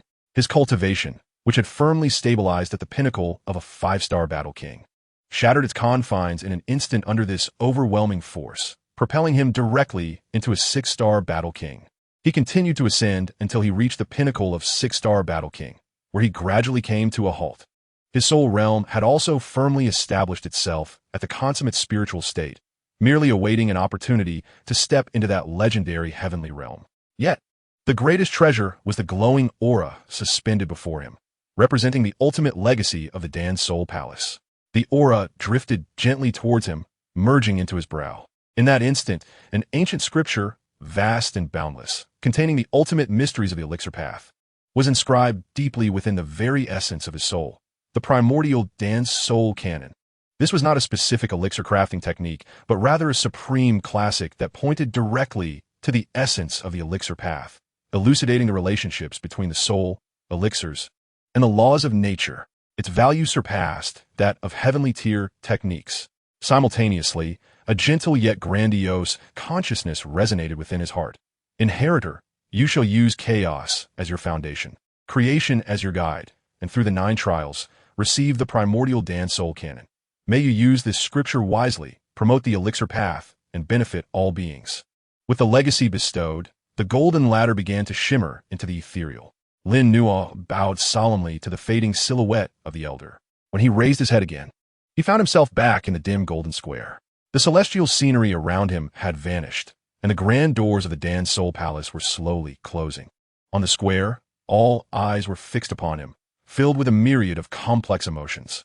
Chen Guan gazed at him, ultimately letting out a long sigh. Clasping his hands in respect, "Brother Lin, I am in awe."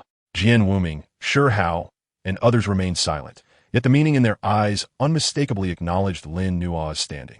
Lin Nuo felt the surging power within him and the supreme classic in his soul, his heart enveloped in tranquility. In the realm of alchemy trials, he had ascended to the pinnacle. What kind of ripples would his name create in the outside world? Chapter 97. The Curtain Falls. The enormous doors of the Dan Soul Palace closed with a deep rumble, the swirling alchemical patterns and runes on its surface gradually dimming, reverting to an eternal silence. The immense spiritual pressure that had engulfed the square receded like a tide. All the surviving contestants were gently transported from within the Dan Soul Palace back to the dim golden square. After a brief silence, the square erupted into a cacophony. The relief of surviving the ordeal mingled with the bittersweet emotions of missed opportunities, reflected on every face. Yet, almost all gazes involuntarily turned towards the center of the square, where a black-clad youth slowly opened his eyes, Lin Nuo. This name, once obscure before the commencement of the alchemy trials, now shone like a resplendent sun in the hearts of every participant. With exceptional performances in the initial 3 rounds, vanquishing a 6-star Battle King in Sherlin Town, dominating the 9-tiered ladder, and ultimately ascending to the golden stage to acquire the ultimate legacy of the Dansol Palace, his achievements gleamed like a myth, instilling no thought of pursuit in others. Top talents such as Chen Guan, Jian Wuming, Shi Hao, and Su Meier stood nearby, their expressions a complex tapestry as they beheld Lin Nuo. They too were prodigies, proud and lofty, yet all their arrogance was shattered in the face of Lin Nuo's undeniable prowess and accomplishments. They understood that from this moment forth, there would be an insurmountable peak among the younger generation of alchemists, named Lin Nuo. Poisonous malice twisted the hidden face beneath the black robe, filled with reluctance and resentment. Yet he was acutely aware of the chasm between him and Lin Nuo, burying this hatred deep within. Lin Shuya and Han Yu hastened to Lin Nuo's side, their faces radiant with excitement and pride. Although they had not ascended the higher tiers, they had each gained considerable progress within the Dansol Palace. Junior brother Lin Nuo, congratulations, Lin Shuya exclaimed earnestly. Han Yu's beautiful eyes sparkled as she softly added, congratulations on reaching the summit. Lin Nuo offered them a faint smile and a nod. His aura was even deeper and more restrained than before entering the Dansol Palace, as if all his sharpness had been retracted. Yet the occasional fluctuations emanating from him caused even the battle kings around to experience a shiver of trepidation. At that moment, the air above the square shimmered slightly as several figures materialized out of thin air. Leading them was Elder Chioling of the Dan Tower, followed by several elders with profound auras.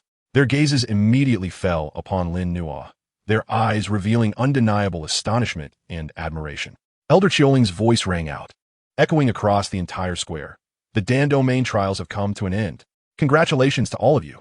Reaching this place signifies the hope for the future of our continent's alchemists. His gaze swept over the crowd and finally settled on Lin Nuo, his tone imbued with a barely perceptible warmth. After our deliberation, the final rankings of this trial are as follows. Everyone's hearts quickened. 10th place, Huanin Valley, Eshu Mayer. 9th place, Barbarian King Sect, Shi Hao. 8th place, Sky Sword Pavilion, Jian Wuming. As each name was announced, reactions varied from joy to calmness, to disappointment. 3rd place, Medicine Clan, Yao Xingji. 2nd place, Dan Tower, Chen Guan. Upon hearing his name, Chen Guan's expression remained placid, as if he had anticipated this outcome. He looked towards Lin Nuo with a steady gaze. Elder Chioling paused momentarily, his voice suddenly rising in a solemn declaration. 1st place, Canaan Academy, Lin Nuo. Despite prior speculation, when this name was officially declared, an audible gasp swept through the square. Countless gazes converged once more, filled with awe, envy, and even fervor. Canaan Academy, once a relatively inconspicuous force in the Dan Tower's grand events, now shone brilliantly due to one individual. According to the trial rules, the top 10 contestants would earn the privilege to enter the Star Domain for a month of training and secure a seed spot for the next Alchemy Conference. The top 3 would receive additional generous rewards. With a wave of his sleeve, Elder Chioling sent forth streams of light to the respective recipients. Before Lin Nuo floated a resplendent jade token in an ancient-looking jade box. Lin Nuo, you have ascended to the golden stage and obtained the Dansol inheritance. This is an unprecedented event in a millennium. Within this jade box lies an 8-color Dan Lay's 8th grade medicinal pill, Bodhi Enlightenment Pill, which can help you stabilize your realm and deepen your understanding of alchemy. I hope you make good use of it. 8th grade medicinal pill, Bodhi Enlightenment Pill. The square erupted into another wave of astonishment.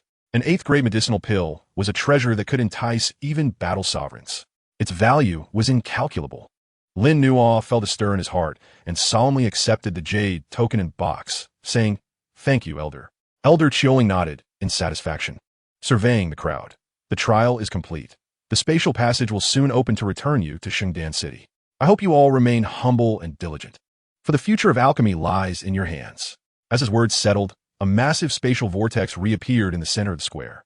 With varying emotions, the crowd began to step into the vortex one after another.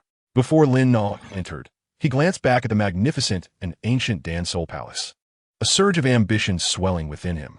The Dan domain trials were the true beginning of his renown across the continent. Yet, a broader horizon awaited him on the path ahead. Zhongzhou, due to his extraordinary emergence, would surely be swept into a new storm. Chapter 98, The Rising Storm. After the dizzying sensation of spatial transition, Lin Nuo and his companions found themselves back in the vast teleportation square of Shengdan City. Unlike their departure, the square was now teeming with people, bustling with excitement. Countless gazes, like searchlights, converged on the contestants who had just returned from the Dan realm, particularly on the most eye-catching black-clad youth. They're out. They're back. Look, that Lin Nuo, the unparalleled genius who topped the Dan Soul Palace's golden stage. So young. His aura is so profound. Canaan Academy truly has produced a true dragon this time. Gasps and discussions surged like a tsunami.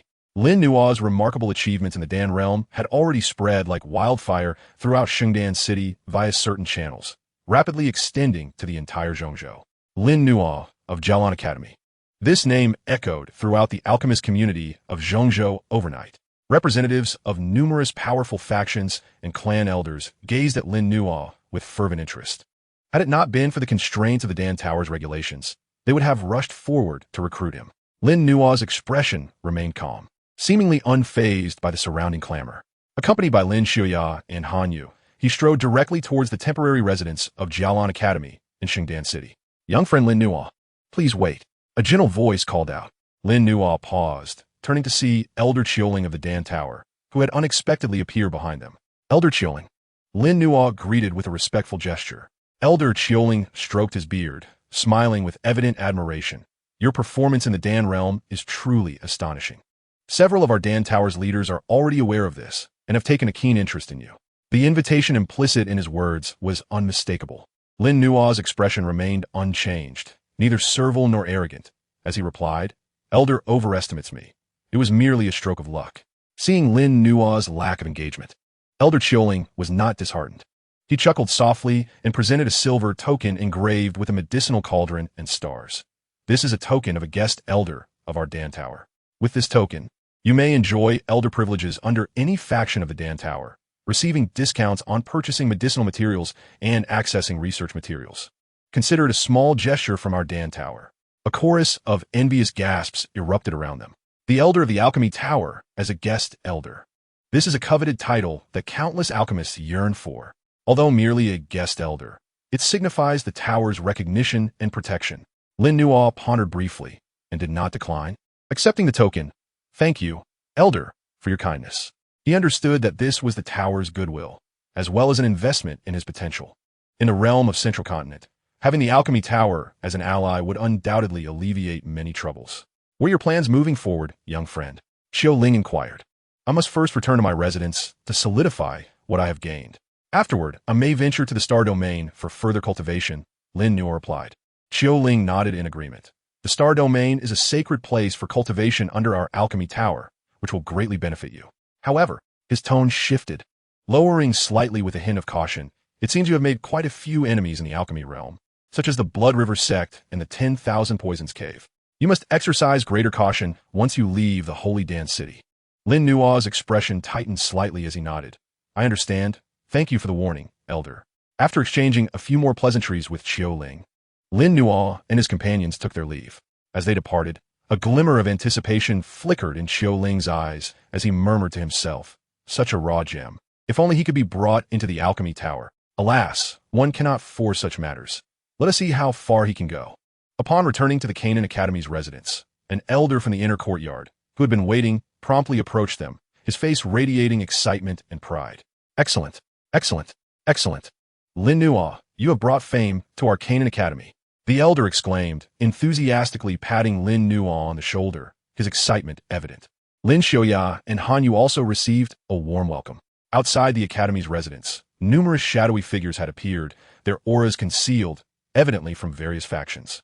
Lin Nuo was acutely aware of this. A tree that stands out invites the wind. His current prominence had undoubtedly attracted much attention and envy. The guest elder token from the Alchemy Tower could ward off open attacks, but was insufficient to guard against hidden threats, especially from the Blood River sect. The 10,000 Poisons Cave and the Chiu family, whose member he had incapacitated, these factions would not rest easily. I must elevate my strength swiftly, Lin Nuo resolved internally. The inheritance from the Dan Soul Palace required time to digest, and the Bodhi Enlightenment Pill could aid him in advancing further. Only with sufficiently formidable strength could he weather any storm. He instructed Lin Xiuya and Hanyu to also devote time to their cultivation in preparation for the impending challenges, before retreating into a secret chamber to begin his closed-door training. As Lin Nuo focused on consolidation, the turmoil he had incited in Holy Dan City and the entire central continent was rapidly escalating. In the Blood River sect's stronghold, within a hall thick with the scent of blood, a middle-aged man clad in a crimson robe, with a sinister countenance, bellowed in fury, incompetence. A bunch of useless fools. His formidable presence caused the entire hall to tremble. He was Shui He, the vice-sect master leading the current expedition. Below him, several disciples of the Blood River sect who had returned from the alchemy realm knelt in fear. The elder Shui Jiu has fallen, and young Master Shui Li is dead. This enmity is irreconcilable. Shui He's eyes burned with murderous intent. Investigate. I want to uncover every detail about that little beast. Once he leaves Holy Dan City, our sect will extract his soul and refine his essence to honor our fallen elders and disciples. Yes, his subordinates hastily complied. The 10,000 Poisons Cave, along with the Bloodblade sect of Tinya City and other factions harboring grievances against Lin Nuo, were also stirring in the shadows, their murderous intentions concealed. Meanwhile, some factions aligned with the Canaan Academy or seeking to befriend Lin Nuo began to proactively engage with the elders at the Academy's residence. The depths of Central Continent, stirred by the monumental ripple caused by Lin Nuo's presence, were beginning to churn with undercurrents. The true test awaited him upon his emergence from seclusion. Chapter 99. Closed-Door Cultivation. Within the secret chamber of the Canaan Academy's residence, Lin Nuo sat cross-legged, his aura solid and concentrated. He did not immediately consume the precious Bodhi Enlightenment Pill. Instead, he first delved deep into his soul, beginning to sort through and assimilate the vast gains from his journey in the Dan domain. The first treasure was the Taichu Dan Soul Cannon. This supreme inheritance from the Dan Soul Palace was as vast as the starry sea, far beyond his ability to fully comprehend in a short time. What he could currently grasp was merely the foundational introduction, detailing how to utilize soul power to communicate more deeply with the properties of herbs, invoking the power of rules to imbue elixirs with spirit. This was already astonishing. Ordinary alchemists typically relied on chance and the inherent spirituality of materials to imbue their elixirs, while the Taichu Dan Soul Cannon provided a systematic method, albeit challenging, directly aiming at the core secrets of grade 7 and above spiritual elixirs. With his soul power reaching the pinnacle of the spirit realm, Lin Nuo attempted to guide his mental energy to resonate with a certain spiritual rule in the void, as described in the scriptures. Initially, it was obscure and progress was slow, but he remained patient, immersing himself entirely in the endeavor. Simultaneously, the chaotic vortex in his dantian, infused with 7-colored glazed flame, began to operate autonomously, gradually absorbing the rich energy of heaven and earth that gathered within the secret chamber. Solidifying his peak position as a 6-star Douwan, time slipped away quietly in the silence of cultivation. After an indeterminate duration, Lin Nuo felt he had a preliminary grasp of the introductory sections of the Taichu Dan Soul Cannon and slowly opened his eyes. He flipped his palm, revealing the ancient jade box. As he opened the box, an indescribable refreshing aura wafted forth, invigorating his spirit. At the center of the box, a pill the size of a longan, perfectly rounded and radiating 8 soft hues, floated serenely. The surface of the pill bore 8 subtle patterns, akin to thunder markings, exuding both overwhelming and gentle energy. An 8-grade elixir, the Bodhi Enlightenment Pill. This pill did not directly enhance cultivation, but rather cleanse the soul and enlightened wisdom, inducing a state akin to sudden realization, proving unparalleled efficacy in comprehending techniques, combat skills, and even the laws of heaven and earth. No longer hesitating, Lin Nuo placed the pill in his mouth. It dissolved instantly, transforming into a cool, sweet nectar that slid down his throat, erupting into a powerful wave, not dispersing through his limbs, but surging directly into his sea of consciousness. Boom! Lin Nuo felt as if his soul had been cast into a warm ocean, where countless fragments of insights regarding alchemy, cultivation, and the principles of the universe sparkled and collided like stars. Many confusions and bottlenecks he had encountered in his cultivation journey became vividly clear at this moment, and a torrent of brilliant ideas surged uncontrollably. The once obscure passages of the Great Chaos Dan Canon and the Taichu Dan Soul Canon revealed their true meanings. As if dust had been wiped away, even the profound concept of chaos opening the heavens grew more profound.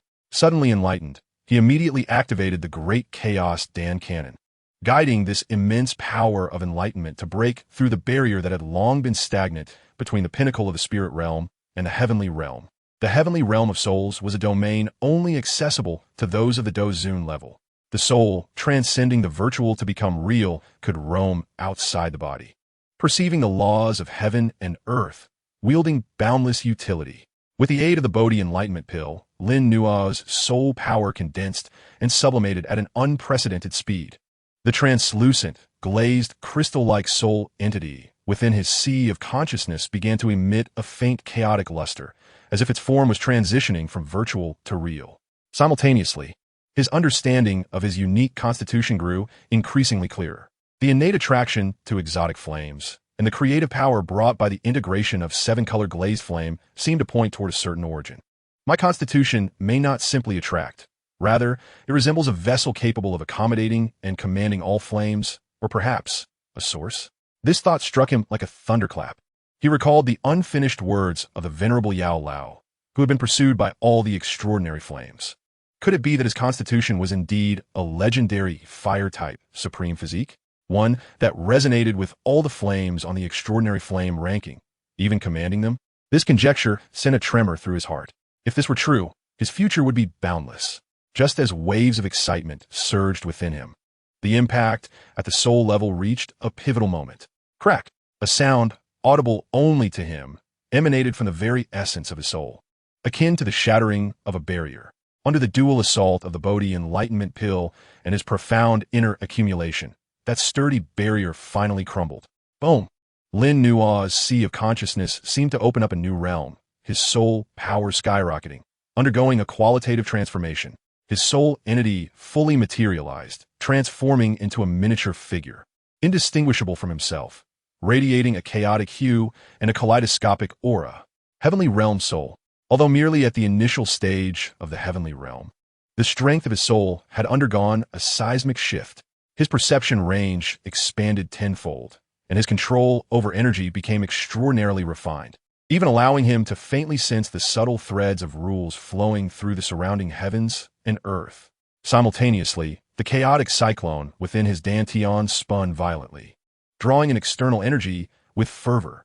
The bottleneck at the peak of the six-star Dou Wang shattered in an instant, and his cultivation seamlessly ascended to the level of seven-star Dou Wang. Furthermore, due to the prior breakthrough in his soul realm, his command over energy significantly increased, rendering this enhancement exceptionally stable, devoid of any signs of instability. After a long while, Lin Nua slowly opened his eyes. As they blinked, they were devoid of the piercing brilliance from before, replaced instead by a profound chaos, as if harboring the vastness of the starry sky. His aura was harmonious and reclusive, yet it exuded an unfathomable depth, as if he had merged with the surrounding universe. Seven-star Dou Wang, Heavenly Realm Soul. This retreat had catalyzed a qualitative leap in his strength. It was time to emerge. Lin Nua rose to his feet, feeling the surging power within him and the vast knowledge in his mind, a confident smile gracing his lips. Chapter 100. The First Glimmer of Brilliance. An invitation from the star domain. The stone door of the secret chamber slowly opened, and Lin Nua stepped out. Awaiting him outside were Lin Xiuya and Han Yu, who immediately approached. Upon their gaze meeting Lin Nua, they were momentarily taken aback. The Lin Nua before them seemed more composed and ordinary than before his seclusion, as if he had shed all pretensions and returned to a state of simplicity. Yet, upon closer inspection, they felt as though he were an unfathomable abyss. Particularly his calm eyes, which occasionally shimmered and instilled an inexplicable pressure upon their souls. Junior brother Lin Nua, Lin Xiuya began uncertainly. Somewhat improved. Lin Nua replied with a slight smile, choosing not to elaborate on the astonishing nature of his seven-star Dou Wang and Heavenly Realm Soul, instead inquiring, "What is the situation outside?" Han Yu's expression grew serious as she spoke. "It is rather tumultuous. The number of spies outside the residence has increased significantly. Although the Blood River sect and the 10,000 Poisons Cave do not dare to act within the Holy Pill City, it is said they have laid a trap just outside the city. Additionally, the Chiu family seems to have enlisted the help of the Dou Zong ancestor from Tianya City, declaring that you must pay a price. Lin Xue added, however, there's good news as well. The Pill Tower has explicitly stated their support for you, and several factions allied with the Academy have extended olive branches. Moreover, due to your first-place finish in the Pill Domain trial, the Academy headquarters has announced your elevation to the first-ever Saint Son of the Canaan Academy, granting you a status equivalent to that of an elder, with a significant increase in resource allocation. Sanson, Lin Nuo raised an eyebrow, finding this an unexpected delight. It meant he would receive unwavering support from the Canaan Academy. Furthermore, Han Yu produced a shimmering jade slip. This was sent by the Pill Tower, detailing the specifics regarding the opening of the Star Domain. 3 days from now, the entrance to the Star Domain will open at the pinnacle of the Pill Tower, and only those holding the Star Domain Jade Medallion may enter. Lin Nuo accepted the jade slip, scanning its contents with his mental energy, which outlined the precautions for the Star Domain. The Star Domain was a peculiar space controlled by the Pill Tower, imbued with the power of the celestial bodies, possessing unparalleled benefits for refining the soul and consolidating Dou Qi, particularly coveted by alchemists as a sacred ground for cultivation. Star Domain. A glimmer of anticipation flashed in Lin Nuo's eyes. Having just broken through to the heavenly realm soul, he needed such a place to solidify his realm and perhaps advance even further. Moreover, he had a vague sense that there might be something within the Star Domain related to his unique constitution. Prepare yourselves. We shall head to the Star Domain in 3 days, Lin Nuo decided. We, Lin Xiaoya and Han Yu, were momentarily stunned. Lin Nuo nodded. The Star Domain Jade Medallion allows for 2 accompanying individuals to enter the outer areas for cultivation. Though the effects may not compare to the core region, it will still be greatly beneficial to you both. This is one of the privileges bestowed upon me for being the trial's first place. Upon hearing this, Lin Xiaoya and Han Yu's faces lit up with joy. The opportunity to enter the Star Domain was immensely precious, and Lin Nuo was willing to share it with them. Thank you, junior brother Lin Nuo. They expressed their gratitude. 3 days later, at the pinnacle of the Pill Tower, on a vast circular platform, dozens of individuals had already gathered. Aside from Lin Nuo, Chen Guan, and the other top 10 from the trial, there were also some geniuses who had secured spots within the Pill Tower, as well as accompanying personnel like Lin Xiaoya and Han Yu. In the center of the platform, an extraordinarily intricate starry array was slowly operating, emitting intense spatial fluctuations. Several elders of the Pill Tower stood at the array's focal point, their expressions solemn. As Lin Nuo and the others arrived, they immediately became the center of attention. Chen Guan's gaze turned towards Lin Nuo, filled with complexity. He could sense that Lin Nuo had become even more unfathomable than during their time in the Danhan Hall. Lin Nuo, my young friend, over here, please. Elder Qiu Ling personally welcomed him, his demeanor more amiable than before, clearly acknowledging Lin Nuo's transformation with astonishment. Lin Nuo nodded in acknowledgement and led Lin Xiaoya and Han Yu to the front of the platform. Just then, an incongruous cold voice pierced through the atmosphere. Is it not presumptuous to act so arrogantly after merely having the good fortune to seize some opportunities? All eyes turned towards the source of the voice, revealing a pale-faced youth clad in ornate robes. Yao Xingji, the talented descendant of the Yao clan, who had performed commendably during the initial trials. He ranked 3rd in this trial, second only to Lin Nuo and Chen Guan, and had always harbored disdain for Lin Nuo, a newcomer who had attained the top spot. Lin Nuo cast a nonchalant glance at him, choosing to disregard the provocation, which now seemed to him akin to the barking of a dog. Seeing Lin Nuo's indifference, Yao Xingji's expression soured further, and he sneered. What? Afraid to respond? Is it merely a hollow reputation? The atmosphere fell silent, all eyes fixated on them. The Yao clan was a top-tier alchemical family in the central state, wielding considerable power. Yao Xingji's challenge carried significant weight. Elder Qiu Ling's brow furrowed, about to speak. When Lin Nuo suddenly turned back, his gaze calmly fixed on Yao Xingji. Without employing any soul pressure or releasing Dou Qi, he merely offered a look. Yet, this seemingly mundane gaze caused Yao Xingji to freeze in place, as though he were being scrutinized by a prehistoric beast. A chill rising from his feet to his very core. The scornful words he had prepared were lodged in his throat, his face paling instantaneously, beads of cold sweat forming on his brow. He felt as if his soul were trembling, teetering on the brink of collapse. Lin Nuo averted his gaze, no longer paying him any mind, as if he had merely swatted away a fly. The entire assembly fell into a hush. Everyone sensed Yao Xingji's momentary fear and loss of composure, and their gazes towards Lin Nuo transformed into profound respect. A single glance had subdued the genius of a Yao clan. What extraordinary mastery of the soul was this?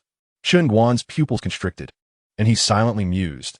His soul realm is likely already. The elder Qiuling's eyes sparkled with determination, further solidifying his decision to forge a strong alliance with Lin Nuo. Yao Xingji's complexion fluctuated between shades of green and white, overwhelmed by shame and anger. Yet he dared not utter another word, retreating dejectedly to the back of the crowd. Following this incident, no one dared to cast a shadow of doubt upon Lin Nuo. As the appointed time arrived, the presiding elder announced in a resounding voice, "The star domain is now open." Boom! The celestial formation erupted in resplendent brilliance, and a colossal portal of starlight gradually coalesced at the center of the platform. Beyond the portal lay an expanse of boundless wonder, a realm shimmering with stars. Enter. With a command, the qualified prodigies transformed into streaks of light, rushing into the starlight portal. Lin Nuo nodded slightly to Lin Zuyai and Han Yu. The three of them moved in unison, merging into the throng and vanishing within the gate. Chapter 101. The 9 Transformations to Sanctity. At the moment of crossing through the starlight portal, Lin Nuo felt as though he were traversing a tunnel constructed of countless radiant stars, surrounded by swiftly swirling star brilliance. The overwhelming and pure energy of the stars surged towards him, causing his every pore to involuntarily open wide. After several breaths, he found himself in a breathtaking expanse of starry sky, too magnificent to describe in words. This was not an empty universe, but rather a peculiar space brimming with infinite stellar power. Beneath his feet lay a starry ground flowing like mercury, while above him, resplendent stars of varying sizes emitted diverse attributes of starlight, some searingly hot, some chillingly cold, some dense, and others ethereal.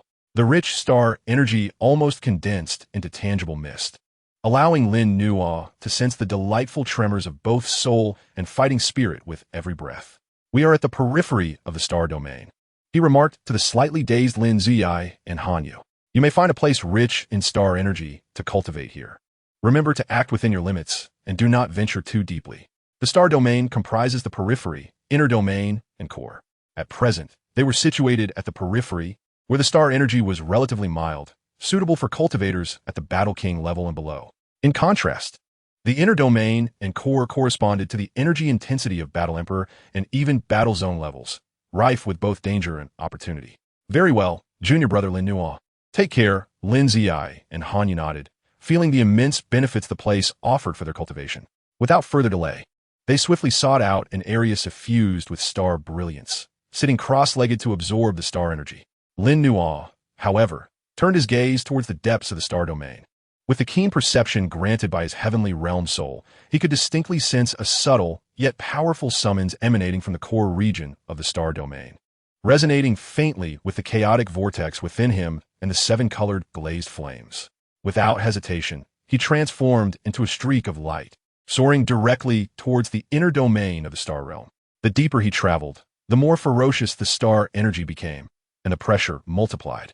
Enormous spectral stars hovered in the void, exuding terrifying gravitational pull and energy radiation.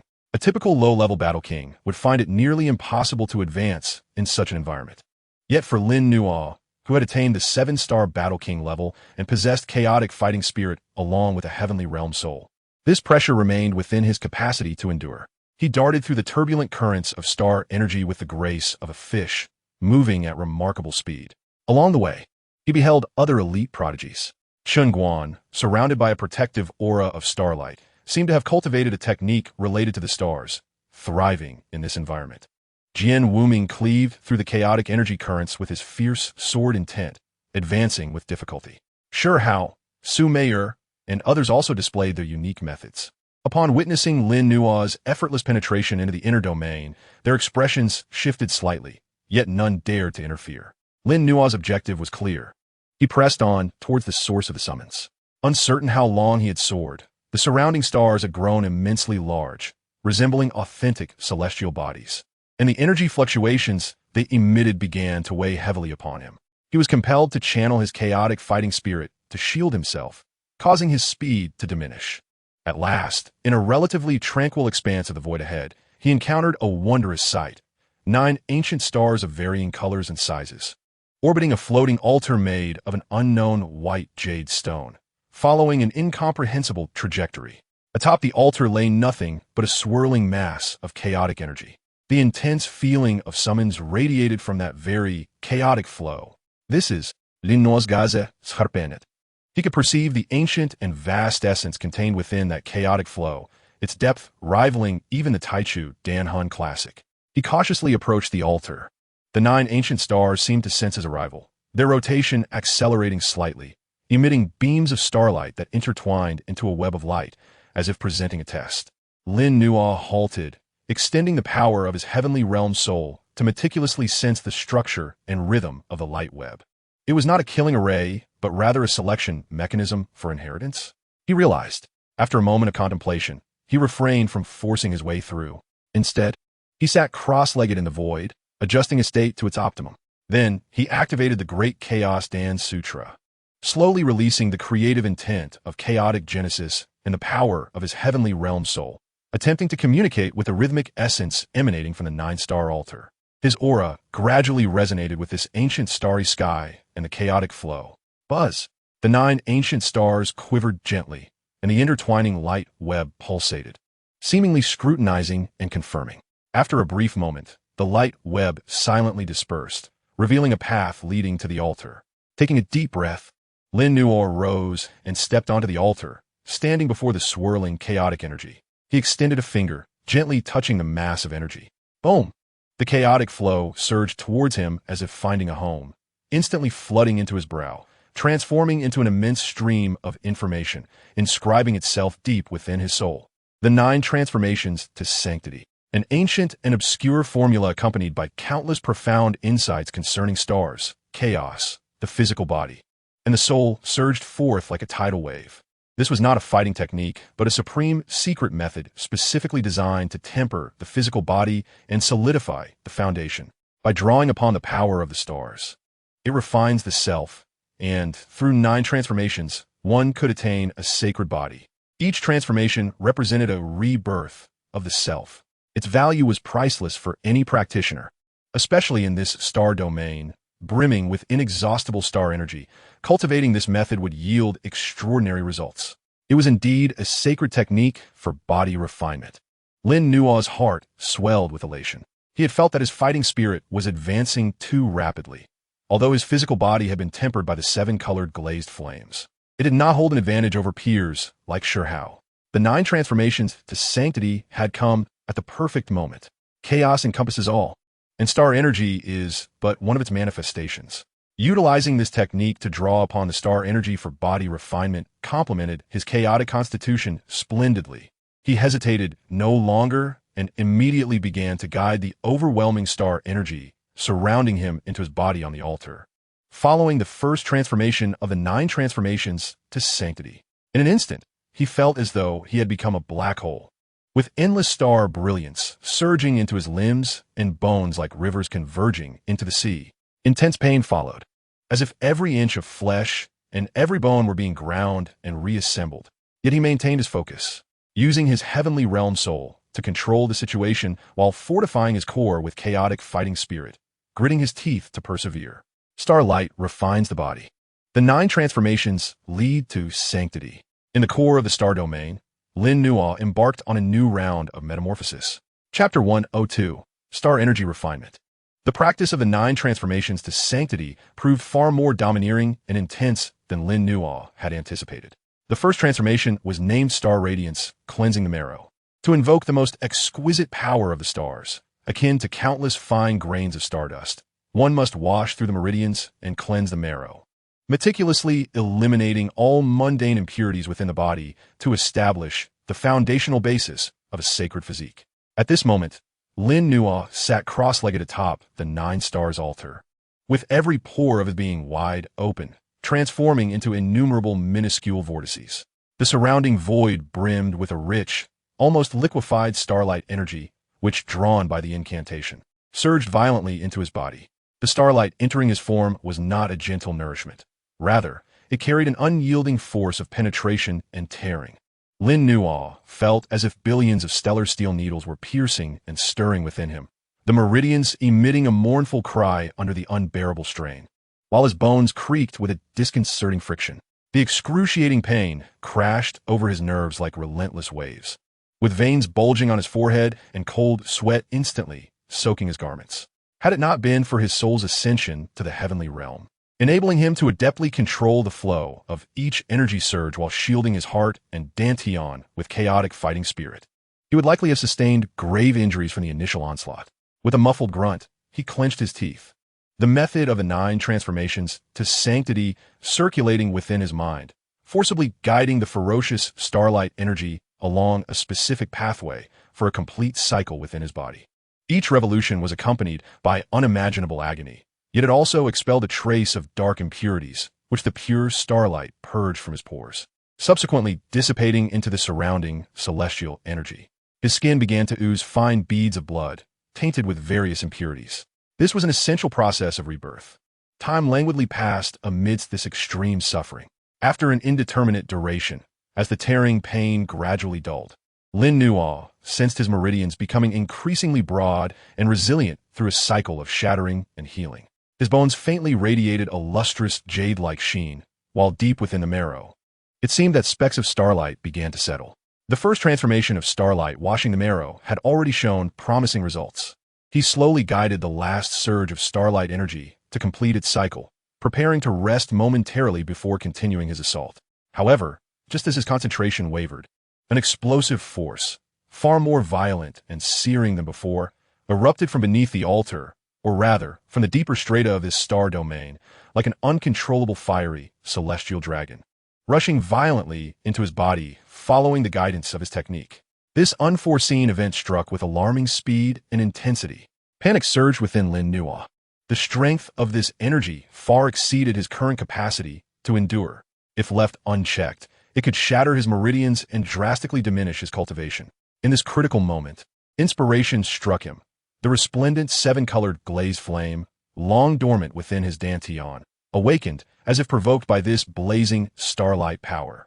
With a hum, the 7-colored glazed flame transformed into a gentle yet resilient luminous barrier, enveloping and guiding the raging fiery dragon energy throughout his body. Concurrently, his heavenly soul power erupted in full force, forcibly regaining control of the situation, pushing the 9 transformations to sanctity to its utmost limits.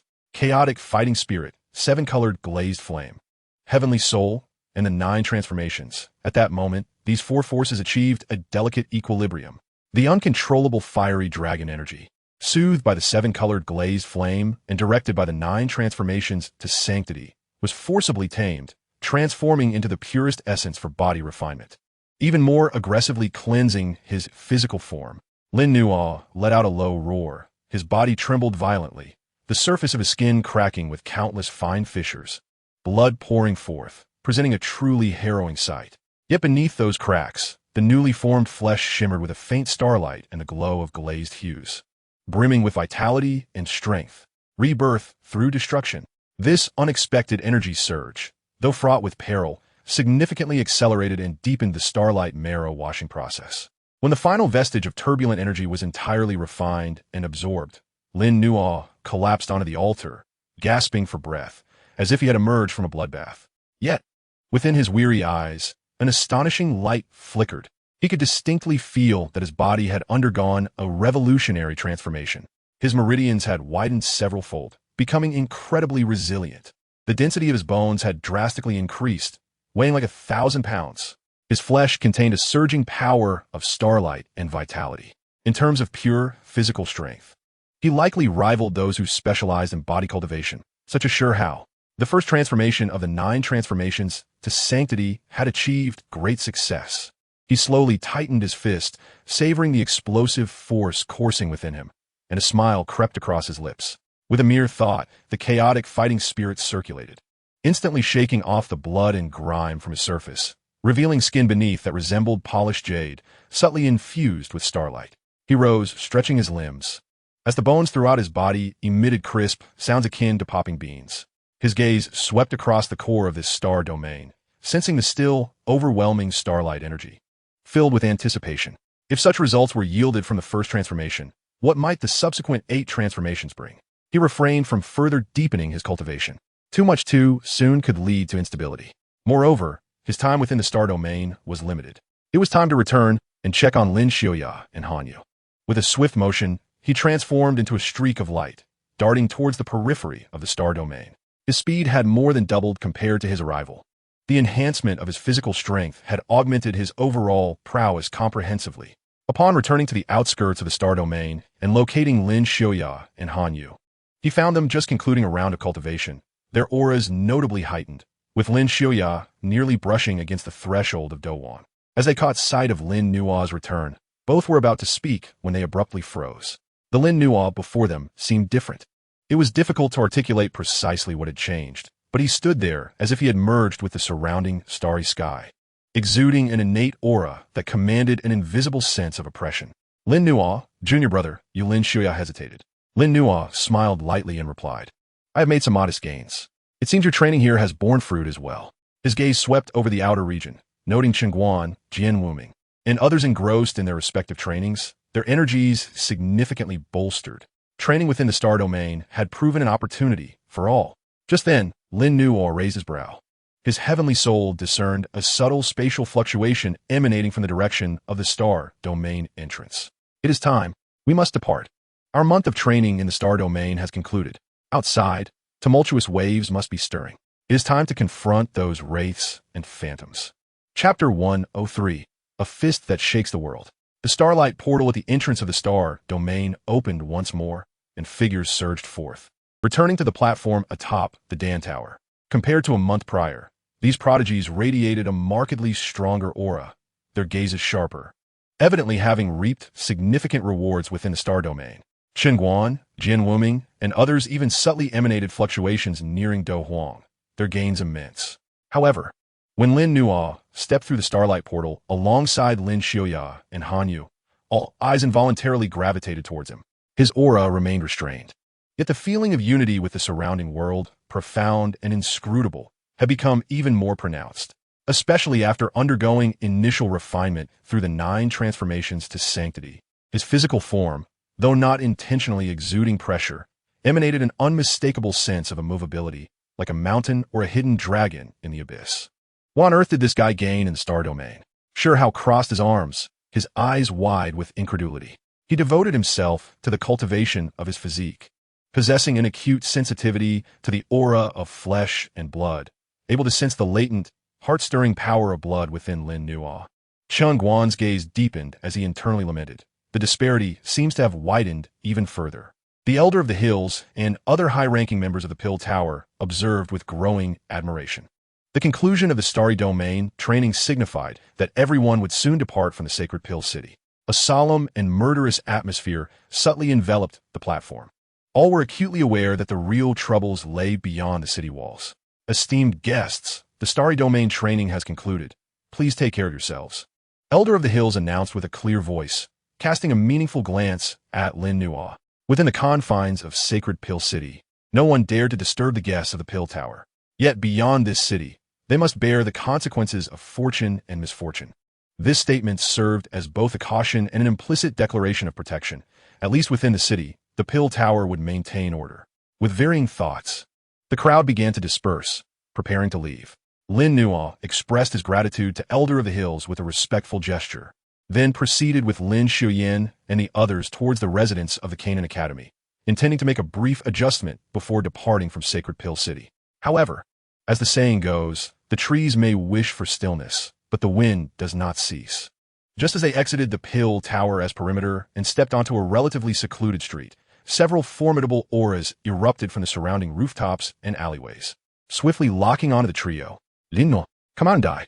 A roar filled with malice and murderous intent resonated. In the distance, Qiuji, accompanied by a grim-faced elder whose strength had reached the pinnacle of the 9-star fighting king, led a dozen elite members of the Bloodblade sect, blocking their path. On both sides, and behind them, forces from the Blood River sect and the 10,000 Poisons Cave emerged, all led by fighting kings, surrounded on all sides. The atmosphere was thick with killing intent. Gviui, we want. This is still Sacred Pill City. Lin Shuyin shouted sternly, channeling his fighting energy alongside Han Yu. His expression tense. The opposing lineup was formidable, with 5 or 6 fighting kings present, not to mention the pinnacle of the 9-star fighting king. What's Sacred Pill City? If we kill you, would the Pill Tower really go to war over a few dead? The grim elder, Wu Tianbiao, the deputy leader of the Bloodblade sect, glared at Lin Nuo with icy contempt. You dare to harm my son and tarnish the reputation of my Bloodblade sect. Today marks your demise. A fighting king elder from the Blood River sect sneered, Boy, obediently surrender what you obtained in the Pill realm, and then commit suicide in apology. Perhaps we might leave you with an intact corpse. The members of the 10,000 Poisons Cave silently released a dark green poisonous mist, quietly enveloping the escape route. In the distance, some contestants and spies from various factions, yet to depart, observed and whispered amongst themselves. It's Wu Tianbiao, the deputy leader of the Bloodblade sect, the pinnacle of a 9-star fighting king, the 3rd elder of the Blood River sect, a 7-star fighting king. The 5 Poisons old monster from the 10,000 Poisons Cave is here too. Lin Nuo is in deep trouble. Surrounded from all sides, escape seemed impossible. However, Lin Nuo displayed no hint of panic. His gaze calmly traversed Wu Tianbiao and the others, ultimately settling on the most vociferous Qiuji. It seems the lesson from last time was insufficient. His voice was soft yet laced with a chilling aura, still daring to be stubborn even when death is imminent. Father, elders, kill him now. Qiuji, chilled by Lin Nuo's gaze, yelled with a colorless face. Wu Tianbiao's eyes brimmed with murderous intent. Attack. Leave none alive. Boom. Several fighting kings simultaneously unleashed their fighting energy, blades, blood rivers, and toxic mist converging like a heavenly net upon Lin Nuo and his companions. The onslaught was fierce and merciless. Step back. Lin Nuo commanded Lin Shuyin and the others, then took a step forward, boldly confronting the deluge of attacks. He did not utilize fighting energy nor any fighting techniques. He merely raised his right fist. Within him, the 9 transformations to Saint quietly activated, and the power of his physique, tempered by the stellar energy, erupted with a thunderous force.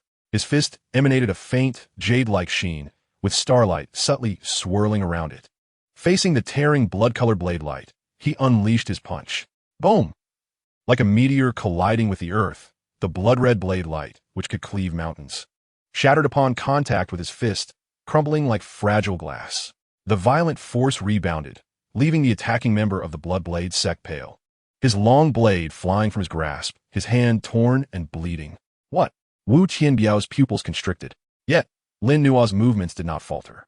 He moved like a specter, evading a wave of toxic mist, and suddenly appeared before the 3rd elder of the Blood River sect. Blood River Palm. The 3rd elder, both shocked and enraged, struck with all his might, a blood-red palm print reeking of blood. Lin Nuo still wielded a single punch. This time, chaotic-colored fighting energy slightly enveloped his fist, merging with his physical strength. Bang! The collision between fist and palm produced a thunderous sound. The blood-red palm print was pierced through as if it were made of paper. The fist's momentum unabated as it crashed into the 3rd elder's chest. Puff! The 3rd elder's eyes bulged as his chest visibly caved in. His body flying backward like a broken kite, crashing through a wall behind him, his life in question. In the blink of an eye, 2 fighting kings were either injured or incapacitated. A deathly silence enveloped the scene. Everyone was left in awe, stunned by the overwhelming might of those 2 punches. They were fighting kings, not mere cabbages. How could one not withstand even a single punch? How could his physique be so formidable? Sure how. Watching from a distance was dumbfounded. He prided himself on his physical prowess, yet he could never achieve such ease in defeating a fighting king. Wu Tianbiao's expression shifted dramatically, a profound unease swelling within him. He let out a furious roar, unleashing the full force of his 9-star fighting king aura. Summoning a blood-colored long blade, its surface entwined with wailing ghostly figures. Little beast, D. Blood Soul Slash. A terrifying blood-red blade aura, capable of tearing souls apart, descended upon Lin Nuo. This was his signature move, a low-tier, earth-level fighting technique. Faced with this strike that could threaten even lower-star fighting emperors, Lin Nuo's gaze finally turned serious. He slightly spread his feet, grounded himself, and drew his right fist to his waist, perfectly merging chaotic fighting energy with his physical strength. On his fist, starlight and rainbow-like brilliance intertwined. 9 transformations to Saint Fist, first form, star collapse. He launched his fist, as if summoning the very power of the stars. The wind from his punch distorted the space around him, producing a resonant hum under strain. Boom! The fist aura collided violently with the blade aura. A blinding light erupted, and the energy shock wave surged like a tsunami, causing the buildings on either side of the street to tremble. The stalemate lasted but a moment. In the next instant, under the horrified gaze of Wu Tianbiao, the blood soul blade aura he had painstakingly condensed and took pride in began to shatter from the point of contact. The fist aura, embodying the essence of star collapse, surged onward, shattering the blood-colored long blade in his hand, and then ruthlessly smashed into his chest. No! Wu Tianbiao let out a desperate and unwilling scream as his protective fighting energy shattered like a bubble. His chest completely caving in, his internal organs instantly reduced to pulp. His body flew backward like a rag doll, crashing heavily to the ground, devoid of any breath. The pinnacle of the 9-star fighting king, deputy leader of the Bloodblade sect, Wu Tianbiao, was dead. Silence. A deathly stillness enveloped the scene. The remaining disciples of the Bloodblade sect, the members of the 10,000 Poisons Cave, and the lurking Qiu all appeared as if they had been seized by the throat, their faces etched with terror and disbelief. A single punch, merely a single punch, had Lin Nuo truly obliterated the peak of the 9-star Do Wang. Wu Tianbiao, what manner of monster is this Lin Nuo? Lin Nuo slowly retracted his fist, his gaze coldly sweeping over the remaining adversaries, those disciples of the Bloodblade sect and members of the 10,000 Poisons Cave. Upon meeting his chilling stare, were instantly paralyzed with fear, letting out a cry, abandoning their weapons, and scattering like headless chickens, no longer able to consider anything else. Only Qiu remained, crumpled on the ground, ashen-faced. Lin Nuo approached him, looking down from his elevated position. No, please don't kill me, Lin Nuo. No, Grandfather Lin. Spare me. Spare me. Qiu wept profusely, knocking his head against the ground like a pestle, utterly stripped of his previous arrogance. Lin Nuo's eyes remained indifferent, devoid of any pity. I had given you a chance.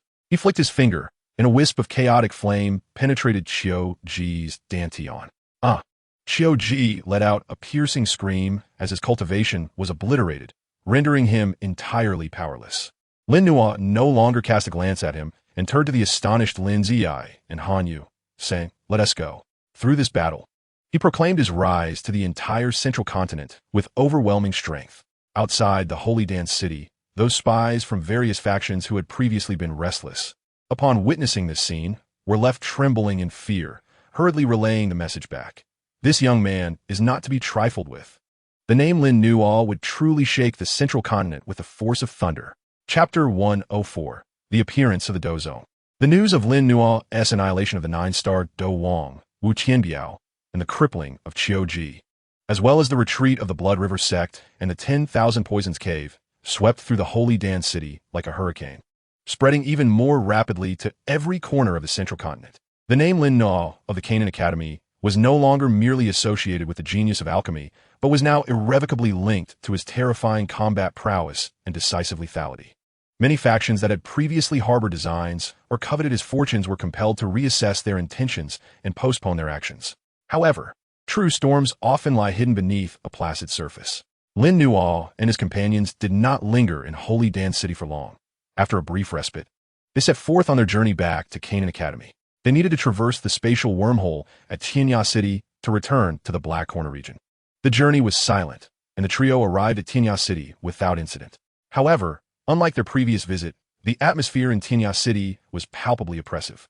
The city gates were under tight scrutiny, and the number of patrolling guards in the streets had increased dramatically, the air thick with a palpable tension akin to the stillness before storm. The fall of the Bloodblade sect's vice master and the crippling of its young master was undeniably a colossal blow and humiliation for the Bloodblade sect, which held dominion over Tianya City. The entire sect was already in a state of furious upheaval. Lin Nuo was keenly aware of this, yet he did not alter his course. Some troubles are unavoidable and can only be crushed with overwhelming force. After paying the requisite fees, they stepped into the plaza of the spatial wormhole.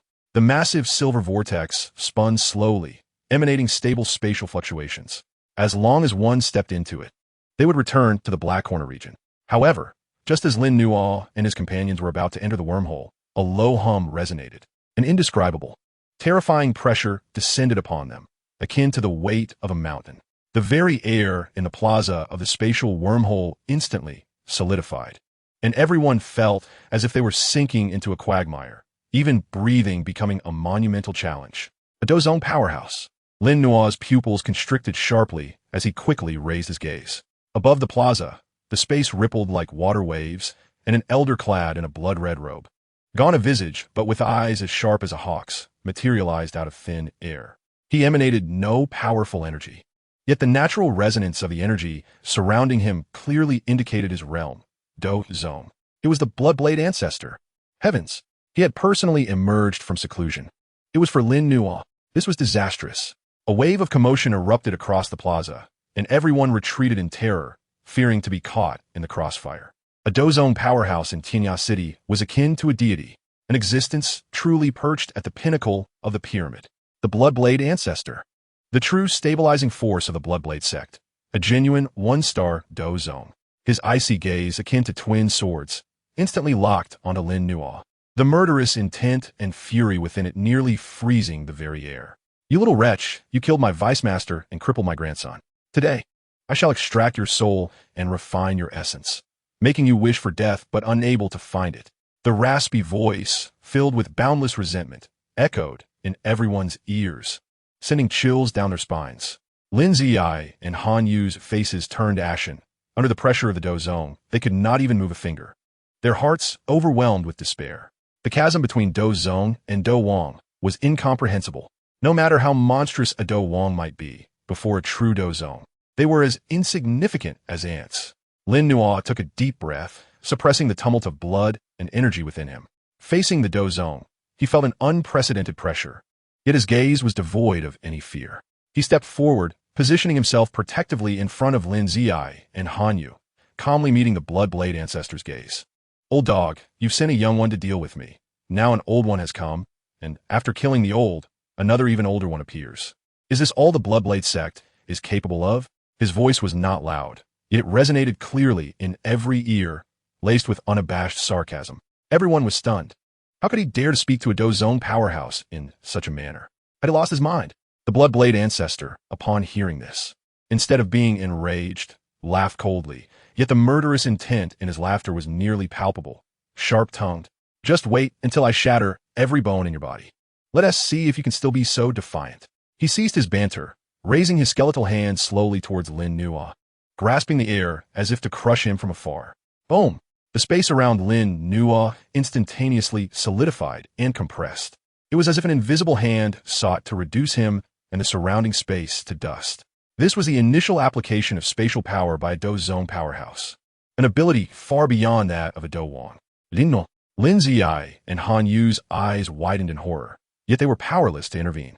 Lin Nuo's gaze hardened. Within him, the chaotic Dou Qi and physical strength erupted violently.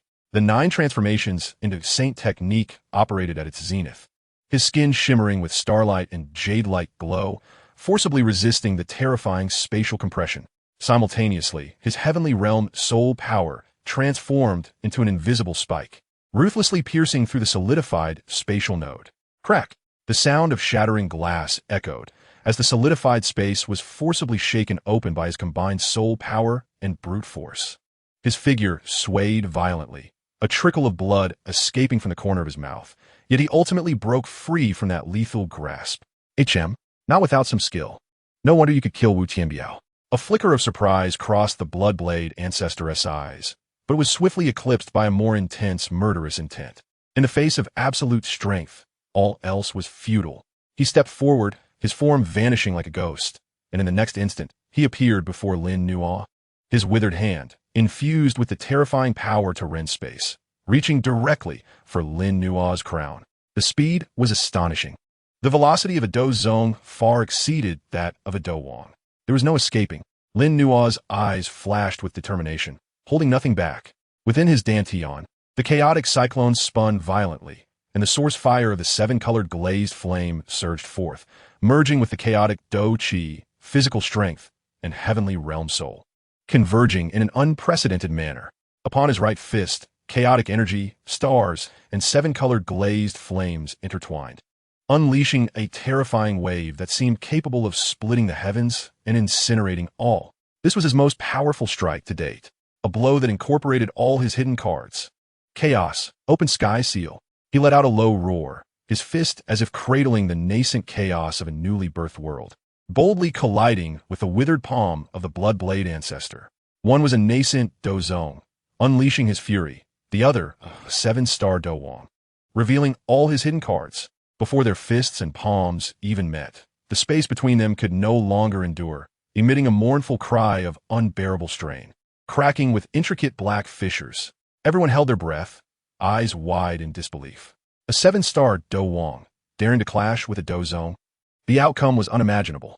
At the moment of impact, time seemed to freeze.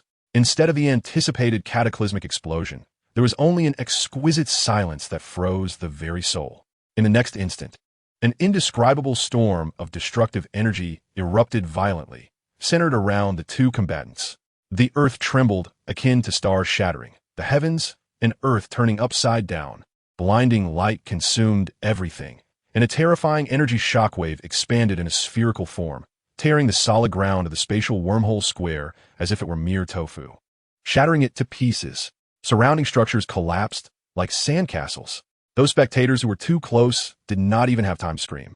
Their bodies transformed into blood mist by the dissipating energy waves. Retreat.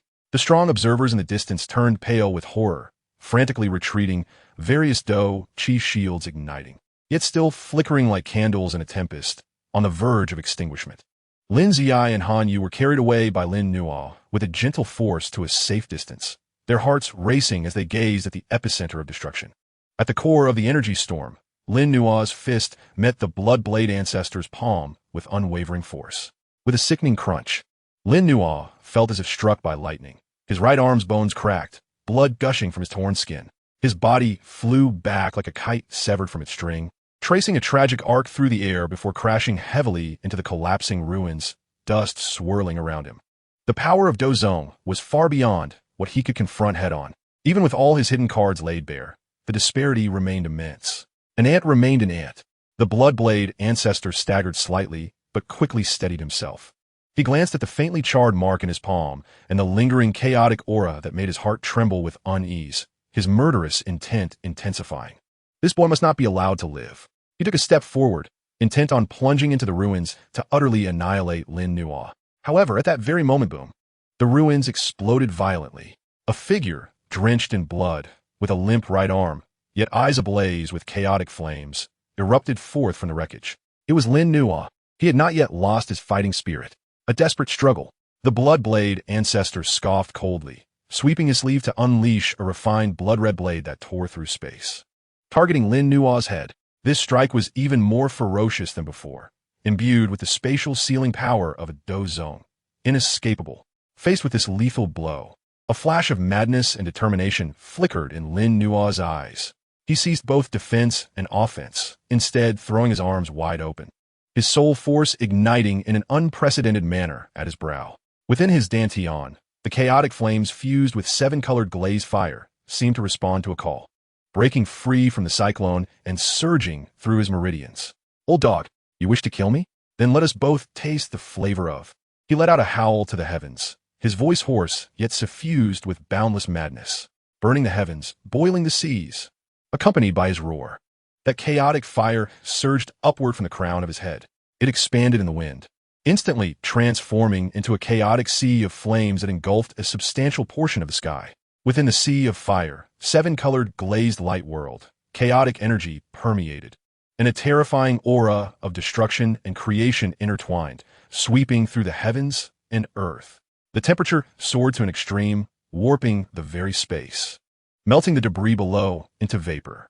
This was Lin Nuo forcibly activating the at the cost of burning a portion of his soul's essence, unleashing a forbidden technique that transcended his own limits.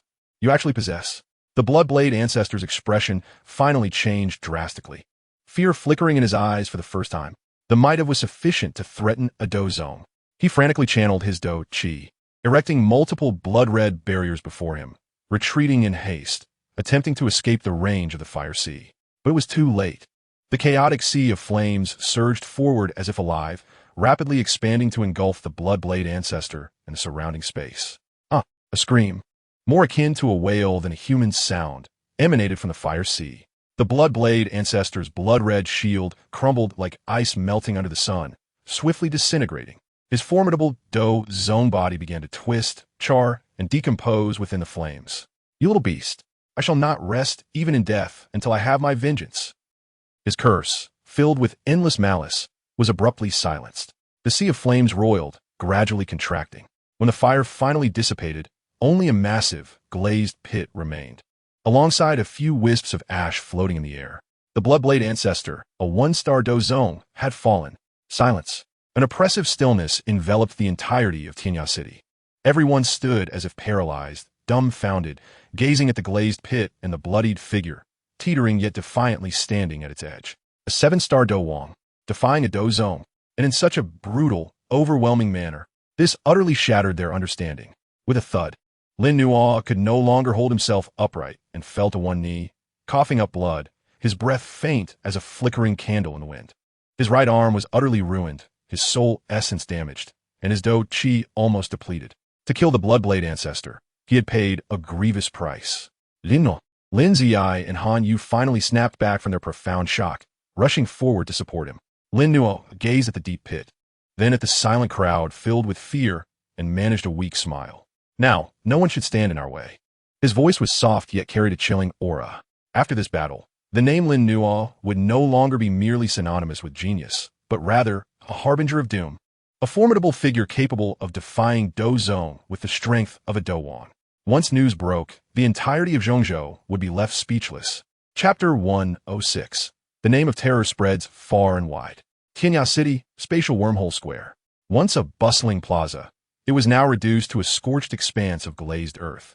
The massive pit at its center silently narrating the brutality of the earlier battle.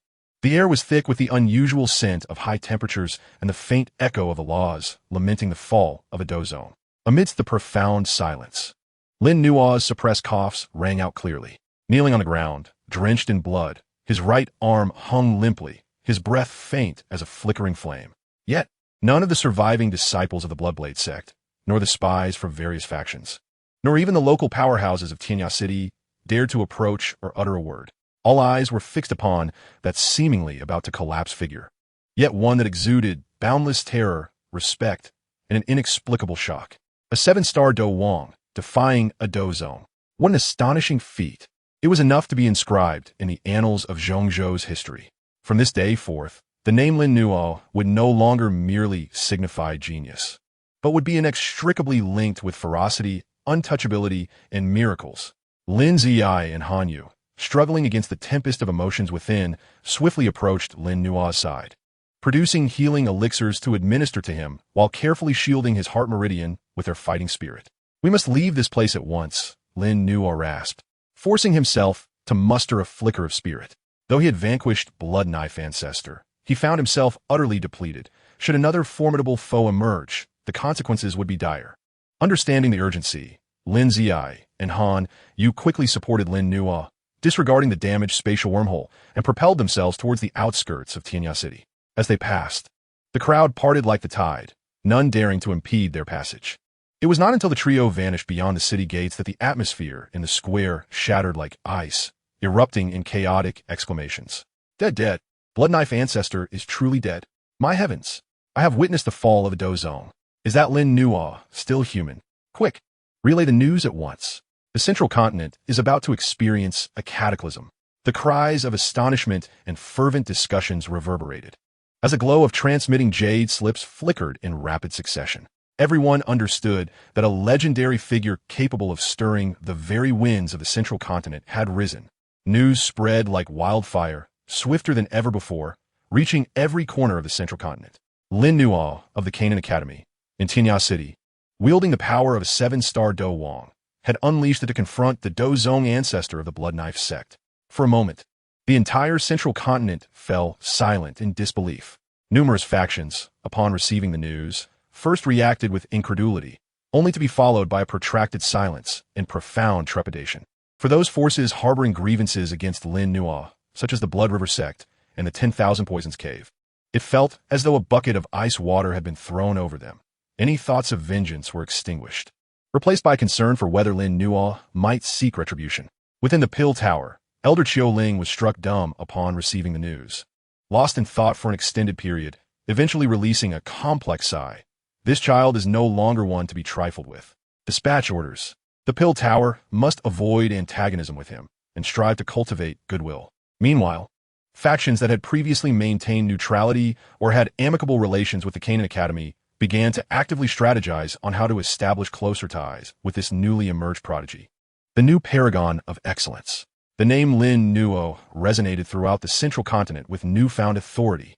Outside Tianya City, upon the desolate plains, Lin Ziyi and Han Yu found a secluded cave to temporarily rest with Lin Nuo. Sitting cross-legged, Lin Nuo appeared as pale as a ghost, his breath still weak. Internally assessing his condition, he realized the gravity of his injuries. His right arm was shattered, his meridians severely damaged, his fighting spirit nearly exhausted. Most troubling was the injury to his soul essence, inflicted by forcibly activating them. This was beyond the healing capabilities of ordinary elixirs. This time, I've gone a bit too far, Lin Nuo remarked with a bitter smile. Were it not for the preliminary tempering of his body through the 9 transformations to saint technique and the support of his celestial spirit, he might have perished under the first strike of Blood Knife Ancestor. Junior brother Lin Nuo, how are you feeling? Lin Ziyi inquired with concern. Sensing the dire state within Lin Nuo, I will survive, but I need time to recuperate, Lin Nuo replied, shaking his head as he retrieved several healing elixirs from the pill realm and requested Han Yu to assist with his arm injury. We must return to the academy as swiftly as possible, Han Yu cautioned, carefully stabilizing Lin Nuo's right arm. Your injuries are severe, should enemies find you. Lin Nuo nodded in agreement. His current condition was precarious. Even a high-ranking Do Wang would pose a significant threat. Ziyi, I fear I shall depend upon your protection, he declared solemnly. He needed to enter a profound healing state and could not afford distractions. Rest assured, unless we perish, we will not allow anyone to disturb you. Lin Ziyi vowed resolutely. Han Yu nodded in steadfast agreement. Lin Nuo ceased further conversation, closing his eyes and wholly channeling the great chaos pill scripture and 9 transformations to saint technique, guiding the medicinal energy and his remaining strength to begin repairing his battered body. The encompassing nature of chaos energy, coupled with the life-giving force of the 7-colored glazed flame, yielded remarkable results, albeit slowly. His injuries began to mend, little by little. Outside the cave, Lin Ziyi and Han Yu stood vigil, like guardian deities, attentively watching for any signs of disturbance. They understood that the journey home would not be tranquil. The news of Lin Nuo's confrontation with the Do Zone would inevitably attract more powerful and covetous adversaries. Those lurking in the shadows would not overlook the opportunity presented by Lin Nuo's grievous condition. Chapter 107. The Yellow Sparrow lurks, the Soul Palace emerges. Within the cave, Lin Nuo was immersed in his intensive healing, with the chaotic fighting spirit and the vitality of the 7-colored glazed flame coursing through him, mending his shattered meridians and bones while nurturing his wounded soul. Progress was slow, yet steady. Outside the cave, Lin Ziyi and Han Yu remained on high alert, refusing to let their guard down. The winds of the desolate plains stirred up dust, bringing with it a sense of foreboding. A day passed without incident. On the second day at dusk, as the setting sun stained the plains crimson, Lin Ziyi, seated by the cave entrance, sensed a disturbance. His ears twitching slightly before he opened his eyes wide, his sharp gaze sweeping towards a chaotic pile of rocks ahead. There is movement. Almost simultaneously with his exclamation, several shadowy figures emerged from behind the rubble, gliding forth like phantoms. Cloaked in voluminous black robes, their faces obscured by masks that concealed their breaths, only their cold, merciless eyes were visible. These individuals moved with alarming swiftness and seamless coordination. Upon their appearance, they split into 2 groups, one rushing towards Lin Ziyi and Han Yu, while the other maintained their speed, heading straight for the cave. Block them, Lin Ziyi barked, unleashing a tempest of firefighting spirit, transforming it into a fiery whirlwind aimed at the enemies ahead. Han Yu formed Han Seas, unleashing a torrent of icy sword energy like a waterfall to seal off the cave's entrance. However, the strength of these black-robed figures exceeded their expectations. The leader charging towards the cave met Han Yu's icy sword energy without flinching, merely waving his sleeve, releasing a bone-chilling, corrosive black fighting spirit that directly froze, eroded, and shattered the fierce sword energy. A Dou Huang. Han Yu's face paled as she recognized the aura emanating from the opponent, confirming that they had reached the Dou Huang level. Though merely a one-star Dou Huang, they were not foes that she and Lin Zuyai could contend with. Get out of my way. The Dou Huang in black growled, his voice hoarse yet authoritative, striking out with a palm that unleashed a black imprint accompanied by howls of anguish, instantly dispersing Han Yu's sword momentum, the residual force causing her to stagger backward, her blood surging. Meanwhile, Lin Zuyai found himself entangled with two black-robed figures of 9-star Dou Huang caliber, facing perilous circumstances. As the Dou Huang approached, ready to breach their defenses and invade the cave, a sudden cold snort echoed, reverberating like thunder at the cave entrance. The Dou Huang's advance halted abruptly, as if colliding with an invisible wall, his expression shifting to one of shock as he turned to face the entrance. Unbeknownst to them, Lin Nuo had already stood at the cave's mouth. His complexion remained pale, his right arm still limp, yet his eyes glimmered with the chill of eternal ice, piercingly fixed upon the unwelcome visitors. Although he had been healing, the perception of his celestial spirit had continuously enveloped the surroundings. The arrival of these figures had not escaped his notice. Revealing your tales, you wretches, state your names. Lin Nuo's voice, though tinged with weakness, carried a chilling undertone of lethal intent. The Dou Huang's gaze flickered, evidently surprised by Lin Nuo's swift recovery, but he quickly sneered. A dying man need not ask so many questions. Surrender thee and the Pill Domain's inheritance, and I shall grant you a swift end. As his words hung in the air, his figure surged forth once more, a shadowy claw of black energy materializing to grasp Lin Nuo with lightning speed. He perceived Lin Nuo's dire state and sought to conclude the battle swiftly. In the face of this full-force assault from the Dou Emperor, Lin Nuo's gaze sharpened. Given his current condition, he was indeed unable to unleash the forbidden technique of burning heaven, boiling sea, and even exerting his full strength was beyond his capabilities. Yet, he still possessed his soul. Soul Spike. A flash of light flickered at Lin Nuo's brow, as he conjured a soul spike, honed to perfection, intangible yet brimming with the terrifying power of a heavenly soul. In an instant, it traversed the void and pierced directly into the brow of the black-robed Dou Emperor. This was a pure soul attack, evading all defenses. The advancing figure of the black-robed Dou Emperor suddenly froze, the sneer in his eyes morphing into sheer terror and anguish. He felt as though his soul had been ruthlessly pierced and agitated by a searing iron rod. He emitted a chilling scream, collapsing to the ground while clutching his head.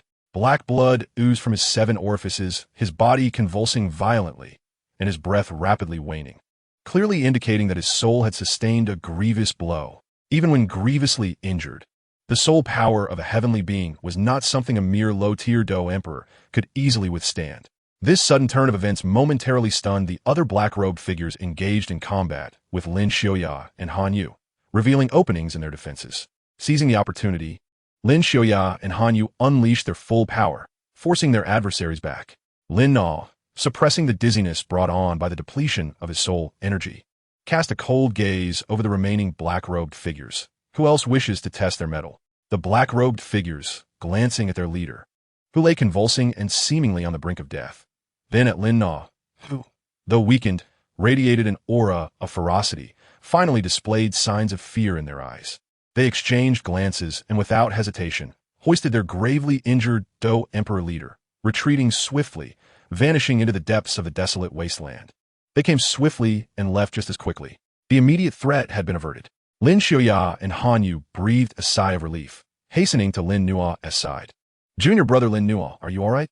Lin Nuo waved his hand, signaling that he could still endure. His expression grew grave as he gazed toward the direction where the black-robed figures had disappeared, his brow furrowing. These individuals wielded peculiar techniques, their soul powers infused with a chilling aura of death, unlike any ordinary faction. Han Yu nodded. Their objective is clear. They are targeting you and the Yu carry. Something inherited. Lin Xiuya spoke solemnly. Could they be allies summoned by the Blood River sect or the 10,000 Poisons Cave? Lin Nuo shook his head. It does not seem so. Their aura feels more ancient, more sinister, akin to a name that struck terror in the hearts of many flashed through his mind from the original text. The Soul Palace. At the utterance of those 2 words, Lin Xiaoya and Han Yu's faces turned ashen. The Soul Palace, that mysterious and terrifying organization dedicated to the collection of souls. They had been drawn to Lin Nuo as well. Lin Nuo's heart sank. If it truly was the Soul Palace, then trouble loomed large. This faction employed insidious methods, acting without moral compass, their strength unfathomable. He glanced at his grievously injured body, then at the worried expressions of Lin Xiaoya and Han Yu. I must recover my strength swiftly. Otherwise, the next time they arrive, it may not be merely a low-tier Dou Emperor. This place is no longer safe. We must depart immediately and relocate, Lin Nuo decisively proclaimed. The trio dared not linger, hastily vacating the exposed cave, disappearing into the vast night of the desolate wasteland. As news of Lin Nuo, despite his severe injuries, delivering a crushing blow to a suspected Dou Emperor, spread quietly through the shadows. It added an air of mystery and terror to his already fearsome reputation. The tendrils of the Soul Palace had begun to stretch forth, and the path ahead was fraught with peril. Chapter 108, Secrets of the Ancient Map. The night was as dark as ink, the wasteland desolate. Under the cover of night, Lin Nuo and his companions hastened their journey, not daring to pause for even a moment. Lin Nuo suppressed his injuries, utilizing his soul energy to obscure their presence, deliberately choosing treacherous mountain paths rarely trodden by others. Having encountered formidable foes in quick succession, he became acutely aware of the precariousness of his situation. An absolutely secure location for healing was imperative. However, misfortune compounded upon misfortune. As they traversed a steep mountain ridge, Lin Nuo's complexion suddenly drained of color. A mouthful of blood escaping his lips, his vitality waning further. The forceful use of soul attacks had exacerbated the injuries to his soul essence. Lin Xiaoya and Han Yu gasped in shock, hastening to support him. This cannot wait. His injuries must be addressed immediately. Han Yu, her concern evident as she observed Lin Nuo's pallor. Lin Xiaoya scanned their surroundings. In this wilderness, where could they find safety? At that moment, Lin Nuo weakly raised his left hand and retrieved an item from his spatial ring. It was a seemingly ordinary, tattered leather map he had obtained in the ancient palace of the alchemy realm, aside from the inheritance of the great chaos alchemy canon. He had not paid it much heed at the time, noting only its unusual material. However, in his current weakened state, his soul perception had sharpened drastically, and he sensed a faint yet resonant spatial fluctuation emanating from the damaged map, one that subtly resonated with the chaotic energy within him. According to this direction, Lin Nuo pointed to a vague mark on the map, his voice faint. Though Lin Xiaoya and Han Yu were puzzled, they had no choice but to trust Lin Nuo at this moment. Supporting him, they trudged onward according to the map's guidance, delving deeper into the mountains. After battling through thickets and scaling perilous peaks, they arrived at a valley shrouded in thick mist. The mark on the map ultimately pointed to this very place. "This is it," Lin Nuo remarked, gazing at the eerie fog, a glimmer of hope flickering in his eyes. He could sense that beyond the mist lay an exceptionally concealed spatial node. The trio cautiously stepped into the fog. It seemed to disorient their senses, and had it not been for Lin Nuo's heavenly soul guidance, they likely would have lost their way. After traversing the mist for about the time it takes to burn a joss stick, the path ahead suddenly opened up. A narrow cave, barely wide enough for one person to pass, emerged from behind the vines. At the entrance, the space shimmered slightly, exuding an ancient and secretive aura. "It is an abandoned spatial cave," Lin Xiaoya exclaimed with delight. Such caves, left behind by predecessors, often bore protective prohibitions, rendering them exceptionally concealed and secure. Lin Nuo nodded and stepped into the entrance first. Following a subtle spatial fluctuation, the three found themselves within a modest stone chamber. The chamber was rudimentary, containing only a stone bed and a stone table, both thickly coated in dust, clearly having been abandoned for many years. However, to their astonishment, the celestial energy in this place was astonishingly rich and pure, imbued with a unique effect that calmed the mind and stabilized the soul. "This is excellent. This place is perfect for healing," Han Yu exclaimed with joy. Lin Nu also breathed a sigh of relief. This unexpected discovery of a cave was akin to a timely blessing. Without further delay, he promptly settled onto the stone bed, consuming medicinal pills to commence his full-scale recovery. Lin Xiaoya and Han Yu took their positions at the cave entrance, standing guard. This time, Lin Nuo resolved to focus entirely on his recovery.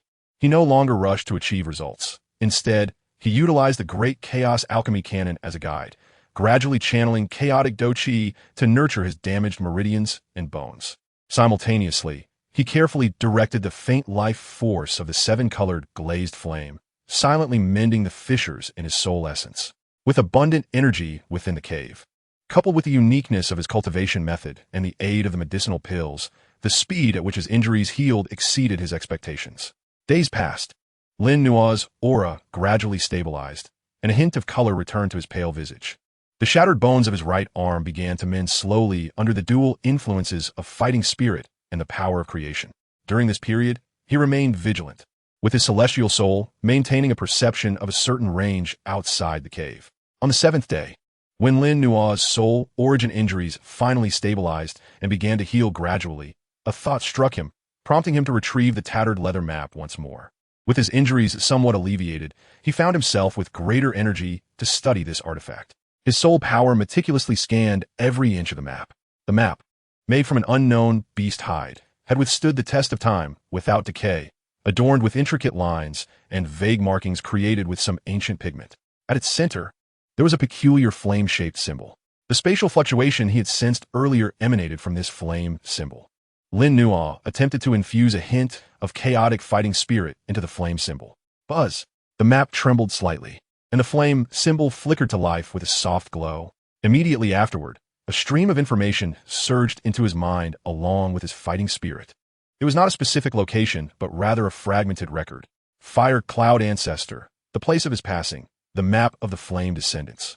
Gather 3 pieces to unlock the Water Mansion and gain the purifying Lotus Demon Fire, a fragment of the map. The information was disjointed, yet resounded within Lin Nua's mind like thunder. The purifying Lotus Demon Fire, ranked 3rd on the Extraordinary Fire list. A terrifying entity capable of purifying all things. The purifying Lotus Demon Fire. This fragment of the map was actually related to the purifying Lotus Demon Fire. Although it was merely a fragment, the information it contained was enough to drive the entire continent into a frenzy. Lin Nua's heart raced. He finally comprehended why this seemingly ordinary map resonated with him. His constitution had a natural allure for extraordinary fires. Fire Cloud Ancestor, the map of the Flame Descendants.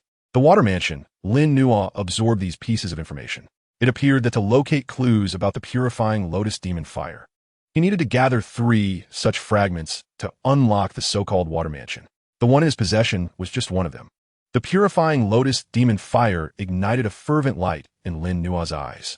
If he could obtain such a top-ranked extraordinary fire, his strength would undoubtedly undergo a qualitative leap. Perhaps his chaotic constitution could be further awakened through this. This unexpected discovery reignited the fervor in his heart, which had dulled due to his injuries. Though the road ahead was fraught with danger, opportunity was also omnipresent. He carefully stowed away the fragment, knowing it would be key in his future quest for the purifying Lotus Demon Fire. Suppressing his excitement, Lin Nua focused his mind and continued to concentrate on healing. The immediate priority was to restore his strength as swiftly as possible. Only with sufficient power could he seek out the legendary extraordinary fire and confront the threats posed by forces like the Soul Palace. Chapter 109, Pinnacle of the 7 Stars. The cave knew neither day nor night, and Cultivation was oblivious to the passage of years. Lin Nua was utterly immersed in healing and training. Thanks to the pure energy environment of this hidden cave, along with the miraculous effects of the Great Chaos Pill scripture and the 7-colored glazed flame, his damaged meridians and bones were healing at an astonishing rate. The most troublesome injury to his soul origin, nourished by a hint of the rebirth power contained within the 7-colored glazed flame, had stabilized its deteriorating trend and began to self-repair slowly. Akin to parched earth welcoming a refreshing rain, slow yet steadily revitalizing with new life. To break and then to stand, one must first break. This severe injury had nearly pushed him to the brink of despair. Yet it was precisely under this extreme pressure that his mastery over his own power and understanding of his techniques reached an entirely new height. The first turn of the 9 transformations to sanctity, star radiance cleansing of the marrow, had already been perfected. During his healing process, he drew upon the pure energy within the cave, combining it with the vitality of the 7-colored glazed flame, and began to imperceptibly refine his physical body, slowly advancing towards the second turn, Jade Bone Golden Body. The jade-like luster on his bones became increasingly pronounced, and the starlight that had settled deep within his flesh grew ever more radiant. Moreover, As his injuries healed, his fighting spirit cultivation progressed seamlessly. Half a month later, within the stone chamber, Lin Nuo, seated cross-legged, suddenly experienced a profound transformation in his aura. The previously restrained and tranquil energy erupted like a slumbering volcano coming to life, roaring forth with a tremendous force. The vast chaotic fighting spirit surged within him like a tidal wave, producing a thunderous roar akin to a raging river, midway through the 7 stars fighting king, then to the late stage, and finally reaching the pinnacle. At the moment his injuries fully healed, his cultivation broke through the barrier and ascended to the pinnacle of the 7 stars fighting king. He was merely a step away from the 8 stars fighting king.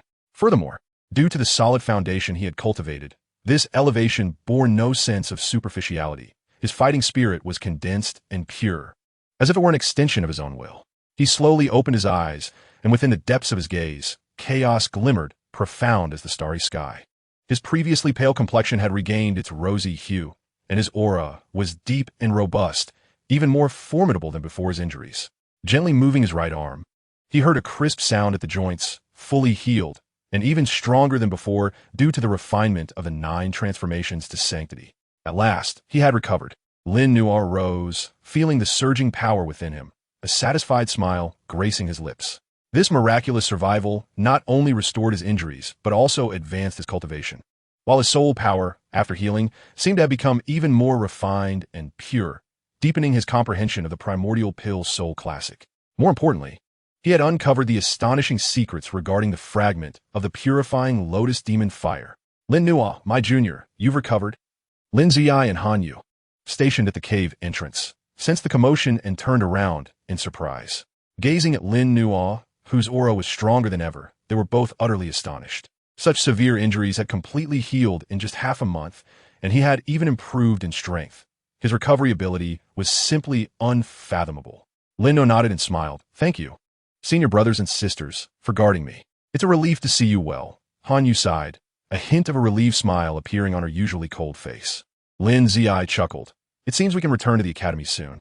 However, Lin Nuo shook his head, his gaze piercing through the cave entrance towards the distance. There's no rush. Before we return, there are some accounts to settle. His eyes turned cold. The Soul Palace. He would not easily let go of those who had ambushed him while he was gravely injured. Moreover, he needed to understand why the Soul Palace had set its sights on him, and whether it was related to his unique constitution. The Soul Palace is formidable. Lin Ziyi expressed concern. Fear not, Lin Nuo interrupted, his tone calm, yet imbued with absolute confidence. Since they dared to come, they must be prepared to pay the price. Besides, we cannot remain passive forever. With his strength restored and the celestial soul and extraordinary fire at his side, as long as he did not encounter a high-ranking Dozong, he could handle most crises. Furthermore, he was eager to take the initiative and test the depths of the Soul Palace. Let's leave here first and gather information about the outside world. The 3 no longer lingered and swiftly departed from the hidden cave that had sheltered them for half a month. Upon returning to the outside world, the sunlight was somewhat blinding.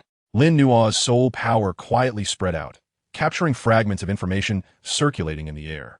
Soon, he began to hear many rumors about himself. Have you heard? That Lin Nuo from the Canaan Academy slaughtered the Bloodblade ancestor in Tianya City. And more. Just a few days ago, there were reports that he was besieged by mysterious powerful beings in the wilderness and, despite being gravely injured, managed to kill a Dohuang. My heavens! A 7 stars fighting king killing a Dozong while severely wounded? Is he even human? Now many forces in the central continent are looking for him. Some want to recruit him, while others, covet his treasures and extraordinary fire. However, I heard the Soul Palace is also getting involved. That is a force that devours men without spitting out bones. The authenticity of the news remains uncertain. Yet Lin Nuo's infamous reputation has undoubtedly spread far and wide, acquiring an air of legend about it. Simultaneously, he keenly sensed some obscure gazes lurking in the shadows, scrutinizing their movements. It seemed they had attracted unwanted attention. With a faint smile, Lin Nuo displayed no sign of fear. Rather, a glimmer of coldness flickered in his eyes. It was the perfect opportunity to test his skills against these oblivious individuals while also attempting to lure in a big catch from the Soul Palace. He, accompanied by Lin Shuya, deliberately made no effort to conceal their presence, instead making their way toward a larger city nearby, known as Black Rock City. A storm was poised to erupt, ignited by his proactive emergence. Chapter 110, Reunion with Old Friends. Black Rock City, named after the abundance of a hard black stone found in its vicinity, is a sizable metropolis in the northwest region of Central Continent, teeming with a mix of characters and brimming with information. The entrance of Lin Nuo and his companions caused little stir. He consciously restrained his aura, appearing no different from an ordinary young Dou.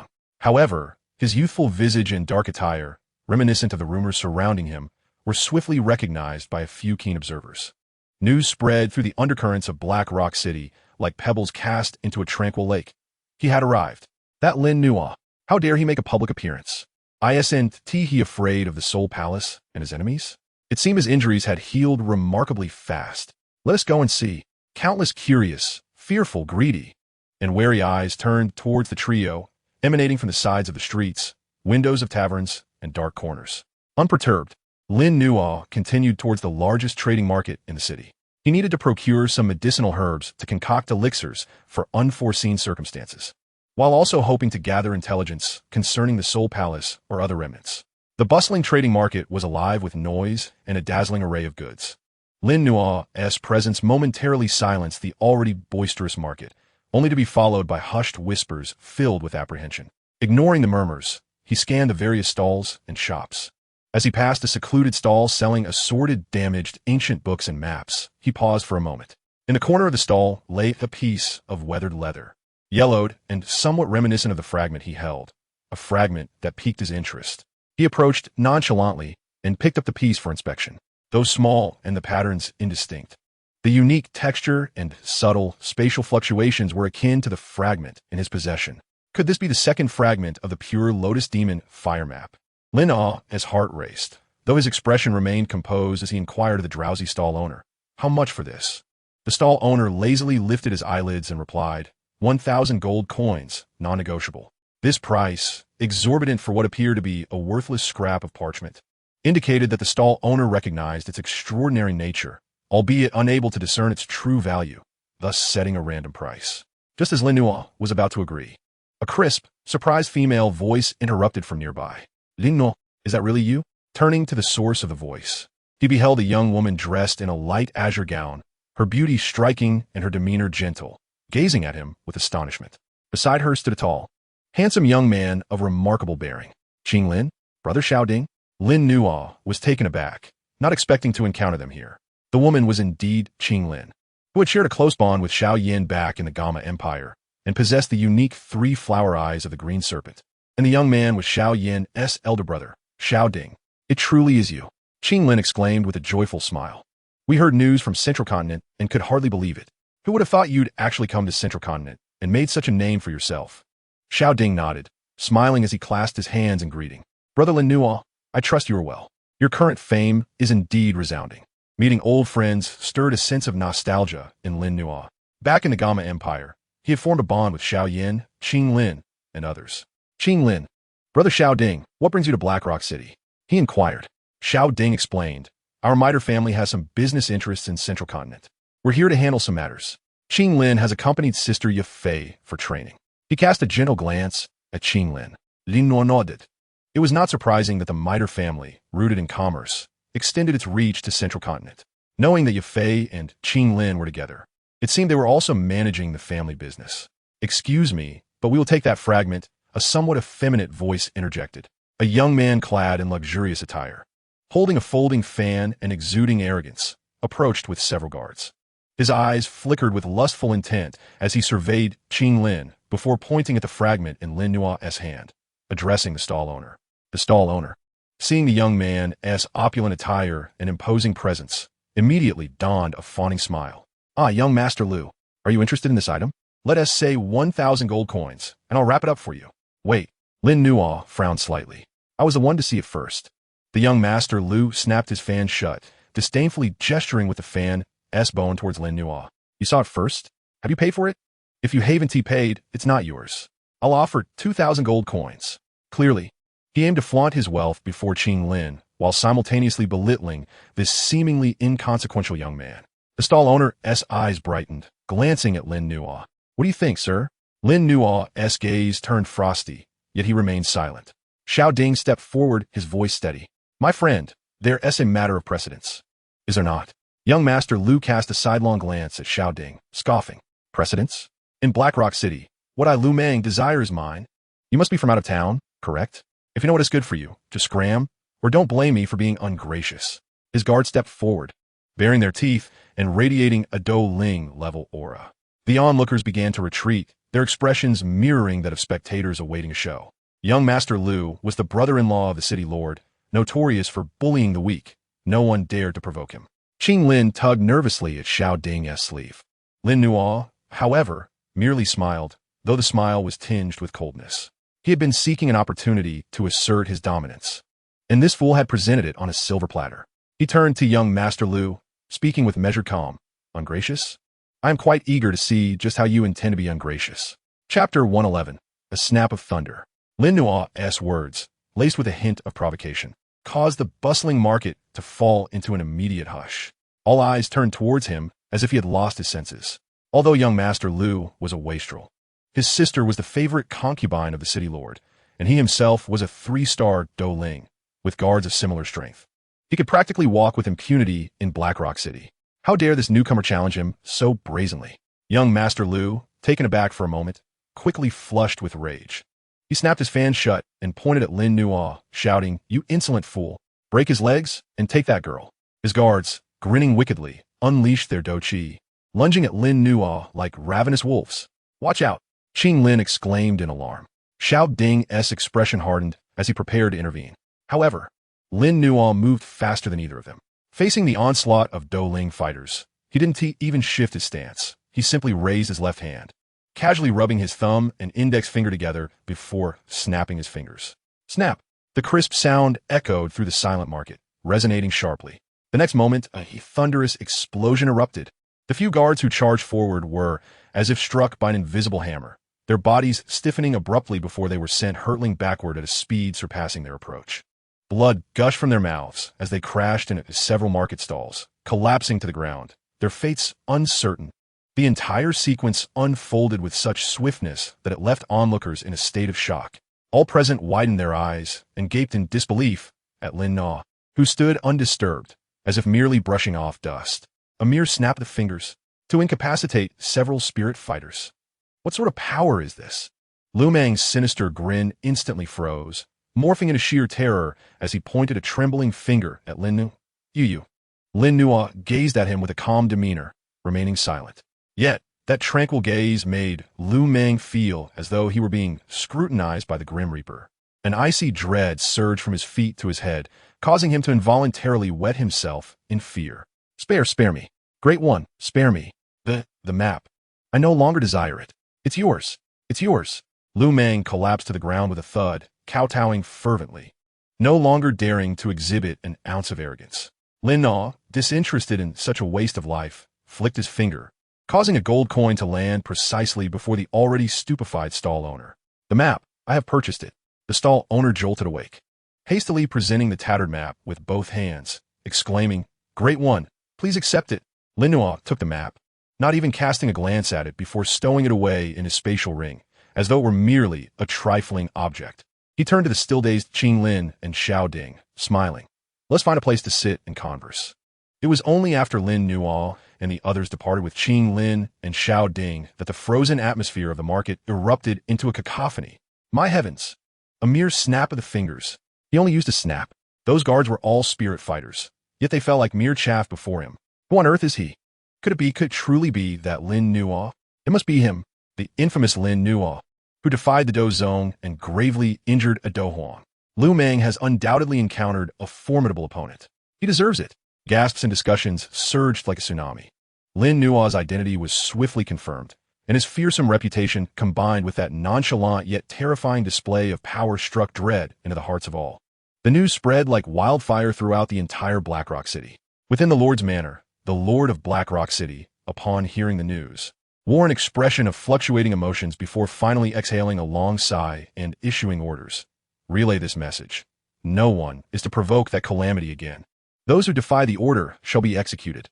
Though he was at the pinnacle of the Dou Wang, the thought of Lin Nuo's achievements against the Dou Zong left him feeling utterly powerless. It is not worth offending such a formidable individual over a mere nephew.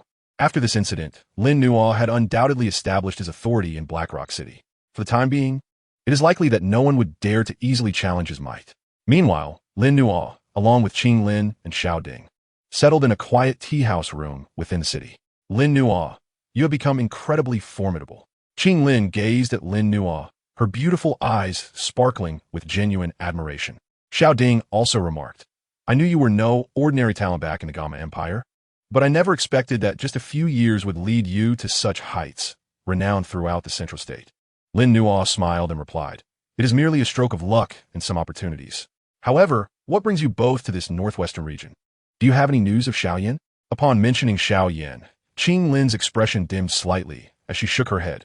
Ever since young master left the Gamma Empire, there has been no concrete news. Only occasional rumors suggest he may also be in the Central State, but his exact whereabouts remain unknown. Xiao Ding sighed. My third brother is stubborn and likely prefers to train alone, not wanting to rely on the family. I only hope he is safe. Lin Nuo nodded. As the destined child, Xiao Yan's fortune should not be lacking. He must be growing rapidly somewhere in the Central State at this very moment. What are your plans moving forward? Lin Nuo inquired. Xiao Ding replied. After handling matters here, we will return to the family headquarters in the Central State. Brother Lin Nuo, your reputation precedes you, and with many foes, should you require the assistance of the Miter family, do not hesitate to ask. We will do our utmost to help. The Miter family's commercial network spans the continent, with extensive intelligence that can indeed be of assistance in certain matters. Lin Nuo's heart stirred as he said, Since that is the case, I do have a matter for which I would like to ask Brother Xiao Ding to keep an eye out. Please go ahead. Please help me look for any fragments of maps made from similar material. Lin Nuo produced the tattered map he had acquired earlier, showing it to Xiao Ding. This item holds significant importance to me. Xiao Ding carefully noted the material and characteristics of the map, replying earnestly, Very well. I will instruct them to pay special attention across various trading associations. Thank you. Lin Nuo cupped his hands in gratitude. Old friends reunited, their conversation was warm and pleasant. However, Lin Nuo was acutely aware that he could not linger here for long. His whereabouts had been exposed, and the Soul Palace and other forces would likely catch wind of it soon. After conversing for a while longer, Lin Nuo rose to take his leave. Lin Nuo, be careful. Qing Lin expressed her concern. Take care. Xiao Ding also said earnestly. Lin Nuo nodded, taking his leave with Lin Xiuya and Han Yu, disappearing once more at the edge of the streets of Blackrock City. His arrival had been like a tempest sweeping through Blackrock City, leaving behind a legacy of awe and legend. And where would his next destination be? The shadows of the Soul Palace continued to follow closely, like a persistent phantom. Chapter 112, The Branch of the Soul Palace. After departing from Blackrock City, Lin Nuo and his companions did not flee far. Instead, they sought refuge in a secluded valley 100 miles from the city. Lin Xiuya asked, somewhat perplexed, Lin Nuo, why do we not return directly to the academy? Remaining here, it seems. Lin Xiuya hesitated, as their whereabouts had been exposed, and they should have left this place of conflict as swiftly as possible. Lin Nuo's gaze was profound as he looked toward the direction of Blackrock City, a cold smile curving his lips. Since the Soul Palace has set its sights on me, there is no escaping. Rather than passively waiting for them to find me, it is better to take the initiative and confront them. You intend to seek trouble with the Soul Palace? The Soul Palace is notoriously fearsome, with unfathomable depths. Proactively provoking them is unwise. It is not trouble I seek, but rather to collect some interest. Lin Nuo replied nonchalantly. They ambushed me in the wilderness, and I cannot let that debt go unsettled. Furthermore, I need to clarify certain matters with them, about my physique and why the Soul Palace is so keenly pursuing me. With my strength fully restored, and with my heavenly realm soul and unique flame as trump cards, I can adequately protect myself as long as I do not encounter a peak Do zone. Moreover, I do not plan to storm the heart of the Soul Palace. My target is a secret branch of the Soul Palace suspected to be located near Blackrock City. A lead pieced together from fragmented information captured by my heavenly realm soul during my inquiries in the city. You two wait for me here. I shall return shortly. Lin Nuo instructed Lin Xiuya and Han Yu. This endeavor was perilous, and he did not wish to involve them. No way. It's too dangerous. Lin Xiuya firmly objected, insisting on accompanying him for mutual support. Han Yu also looked at Lin Nuo resolutely, indicating her stance. Seeing the determination in their eyes warmed Lin Nuo's heart. Realizing persuasion would be futile, he nodded. Very well, but you must follow my lead and act with caution. That night, under the cover of darkness, three figures moved like phantoms, stealthily venturing into the night, heading toward a desolate mountain range to the northwest of Black Rock City. According to the clues, a small branch of the Soul Palace was concealed deep within the area known as the Grave Soul Mountain Range. Within the mountains, fierce winds howled, and grotesque rocks jutted out, the air thick with a faint chill and the resentful spirits of the deceased, a place where ordinary people dared not tread. Lin Nua's heavenly realm soul energy spread out, functioning like the most precise radar, scanning everything around him. Before long, he found himself in front of an unremarkable mountain wall, sensing an exceedingly subtle fluctuation of spatial energy and a soul barrier. This was indeed the place. He signaled to Lin Xiuyin and Han Yu to conceal themselves, while he restrained all his aura, merging seamlessly with the shadows as he cautiously approached the mountain wall. The soul barrier was utterly ineffective against his heavenly realm soul. He effortlessly located a weak point in the barrier, penetrating it with his soul power like a fine needle, triggering no alarms. Upon the mountain wall, ripples undulated, revealing a narrow passage that could accommodate only one person, from which a chilling aura surged forth. Without a moment's hesitation, Lin Nua slipped inside. The passage descended, with walls adorned by gemstones emitting a ghastly green light, casting an eerie glow reminiscent of a descent into hell. The deeper he ventured, the more oppressive the cold, lifeless atmosphere became, and faint echoes of tortured souls could be discerned. Lin Nua executed the shadow step to perfection, his form as weightless as vapor, swiftly navigating the passage while evading several concealed warning runes. Approximately a stick of incense later, a light appeared ahead. At the passage's end lay a vast underground palace. The palace exuded a sinister aura, constructed from obsidian stones, with walls intricately carved with grotesque soul motifs. In the center of the grand hall stood several colossal stone pillars, entwined with dark chains, at the ends of which were bound spectral forms, writhing in torment. Surrounding the hall were a dozen black-robed soul hall emissaries, busily engaged in some endeavor, seemingly refining the primal energies of those souls. The leader among them emanated an aura that unmistakably reached the level of a 5-star Dou Huang. Indeed, this was a branch of the Soul Hall. Lin Nua's gaze turned frigid. These individuals from the Soul Hall were evidently engaged in the nefarious collection and torment of souls. He refrained from acting immediately, allowing his soul power to weave an invisible web, meticulously sensing the entirety of the branch's circumstances. Beyond the visible figures, several elusive auras lingered in the shadows, the strongest of which resided in a stone chamber at the rear of the hall, seemingly at the level of an 8-star Dou Huang.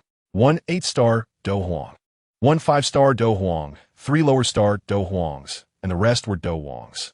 Lin Nua swiftly assessed the strength of both sides. A direct confrontation seemed unlikely to yield success, especially against the formidable 8-star Dou Huang. His objective was intelligence, and to issue a warning to the Soul Hall. His focus locked onto the 5-star Dou Huang. Judging by the authoritative demeanor of this individual, he appeared to be the vice master of this branch, undoubtedly privy to significant information. Lin Nua patiently awaited his opportunity. Half an incense stick later, the 5-star Dou Huang vice master seemed to have completed his tasks, dismissing his subordinates as he strode alone toward the side corridor at the rear of the hall. This was the moment. Lin Nua moved as if he were a shadow, silently trailing behind. At the end of the side corridor was a relatively spacious stone chamber. The vice master had just entered the chamber and had yet to close the door when he felt a chilling sensation at the nape of his neck.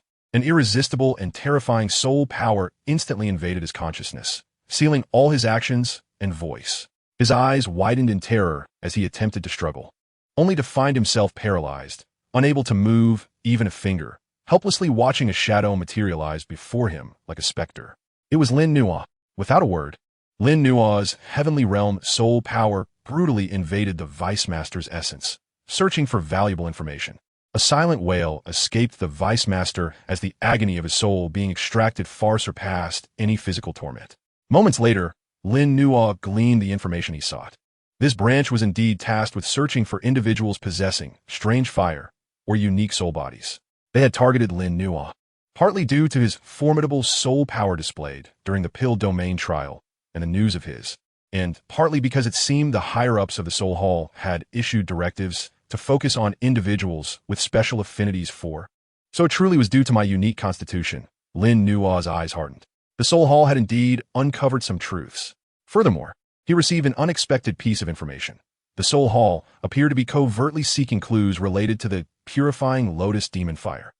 Just as Lin Nuo prepared to delve deeper into his search, a thunderous voice boomed from the direction of the Grand Hall. Who dares to trespass and challenge my Soul Hall branch? A terrifying aura, belonging to the 8-star Dou Huang, erupted, sweeping through the entire underground palace like a tempest. He had been discovered. Without hesitation, Lin Nuo struck the Vice Master's crown chakra with a palm, obliterating his life force in an instant. Subsequently, he retreated at full speed, racing back through the passage. Where do you think you're going? The 8-star Dou Huang's furious roar closed in swiftly, as a condensed black soul spear tore through the air, accompanied by a haunting wail, aiming straight for Lin Nuo's back. Without looking back, Lin Nuo retaliated with a punch.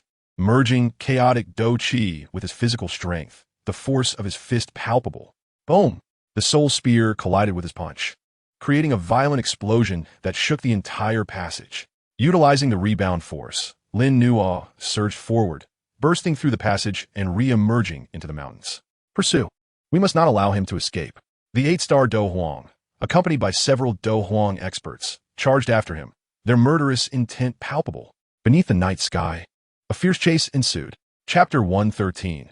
The Pursuit in the Underworld, a Desperate Counterattack. The morning's Soul Mountains lay shrouded in darkness. Lin Nuo moved like lightning, darting swiftly among the rugged ridges, executing the shadow step to its utmost, leaving behind a series of indistinct afterimages. Behind him, shadowy figures radiating formidable auras relentlessly pursued, especially the leading 8-star Dou Huang, who clung to him like a relentless parasite, the distance between them steadily diminishing.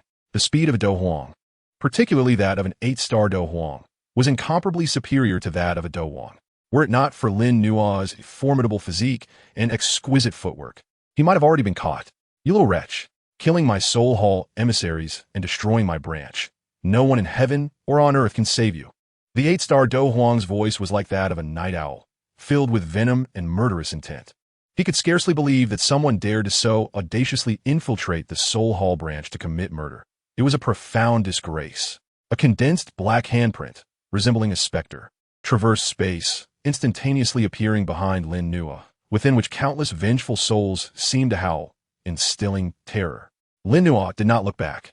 His heavenly realm soul had already detected the trajectory of the attack. He twisted his body at an extraordinary angle, narrowly evading the core of the handprint while delivering a countering punch, his chaotic Dou Qi surging forth, scattering the edges of the handprint. Boom!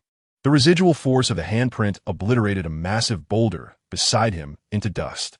He could no longer afford to flee in this manner. Lin Nuo's gaze turned steely. Passively enduring attacks was not a viable strategy. If he were completely ensnared, with other Soul Hall experts closing in, he would be in grave danger. His eyes scanned the terrain below, spotting a chasm that plunged into darkness, shrouded in thick miasma. That was it. With a surge of determination, he dove downward, plunging into the impenetrable miasma. You think you can escape through the miasma? A foolish dream. The 8-star Dou Huang snorted disdainfully, without hesitation, following him into the miasma. His black Dou Qi surged around him, isolating the encroaching toxins. The other Dou Huang also followed closely behind. Beneath the chasm, the miasma enveloped everything, severely hindering both sight and perception. Lin Nuo landed at the bottom, where the ground was soft and damp, thickly layered with decaying leaves. He swiftly concealed his aura, lurking like a rock in a crevice of the rock wall, while his heavenly realm soul power acted as an invisible radar, vigilantly monitoring the movements above. Whoosh, whoosh, whoosh. The sound of the wind was abruptly shattered as the pursuers from the Soul Palace reached the valley floor. Search in all directions. He must be hiding nearby. The miasma affects him too. He cannot run far. The 8-star Dou Emperor captain commanded sharply. Several Dou Emperors immediately scattered, their formidable soul perception sweeping over every inch of the valley floor like a comb. Lin Nuo held his breath, akin to the most patient hunter, awaiting the opportune moment. A 3-star Dou Emperor cautiously approached the rock wall, where he concealed himself. Now is the moment. As the 3-star Dou Emperor neared the rock wall, his mental guard slightly lowered, Lin Nuo sprang into action. Like a long-dormant cheetah, he erupted with blinding speed.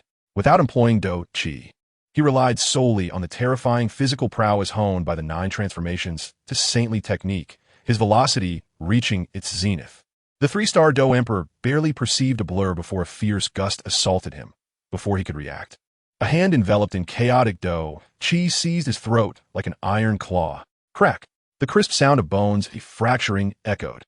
The 3-star Dou Emperor's eyes bulged in horror and disbelief, his throat crushed in an instant. He couldn't even utter a scream before his breath ceased. Lin Nuo continued undeterred, gently laying the corpse down, his form merging back into the shadows like a specter, darting towards his next target, a 4-star Dou Emperor searching from behind. The 4-star Dou Emperor seemed to sense something amiss and abruptly turned, only to behold a pair of eyes gleaming with cold, murderous intent through the miasma, and a fist rapidly enlarging in his vision. Bang! The fist landed solidly against his chest, the chaotic Dou Qi and physical strength exploding forth. His protective Dou Qi shattered like paper, his ribcage collapsed, and his heart turned to pulp. Another Dou Emperor had fallen. Over there, the simultaneous disappearance of 2 Dou Emperor auras finally alerted the others. The 8-star Dou Emperor captain, both alarmed and furious, surged towards Lin Nuo's location, following the last trace of energy fluctuation.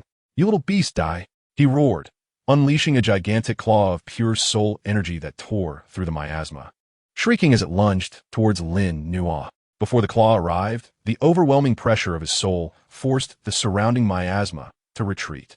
Faced with this furious strike from the 8-star Dou Emperor, Lin Nuo's expression turned grave. He knew he could no longer conceal himself. He let out a low growl, unleashing the full force of his peak 7-star Dou Wang cultivation, the chaotic Dou Qi erupting like a signal fire into the sky. On his right fist, starlight, chaos, and colorful glazed radiance intertwined once more. 9 turned Saint Fist, star collapse. It was yet another fierce and formidable punch, boldly meeting the colossal soul claw. Boom! The 2 forces collided again. This time, the energy storm was even more terrifying, causing the entire chasm to tremble violently, rocks raining down from above. Lin Nuo's body shook violently, a sweet taste filling his throat as a trickle of blood escaped from the corner of his mouth. Yet he remained steadfast, rooted in place against the onslaught. Meanwhile, the soul claw wavered drastically under the might of his punch, becoming increasingly ethereal. How is this possible? The 8-star Dou Emperor captain was both astonished and enraged. He had not anticipated that Lin Nuo could withstand a soul attack head-on and only be slightly disadvantaged. Nothing is impossible. Old dog, take another blow from me. Lin Nuo, seizing the advantage, drew in a breath. His heavenly realm soul energy transformed into countless invisible spikes, raining down upon the 8-star Dou Emperor captain like a torrential storm. Simultaneously, he clenched his left hand. A ball of chaotic glazed flame leaped forth. Though small, it radiated a terrifying heat capable of incinerating all. A dual assault of soul attack, and the expression of the 8-star Dou Emperor captain finally shifted. He could still defend against the soul attack, but the aura of that filled him with a sense of lethal threat. He frantically summoned his soul energy for defense, retreating swiftly to create distance. However, would Lin Nuo grant him such an opportunity? Burn! He flicked his fingers, and the chaotic glazed flame, seemingly imbued with sentience, instantly transformed into a fiery net, enveloping his opponent. Sizzle, sizzle, sizzle. Where the fiery net passed, the soul energy was scorched and purified. The 8-star Dou Emperor captain let out a piercing scream as his protective soul energy was rapidly dismantled. No! In a desperate howl, the chaotic fire net consumed him entirely. The miasma churned, flames soaring. When the fire dissipated, only a small pile of ashes remained. The Soul Palace branch. The 8-star Dou Emperor captain had perished. The remaining 2 low-ranking Dou Emperors, witnessing this scene, were already terrified beyond measure, abandoning all else as they turned to flee. Lin Nuo's gaze turned icy. With fingers poised like swords, 2 streams of chaotic flame, sword energy, surged forth, instantly piercing their backs. In the blink of an eye, the Soul Palace's forces that had pursued into the chasm were entirely annihilated. Lin Nuo stood amidst the devastation of the valley floor, breathing heavily as he wiped away the blood at the corner of his mouth. Having consecutively slain multiple Dou Emperors, particularly the final 8-star Dou Emperor, had taken a significant toll on him. Yet excitement flickered in his eyes. This battle had tested his true combat prowess. a 7-star Dou Wang, wielding heavenly realm soul energy, and was sufficient to threaten and even slay an 8-star Dou Emperor. He swiftly cleared the battlefield, collecting the spatial rings of these soul palace powerhouses, and without lingering, he moved quickly out of the chasm to reunite with Lin Ziyi and Han Yu, who were waiting outside. Let's go. The three figures quickly vanished into the vast night. Following this battle, a branch of the Soul Palace was uprooted, and an 8-star Dou Emperor captain had fallen. Once news of this spread, it would undoubtedly incite the wrath of the Soul Palace's higher-ups. Lin Nuo had irrevocably forged a deep enmity with the Soul Palace. Future conflicts would be even more intense. Chapter 114. Ambush, the appearance of the Wind Thunder Pavilion. In the Battle of the Burial Soul Mountains, Lin Nuo employed thunderous methods to annihilate an important branch of the Soul Palace, slaying several powerful figures, including the 8-star Dou Emperor captain. Although news had yet to fully circulate, the internal upheaval within the Soul Palace was undoubtedly profound. Lin Nuo was acutely aware that he had become the eye of the storm and dared not linger. After reuniting with Lin Ziyi and Han Yu, they immediately sped towards the direction of the Canaan Academy. However, as the trees desire stillness, the wind does not cease. Just as they exited the Burial Soul Mountains and entered a region known as the Wind Thunder Mountains, the space ahead shimmered slightly, and several figures materialized out of thin air, blocking their path. These individuals were not clad in the Soul Palace's iconic black robes. Instead, they wore uniform azure attire, with the cuffs embroidered with intertwining patterns of wind and thunder, exuding an aura of sharpness, speed, and dominance.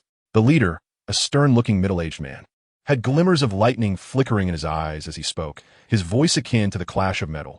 "You are Lin Nuo? Iam Lin erupted, tamed. The Wind Thunder Pavilion obstructs my path. What counsel do you offer?" "Counsel? I dare not presume," the stern middle-aged man replied indifferently. "I am Xinyan, an elder of the Wind Thunder North Pavilion, acting on the orders of the Pavilion Master to invite you for a discussion at the North Pavilion." The tone may appear courteous, yet the unmistakable attitude and the subtly forming encirclement indicate that this is far from an invitation. It is a mandate. What if I refuse to comply? Lin Nuo's gaze turned icy. A hint of mockery appeared on Xinyan's face. "I'm afraid that is not up to you, my young friend.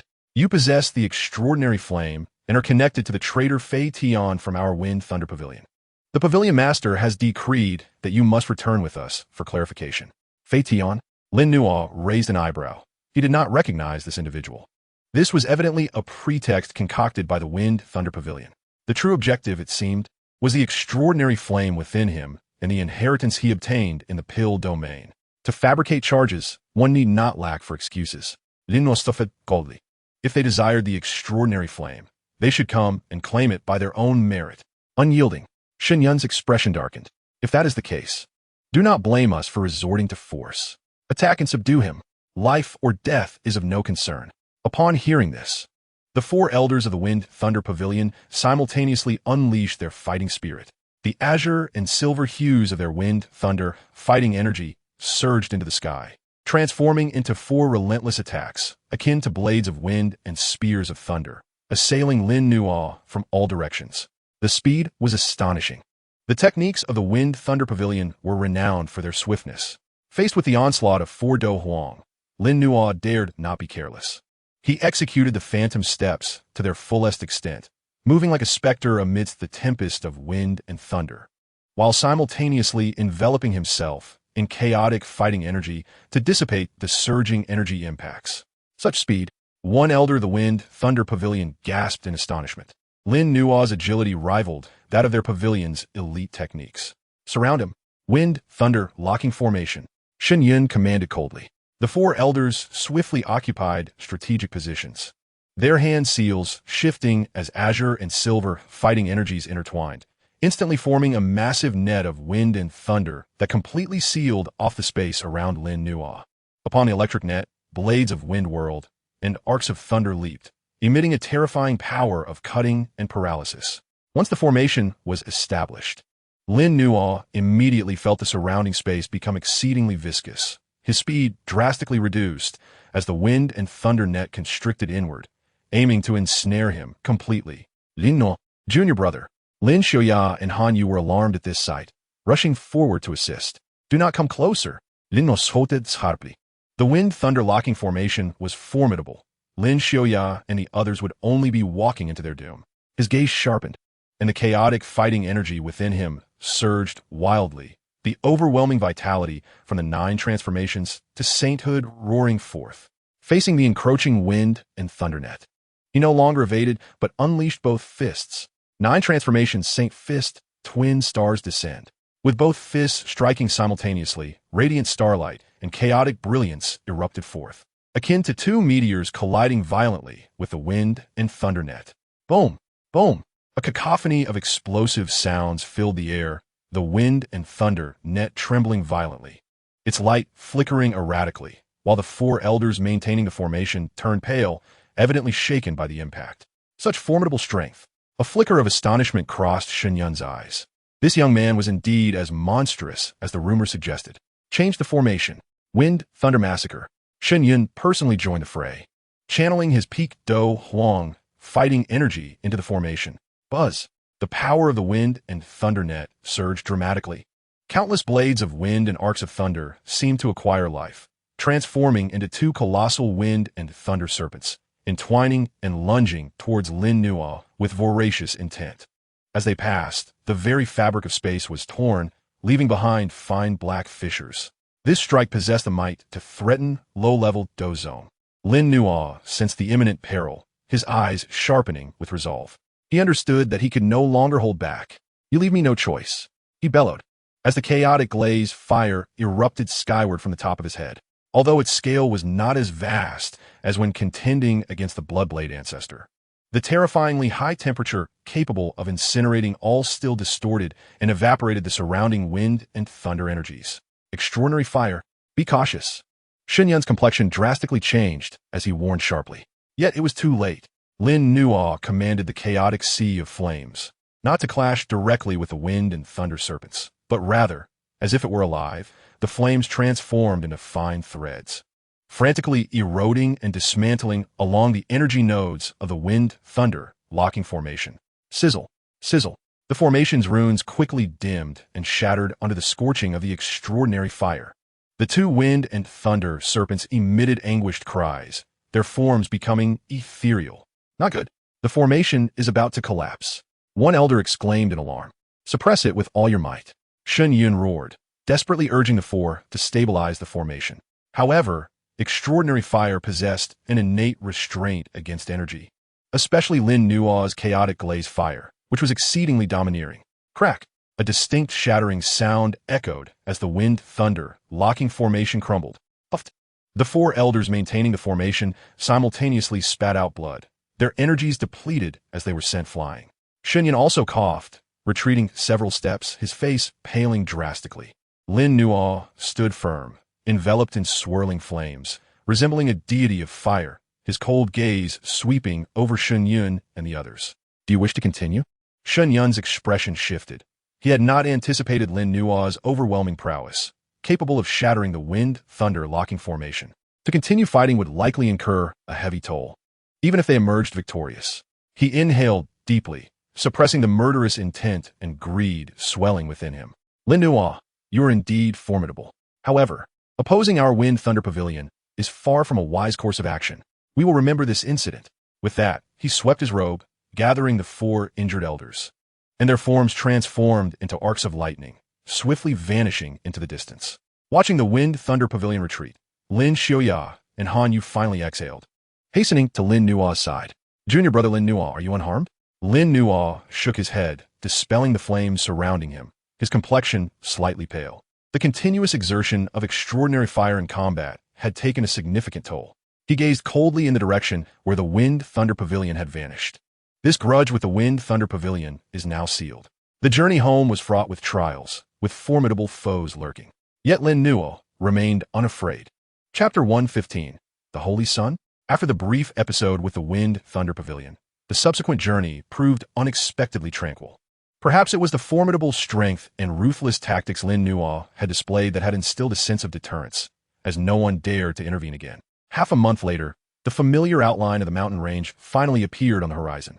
The Canaan Academy had come into view, traversing through the dense outer forest and crossing the iconic energy barrier, as they stepped onto the familiar ground of the inner courtyard's plaza. Lin Xiuya and Han Yu could not help but let out relieved sighs, their faces reflecting genuine relaxation. Home at last. Lin Nua's return was akin to casting a boulder into a tranquil lake, instantly stirring up a commotion throughout the inner courtyard. It's senior brother Lin Nua. Yes, back. Oh my goodness. It really is him. I've seen his image in the crystal mirror. I heard he killed the Dou Zong in Zhongzhou. Is that true? And he even drove away the elders of the Wind Thunder Pavilion. How powerful. Countless disciples from the inner courtyard surged from all directions, crowding the plaza, their gazes converging on Lin Nua, filled with fervor, admiration, and awe. The illustrious reputation Lin Nua had established in Zhongzhou had long since spread back to the academy. And now, with his actual return, it naturally sparked immense excitement. What are you all doing gathered here? Aren't you supposed to be training? A commanding voice rang out, parting the crowd. It was the Grand Elder Su Qian, accompanied by Hu Jia, Wu Hao, and several other elders, striding towards them. Their faces bore unmistakable excitement and pride. Well done, young man. You've truly excelled. Grand Elder Su Qian clapped Lin Nua's shoulder heartily, his heart swelling with pride. What you accomplished in Zhongzhou has brought great honor to our Canaan Academy. Now, throughout the Black Corner region, who does not know that our academy has produced a holy son capable of slaying Dou Zong? Odison? Lin Nua was momentarily taken aback. Hu Jia smiled as he explained, "This is a unanimous decision made by the higher-ups of the academy. Given your unparalleled contributions to the academy and your esteemed reputation across the continent, you have been specially promoted to the status of the Holy Son of Canaan Academy, a position equivalent to that of a Grand Elder, with resources and authority on par with the Dean." A collective gasp echoed around the room. The title of Holy Son, a status equal to that of a Grand Elder. Such honor has never before been witnessed in the annals of Canaan Academy. Lin Nua felt a stirring in his heart and clasped his hands in gratitude, saying, "Thank you for the Academy's profound appreciation. I, Lin Nua, shall not disappoint." Haha, splendid. It's good to have you back. Elder Sukian Lafhartedi. Come, let us head to the Grand Hall and discuss in detail your experiences in the Central State. The group made their way to the inner courtyard's assembly hall. Lin Nuo recounted his journey through the Central State, from the alchemy domain trials to the turmoil in St. Dan City, and then to the confrontation with the Dou Zong in Tianya City, culminating in encounters with the Soul Palace and the Wind and Thunder Pavilion. Although he endeavored to be concise, the thrilling twists and near-death experiences of his narrative stirred the emotions of every elder present, leaving them in awe. When they heard how Lin Nuo, as a 7-star Do Wong, had slain the Bloodblade ancestor using the power of and his soul, the elders were rendered speechless with shock. Excellent. Well done. Wu Hao suddenly slammed the table, his face alight with excitement. That kind of old rascal deserves no less. Elder Su Qian's expression turned grave. The Soul Palace and the Wind and Thunder Pavilion are significant forces in the Central State. You have made them your enemies this time, so you must be exceedingly cautious in the future. Lin Nuo nodded. I understand, Master. However, there is no need for excessive concern, Su Qian continued, his tone shifting with pride. Our Canaan Academy has stood resilient in the Blackhorn region for many years, and we possess our own strength. If they dare to come knocking, we shall ensure they pay the price. As the Holy Son, the Academy is your most steadfast support. His words resonated powerfully, warming Lin Nua's heart. By the way, Lin Nua, Hu Jia suddenly recalled, now that you have returned, there is someone you should meet. Who? The Heavenly Fire Elder. Hu Jia's expression grew intricate. He has emerged from seclusion a few months ago, and, upon learning of your accomplishments, seems quite eager to meet you. The Heavenly Fire Elder? Lin Nua's eyes flickered. This individual is the true anchor of Canaan Academy, a reclusive Dou Zun powerhouse and a friend of Yao Lao. Why would he wish to see me? Could it be related to Yao Lao or my own physique? Contemplating this, Lin Nua nodded. Very well. I shall visit the Elder shortly. After the meeting concluded, the news of Lin Nua's return as the Holy Son, along with his formidable achievements in the Central State, spread like wildfire throughout Canaan Academy, igniting an unprecedented fervor for cultivation. Countless disciples took Lin Nua as their role model and strove for excellence. Following a brief period of settling in, Lin Nua ventured alone toward the secluded valley in the back mountains of the inner courtyard, a place regarded as a forbidden area. The Heavenly Fire Elder was said to be deep within, in quiet meditation. He sensed that this meeting might finally unravel some of the mysteries surrounding his physique. Chapter 116. The Elder illuminates the fire spirit body. In the depths of the inner courtyard's back mountain, The valley was suffused with spiritual energy, alive with the songs of birds and the fragrance of flowers, as if it were a paradise untouched by the world. Within the valley lay a clear pond, beside which stood a humble thatched cottage. Lin Nua approached the cottage and bowed respectfully. "I am Lin Nua, seeking an audience with the Heavenly Fire Elder." "Gumin." A calm and gentle voice emanated from within. Lin Nua entered, finding an elderly man clad in simple linen robes, his complexion rosy and eyes warm, resembling an amiable neighbor. He sat upon a mat, smiling at Lin Nua. The old man's aura was restrained, seemingly merging with the surrounding environment. Yet Lin Nua's celestial soul could faintly perceive the vast energy contained within him. It was indeed the protector of Canaan Academy, the Heavenly Fire Elder. "Junior Lin Nua greetings." "Elder." Lin Nua bowed again, his demeanor respectful. "There is no need for excessive formality. Please, take a seat." The Heavenly Fire Elder gestured to the mat across from him, his gaze scrutinizing Lin Nua, revealing a flicker of surprise and admiration. "Peak 7 Star Do Wong, with an exceptionally solid foundation. Your soul power has even entered the celestial realm? Remarkable, truly remarkable." Lin Nua felt a tremor in his heart. The perceptiveness of a Dozun powerhouse is indeed formidable. He complied and sat down, awaiting further discourse. The Heavenly Fire Elder stroked his beard and chuckled. "You have accomplished great deeds in the Central State. Even an old man like me, in this remote mountain, has heard of your name.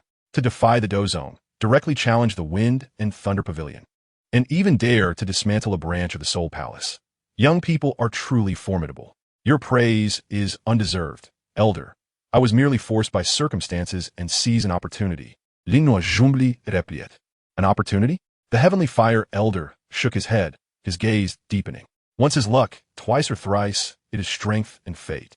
Moreover, what you carry is no ordinary chance." He shifted his focus, locking eyes with Lin Nua. "That old fellow Yao Chun has placed significant stakes on you." Lin Nua's heart stirred, realizing the conversation was turning serious. He responded candidly. "Elder Yao has provided me with invaluable guidance." The Heavenly Fire Elder nodded. "He contacted me previously, mentioning he had discovered an intriguing talent with a unique physique, possibly related to the legendary fire spirit body, and requested that I keep a discreet watch over you. I did not expect this talent to grow so rapidly and powerfully, exceeding our expectations."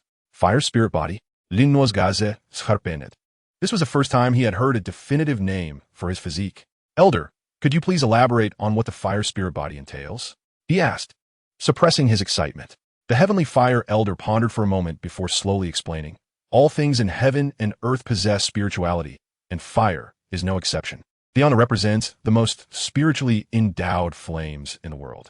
The fire spirit body is an exceedingly rare and unique innate physique, rumored to have originated from the chaos fire source, naturally attuned to all flames, with a particular affinity for, possessing the ability to attract and dominate them." The ability to dominate? Lin Nua's heart raced. Indeed, the Heavenly Fire Elder's expression grew solemn. Ordinary individuals must endure countless hardships to obtain, gradually refining and taming them with their soul and fighting spirit.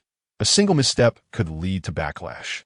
However, the fire spirit body seems destined for the purpose of bearing and governing. When it's presented before you, it will not only refrain from repulsion, but will also approach you willingly, like subjects before a sovereign, eager to yield and even yearning to merge with you. Lin Nua's mind exploded with revelation. The enigma that had plagued him for so long was finally unveiled. No wonder the fallen heart flame had been docile before him. No wonder the seven-colored glazed flame had proactively acknowledged him as its master. No wonder he felt as though his physique were a vessel capable of containing myriad flames. It turns out he was indeed the legendary fire spirit body. Of course, this was not without its limitations. The Heavenly Fire Elder continued. While the fire spirit body can attract and dominate, one must possess sufficient strength. Otherwise, forcibly merging with flames of too high a rank could still result in fatal consequences. Moreover, once this physique is exposed, it will inevitably attract countless covetous eyes, particularly from the Soul Palace. His gaze turned grave as he looked at Lin Nua. The Soul Palace collects extraordinary souls and physiques from across the world. Your fire spirit body is a treasure beyond compare to them. Their interest in you is far from coincidental. Lin Nua took a deep breath, fully grasping the situation. He stood and bowed deeply to the Heavenly Fire Elder. "Thank you for enlightening me, Elder." The Heavenly Fire Elder accepted his gesture with grace and added, "Now that you understand your physique, Your future cultivation should focus on merging and nurturing. Each unique you assimilate will result in a qualitative leap in your strength, and the potential of the fire spirit body will be further unleashed. Perhaps one day, you may gather all flames and restore the might of the chaos fire source. Such a feat is not beyond possibility. Gather all flames and restore the might of the chaos fire source. The grand vision stirred Lin Nuo's heart profoundly. The younger generation shall strive diligently, Lin Nuo declared earnestly. The Venerable of Heavenly Fire nodded in satisfaction, producing a crimson jade slip and presenting it to Lin Nuo. This is a treasure I acquired during my travels in my youth. A secret technique known as the fusion fire technique. While it may not be an unparalleled skill, it remarkably aids in harmonizing different flames and stabilizing fire sources. It may prove beneficial to you. Lin Nuo accepted the jade slip with gratitude once more. This fusion fire technique was indeed a timely gift for him. Well, I have imparted all that I wish to convey. Go forth. The Academy shall serve as your support, but the path ahead ultimately rests upon your own efforts. The Venerable of Heavenly Fire waved his hand and closed his eyes, returning to a meditative state.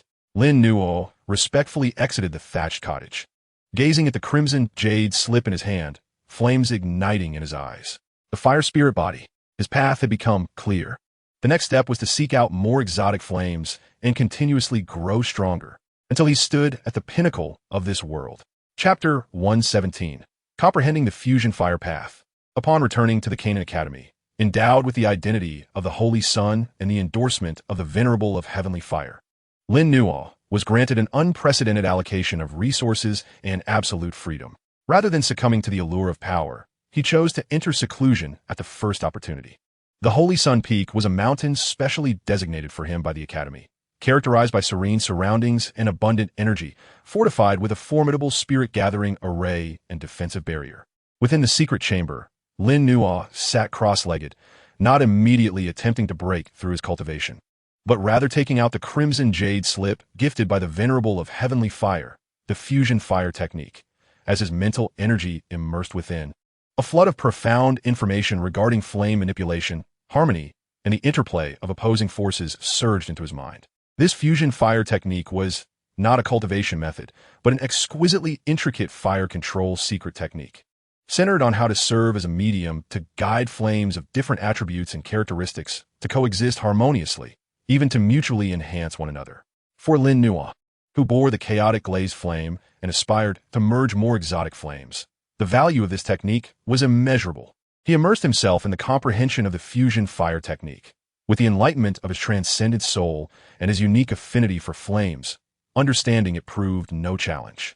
Many of its subtle intricacies revealed themselves with the slightest insight. Days passed, and he had grasped the essence of the fusion fire technique. It was time. With a thought, a sphere of chaotic glazed flame, embodying the fallen heart flame and the seven-color glazed flame's essence, slowly manifested above his palm. The flames danced, chaotic at the core, with 7 colors swirling, emanating an exhilarating aura. Following the principles of the fusion fire technique, he began to cautiously guide this flame. No longer was it mere manipulation and eruption, but akin to the most meticulous sculptor, wielding his soul's power as a chisel. He meticulously aligned the flow of energy within the flame, harmonizing the ferocious incineration of the fallen heart flame with the gentle creation of the 7-colored glazed flame, 2 seemingly contradictory qualities. Initially, it was quite obscure, and the flame exhibited slight agitation. However, as his comprehension deepened and his soul power intervened with increasing finesse, the chaotic glazed flame gradually became docile, its internal energy flow becoming more orderly and harmonious. The previously distinct chaotic, blazing white, and 7-colored hues began to blend seamlessly, with each essence interwoven within the other. The flame's form solidified and became more restrained, its color transitioning towards a deeper, darker chaotic hue, with a core of 7-colored light pulsating like an eternal star. A far more harmonious, profound, and terrifying aura emanated from this newly formed chaotic glazed flame. Fusion, advancing further, just as the flames achieved profound integration. Lin Nuo felt a surge of fortune within, as the great chaotic Dan, Scripture 9 transformations to sainthood autonomously activated within him. Boom! Within the secret chamber, a colossal wave of celestial energy surged as if summoned by an emperor, converging towards him to form a massive energy vortex. The The spirit-gathering array on Holy Sun Peak radiated magnificently, forcibly drawing in energy from afar. At this moment, his aura began to ascend wildly. The barrier of the peak of the 7-star Do Wang was effortlessly pierced as if it were mere paper. 8-star Do Wang, and the ascent did not cease. A torrent of energy flooded into his limbs and bones, rapidly refined and absorbed by the chaotic Dou Qi, propelling his cultivation towards the mid to late stages of the 8-star Do Wang. Simultaneously, his physical form, having undergone preliminary refinement through the 9 transformations to sainthood, greedily absorbed energy.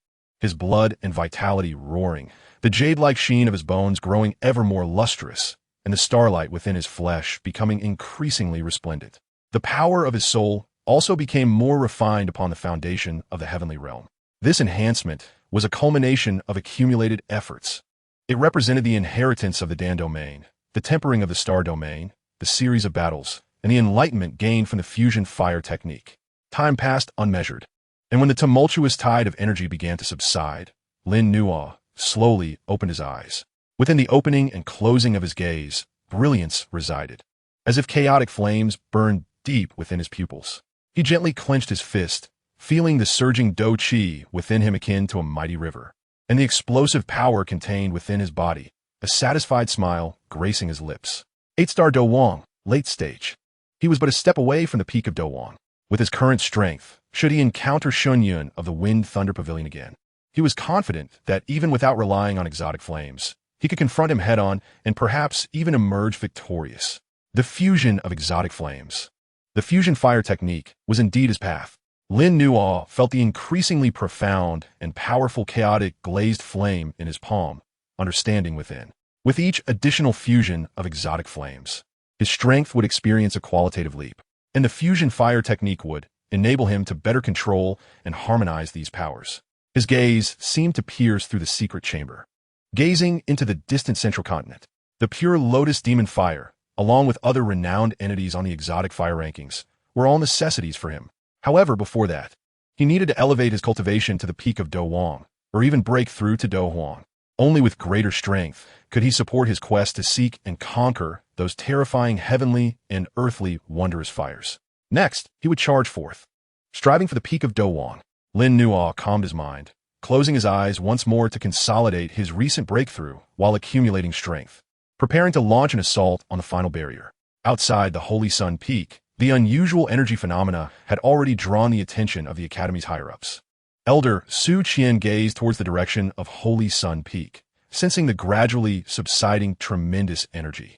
Stroking his beard with a chuckle, this young man has broken through once again. It seems that the true rise of our Canaan Academy is not far off. The other elders nodded in agreement, their eyes filled with anticipation. Each of Lin Nuo's advancements stirred the hearts of the entire Academy. He was the future of Canaan Academy. The hope of all. Chapter 118.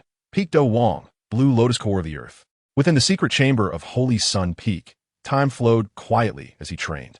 Lin Nuo sat immobile like a statue, yet his aura resembled that of a dormant dragon, concealing immense power beneath a calm exterior. His cultivation at the late stage of the 8-star Do Wang had been thoroughly solidified and was steadily progressing towards its peak.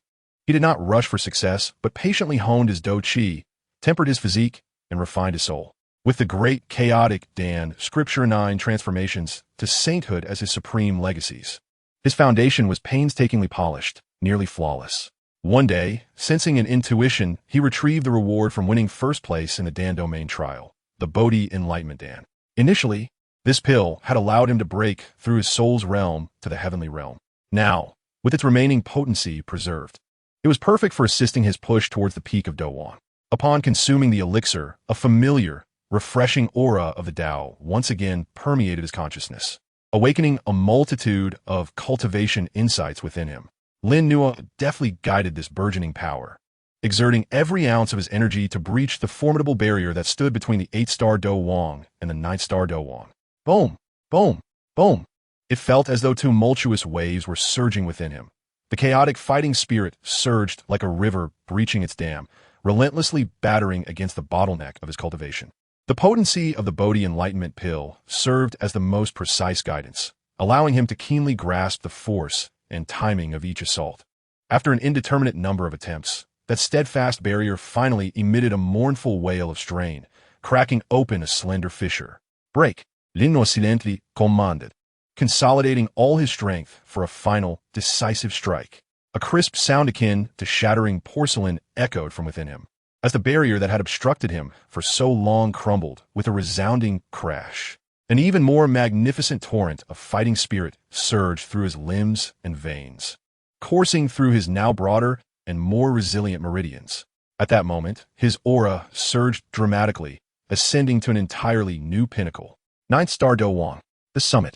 Only a step away from Do Huang, Lin Nuo slowly opened his eyes, a radiant light shimmering within, as if it were tangible. He felt an overwhelming power brimming within him, an unprecedented sense of strength welling up. With his current prowess, if he were to face someone like the Blood Knife Old Ancestor, a mere first-star Dozong, he was confident he could defeat them without incurring significant costs. At the peak of Do Huang, the next step was Do Huang, Lin Nuo mused. The distinction between Do Huang and Do Huang was a monumental divide, marking not only a qualitative change in the ability to manifest fighting spirit as wings, but also the commencement of preliminary mastery over spatial powers, heralding an earth-shattering transformation in strength. He did not immediately emerge from his meditation, but continued to refine his peak ninth star Do Huang cultivation, while also contemplating the threshold from Do Huang to Do Huang. Just as he immersed himself in this arduous training, a communication jade slip from the Gamma Empire, expedited by the Miter family, arrived at the Sacred Sun Peak. Lin Nuo awakened from his deep meditative state, accepting the jade slip and probing its contents with his spiritual energy. The slip was sent by Yafei, but its contents caused Lin Nuo's gaze to sharpen. The message revealed that the Miter family's caravan had discovered an exceedingly concealed underground magma world deep within the Tagore Desert, where they sensed an extraordinarily powerful surge of fire attribute energy, suspected to contain traces of a rare flame. Based on the described energy characteristics, it was highly probable that it was the Qinglian Earth Heart Fire, ranked 19th on the list of extraordinary flames. However, due to the extreme environment of the magma world and the formidable serpentine magical beast guarding it, the Miter family had suffered significant losses and could not delve deeper, opting instead to relay the information to Lin Nuo. The mention of the Qinglian Earth Heart Fire ignited a fervent spark in Lin Nuo's eyes. Truly, after traversing arduous paths, fortune has finally smiled upon him. He was in dire need of a new extraordinary flame to enhance his strength, and now the Qinglian Earth Heart Fire had presented itself. Although ranked 19th, inferior to the seven-colored glazed flame, its inherent pure earth fire and destructive power, if successfully fused, would undoubtedly elevate the potency of his chaos glazed flame to new heights. This would greatly aid his pursuit of the Do Huang realm. Moreover, the Tagore Desert, wasn't that the domain of the Medusa Queen?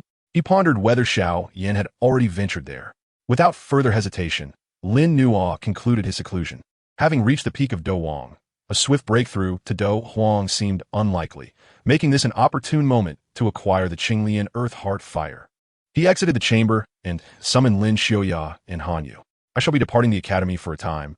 Heading to the Gamma Empire, Lin Nuo stated directly. The two, upon hearing this, did not inquire further, but resolutely declared, "We will accompany you." Lin Nuo regarded them. With his resources, Lin Xiuya had broken through to the first star Do Huang, while Han Yu had reached the peak of the ninth star Do Ling, making them formidable companions. This journey to the Gamma Empire would likely not pose significant danger, and it would be beneficial for them to experience some trials. Very well, prepare yourselves. We shall depart at once. Half a day later, 3 streaks of light surged from the Canaan Academy, swiftly racing towards the Gamma Empire. Their destination, the Tagore Desert, in pursuit of the Qinglian Earth Heart Fire. Chapter 119, Return to the Familiar Land.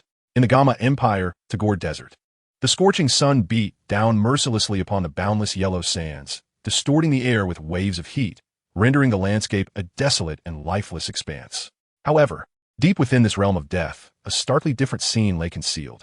3 figures pierced through the sweltering heat. Emerging at the edge of a vast desert oasis, it was Lin Nuo, Lin Xiuya, and Han Yu, who had traveled from the Canaan Academy. Is this the Tagore Desert?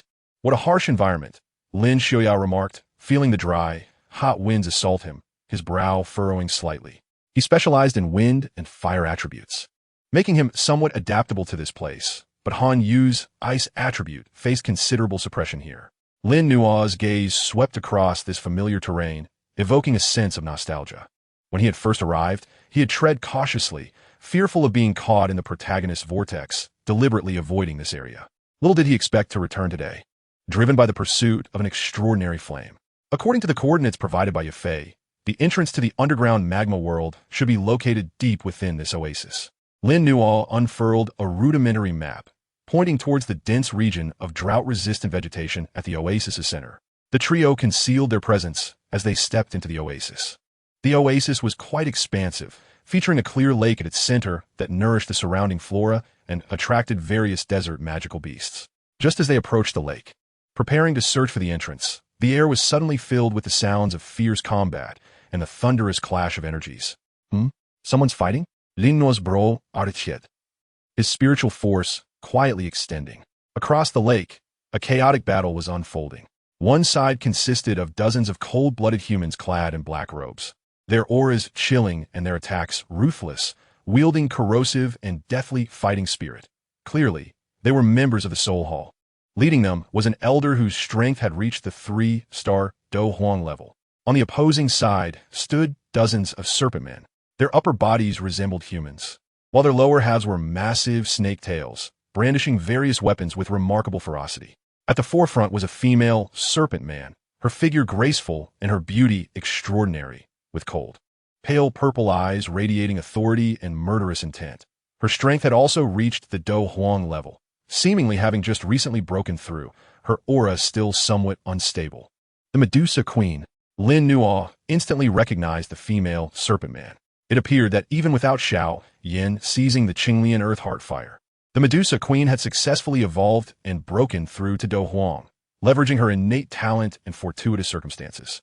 At that moment, the Medusa Queen was embroiled in a fierce battle with the 3-star Dou Huang from the Soul Hall, their colorful energies clashing violently against the black fighting spirit, sending sand flying in all directions. Yet, evidently, having just broken through, she found herself at a disadvantage against the seasoned 3-star Dou Huang, a trickle of blood already staining her lips. The other serpent warriors were also being overwhelmed by the Soul Hall's forces, suffering considerable casualties. What are the Soul Hall's people doing here? And attacking the serpent tribe?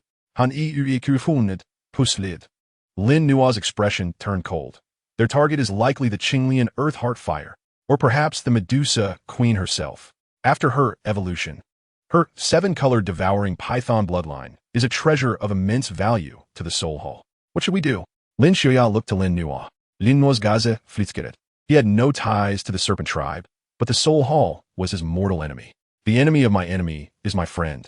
Moreover, to smoothly acquire the Qinglian Earth Heart Fire, perhaps he could leverage the serpent tribe's familiarity with the terrain. Assist the serpent clan in vanquishing the Soul Palace's minions. Lin Nuo resolutely declared, his figure launching forth like an arrow released from its bow, hurtling towards the 3-star Dou Emperor. Who dares? The Soul Palace's Dou Emperor sensed an overwhelming aura approaching and swiftly turned to confront the source, only to witness a fist enveloped in chaotic radiance rapidly magnifying within his eyes. Seeking death, he bellowed in fury, hurriedly spinning around to unleash a palm strike, coalescing his dark Dou Qi into a ghostly shield. Boom! The clash of fist and shield reverberated with a deafening roar.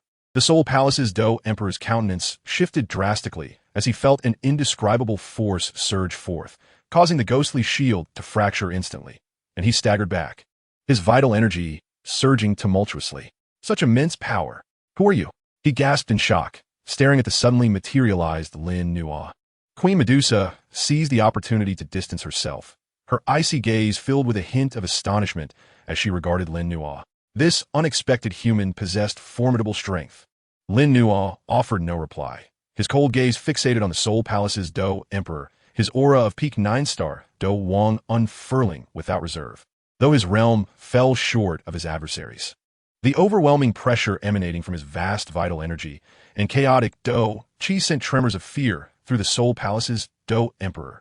I am the one who shall end your life, Lin Nua intoned, launching himself forward once more, his fists resembling a tempest, unleashing a cataclysmic 9-turn sacred fist imbued with the essence of collapsing stars. Simultaneously, Lin Xiaoya and Han Yu joined the fray, aiding the serpent warriors in battling the other emissaries of the Soul Palace. With the trio's intervention, the tide of battle swiftly turned.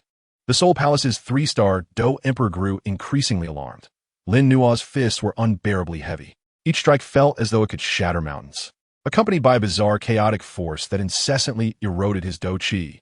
As a dignified 3-star Dou Emperor, he found himself being relentlessly suppressed by a peak Dou Wang. Scoundrel, you leave me no choice. Pressed to the brink, he bit his tongue, spewing forth a mouthful of essence blood, forming seals with his hands as dark fog swirled around him.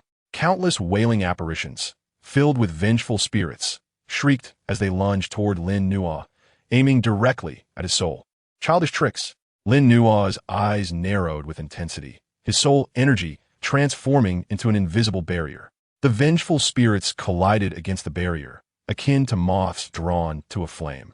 Dissipating in an instant, a flash of brilliance emanated from his brow, and a condensed soul spike surged forth, piercing directly into the Soul Palace's Dou Emperor's forehead.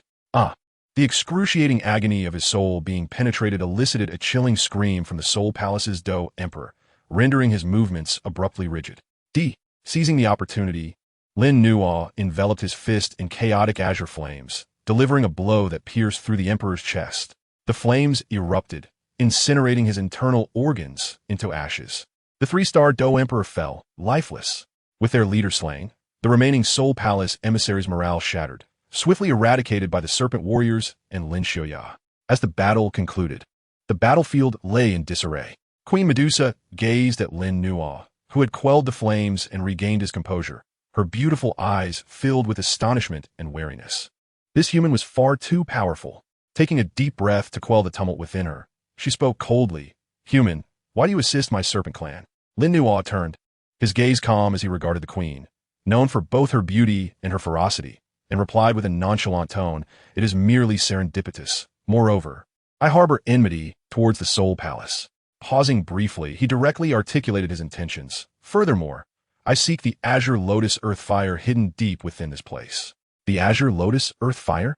Queen Medusa's violet eyes narrowed sharply, her aura shifting to one of danger as a frigid killing intent permeated the air. "You too seek the?" She had sacrificed countless resources for her evolution to sense the existence of this deep beneath the earth, deeming it the future hope and treasure of the Serpent Clan. The recent defeat of the Soul Palace, only to face a more formidable human with identical aims, incited her ire and alarm. Lin Nua appeared unfazed by her murderous intent, maintaining a serene demeanor. "Indeed, this fire is of great utility to me. However, I propose a trade." "A trade?" Queen Medusa's gaze turned icy. "Why should I, the queen, engage in a trade with you?" "Because I just saved your serpent clan, and I possess the capability to seize this, while you do not." Lin Nua's words were direct and ruthless. "Had I not intervened, you would not only have failed to safeguard but would have found it difficult to protect yourselves. The Soul Palace may have retreated this time, but they will not rest easily." Queen Medusa's expression fluctuated. She had to concede Lin Nua's truth. Without him, the Serpent Clan would likely have faced dire consequences today. Moreover, given her and the Serpent Clan's current strength, they were indeed incapable of contending with the terrifying hidden deep underground. "What trade do you propose?" she inquired coldly, suppressing her anger and resentment. "I shall take the Azure Lotus Earth Fire," Lin Nua declared. "In exchange, I will establish a protective formation for your Serpent Clan, capable of withstanding attacks from Dou Emperors of lower tiers. Furthermore, I promise to assist you once should your Serpent Clan face the threat of annihilation." As a 7th-tier alchemist, and possessing various inheritances, arranging a protective formation was not a daunting task for him.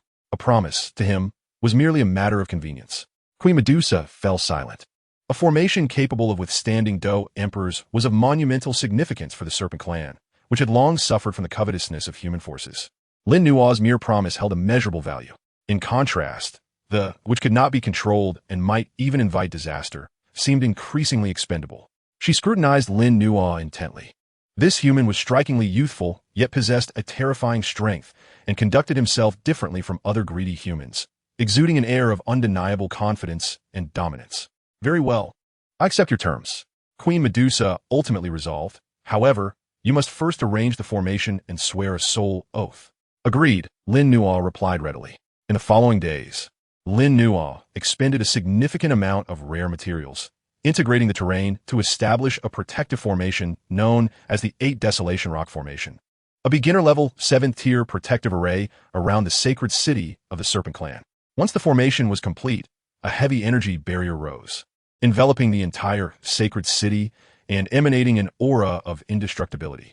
As Queen Medusa sensed the formidable defensive capabilities of the formation, her final doubts dissipated, and her attitude towards Lin Nuo softened considerably. Lin Nuo also swore the soul oath as promised. The trade was accomplished. Under Queen Medusa's personal guidance, Lin Nuo and his companions ventured into the depths of the oasis, arriving at a concealed entrance leading to the underground. A searing heat surged forth from the shadowy entrance. The lies below, but it is guarded by a 2-headed fire spirit serpent, a creature whose strength rivals that of a Dou Emperor. I was initially blocked by it, Queen Medusa cautioned. Lin Nuo nodded, signaling Lin Xiaoya and Hanyu to wait at the entrance, as he unhesitatingly leapt into the cave. The passage descended deeper, the temperature escalating, with the surrounding rock walls glowing a fiery red. After plunging approximately 1,000 meters, the path suddenly opened up. A vast underground world of molten lava unfolded before him. The crimson lava flowed languidly like a lake, roiling and exuding terrifying heat. At the center of the lava lake, a blue lotus flower floated serenely. The lotus was azure, with 8 petals radiating a faint azure glow, harboring a destructive, searing energy. Within the heart of the lotus, wisps of flame resembling azure lava slowly ascended. This was the azure lotus earth fire. Adjacent to the azure lotus, a colossal serpent with 2 menacing heads coiled within the lava, its 4 blood-red eyes coldly fixated on the unwelcome intruder. The aura it emanated unmistakably reached the level of a 6th-tier magical beast, equivalent to a human Dou Emperor. It let out a fearsome roar. Upon encountering Lin Nuo, the 2-headed fire spirit serpent unleashed a threatening roar, both heads simultaneously opening wide to unleash a searing pillar of magma, fire, alongside an intangible soul shockwave, both converging upon Lin Nuo. Lin Nuo's gaze scarpenet, and with the power of his celestial soul, he effortlessly neutralized the soul shockwave. Rather than evading the magma fire pillar, he focused his thoughts, and the chaotic glazed flame surged forth from within him, transforming into a vortex of flames that directly devoured and refined the magma fire pillar. The chaotic glazed flame, the sovereign of all fires. Such mere earthly magma flames could not even perturb it in the slightest. Witnessing this, the 4 serpent eyes of the 2-headed fire spirit serpent revealed an anthropomorphic fear. It sensed an overwhelming suppression emanating from Lin Nuo, one that originated from the essence of life and the fundamental source of fire. Lin Nuo stepped forward, not to attack, but to gradually release the aura of the fire spirit body, infused with the majesty of the chaotic glazed flame. In an instant, the fiery energy of the entire magma world became docile.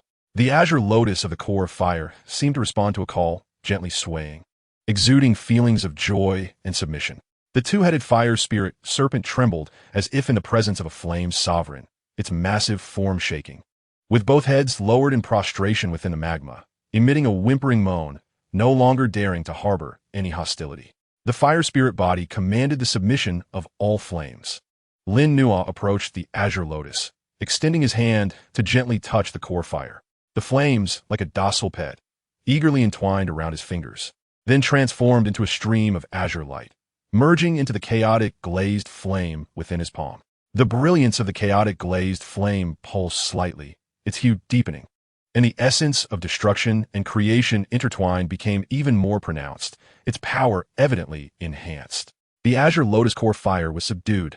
The entire process was astonishingly effortless. Lin Nuo, feeling the enhanced firepower within him, nodded in satisfaction. He glanced at the still prostrate 2-headed fire spirit serpent, sparing its life, before turning and soaring towards the cave entrance.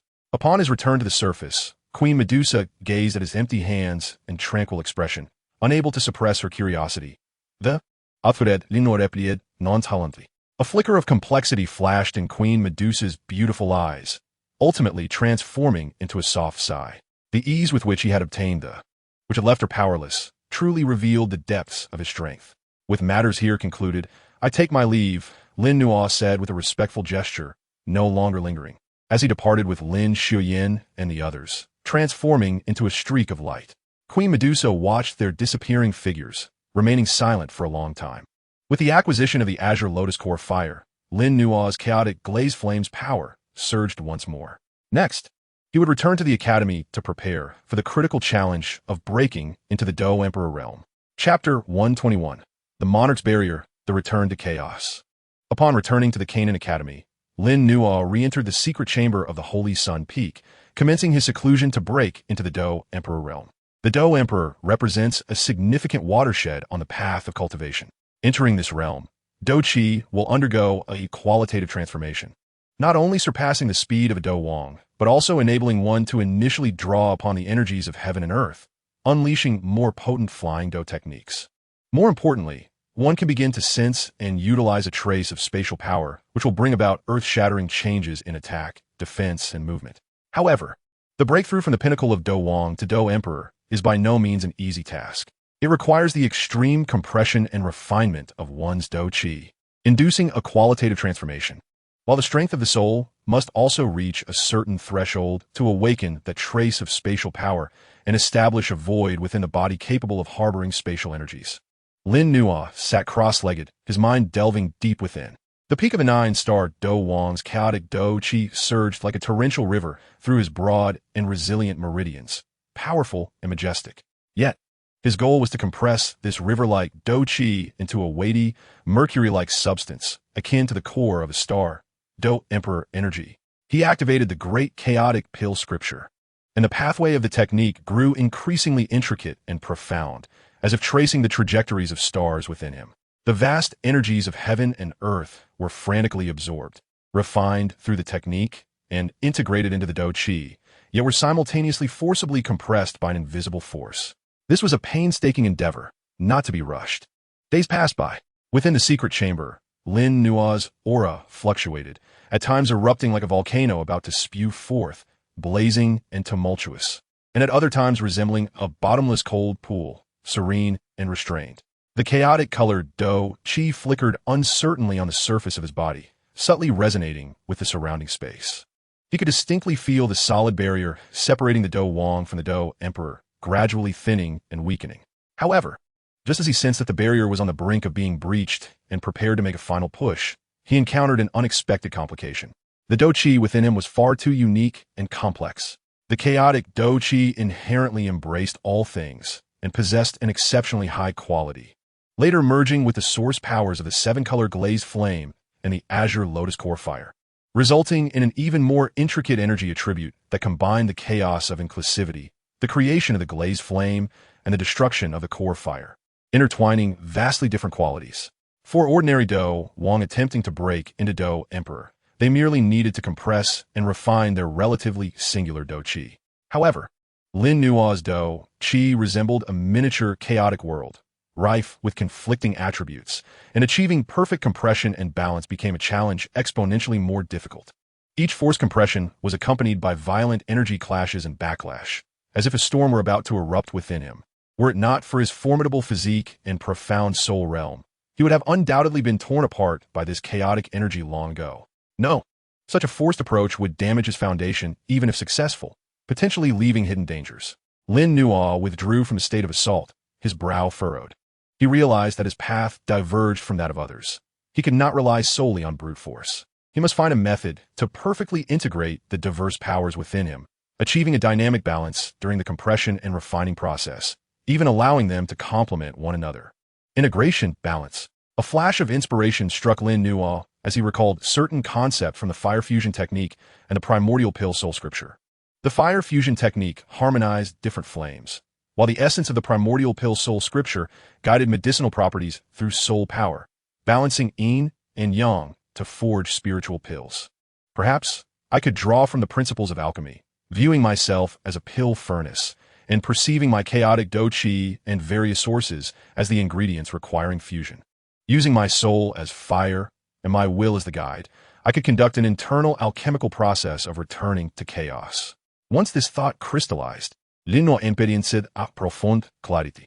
He no longer rushed to compress the Dou Qi, but instead completely immersed his mind deep within his soul, utilizing the esoteric methods of the primordial pill soul scripture, while simultaneously applying the fire control techniques from the fire fusion technique. The celestial soul power flowed like the most exquisite flames, gradually permeating the surging torrent of Dou Qi, no longer forcibly suppressing it, but instead guiding the disparate energies with the care of an adept alchemist, untangling their conflicts and seeking that delicate balance point. Chaos as the foundation, embracing all. The creative force of the seven-color glaze flame represented the yang, moderating the violet. The destructive force of the azure lotus core fire represented the yin, refining the impurities. The soul power served as the fire, governing the entire process. A profoundly enigmatic concept coursed through Lin Nua's heart. He seemed to truly embody a celestial pill furnace. As the energies within him, under his guidance, began to rotate and merge along a peculiar trajectory, the once combative and volatile energies gradually became compliant, no longer repelling each other, instead forming a cycle of mutual generation and restraint. The color of the chaotic fighting energy deepened and became more subdued. With flecks of starlight and vibrant hues, the azure glimmers arranged in a pattern reminiscent of celestial bodies, moving in harmony. It is uncertain how much time passed, but when the last vestige of energy conflict was perfectly harmonized, all forces melded into a singular, harmonious whole within Lin Nua. It felt as if something had shattered, not the sound of barriers breaking, but rather the sound of shackles unbinding, chaos returning to its origin, akin to the dawn of creation. Boom! The once surging torrent of fighting energy abruptly contracted and condensed at that moment. A quantitative change induced a qualitative transformation. Rivers transformed into mercury. Stars coalesced into a core. A new fighting energy, far purer, denser, and over tenfold stronger than before, roared through his meridians like a waking dragon. This fighting energy was as heavy as mercury, as agile as the wind, and carried with it a faint, peculiar wave that seemed to ripple through space. The energy of a fighting emperor, accomplished. At the same time, deep within his dantian, a minuscule, seemingly void-connected acupoint quietly opened, a virtual orifice. The realm of the fighting emperor was thus achieved. Lin Nua suddenly opened his eyes, a swirling, chaotic brilliance within, as if he could pierce through the void. He slowly raised his hand, a gentle exhalation of fighting energy from his palm, causing ripples to undulate through the space before him. The power of space, though still faint. It was undeniably the power of space. He had successfully broken through. One-star fighting emperor, feeling the transformative power within him. Lin Nua's lips curled into a satisfying arc. The path of the sovereign had commenced. Chapter 122, Emergence. In the secret chamber of Saint Sun Peak, the stone door gradually opened. A figure stepped out, exuding a harmonious and subdued aura, as if one with the surrounding heavens and earth. Yet, within the depths of his opening and closing eyes, chaotic radiance flickered, embodying a regal insight into the void. It was Lin Nua, who had successfully broken through to become a one-star fighting emperor. Just standing there, he emanated an unfathomable presence, as though he were not merely a person, but an expansive starry sky, a nascent chaos. Congratulations, senior brother Lin Nua, on your breakthrough to fighting emperor. Lin Xiaoya and Han Yu, who had long waited outside, sensed the markedly different aura radiating from Lin Nua, their faces instantly lighting up with surprise as they hurried forward to offer their congratulations. They could feel that Lin Nua, after his breakthrough, had undergone a tremendous transformation, far surpassing the typical one-star fighting emperor. Lin Nua smiled slightly and nodded. For him, breaking through to the fighting emperor was a natural progression, yet the enhancement of his power was indeed substantial. Now, should he face Shun Yun from the Wind and Thunder Pavilion again, he could effortlessly suppress him with a mere flick of his hand. How long have I been in seclusion? Lin Nua inquired. Over 2 months, Han Yu replied. Lin Nua's gaze shifted slightly. 2 months was not an excessively long time. Just as he was about to speak, his brow furrowed suddenly. His celestial senses detected a violent fluctuation emanating from the energy barrier surrounding the academy, accompanied by intense sounds of energy clashes and battle cries. Enemies are approaching. Lin Xiaoya also sensed the anomaly, his expression changing. Lin Nua's eyes turned cold. Let us go take a look. The 3 figures moved in unison, instantly appearing above the inner courtyard. Below, the energy shield surrounding the academy flickered violently, and beyond it, a multitude of figures clad in the attire of the Wind and Thunder Pavilion loomed ominously. Leading them was none other than Shun Yun, whom they had previously encountered in Haiyan City.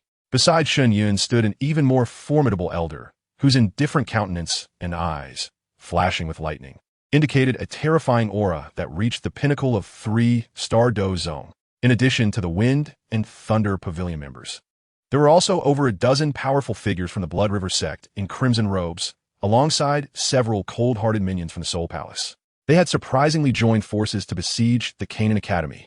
Below, elders Su Qian, Hu Jia, Wu Hao, and other academy powerhouses were leading the inner courtyard disciples, relying on the protective formation to desperately fend off the external onslaught. The Formation S barrier was already on the brink of collapse under the combined assault of several Dou Zone and over a dozen Dou Huang, Wind and Thunder Pavilion, Blood River sect, and the rabble from the Soul Palace. You are overstepping your bounds. Elder Su Qian's hair bristled as he bellowed in fury. The elder from the Wind and Thunder Pavilion, named Lei Zhun, the vice master of the North Pavilion, cast a dismissive glance at Su Qian, his voice rumbling like thunder. Su Qian, surrender Lin Nuo and the unique flame and inheritance he possesses, or today shall mark the end of Canaan Academy. Shen Yun sneered. Where is that little beast Lin Nuo? Is he hiding in fear of death?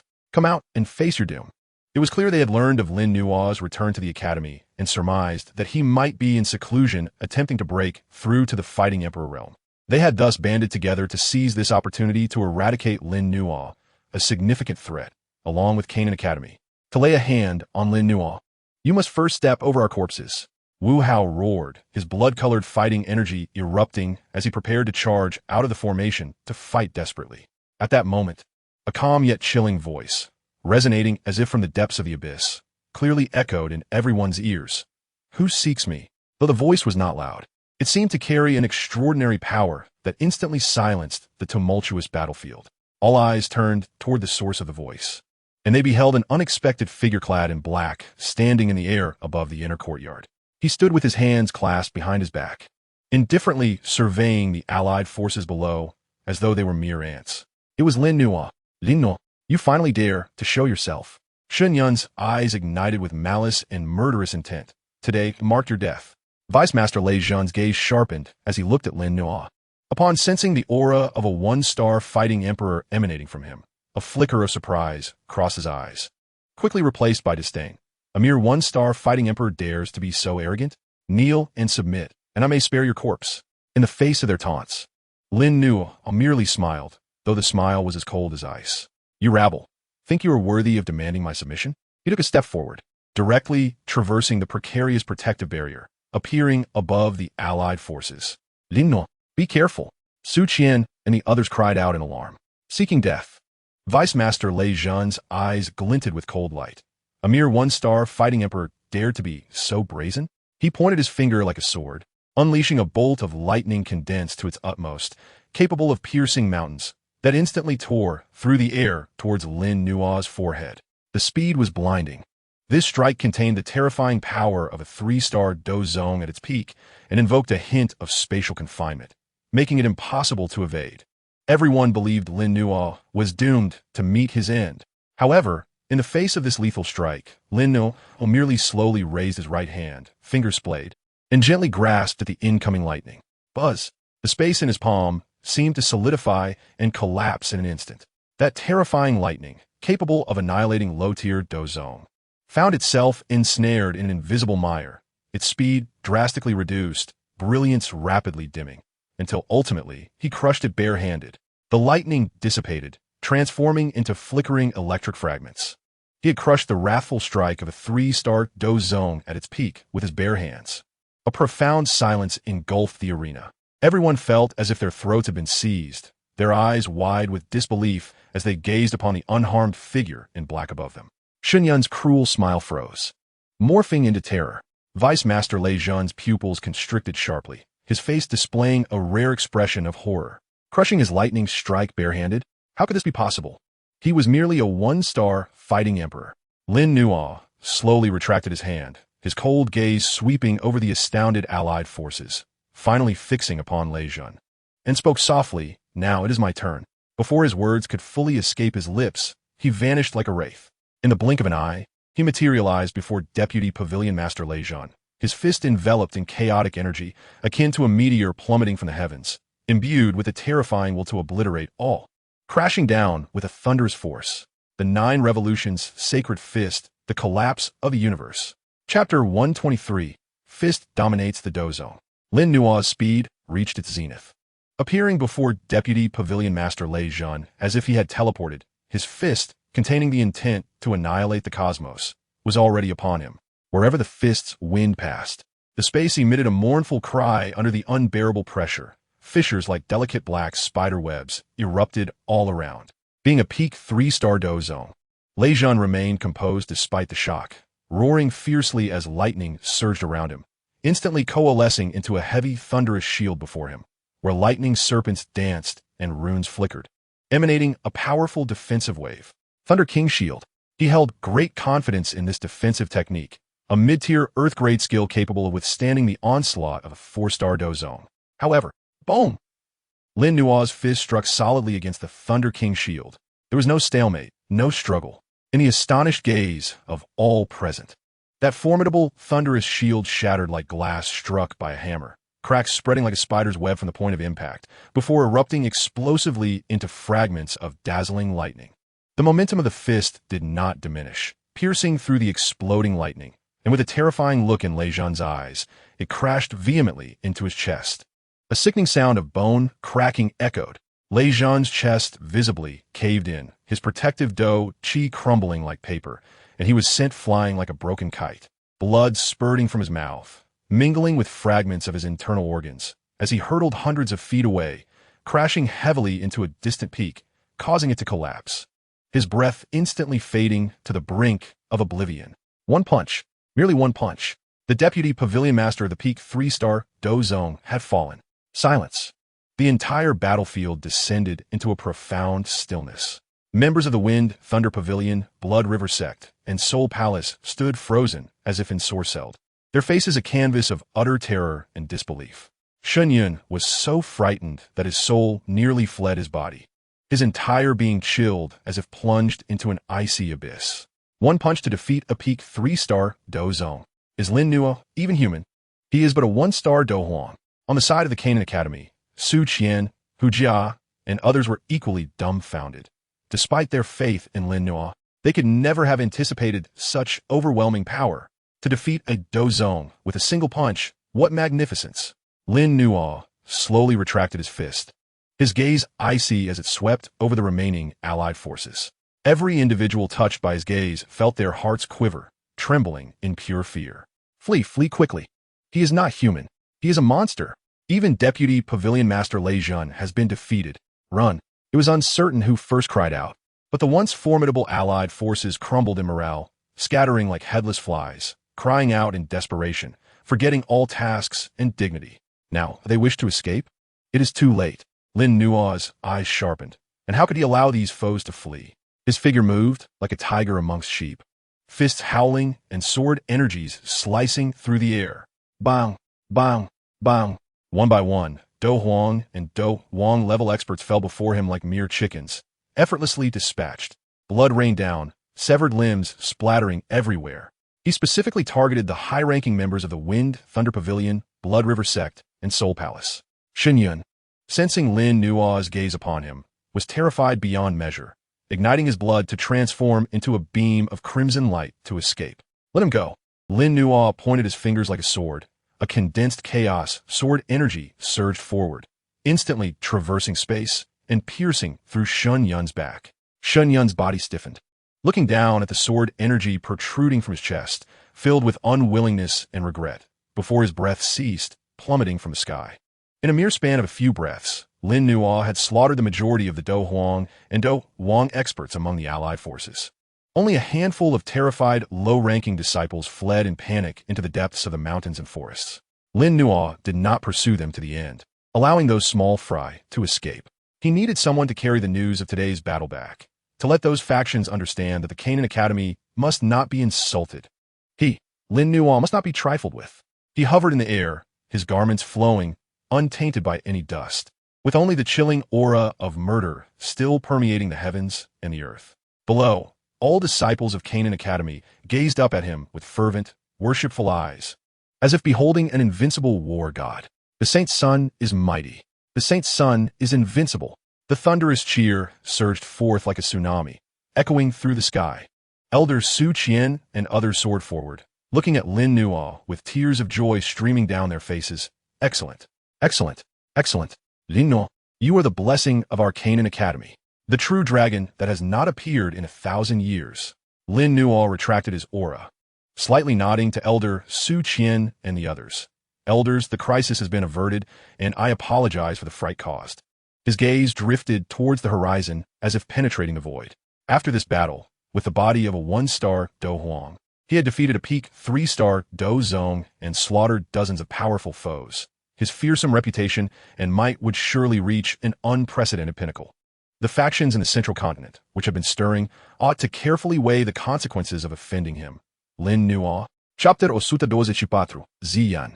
The Battle of Canaan Academy swept across the entire Dou Qi Continent like a hurricane.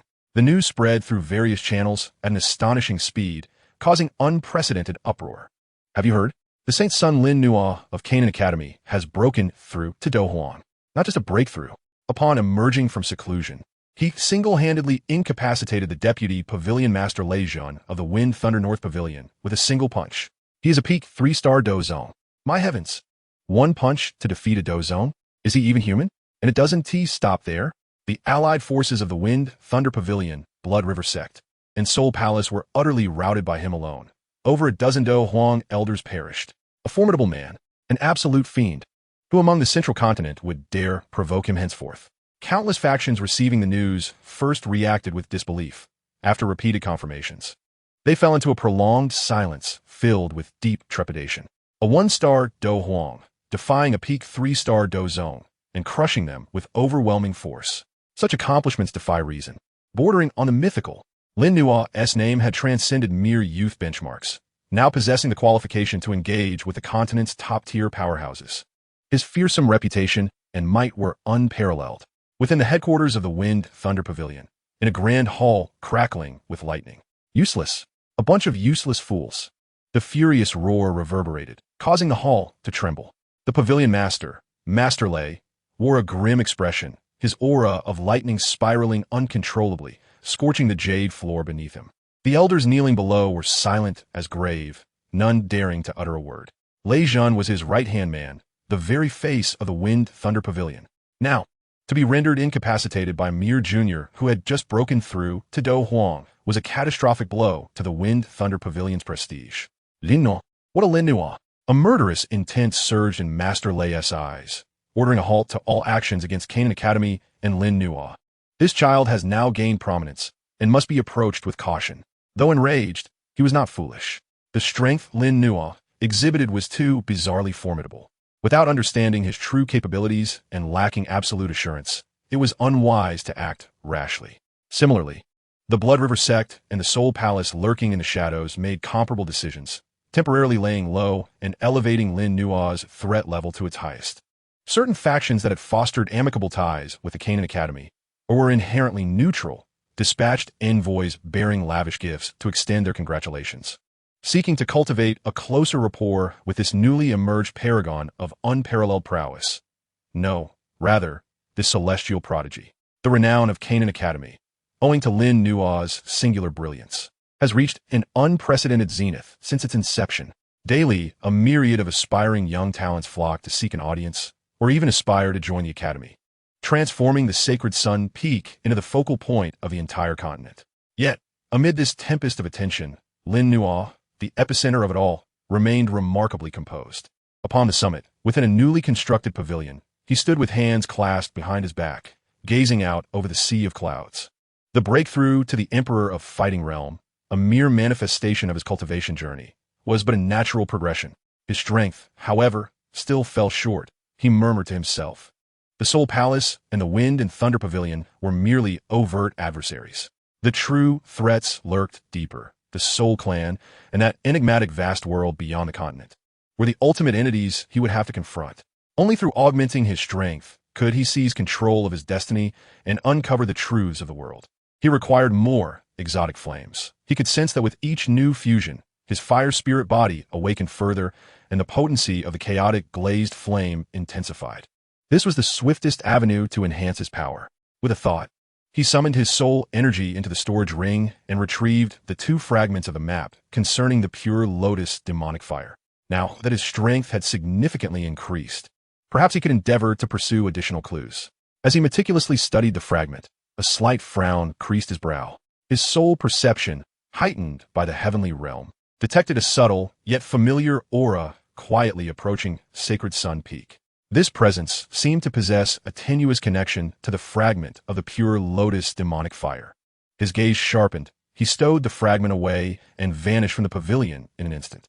In the next moment, he found himself hovering above the dense forest surrounding Sacred Sun Peak. Below, a diminutive purple figure darted through the trees like a wisp of spirit cat, seemingly in search of something. It was a girl of perhaps 12 or 13 years, with violet hair and eyes, her delicate features resembling that of a porcelain doll, yet her gaze bore an incongruous depth and cunning for one so young. Most striking to Lin Nuo was the purple bundle clutched tightly in her arms, emanating a subtle aura that unmistakably resonated with the fragment of the pure lotus demonic fire he possessed. A third fragment. Moreover, Lin Nuo's heavenly realm soul could faintly perceive that within the girl lay a terrifying power, sealed away. The purple-haired girl had also sensed Lin Nuo's presence. She abruptly halted, lifting her head with caution, her crystalline violet eyes locking onto him, a mixture of surprise and wariness crossing her small face. "Who are you? Why are you here?" Her voice was crisp, yet carried an icy edge. Lin Nuo descended slowly, his gaze steady upon her.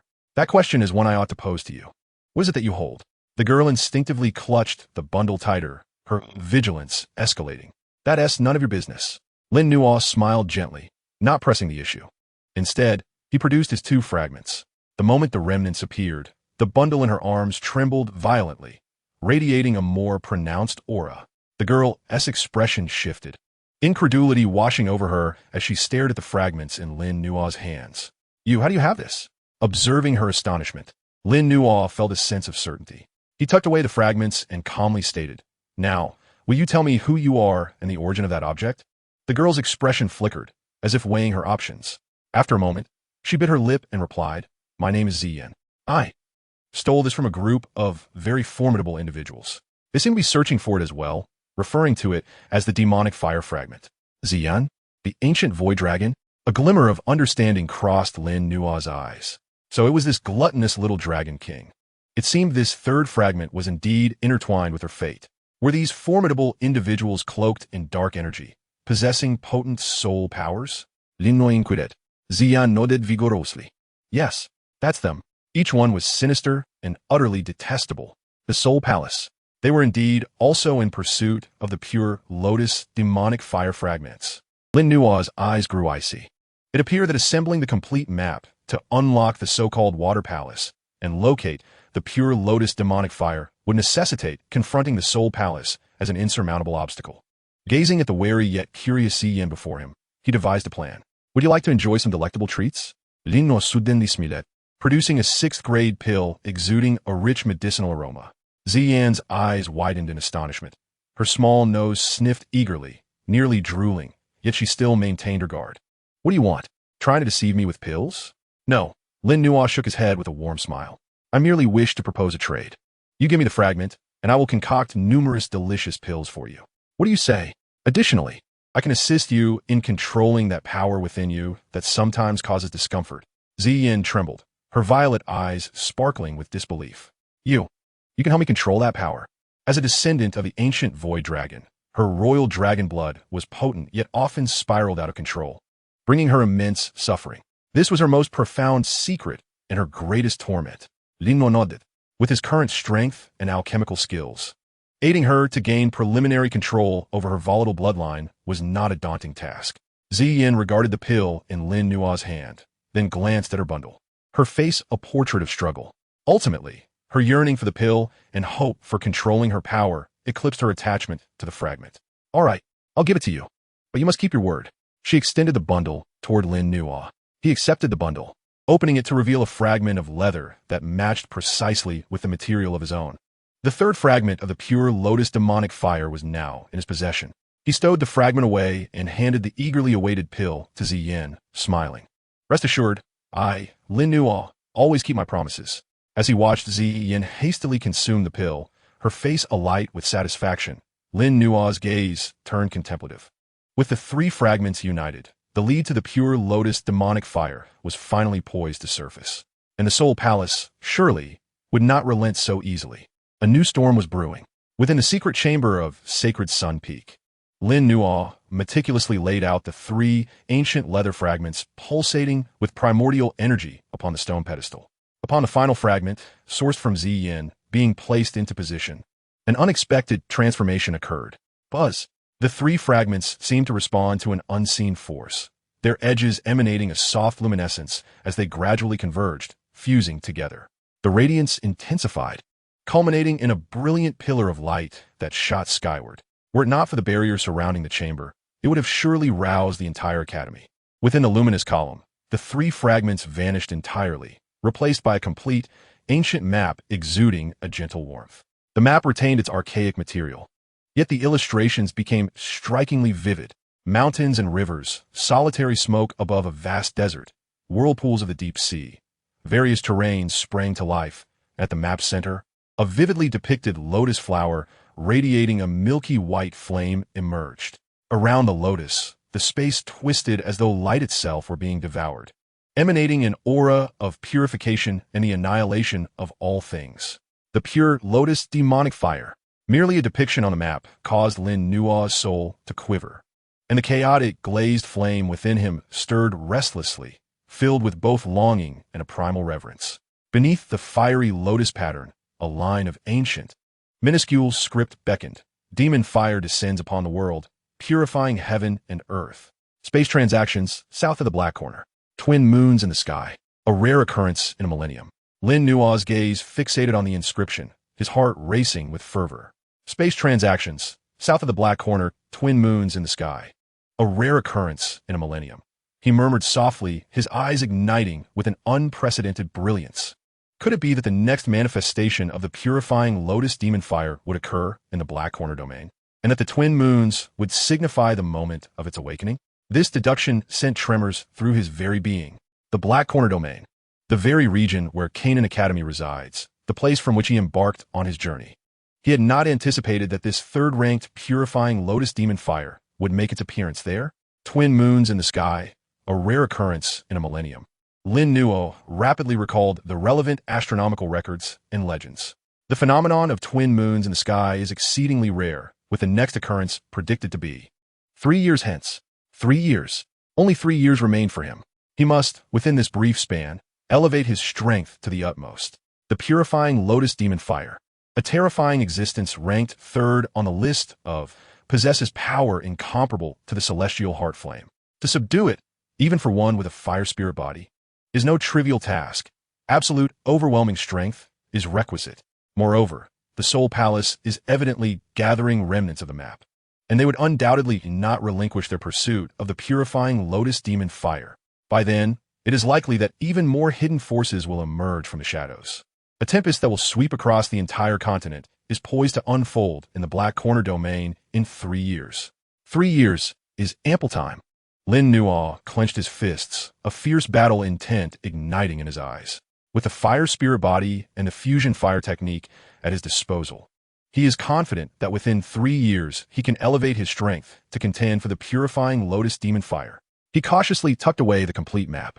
It would be the key to the future contest for the purifying lotus demon fire. Exiting the secret chamber, he found Ziyin languidly perched on the stone steps outside, swinging her legs. Upon seeing Lin Nuo emerge, she sprang to her feet, her violet eyes sparkling as she asked, "So, what is the verdict? What is the purpose of piecing that broken map together? Will it lead to a plethora of delicious pills?" Lin Nuo couldn't help but smile at her pure, food-driven enthusiasm, ruffling her hair gently. It is far more significant than mere tasty pills. However, I assure you, the pills I promised will not be lacking. He produced a jade vial containing several specially concocted 6th-grade pills, characterized by their gentle medicinal properties yet immense energy. Ziyin snatched the vial eagerly, inhaling the alluring fragrance, her face lighting up with joy as she cradled it possessively. "By the way, you mentioned you could help me control the power within me. Is that true?" Ziyin suddenly inquired, a glimmer of anticipation in her eyes. The sporadic bursts of her violent energy had indeed caused her considerable distress. Lin Nuo nodded affirmatively. "Indeed, it is true. However, your cooperation is essential, and the process may be somewhat painful. I'm not afraid of pain, Xian proclaimed defiantly, puffing out her chest. If it means controlling that pesky power, a little suffering is nothing. Very well, starting tomorrow, I shall guide you in channeling your bloodline, Lin no promised. Assisting Xian in mastering her powers was not solely a matter of fulfilling a promise. It was also about adding a formidable ally for the future. A fully mastered ancient dragon of the void possesses immeasurable potential. In the days that followed, Lin Nuo immersed himself in even more rigorous training. He was acutely aware of the urgency of time, dedicating the vast majority of his energy to enhancing his strength. In terms of cultivation, he stabilized his first star, Dou Emperor realm, while continuously accumulating power, advancing toward the second star, Dou Emperor, with a great chaos pill, scripture, and ample resources. His cultivation speed far surpassed that of ordinary individuals.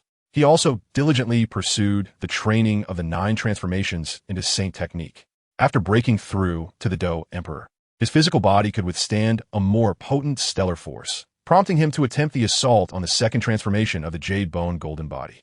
Each day, he called upon the power of the surrounding stars to temper his physique, enduring pain far greater than the first transformation, yet the results were remarkably evident. His physical strength was visibly increasing, rivaling that of some Dou Zong who specialized in body cultivation. Simultaneously, he continued to familiarize himself with and explore the capabilities of the Dou Emperor realm, particularly in the application of spatial power. Though he could not yet traverse space like a Dou Zun, he had begun to utilize spatial power for short-distance teleportation, altering attack trajectories and reinforcing defenses, significantly enhancing his combat prowess. Every few days, he would take time to combine his soul power with the gentle vitality of the 7-colored glazed flame, assisting Xian in channeling her turbulent dragon emperor bloodline. Despite the painful process, Xian persevered, feeling the restless energy within her gradually becoming more docile and manageable. During his leisure, Lin Nuo would also study the complete map of the purifying lotus demon fire, seeking further clues regarding its manifestation in the south of the Black Corner and the space transaction meeting. The tranquil days of cultivation slipped away like sand through his fingers. Lin Nuo absorbed everything around him like a sponge, solidifying his foundation and accumulating strength. He sensed that an unprecedented storm was brewing in the distant future, and he must possess the power to cleave through waves and even dominate the storm before its arrival. The target, the purifying lotus demon fire. The deadline, 3 years. Chapter 126, The Void Thunder Pool, Tempering the Self. Time flew by, and it had been a year since Lin Nuo broke through to the Dou Emperor realm. Atop the sacred sun peak, a figure sat in quiet meditation, his aura deep and profound, more refined and weighty than a year prior. He had astonishingly reached the late stage of the second star, Dou Emperor. Throughout this year, aside from daily cultivation and assisting Xian in channeling her bloodline, Lin Nuo devoted most of his time to studying the complete map of the purifying lotus demon fire and investigating detailed information regarding the space transaction meeting in the south of the Black Corner through various channels. However, the specific location of the purifying lotus demon fire's manifestation remained shrouded in mystery. The area indicated by the map for the south of the Black Corner was exceedingly vast and seemed to involve some sort of secret spatial node, rather than a fixed location. The space transaction meeting was even more enigmatic, a clandestine gathering organized by some top forces in the central continent, where goods were exchanged. The threshold was exceptionally high, and their movements were unpredictable. The clues appear to have reached an impasse. One day, as Lin Nuo perused ancient texts in search of more precise records concerning the phenomenon of twin moons in the sky, the Heavenly Fire Master quietly appeared at Sacred Sun Peak. "My boy, are you troubled by matters concerning that demon fire?" The Heavenly Fire Master chuckled, stroking his beard, evidently aware of some underlying details. Lin Nuo rose respectfully and did not conceal his concerns. Junior indeed encounters certain bottlenecks. It has been difficult to ascertain the specific location of the space transaction meeting and the demon fire's manifestation. The Heavenly Fire Master nodded. The space transaction meeting is a trick devised by a few old monsters in the central continent. As far as I know, the next meeting will be held deep within the Tianqing mountain range in the northwest region of the central continent, approximately 2 years from now. As for the purifying lotus demon fire, he paused, his expression growing somewhat grave. This fire possesses an exceptionally high level of intelligence, nearing that of a demon. Its hiding place undoubtedly involves profound spatial concealment techniques that cannot be detected by ordinary means. Unless it chooses to manifest itself, where you reach an extraordinarily high level of comprehension and spatial power, you will be unable to catch even a glimpse of its traces. Spatial power. Lin Nuo furrowed his brow. Although he could preliminarily utilize spatial power now, he was still far from the high realm needed. That was a domain only accessible to Dou Qi level experts. It seemed he needed to devise a way to enhance his comprehension of spatial power. Lin Nuo contemplated. The heavenly fire master regarded him for a moment and suddenly said, I happen to know a place that may be of use to you. However, it is exceedingly perilous. Even a Dou Zong stepping in would face a ninefold danger. Where is it? Lin Nuo's eyes sparkled with interest. The Void Thunder Pool. The celestial fire sovereign slowly uttered 4 words. Void Thunder Pool? Lin Nuo's gaze sharpened. He had heard of this place, a perilous realm located within the void, teeming with ferocious void thunder, its might formidable. Yet it also harbored the purest essence of spatial power and destructive energy.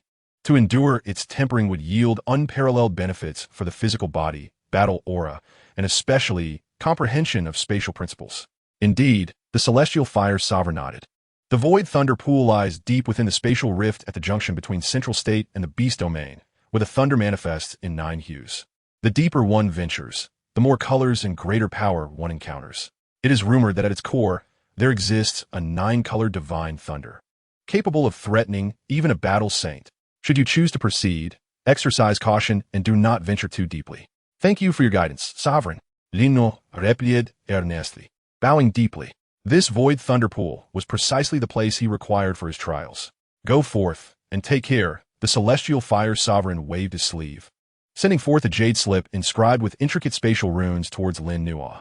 This contains the general location of the Void Thunder Pool and some precautions. Whether you reap rewards depends on your own fortune. Lin Nuo accepted the jade slip and expressed his gratitude once more. After the celestial fire sovereign departed, Lin Nuo wasted no time and began his preparations.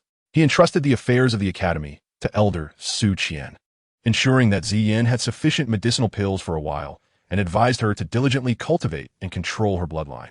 3 days later, Lin Nuo set off alone, quietly leaving the Canaan Academy, and according to the Jade Slip's guidance, he sped towards the intersection of Central State and the Beast Domain. A fortnight later, he found himself in a desolate region, deep within a mountain range characterized by extreme spatial instability.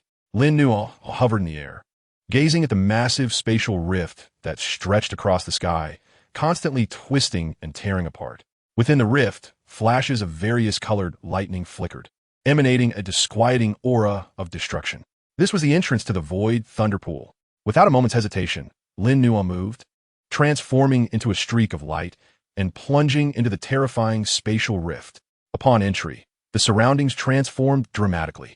No longer did he see the ordinary mountains and sky, but rather a realm of nothingness, darkness, and shattered space. Countless fragments of varying sizes floated like islands, and between these fragments lay an endless ocean composed of countless silver thunders. Boom! The deafening roar of thunder filled his ears, as the violent power of the lightning surged through the void, colliding and radiating a destructive aura. Even at the periphery, the might of the silver thunder was enough to send shivers down the spine of an average battle emperor. What terrifying thunder! Lin Nuo's expression was grave, yet excitement coursed through him.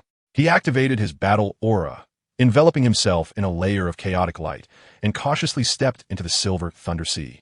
Zap! As soon as he made contact, countless electric serpents surged towards him, crashing against the chaotic light shield with a piercing sound, causing the shield to ripple violently. Lin Nuo grunted, feeling his battle aura deplete rapidly. He could not afford to be negligent.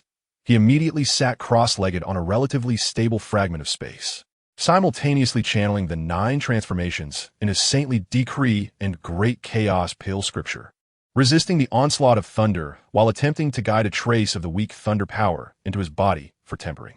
A searing pain struck. The void thunder, imbued with pure spatial tearing force and destructive energy, surged into his body as if intent on shredding his meridians, flesh, and even soul. Yet, he steadfastly focused his mind, using his formidable will to guide the thunder along the pathways of his techniques, tempering his body and battle aura while intricately perceiving the underlying spatial truths contained within. Destruction and rebirth often coexist. Amidst this excruciating agony and annihilation, Lin Nuo could sense his body being repeatedly destroyed and remade, growing increasingly resilient. His battle aura was also refined to a more pure and concentrated state. Furthermore, his perception of spatial fluctuations became clearer and more acute. Time slipped away in this eternal sea of thunder. Lin Na, akin to a monk in deep meditation, endured the torment of the thunder ravaging his body. Yet his mind remained entirely immersed in comprehending the power of space and refining himself. His aura, under the baptism of thunder, grew increasingly profound and piercing. Chapter 127. The Silver Figure. In the void thunder pool, there were neither sun nor moon, only the eternal rumble of thunder and waves of destruction. Lin Nuo sat cross-legged upon a floating boulder at the edge of the silver thunder sea, surrounded by a chaotic light shield flickering erratically, enduring the relentless assault of countless silver electric serpents. His garments had long since turned to ash in the thunder, revealing a robust physique that shimmered with a jade-like luster, albeit marked with faint scorch marks. After a year spent at the edge of this thunder pool, he had endured countless trials against the thunder. Initially, he could barely withstand the outermost silver thunder. The consumption of his battle aura was immense, and each tempering felt like dancing on the edge of a blade, fraught with suffering. However, as he practiced the 9 transformations into saintly decree, his body adapted and strengthened at an astonishing rate. The jade-like sheen of his bones deepened, while lightning coursed subtly through his flesh, and his meridians became increasingly broad and resilient through repeated tearing and repair. Today, the outer silver thunder posed little threat to him. Instead, it had become an excellent nutrient for tempering his body and battle aura. His cultivation level had steadily progressed to the peak of a 2-star battle emperor, just a step away from 3 stars. More importantly, his understanding of spatial power had advanced significantly. Amidst this sea filled with spatial tearing force, he developed a more intuitive and profound appreciation for the subtle fluctuations, folding, and even fragmentation of space. He had now become adept at short-distance spatial teleportation and could even begin to distort the small surrounding area of space to form a defensive barrier. It was time to delve deeper. Lin Na opened his eyes, and as he did, silver electric light flickered momentarily. He gazed into the depths of the thunder sea, where the color of the thunder was no longer merely silver, but had begun to display a faint blue hue, emanating an even more terrifying wave. He rose to his feet, chaotic battle aura swirling around his exterior, and stepped towards the area of blue thunder. The deeper he ventured, the more unstable the space became, and the floating fragments grew increasingly sparse. The blue thunder danced like gigantic pythons in the void, its power far surpassing that of the silver thunder. Zap! A bolt of blue thunder struck down, instantly tearing a gash in Lin Nuo's chaotic light shield. The residual thunder energy struck him, leaving a charred mark and a scorching sensation. What immense power! Lin Nuo's expression tightened. He dared not be careless. He fully activated his techniques, repairing the light shield while guiding the invading blue thunder energy for tempering. Here, the thunder was not only more potent, but the spatial power contained within was also more chaotic and pure. Understanding it proved to be exceptionally fruitful, yet the danger escalated exponentially. He trudged through the blue thunder sea, seeking a relatively stable foothold, continually enduring the thunder's onslaught, with charred marks appearing and disappearing on his body in a cyclical manner. Time passed without him realizing how long it had been. As he gradually acclimated to the intensity of the blue thunder and prepared to draw forth more thunder power, an earth-shattering boom erupted from the depths of the thunder sea. It sounded as though something had been struck with tremendous force. Following that, a wave of purple lightning, far more violent than the blue thunder and imbued with a shred of destructive intent, surged forth from the depths like a tidal wave. Wherever it passed, fragments of space vanished, and the blue thunder retreated in disarray. Purple thunder, Dou Qi Continent. This power could likely threaten even mid-tier battle zone. He dared not confront it head-on, swiftly retreating while twisting the space before him to form a defense. Boom! The violet tempest grazed the edges of his defenses, its terrifying might causing his blood to surge tumultuously, and the chaotic light shield flickered violently, almost shattering. What close call! Lin Nuo felt a lingering apprehension. Indeed, the depths of this thunder pool were fraught with peril. He steadied himself, gazing gravely in the direction from which the purple tempest surged. In a hazy distance, he seemed to discern a blurred, silver figure amidst the depths of the thunderous sea, shimmering with an array of bizarre colors, seemingly adrift within the endless storm of thunder. What could that be? Lin Nuo's heart jolted in alarm. Could it be that within this void thunder pool, besides the thunder itself, other beings existed? What terrifying entity could possibly survive in such a place? He hesitated for a moment, but unable to suppress his curiosity and yearning for greater power. He cautiously approached that direction. The deeper he ventured, the more vibrant the colors of the thunder became. Silver, blue, purple, and even the occasional flash of black. The force escalated exponentially. Lin Nuo had no choice but to summon the chaotic glass flame to shield himself, barely managing to withstand the omnipresent, terrifying might of the thunder. Finally, after an indeterminate time of advancing and enduring numerous strikes of thunder, he strained to discern the scene at the center of the Thunder Sea.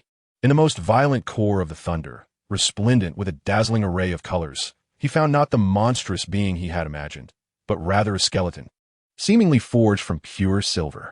The skeleton sat cross-legged, its bony surface adorned with countless intricate and profound thunder runes. The terrifying thunderbolts, potent enough to obliterate a Dou zone, fell upon it like raindrops into the sea, entirely absorbed. Within the hollow eye sockets of the skeleton, two flickering silver flames of soul quietly burned, as if gazing into the eternal void. Furthermore, embedded in the chest bone of the silver skeleton was a rusted sword. Yet it emanated a faint aura that made Lin Nuo's very soul ache. What kind of formidable existence must this skeleton have been in life to have fallen in the depths of this void thunderpool? What was the origin of that broken sword? As Lin Nuo was overwhelmed by the astonishing sight before him, the flames of soul within the silver skeleton's eye sockets seemed to twitch slightly, and an exceedingly faint yet clear thought, as if transcending the eons, drifted into Lin Nuo's mind. Heed, O later comer, assist me in drawing the sword. Chapter 128, The Sword of Causality. That faint thought, transcending the ages, sent Lin Nuo's spirit into a tumultuous upheaval. This silver skeleton retained a flicker of consciousness. It was beseeching his aid to draw the sword. Lin Nuo's gaze fixated intently on the rusted sword embedded in the skeleton's ribcage. Though it appeared unremarkable, even somewhat dilapidated, its capacity to remain lodged in the bones of a suspected ancient powerhouse, enduring eons of thunderous refinement, was no trivial matter. Moreover, he sensed an exceedingly subtle, yet profoundly unsettling aura of causality and the passage of time emanating from the sword. It was as though merely touching this sword would entangle him in immense causality. Predecessor, who are you? Lin Nuo cautiously responded with his soul's intent. The Thunder Emperor. A remnant soul, the fragmented thoughts returned, filled with weariness and a sense of the ages. This sword is the blade of fate's severance, severing my path's foundation, disrupting my fortune. I, with this remnant body, contain it, yet its power erodes me, and I shall be utterly annihilated. The Thunder Emperor? The blade of fate's severance? Lin Nuo's heart surged with tumultuous waves, though he was unaware of the true nature of this Thunder Emperor. To bear such a title implied that his strength in life far surpassed that of a Doshon, and that blade of fate's severance could sever the foundations of existence and disrupt one's fortune. What a preposterously extraordinary and ominous power. Remove this sword, and I shall bestow upon you the Thunder Emperor's legacy and the essence of this thunder pool. The remnant soul's thoughts bore an urgent and tempting tone. The Thunder Emperor's legacy, the essence of the thunder pool. Lin Nuo's heart raced. The inheritance from an ancient imperial powerhouse held immeasurable value. Furthermore, the essence of this void thunder pool was an unparalleled treasure for refining oneself and comprehending the laws of space and thunder. The temptation was immense, yet the risks were equally daunting. The blade of fate's severance sounded ominously foreboding. To recklessly engage with it could yield unpredictable consequences. Lin Nuo fell into deep contemplation. He was not a man of indecision, yet the gravity of this matter necessitated caution. He meticulously observed the silver skeleton and the rusted sword. The runes inscribed upon the skeleton were profoundly arcane, commanding the forces of the entire thunder pool to suppress the sword. Yet he could still sense an eerie decay emanating from the sword, gradually corroding the skeleton, causing the once radiant silver bones to dim ever so slightly. Clearly, the Thunder Emperor's remnant soul spoke true. It was indeed nearing its breaking point. Predecessor, what must I do? L'inultimate resolvet. Opportunities are often found amidst danger. If he did not dare to undertake this risk, how could he hope to ascend to the pinnacle, seek the pure lotus demon fire, and face the myriad challenges that lay ahead? Use the chaotic fire to burn the sword's body for 3 breaths, sever its corruption, and only then can you remove it. Came the remnant soul's directive. Chaotic fire? It could perceive that he bore the chaotic fire, Lin Nuo hesitated no longer, with a thought. The chaotic glass flame surged from his palm. He skillfully manipulated the flame into a slender line, carefully avoiding the silver skeleton, and precisely wrapped it around the rusted sword. Sizzle. The moment the chaotic fire made contact with the sword's body, an unexpected transformation occurred. The seemingly ordinary rust began to writhe, as if it were a living entity, emitting a sharp and piercing shriek.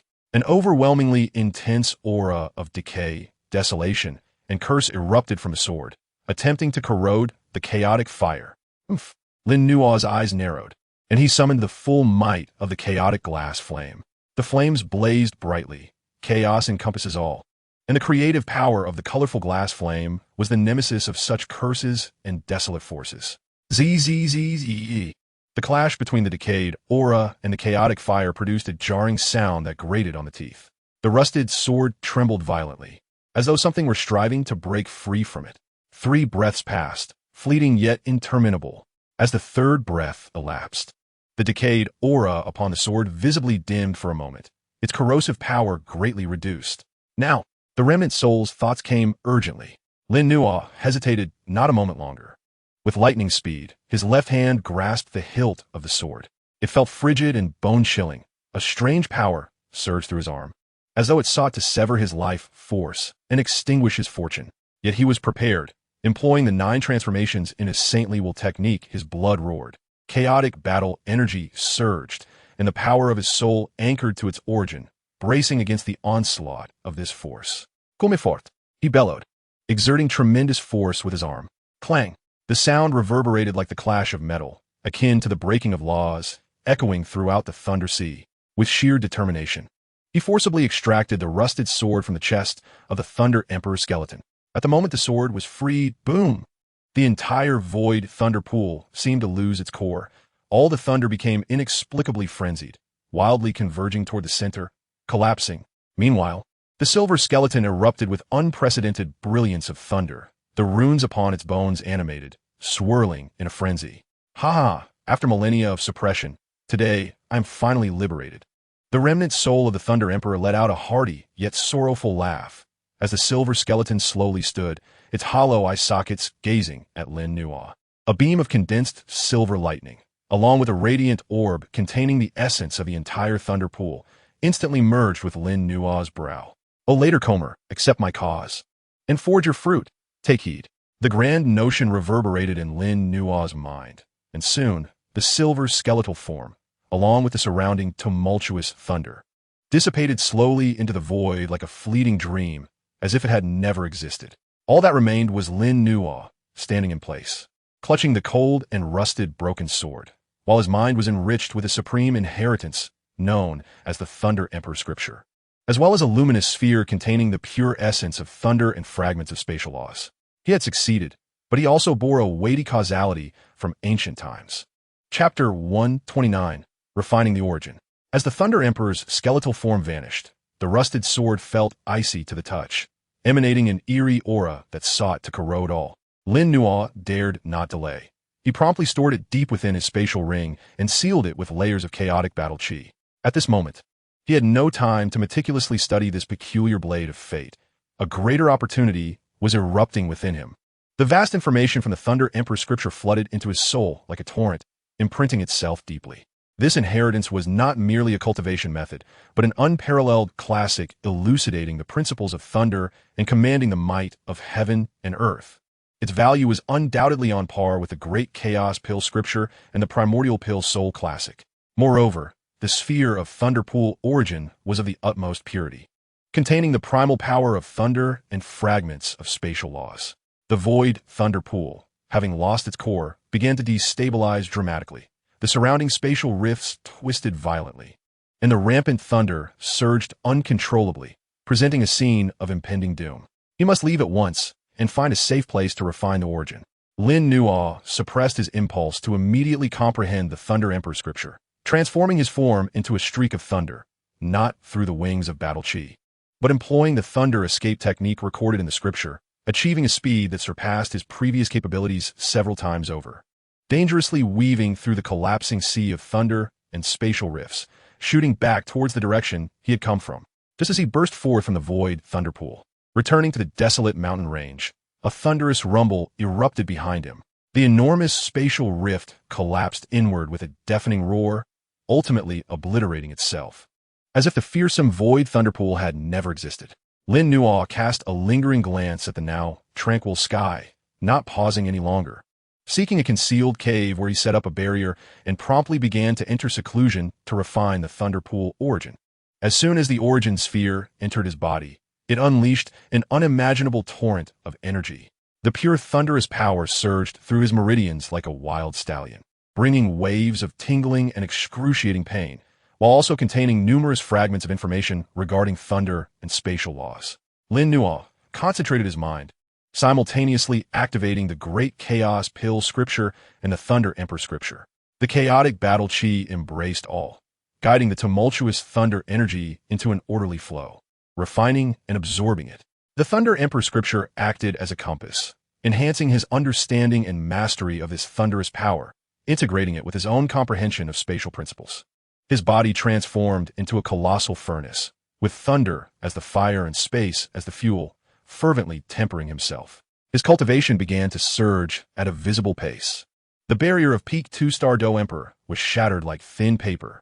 3-star Dou Emperor. Moreover, the ascent had not ceased. The energy from the thunder origin was overwhelmingly vast, propelling his cultivation towards the mid to late stages of 3-star Dou Emperor in a triumphant advance. Simultaneously, his physical form, tempered by the thunder, was rapidly progressing towards the completion of the second transformation of the 9 transformations to saintly body, with the jade-like luster of his bones becoming increasingly resplendent, subtly exuding a metallic quality, while the thunder light coursed through his flesh, his vitality surging like a dragon. His soul power, under the baptism of thunder and the nurturing of spatial laws, became even more refined, enhancing his awareness of the surroundings, allowing him to faintly perceive the delicate threads of law within space. Time passed unmeasured, and when the thunderpool origin was entirely refined and absorbed, Lin Nuo slowly opened his eyes. As he blinked, a silver lightning arc flickered momentarily, and within the depths of his pupils lay a miniature thunderous world. His aura was profound, akin to an unfathomable sea, having reached the late stage of 3-star Dou Emperor. He was but a step away from 4-star Dou Emperor. Feeling the ceaseless torrent of battle chi infused with the might of thunder within him, alongside the significantly enhanced physical and spiritual prowess, Lin Nuo's lips curled into a satisfied smile.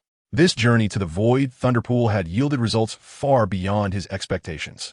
Not only had his cultivation skyrocketed, but he had also obtained the Thunder Emperor Scripture, elevating his comprehension of thunder and spatial power to unprecedented heights.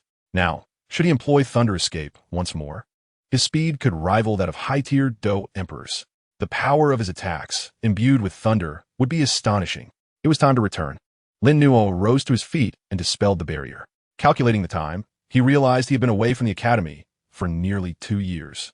The date of the dual moons in the sky, when the spatial trading event would commence and the pure lotus demonic fire might manifest, was now only about a year away. He needed to return to the academy, both to solidify his cultivation and to begin his final preparation for the contention over the pure lotus demonic fire. Transforming into a streak of thunder, Lin Nuo sped towards the direction of the Canaan Academy, filled with anticipation for the impending storm. Chapter 130, News of Old Friends. Lin Nuo's return to the Canaan Academy caused a greater uproar than his previous visit. His cultivation at the late stage of 3-star Dou Emperor, along with the palpable and terrifying pressure of thunder that he inadvertently exuded, rendered all who sensed his aura pale with astonishment. The Son of Heaven had grown increasingly inscrutable. In less than 2 years, he had surged from 1-star Dou Emperor to the late stage of 3-star Dou Emperor. How had he cultivated so rapidly? Awe and reverence filled the hearts of every disciple within the academy.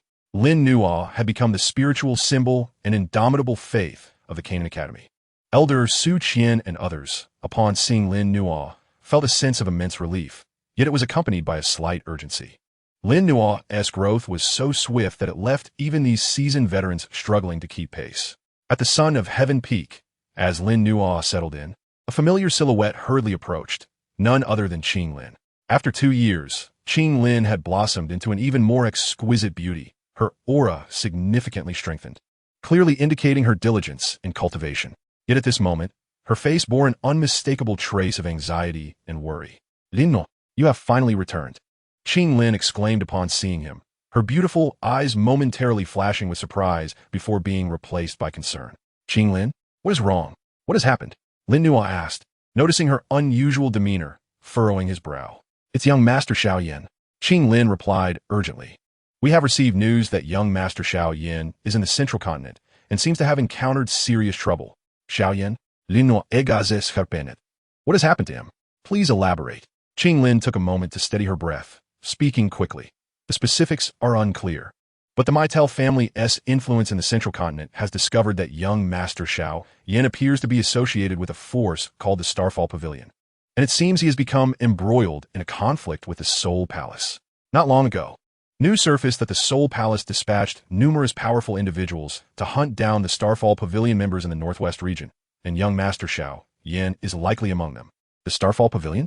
The force established by Lord Foam?" Lin Nuo mused, realizing that Xiao Yan had indeed followed the same trajectory and formed ties with the Starfall Pavilion. And the Soul Palace, as expected, was omnipresent. His eyes turned cold. Although he and Xiao Yan were not deeply acquainted, they were still old friends from the same Jia Ma Empire, and he could not stand idly by.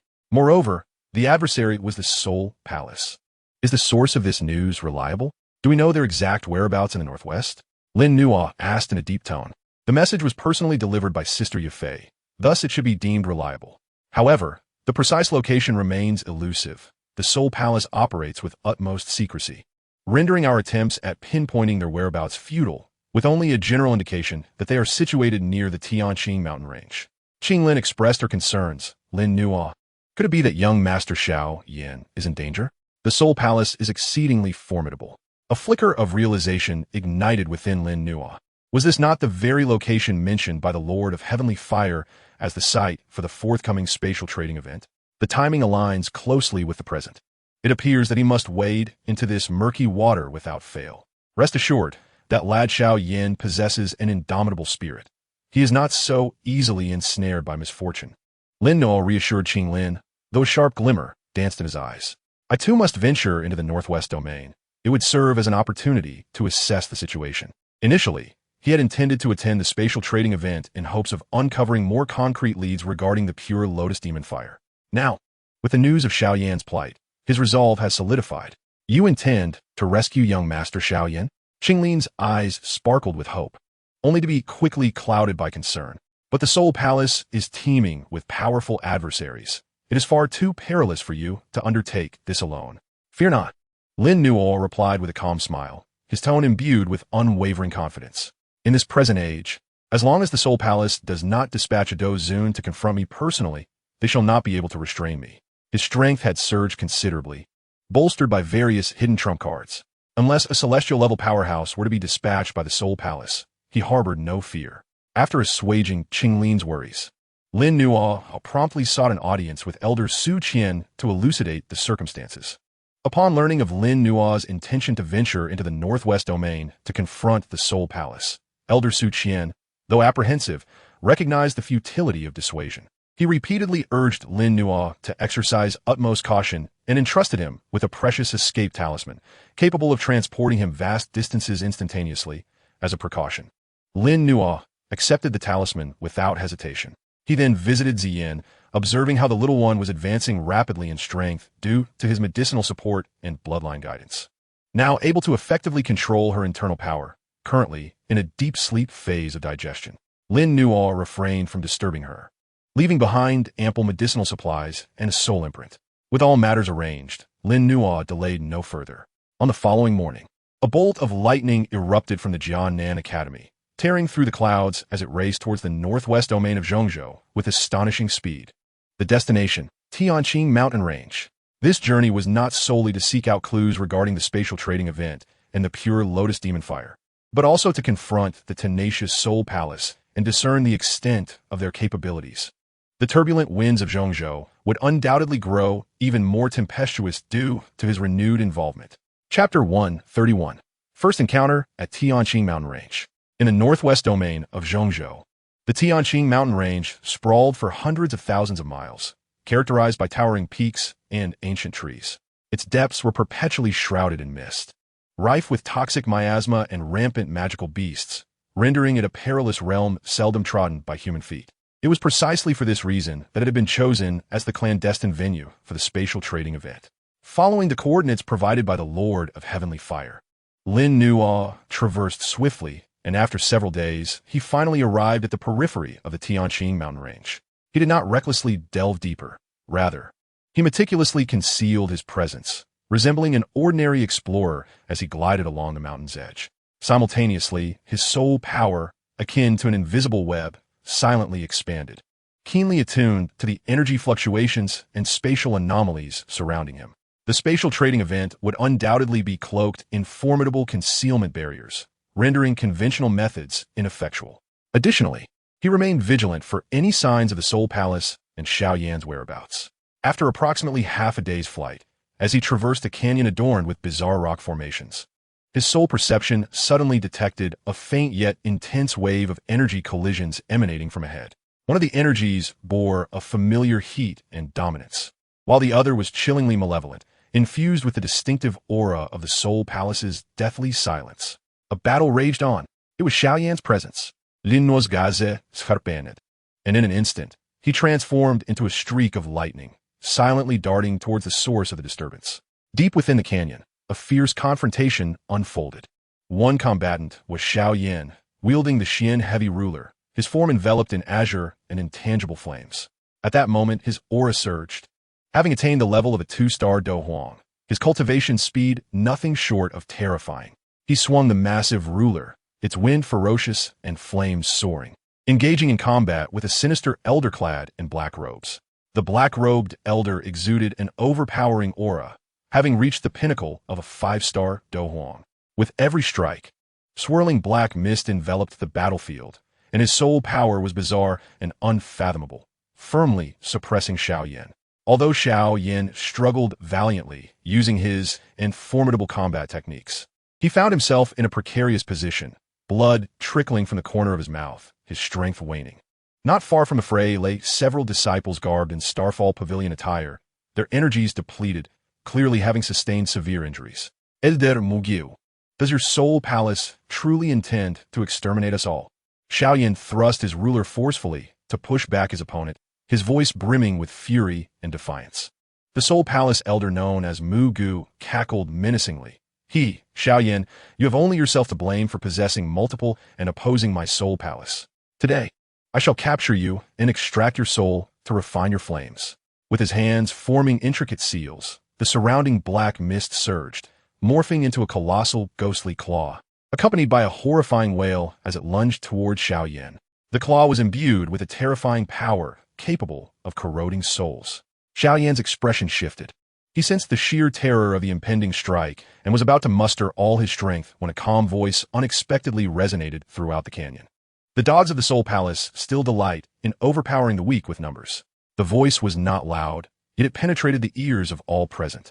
Elder Mu Gu's countenance darkened as he abruptly turned to face the source. Xiao Yan followed suit, and upon seeing the figure descending from the sky in a black robe, he was momentarily stunned, followed by an eruption of disbelief and joy. Lin Nuo, is it you? The newcomer was indeed Lin Nuo. He cast a placid gaze over the scene, ultimately resting his cold eyes upon Elder Mu Gu. Lin Nuo. Elder Mu Gu's brow furrowed as he recognized the name. Suddenly recalling something, his pupils constricting in realization. You, the one who destroyed my Soul Palace branch and killed my esteemed Soul Palace dignitary from Canaan Academy. Lin Nuo's reputation had long since spread throughout the major factions, and the Soul Palace harbored an intense hatred for him, fully informed of his deeds. It seems my name carries considerable weight among the ranks of the Soul Palace, Lin Nuo remarked with a faint smile, stepping forward to stand shoulder to shoulder with Xiao Yan. Xiao Yan, are you unharmed? I'm still alive, Xiao Yan replied, wiping the blood from the corner of his mouth. He gazed at Lin Nuo, whose aura was unfathomable, and felt an overwhelming shock within. He had thought his own cultivation speed was remarkable, yet Lin Nuo had surpassed him. This aura likely exceeded his own by a significant margin. Another fool seeking death. Elder Mu Gu's eyes darkened. Although Lin Nuo had established a formidable reputation, he was still merely a young man, and Mu Gu, a 5-star Dou Huang pinnacle, did not believe that Lin Nuo could create much of a disruption. Since he had arrived, he would seize both of them, let you serve as company for each other. With a fierce shout, the massive ghostly claw shifted its direction, enveloping both Lin Nuo and Xiao Yan in a torrent of dark mist. Be careful. His soul attacks are exceedingly peculiar, Xiao Yan hastily warned. Yet Lin Nuo remained unperturbed, not flinching nor evading. As the ghostly claw howled towards him, he merely raised his right hand slowly, the chaotic-colored Dou Qi swirling within his palm. A trivial technique. He pointed his fingers like a sword at the colossal ghostly claw and made a gentle slash. Shoo! A minuscule chaotic sword Qi sliced through the solidified ghostly claw as effortlessly as cutting through thin paper. The sword Qi surged forth, seamlessly vanishing into the black mist surrounding Elder Mu Gu. What? Elder Mu Gu's expression shifted dramatically as he felt an indescribable sharpness and destructive force assail him. His protective black mist was torn asunder. He hurriedly attempted to evade, but it was too late. Poof! The sword energy grazed his shoulder, leaving a trail of crimson light in its wake. His entire left arm was severed at the shoulder. The Elder Mu Gu let out a piercing scream, clutching the stump of his arm, his eyes filled with terror and disbelief. One strike. Merely one strike. He hadn't even caught a glimpse of his assailant's movements before losing an arm. How could Lin Nuo possess such overwhelming strength? Hadn't he just recently broken through to the Dou Huang level? Xiao Yan was equally dumbfounded. He knew Lin Nuo was formidable, yet he never anticipated his power to be so extraordinarily beyond comprehension. The Elder Mu Gu, a peak 5-star Dou Huang, appeared as defenseless as an infant before him. Lin Nuo slowly retracted his finger, his gaze icy as he regarded the terrified Elder Mu Gu. Now, it is my turn to inquire. What are the Soul Palace's intentions here? What have you done with the members of the Starfall Pavilion? Chapter 132. Soul, Searching and Secrets. The trading meeting commences.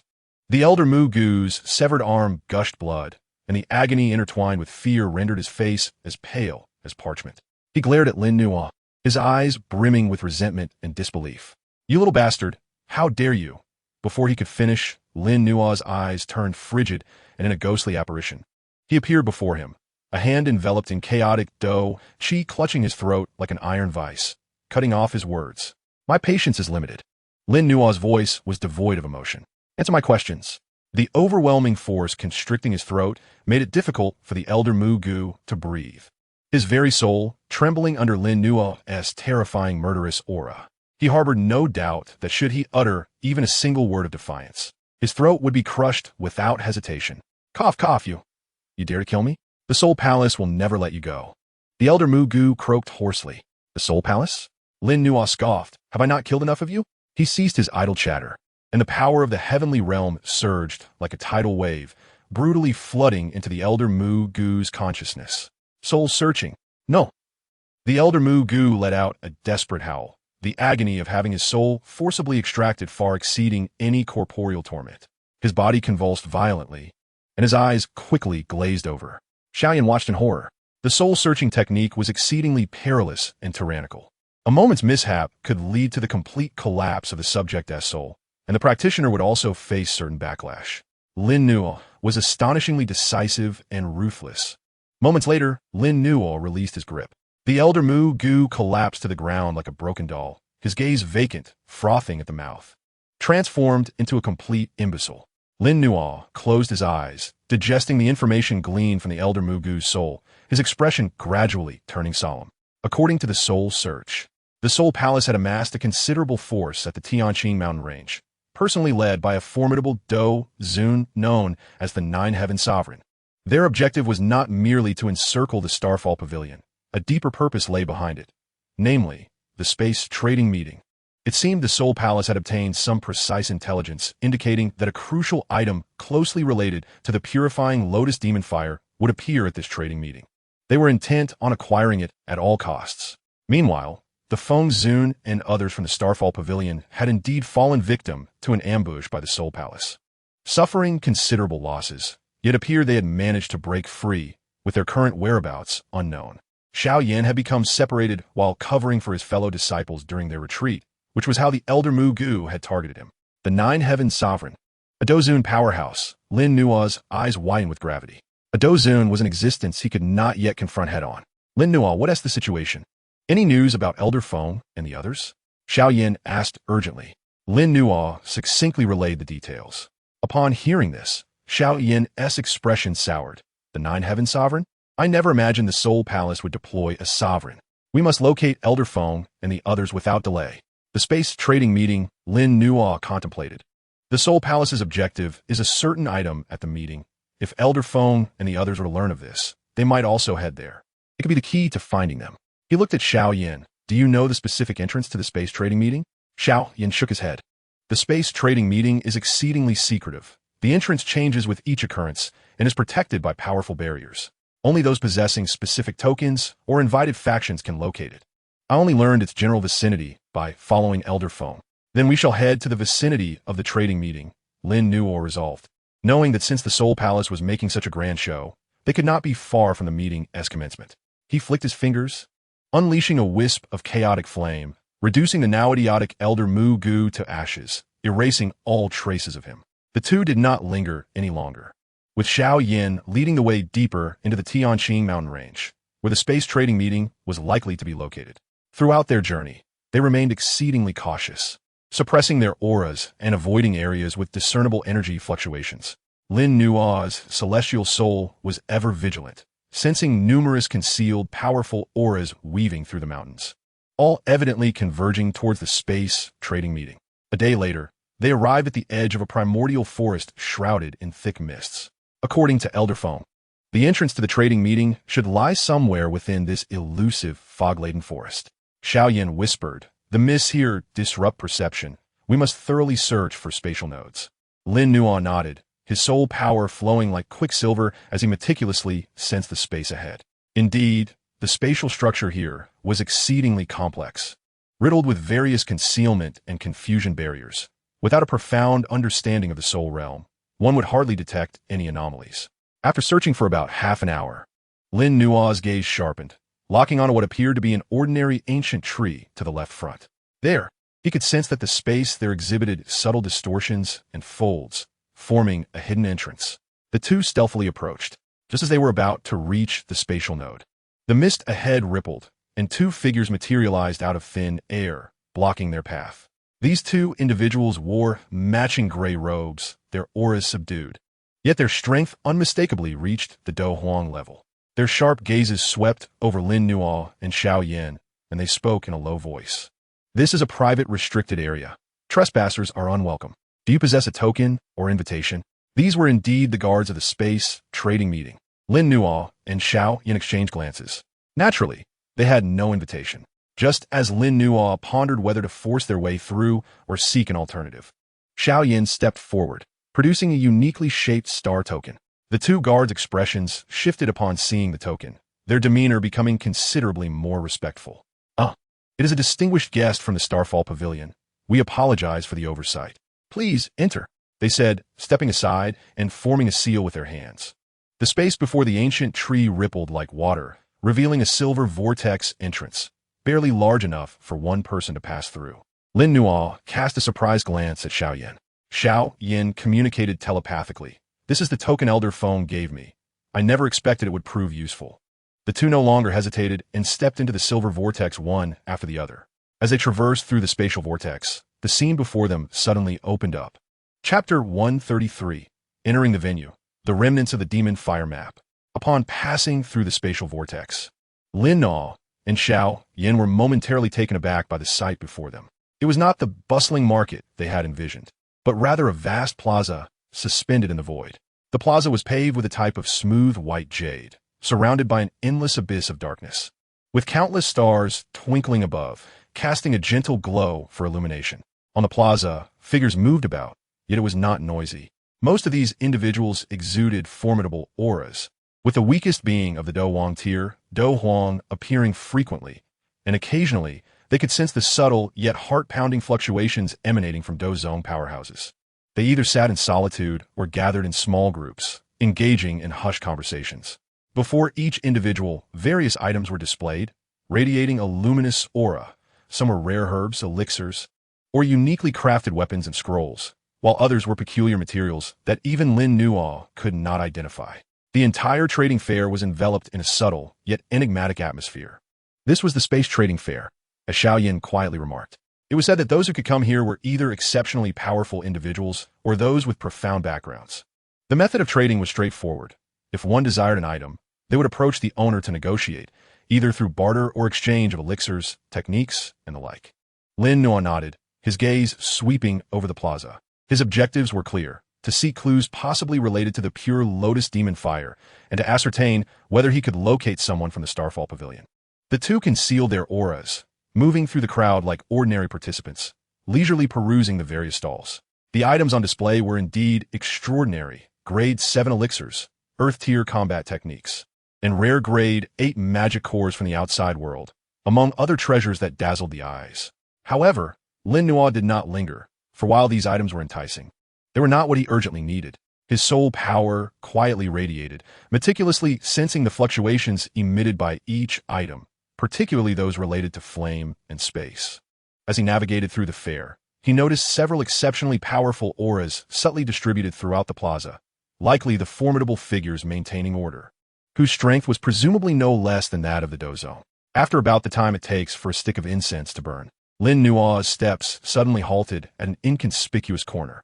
The stall's proprietor was a mysterious figure cloaked in a voluminous black robe, obscuring their features, exuding an obscure aura.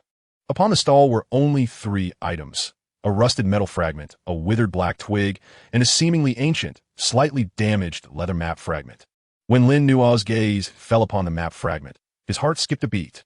The material, size, and the exceedingly subtle spatial fluctuations emanating from it, akin to those of the complete map of the pure lotus demon fire in his possession, unmistakably indicated that it was yet another fragment of the pure lotus demon fire. Though merely a fragment, the essence of the pure lotus demon fire contained within it was unmistakable. He never anticipated encountering a 4th fragment at this space trading fair. Suppressing the excitement in his heart, Lin Nuo maintained a calm demeanor as he approached the stall, casually gesturing toward the map fragment and inquiring, "What will be the terms of exchange for this item?" The figure in the black robe lifted their head, revealing a pair of eyes deep as the starry sky, scrutinizing Lin Nuo before speaking in a gravelly voice. "This map's origin is unknown, its function unclear, yet its material is unique. It is impervious to water and fire. I seek a grade 7 advanced elixir or an equivalent item in exchange." A grade 7 advanced elixir? Such a price was indeed steep. After all, it was merely an unclear map fragment. Those nearby who had been observing the commotion subtly shook their heads, deeming the black-robed individual to be excessively demanding. However, Lin Nuo experienced no hesitation. He promptly produced a jade vial and presented it, stating, "This contains a grade 7 advanced elixir, the soul infant pill, which nourishes the soul and heals soul injuries. Would you consider this in exchange for the map?" The black-robed figure accepted the jade vial, opened it, and inhaled, a flicker of surprise crossing their features, evidently taken aback by Lin Nuo's straightforwardness and the high quality of the elixir. Nodding, they pushed the map fragment toward Lin Nuo. Declaring deal, Lin Nuo took possession of the map fragment, feeling its warmth in his hand.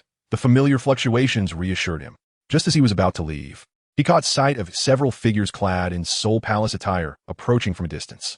The leading figure exuded a chilling aura, their sharp gaze seemingly searching for something. Lin Nuo's expression grew tense as he grasped Xiaoyan, who was still somewhat bewildered, and swiftly blended into the crowd. Shortly after their departure, the group from the Soul Palace arrived at the black-robed figure's stall. "Who purchased that map just now?" the leading Soul Palace elder inquired coldly, their gaze fixed intently on the black-robed individual. The black-robed figure raised their head, casting a fleeting glance at them, and replied in a hoarse voice, "The rules of the trading fair dictate that the transaction is concluded without inquiry into origins. You have arrived too late." The Soul Palace elder's expression darkened, murderous intent surging in their eyes. Yet, restrained by the rules of the trading fair, they refrained from acting, merely huffing coldly before hastily pursuing the direction where Lin Nuo and Xiao Yan had vanished. Amidst the crowd, Lin Nuo sensed the pursuing auras behind him and smirked coldly. The Soul Palace had indeed set their sights on this map fragment. It seemed this trading fair would not remain tranquil. Chapter 134, The Thunderous Might. Although the Space Trading Fair Plaza was expansive, the Soul Palace individuals evidently possessed specialized tracking methods, swiftly locking on Lin Nuo and Xiao Yan's auras. Several formidable figures formed a fan-shaped encirclement, blocking their path. The leading Soul Palace elder's expression was sinister, their gaze, like that of a venomous serpent, fixed on Lin Nuo as they spoke icily. Hand over that map fragment you just acquired. It is beyond your reach. The surrounding crowd, witnessing the scene, instinctively recoiled, their expressions betraying their anticipation of the unfolding drama. While fighting was prohibited within the trading fair, once outside its boundaries, no one would intervene. The Soul Palace evidently intended to wait until they had exited before taking action, merely employing intimidation for the moment. Xiaoyan's expression turned grave as he whispered, "It's Bon Yu, the sixth heavenly sovereign of the Soul Palace, a 5-star dozong." Lin Nuo calmly surveyed Bon Yu and the other Soul Palace elders behind him, noting their varying strengths, ranging from the pinnacle of Do Huang to lower-tier dozong. Such a lineup could easily sweep through any first-rate faction. The reach of the Soul Palace is indeed extensive, Lin Nuo remarked nonchalantly. Why should I relinquish what I have set my sights on? Bon Yu's eyes glinted with cold light, murderous intent palpable, because the Soul Palace desires it. Boy, do not think that having some talent grants you arrogance. Offending the Soul Palace leads only to death. If you are wise, hand over the map fragment and accompany us back to the Soul Palace for judgment. Perhaps you might leave with your corpse intact. Judgment? Lin Nuo scoffed. You think the Soul Palace is worthy of judging me? Stepping forward, he shielded Xiao Yin behind him, unleashing the aura of a 3-star Do Huang without reservation. Although his realm was lower than theirs, the overwhelming vitality and the faint aura of thunder emanating from him caused Bon Yu and his companions to change countenance. A 3-star Do Huang? No, your aura. Bon Yu's expression sharpened as he detected Lin Nuo's unusual presence. Stop wasting time. Attack and capture him. A 1-star dozong behind Bon Yu could no longer contain himself. Barking an order as he lunged forward, his desiccated hand enveloped in thick black mist, aiming to seize Lin Nuo's throat. The claw's ferocity rippled through space. In the face of this ferocious strike, Lin Nuo remained motionless, waiting until the ghastly claw was nearly upon him before launching a devastating punch. With the punch, thunder followed. Boom! A blinding silver lightning erupted from his fist, akin to a thunder dragon emerging from its lair, striking fiercely against the ghastly claw. The clash of lightning and black mist produced a sound that grated on the teeth. The Soul Palace elder's expression shifted dramatically, feeling an overwhelming force of thunderous might surge into his body, wreaking havoc on his meridians and soul. Ah! He screamed, his arm instantly charred black, his body hurtling backward like a marionette with severed strings, crashing heavily to the ground, twitching twice before falling silent. A single punch, instantaneously eliminating a 1-star dozong. The crowd erupted in disbelief, all staring at Lin Nuo in astonishment. A 3-star Do Huang, defeating a dozong with a single punch? This was nothing short of fantastical. Bon Yu's pupils constricted violently, his face finally betraying a look of horror. You concealed your strength? It was only then that he realized that the young man before him was no ordinary 3-star Do Emperor. His combat prowess was likely on par with his own. Let's attack together. Activate the myriad souls devouring spirit formation. Bone Ghost dared not be arrogant any longer and barked out the command. The other several Soul Palace elders, upon hearing this, immediately shifted their positions, forming specific formations with their hands.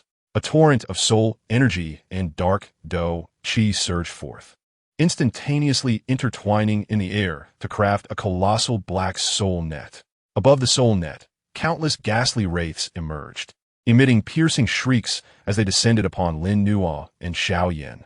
The myriad souls devouring spirit formation was a combined attack array of the Soul Palace, capable of greatly amplifying soul attacks, sufficient to ensnare and kill even mid-level dozong. Lin Nuo Be Cauchos. This formation specializes in soul attacks. Xiao Yin hastily warned, his body enveloped in otherworldly flames, ready to fight with all his might. However, as Lin Nuo gazed at the encroaching soul net, a flicker of disdain crossed his eyes. A mere wraith dares to be arrogant before me? He did not summon the chaotic glazed flame, but instead slowly raised both hands, his fingers dancing before him as if playing an ethereal symphony. In an instant, a surge of lightning erupted around him. Countless fine silver arcs of electricity flickered and crackled, producing a cacophony of explosive sounds. Thunder Emperor Scripture, 10,000 thunder summoning.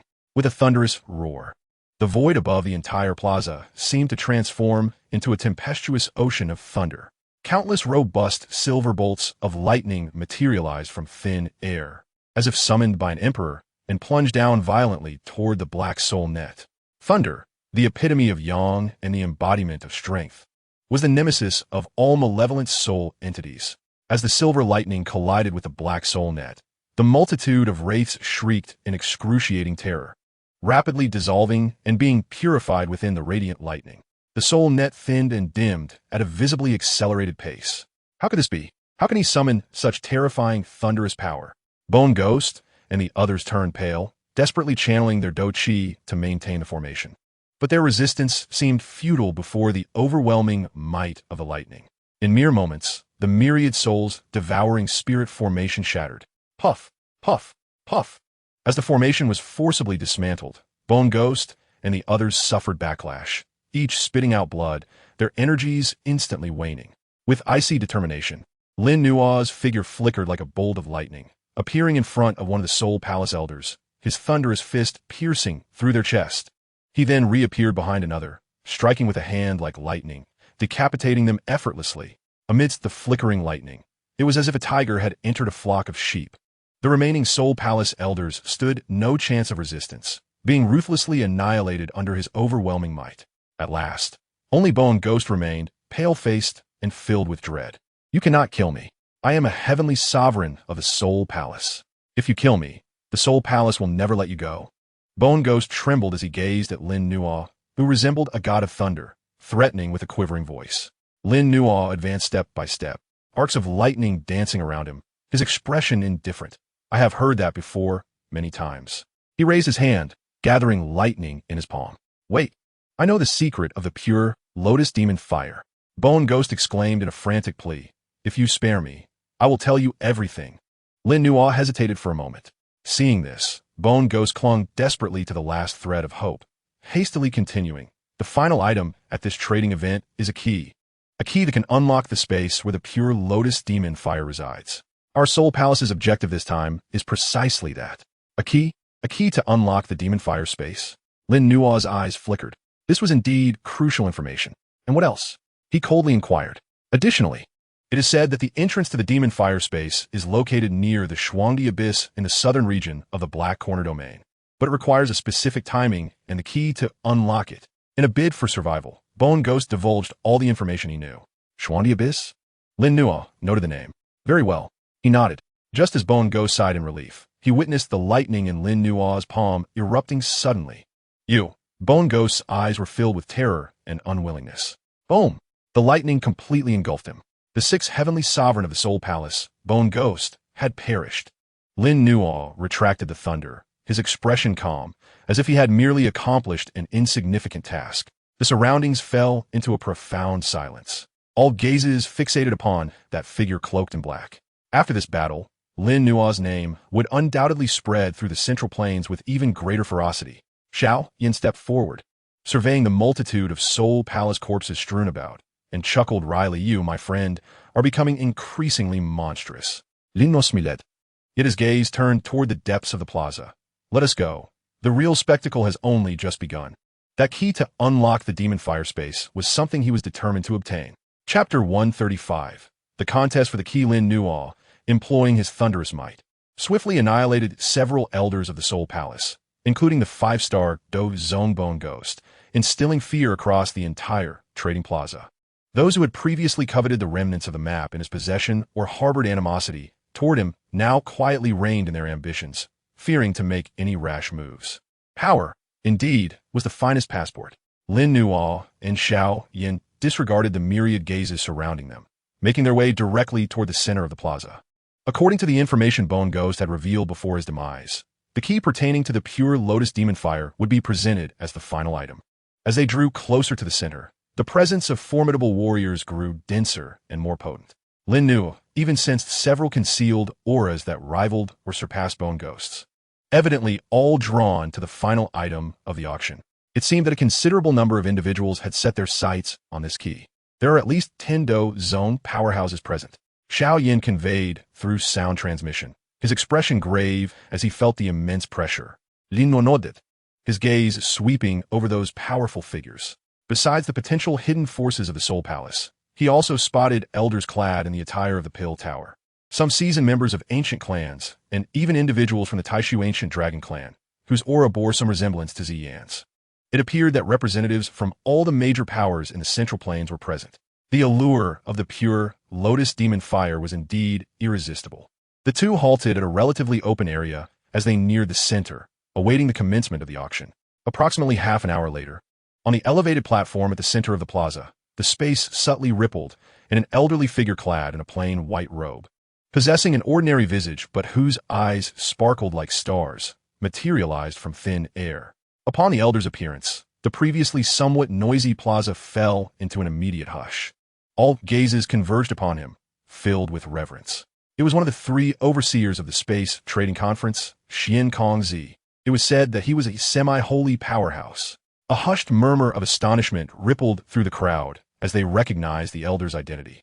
A semi-holy, an existence that transcended Dou Zone.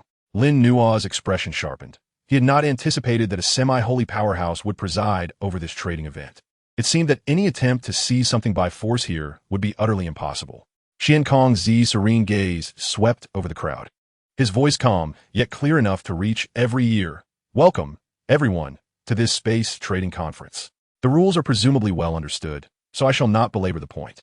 Now, we shall commence the transaction of the final three items. He offered no superfluous words, directly waving his sleeve, causing 3 orbs of light to soar from within, hovering in midair. The first item was a dark golden scroll, exuding an ancient aura. Heavenly level low rank, Dou technique, great annihilation finger, Xian Kongzi introduced nonchalantly. An audible gasp resonated throughout the plaza.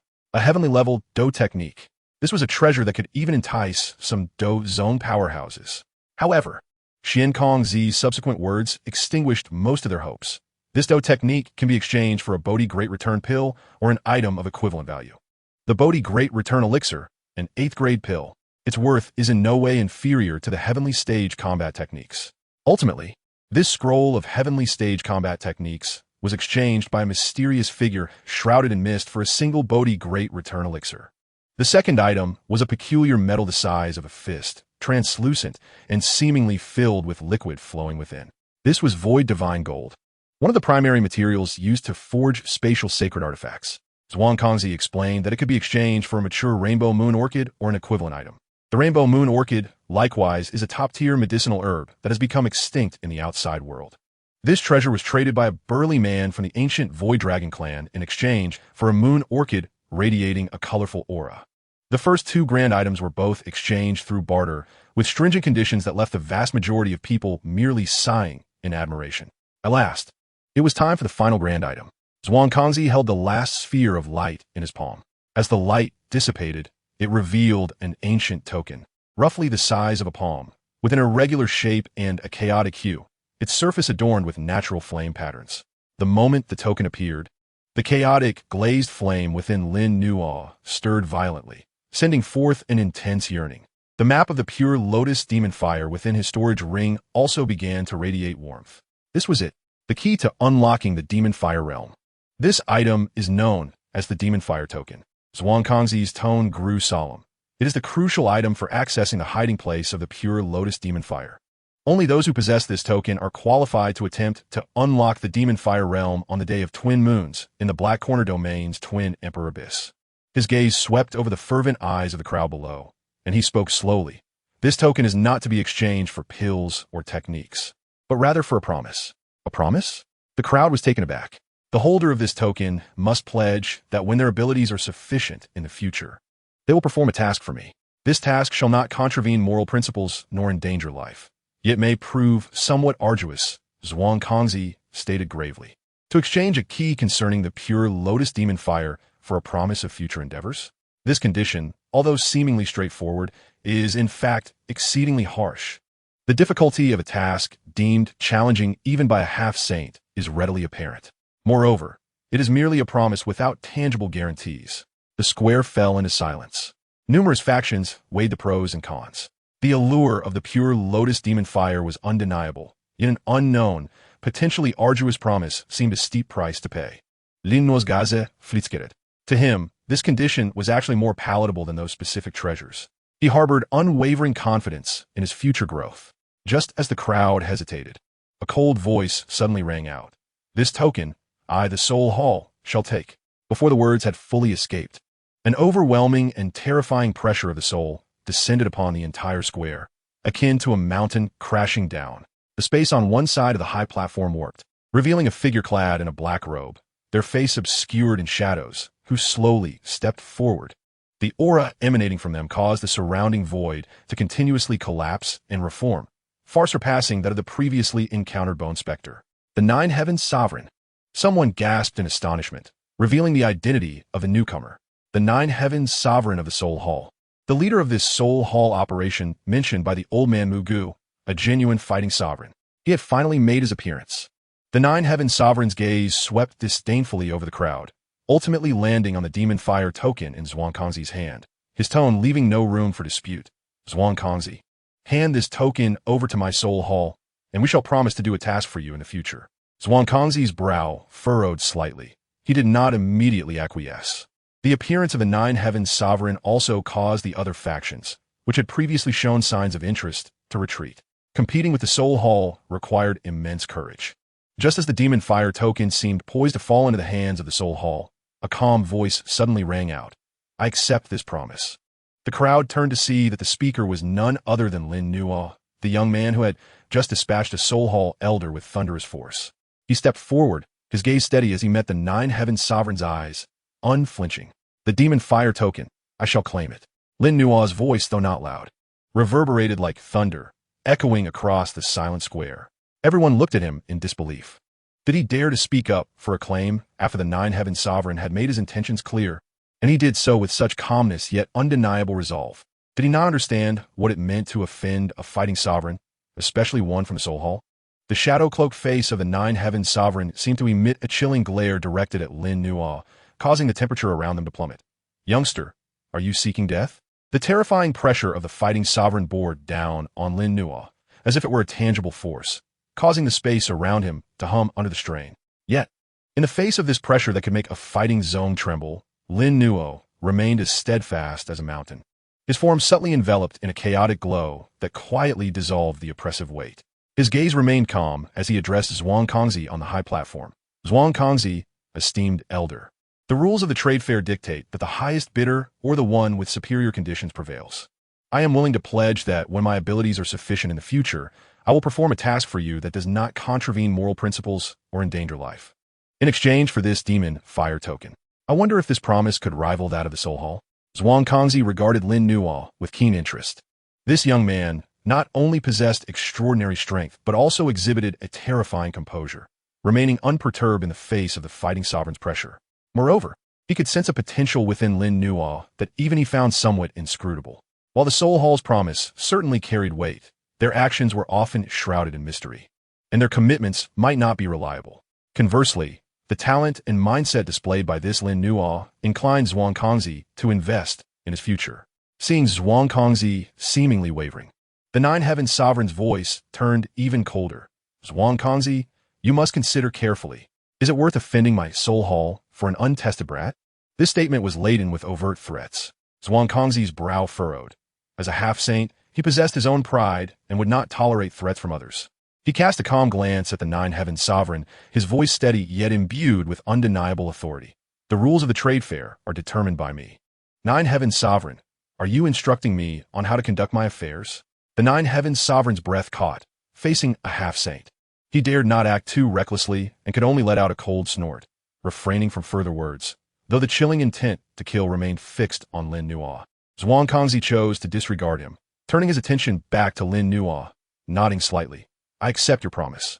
I hope you do not disappoint me. With that, he waved his sleeve, and the chaotic-hued demon fire token floated gracefully towards Lin Nuo. Lin Nuo reached out to grasp the token. It felt warm to the touch, yet as heavy as a mountain. The natural flame patterns on the token seemed to come alive, resonating powerfully with the chaotic, glazed flame within him. The demon fire token was in his grasp. Thank you, esteemed elder. Lin Nuo solemnly stored the token away and bowed respectfully to Zhuangkongzi. This promise he would remember. Zhuangkongzi gave a slight nod, saying no more as his figure gradually faded, ultimately disappearing from the high platform. The trade fair had come to an end. However, the atmosphere in the square did not lighten. Rather, it grew even more tense. Countless gazes, both overt and concealed, focused on Lin Nuo, particularly on the storage ring in which he kept the demon fire token. A whirlwind of emotions, greed, jealousy, and murderous intent intertwined. The most frigid intent to kill, of course, emanated from the Nine Heavens sovereign of the Soul Hall. Young man, do you think that having acquired the demon fire token means you can leave here alive? The voice of the Nine Heavens sovereign was as chilling as the winds of the abyss as he stepped forward, unleashing the terrifying aura of a fighting sovereign without reservation. Enveloping Lin Nuo and Xiao Yan, hand over the demon fire token and everything you possess. Otherwise, this very place shall become your grave. His intentions were evidently to forcefully reclaim the demon fire token. Xiao Yan's expression shifted dramatically as he immediately positioned himself beside Lin Nuo, summoning his, prepared to fight to the death.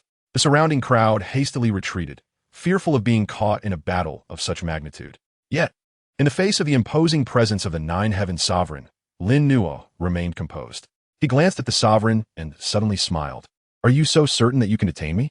The Nine Heavens sovereign's eyes narrowed dangerously. Arrogance. A mere Do Huang dares to boast before me? Prepara tu di. He ceased his idle chatter, extending his withered palm with ferocity. Fingers curled inward, and the surrounding energies erupted violently, morphing into a colossal black spectral hand that loomed ominously. Shrieking with a soul-rending scream as it descended mercilessly upon Lin Nuo and Xiao Yan. The strike of a Do Zun was terrifying, even before the black hand descended. The overwhelming pressure left Xiao Yan gasping for breath, his Do Qi faltering. However, at this critical juncture, Lin Nuo produced a quaint talisman from his hand, inscribed with profound spatial runes, an invaluable life-saving artifact bestowed upon him by the esteemed Elder Su Qian before leaving the academy. The Void Talisman. Nine Heavens Sovereign. I shall remember this day. One day, I will return the favor. Lin Nuo's icy voice resonated as he crushed the Void Talisman with a fierce grip. A powerful surge of spatial energy erupted, enveloping both Lin Nuo and Xiao Yan. Trying to escape?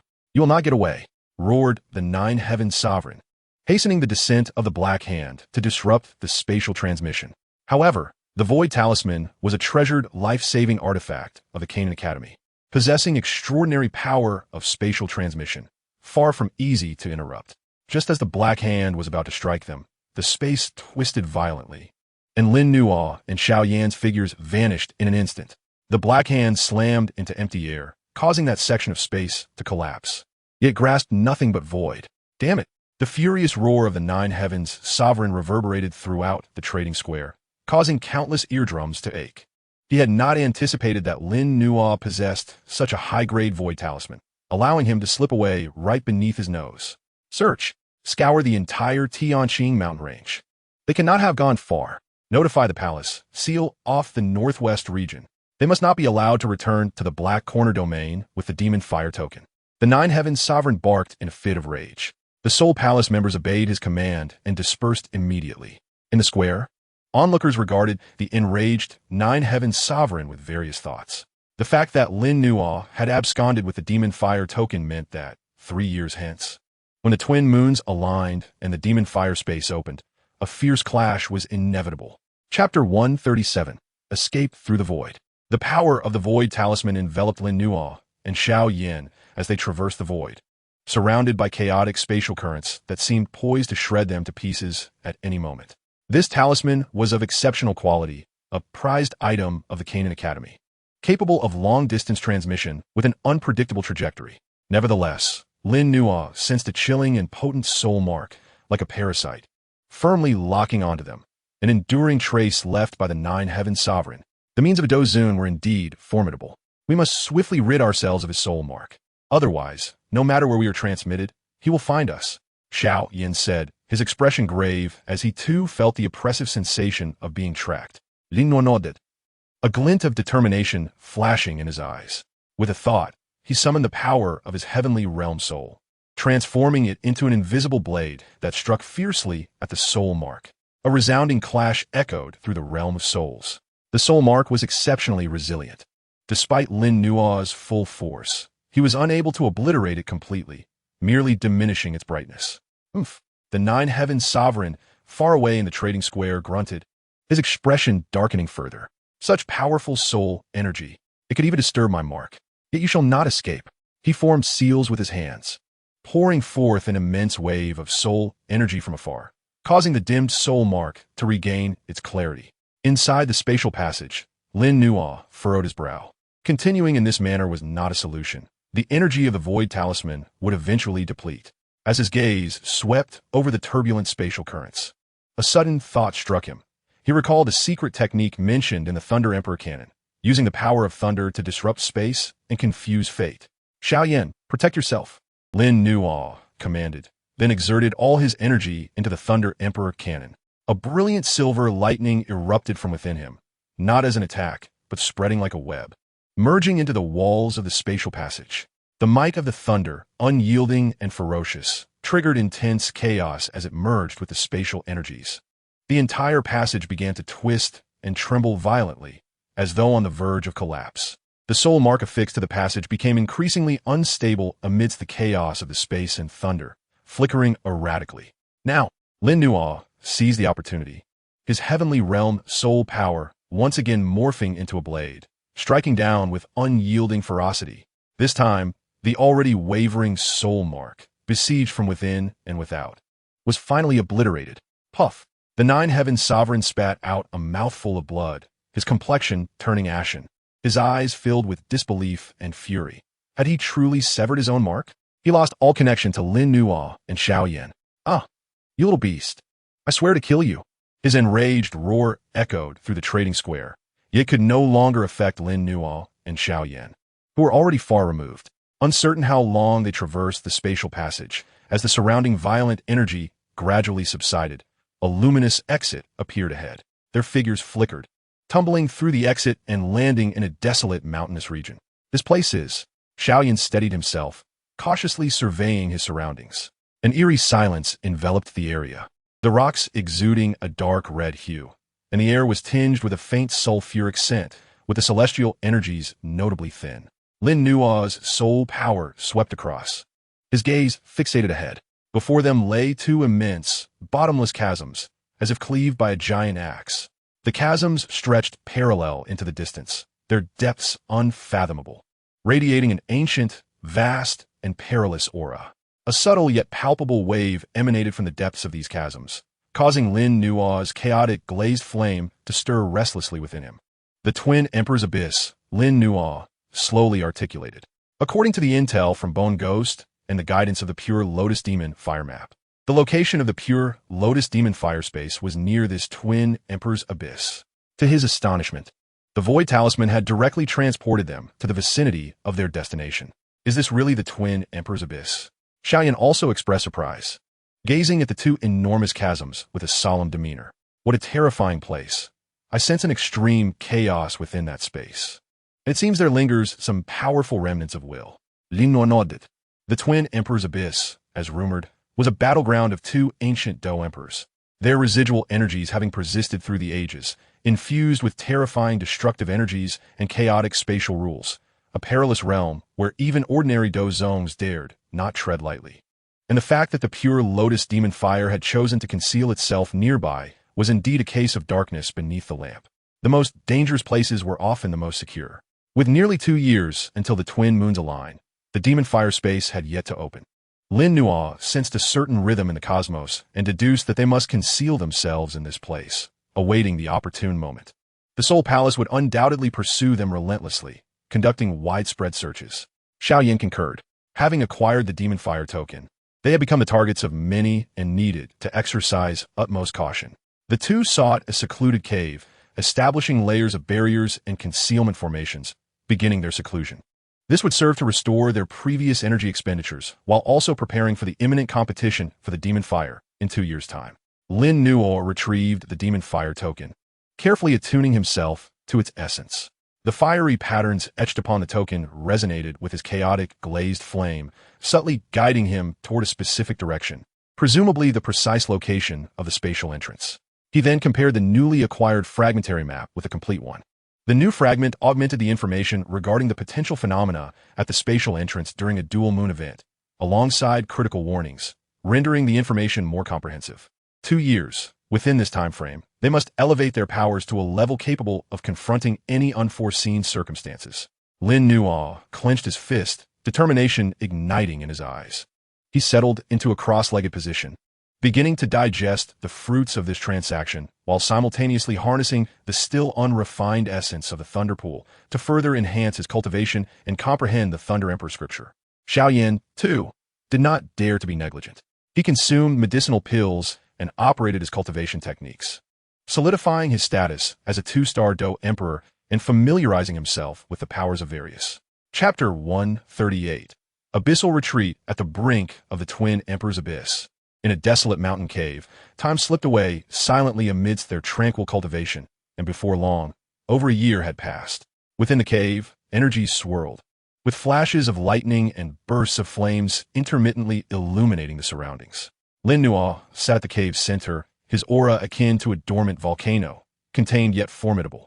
After more than a year of arduous training and the continued refinement of the Thunder Pool essence, his cultivation had surged from the late stage of a 3-star Dou Emperor to the pinnacle of a 9-star Dou Emperor.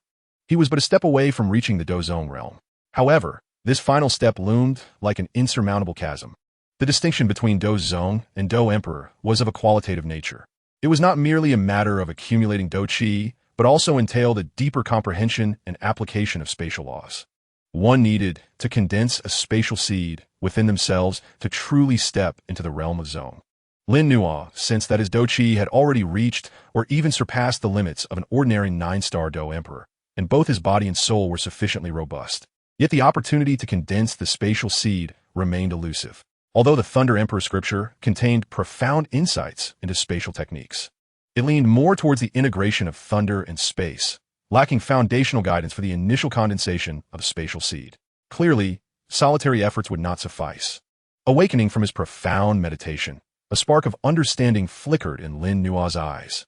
He required pressure, confrontation, and insights gleaned from the precipice of life and death to shatter this barrier. His gaze involuntarily drifted toward the depths beyond the cave, those two unfathomable abysses exuding an aura of chaos and destruction. It was rumored that these abysses were remnants of battles from Dou Emperors, where not only was the space chaotic, but also faint traces of the will and rules of the Emperor's realm lingered. This might prove unexpectedly beneficial for comprehending space and condensing a spatial seed. Of course, the dangers were immense. The chaotic spatial torrents and destructive energies could easily shred a Dou Emperor, and even a Dou Zone would not dare to venture too deep. Yet, Lin Nuo had no other choice. He glanced at Xiaoyan, who was still in seclusion and had elevated his aura to the level of a 5-star Dou Emperor. Without disturbing him, after leaving a soul message, he quietly departed the cave, making his way toward the edge of the Twin Emperor's Abyss.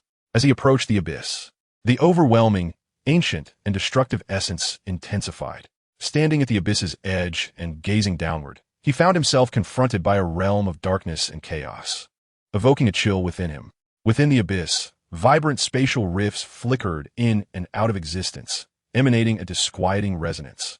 Lin Nuo took a deep breath, adjusting his state to its optimum, intertwining his chaotic Dou Qi with the power of thunder to form a solid defense, before leaping into the unfathomable depths of the abyss. Upon entering the abyss, the surrounding scenery transformed instantaneously. No longer did he behold the external world, but rather a bizarre and fragmented void.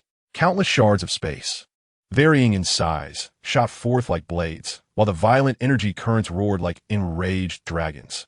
An invisible pressure, seemingly originating from antiquity, weighed heavily upon his soul. Sizzle. A minuscule shard of space grazed Lin Nuo's protective Dou Qi, leaving a distinct mark. Lin Nuo's complexion shifted slightly. The dangers within this abyss far exceeded his expectations. He dared not exhibit any carelessness, combining the phantom step with the rudimentary understanding of thunder escape. Moving like a specter through the densely packed spatial rifts and turbulent energy currents. Simultaneously, he exerted all his effort into operating the great chaotic pill scripture and the Thunder Emperor scripture, concentrating his soul power to meticulously perceive the chaotic yet profound spatial fluctuations surrounding him. In this realm, space was no longer a stable, formless entity, but resembled a shattered mirror, presenting various states of distortion, folding, and tearing. The spatial rifts manifested the most direct embodiment of spatial rules. He endeavored to guide a wisp of chaotic spatial flow into his body. Boom! It felt as if countless blades were slicing through his insides, Agonizing pain surged instantly. Had it not been for his formidable physique and resilient meridians, he might have sustained grievous injuries. Yet he gritted his teeth, employing his immense willpower to channel this chaotic spatial force, attempting to sort, comprehend, and master it according to the methods recorded in the Thunder Emperor scripture. Destruction and creation, chaos and order often lie but a hair's breadth apart. Amidst this extreme suffering and peril, Lin Nua's understanding of space deepened at an unprecedented pace. He felt akin to a stumbling infant, beginning to genuinely touch the threshold of spatial laws. Time lost its meaning within this eternal chaos. He could not ascertain how long had passed, but as Lin Nua sensed that he was gradually adapting to the chaotic spatial flows surrounding him, even able to slightly guide their trajectories, he ventured deeper into the abyss. Here, space was no longer merely fragmented. It began to exhibit a peculiar coexistence of solidity and fluidity, as if the flow of time itself had altered. At the center of this solid yet flowing space, Lin Nua beheld a sight that left him utterly astonished. A drop of dark red blood, resembling the most exquisite ruby, hung silently in the void. Though no larger than a thumb, it exuded an unparalleled majesty that transcended heaven and earth. It was as if it were the sovereign of this spatial realm. The surrounding chaotic space and energy became docile in its presence, akin to subjects bowing before a king. Blood of an emperor. Could it be the essence left behind by those ancient Dou emperors? A tempest surged within Lin Nua's heart. The blood of an emperor contains the profound insights of the emperor regarding the rules of heaven and earth, an unparalleled treasure. He suppressed the storm of excitement within, cautiously approaching. The closer he drew, the more potent the imperial pressure became, causing his very soul to tremble. Yet he did not retreat. The fire spirit body and chaotic Dou Qi endowed him with an extraordinary capacity for endurance. At last, he stood before the drop of imperial blood.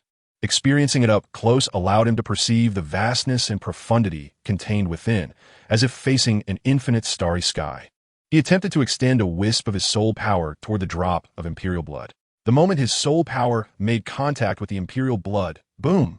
It felt as if Lin Nua's mind had exploded. An overwhelming deluge of profound information regarding space, power, and the celestial principles of existence surged into his soul. Akin to a dam bursting forth, he felt as though he had transformed into the master of that drop of blood, standing atop the firmament, where with a mere wave of his hand, stars obliterated and space itself was reshaped. An overwhelming sense of absolute dominion over space arose within him. Concurrently, within his dantian, the long-saturated fighting spirit began to whirl and compress frantically under the guidance and pressure of this imperial will.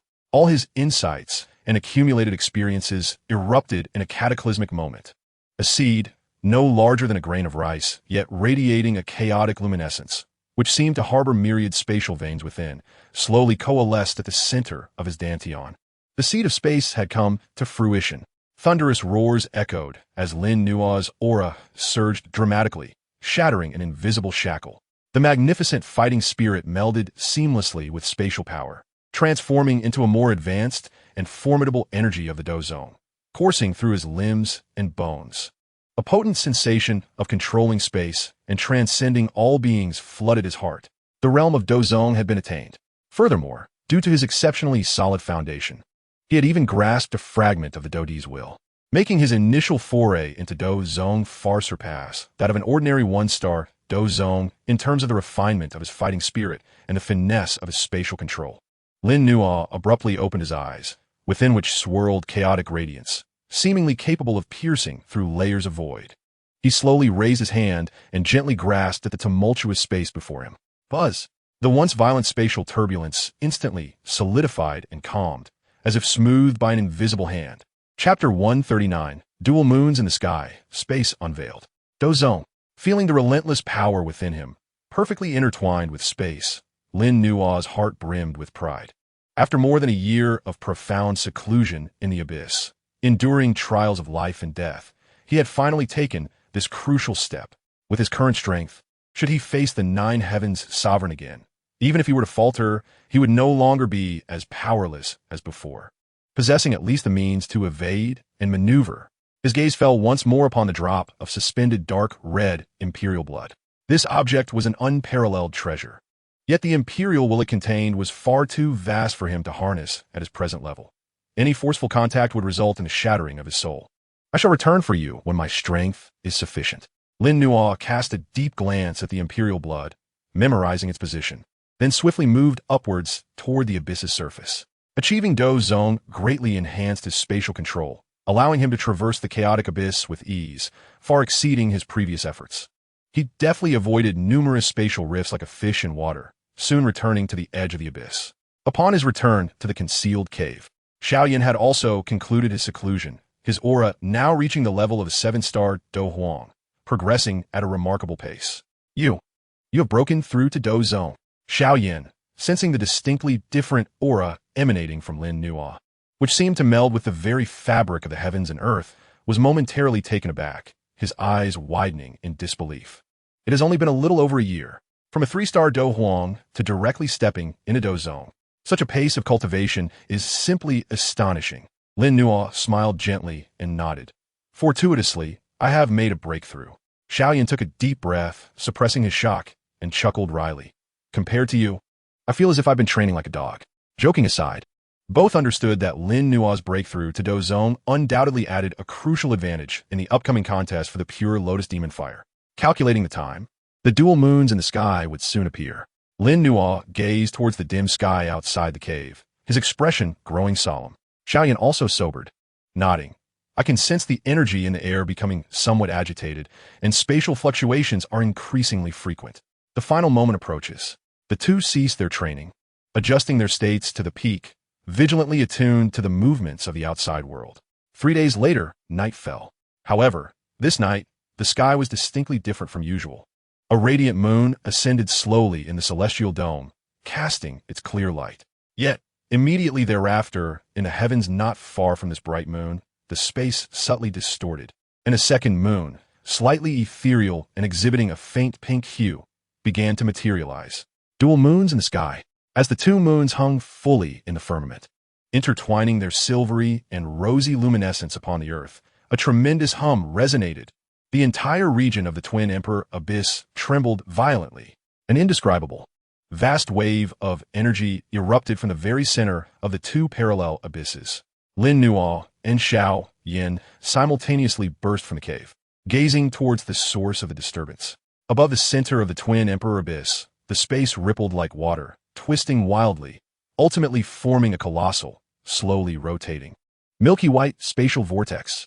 At its core, a profound depth radiated a terrifying essence that could purify all and incinerate everything, unmistakably the aura of the pure Lotus Demon Fire. The space of the Demon Fire had been unveiled. Let us go. Lin Nuo and Xiao Yin exchanged a resolute glance, each seeing unwavering determination and fervor reflected in the other's eyes. They transformed into streaks of light, racing unhesitatingly towards that milky white vortex. However, just as they set forth, a boisterous laugh echoed. The Demon Fire space has finally opened. The pure Lotus Demon Fire is mine. Charge. A multitude of formidable auras erupted from concealed corners surrounding the Twin Emperor Abyss like bamboo shoots after rain. The sheer number exceeded Lin Nuo and Xiao Yan's expectations. Clearly, countless powerful factions had already laid in wait here for this moment of spatial revelation. Among them, several auras were particularly terrifying, reaching the pinnacle of Dou's zone, and even some half-step Dou's zone levels. Additionally, a few chilling and sinister auras unmistakably belonged to the Soul Palace. Lin Nuo, you little beast, it is indeed you. Today, let us see where you can escape. A voice filled with malice and murderous intent roared forth, as the Nine Heavens sovereign of the Soul Palace, accompanied by several powerful sovereigns, charged out from a nearby mountain hollow, directly locking onto Lin Nuo. Besides the Nine Heavens sovereign, another celestial figure from the Soul Palace appeared, seemingly even stronger than the former. Moreover, Lin Nuo also spotted formidable figures from the Pill Tower, the Tian Yao Phoenix clan, and even several elusive presences that appeared to belong to ancient races. The allure of the pure Lotus Demon Fire had drawn the true top forces of the Central State continent. The scene instantly turned chaotic and perilous. Countless figures surged towards the milky white vortex like moths to a flame. Stick close to me, Lin Nuo commanded Xiao Yin in a low voice, unleashing chaotic fighting spirit and thunderous power simultaneously. his speed skyrocketing to an extreme, resembling a chaotic bolt of lightning tearing through the night sky. Disregarding the figures rushing towards them, forcefully advancing towards the spatial vortex. Anyone who stood in his path, be they Dou Huang or Low Star Do Zone, was directly swept aside by the thunderous energy enveloping him and his overwhelming physical prowess.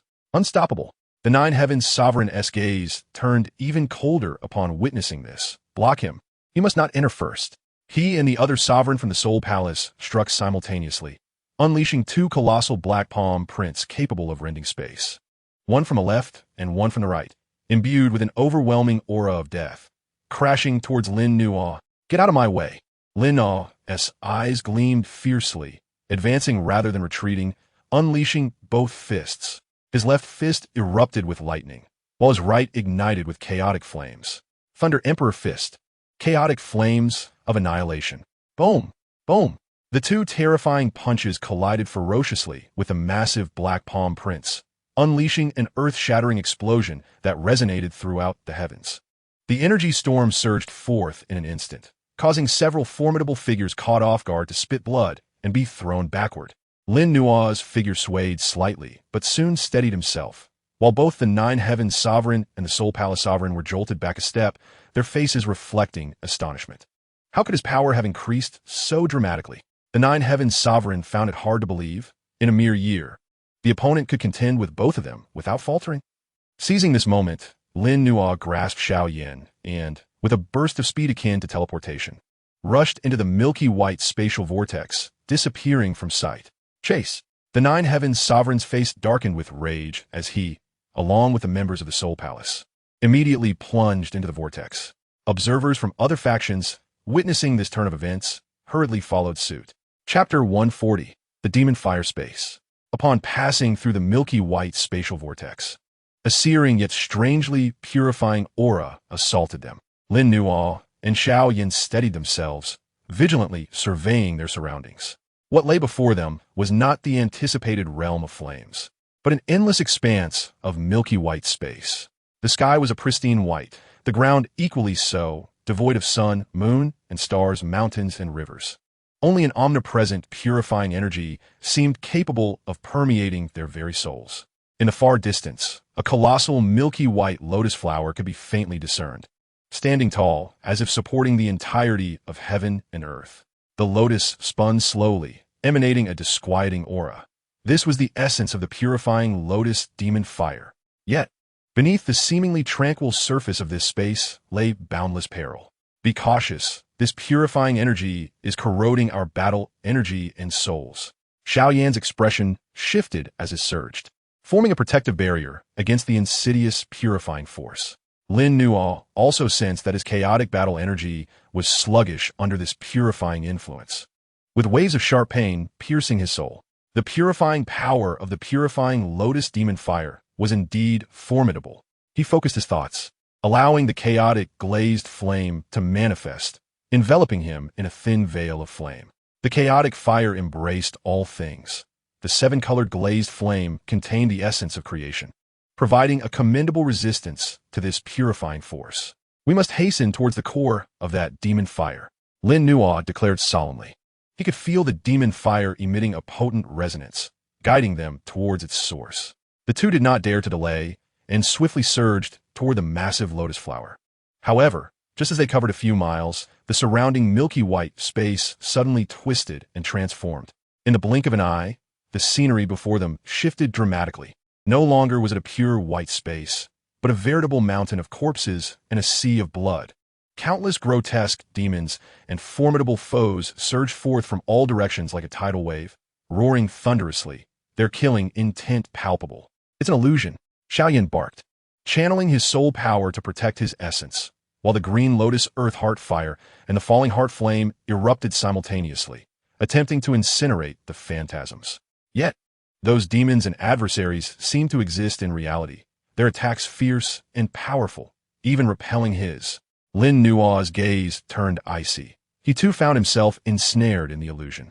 Before him appeared the Nine Heavens Sovereign of the Soul Palace, the Thunder Sovereign from the Wind and Thunder Pavilion, and even his long-dead enemies like the Bloodblade Ancestor, all surrounding him with sinister grins, their assaults merciless. The purifying lotus demon fire, fueled by the 7 emotions and 6 desires of humanity, constructed an infinite illusion. Proving its might, l'innorealisé. This illusion was not entirely false. It invoked the deepest memories and emotions within them, blending reality and illusion, making it exceedingly difficult to break free.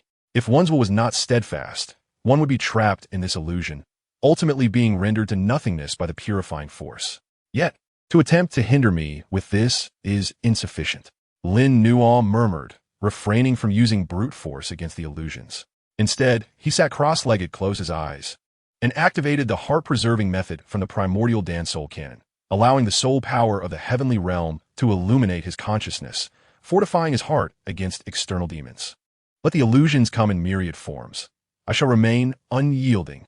Gradually, the phantoms of his attacking adversaries grew blurred and distorted, ultimately dissipating like bubbles.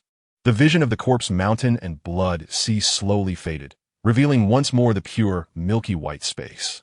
Lin Nuo slowly opened his eyes and turned to his side.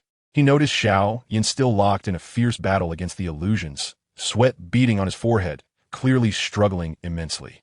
Though the burning art he practiced could devour, it did not specialize in the cultivation of the heart's realm. Lin Nuo extended his fingers like a sword, channeling a cool, ethereal soul power that silently penetrated Xiao Yan's brow. Xiao Yan jolted, clarity returning to his eyes as the surrounding illusions shattered. "Thank you," Xiao Yan expressed, still shaken. "This demon fire illusion is truly terrifying. Maintain your focus. This illusion will not be the last," Lin Nuo cautioned.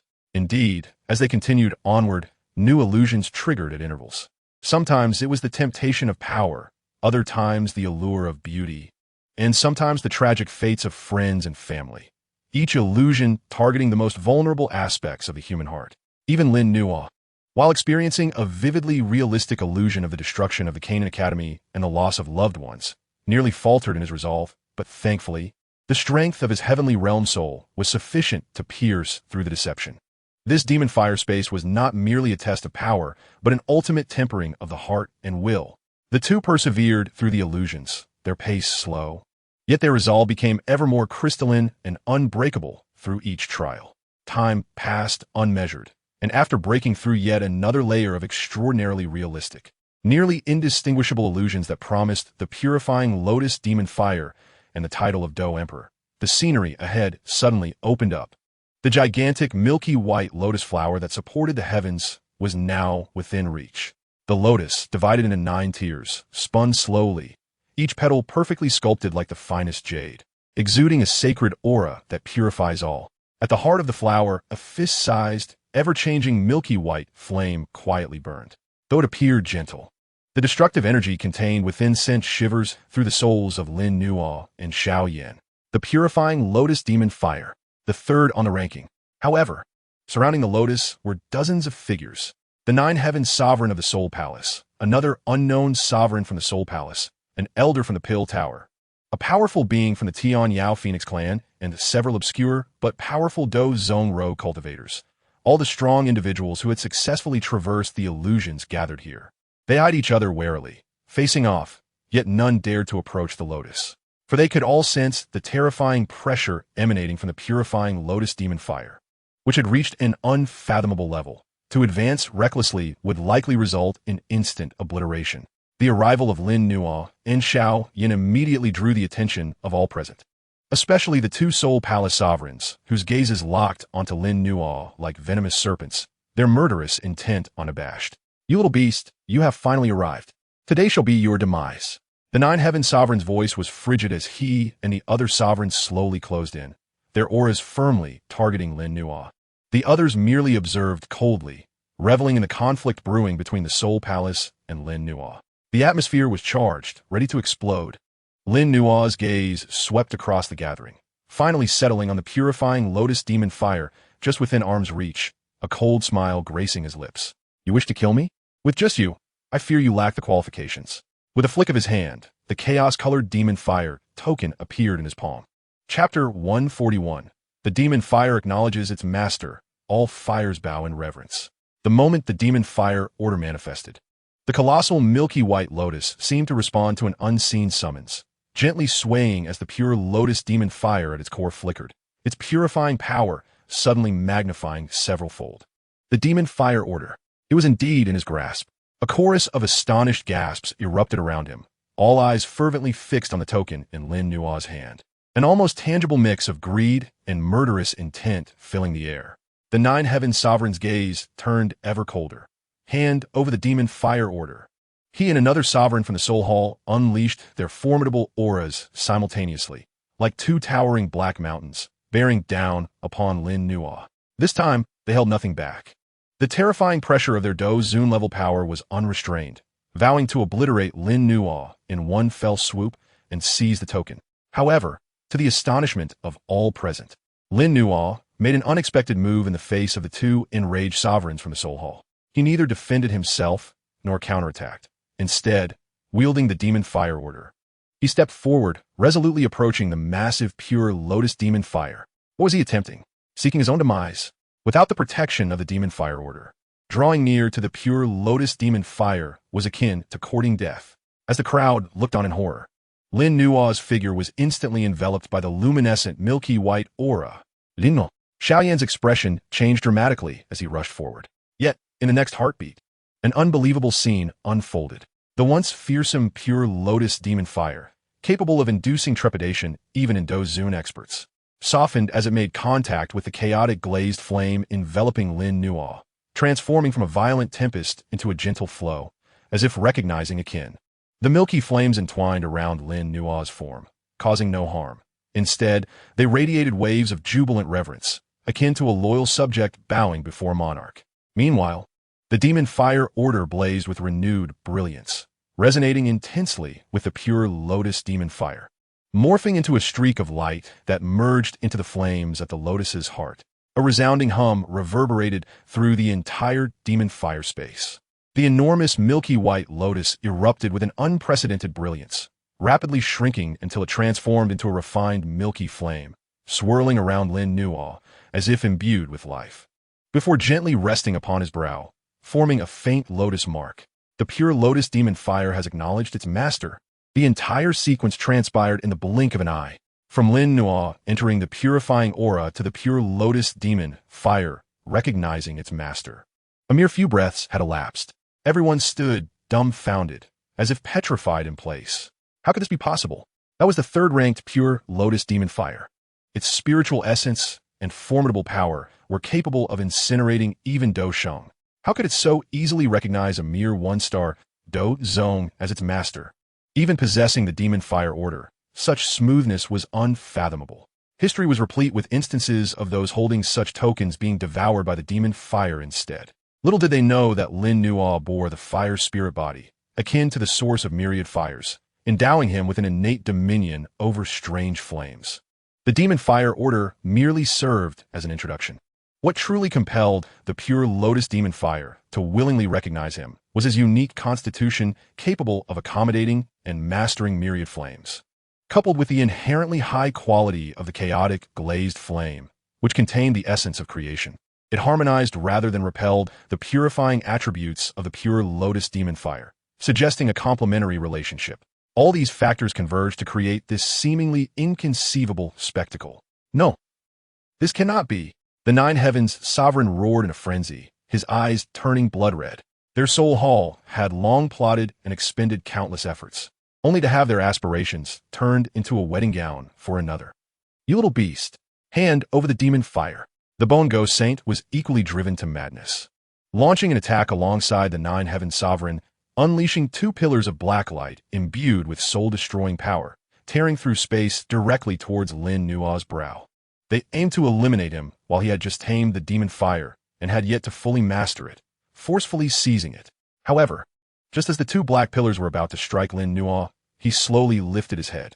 His eyes had transformed into a pure milky hue, and deep within his pupils, two pure world lotus flowers appeared to be gently spinning.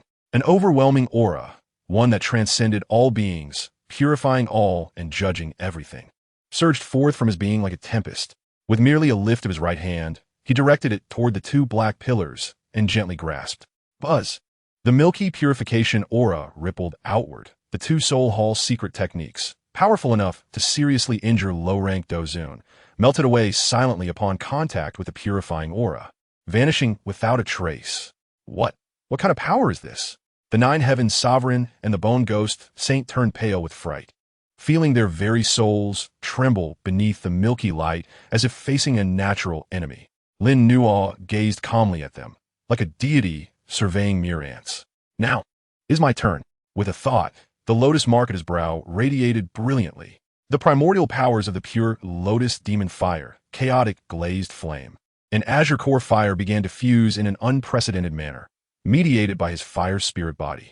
Milky, chaotic, and azure hues interwove, unleashing a terrifying wave that seemed capable of splitting heaven and earth, purifying the universe. Myriad fires converge. Lin Nuo, he spat it, his fingers pointing like a sword toward the void ahead. There was no earth-shattering display, only a delicate, hair-thin thread of interwoven, three-colored fire silently shooting towards the Nine Heavens Sovereign and the Bone Ghost Saint. Where the fire line passed, space was not burned, but utterly purified. Reduced to the most primal void, the Nine Heavens Sovereign and Bone Ghost Saint's pupils constricted as they sensed an unprecedented crisis of death. They frantically burned their souls in Dou Qi, deploying their most potent defensive measures. Myriad Souls Guard, Bone Ghost Demon Armor. However, before that three-color fire line, all defenses crumbled like paper. Sizzle. The fire line effortlessly pierced through layers of defense, traversing through the brows of the Nine Heavens Sovereign and the Bone Ghost Saint. Both bodies stiffened abruptly, the brilliance in their eyes quickly dimming, fear and unwillingness freezing upon their faces. Their bodies began to turn transparent from their brows, ultimately dissipating into the cosmos like erased brush strokes, leaving not even a trace of ash behind. The two sovereigns of the soul hall had fallen. Silence. A deathly stillness enveloped the entire demon fire space. The remaining elders of the Pill Tower, powerful members of the Tianyao Phoenix clan, and other Dou Zong experts all appeared as if their throats were constricted, their faces filled with terror and disbelief. One blow. Two sovereigns of the soul hall killed in an instant. Is Lin Nuo even human anymore? Having fused with three types of strange fire, especially the third-ranked pure lotus demon fire, his strength had undergone a transformative metamorphosis. He likely possessed power rivaling that of mid-level Dou Qi. Lin Nuo slowly retracted his finger, the lotus mark at his brow gradually fading, his eyes returning to normal. He sensed the new flame within him, brimming with purifying and creative power, and a satisfied smile graced his lips. This power is known as the pure world chaotic flame. He surveyed the remaining experts, who were utterly petrified, and spoke with a calm demeanor. Is there anyone else who desires this pure lotus demon fire? No one dared to respond. All bowed their heads beneath his gaze, unwilling to meet his eyes. After this battle, Lin Nuo's name would surely resonate throughout the continent, establishing him as one of the true paragons at the pinnacle of power. Chapter 142, renowned across the continent. Within the realm of pure lotus demon fire, the milky light gradually retracted, ultimately vanishing entirely. The colossal phantom of the lotus flower that supported the heavens and the earth gradually faded away, signifying the impending collapse of this unique realm constructed from demonic flames. Lin Nuo hovered in midair, exuding an aura as profound as the sea, a faint lotus mark flickering at his brow, heralding his successful subjugation of the third-ranked celestial wonder. The pure world chaotic flame coursed through his body, embodying a myriad of properties: purification, creation, destruction, and inclusivity, its power vastly surpassing that of the previous chaotic glaze flame. He cast a calm gaze over the silent and tense array of formidable figures below. Elders from the Pill Tower, members of the Heavenly Phoenix clan, and several scattered Dou Zone cultivators all refrained from meeting his eyes, let alone daring to approach for a contest. The fearsome might of the two heavenly sovereigns from the Soul Hall had thoroughly intimidated everyone present. All matters here are concluded. Esteemed guests, do take care. Lin Nuo spoke softly, his voice clear and imbued with an undeniable authority that resonated within the ears of each listener. With that, he disregarded the crowd, moving swiftly to stand beside Xiaoyan. As he beheld the drastically transformed Lin Nuo, Xiaoyan's heart brimmed with emotions, which ultimately coalesced into a sincere congratulation. Congratulations. Lin Nuo smiled faintly, patting his shoulder. Let us depart. It is time to return. The two no longer lingered, transforming into beams of light as they streaked toward the spatial exit. unimpeded by any who dared to obstruct their path. Not long after their departure, the remaining powerful figures hastily retreated. With the exit of the last individual, the entire demon fire realm erupted with a violent roar before collapsing entirely, vanishing into the void. Above the abyss of the twin emperors, the pearlescent spatial vortex slowly dissipated, marking the final closure of the demon fire realm. Upon the reappearance of Lin Nuo and Xiao Yan in the outside world, it immediately triggered a stir among the watchful eyes of various factions that had long awaited their emergence. They have come out. It is Lin Nuo and Xiao Yan. But what are the others? Where are the heavenly sovereigns of the Soul Hall? Speculations and discussions spread like wildfire. Soon, with the return of the Panicked Pill Tower and Heavenly Phoenix clan members bearing news from within the realm, a shocking revelation swept across the entire central state with astonishing speed, radiating outwards across the continent. Lin Nuo of the Canaan Academy has successfully subdued the pure lotus demon fire within the demon fire realm. The 9 heavenly sovereigns of the Soul Hall attempted to seize it, but were obliterated in a single move by Lin Nuo. This youth has already merged 3 types of extraordinary flames, and his power is likely on par with that of a mid-tier Do zone. Wherever this news spread, silence fell, swiftly followed by an uproar, subduing the pure lotus demon fire, annihilating 2 heavenly sovereigns with a single strike, power rivaling that of a mid-tier Do zone. Each of these revelations alone was enough to shake the continent, yet they all converged upon a youth of merely 20 years. The name of Lin Nuo resonated with an unprecedented prominence throughout the entire Dou Qi Continent, becoming an idol for countless young cultivators while instilling awe and trepidation in many seasoned powers. The prestige of the Canaan Academy soared to its zenith, with throngs of cultivators arriving daily, eager to seek admission. However, Lin Nuo, at the center of this storm, remained indifferent to the external clamor. After departing from the abyss of the twin emperors with Xiao Yan, he intended to head straight back to the Canaan Academy. Yet, as fate would have it, tranquility was not to be found. While traversing a desolate mountain range, the void ahead suddenly twisted, and a figure enveloped in resplendent golden light obstructed their path. The individual was shrouded, their countenance obscured, yet they emanated a heat and authority akin to the sun, their power unmistakably reaching the level of a 5-star Do zone, far surpassing the previous heavenly sovereigns. Linno, a frigid voice, reminiscent of metal clashing, resonated from the golden light. Surrender the pure lotus demon fire, along with all the extraordinary flames and the relics of my son, Huang Tian, and I may consider sparing your life. As the words fell, an oppressive force, tenfold more terrifying than that of the 9 heavenly sovereigns, descended as if the heavens themselves were collapsing. The Heavenly Phoenix clan, a Do zone powerhouse. They had finally come for retribution, and the one before him was a formidable existence far beyond the 9 heavenly sovereigns. Lin Nuo's gaze instantly turned frigid. Having just broken through, he was in dire need of a substantial challenge to familiarize himself with his surging power. It seemed someone had delivered themselves right to his doorstep. Chapter 143, 5-star Do zone. The figure amidst the golden light radiated an overwhelming pressure akin to the blazing sun. Exerting a suffocating aura, a 5-star Do zone. Such strength was indeed considered elite in the central state, potent enough to establish a sect and dominate a region. Lin Nuo recalled Huang Tian, the prodigy of the Heavenly Phoenix clan who had perished at his hands back in the Black Corner region. He never anticipated that years later, a relative of his would come seeking vengeance with such overwhelming power. The Heavenly Phoenix clan truly held a grudge. Lin Nuo regarded the golden figure with a calm demeanor, his tone indifferent. If you desire the extraordinary flames and wish to avenge your son, come and take them by your own merit. Arrogant, the figure in golden light bellowed, his voice crashing like thunder. I, Huang Yin, shall make you, this ignorant youth, understand what it means that there are heavens beyond heaven. No sooner had he spoken than golden light surged around him, transforming into a colossal golden claw that blotted out the sun, radiating a terrifying heat capable of incinerating mountains and boiling seas. As it tore through the space toward Lin Nuo, the claw was enveloped in tangible golden flames, a unique sacred fire of the Heavenly Phoenix clan, exuding an extraordinarily domineering power. The might of this strike far exceeded that of the previous 9 heavenly sovereigns, truly embodying the terrifying prowess of a 5-star Do zone. Xiao Yan's expression changed dramatically. Under this pressure, he found it nearly impossible to move, anxiously casting glances at Lin Nuo. However, In the face of this claw capable of shattering stars, Lin Nuo advanced rather than retreated. He inhaled deeply, the pure world chaotic flame roaring to life within him. Pearlescent, chaotic, and azure hues erupted from his being, unleashing an overwhelming intent to purify all things and incinerate the universe. Perfect. Just the opponent I need to test my newfound strength.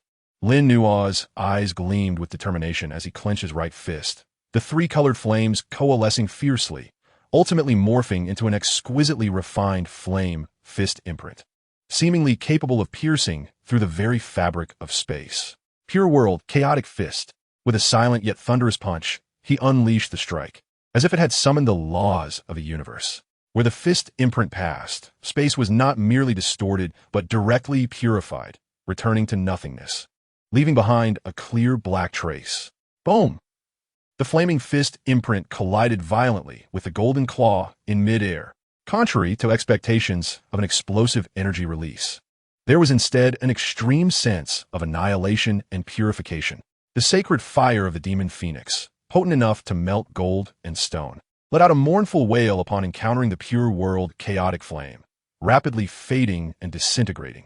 The once solid golden claw began to shatter from the point of collision, fragmenting into countless golden specks before being utterly obliterated by the purifying force. Huang Yan's pupils constricted in shock, the first signs of horror dawning on his face. His sacred fire had been so effortlessly vanquished. What kind of monstrosity was this opponent's flame? However, before he could ponder further, the purified golden claw's flaming fist imprint surged forth, crossing the void to appear right before him. Huang Yan's sacred armor. He cried out, a surge of golden light coalescing around him, forming a magnificent and sturdy golden armor that enveloped him completely. This was the Heavenly Phoenix clan's defensive secret technique, capable of withstanding attacks from opponents of the same rank. But, thud, the fiery fist imprint resoundingly struck the golden armor. Crack! After just a fleeting moment of stalemate, the sturdy golden armor emitted a sound of unbearable shattering and cracked spiderweb from the point of impact, spreading across its entire surface in an instant. Impossible. Huang Yan was filled with horror and desperation, frantically channeling his fighting spirit in an attempt to mend the armor. However, the purifying power of the chaotic flame of the pure world had already infiltrated through the fissures. Poof! Huang Yan, as if struck by a heavy blow, violently spat out a mouthful of blood, his body hurtling backward like a falling meteor, the golden light around him dimming, and the magnificent holy armor collapsing with a resounding crash, revealing his charred skin beneath. One punch, severely injuring a 5-star Dou Zun. Although Huang Yan had acted carelessly and did not unleash his most potent techniques, the power demonstrated by Lin Nuo with that single strike was indeed enough to astound the world. Xiao Yan watched in stunned silence from the side.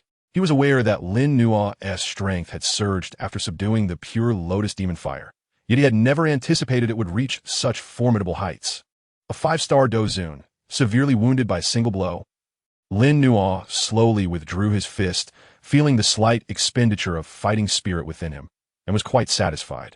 The power of the chaotic flame of the pure world had indeed not disappointed him, merging 3 distinct flames, particularly the pure lotus demon fire, had catalyzed a qualitative leap in his combat prowess, enabling him to challenge a 5-star Dou Zun across tiers.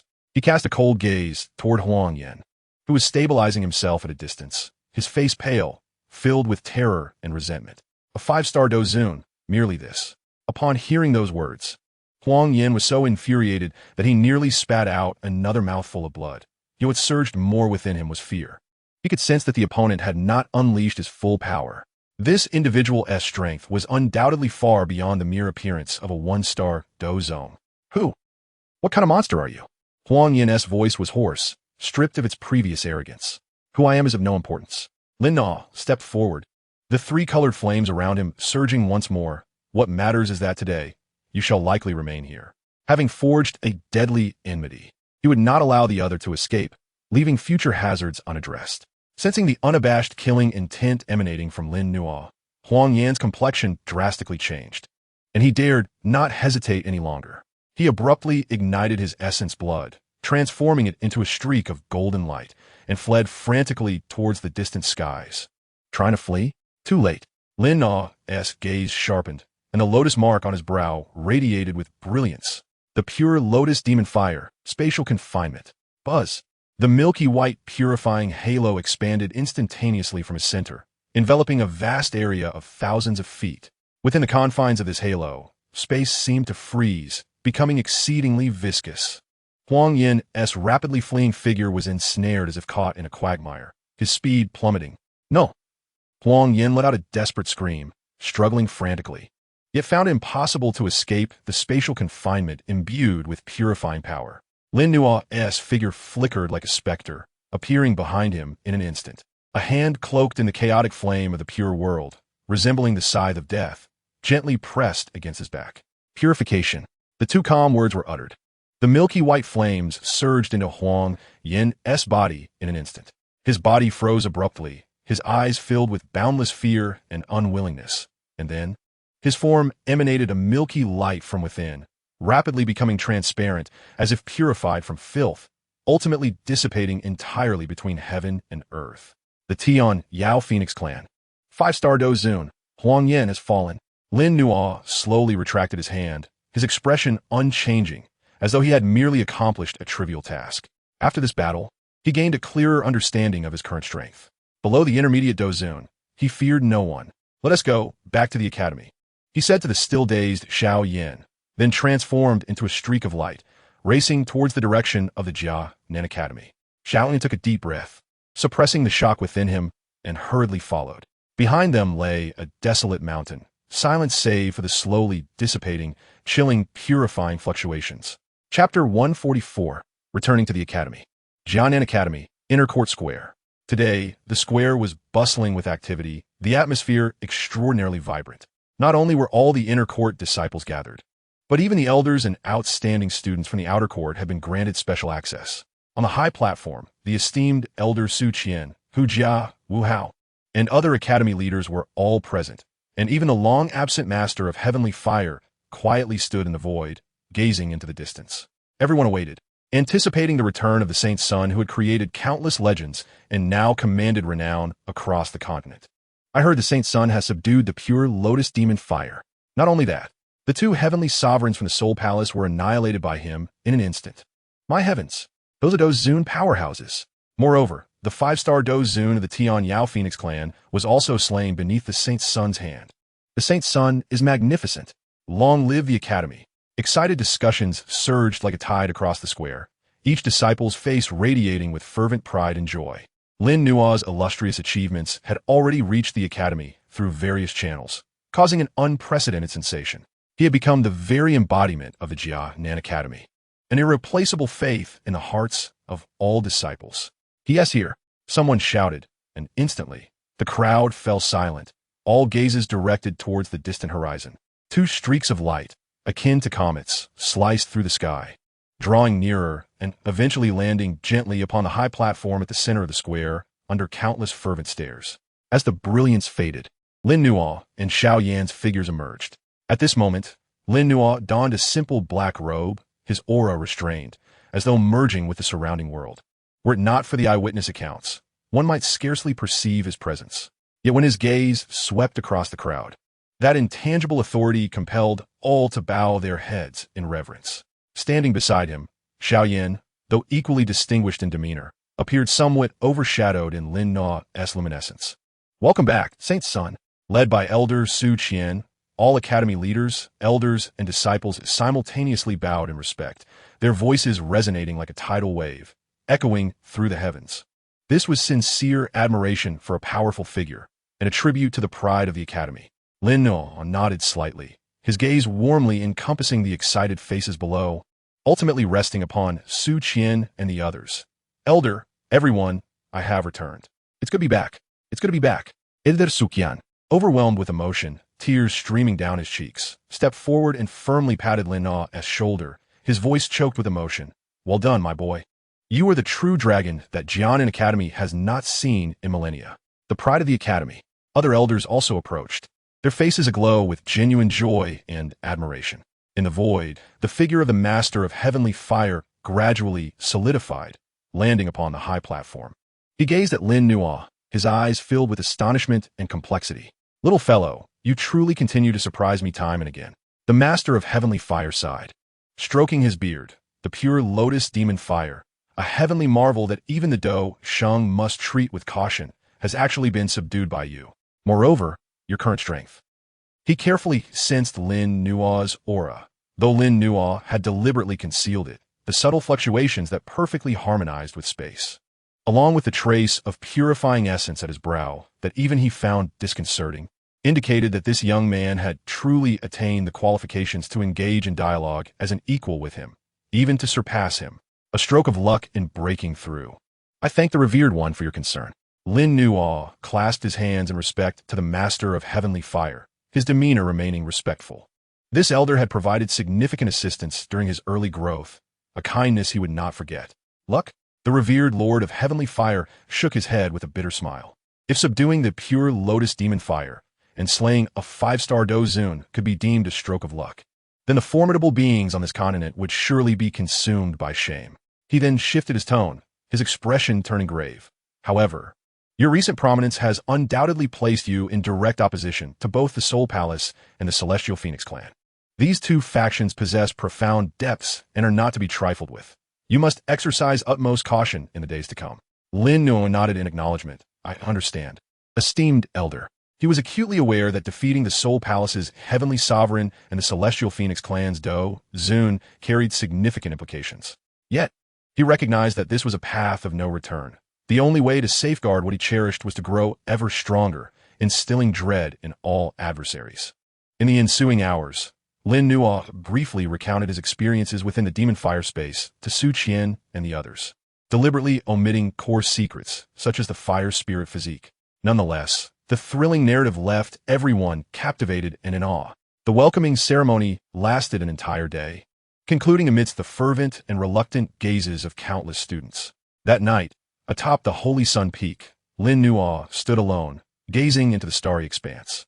He had ascended to the pinnacle of the continent's young generation, even qualifying to challenge the elder powerhouses. Yet, he understood that this was still far from sufficient. The Soul Palace was unfathomable, backed by the ancient Soul Clan, a behemoth in its own right. The Celestial Phoenix clan was not limited to merely Feng Yin as its Dou Zun.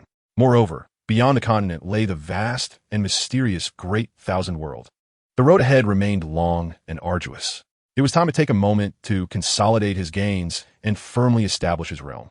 He felt the surging pure world chaotic flame within him and the spatial seed imbued with the laws of space, contemplating his upcoming cultivation.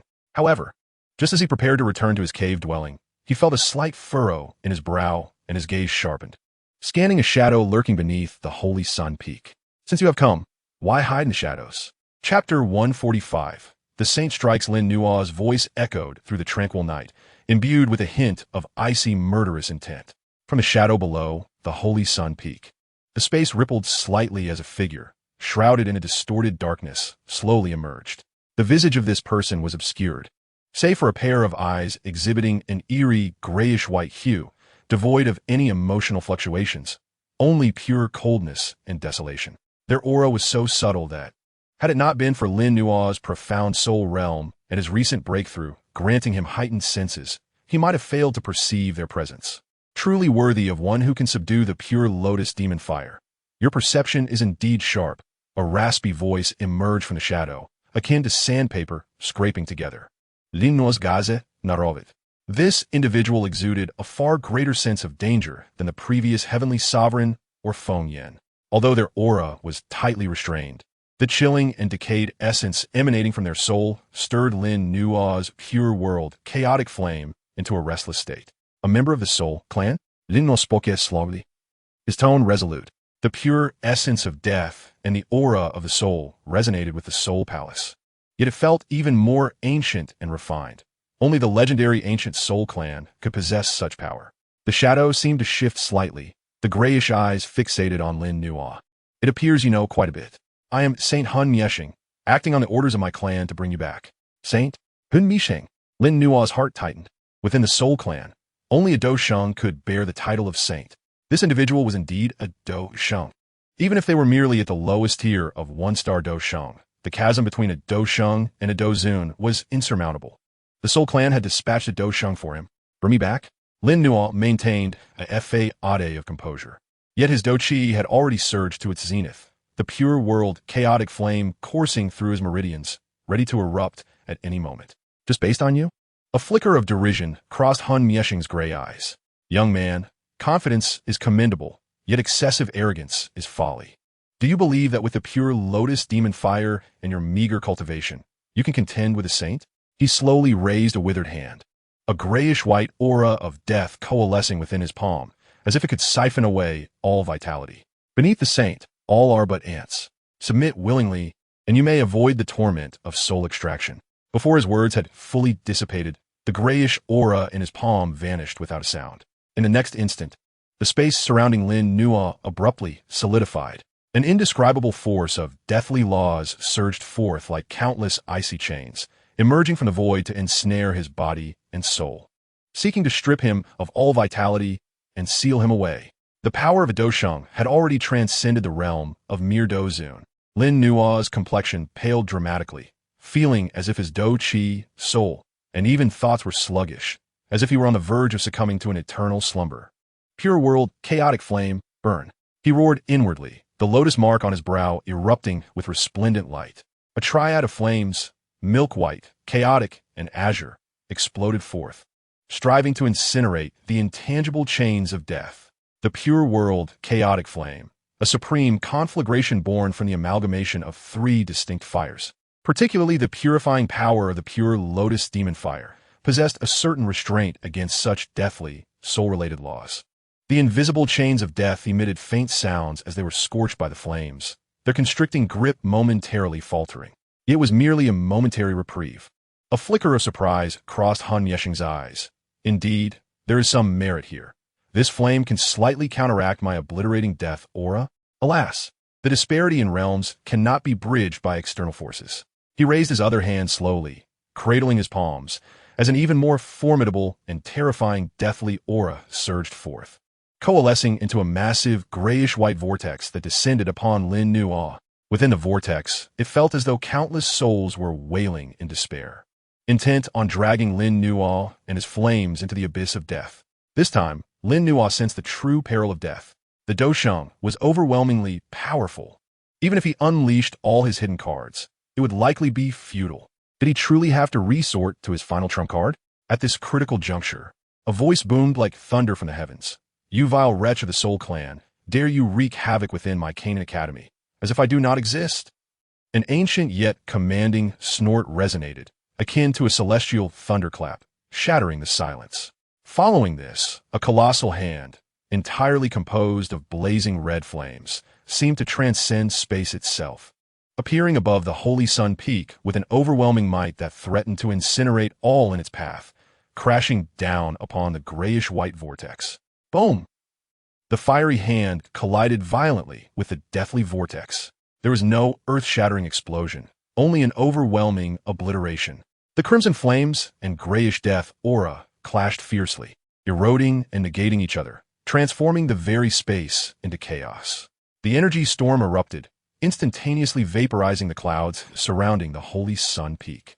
Han Mieshing let out a muffled groan, the shadows around him fluctuating violently, clearly having suffered some minor setback. He abruptly looked up, directing his gaze to a certain point in the void, where a grave expression finally surfaced in his grayish eyes. Heavenly fire? You're still alive. Within the void, the figure of the Lord of Heavenly Fire gradually materialized.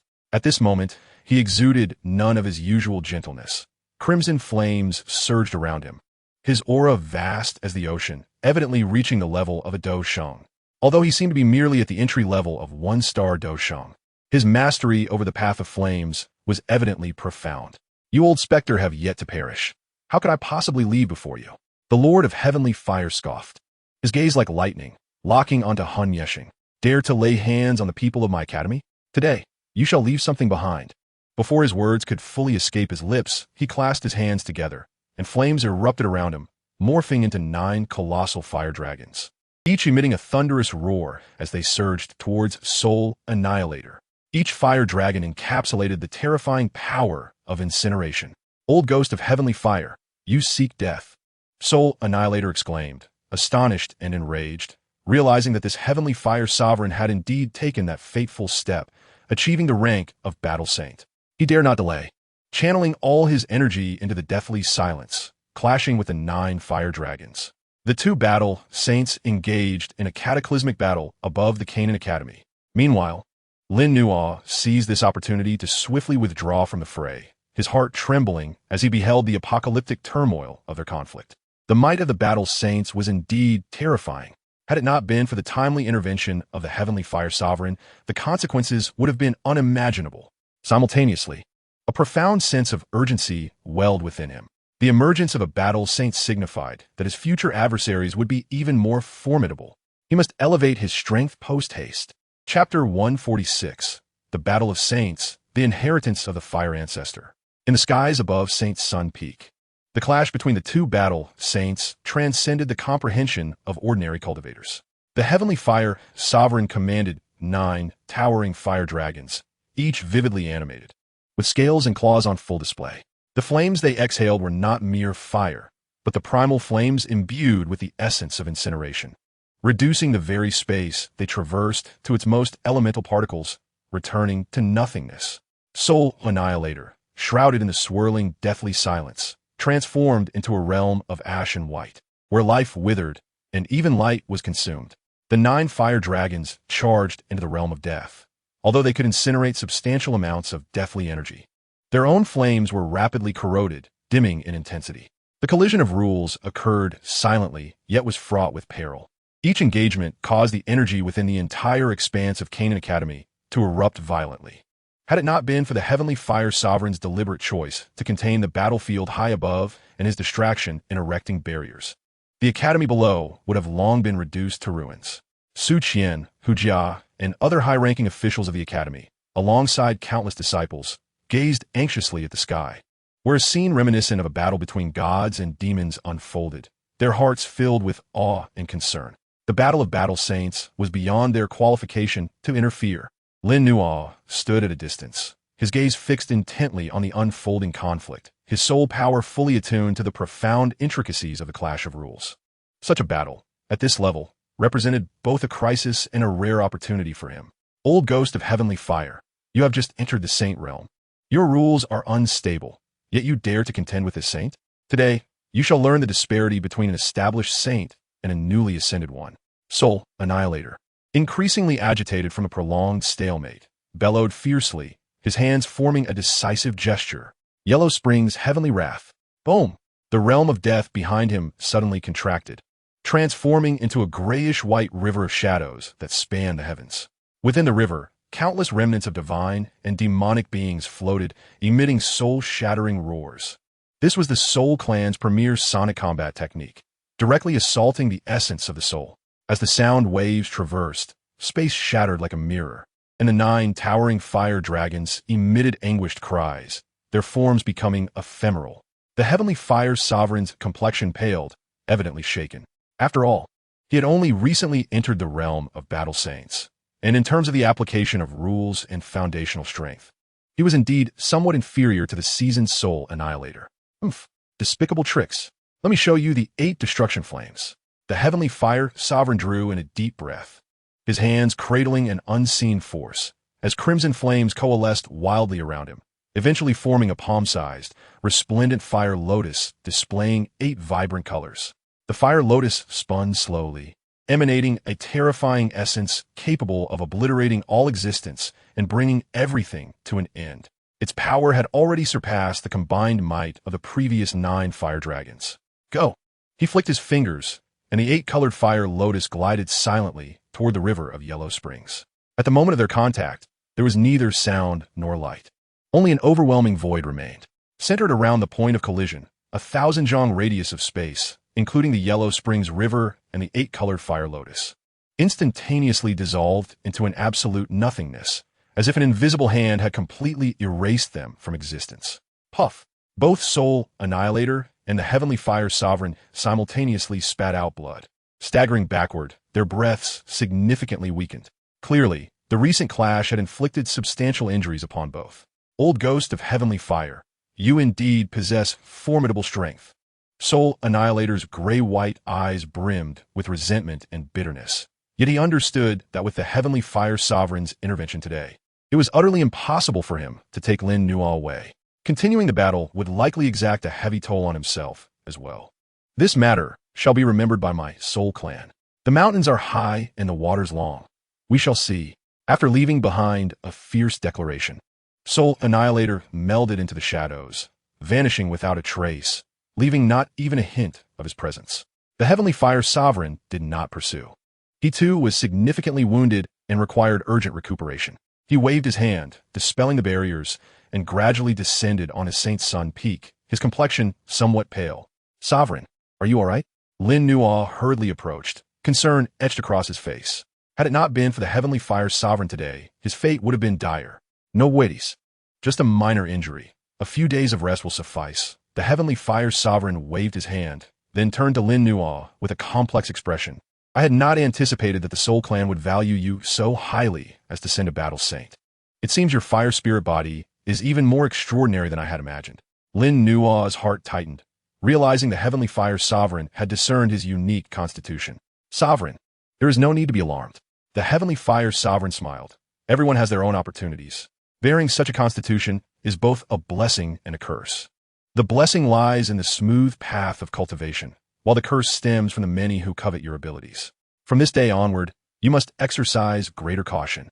I understand, esteemed Sovereign, Lin Nuo replied solemnly.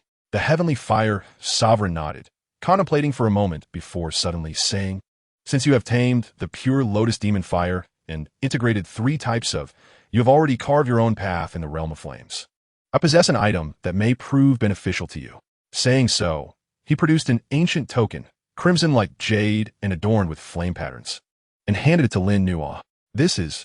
Lin Nuo accepted the token, feeling an ancient and vast will of fire contained within it. This is the Fire Ancestors token, the Heavenly Fire Sovereign stated solemnly, a relic left by a legendary battle emperor known as the ancestor of all fires in ancient times. The bearer of this token is entitled, upon reaching the battle saint level, to venture into the ancient emperor's cave to attempt to accept its core inheritance, the Flame Decision. Flame Decision.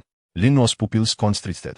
He had naturally heard of this legendary technique, one capable of devouring and merging countless fires. It seemed that Xiao Yan's cultivation was, in fact, a fragment of the Flame Decision. Indeed, the Heavenly Fire Sovereign nodded. The complete Flame Decision is a high-tier heavenly technique, a supreme method that directly points to the essence of the path of fire. It is an impeccable match for your fire spirit body. However, the ancient emperor's cave is fraught with peril. Only battle saints may enter, and one must gather 8 pieces of the ancient emperor's jade to unlock it. This token serves as my investment in your future. Lin Nuo clutched the warm Fire Ancestors token, his heart surging with excitement.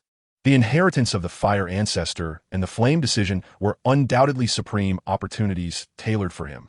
Thank you, esteemed Sovereign, for your generous gift. This grace shall be remembered for eternity. He bowed deeply.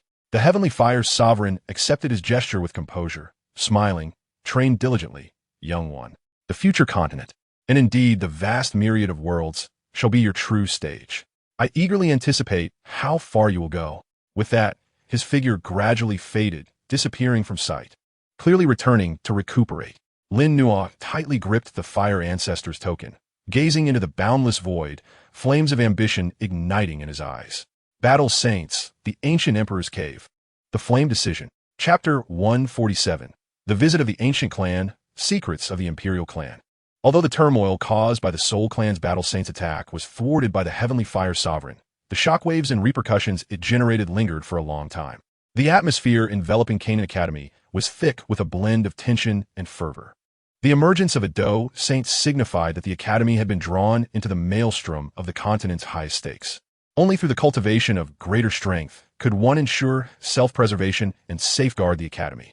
Lin Nuo felt the weight of this pressure acutely. He carefully stowed away the Fire Ancestor token, an artifact pivotal to the legacy of future emperors, recognizing that the time for exploration was not yet ripe. The immediate priority lay in assimilating his recent gains, solidifying his Dou Zone realm, and enhancing his prowess as much as possible. He once again retreated into the secret chamber of the Saint Sun Peak, embarking on a profound period of seclusion. The fusion of the pure world chaotic flame required time to harmonize, and the mastery of spatial power within the Dou Zone realm awaited further refinement. Simultaneously, he diligently contemplated the Thunder Emperor Sutra and the Primordial Dan Soul Canon, particularly the latter's chapters on soul cultivation and the infusion of spirit into alchemy, which proved invaluable in helping him control his surging power. Time swiftly slipped away amidst his fervent training. One day, as Lin Nuo was deeply engrossed in contemplating the exquisite application of spatial power, a sudden intuition stirred within him, prompting him to open his eyes. Outside the chamber, he heard the slightly grave voice of Elder Su Qian. Lin Nuo, there are guests seeking an audience with you. Lin Nuo raised an eyebrow. With his fearsome reputation, no ordinary faction would dare to approach him, let alone request a meeting. Who could it be? The ancient clan. Su Qian's voice carried a hint of complexity. The ancient clan? Lin Nuo's gaze scherpenet. One of the ancient imperial clans, renowned alongside the Soul Clan? What business could they have with him? He adjusted his robes and stepped out of the chamber. In the conference hall of St. Sun Peak, Elder Su Qian was accompanied by two individuals. One was clad in a flowing blue dress, her beauty unparalleled, exuding an icy grace reminiscent of the moon. None other than Gu Suner, the young lady of the ancient clan, whom he had met at the Spatial Trading Conference. Beside her stood an elderly man in a simple gray robe, his visage unremarkable, yet his gaze was as profound as an abyss, though his aura was restrained. Lin Nuo could faintly sense that the power within him was likely even greater than that of the previous Fire Sovereign. Another Dou Saint, Brother Lin Nuo. I trust you are well. Gu Suner greeted him with a slight nod, her voice melodious. Miss Suner, Lin Nuo returned the gesture with a cupped fist, his attention primarily focused on the gray-robed elder. Might I inquire who this venerable figure is? The elder smiled gently, his eyes calm as he appraised Lin Nuo, expressing his approval. I am Gu Yuan, the patriarch of the ancient clan. Indeed, young friend, you are truly a dragon among men, as your reputation suggests.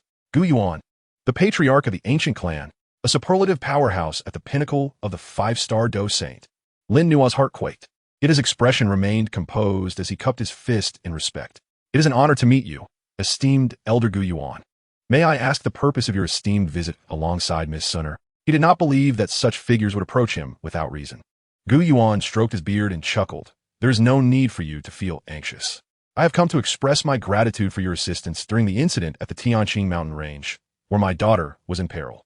He referred to the event outside the Spatial Trading Conference, where Lin Nuo had slain the Soul Hall's Gu Yu, indirectly aiding Gu Suner, who was with the Starfall Pavilion. It was a mere trifling matter, Elder. You are too kind, Lin Nuo replied nonchalantly. Secondly, Gu Yuan shifted his tone to one of gravity. I wish to propose a transaction with you. A transaction?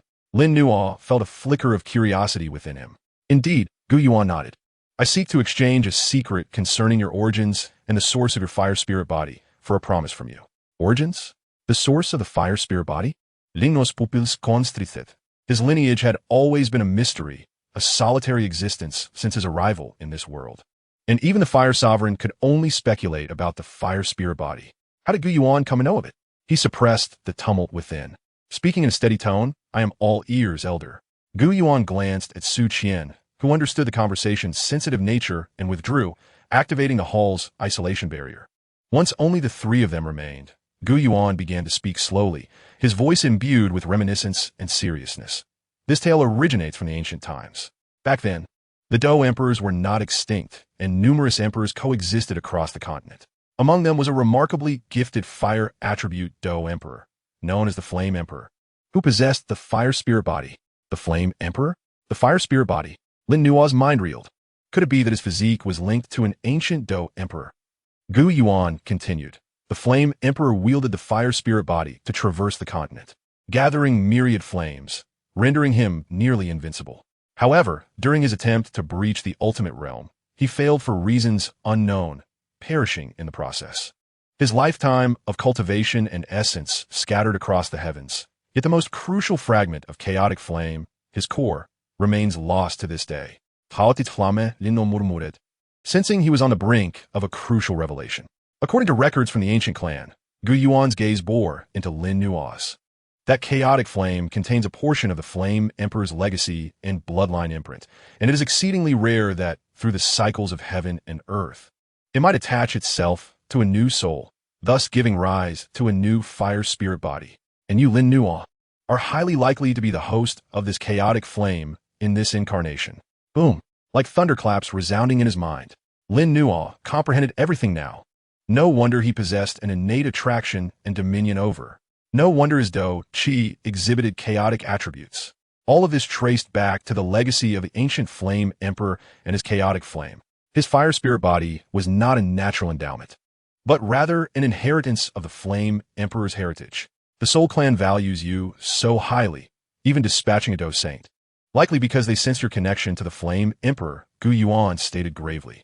Though the flame emperor has fallen, the legacies and treasures he left behind are enough to drive any faction to madness, especially the rumored opportunity to attain the rank of Dou Emperor.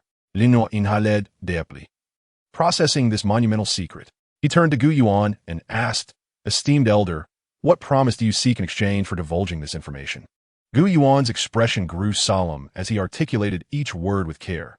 "Should you, in the future, be fortunate enough to obtain the complete legacy of the Flame Emperor or reach the realm of Dou Emperor, I hope that you will lend your aid to my ancient clan in our time of peril. A future promise that could potentially hinge upon the path to becoming a Dou Emperor." This was no trifling cost, yet the revelations Gu Yuan provided held immense value for Lin Nuo. It unraveled the greatest mystery of his origins and illuminated the source of his physique and his future direction. Lin Nuo pondered for a long moment, ultimately meeting Gu Yuan's expectant gaze and nodding slowly. "Very well, I, Lin Nuo, shall uphold this promise." Chapter 148, The Pinnacle of Dou Zone. A New Journey. The transaction with the ancient clan reverberated within Lin Nuo's heart like a massive stone cast into a tranquil lake, stirring ripples of profound significance. The Flame Emperor's legacy, the chaotic flame, and the prospect of becoming a Dou Emperor. This knowledge cleared the fog obscuring his path ahead, but also brought greater burdens and clearer objectives. The Soul Clan, the Celestial Phoenix Clan, and even other ancient imperial clans privy to this secret would not allow him, the Flame Emperor's successor, to grow unimpeded. The road ahead was destined to be fraught with thorns and peril. However, Lin Nuo's resolve had been tempered into an unyielding fortress through countless trials. Pressure would merely serve as the impetus for his advancement. After bidding farewell to Gu Yuan and Gu Suner, he entered another round of seclusion. This time, he aimed not only to consolidate his cultivation, but also to actively attempt to communicate with and awaken the ancient chaotic flame within him.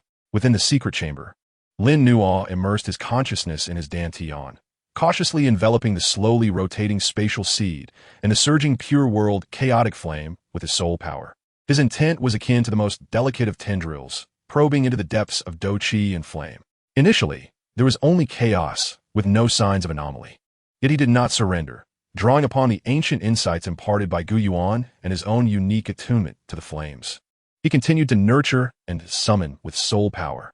Time flowed unmeasured, and just as he began to doubt Gu Yuan's conjecture, he suddenly sensed, at the very heart of the pure world chaos flame, within the depths of the milky, chaotic, and verdant intertwining flames, an exceedingly faint yet seemingly eternal ancient resonance that transcended all flames. This resonance was as delicate as a flickering candle in the wind, yet it bore the profound essence of embracing all things and giving rise to myriad fires. The chaos flame seed, it truly exists.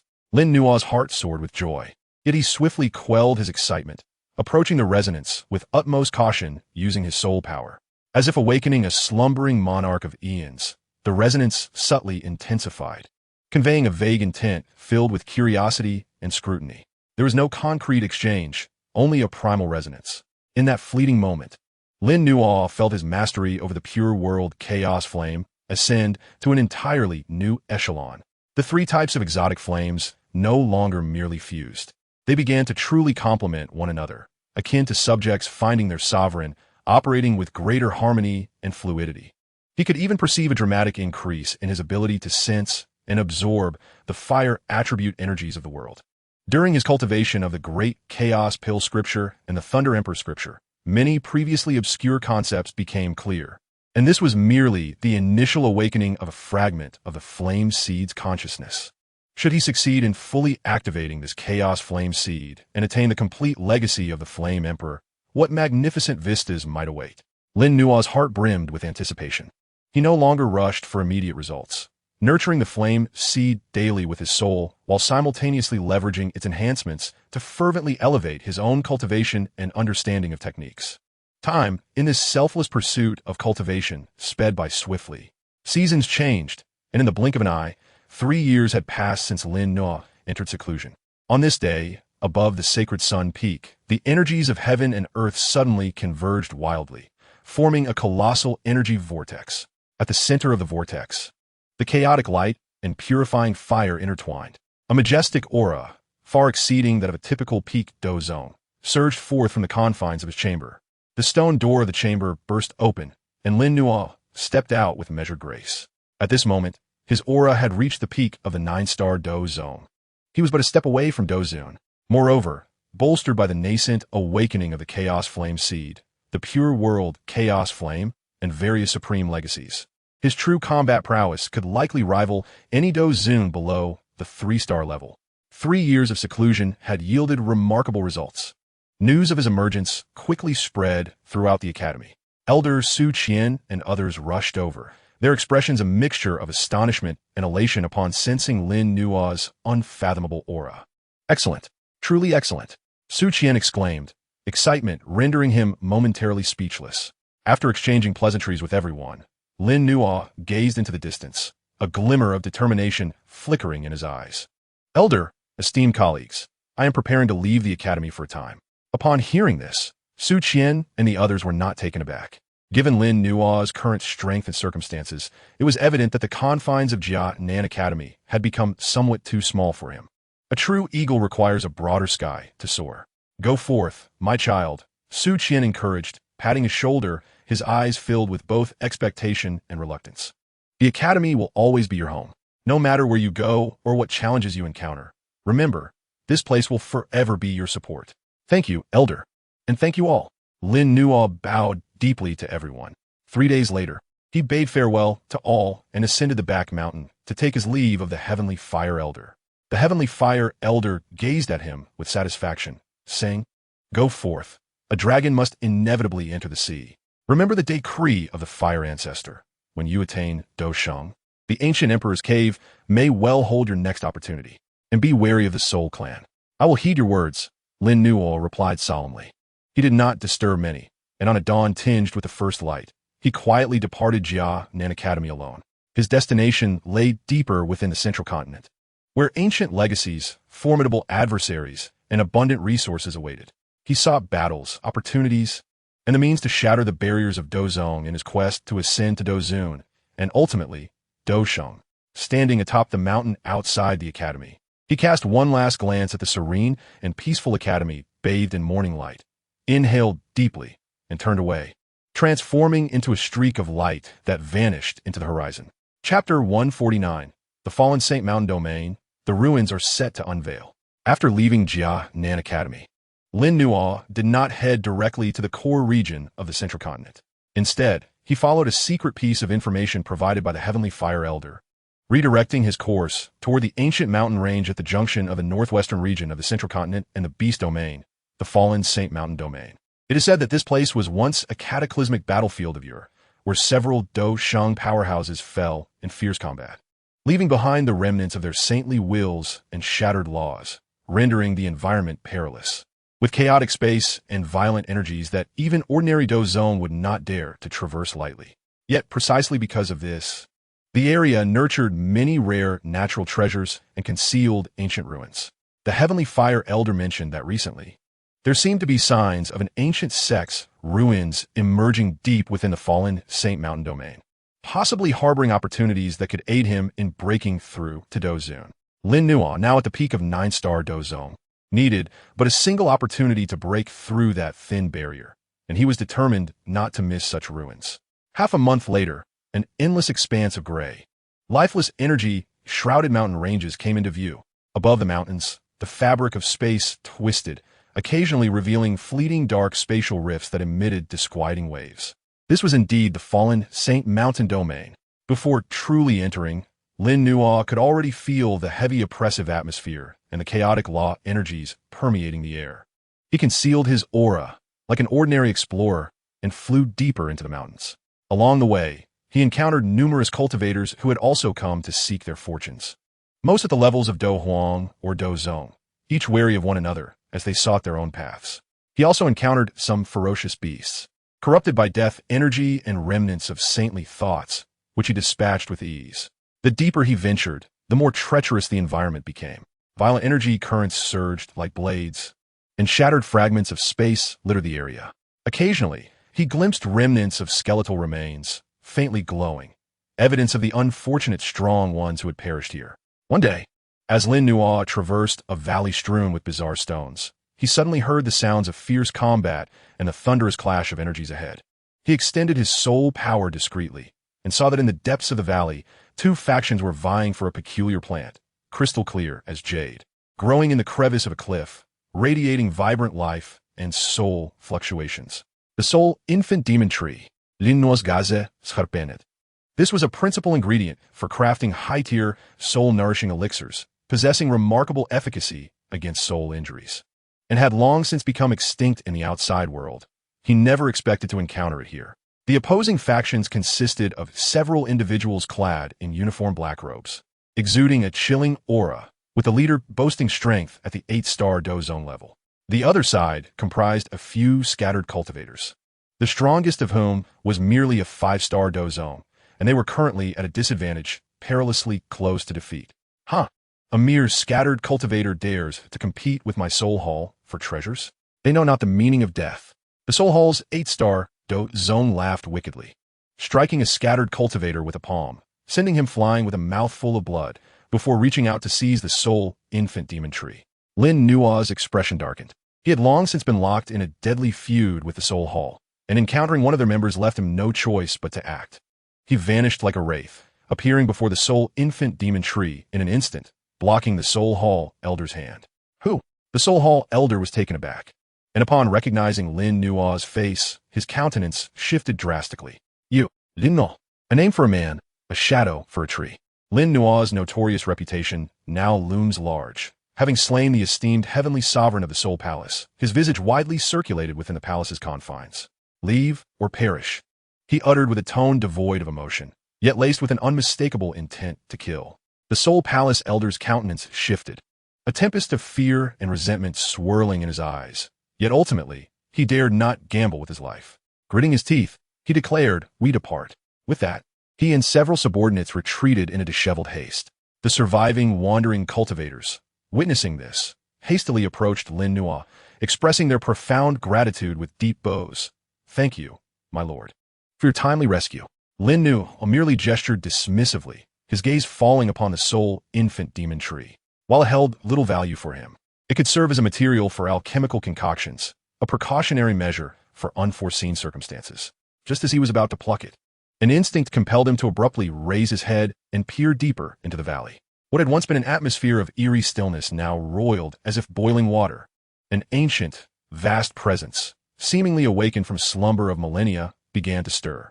Soon after, a colossal, ethereal portal, formed of condensed energy, flickered into visibility amidst the suffocating stillness.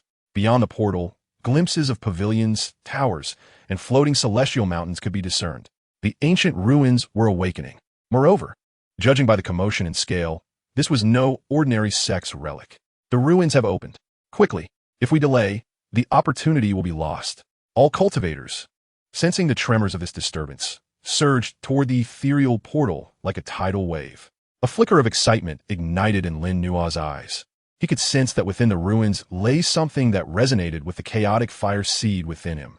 Without hesitation, he moved, swiftly overtaking the frenzied cultivators, becoming the first to breach the ethereal portal. Chapter 150. The core of the ruins, the inheritance of the saints. Upon traversing the ethereal portal, the vista before him unfurled magnificently. It was not the dilapidated wasteland he had envisioned, but rather a relatively intact miniature world. The sky exuded a soft, milky hue, radiating eternal light. On the earth, mountains and rivers, pavilions and towers were arranged in orderly fashion, all veiled in a subtle layer of dust and the breath of time, creating an atmosphere of profound tranquility. The dense energies of heaven and earth surged here, surpassing the outside world by tenfold. interspersed with a hint of pure ancient essence that invigorated the spirit with a single breath. Yet beneath this serenity lurked an endless killing intent. As soon as Lin Nuo alighted, he sensed several concealed, yet formidable presences sweeping from the depths of the ruins. Among them were entities of the Dozone level. Clearly, the opening of these ruins had attracted more than just the wandering cultivators outside. He suppressed his aura, traversing the ruins like a specter, deftly avoiding obvious prohibitions and patrolling energy puppets, making his way directly towards the source that stirred the chaotic fire seed within him. Along the way, he witnessed numerous cultivators clashing fiercely over elixirs, techniques, and weapons, blood-staining several temple plazas. However, he paid them no mind. His goal was singular, and ordinary treasures held no allure for him. The deeper he ventured, the greater the resistance he encountered. Potent energy barriers, fearless guardian puppets, and bizarre soul traps emerged in abundance. Even with Lin Nuo's prowess, considerable effort was required to inch closer to the core region. A day later, he arrived at a vast plaza. At the far end stood a towering ancient bronze palace. The gates were tightly shut, adorned with engravings of the sun, moon, stars, flowers, birds, insects, and fish, exuding an aura of ancient majesty. The source of the chaotic fire seed's resonance lay within the ancient palace. However, the plaza was already filled with dozens of figures. These individuals radiated formidable auras, the weakest among them at the pinnacle of Dozone. While 7 or 8 exuded the oppressive presence of Dozone, they belonged to various factions, maintaining a wary standoff. Yet their gazes were fixated on the bronze palace, clearly aware that it was the true heart of the ruins. Lin Nuo's arrival did not incite much commotion. He deliberately concealed his aura, remaining inconspicuous among the crowd. Yet, his gaze locked onto a pair of icy eyes. They belonged to an elder clad in Soul Palace attire, whose aura unmistakably reached the level of a 3-star Dozone. He clearly recognized Lin Nuo. A flash of murderous intent flickered in his eyes before vanishing, evidently cautious of the other strong presences in the vicinity. Aside from the Soul Palace, Lin Nuo also spotted an elder from the Pill Tower, a formidable member of the Heavenly Phoenix clan, and several indistinct Dozone wandering cultivators. The assembly was nothing short of splendid. Esteemed guests, the prohibitions surrounding this bronze palace are exceedingly powerful, beyond the strength of any single individual to breach. Why not join forces to dismantle the barriers first? As for the treasures within, let each rely on their own abilities. What say you? Spoke an elder from the Pill Tower, donned in a white robe, his demeanor gentle, a 2-star Dozone. The crowd pondered briefly before nodding in agreement. It was indeed not the time for infighting. Then let us commence. The 3-star Dozone from the Soul Palace snorted coldly, launching the first strike. A condensed black soul spear hurtling toward the gates of the bronze palace. Seeing this, the others unleashed their own techniques. Boom! Boom! Boom! Dozens of ferocious attacks rained down upon the bronze gates like a tempest. The runes etched upon the gate flared to life, forming a heavy light shield that repelled all assaults, though the shield quaked violently, its brilliance dimming noticeably. Effective. Continue. The crowd's spirits surged, launching another wave of attacks. Lin Nuo mingled among them, casually unleashing a few strands of chaotic Dou Qi, not exerting his full strength. He was observing, waiting. After approximately the duration of a stick of incense, the light shield of the bronze gates finally emitted a mournful cry of strain, shattering explosively. Charge! With the barrier breached, all present were instantly driven mad, like wild horses unleashed, racing toward the gates of the bronze palace. However, just as the foremost cultivators were about to touch the gates, a resonant hum emanated. The engravings of the sun, moon, stars, flowers, birds, insects, and fish upon the gates seemed to come alive. The sun and moon revolved, stars fell. Flowers bloomed and withered. Fish leapt through the dragon's gate, an overwhelming and profound essence, embodying the cycles of life and death, the passage of time, erupted forth. The foremost Dozone cultivators could not even utter a scream before their bodies, struck by this overwhelming essence, aged as if a millennium had passed, crumbling to dust. Even several lower-ranked Dozone emitted muffled groans, blood trickling from their lips, retreating in horror. It is the remnant of the saint's essence. Be cautious. The elder from the Pill Tower exclaimed in alarm. Everyone was struck dumb by this sudden turn of events, hesitant to advance recklessly. Lin Nuo, feeling the vast essence, experienced a moment of clarity. Though this essence was powerful, it seemed to resonate peculiarly with his chaotic fire. After a moment's contemplation, he began to step forward, under the bewildered gazes of the crowd. "Child, are you courting death?" The Soul Palace Dozuan hissed coldly. Lin Nuo appeared oblivious, advancing steadily toward the terrifying essence emanating from the bronze gates.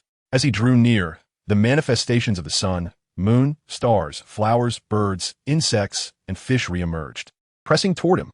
Yet this time, Lin Nuo did not resist.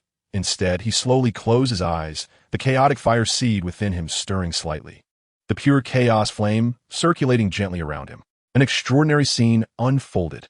The terrifying essence capable of slaying Dozuan upon contact with the chaotic fire, transformed as if ice and snow met the warm sun, becoming docile, causing no harm to Lin Nuo. Instead, it flowed like a gentle stream, integrating into his being, allowing him to absorb and comprehend it quietly. He seemed to envision an ancient epoch where a sage attained enlightenment in this very place. Observing the celestial bodies cycling and the rise and fall of all things, ultimately discerning fragments of the mysteries of time, space, and the essence of life and death. This was not merely a tangible inheritance, but rather an indelible imprint of the Tao. Its worth far surpassed that of ordinary techniques and combat skills. Amidst the incredulous gazes of the onlookers, Lin Nuo strolled leisurely towards the bronze door, extending his hand and giving it a gentle push. Thud, thud, thud.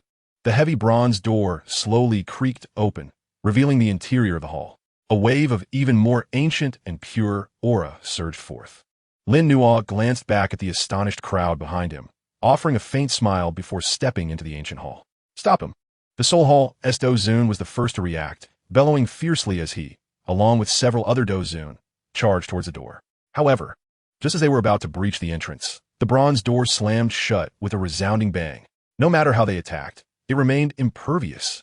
Inside the hall, Lin Nuo gazed at a swirling mass resembling a miniature nebula, suffused with chaotic currents containing boundless mysteries of time and space, at the center of which floated a jade tablet emanating a gentle glow. A smile graced his lips.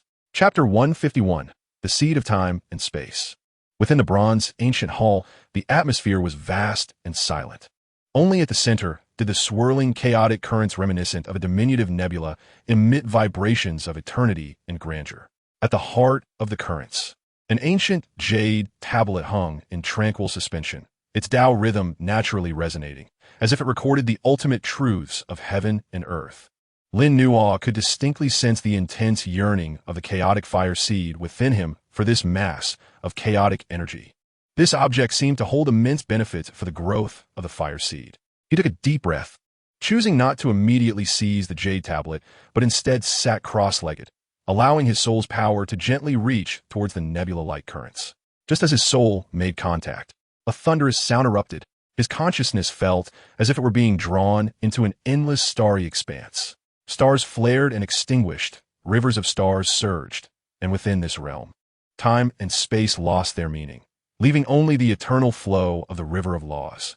Simultaneously, the nebula-like currents were drawn forth, transforming into pure strands of chaotic energy imbued with fragments of time and space, akin to rivers converging into the sea, flooding into Lin Nuo's body. This energy was not mere Dou Qi, but rather a higher-level force, approaching the essence of the rules. As the energy entered his body, Lin Nuo's dantian surged with vigor.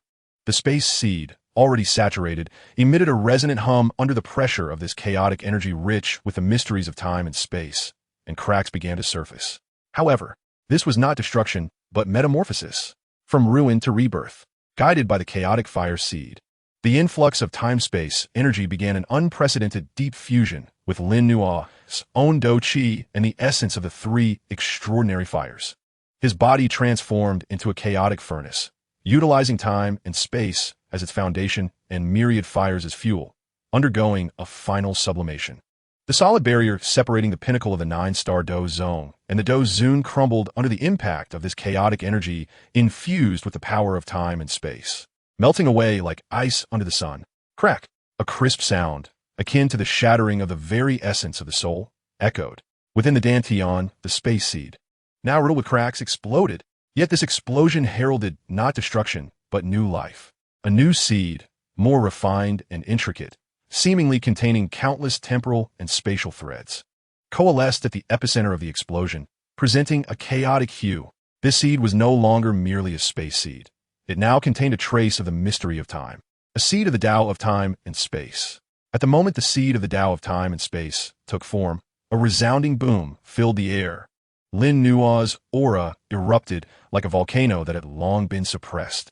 The immense Dou Qi and time-space power fused perfectly, transforming into an even higher and more terrifying Dou Zun aura, surging through the newly reshaped meridians like a vast river. A powerful sensation of mastering time and space, transcending the rules, filled his heart. The realm of Dou Zun was within reach.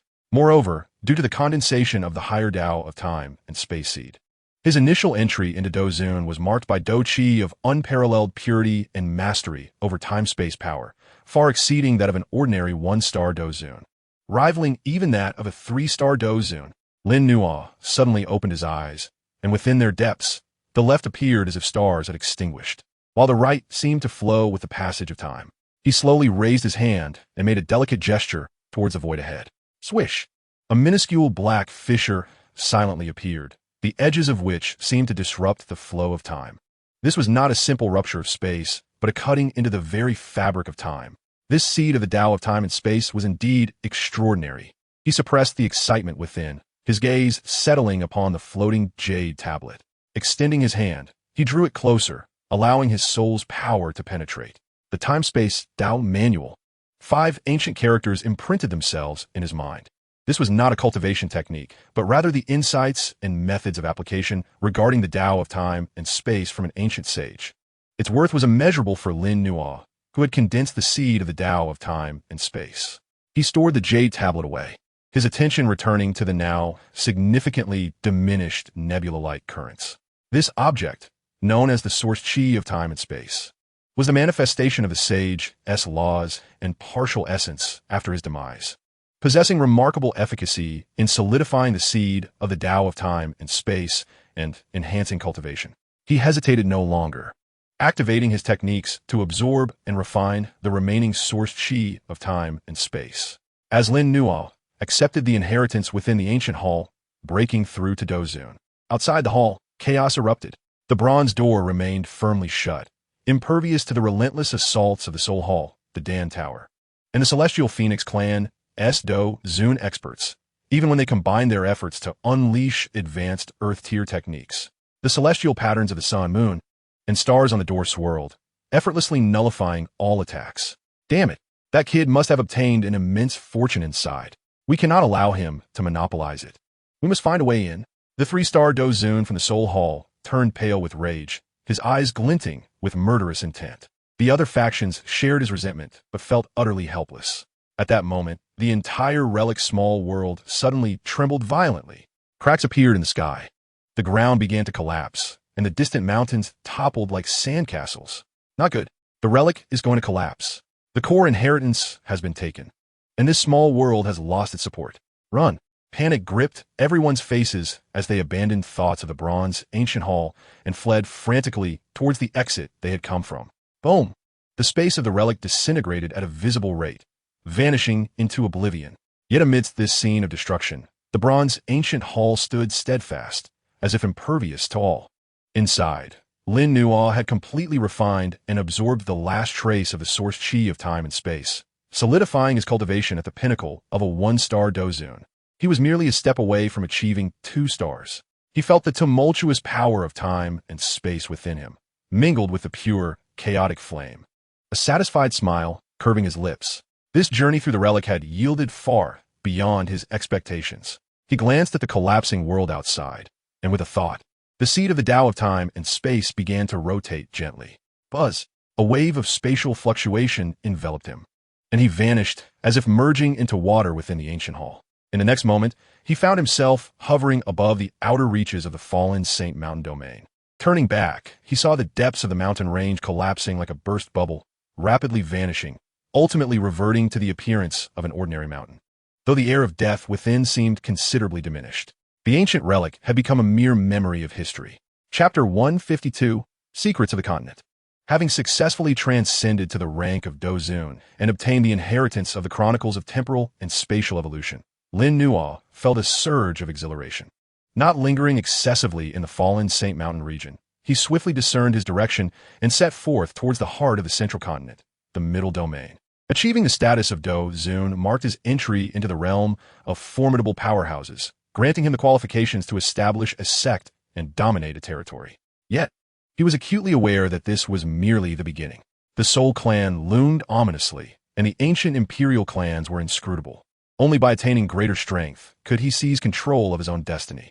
He required more battles, more opportunities, and a deeper understanding of this land, of the Dou Emperors, and the profound secrets surrounding the enigmatic source energy.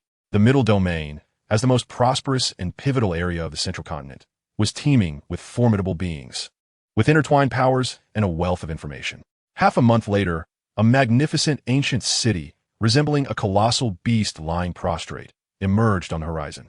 Above the city, an energy shield arched like an inverted giant bowl, emanating powerful waves, with runes faintly circulating upon it, clearly indicating the presence of an exceptionally robust defensive array. At the city's entrance, a bustling throng flowed like a river, with many potent individuals in attendance. Dou Huangs were as numerous as cattle. Dou Zongs were ubiquitous. And even the presence of several Dou Zun-level auras could be felt by Lin Nuo. This city was known as St. Dan's City, not the headquarters of the Dan Tower, but rather a super city renowned for its elixir trade, governed by several top-tier powers including the Dan Tower, the Flower Sect, and the Burning Flame Valley. Laying of people and opportunities abounded. After paying a substantial entrance fee, Lin Nuo joined the throng entering the city. Within, the vibrancy was palpable. The broad streets could accommodate dozens of carriages side by side, with shops lining either side, selling a myriad of elixirs, medicinal herbs, weapons, and martial techniques, showcasing an array of high-grade elixirs of the 7th and 8th tiers, along with earthly-level martial techniques appearing intermittently. The air was thick with the rich fragrance of herbs and various energy fluctuations, creating a cacophony of life. Lin Nuo did not linger in those shops, as his aim was the largest intelligence trading venue in the city, the Tiangong Pavilion. Cloaked in mystery, Tiangong Pavilion was said to have connections with ancient races, its intelligence network sprawling across the continent.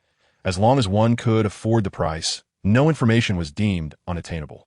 After paying a sum that would cause a Dou Zong considerable discomfort, Lin Nuo was ushered into a tranquil private chamber. Awaiting him was an elderly man of unremarkable appearance, yet with an extraordinarily profound gaze. His prowess had evidently reached the level of a 5-star Dou Zun. What information does the esteemed guest seek? The elder inquired in a calm voice. Lin Nuo pondered for a moment before responding. I wish to learn about the source energy and the reasons behind the absence of new Dou emperors in the current continent. This was one of his foremost concerns.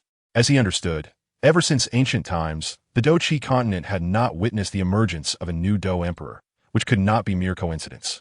The term source energy had appeared in fragments within some exceedingly ancient texts, seemingly linked to the achievement of Dou emperor status. Upon hearing this, the elder's eyes flickered with surprise as he scrutinized Lin Nuo. The matter you inquire about involves the continent's core secrets. The cost is not inexpensive.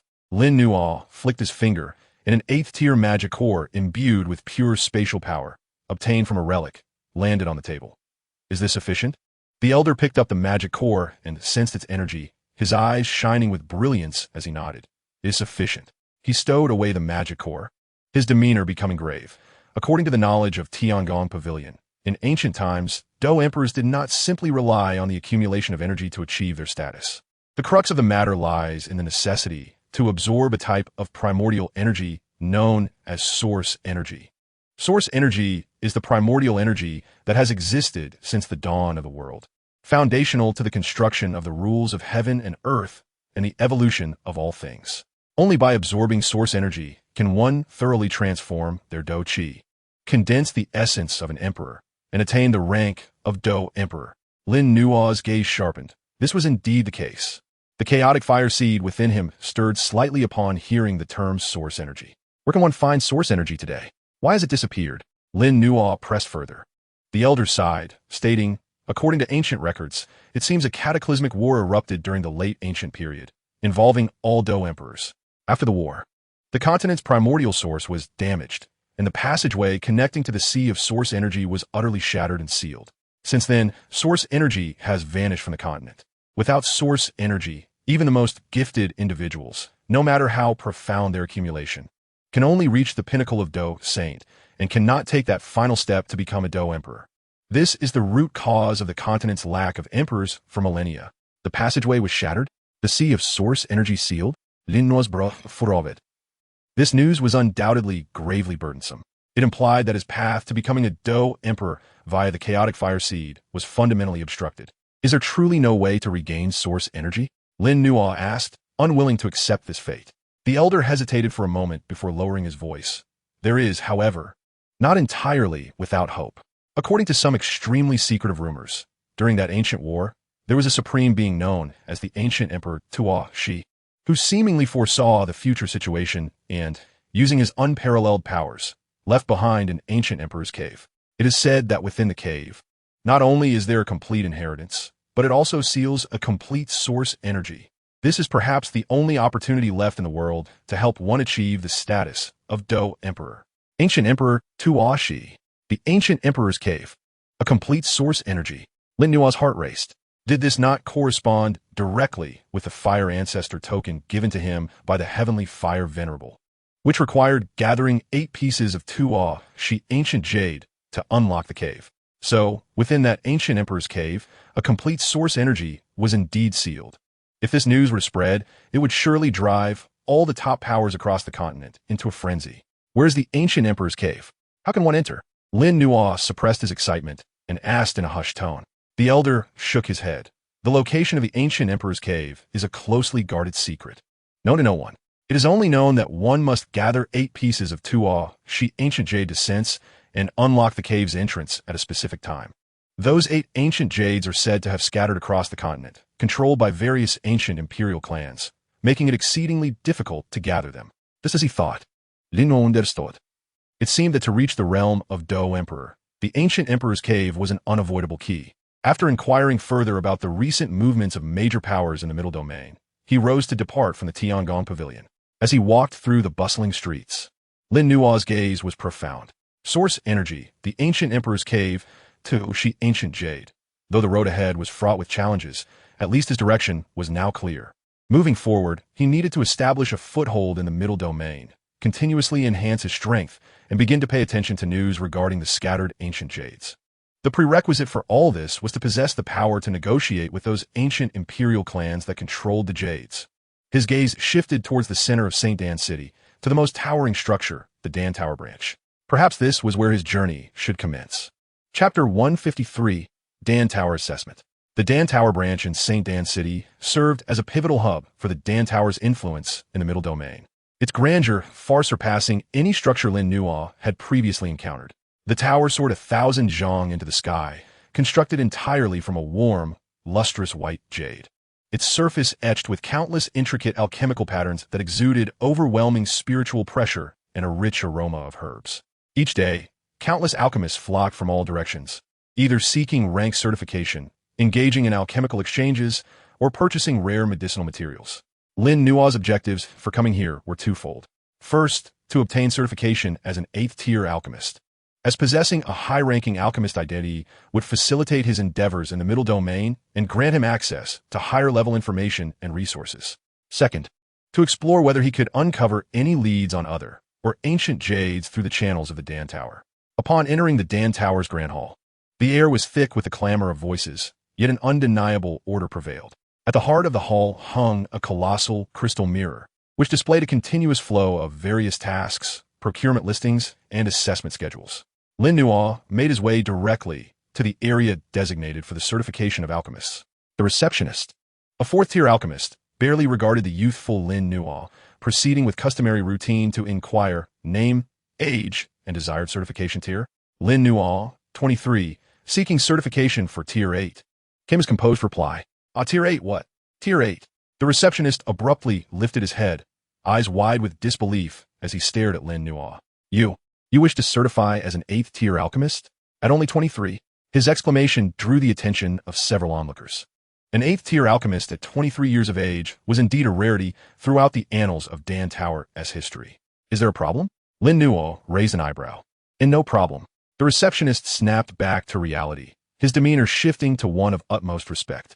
Please wait a moment. The 8th tier certification requires an elder to conduct the assessment personally. I shall notify them at once. Before long, an elder clad in the robes of a 7-star alchemist, exuding an aura of profound depth, approached rapidly, flanked by a cadre of Dan Tower stewards. His sharp gaze fell upon Lin Na, a mix of scrutiny and astonishment evident in his expression. I am Elder Fama of Dan Tower. Is it you who seeks 8th tier certification? Fama inquired in a low, serious tone. As a peak 7th tier alchemist, he could sense the unfathomable soul power emanating from Lin Nua, and he was already convinced to a significant extent. Indeed, Lin Nua nodded. Excellent. Follow me. Fama wasted no words, leading Lin Nua toward a specialized alchemical chamber located in the higher levels of the tower. The assessment process was not overly complex, yet the standards were exceedingly high. One was required to successfully concoct an 8th tier elixir within a stipulated time frame, while simultaneously attracting at least 2 colors of elixir thunder. For an ordinary alchemist, this was an insurmountable challenge. However, for Lin Nua, whose soul realm had already achieved the pinnacle of the heavenly realm and who bore various supreme legacies, it posed no difficulty. He opted to refine the 8th tier basic elixir, the blood-integrating elixir. The process of concocting this elixir was intricate, demanding exceptional control over flame and soul power, thus providing a comprehensive display of his capabilities. Inside the alchemical chamber, Lin Nua focused intently, retrieving the alchemical cauldron and materials. Rather than employing the pure chaos flame, he simulated a top-tier beast flame using his soul power, so as to avoid drawing undue attention. Nevertheless, his fluid and graceful purification of materials, his exquisite control over the heat, and the vast ocean of soul power he wielded left Elder Fama and the others present utterly spellbound, marveling at his prowess. As the elixir was completed, thunderclouds gathered in the sky, astonishingly reaching the level of 4 colors of elixir thunder. 4 colors of elixir thunder. This was already of the highest quality among 8th tier basic elixirs. Elder Fama trembled with excitement, regarding Lin Nua as if he were a priceless treasure, a genius, an unparalleled genius. Our Dan Tower has produced another prodigious talent. He personally awarded Lin Nua the 8th tier alchemist badge, his demeanor brimming with warmth. Young friend Lin Nua, with your exceptional talent, remaining in the branch would indeed be a misallocation of your abilities. Why not accompany me to the Dan Tower headquarters? With your capabilities, you are certain to gain the Tower Master's favor and receive the finest cultivation. Elder Fama earnestly invited him. Lino graciously destined. His aspirations did not lie in that direction. The myriad rules of the Dan Tower headquarters would only serve to restrain his freedom. Nothing linos resolute stance. Elder Fama felt regretful, but refrained from pressing further, repeatedly expressing that the doors of the Dan Tower would always remain open for him. Having completed the certification, Lin Nua was preparing to leave the Dan Tower in search of lodgings within the city when he encountered a group at the entrance. At the forefront was a young man clad in alchemist robes, handsome in appearance, yet bearing an air of arrogance. The badge adorning his chest clearly indicated his 8th tier status, and his aura even reached the level of a 2-star dozun. Accompanying him were several subordinates, each exuding a formidable presence. Upon spotting Lin, the young man's gaze swept over his youthful visage and the gleaming 8th tier badge, a flicker of barely concealed disdain crossing his eyes, though it was quickly masked as he smiled and clasped his hands toward Elder Fama. Elder Fama. Oh, it is Gu He. Elder Fama acknowledged with a nod, his tone lacking warmth. He introduced, this is young friend Lin Nua, who has just passed the 8th tier certification. Lin Nua, this is Gu He, another young talent within our Dan Tower. Gu He? Lin Nua found the name somewhat familiar. Gu He turned his attention to Lin Nua, wearing a mask of formal politeness as he said, Brother Lin Nua, you are truly remarkable for achieving 8th tier status at such a young age. I am impressed. May I ask from whom you obtained your teachings? His words appeared courteous, yet there was an unmistakable condescension underlying his tone. Lin Nua cast a dismissive glance at him. Self-taught. Gu He's eyes darkened with increased disdain, though his smile remained intact. I see. It is indeed rare to achieve this step on your own. However, the path of alchemy is vast and profound. Ultimately, one cannot become a great master in isolation. Should you be interested, you're welcome to visit my Alchemist Guild for some exchanges and discussions. The Alchemist Guild he mentioned was a faction composed of young alchemists within the Sacred Elixir City, seemingly backed by higher-ups from the Dan Tower, wielding considerable influence in the city.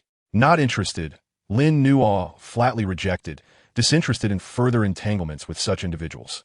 He nodded to Elder Fama and made his way past them. Gu He's smile instantly froze, his expression darkening as he watched Lin Nuo's retreating figure. Humph. An arrogant brat. Just because you managed to ascend to 8th tier by mere luck, you act so disdainfully.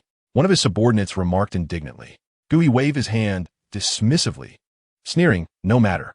He is but a rootless drifter, unable to stir any waves in Sacred Elixir City. Let us go. He did not regard Lin Nuo as a threat, viewing him merely as a fortunate fool. Chapter 154. Sacred Elixir City. Lin Nuo settled into a secluded courtyard within Sacred Elixir City, opting not to act hastily. As a newcomer, he needed to familiarize himself with the city's rules and undercurrents. His status as an 8th-tier alchemist indeed afforded him numerous conveniences. Daily, various factions sent invitations, either inviting him as a guest or requesting his alchemical services, including several powerful individuals at the Dozun level. Lin Nuo mostly declined, selectively accepting requests that offered rare materials or unique intelligence, thereby accumulating resources and connections.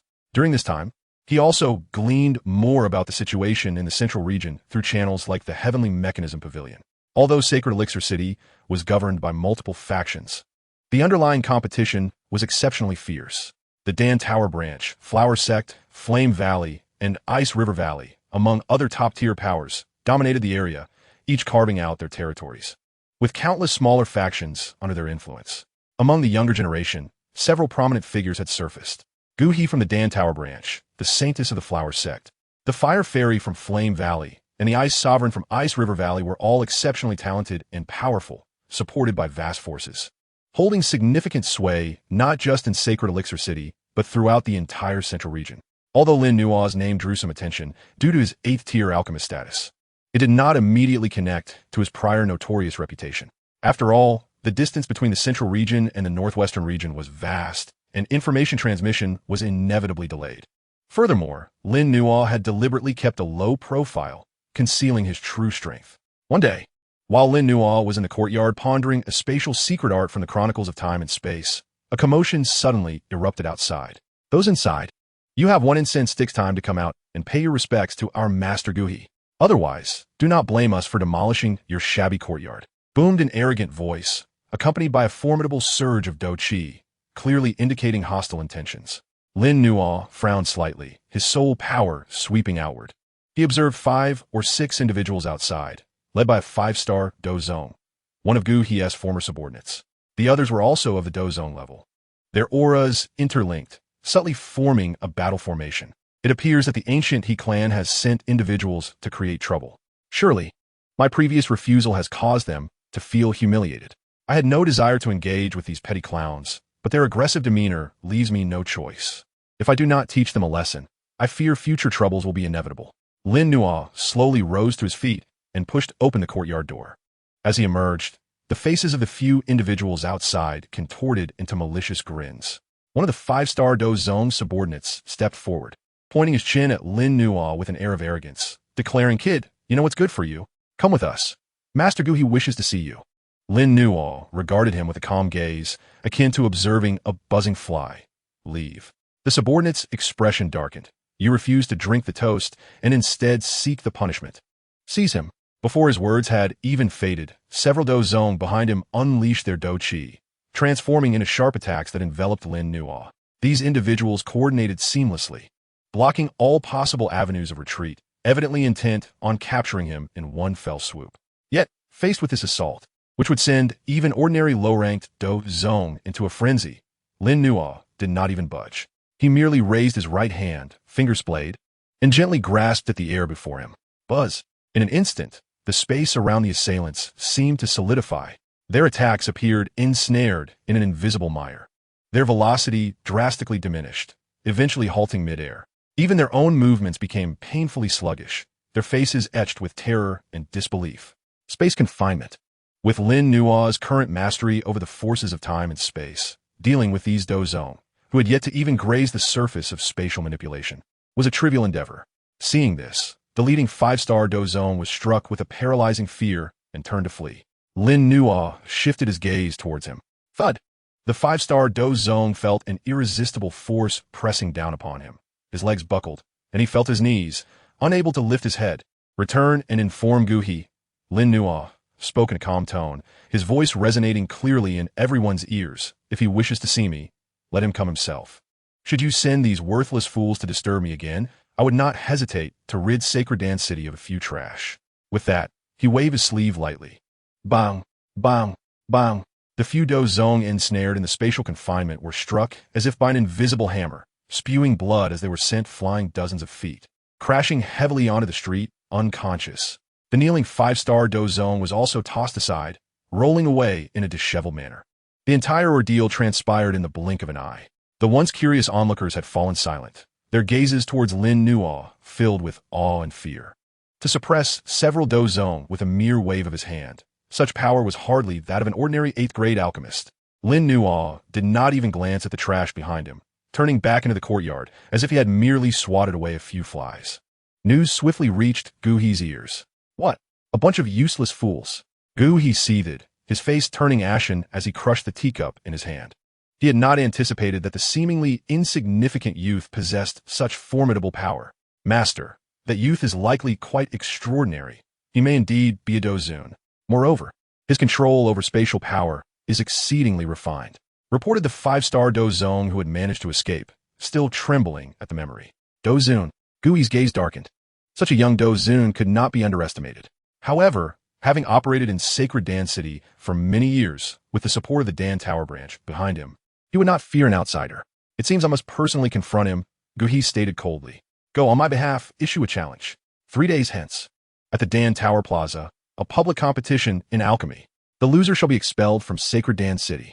He intended to defeat Lin Nuo openly in the field where he excelled, to demonstrate to all who the true master of alchemy among the younger generation of Sacred Dan City was. He would also ensure that the youth comprehended the consequences of offending Gu He. The challenge soon reached Lin Nuo's hands. A public competition in alchemy? Lin Nuo gazed at the gilded challenge letter in his hand, a mischievous smile playing at the corners of his mouth. Gu He certainly knew how to choose his battleground. If it were a contest of strength, he could easily suppress him, yet he had chosen alchemy instead. However, this was fortuitous. It provided an excellent opportunity to establish his reputation in Sacred Dan City and to make it clear to some that Lin Nuo was not a soft persimmon to be squeezed at will. Inform Gu He that I accept the challenge, Lin Nuo said to the messenger with indifference. The news spread like wildfire, igniting a frenzy throughout Sacred Dan City. The newly minted 8th-grade alchemist Lin Nuo had accepted the public challenge from the veteran 8th-grade alchemist Gu He. This was a rare event in Sacred Dan City. The duel between these two 8th-grade alchemists would be as thrilling as a battle between Dou Zun experts. In an instant, all eyes were fixed on the Dan Tower Plaza, anticipating the storm that Lin Nuo's acceptance had unleashed. Chapter 155, 5-Color Dan Thunder. 3 days swiftly passed. In the heart of Sacred Dan City, the expansive plaza before the Dan Tower branch was already packed to the brim, overflowing with onlookers. A duel between 8th-grade alchemists was a spectacle rarely seen. Even in the central region, the surrounding high platforms were filled with prominent figures from Sacred Dan City, including Elder Fa Ma of the Dan Tower, representatives from the Flower Sect, and the Burning Flame Valley, each displaying varied expressions. In the center of the plaza, 2 grand stone platforms stood facing each other, adorned with uniformly crafted alchemical cauldrons and various auxiliary tools. Gu He had long taken his position atop one of the stone platforms, resplendent in his luxurious alchemist robe, his demeanor haughty as he basked in the awe and admiration of those around him. Today he was in exceptional form, intent on crushing the arrogant youth underfoot before the watchful eyes of the crowd. Where is Lin Nuo? Is he perhaps afraid? I believe so. Master Gu He has long been renowned. How could an unknown junior possibly compare? As the hour approaches, if he does not arrive soon, he will forfeit by default. Just as the crowd buzzed with speculation, and Gu He wore a disdainful smirk upon his lips, a calm voice rang out from beyond the throng. I was admiring the scenery on the way. Apologies for my tardiness. The crowd parted to reveal Lin Nuo, clad in his simple black attire, strolling leisurely as if attending an ordinary gathering, showing not a hint of nervousness. He ascended the opposite stone platform, facing Gu He from a distance. Putting on airs. Gu He scoffed. Now that you're here, let us begin. Today, I shall demonstrate what true alchemical mastery looks like. Elder Fa Ma, acting as the arbiter, rose and proclaimed in a clear voice. Gentlemen, the rules of this competition are straightforward. There are no restrictions on the types of elixirs. Victory will be determined by the final quality of the concocted pills. Should the grades be identical? The quality of the pills will dictate the outcome. Do either of you have any objections? None, Gui replied confidently. Then let the competition commence. El Derfa m'a déclaré. The moment the words left his lips, Gui's gaze sharpened, and with a flourish of his sleeve, a crimson alchemical cauldron, intricately carved with phoenix motifs, crashed to the ground, emanating a powerful energy wave. It was indeed a top-tier cauldron. He formed a seal with his hands, summoning a deep blue flame that surged from his palms, rolling like ocean waves, exuding an intense heat, yet possessing a gentle force. It is the heart of the sea flame, the 15th on the list of extraordinary flames. Master Gu, he possesses an extraordinary flame. No wonder he is so confident.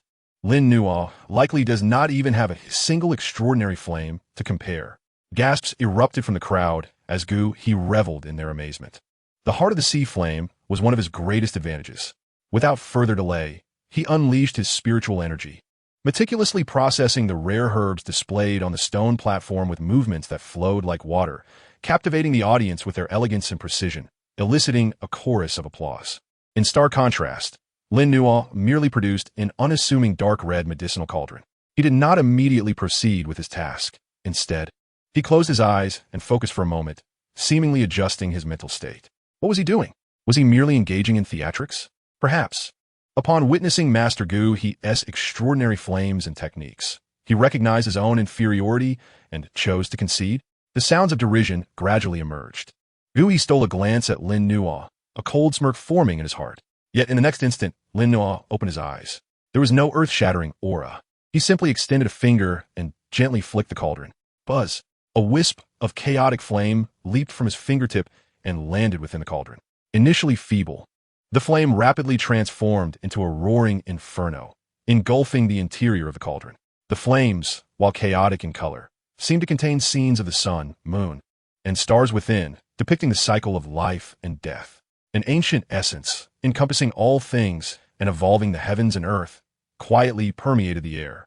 Though lacking the ostentatious display of the sea heart flame, the expressions of all present, including Elder Fa Ma and representatives of various factions, shifted dramatically. From that chaotic flame, they sensed an overwhelming pressure emanating from its very origin. It was as if this flame were the sovereign of all fires in the world. What kind of flame is this? Elder Fa Ma muttered in disbelief. With his peak 7th-tier vision, he was utterly unable to discern the nature of this flame, only perceiving that its quality far surpassed Gu's sea heart flame. Gu, too, felt the tremors that made even his sea heart flame quiver. A sudden weight settling in his heart, an ominous premonition rising within him. Impossible. How could he possess a flame stronger than A? Lin Nuo paid no heed to the external turmoil. He began to process the medicinal materials. His movements appeared unhurried, even somewhat unadorned. Yet each action was executed with utmost precision, as if in perfect harmony with the Tao. The materials in his hands seemed to be endowed with life, their essence perfectly extracted while impurities vaporized in an instant, achieving an astonishing efficiency. What exquisite control! His soul power has likely reached the pinnacle of the spirit realm. A senior from the flower sect exclaimed in awe. As time gradually passed, Gu was concocting the 8th-tier intermediate pill, the Fu Ling Qing Dan, which could significantly enhance the cultivation of a Dozun powerhouse. The difficulty of crafting this pill was immense. Should he succeed, it would at least summon the 3-colored pill thunder. He was giving it his all, beads of sweat forming on his brow, not daring to let his focus waver for even a moment. In contrast, Lin Nuo opted for the relatively obscure 8th-tier intermediate pill, the Tai Yihandan. This pill primarily nourished and strengthened the soul, requiring an almost perverse level of soul control from the alchemist, making it a rare endeavor indeed. The energies within both cauldrons began to meld, vast waves of energy rippling outward.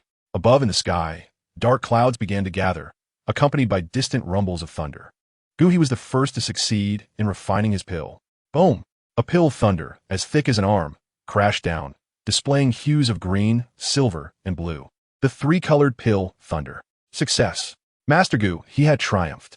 Truly worthy of the title Master Gu he. Lin Nuo was destined to lose. Gu gazed at the pill within his cauldron, the size of a dragon eye, radiating immense medicinal power, letting out a long breath, a victorious smile gracing his face. He was confident that among the younger generation in this holy pill city, no one could surpass his current achievement. However, when he glanced at Lin Nu, he found the latter still calm and composed, the medicinal energy within his cauldron surging as if it had yet to reach its limit. At that moment, Lin Nu abruptly altered his hand seals and called out with conviction, "Merge!" Boom! Within his cauldron, the chaotic flames erupted in brilliance, and all the medicinal powers instantaneously fused perfectly. A wave of soul energy, far more profound and powerful than that of the Fu Ling Qing Dan, surged skyward. The dark clouds above swirled violently, their color deepening to an unsettling degree. Thunderbolts danced wildly, the pressure intensifying several-fold. "What is this?" Elder Fa Ma stood abruptly, his eyes wide with disbelief. Under the gaze of countless astonished eyes, a pill thunder, nearly twice the girth of Gu Hi's, tore through the clouds and crashed down. Its colors astonishingly reached 5: green, silver, blue, gold, and purple. The 5-colored pill thunder. The arena fell into a deathly silence. Gu Hi's smile froze entirely, morphing into boundless disbelief and despair. The 5-colored pill thunder had reached the pinnacle of the 8th-tier intermediate pill. It even grazed the threshold of the 8th-tier advanced pills. He had lost, and so utterly.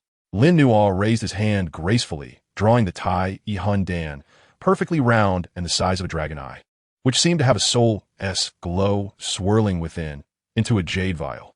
He then calmly regarded the ashen-faced Gu Hi. "Now, shall we fulfill our wager?"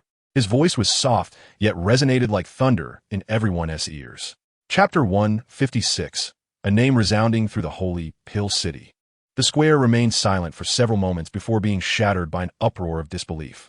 The 5-colored pill thunder. It was indeed the 5-colored pill thunder. The pinnacle of the 8th-tier intermediate pills.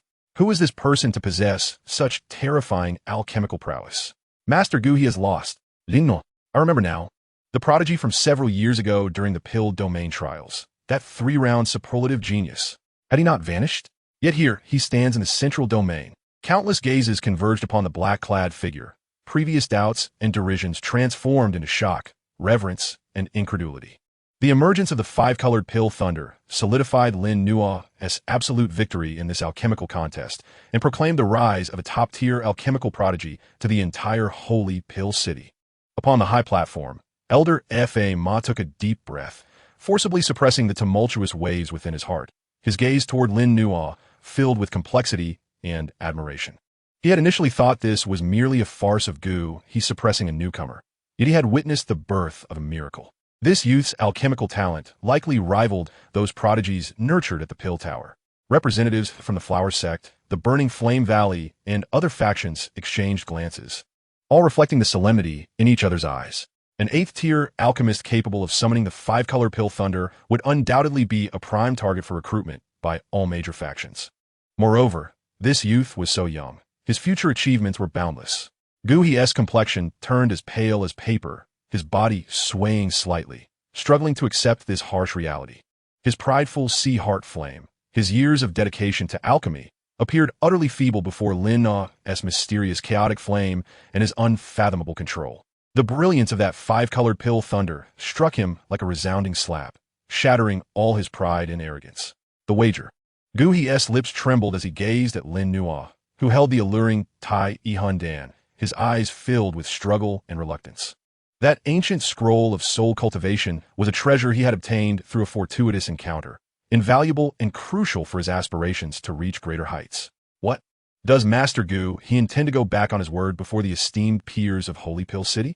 Lin Nu's voice was calm, yet imbued with an undeniable pressure. All eyes turned to Gu Hi, laden with scrutiny and intrigue. Gu Hi felt the weight of those gazes, a burning sensation on his face. He understood that should he attempt to renege today, his reputation within Holy Pill City and the entire northern region of Central State would be irreparably tarnished, leaving him with nowhere to stand. I, Gu Hi, shall honor my word. He forced the words out through gritted teeth, trembling hands retrieving an ancient scroll made of an unknown beast's hide, dark in hue, which he reluctantly tossed toward Lin Nu. Lin Nu reached out to catch it, lightly scanning it with his soul power to confirm its authenticity before placing it in his storage ring. I concede. Lin Nu casually clasped his hands toward Gu Hi, then turned away, disregarding the latter's disheartened demeanor. Master Lin Nu, please hold on. At that moment, Elder Fama's voice resonated, imbued with urgency and warmth. Lin Nuo said. Glancing back, there stood Elder Fama, his face adorned with a broad smile as he hastily descended from the high platform to stand before Lin Nuo, his demeanor starkly contrasting the solemnity he had exhibited as an adjudicator earlier. Master Lin Nuo, your youth and remarkable talent in alchemy leave me in awe. Elder Fama generously praised. May I inquire where Master Lin Nuo currently resides? Would you be inclined to join our alchemist guild? With your exceptional abilities, you could directly become a core elder of the guild and gain access to the finest resources. Upon hearing this, a murmur of astonishment swept through the crowd. The position of a core elder in the alchemist guild was a coveted dream for countless alchemists. Elder Fama's offer was undeniably substantial. However, Lin Nuo merely smiled faintly and replied, maintaining a polite yet distant tone, I appreciate Elder Fama's kind offer. As I am new to the central region and currently lack a fixed residence, I do not intend to join any faction at this time. I wish to travel first and enhance my skills, harboring numerous secrets and being a thorn in the side of the Soul Palace. Joining the Alchemist Guild would indeed provide protection and resources, yet it would also impose various constraints and scrutiny that he was not prepared to accept. A flicker of disappointment crossed Elder Fama's eyes, but was quickly masked by a smile. No waities, no waities. Should you change your mind, the doors of the guild will always be open for you. Here is my token. If you encounter any troubles in St. Dan City or wish to discuss alchemy, you may use this to find me at the guild. As he spoke, he presented a jade token engraved with the pattern of a medicinal cauldron. Lin Nuo pondered briefly and this time did not decline, accepting the jade token with gratitude. Thank you, Elder. He understood that maintaining a good relationship with the Alchemist Guild in St. Dan City would be beneficial. After exchanging a few more pleasantries with Elder Fama and declining invitations from several other factions, Lin Nuo departed the square with poise, under the watchful gaze of countless curious and reverent onlookers. From this day forth, the name Lin Nuo would undoubtedly spread rapidly throughout St. Dan City, eventually resonating across the entire northern region of the central continent. A young alchemical master capable of refining the 8-rank 5-color Danlei. His worth was enough to attract the attention of any faction. Upon returning to the secluded temporary residence he had rented, Lin Nuo activated the protective formation. He first took out the ancient soul cultivation method he had won from Gu He. The scroll felt cool to the touch, crafted from a unique material that emanated an aura of antiquity. As he unfurled it, a torrent of profound and potent information surged into Lin Nuo's mind. The Void Soul Refining Technique. Moments later, Lin Nuo opened his eyes, a glimmer of astonishment flashing within them. Truly extraordinary. This Void Soul Refining Technique could condense the essence of the soul, open a void space within the sea of consciousness, accelerate the growth and recovery of soul power, and further temper the soul, enhancing its resilience against spiritual attacks. Its intricacies rivaled some of the methods found within the primordial Dan Soul canon, each possessing its unique merits. He had been troubled by the profundity of the primordial Dan Soul canon, which had hindered his initial progress. The arrival of the Void Soul Refining Technique was fortuitous, serving as the primary cultivation method for his current stage of soul refinement, complementing the primordial Dan Soul canon and hastening his advance toward the heavenly realm of soul power. This alchemical competition had yielded substantial rewards for him. Lin Nuo was pleased to stow away the scroll. Not only had he established his reputation and garnered fame, facilitating future endeavors, but he had also acquired this secret soul technique, simultaneously dampening Gu He's ambitions. Truly a threefold triumph. Nevertheless, this incident had left him fully exposed to the watchful eyes of various factions. The Soul Palace's spies would likely locate him here swiftly. Lin Nuo's gaze sharpened. While St. Dan City prohibited conflict, the underhanded tactics employed were beyond measure.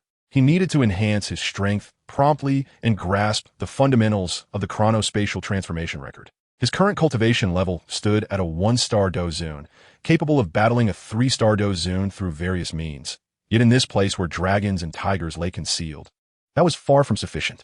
His next step was to find a secure location to enter seclusion and comprehend the chronospatial transformation record, while simultaneously cultivating the Void Soul Refining Technique.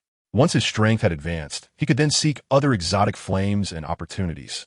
With this resolution in mind, Lin Nuo ceased to hesitate, began organizing his belongings, and prepared to leave his temporary abode. The tides of St. Dan City had begun to shift because of him, and he was about to plunge into deeper waters, gathering the strength to stir up even greater storms. Chapter 157, Seclusion. Lin Nuo silently departed the secluded little courtyard he had temporarily rented, merging into the vast sea like a droplet of water, causing no ripples.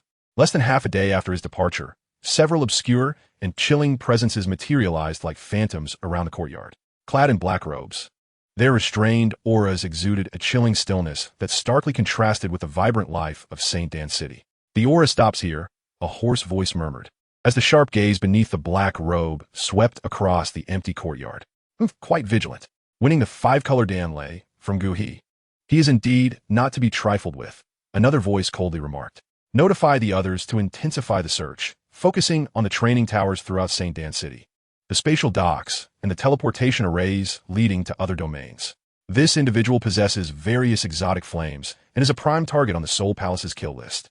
He must not escape." "Understood." The figures of the group flickered, merging into the shadows, vanishing without a trace. Meanwhile, in the heart of St. Dan City, within a towering spire of the Alchemist Guild, Elder Fama was seated across from an ancient-looking elder clad in a dark alchemist robe.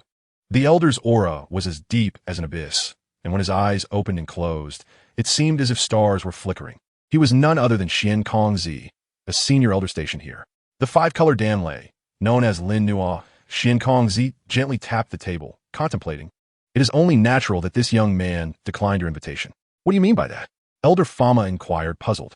"Do you remember the trial in the alchemist domain a few years ago? A prodigy with a 3-round superlative rating emerged, subsequently obtaining a complete inheritance from the Dan Soul Palace, causing quite a stir in the Star Domain and the Void Thunder Pool, even clashing multiple times with the Soul Palace and turning the tables on their celestial sovereign." Xuan Kongzi spoke slowly. Elder Fama's pupils constricted. Could it be him? No wonder I found him too youthful. This explains his possession of that peculiar chaotic flame. It was rumored that his physique was special, possibly that of an ancient fire spirit, granting him extraordinary dominion over exotic flames. Not only that, a glimmer of insight flashed in Xian Kongzi's eyes. According to fragmented reports from the ancient clans, this young man's innate constitution may be linked to the legacy of the ancient Flame Emperor, intricately intertwined with the enigma of the ancient Tuo Shi Emperor. The relentless pursuit by the Soul Palace likely stems from this connection. Elder Fama inhaled sharply. The legacy of the Flame Emperor? The ancient Tuo Shi Emperor? Each of these names was capable of inciting colossal waves across the continent. "This young man is a double-edged sword," Xian Kongzi stated gravely. "Recruiting him into the Alchemist Guild could bring immense opportunity. It would also invite the full wrath of the Soul Palace and the Soul Clan behind it. His refusal may indicate a desire not to implicate the guild, or perhaps he has his own pride and plans. What shall we do then? Let's maintain our vigilance and cultivate a cordial relationship. Until he clearly expresses hostility or seeks refuge, the guild need not entangle itself too deeply. However, if the Soul Palace dares to breach the peace in St. Dan City and make a move against him, the Alchemist Guild cannot remain idle." Xian Kongzi made a resolute decision. A promising talent with the potential to become a 9th-grade gold elixir master deserves our respect and protection. "I understand." Elder Fama nodded in agreement. North of St. Dan City, tens of thousands of miles away, within the depths of a desolate mountain range. This is not a natural cave, but rather a secret refuge that Lin Nuo has temporarily carved out using his formidable soul power and nascent understanding of spatial energy.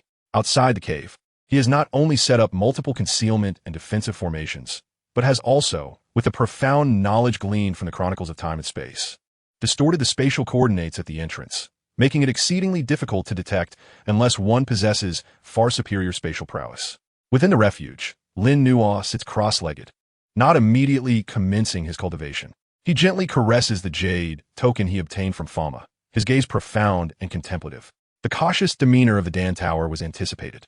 However, with this subtle thread of goodwill, the Soul Palace would likely exercise restraint when acting within the bounds of St. Dan City.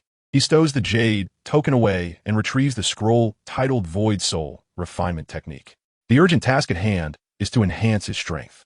Soul power is foundational. Should he succeed in utilizing this secret method to breach the threshold of the heavenly realm of souls, his perception, fire control, and formation abilities would undergo a transformative evolution. The comprehension of the Chronicles of Time and Space cannot be delayed either, as spatial energy serves as an exceptional means of self-preservation and combat. With a clear mindset, Lin Nuo hesitates no longer. He first adjusts his state to its peak and then immerses himself in the intricacies of the Void Soul refinement technique.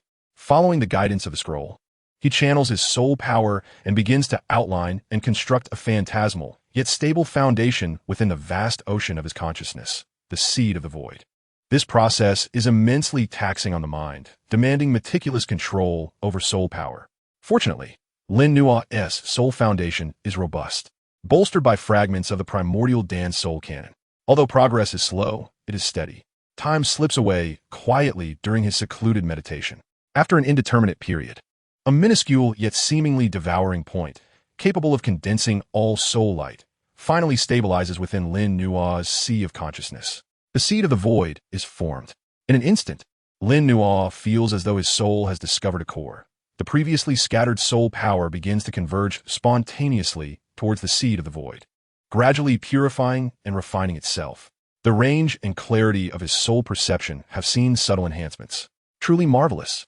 Lin Nuo feels a surge of joy within. This preliminary condensation of the seed has yielded such effects. If he were to eventually establish a genuine void space, its efficacy would undoubtedly be astonishing.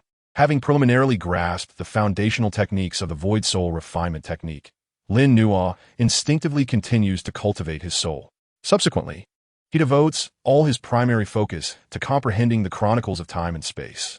This legacy from the remnants of the fallen Saint Mountain domain is vast and profound, surpassing any spatial combat techniques or methods he has encountered thus far. It does not directly impart a powerful attack or defense skill, but rather elucidates the composition, flow, and derivation laws of space-time from the most fundamental level. Lin Nuo's mind becomes completely absorbed, as if he perceives the weaving of countless spatial lines, the rushing flow of time, and the intricate yet splendid tapestry of space-time formed by their intertwining. The spatial applications he had previously gleaned through his physique and fortune, such as short-range teleportation and spatial distortion defense, are systematically clarified and elevated at this moment, dispelling many confusions he had previously encountered without understanding their underlying principles. Around him, faint silver ripples of spatial energy undulate, occasionally distorting light and subtly altering the flow of time in the surrounding area. Time passes unnoticed in seclusion. When Lin Nuo achieves a more profound understanding of the first section of the Chronicles of Time and Space and can initially apply a technique known as the spatial folding step, he feels his combat prowess elevating seamlessly to the pinnacle of a 1-star dozuan, a mere breath away from reaching the 2-star dozuan. Meanwhile, his soul power, nurtured by both the Void Soul refinement technique and the primordial Dan soul canon, has become more solid and agile, even though it still has a distance to cover before reaching the heavenly realm. One day, Lin Nuo awakens from his deep meditative state, his eyes opening and closing. His left eye seems to shimmer with spatial dissolution, while his right eye flows like the passage of time, the extraordinary phenomenon fleeting. It is time to emerge. He senses the surging power within him and a newfound understanding of space, murmuring to himself. He requires practical experience to validate his gains from seclusion, and he must seek opportunities to advance his chaotic glazed flame once more, whether through new exotic fires or other extraordinary treasures, imbued with the essence of supreme flames. With a movement, Lin Nuo melds into the space around him, silently departing from the subterranean refuge.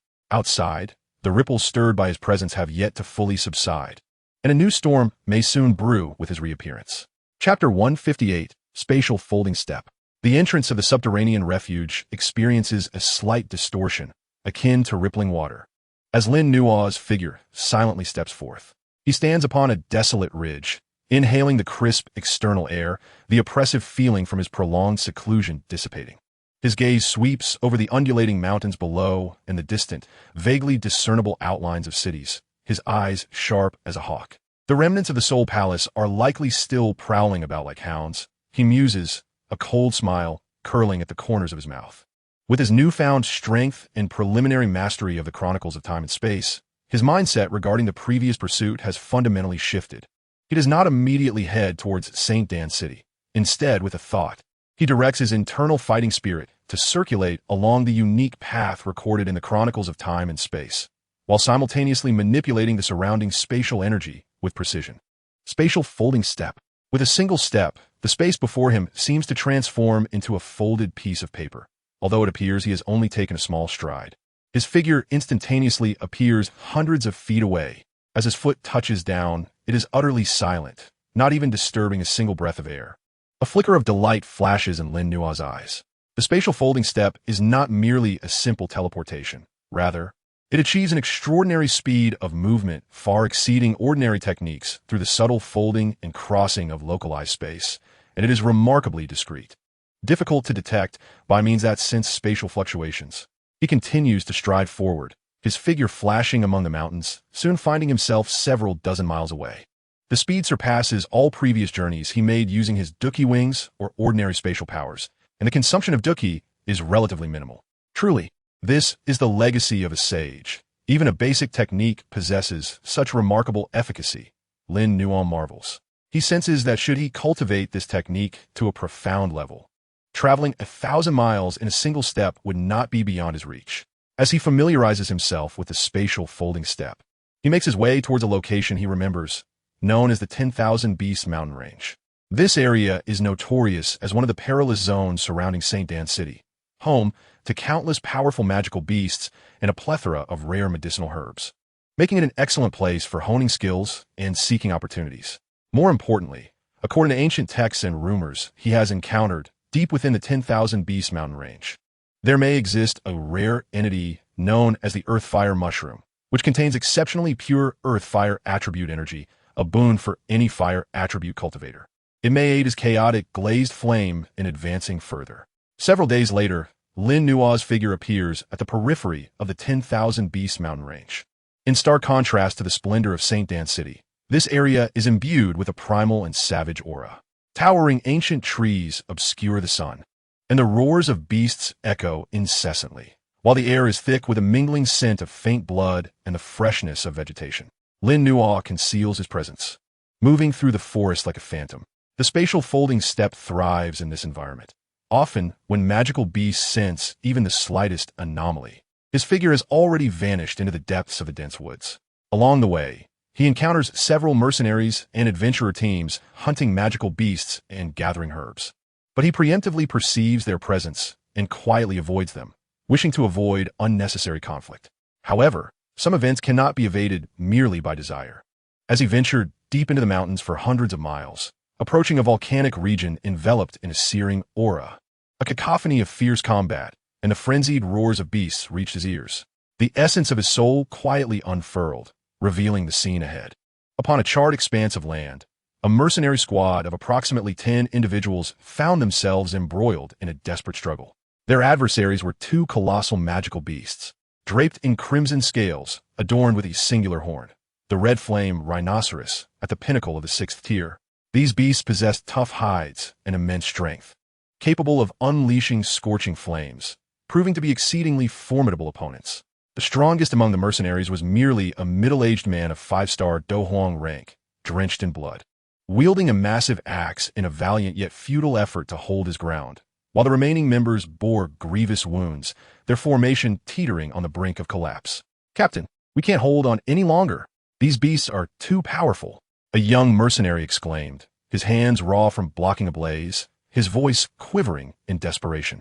The captain, the middle-aged man, struck the scales of the red flame rhinoceros with his axe, sparks flying, but leaving behind only a pale mark. His expression twisted in agony. "Damn it. I never expected to encounter two adult red flame rhinoceroses. Aya, take the injured brothers and retreat. I will hold them off."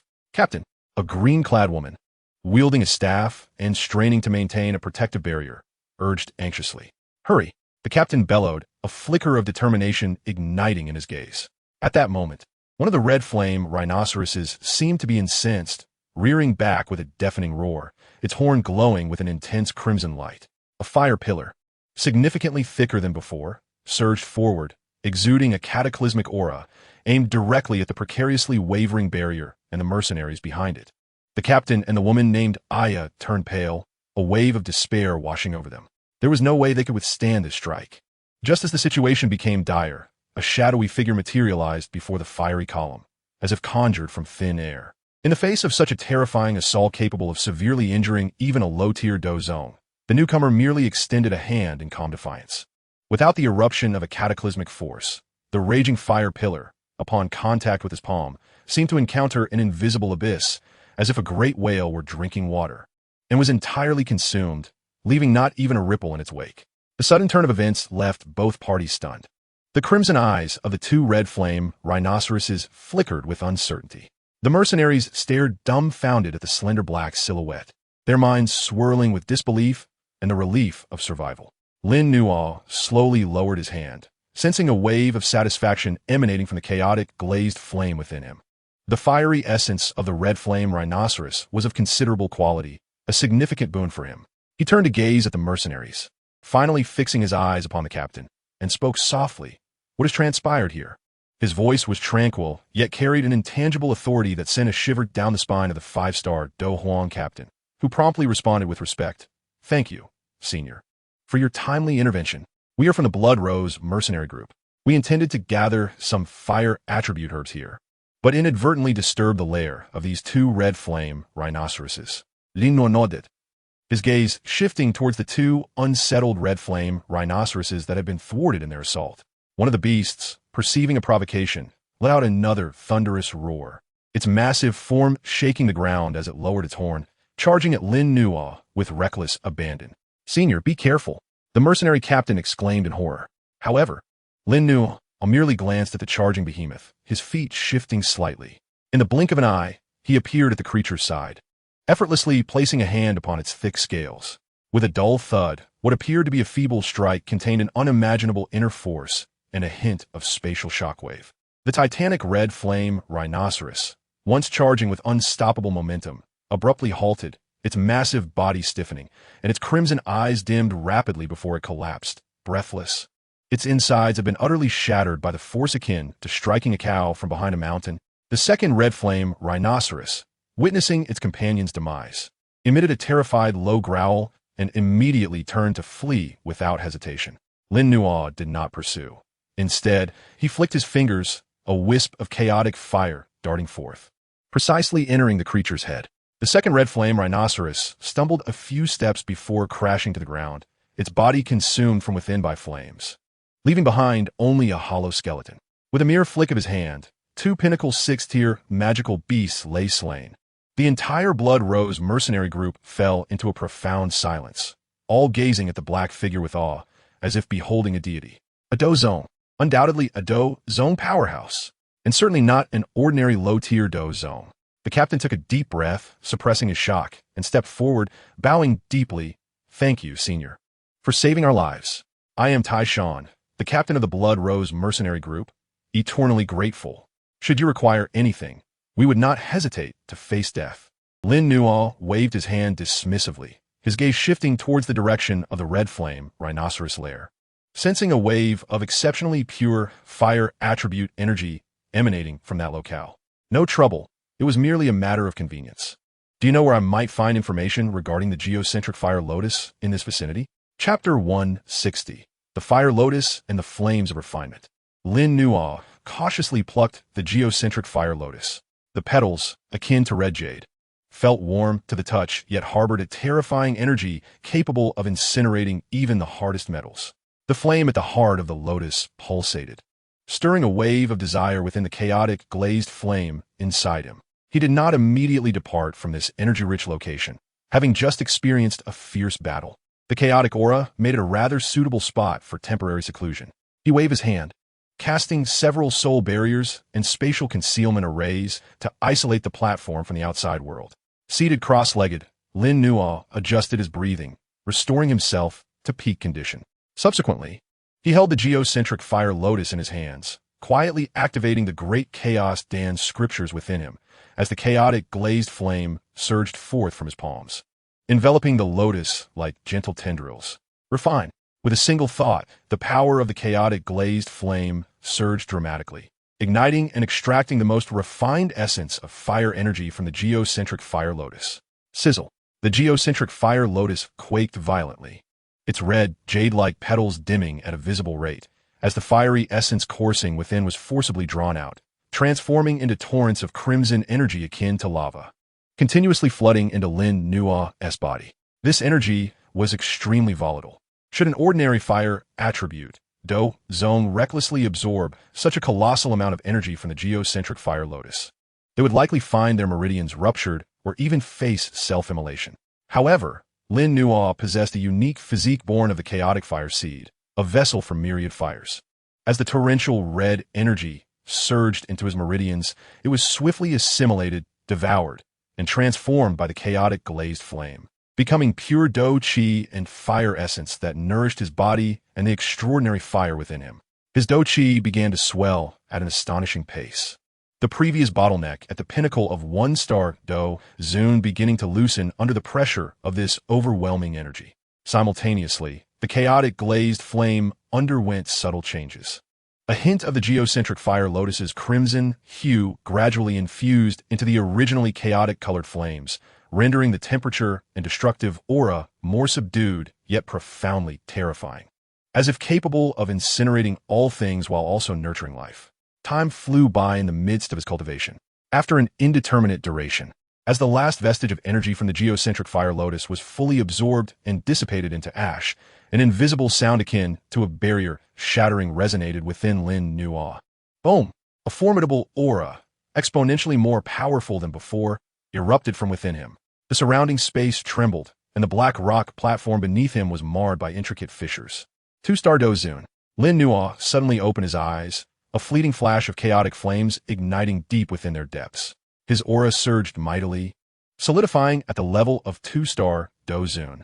Not only that, but he felt a significant enhancement in the quality of his chaotic glazed flame, its hue deepening to a shade between chaos and dark red. Its potency greatly increased.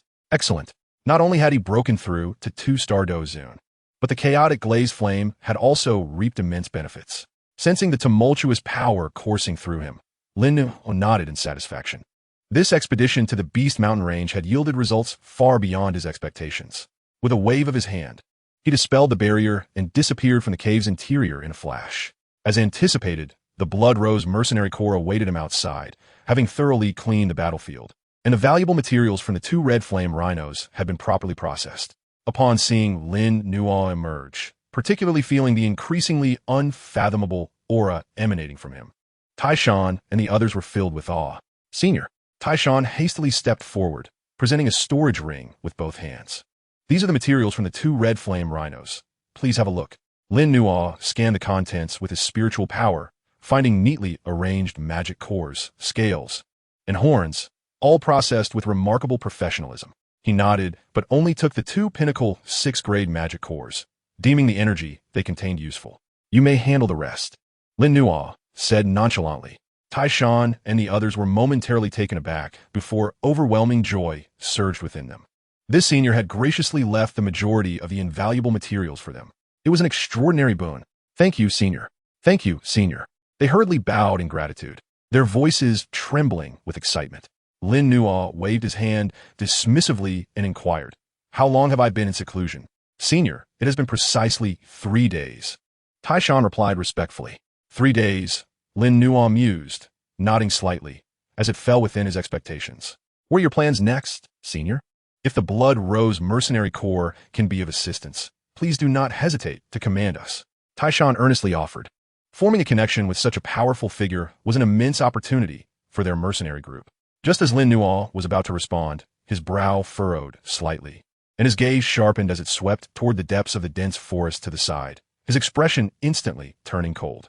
It seems some bothersome flies have come knocking. His voice was low, but it carried a chilling undertone. Upon hearing this, Taishan and the others' expressions shifted dramatically, anxiously glancing toward the direction Lin Nuo was watching. Yet they discerned nothing. After a brief silence, a raspy, sinister laughter echoed from the shadows of the forest. Hee hee, your perception is quite sharp. Lin Nuo, you certainly made it easy for us to find you. As the voice faded, 4 dark figures emerged from the shadows like phantoms.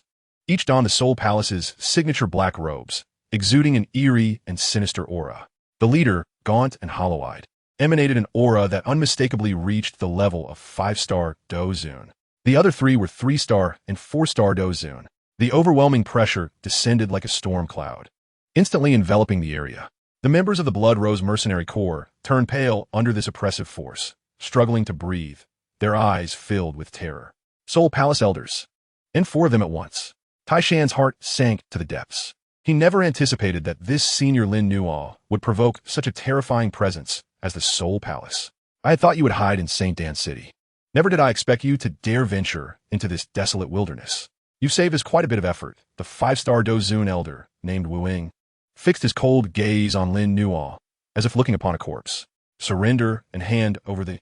And perhaps you can avoid a fate of soul extraction and soul refining. Facing the encirclement of the 4 Soul Palace elders, Lin Nuo showed no signs of panic, instead revealing a frosty smile. You lot, mere rabble, think yourselves worthy of making me surrender? Having just achieved a breakthrough, he was eager to test his strength. And now the Soul Palace members had delivered themselves right to his doorstep. You seek death. Wu Ying's eyes flashed with cold light as he barked. Form a formation and capture him. No regard for life or death. The other 3 Soul Palace elders instantly dispersed, encircling Lin Nuo. Dark chains shooting forth from their sleeves like venomous serpents, entwining toward him. The chains glimmered with runes, exuding an eerie power that sought to bind his very soul. A battle was imminent. Chapter 161. Decapitating the Dou Zun to establish authority. For chains, adorned with strange runes, slithered through the air like venomous serpents from the netherworld, ripping through the atmosphere with a piercing howl and the chilling power to imprison souls, swiftly sealing off all of Lin Nuo's escape routes from 4 directions. The members of the Blood Rose Mercenary Corps were forced back by the overwhelming aura, their faces ashen, eyes filled with despair. 4 Dou Zun, including 1 5-star Dou Zun. This lineup was more than enough to easily annihilate a medium-sized sect. Taishan gripped his massive axe tightly, his teeth clenched, yet he found himself powerless to intervene, forced to watch as the black prison formed. In the face of this deadly situation, Lin Nuo's eyes were icy, yet a hint of a cold smirk played at the corners of his mouth. Just right, a chance to test my sword. The vast energy of his 2-star Dou Zun surged forth explosively, the chaotic glazed flame bursting forth, transforming into a blazing shield of chaotic fire. Sizzle. The black chains clashed against the fire shield, emitting a nauseating corrosive sound. The chilling force capable of making ordinary Dou Zun souls tremble evaporated upon contact with the chaotic glazed flame, as if snow met sunlight, rapidly dissipating.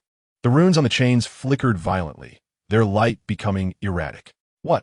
Wu Ying's expression changed. His soul-binding chains, designed to target souls and energy, were significantly less effective against this chaotic flame.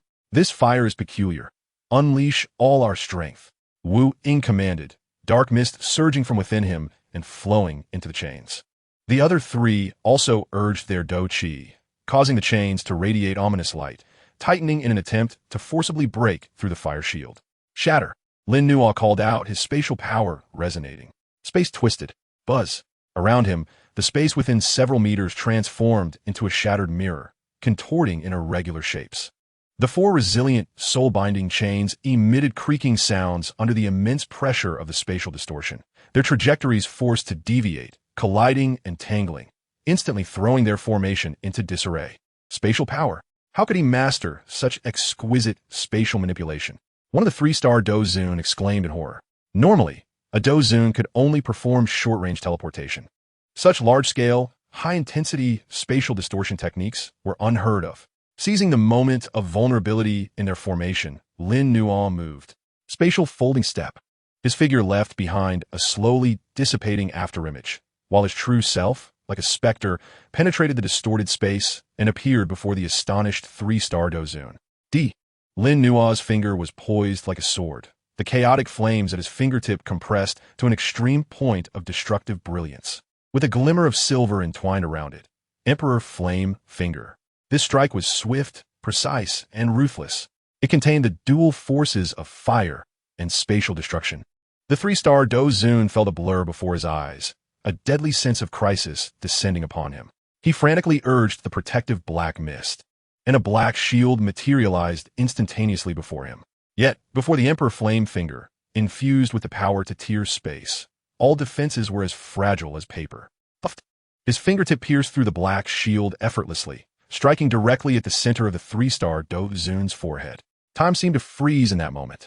The 3-star Dou Zun's body stiffened abruptly, his pupils dilating in disbelief, filled with an unimaginable fear. In the next moment, a flicker of chaotic light radiated from his brow. instantly enveloping his entire being. No! A piercing scream abruptly ceased. His body, along with his soul, was directly reduced to nothingness under the dual annihilation of the chaotic flames and spatial power, leaving not even a trace of ash. A 3-star Dou Zun, instantaneously obliterated. The atmosphere fell into a profound silence. The remaining members of the Hawk Eagle trio, along with the distant Blood Rose mercenary corps, stood dumbfounded, as if their throats had been seized. One strike, merely a single strike, and a 3-star Dou Zun was annihilated. What kind of power is this? Hawk Eagle's eyelids twitched violently, a tempest of disbelief stirring within. The intelligence had been gravely miscalculated. This young man was far from a novice Dou Zun. His strength likely rivaled that of a 5-star Dou Zun, especially with those enigmatic flames and elusive spatial techniques, which were exceedingly troublesome. Retreat. Hawk Eagle decisively contemplated a withdrawal. Though the mission was vital, preserving his own life was paramount. Thinking of escaping now, it was too late. Lin Nua's frigid voice resonated like the pronouncement of death. He moved once more, executing the spatial folding step to its utmost, flickering between the 2 4-star Dou Zuns. The 2 4-star Dou Zuns were already filled with trepidation, desperately wielding the soul lock chains to attack, as black mist enveloped them in an attempt to obstruct him.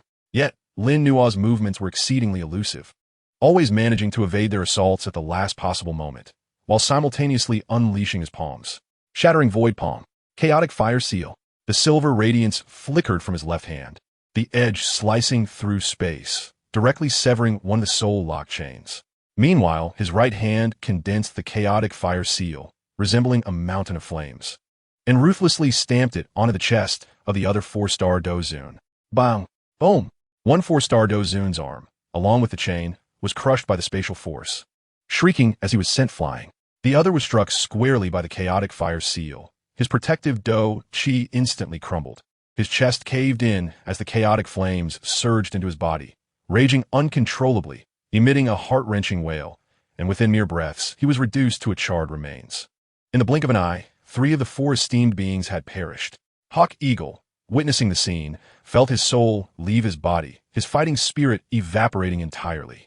His vital essence ignited, transforming into a black streak as he desperately fled into the distance. You cannot escape. Lin Nua's gaze remained cold, as he unleashed a torrent of soul power from his brow, formless yet substantial, surging forth to strike at Hawk Eagle's soul. Void de refinement sous technique, sous piercé.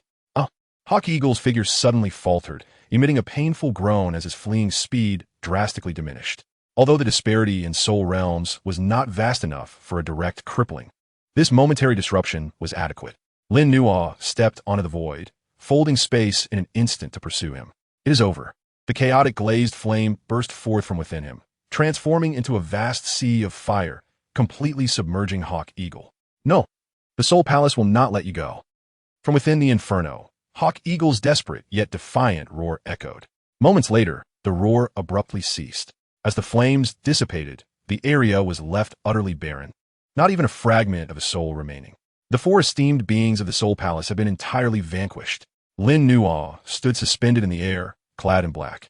As the chaotic flames around him gradually receded, his aura steady, as if he had merely performed a trivial act. He gestured, and 4 oddly shaped black storage rings materialized from the void, landing in his grasp. The Soul Palace's esteemed members must possess considerable wealth. After completing all of this, he slowly descended. The members of the Blood Rose mercenary corps remained frozen in place, as if petrified, gazing at Lin Nua with unparalleled shock and reverence. With a mere wave of his hand, 4 formidable beings from the Soul Palace had turned to dust. What tremendous power! What overwhelming dominance! Taishan swallowed hard, his throat dry as he stammered as seniors might. Lin Nua glanced at them, coolly stating, "This place is not safe for long. Reinforcements from the Soul Palace may arrive shortly. You should leave the 10,000 Beast Mountain range at once and refrain from venturing deeper for the time being." Yes, yes. We are eternally grateful for your life-saving grace, Senior. We shall remember it. Tai Shan and the others, as if awakening from a dream, hurriedly bowed in response, their gratitude for Lin Nua beyond the capacity of words. Lin Nua nodded, choosing not to elaborate further, and with a flicker, he transformed into a streak of light, vanishing into the distant horizon. Until Lin Nua's figure had completely disappeared, the members of the Blood Rose mercenary corps finally exhaled a long sigh. as if a heavy burden had been lifted from their shoulders. "Captain, this Lin Nuo, Sr." The team member's voice quivered still. Taishan gazed in the direction Lin Nuo had vanished, his expression exceedingly complex, ultimately transforming into a deep sigh. What transpired today must not be disclosed to anyone. However, with the Soul Palace's capabilities, this matter may not be kept under wraps. After this battle, Lin Nuo's name will surely resound throughout the northern region. He sensed that a powerful figure capable of stirring the winds and clouds of the central region was steadily rising. And they, the Blood Rose Mercenary Corps, had the fortune to intersect with him, a truly monumental stroke of fate. Days later, a staggering piece of news swept through St. Dan City and its surrounding regions like a tempest. The mysterious youth, Lin Nuo, within the 10,000 Beast Mountain range, single-handedly retaliated against 4 esteemed members of the Soul Palace, including the 5-star Dou Qi Eagle. The news spread, sending shockwaves throughout the northern region. Lin Nuo's name reverberated once more, this time not merely due to his alchemical prowess, but for the terrifying combat strength he had displayed. Countless forces began to take notice, re-evaluating the weight of this suddenly ascendant young powerhouse. Meanwhile, at the heart of this storm, Lin Nuo had quietly arrived at his next destination, an ancient city on the edge of the northern region, known as Tianhua City. It was rumored that traces of the Wind Fury Dragonflame had recently emerged there. Chapter 162, The Ancient City of Tianhua. Tianhua City, situated on the fringes of the northern region of Zhongzhou, adjacent to the renowned Tianhua mountain range. The history of this city far surpasses that of St. Dan City, for it is said that in ancient times, this place was once a battlefield where powerful beings of the Dosheng level perished, their primordial flames scattering across the heavens and the earth, nurturing all living things, rendering the energy of fire in this region extraordinarily vibrant, hence its name. The architecture of the city is predominantly constructed from a dark red volcanic rock, weathered by the elements, exuding an aura of antiquity and weightiness. On the streets, the passers-by predominantly exude a fierce demeanor, imbued with the ferocity of those who have lived on the edge of a blade.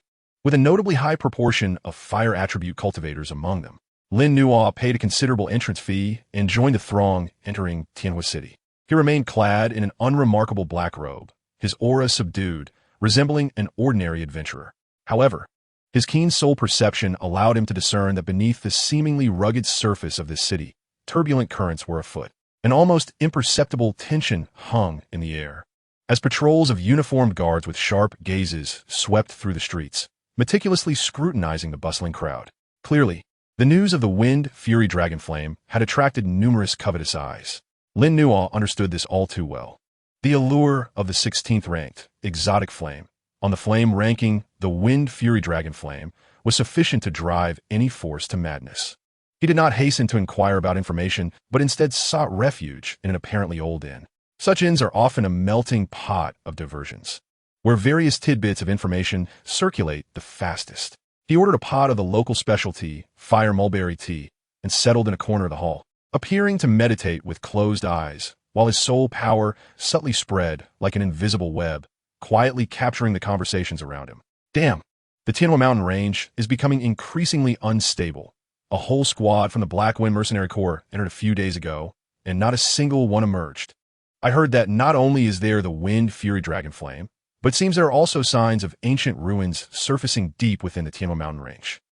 Ruins? Is that true? No wonder even the people from the Flame Clan have come. Shoo, lower your voice.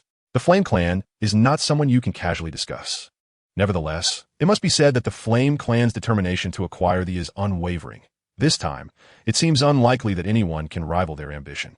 However, one should not underestimate the Ice River Valley, whose inhabitants have also arrived and possess a natural affinity for countering fire attributes. Additionally, there are the Wind and Thunder Pavilion and the 10,000 Sword Pavilion. What a lively spectacle this has become. A torrent of disparate information flooded Lin Nuo's ears, providing him with a rudimentary understanding of the current circumstances. The news of the Wind Fury Dragonflame has indeed attracted numerous factions, including the Flame Clan, one of the ancient 8 clans. This undoubtedly escalates the challenge of obtaining the. Furthermore, the Ice River Valley, which possesses attributes that counter those of the Flame Clan, alongside the prominent forces of the Wind and Thunder Pavilion and the 10,000 Sword Pavilion, adds to the complexity. The ancient relic hidden deep within the Fire Mountain range has further muddied the waters of this chaotic endeavor. The Flame Clan, Lin Nuo lightly drummed his fingers on the table. As an ancient imperial clan that commands various, their understanding and desire for far surpass that of ordinary individuals. Competing with them for the Wind Fury Dragon Flame would be akin to snatching food from a tiger's mouth. Yet the evolution of the chaotic glazed flame necessitates the consumption of more essence. The Wind Fury Dragon Flame is an acquisition he covets.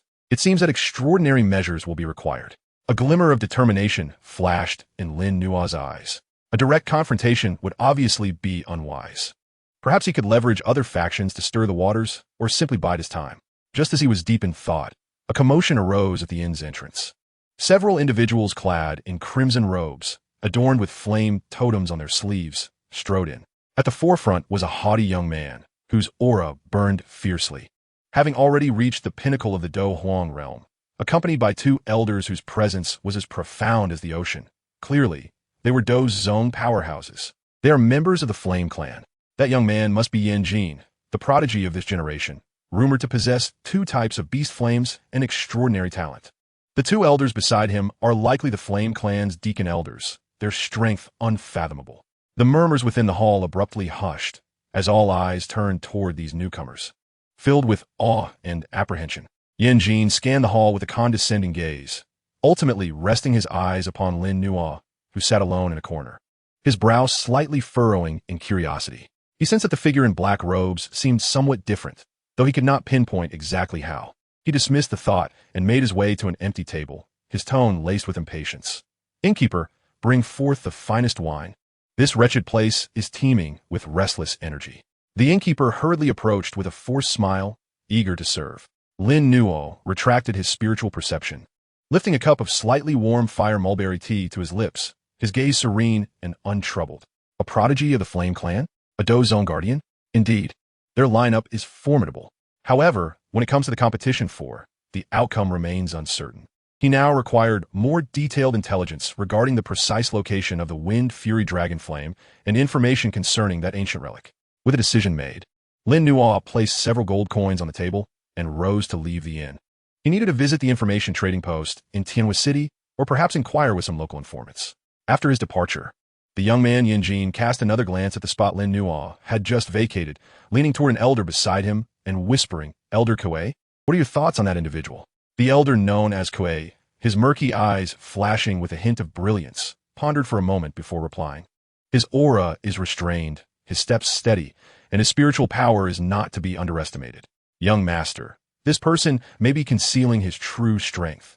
In this Tianhua City, there are hidden dragons and crouching tigers. We must remain vigilant. Hearing this, Yan Jin snorted disdainfully, exuding arrogance as he declared, "Hidden dragons and crouching tigers? Before my Flame Clan, even dragons must coil. Should he dare to covet the Wind Fury Dragon Flame, I shall not hesitate to show him what it means to face the might of an imperial clan." Elder Kuei shook his head slightly, choosing not to elaborate further. It was natural for the young man to be somewhat arrogant, as long as it did not impede their objectives. His gaze drifted outside the inn. This city, drawn by the allure of and relics, had transformed into a colossal vortex, attracting powerful individuals from all corners. The days ahead would likely be anything but tranquil.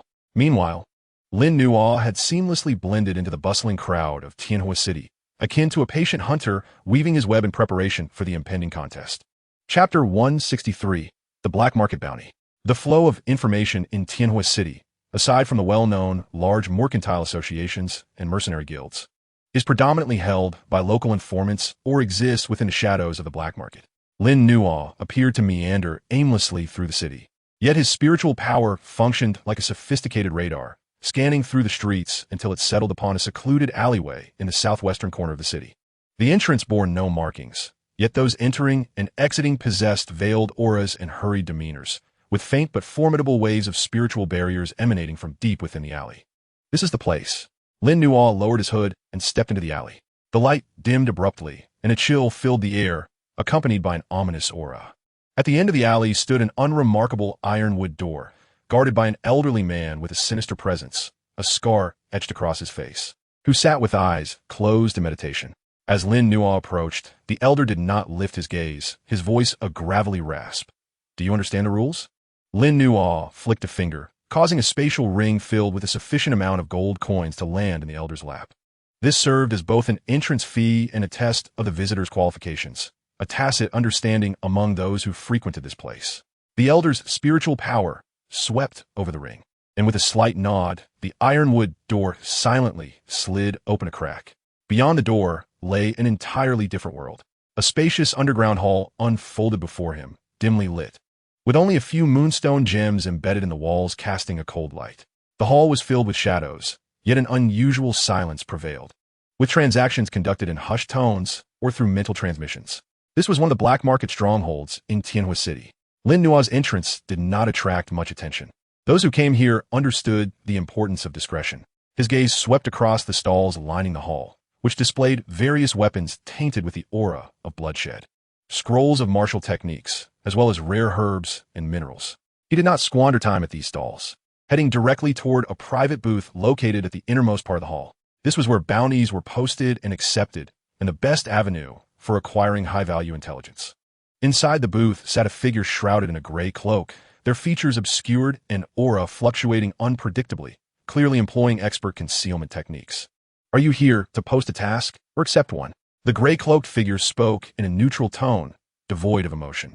I wish to purchase information regarding the precise movements of the Wind Fury Dragon Flame, as well as detailed intelligence concerning the ancient relic deep within the Fire Mountain range. Lin Nuo stated his intentions directly, his voice deep and gravelly from the modulation of his Dou Qi.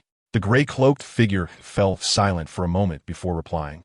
Information on the Wind Fury Dragon Flame costs 3,000 gold coins. Information regarding the ancient relic costs 5,000 gold coins. No negotiations. This price was exorbitant, enough to bankrupt a typical Douhuan. Yet Lin Nuo did not so much as flinch, promptly retrieving the requisite gold coins and pushing them forward. The wealth he had amassed from the esteemed figures of the Soul Palace granted him ample confidence. The gray-cloaked figure accepted the coins and produced 2 jade slips, placing them on the table. The Wind Fury Dragon Flame has recently been active near the Fire Dragon Mouth in the Fire Mountain range, with intense energy fluctuations. A significant eruption is expected within half a month, marking the optimal time for capture. However, the area is spatially unstable, and numerous fire attribute magical beasts are congregating, posing a high danger. The Flame Clan and Ice River Valley and other factions have already established surveillance there. The ancient relic is preliminarily identified as being left behind by a figure known as the Sacred Flame of Heaven. The entrance is heavily sealed with powerful fire restraints, likely requiring a specific key or a unique constitution to unlock. Currently, all factions are searching for ways to gain entry. This is the map of the perimeter of the relic that has been explored so far. Lin Nuo picked up the jade slip, his spiritual power penetrating it as he quickly recorded the information. The news regarding the Wind Fury Dragon Flame corroborated his previous conjectures, while the information about the Sacred Flame of Heaven's relic stirred something within him.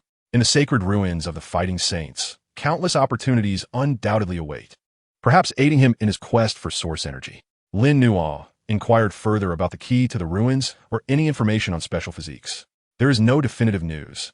This is classified information, strictly guarded by all parties, replied the figure in gray robes, shaking his head. Lin Nuo ceased his inquiries, stowing away the jade slip and preparing to depart when his gaze was drawn to a tattered leather map hanging on the adjacent wall.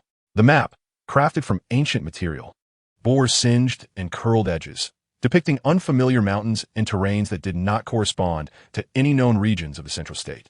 However, at the map center, an ancient rune marked a point that resonated ever so slightly with a faint vibration from the chaotic glass flame within him. What is this fragmented map? Lin Nuo asked seemingly casually. The gray-robed figure glanced at it and replied coolly, its origins are unknown, its material peculiar and indestructible, seemingly related to a powerful flame. It has hung here for 3 years without anyone showing interest. If you desire it, it is yours for 1,000 gold coins. 1,000 gold coins for an obscure, seemingly useless map appeared extravagant. Nevertheless, Lin Nuo trusted his instincts and the resonance from the chaotic glass flame. I will take it. He paid the coins once more and removed the map. The moment it was in his grasp, a wave of warmth enveloped him, and the chaotic glass flame within seemed to stir with vitality. Though he remained oblivious to its specific purpose, the map's connection to the chaotic flame indicated its extraordinary nature. Having acquired crucial intelligence and an unexpected treasure, Lin Nuo did not linger, but turned to leave the black market. Shortly after his departure, a figure emerged from the shadows of the partition, revealing Elder Kuei of the Flame Clan, whom Lin Nuo had previously encountered at the inn. He watched Lin Nuo's retreating figure with a flicker of confusion in his eyes. "Did you discover anything, Elder Kuei?" the gray-robed man asked respectfully, his demeanor markedly different from before. The Flame Clan's shadow loomed behind this black market. This individual possesses formidable soul power, and within him resides a flame fluctuation that even I find unsettling, Elder Kuei pondered. He procured information on the Wind Fury Dragon Flame and the ruins, and also took away that unrecognizable map. Should we assign someone to monitor him? Do not alarm the prey. Elder Kuei waved his hand. Our primary focus is the Wind Fury Dragon Flame and the sacred ruins of the flame-burning sky. If this individual knows his place, all will be well. Should he dare to interfere, humph. A glint of cold light flashed in his eyes, filled with a murderous intent. In this city of heavenly fire, the treasures coveted by the Flame Clan were not to be touched by others. Upon returning to his own room, Lin Nuo set up a barrier and carefully examined the fragmented map. The terrain depicted was indeed unfamiliar, and the ancient ruin at its center was unlike anything he had encountered. He attempted to infuse a trace of chaotic glass flame energy into the map. Buzz. The map trembled slightly, its singed edges flickering as if ignited by sparks. The ancient rune at the center abruptly illuminated, projecting a stream of fragmented and intermittent information into Lin Nuo's mind. 9 nether, land, yellow springs, purifying fire. The information was exceedingly incomplete, but the phrase purifying fire sent a jolt through Lin Nuo's heart. The 5th rank flame on the extraordinary flame list, beneath the 9 nether golden ancestor fire, possessed the ability to purify all things and even cleanse the soul. The 9 nether wind flame? No, more accurately, it was a clue to the birthplace of the 9 nether wind flame, or perhaps another mysterious purifying fire that shared its origin. Lin Nuo's eyes sparkled with brilliance. The value of this fragmented map far exceeded his expectations. It pointed towards a terrifying existence that ranked exceedingly high on the extraordinary flame list. Though the information was incomplete and the location unknown, it undeniably illuminated a path for him to seek high-level extraordinary flames. The Wind Fury Dragon Flame, the sacred ruins of the flame-burning sky, and this mysterious purifying fire. Lin Nuo solemnly stowed away the map, his gaze drifting through the window towards the heavenly fire mountain range. Shrouded in a faint crimson hue, this city of heavenly fire had proven exceptionally worthwhile. His next objective was clear. Proceed to the Fire Dragon Mouth to seize the Wind Fury Dragon Flame at the opportune moment while closely monitoring the movements of the sacred ruins of the flame-burning sky. As for the mysterious purifying fire, it would require careful consideration, but had already become one of his long-term goals. A tempest surrounding extraordinary flames and ruins was about to unfold over the heavenly fire mountain range. Chapter 164, Fire Dragon Mouth. The Heavenly Fire Mountain Range, situated to the north of the city of Heavenly Fire, extends for hundreds of thousands of miles, with the mountains predominantly crimson and perpetually enveloped in heat and sulfur. Deep within the mountains, volcanic eruptions sporadically occur, with lava flowing abundantly. The environment is exceedingly harsh, yet nurtures countless fire-attributed heavenly materials and formidable magical beasts. Following the intelligence obtained from the black market, Lin Nuo departed the city of Heavenly Fire and ventured northward into the depths of the Heavenly Fire mountain range. Rather than flying, he navigated the complex terrain using his newly mastered spatial folding steps, allowing him to familiarize himself with the technique while better concealing his presence from the omnipresent dangers and potential eyes lurking within the mountains. The deeper he ventured, the more ferocious the fire-attributed energy in the air became, and the temperature rose sharply. A typical Grand Fighter would likely struggle to breathe here due to the searing heat. The surrounding vegetation gradually dwindled, replaced by various heat-resistant crimson stones and streams of dark red lava. Occasionally, distant roars of ferocious beasts and explosive sounds from energy collisions could be heard, indicating that treasure hunters were abundant in the mountains, with conflicts occurring frequently. Lin Nuo maintained an outward projection of his soul power, skillfully avoiding areas with exceptionally powerful energy fluctuations, where magical beasts of at least the 7th tier resided. His goal was clear, directly towards the Fire Dragon Mouth mentioned in the intelligence. 2 days later, an extraordinarily magnificent sight unfolded before Lin Nuo's eyes. It was a massive, circular crater nearly 1,000 zhong in diameter, unfathomably deep. The crater's rocky edges appeared as if torn by immense force, jagged and menacing. Thick, dark red lava surged at the bottom of the crater like a lake, occasionally bubbling up into enormous bubbles that erupted explosively, showering the surroundings with fiery rain. Even more astonishing, from within the crater, torrents of crimson dragon-shaped flames would intermittently burst forth, soaring into the clouds with deafening roars.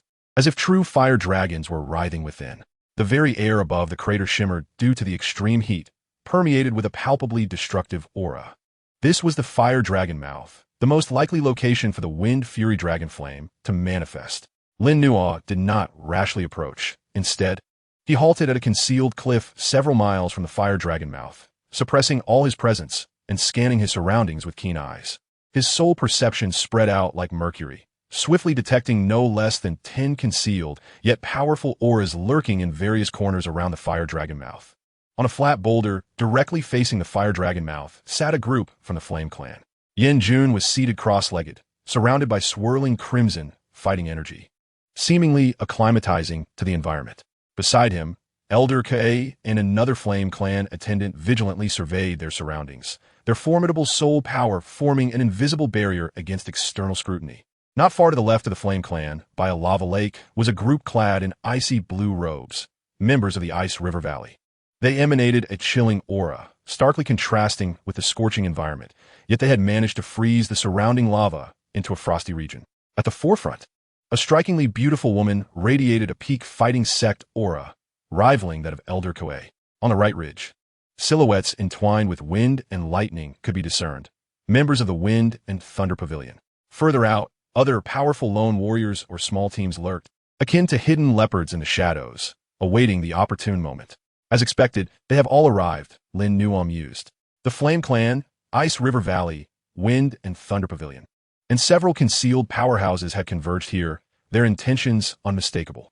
To subdue the wind fury dragon flame beneath the vigilant eyes of so many formidable beings is a daunting challenge.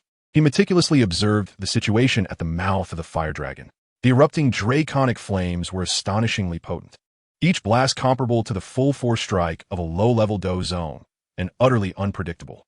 The energy fluctuations emanating from the magma lake at the base of the mountain were as vast as the ocean. The true form of the wind fury dragon flame was undoubtedly concealed beneath that molten abyss. The moment was not yet ripe, Lin Nuo concluded. The wind fury dragon flame had not fully manifested, and revealing itself now would only make it the target of all. He needed to bide his time, waiting for the moment when the energy eruption reached its zenith, drawing the attention of all. Like a rock, he lurked, blending seamlessly with his surroundings, reducing even his breathing and heartbeat to the barest whisper, patiently awaiting his opportunity. Time flowed slowly amidst the oppressive silence and the occasional roar of dragon flames. One day, 2 days, the number of powerful beings congregating around the fire dragon's mouth grew, and the atmosphere became increasingly tense. During this period, several small-scale conflicts erupted, as some could not restrain themselves, attempting to draw near for reconnaissance, only to be repelled or slain by the combined efforts of other factions, their blood evaporating instantaneously under the searing heat. The two major factions, the Flame Clan and the Ice River Valley, remained steadfast, wary of one another, thereby intimidating other lesser forces. It was not until noon on the third day, with the blazing sun hanging high, that the fire attribute energy in the world reached its peak. Suddenly, the entire fire dragon's mouth trembled violently, and a colossal wave of magma surged upward from the depths of the mountain, tenfold more ferocious than before. Countless crimson draconic flames erupted wildly, painting the sky a vivid red, a tempestuous and wrathful aura, seemingly imbued with the dual powers of wind and fire. Awakened like a slumbering, ancient beast from the depths of the magma lake, it was about to emerge. All present felt a surge of excitement, their gazes firmly fixed on the roiling magma lake. With a crash, the center of the magma lake exploded violently, and a flame, barely 10 feet long and displaying a hue of crimson and azure, leaped forth from the depths like a diminutive dragon. Its entire body was ablaze, its form oscillating between draconic and ordinary flame, surrounded by a visible azure whirlwind, emitting a haunting sound. Where the flames passed, even the very fabric of space bore the faintest blackened marks. The Wind Fury Dragon Flame, ranked 16th on the embodying the dual violent powers of wind and fire. Upon its emergence, the temperature at the fire dragon's mouth surged once more, its ferocity causing even the hidden Dou Huang experts to turn pale, nearly bowing in submission. Act now. Almost simultaneously with the appearance of the wind fury dragon flame, several authoritative shouts rang out. Elder Kuei of the Flame Clan and another attendant shot forth, their crimson Dou Qi transforming into two colossal fiery hands, reaching for the wind fury dragon flame. The strikingly beautiful woman from the Ice River Valley waved her hand, unleashing a soul-freezing azure cold wave that did not target the wind fury dragon flame, but rather aimed to impede the two from the Flame Clan. From a direction of the Wind and Thunder Pavilion, a gigantic wind blade entwined with lightning tore through the air, slashing toward the wind fury dragon flame, attempting to forcibly capture it. Hidden experts from other directions also employed various methods: Dou Qi whips, soul chains, and peculiar treasures. A myriad of attacks instantaneously engulfed that expanse of sky. The scene spiraled into chaos, plunging into a melee. At this moment of utmost disorder, Lin Nua, who had remained hidden, suddenly shone with determination. Now is the time. Spatial folding step. His figure vanished silently from its previous location, and in the next instant, he pierced through the tumultuous energy storm in space, appearing as if by teleportation within the shadow of the nearest erupting draconic flame pillar. The mantis stalks the cicada, unaware of the aureole behind. Chapter 165, The Aureole Behind. Lin Nua's sudden appearance was without warning, akin to a specter directly entering the heart of the fray, instantly alerting all the powerful beings present. Who is this? Seeking death. The nearest Elder Kuei of the Flame Clan and the beautiful woman from the Ice River Valley simultaneously shouted in alarm, yet their attacks had already been unleashed, entangled with those of each other in the Wind and Thunder Pavilion, rendering them unable to defend in time. Most of the attacks from other powerful beings either missed their mark or collided with one another, creating further chaotic energy turbulence. It was within this fleeting moment of chaos that Lin Nua seized his opportunity. He did not rush directly toward the elusive and spirited wind fury dragon flame, but instead formed seals with his hands at lightning speed, channeling the chaotic glazed flame within him with unprecedented intensity, unleashing an ancient aura of overwhelming majesty that transcended all flames. Body of the fire spirit, all flames bow before me. A hum reverberated as an invisible domain expanded from Lin Nua's center. Within this realm, all the rampant fiery energies, including the erupting draconic flame pillars, seemed to encounter a monarch, abruptly becoming docile and stagnant. Even the fire techniques unleashed by several fire tribute Dozun had their power instantly diminished by 30%. The first to be affected was the vibrant wind fury dragon flame. Its agile fiery form suddenly stiffened, as if bound by invisible shackles, and the azure whirlwind surrounding it became disordered. Within the flames, waves of fear and confusion resonated. It instinctively sought to flee, but found itself immobilized by the oppressive force emanating from the source of fire. This is the tyrannical essence of the chaotic fire seed. It possesses an innate dominion and suppression over all flames in the world. Come here. Lin Nua uttered a low command, extending his right hand. The chaotic glazed flame transformed into a solid chaotic-hued hand, disregarding the spatial distance, and directly grasped the temporarily confined wind fury dragon flame. Insolence! How dare you? Elder Kuei's eyes widened in rage as he forcibly dispelled the Ice River Valley's cold wave, retaliating with a palm strike that conjured an exquisitely condensed crimson fire spear, shooting toward Lin Nua's back with the power to pierce the void. The coldly beautiful woman from the Ice River Valley also snorted disdainfully, flicking her fingers, unleashing dozens of azure eye spikes that rained down upon Lin Nua's vital points, the frigid air seemingly intent on freezing space itself. Simultaneously, experts from the Wind and Thunder Pavilion and two other hidden Dozun also launched their attacks, various powerful assaults tearing through the energy turbulence. Determined to obliterate this unexpected intruder, faced with a lethal onslaught from all directions, Lin Nua's gaze remained icy, not even glancing back. Temporal and spatial confinement. With a change in his left hand's technique, his Dou Qi and soul force surged and consumed rapidly, causing the flow of time and space in a small area around him to suddenly thicken and slow. Those incoming fire spears, ice spikes, and wind blades visibly decelerated, as if caught in an invisible mire. Although with his 2-star Dozun strength, Forcibly confining so many attacks from opponents of equal rank or even stronger could only be maintained for a fleeting moment and came with a significant backlash. Blood had already begun to trickle from the corner of his mouth. Yet that moment was enough. The chaotic fire hand had firmly grasped the struggling wind fury dragon flame. Sever. Lin Nuo communicated with the chaotic glazed flame through his thoughts, causing the chaotic-hued hand to radiate with brilliance, not intending to devour or refine, but to employ a more exquisite and domineering method, directly extracting the core fire seed of the. Typically, to subdue, one must either suppress it with absolute strength before slowly refining it, or, like Xiao Yin, cultivate the fengjue to absorb it. However, Lin Nuo's physique, in conjunction with the chaotic glazed flame, enabled him to perform a third approach, forcibly extracting the most core essence of, akin to drawing out its very soul. With a shriek, the wind fury dragon flame emitted a sharp, piercing, and agonizing mental wave, its azure-red fiery body visibly dimming and becoming ethereal. As a most pure azure-red flame, containing fragments of wind and fire laws, was forcibly extracted from its core and absorbed into the chaotic fire hand. The remnants of flame energy, stripped of their primal spark, floundered like rootless weeds, spiraling into chaos and expansion. Boom! A colossal inferno erupted, surpassing all previous explosions combined, centered around Lin Nuo. A tempest of crimson and azure flames surged forth, engulfing all in its path. Retreat. This fiend has gone mad. The expressions of Elder Kuei and the icy women of the Ice River Valley shifted dramatically. They could no longer afford to engage Lin Nuo and hastily employed their most robust defensive techniques, retreating frantically. The raging flame storm transformed the skies above the dragon's maw into a realm of annihilation. Some Emperor-level fighters, caught unawares, were reduced to ashes before they could even scream. Seizing the moment, Lin Nuo bore the tumultuous turmoil and weakness within him from forcibly employing the time-space binding and extraction of the fire seed. He swiftly shoved the struggling azure-red fire seed into a specially crafted jade vial he had prepared earlier, sealing it with dozens of seals in an instant. Using the space-folding step, a flash of silver light enveloped his feet as he melded into the distorted space, instantaneously appearing thousands of feet away, fleeing deeper into the mountains without a backward glance.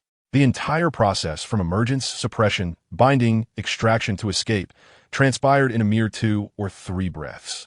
Swift enough to leave observers in awe, as the explosive aftermath gradually subsided, revealing the devastated dragon's maw and a group of disheveled, ashen-faced powerhouses. There was no trace left of Lin Nuo or the furious fire seed.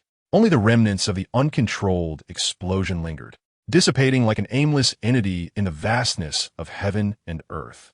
Elder Kuei pulverized a nearby boulder with a furious punch, his countenance dark as if it could drip water, gritting his teeth as he growled. Lin Nuo, the Fire Clan will not rest until we settle this. The icy woman from the Ice River Valley emanated an aura of frost, her beautiful eyes brimming with murderous intent. The members of the Thunderstorm Pavilion also wore grim expressions. After expending considerable effort waiting here for days, they had inadvertently prepared a wedding garment for another. A mere nobody had audaciously seized the source of the right under their noses. If word of this spread, how could they preserve their dignity? Chase. He forcibly employed a secret technique and withstood our attacks. He must be gravely injured and cannot flee far. Elder qui belovet. Transforming into a crimson streak as he pursued Lin Nuo's fleeing figure. The other factions hesitated only briefly before springing into action, even if they could not obtain the complete. The secrets he possessed and the technique he used to extract the fire seed were enough to entice them. Thus began an even fiercer pursuit through the vast and treacherous Tianhua mountain range. Meanwhile, Lin Nuo was suppressing his injuries, executing the space-folding step to its utmost. Resembling a shadow, flitting through the crevices of space as he hastened toward the location marked on his map, the ruins of the celestial flame sage. Often, the most perilous places are also the safest. The powerful restrictions there might afford him precious time to refine the fire seed and recover from his injuries.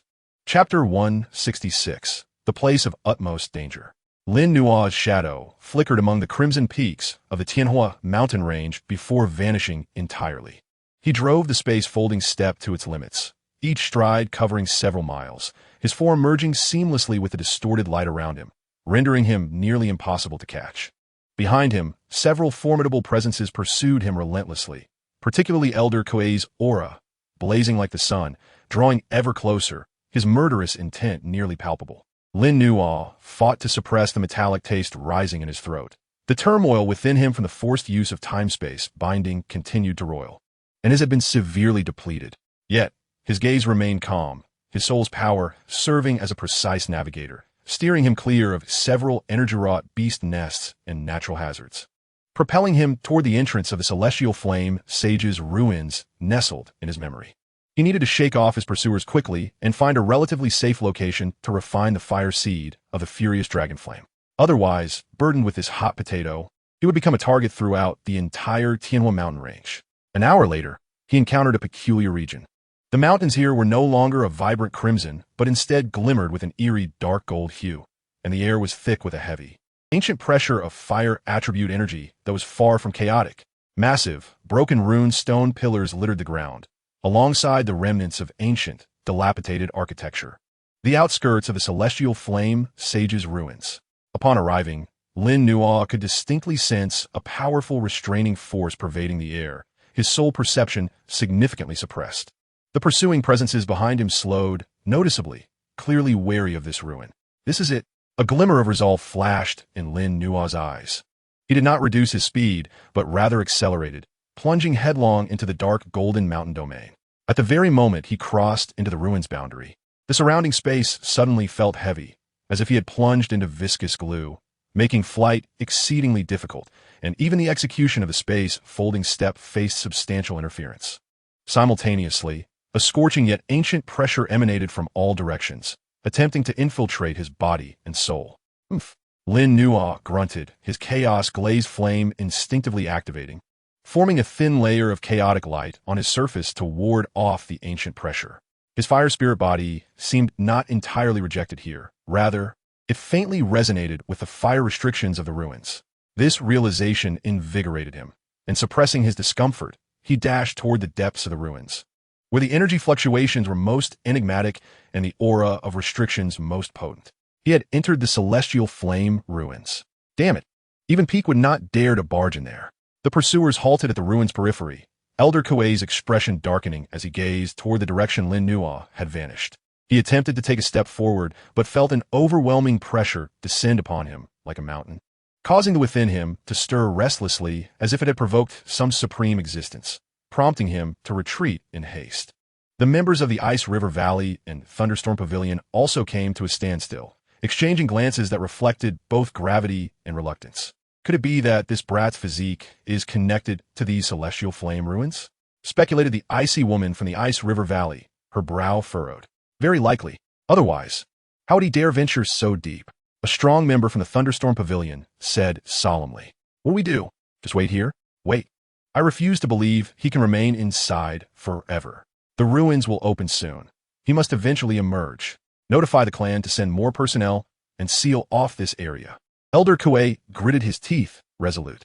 Deep within the ruins, Lin Nuo was unaware of the decisions being made outside. He navigated the crumbling ruins and formidable barriers with great difficulty, leveraging the weak affinity of his fire spirit body and chaos-glazed flame with the fire restrictions.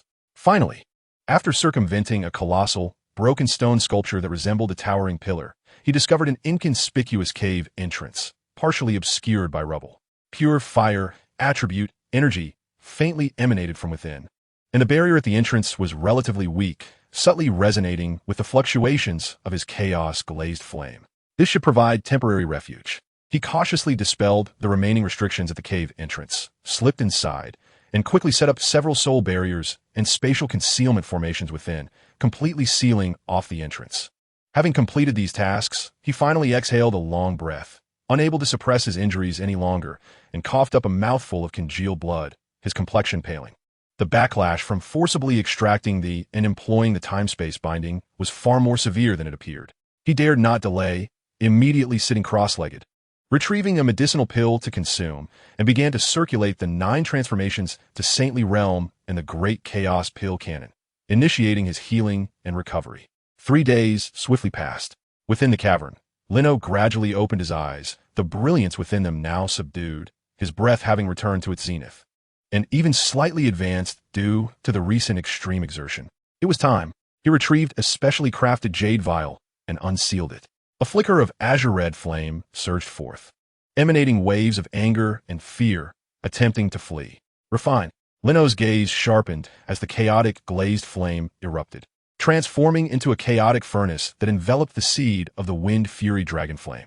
This time, it was not a brutal consumption, but a meticulous fusion.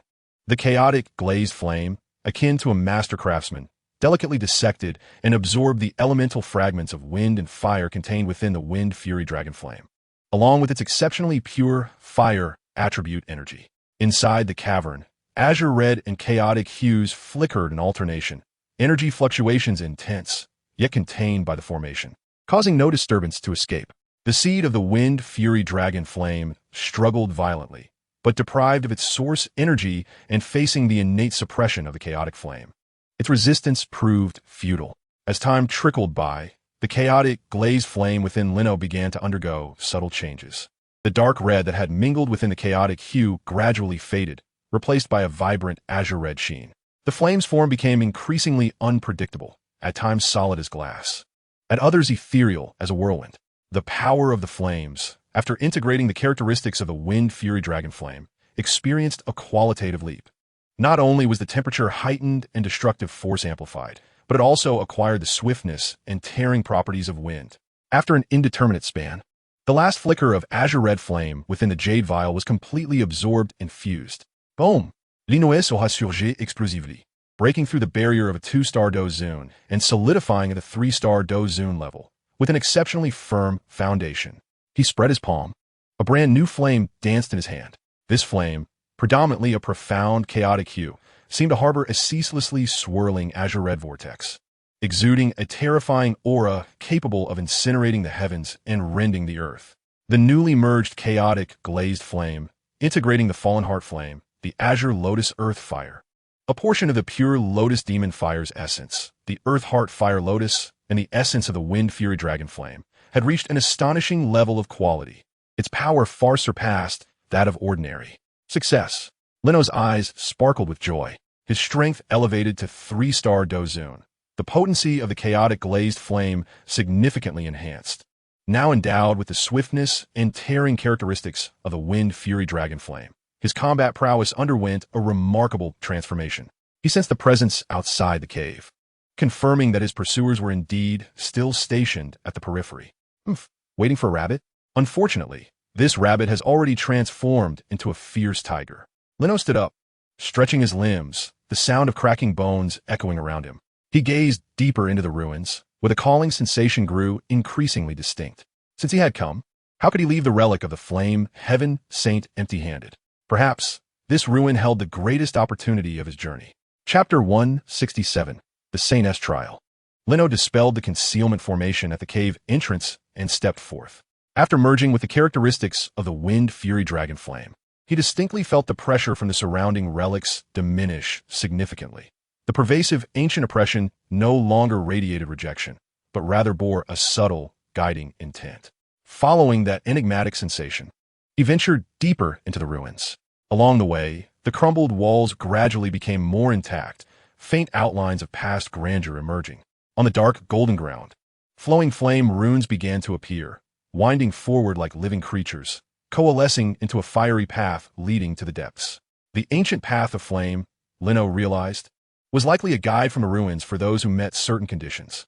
He stepped onto this fiery path. With each step, the runes beneath his feet illuminated a bit more, the pressure surrounding him escalating concurrently, as if testing his qualifications.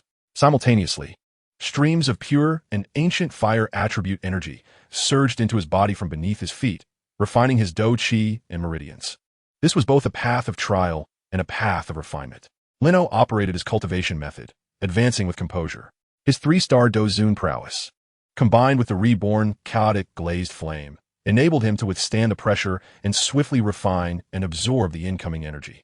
After approximately half an hour of progress, a massive fiery portal appeared ahead. The portal, composed entirely of pure fire energy, blazed fiercely, emanating a disquieting aura. Etched above the portal were 2 dragons soaring and phoenixes dancing, inscribed with the supreme truth of fire, flame heaven. Before the portal, 3 skeletons clad in ancient attire sat cross-legged. Their bones glimmered, faintly exuding a jade-like sheen, clearly once formidable beings in life. As Lino approached, the hollow eye sockets of the three skeletons simultaneously ignited with crimson gold soul flames. Boom! Boom! Boom! Three powerful auras abruptly awakened, each reaching the 6-star Dou Qi level. They slowly rose, their bones cracking ominously, an invisible killing intent locking onto Lino. Guardians, Lino's expression tightened. These three fiery skeletons were undoubtedly the trial left by the Flame Heaven Saint.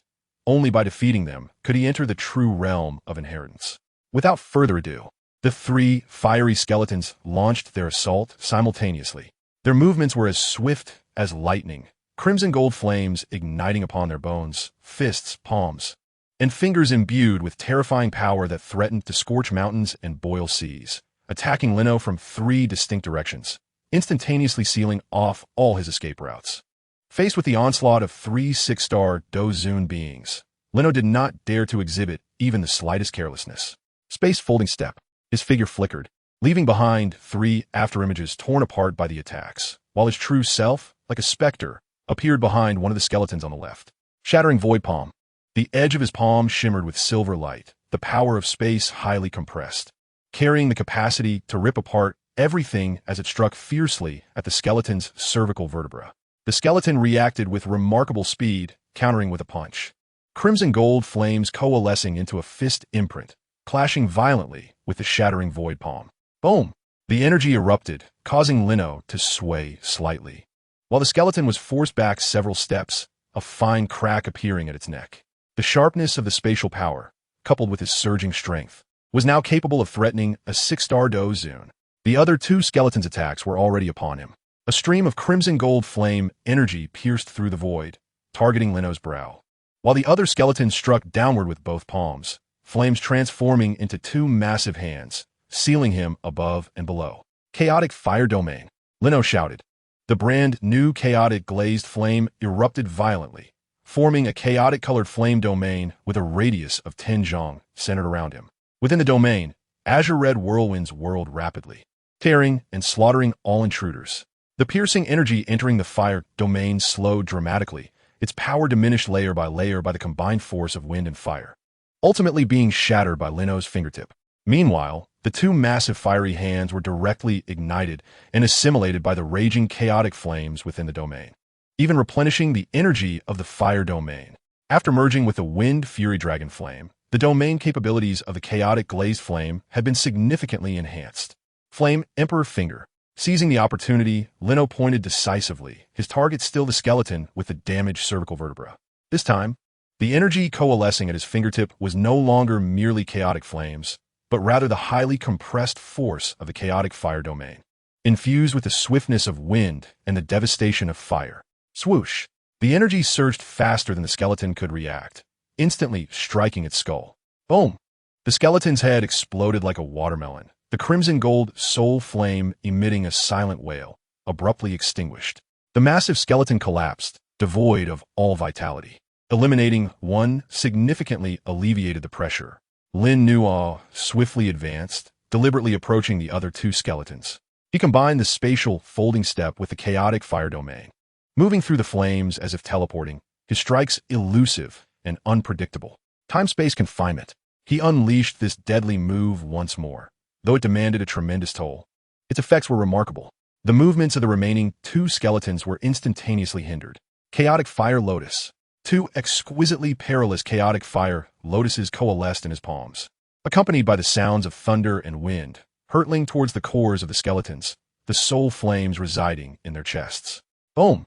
Boom! The violent explosions resonated almost simultaneously, engulfing the two skeletons in a tempest of chaotic flames. As the fire dissipated, only two heaps of charred bones remained on the ground. Lino breathed heavily, his complexion somewhat pale. The consecutive bouts of intense combat, particularly the repeated use of time-space confinement, had greatly drained him. He quickly retrieved a medicinal pill and swallowed it, restoring his breath. A moment later, his gaze turned towards the immense, flaming portal. With the Guardian defeated, the flames upon the portal slowly parted to reveal a radiant passage behind, emanating an even purer, more ancient aura of fire. There lay the true legacy of the heavenly burning saint. Without a moment's hesitation, Lin Nuo stepped inside. Beyond the portal was not the grand hall or secret chamber he had envisioned, but an infinite realm of flames. The sky was an inferno of burning clouds, the ground a river of flowing magma, and countless golden flame runes floated in the air. At the center of this world, a colossal and indescribable flame hovered. It was not merely crimson, but displayed a chaotic essence that encompassed myriad colors and evolved all things, as if it were the very source of all flames. A vague, towering silhouette, composed of pure flames, stood with its back to Lin Nuo before the chaotic fire. Though merely a remnant of will, it exuded an unparalleled majesty that made the heavens tremble. The voice of the Ancient One echoed through time and space. To have arrived here signifies your possession of the essence of the fire path, granting you the qualification to inherit my teachings. However, to attain my legacy, you must answer 3 questions, revealing your true heart. The fire apparition slowly turned, its eyes resembling pools of wisdom that had witnessed the vicissitudes of time, calmly regarding Lin Nuo. The first question: why do you cultivate fire? Chapter 168. The 3 Questions of the Saint. The silhouette of the burning heaven saint stood before the chaotic flames, its gaze tranquil, yet piercing to the soul. The question was simple, yet directly aimed at the heart. Why do you cultivate fire? The voice reverberated throughout the flaming realm, stirring the chaotic glass flame within Lin Nuo, causing it to tremble slightly. Lin Nuo took a deep breath, hesitating to respond immediately. Initially, he may have journeyed here merely for survival and to unravel the mysteries of his constitution. Yet, as he traversed this path, merging exotic fires and battling formidable foes, his perspective had subtly transformed. He raised his head, meeting the gaze of the saint's apparition, his eyes clear and resolute. At first, it was for survival, to seek clarity, to seize control of my own destiny. Subsequently, having witnessed the vastness of the world and experienced the profundity of the Tao, I yearn to use fire as a vessel to navigate my being, to explore the ultimate mysteries of this realm. Fire can be both ferocious and gentle. It can annihilate yet also create. I cultivate fire not solely for the sake of destruction, but to comprehend the duality of annihilation and creation, to illuminate my own path with my flames, and if possible, to protect those and things I hold dear. His answer lacked grandiose proclamations, but emanated from the depths of his heart, encapsulating his most genuine insights from his cultivation thus far. The chaotic fire seed endowed him with dominion over myriad flames, yet the path he must tread ultimately belonged to him alone. The silhouette of the burning heaven saint listened quietly, a flicker of imperceptible approval passing through its eyes. As it posed the second question, if you were to gain supreme firepower, what would you do? This was an inquiry regarding power and desire. Lin Nuo hesitated not in the slightest, responding earnestly, "Power is a means, not an end. If I were to attain supreme firepower, I would use it to ascend to greater heights, to unravel more enigmas, and to experience a broader world. I shall tread with caution, undertaking bold and diligent endeavors. I shall not wield this power to oppress the weak or indulge in selfish desires. However, should anyone obstruct my path, deceive my kin, or infringe upon my boundaries, my flame shall incinerate all adversaries." As his words fell, the chaotic glass flame surrounding him surged upward independently, embodying both the essence of encompassing all realms and the resolute sharpness of obliteration, an expression of his inner state. The saint's silhouette nodded slightly, posing the final and most pivotal question, the third question: do you know the ultimate essence of fire? The ultimate essence of fire? Lin Nuo fell into contemplation. Was it the Emperor Flame, ranked first among the exotic fires? Or perhaps the legendary source energy transforming into fire? Or even the first flicker of flame from the chaos's inception? He recalled his experiences of merging various exotic fires, reflecting on the inclusive and transformative nature of the chaotic glass flame. As a spark of enlightenment flashed through his mind, he lifted his gaze, his eyes shimmering with newfound clarity. The forms of fire are myriad. Its power can scorch the heavens and boil the seas. It can refine elixirs and forge artifacts. It can be both violent and gentle. Yet, I believe the ultimate essence of fire is not a fixed form or supreme temperature. Fire is energy, it is order. It is the very essence of transformation. It is rebirth amidst destruction, chaos within order, and one of the driving forces of evolution and the universe's operations. To master the ultimate essence of fire is not merely to control an invincible power, but to comprehend the rules of this transformation, and ultimately, to to become a part of those very rules.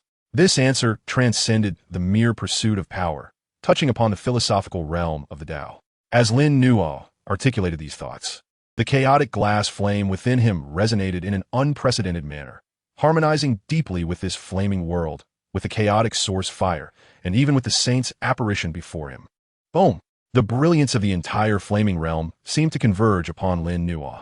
The massive chaotic source fire released a slender, radiant strand containing the most fundamental truths of the fire path, embedding itself into Lin Nuo's brow. Good. The silhouette of the burning heaven saint appeared to display a faint smile, its form gradually becoming translucent. Understanding your true heart, wielding righteous power, glimpsing the path. You have obtained the true essence of my legacy. This strand of source fire will assist you in solidifying your foundation in the fire path, illuminating your future. My techniques and combat skills are all contained within your understanding of the fire path. You must comprehend them on your own. As for you, young one, I hope you do not fail this fire. The grand voice gradually faded, and the saint's silhouette vanished completely. The enormous chaotic source fire slowly receded into the void, and the entire flaming world began to dissolve into illusion. Lin Nuo sat cross-legged, closing his eyes in concentration. The strand of source fire merged with his chaotic glass flame, not resulting in a surge of power, but rather acting like a stabilizing anchor, a guiding beacon, allowing him to attain a nuanced mastery over his flames.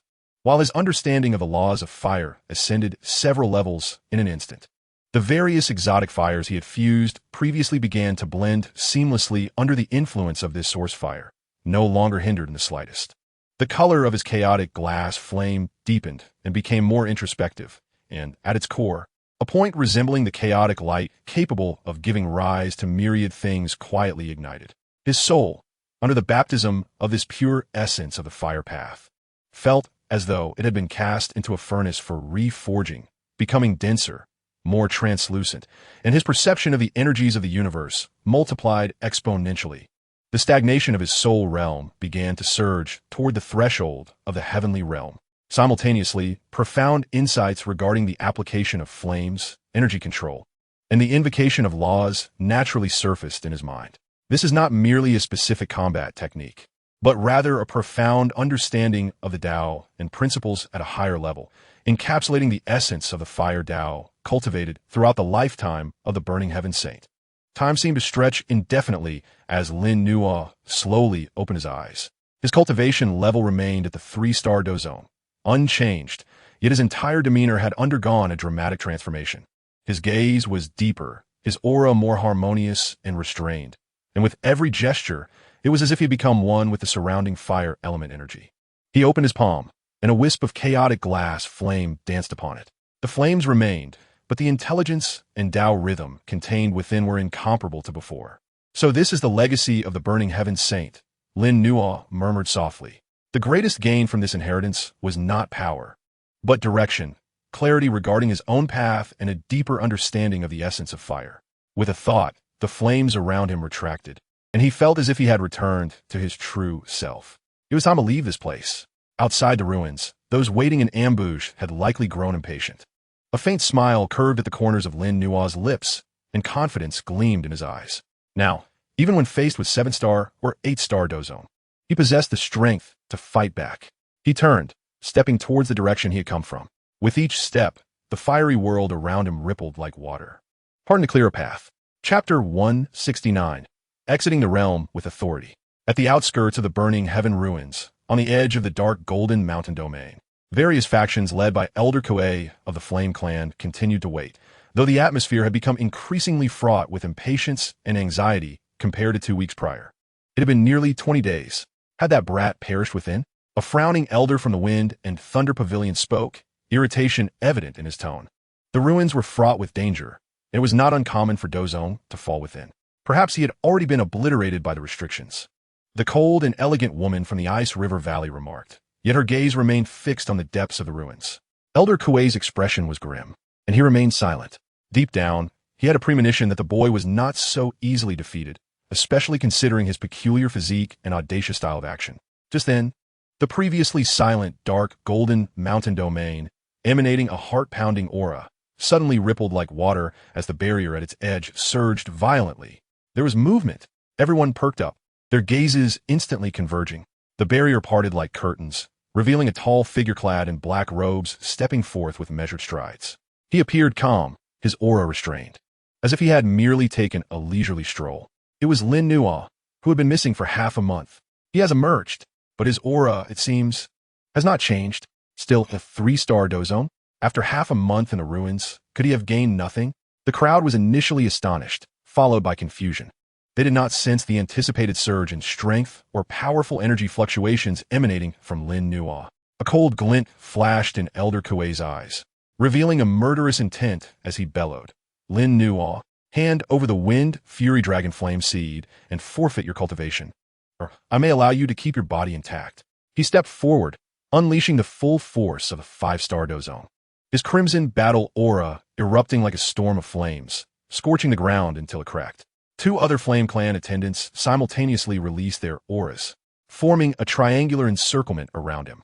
Experts from the Ice River Valley, Wind and Thunder Pavilion, and other factions also converged, locking their auras onto Lin Nuo. Though they did not immediately attack, it was evident they would not permit his escape. In the face of such a formidable array, Lin Nuo merely brushed off non-existent dust from his robe, raising his gaze to meet the ferocious Elder Kuei, a faint smile playing on his lips. It seems Elder Kuei's temper remains as fiery as ever after half a month. You want the seed? Come and take it. This nonchalant demeanor instantly infuriated Elder Kuei. Edigan brat, you shall pay with your life. Elder Kuei roared, forgoing further words as he surged forward. On his right fist, crimson flames compressed to an extreme, transforming into a fist imprint resembling a miniature sun, warping the surrounding space with its heat. This was the Flame Clan's ultimate technique, the Great Sun Burning Heaven Fist. This punch contained the full might of a 5-star dozone and summoned the fire attribute energy of heaven and earth. Its power overwhelming enough to vaporize a mountain in an instant. Before the punch even landed, the terrifying heat and pressure had already enveloped Lin Nuo, sealing off the space around him. The onlookers held their breath, eager to witness how Lin Nuo would withstand this. The disparity between a 3-star and a 5-star was immense, especially given Elder Kuei's furious attack, which was far beyond any ordinary 5-star dozone. Yet, confronted with this earth-shattering punch that could terrify even dozone of the same rank, Lin Nuo advanced rather than retreated. He did not employ any flashy techniques, merely raising his right hand, fingers coalescing into a fist. Upon his fist, there was no dazzling brilliance, only a thin, nearly transparent layer of chaotic flame enveloping it. And then, he threw the punch. Unremarkable, akin to a mortal strike. However, at the moment he unleashed his fist, Elder Kuei's pupils suddenly constricted. He felt his condensed Great Sun Burning Heaven fist tremble slightly before Lin Nuo's plain, yet powerful punch, as if confronted by suppression of some higher order. How is this possible? The 2 fists collided. There was no cataclysmic explosion as imagined, only a dull thud akin to a heavy blow. Puffed. In the incredulous gazes of all, Elder Kuei's imposing crimson fist imprint shattered like fragile glass. He was struck as if by lightning, his face instantly turning ashen, a mouthful of blood spewing forth as his body flew backward like a kite with its string cut, crashing into a mountain wall hundreds of yards away, embedding himself within, uncertain of his fate. Silence. An eerie stillness enveloped the area. Everyone's eyes widened, as if they had seen a ghost. With a single punch, just one punch, a 3-star dozone, Lin Nuo, had directly clashed and sent flying the peak of a 5-star dozone. Elder Kuei? This utterly shattered their perception. The sinister grins on the faces of the other 2 Flame Clan attendants froze, replaced by boundless terror. The cold and elegant woman from the Ice River Valley's beautiful eyes widened in shock. The experts from the Wind and Thunder Pavilion instinctively took a step back. Lin Nuo slowly withdrew his fist, as if he had merely accomplished an insignificant task. His gaze calmly swept across the crowd, and anyone who met his eyes felt a chill rising from the depths of their hearts, unable to meet his gaze. Having merged with the seed of the burning heaven source fire, his control over power had reached an exquisite level, and the essence of the chaotic glass flame far surpassed Elder Kuei's beast fire. What seemed like a plain punch was, in fact, a culmination of his latest insights into the fire Dao and all his strength. Its power was beyond what Elder Kuei could withstand. Who else desires the seed? His voice was not loud, yet resonated like thunder in everyone's ears. No one dared to respond. Even Elder Kuei, a 5-star dozone, had been instantaneously defeated by a single punch. Who would dare to step forward to meet their demise? Lin Nuo coldly snorted, disregarding the stunned crowd. His gaze turned towards the distance, and with a single motion, he transformed into a blur of light, employing the spatial folding step, vanishing in an instant at the horizon's edge.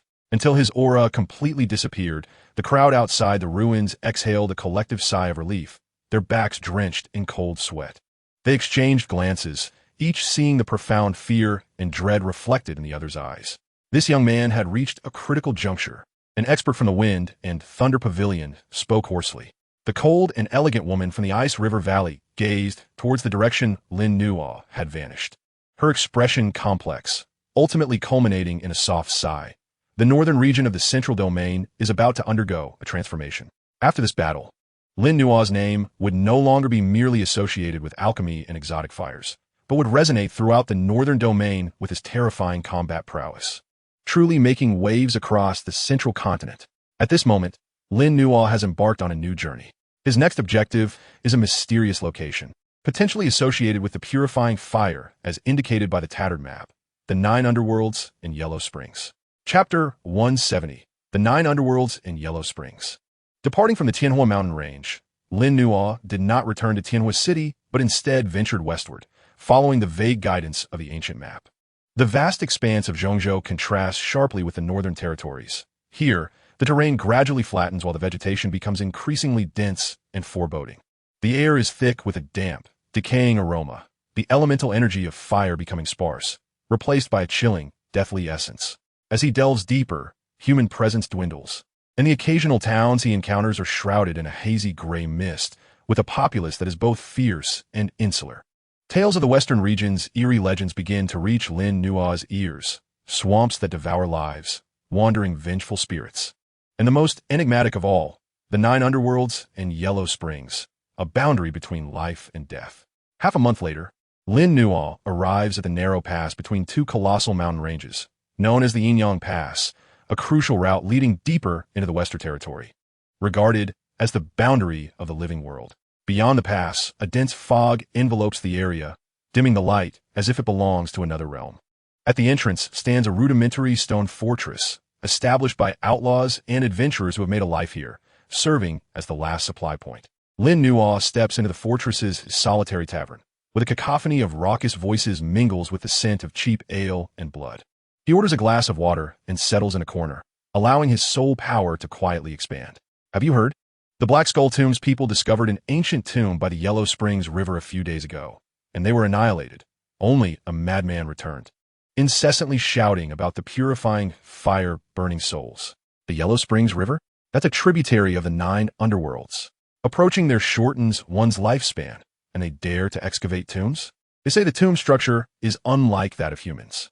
Things have been tumultuous in the western region. Several villages have been slaughtered, their corpses shriveled as if drained of their essence.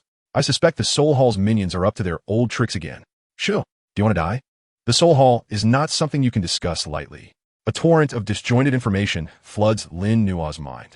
He keenly captures several keywords: Yellow Springs River, Ancient Tomb, Purifying Fire, Soul Hall.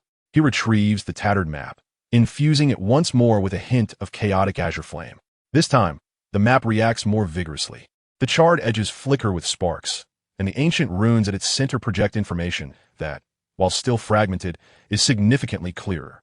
Yellow Springs at the bottom, in fire. Nurturing life, purifying world. Simultaneously, the previously indistinct topographical lines on the map begin to align with the real geography, vaguely pointing towards the area beyond the Yinyang Pass. Known as the Abyss of the 9 Underworlds, where the Yellow Springs River flows, one of its primary tributaries. Could the purifying world truly be the 9 Underworld's wind flame? Or perhaps an unknown fire with purifying capabilities, birthed from the depths of this chilling abyss? Linos Petsulates. The interplay of yin and yang, the principle of opposites, suggests that the birth of a flame of utmost purity and brightness in such a profoundly dark place is not an impossibility. Just as he ponders, the tavern door is flung open with a jolt, a chilling aura sweeping in, instantly silencing the raucous establishment. Several figures cloaked in gray and white robes, their faces obscured by shadowy hoods, enter. Their movements are stiff, exuding a dense aura of death and spiritual energy, causing the temperature to drop several degrees in their wake. Members of the Soul Hall. Someone gasps in a hushed tone, filled with dread. The patrons of the tavern fall silent, bowing their heads. Unwilling to meet the gaze of these harbingers of death, the leading Soul Hall emissary scans the tavern, his eyes finally landing on Lin Nuo in the corner.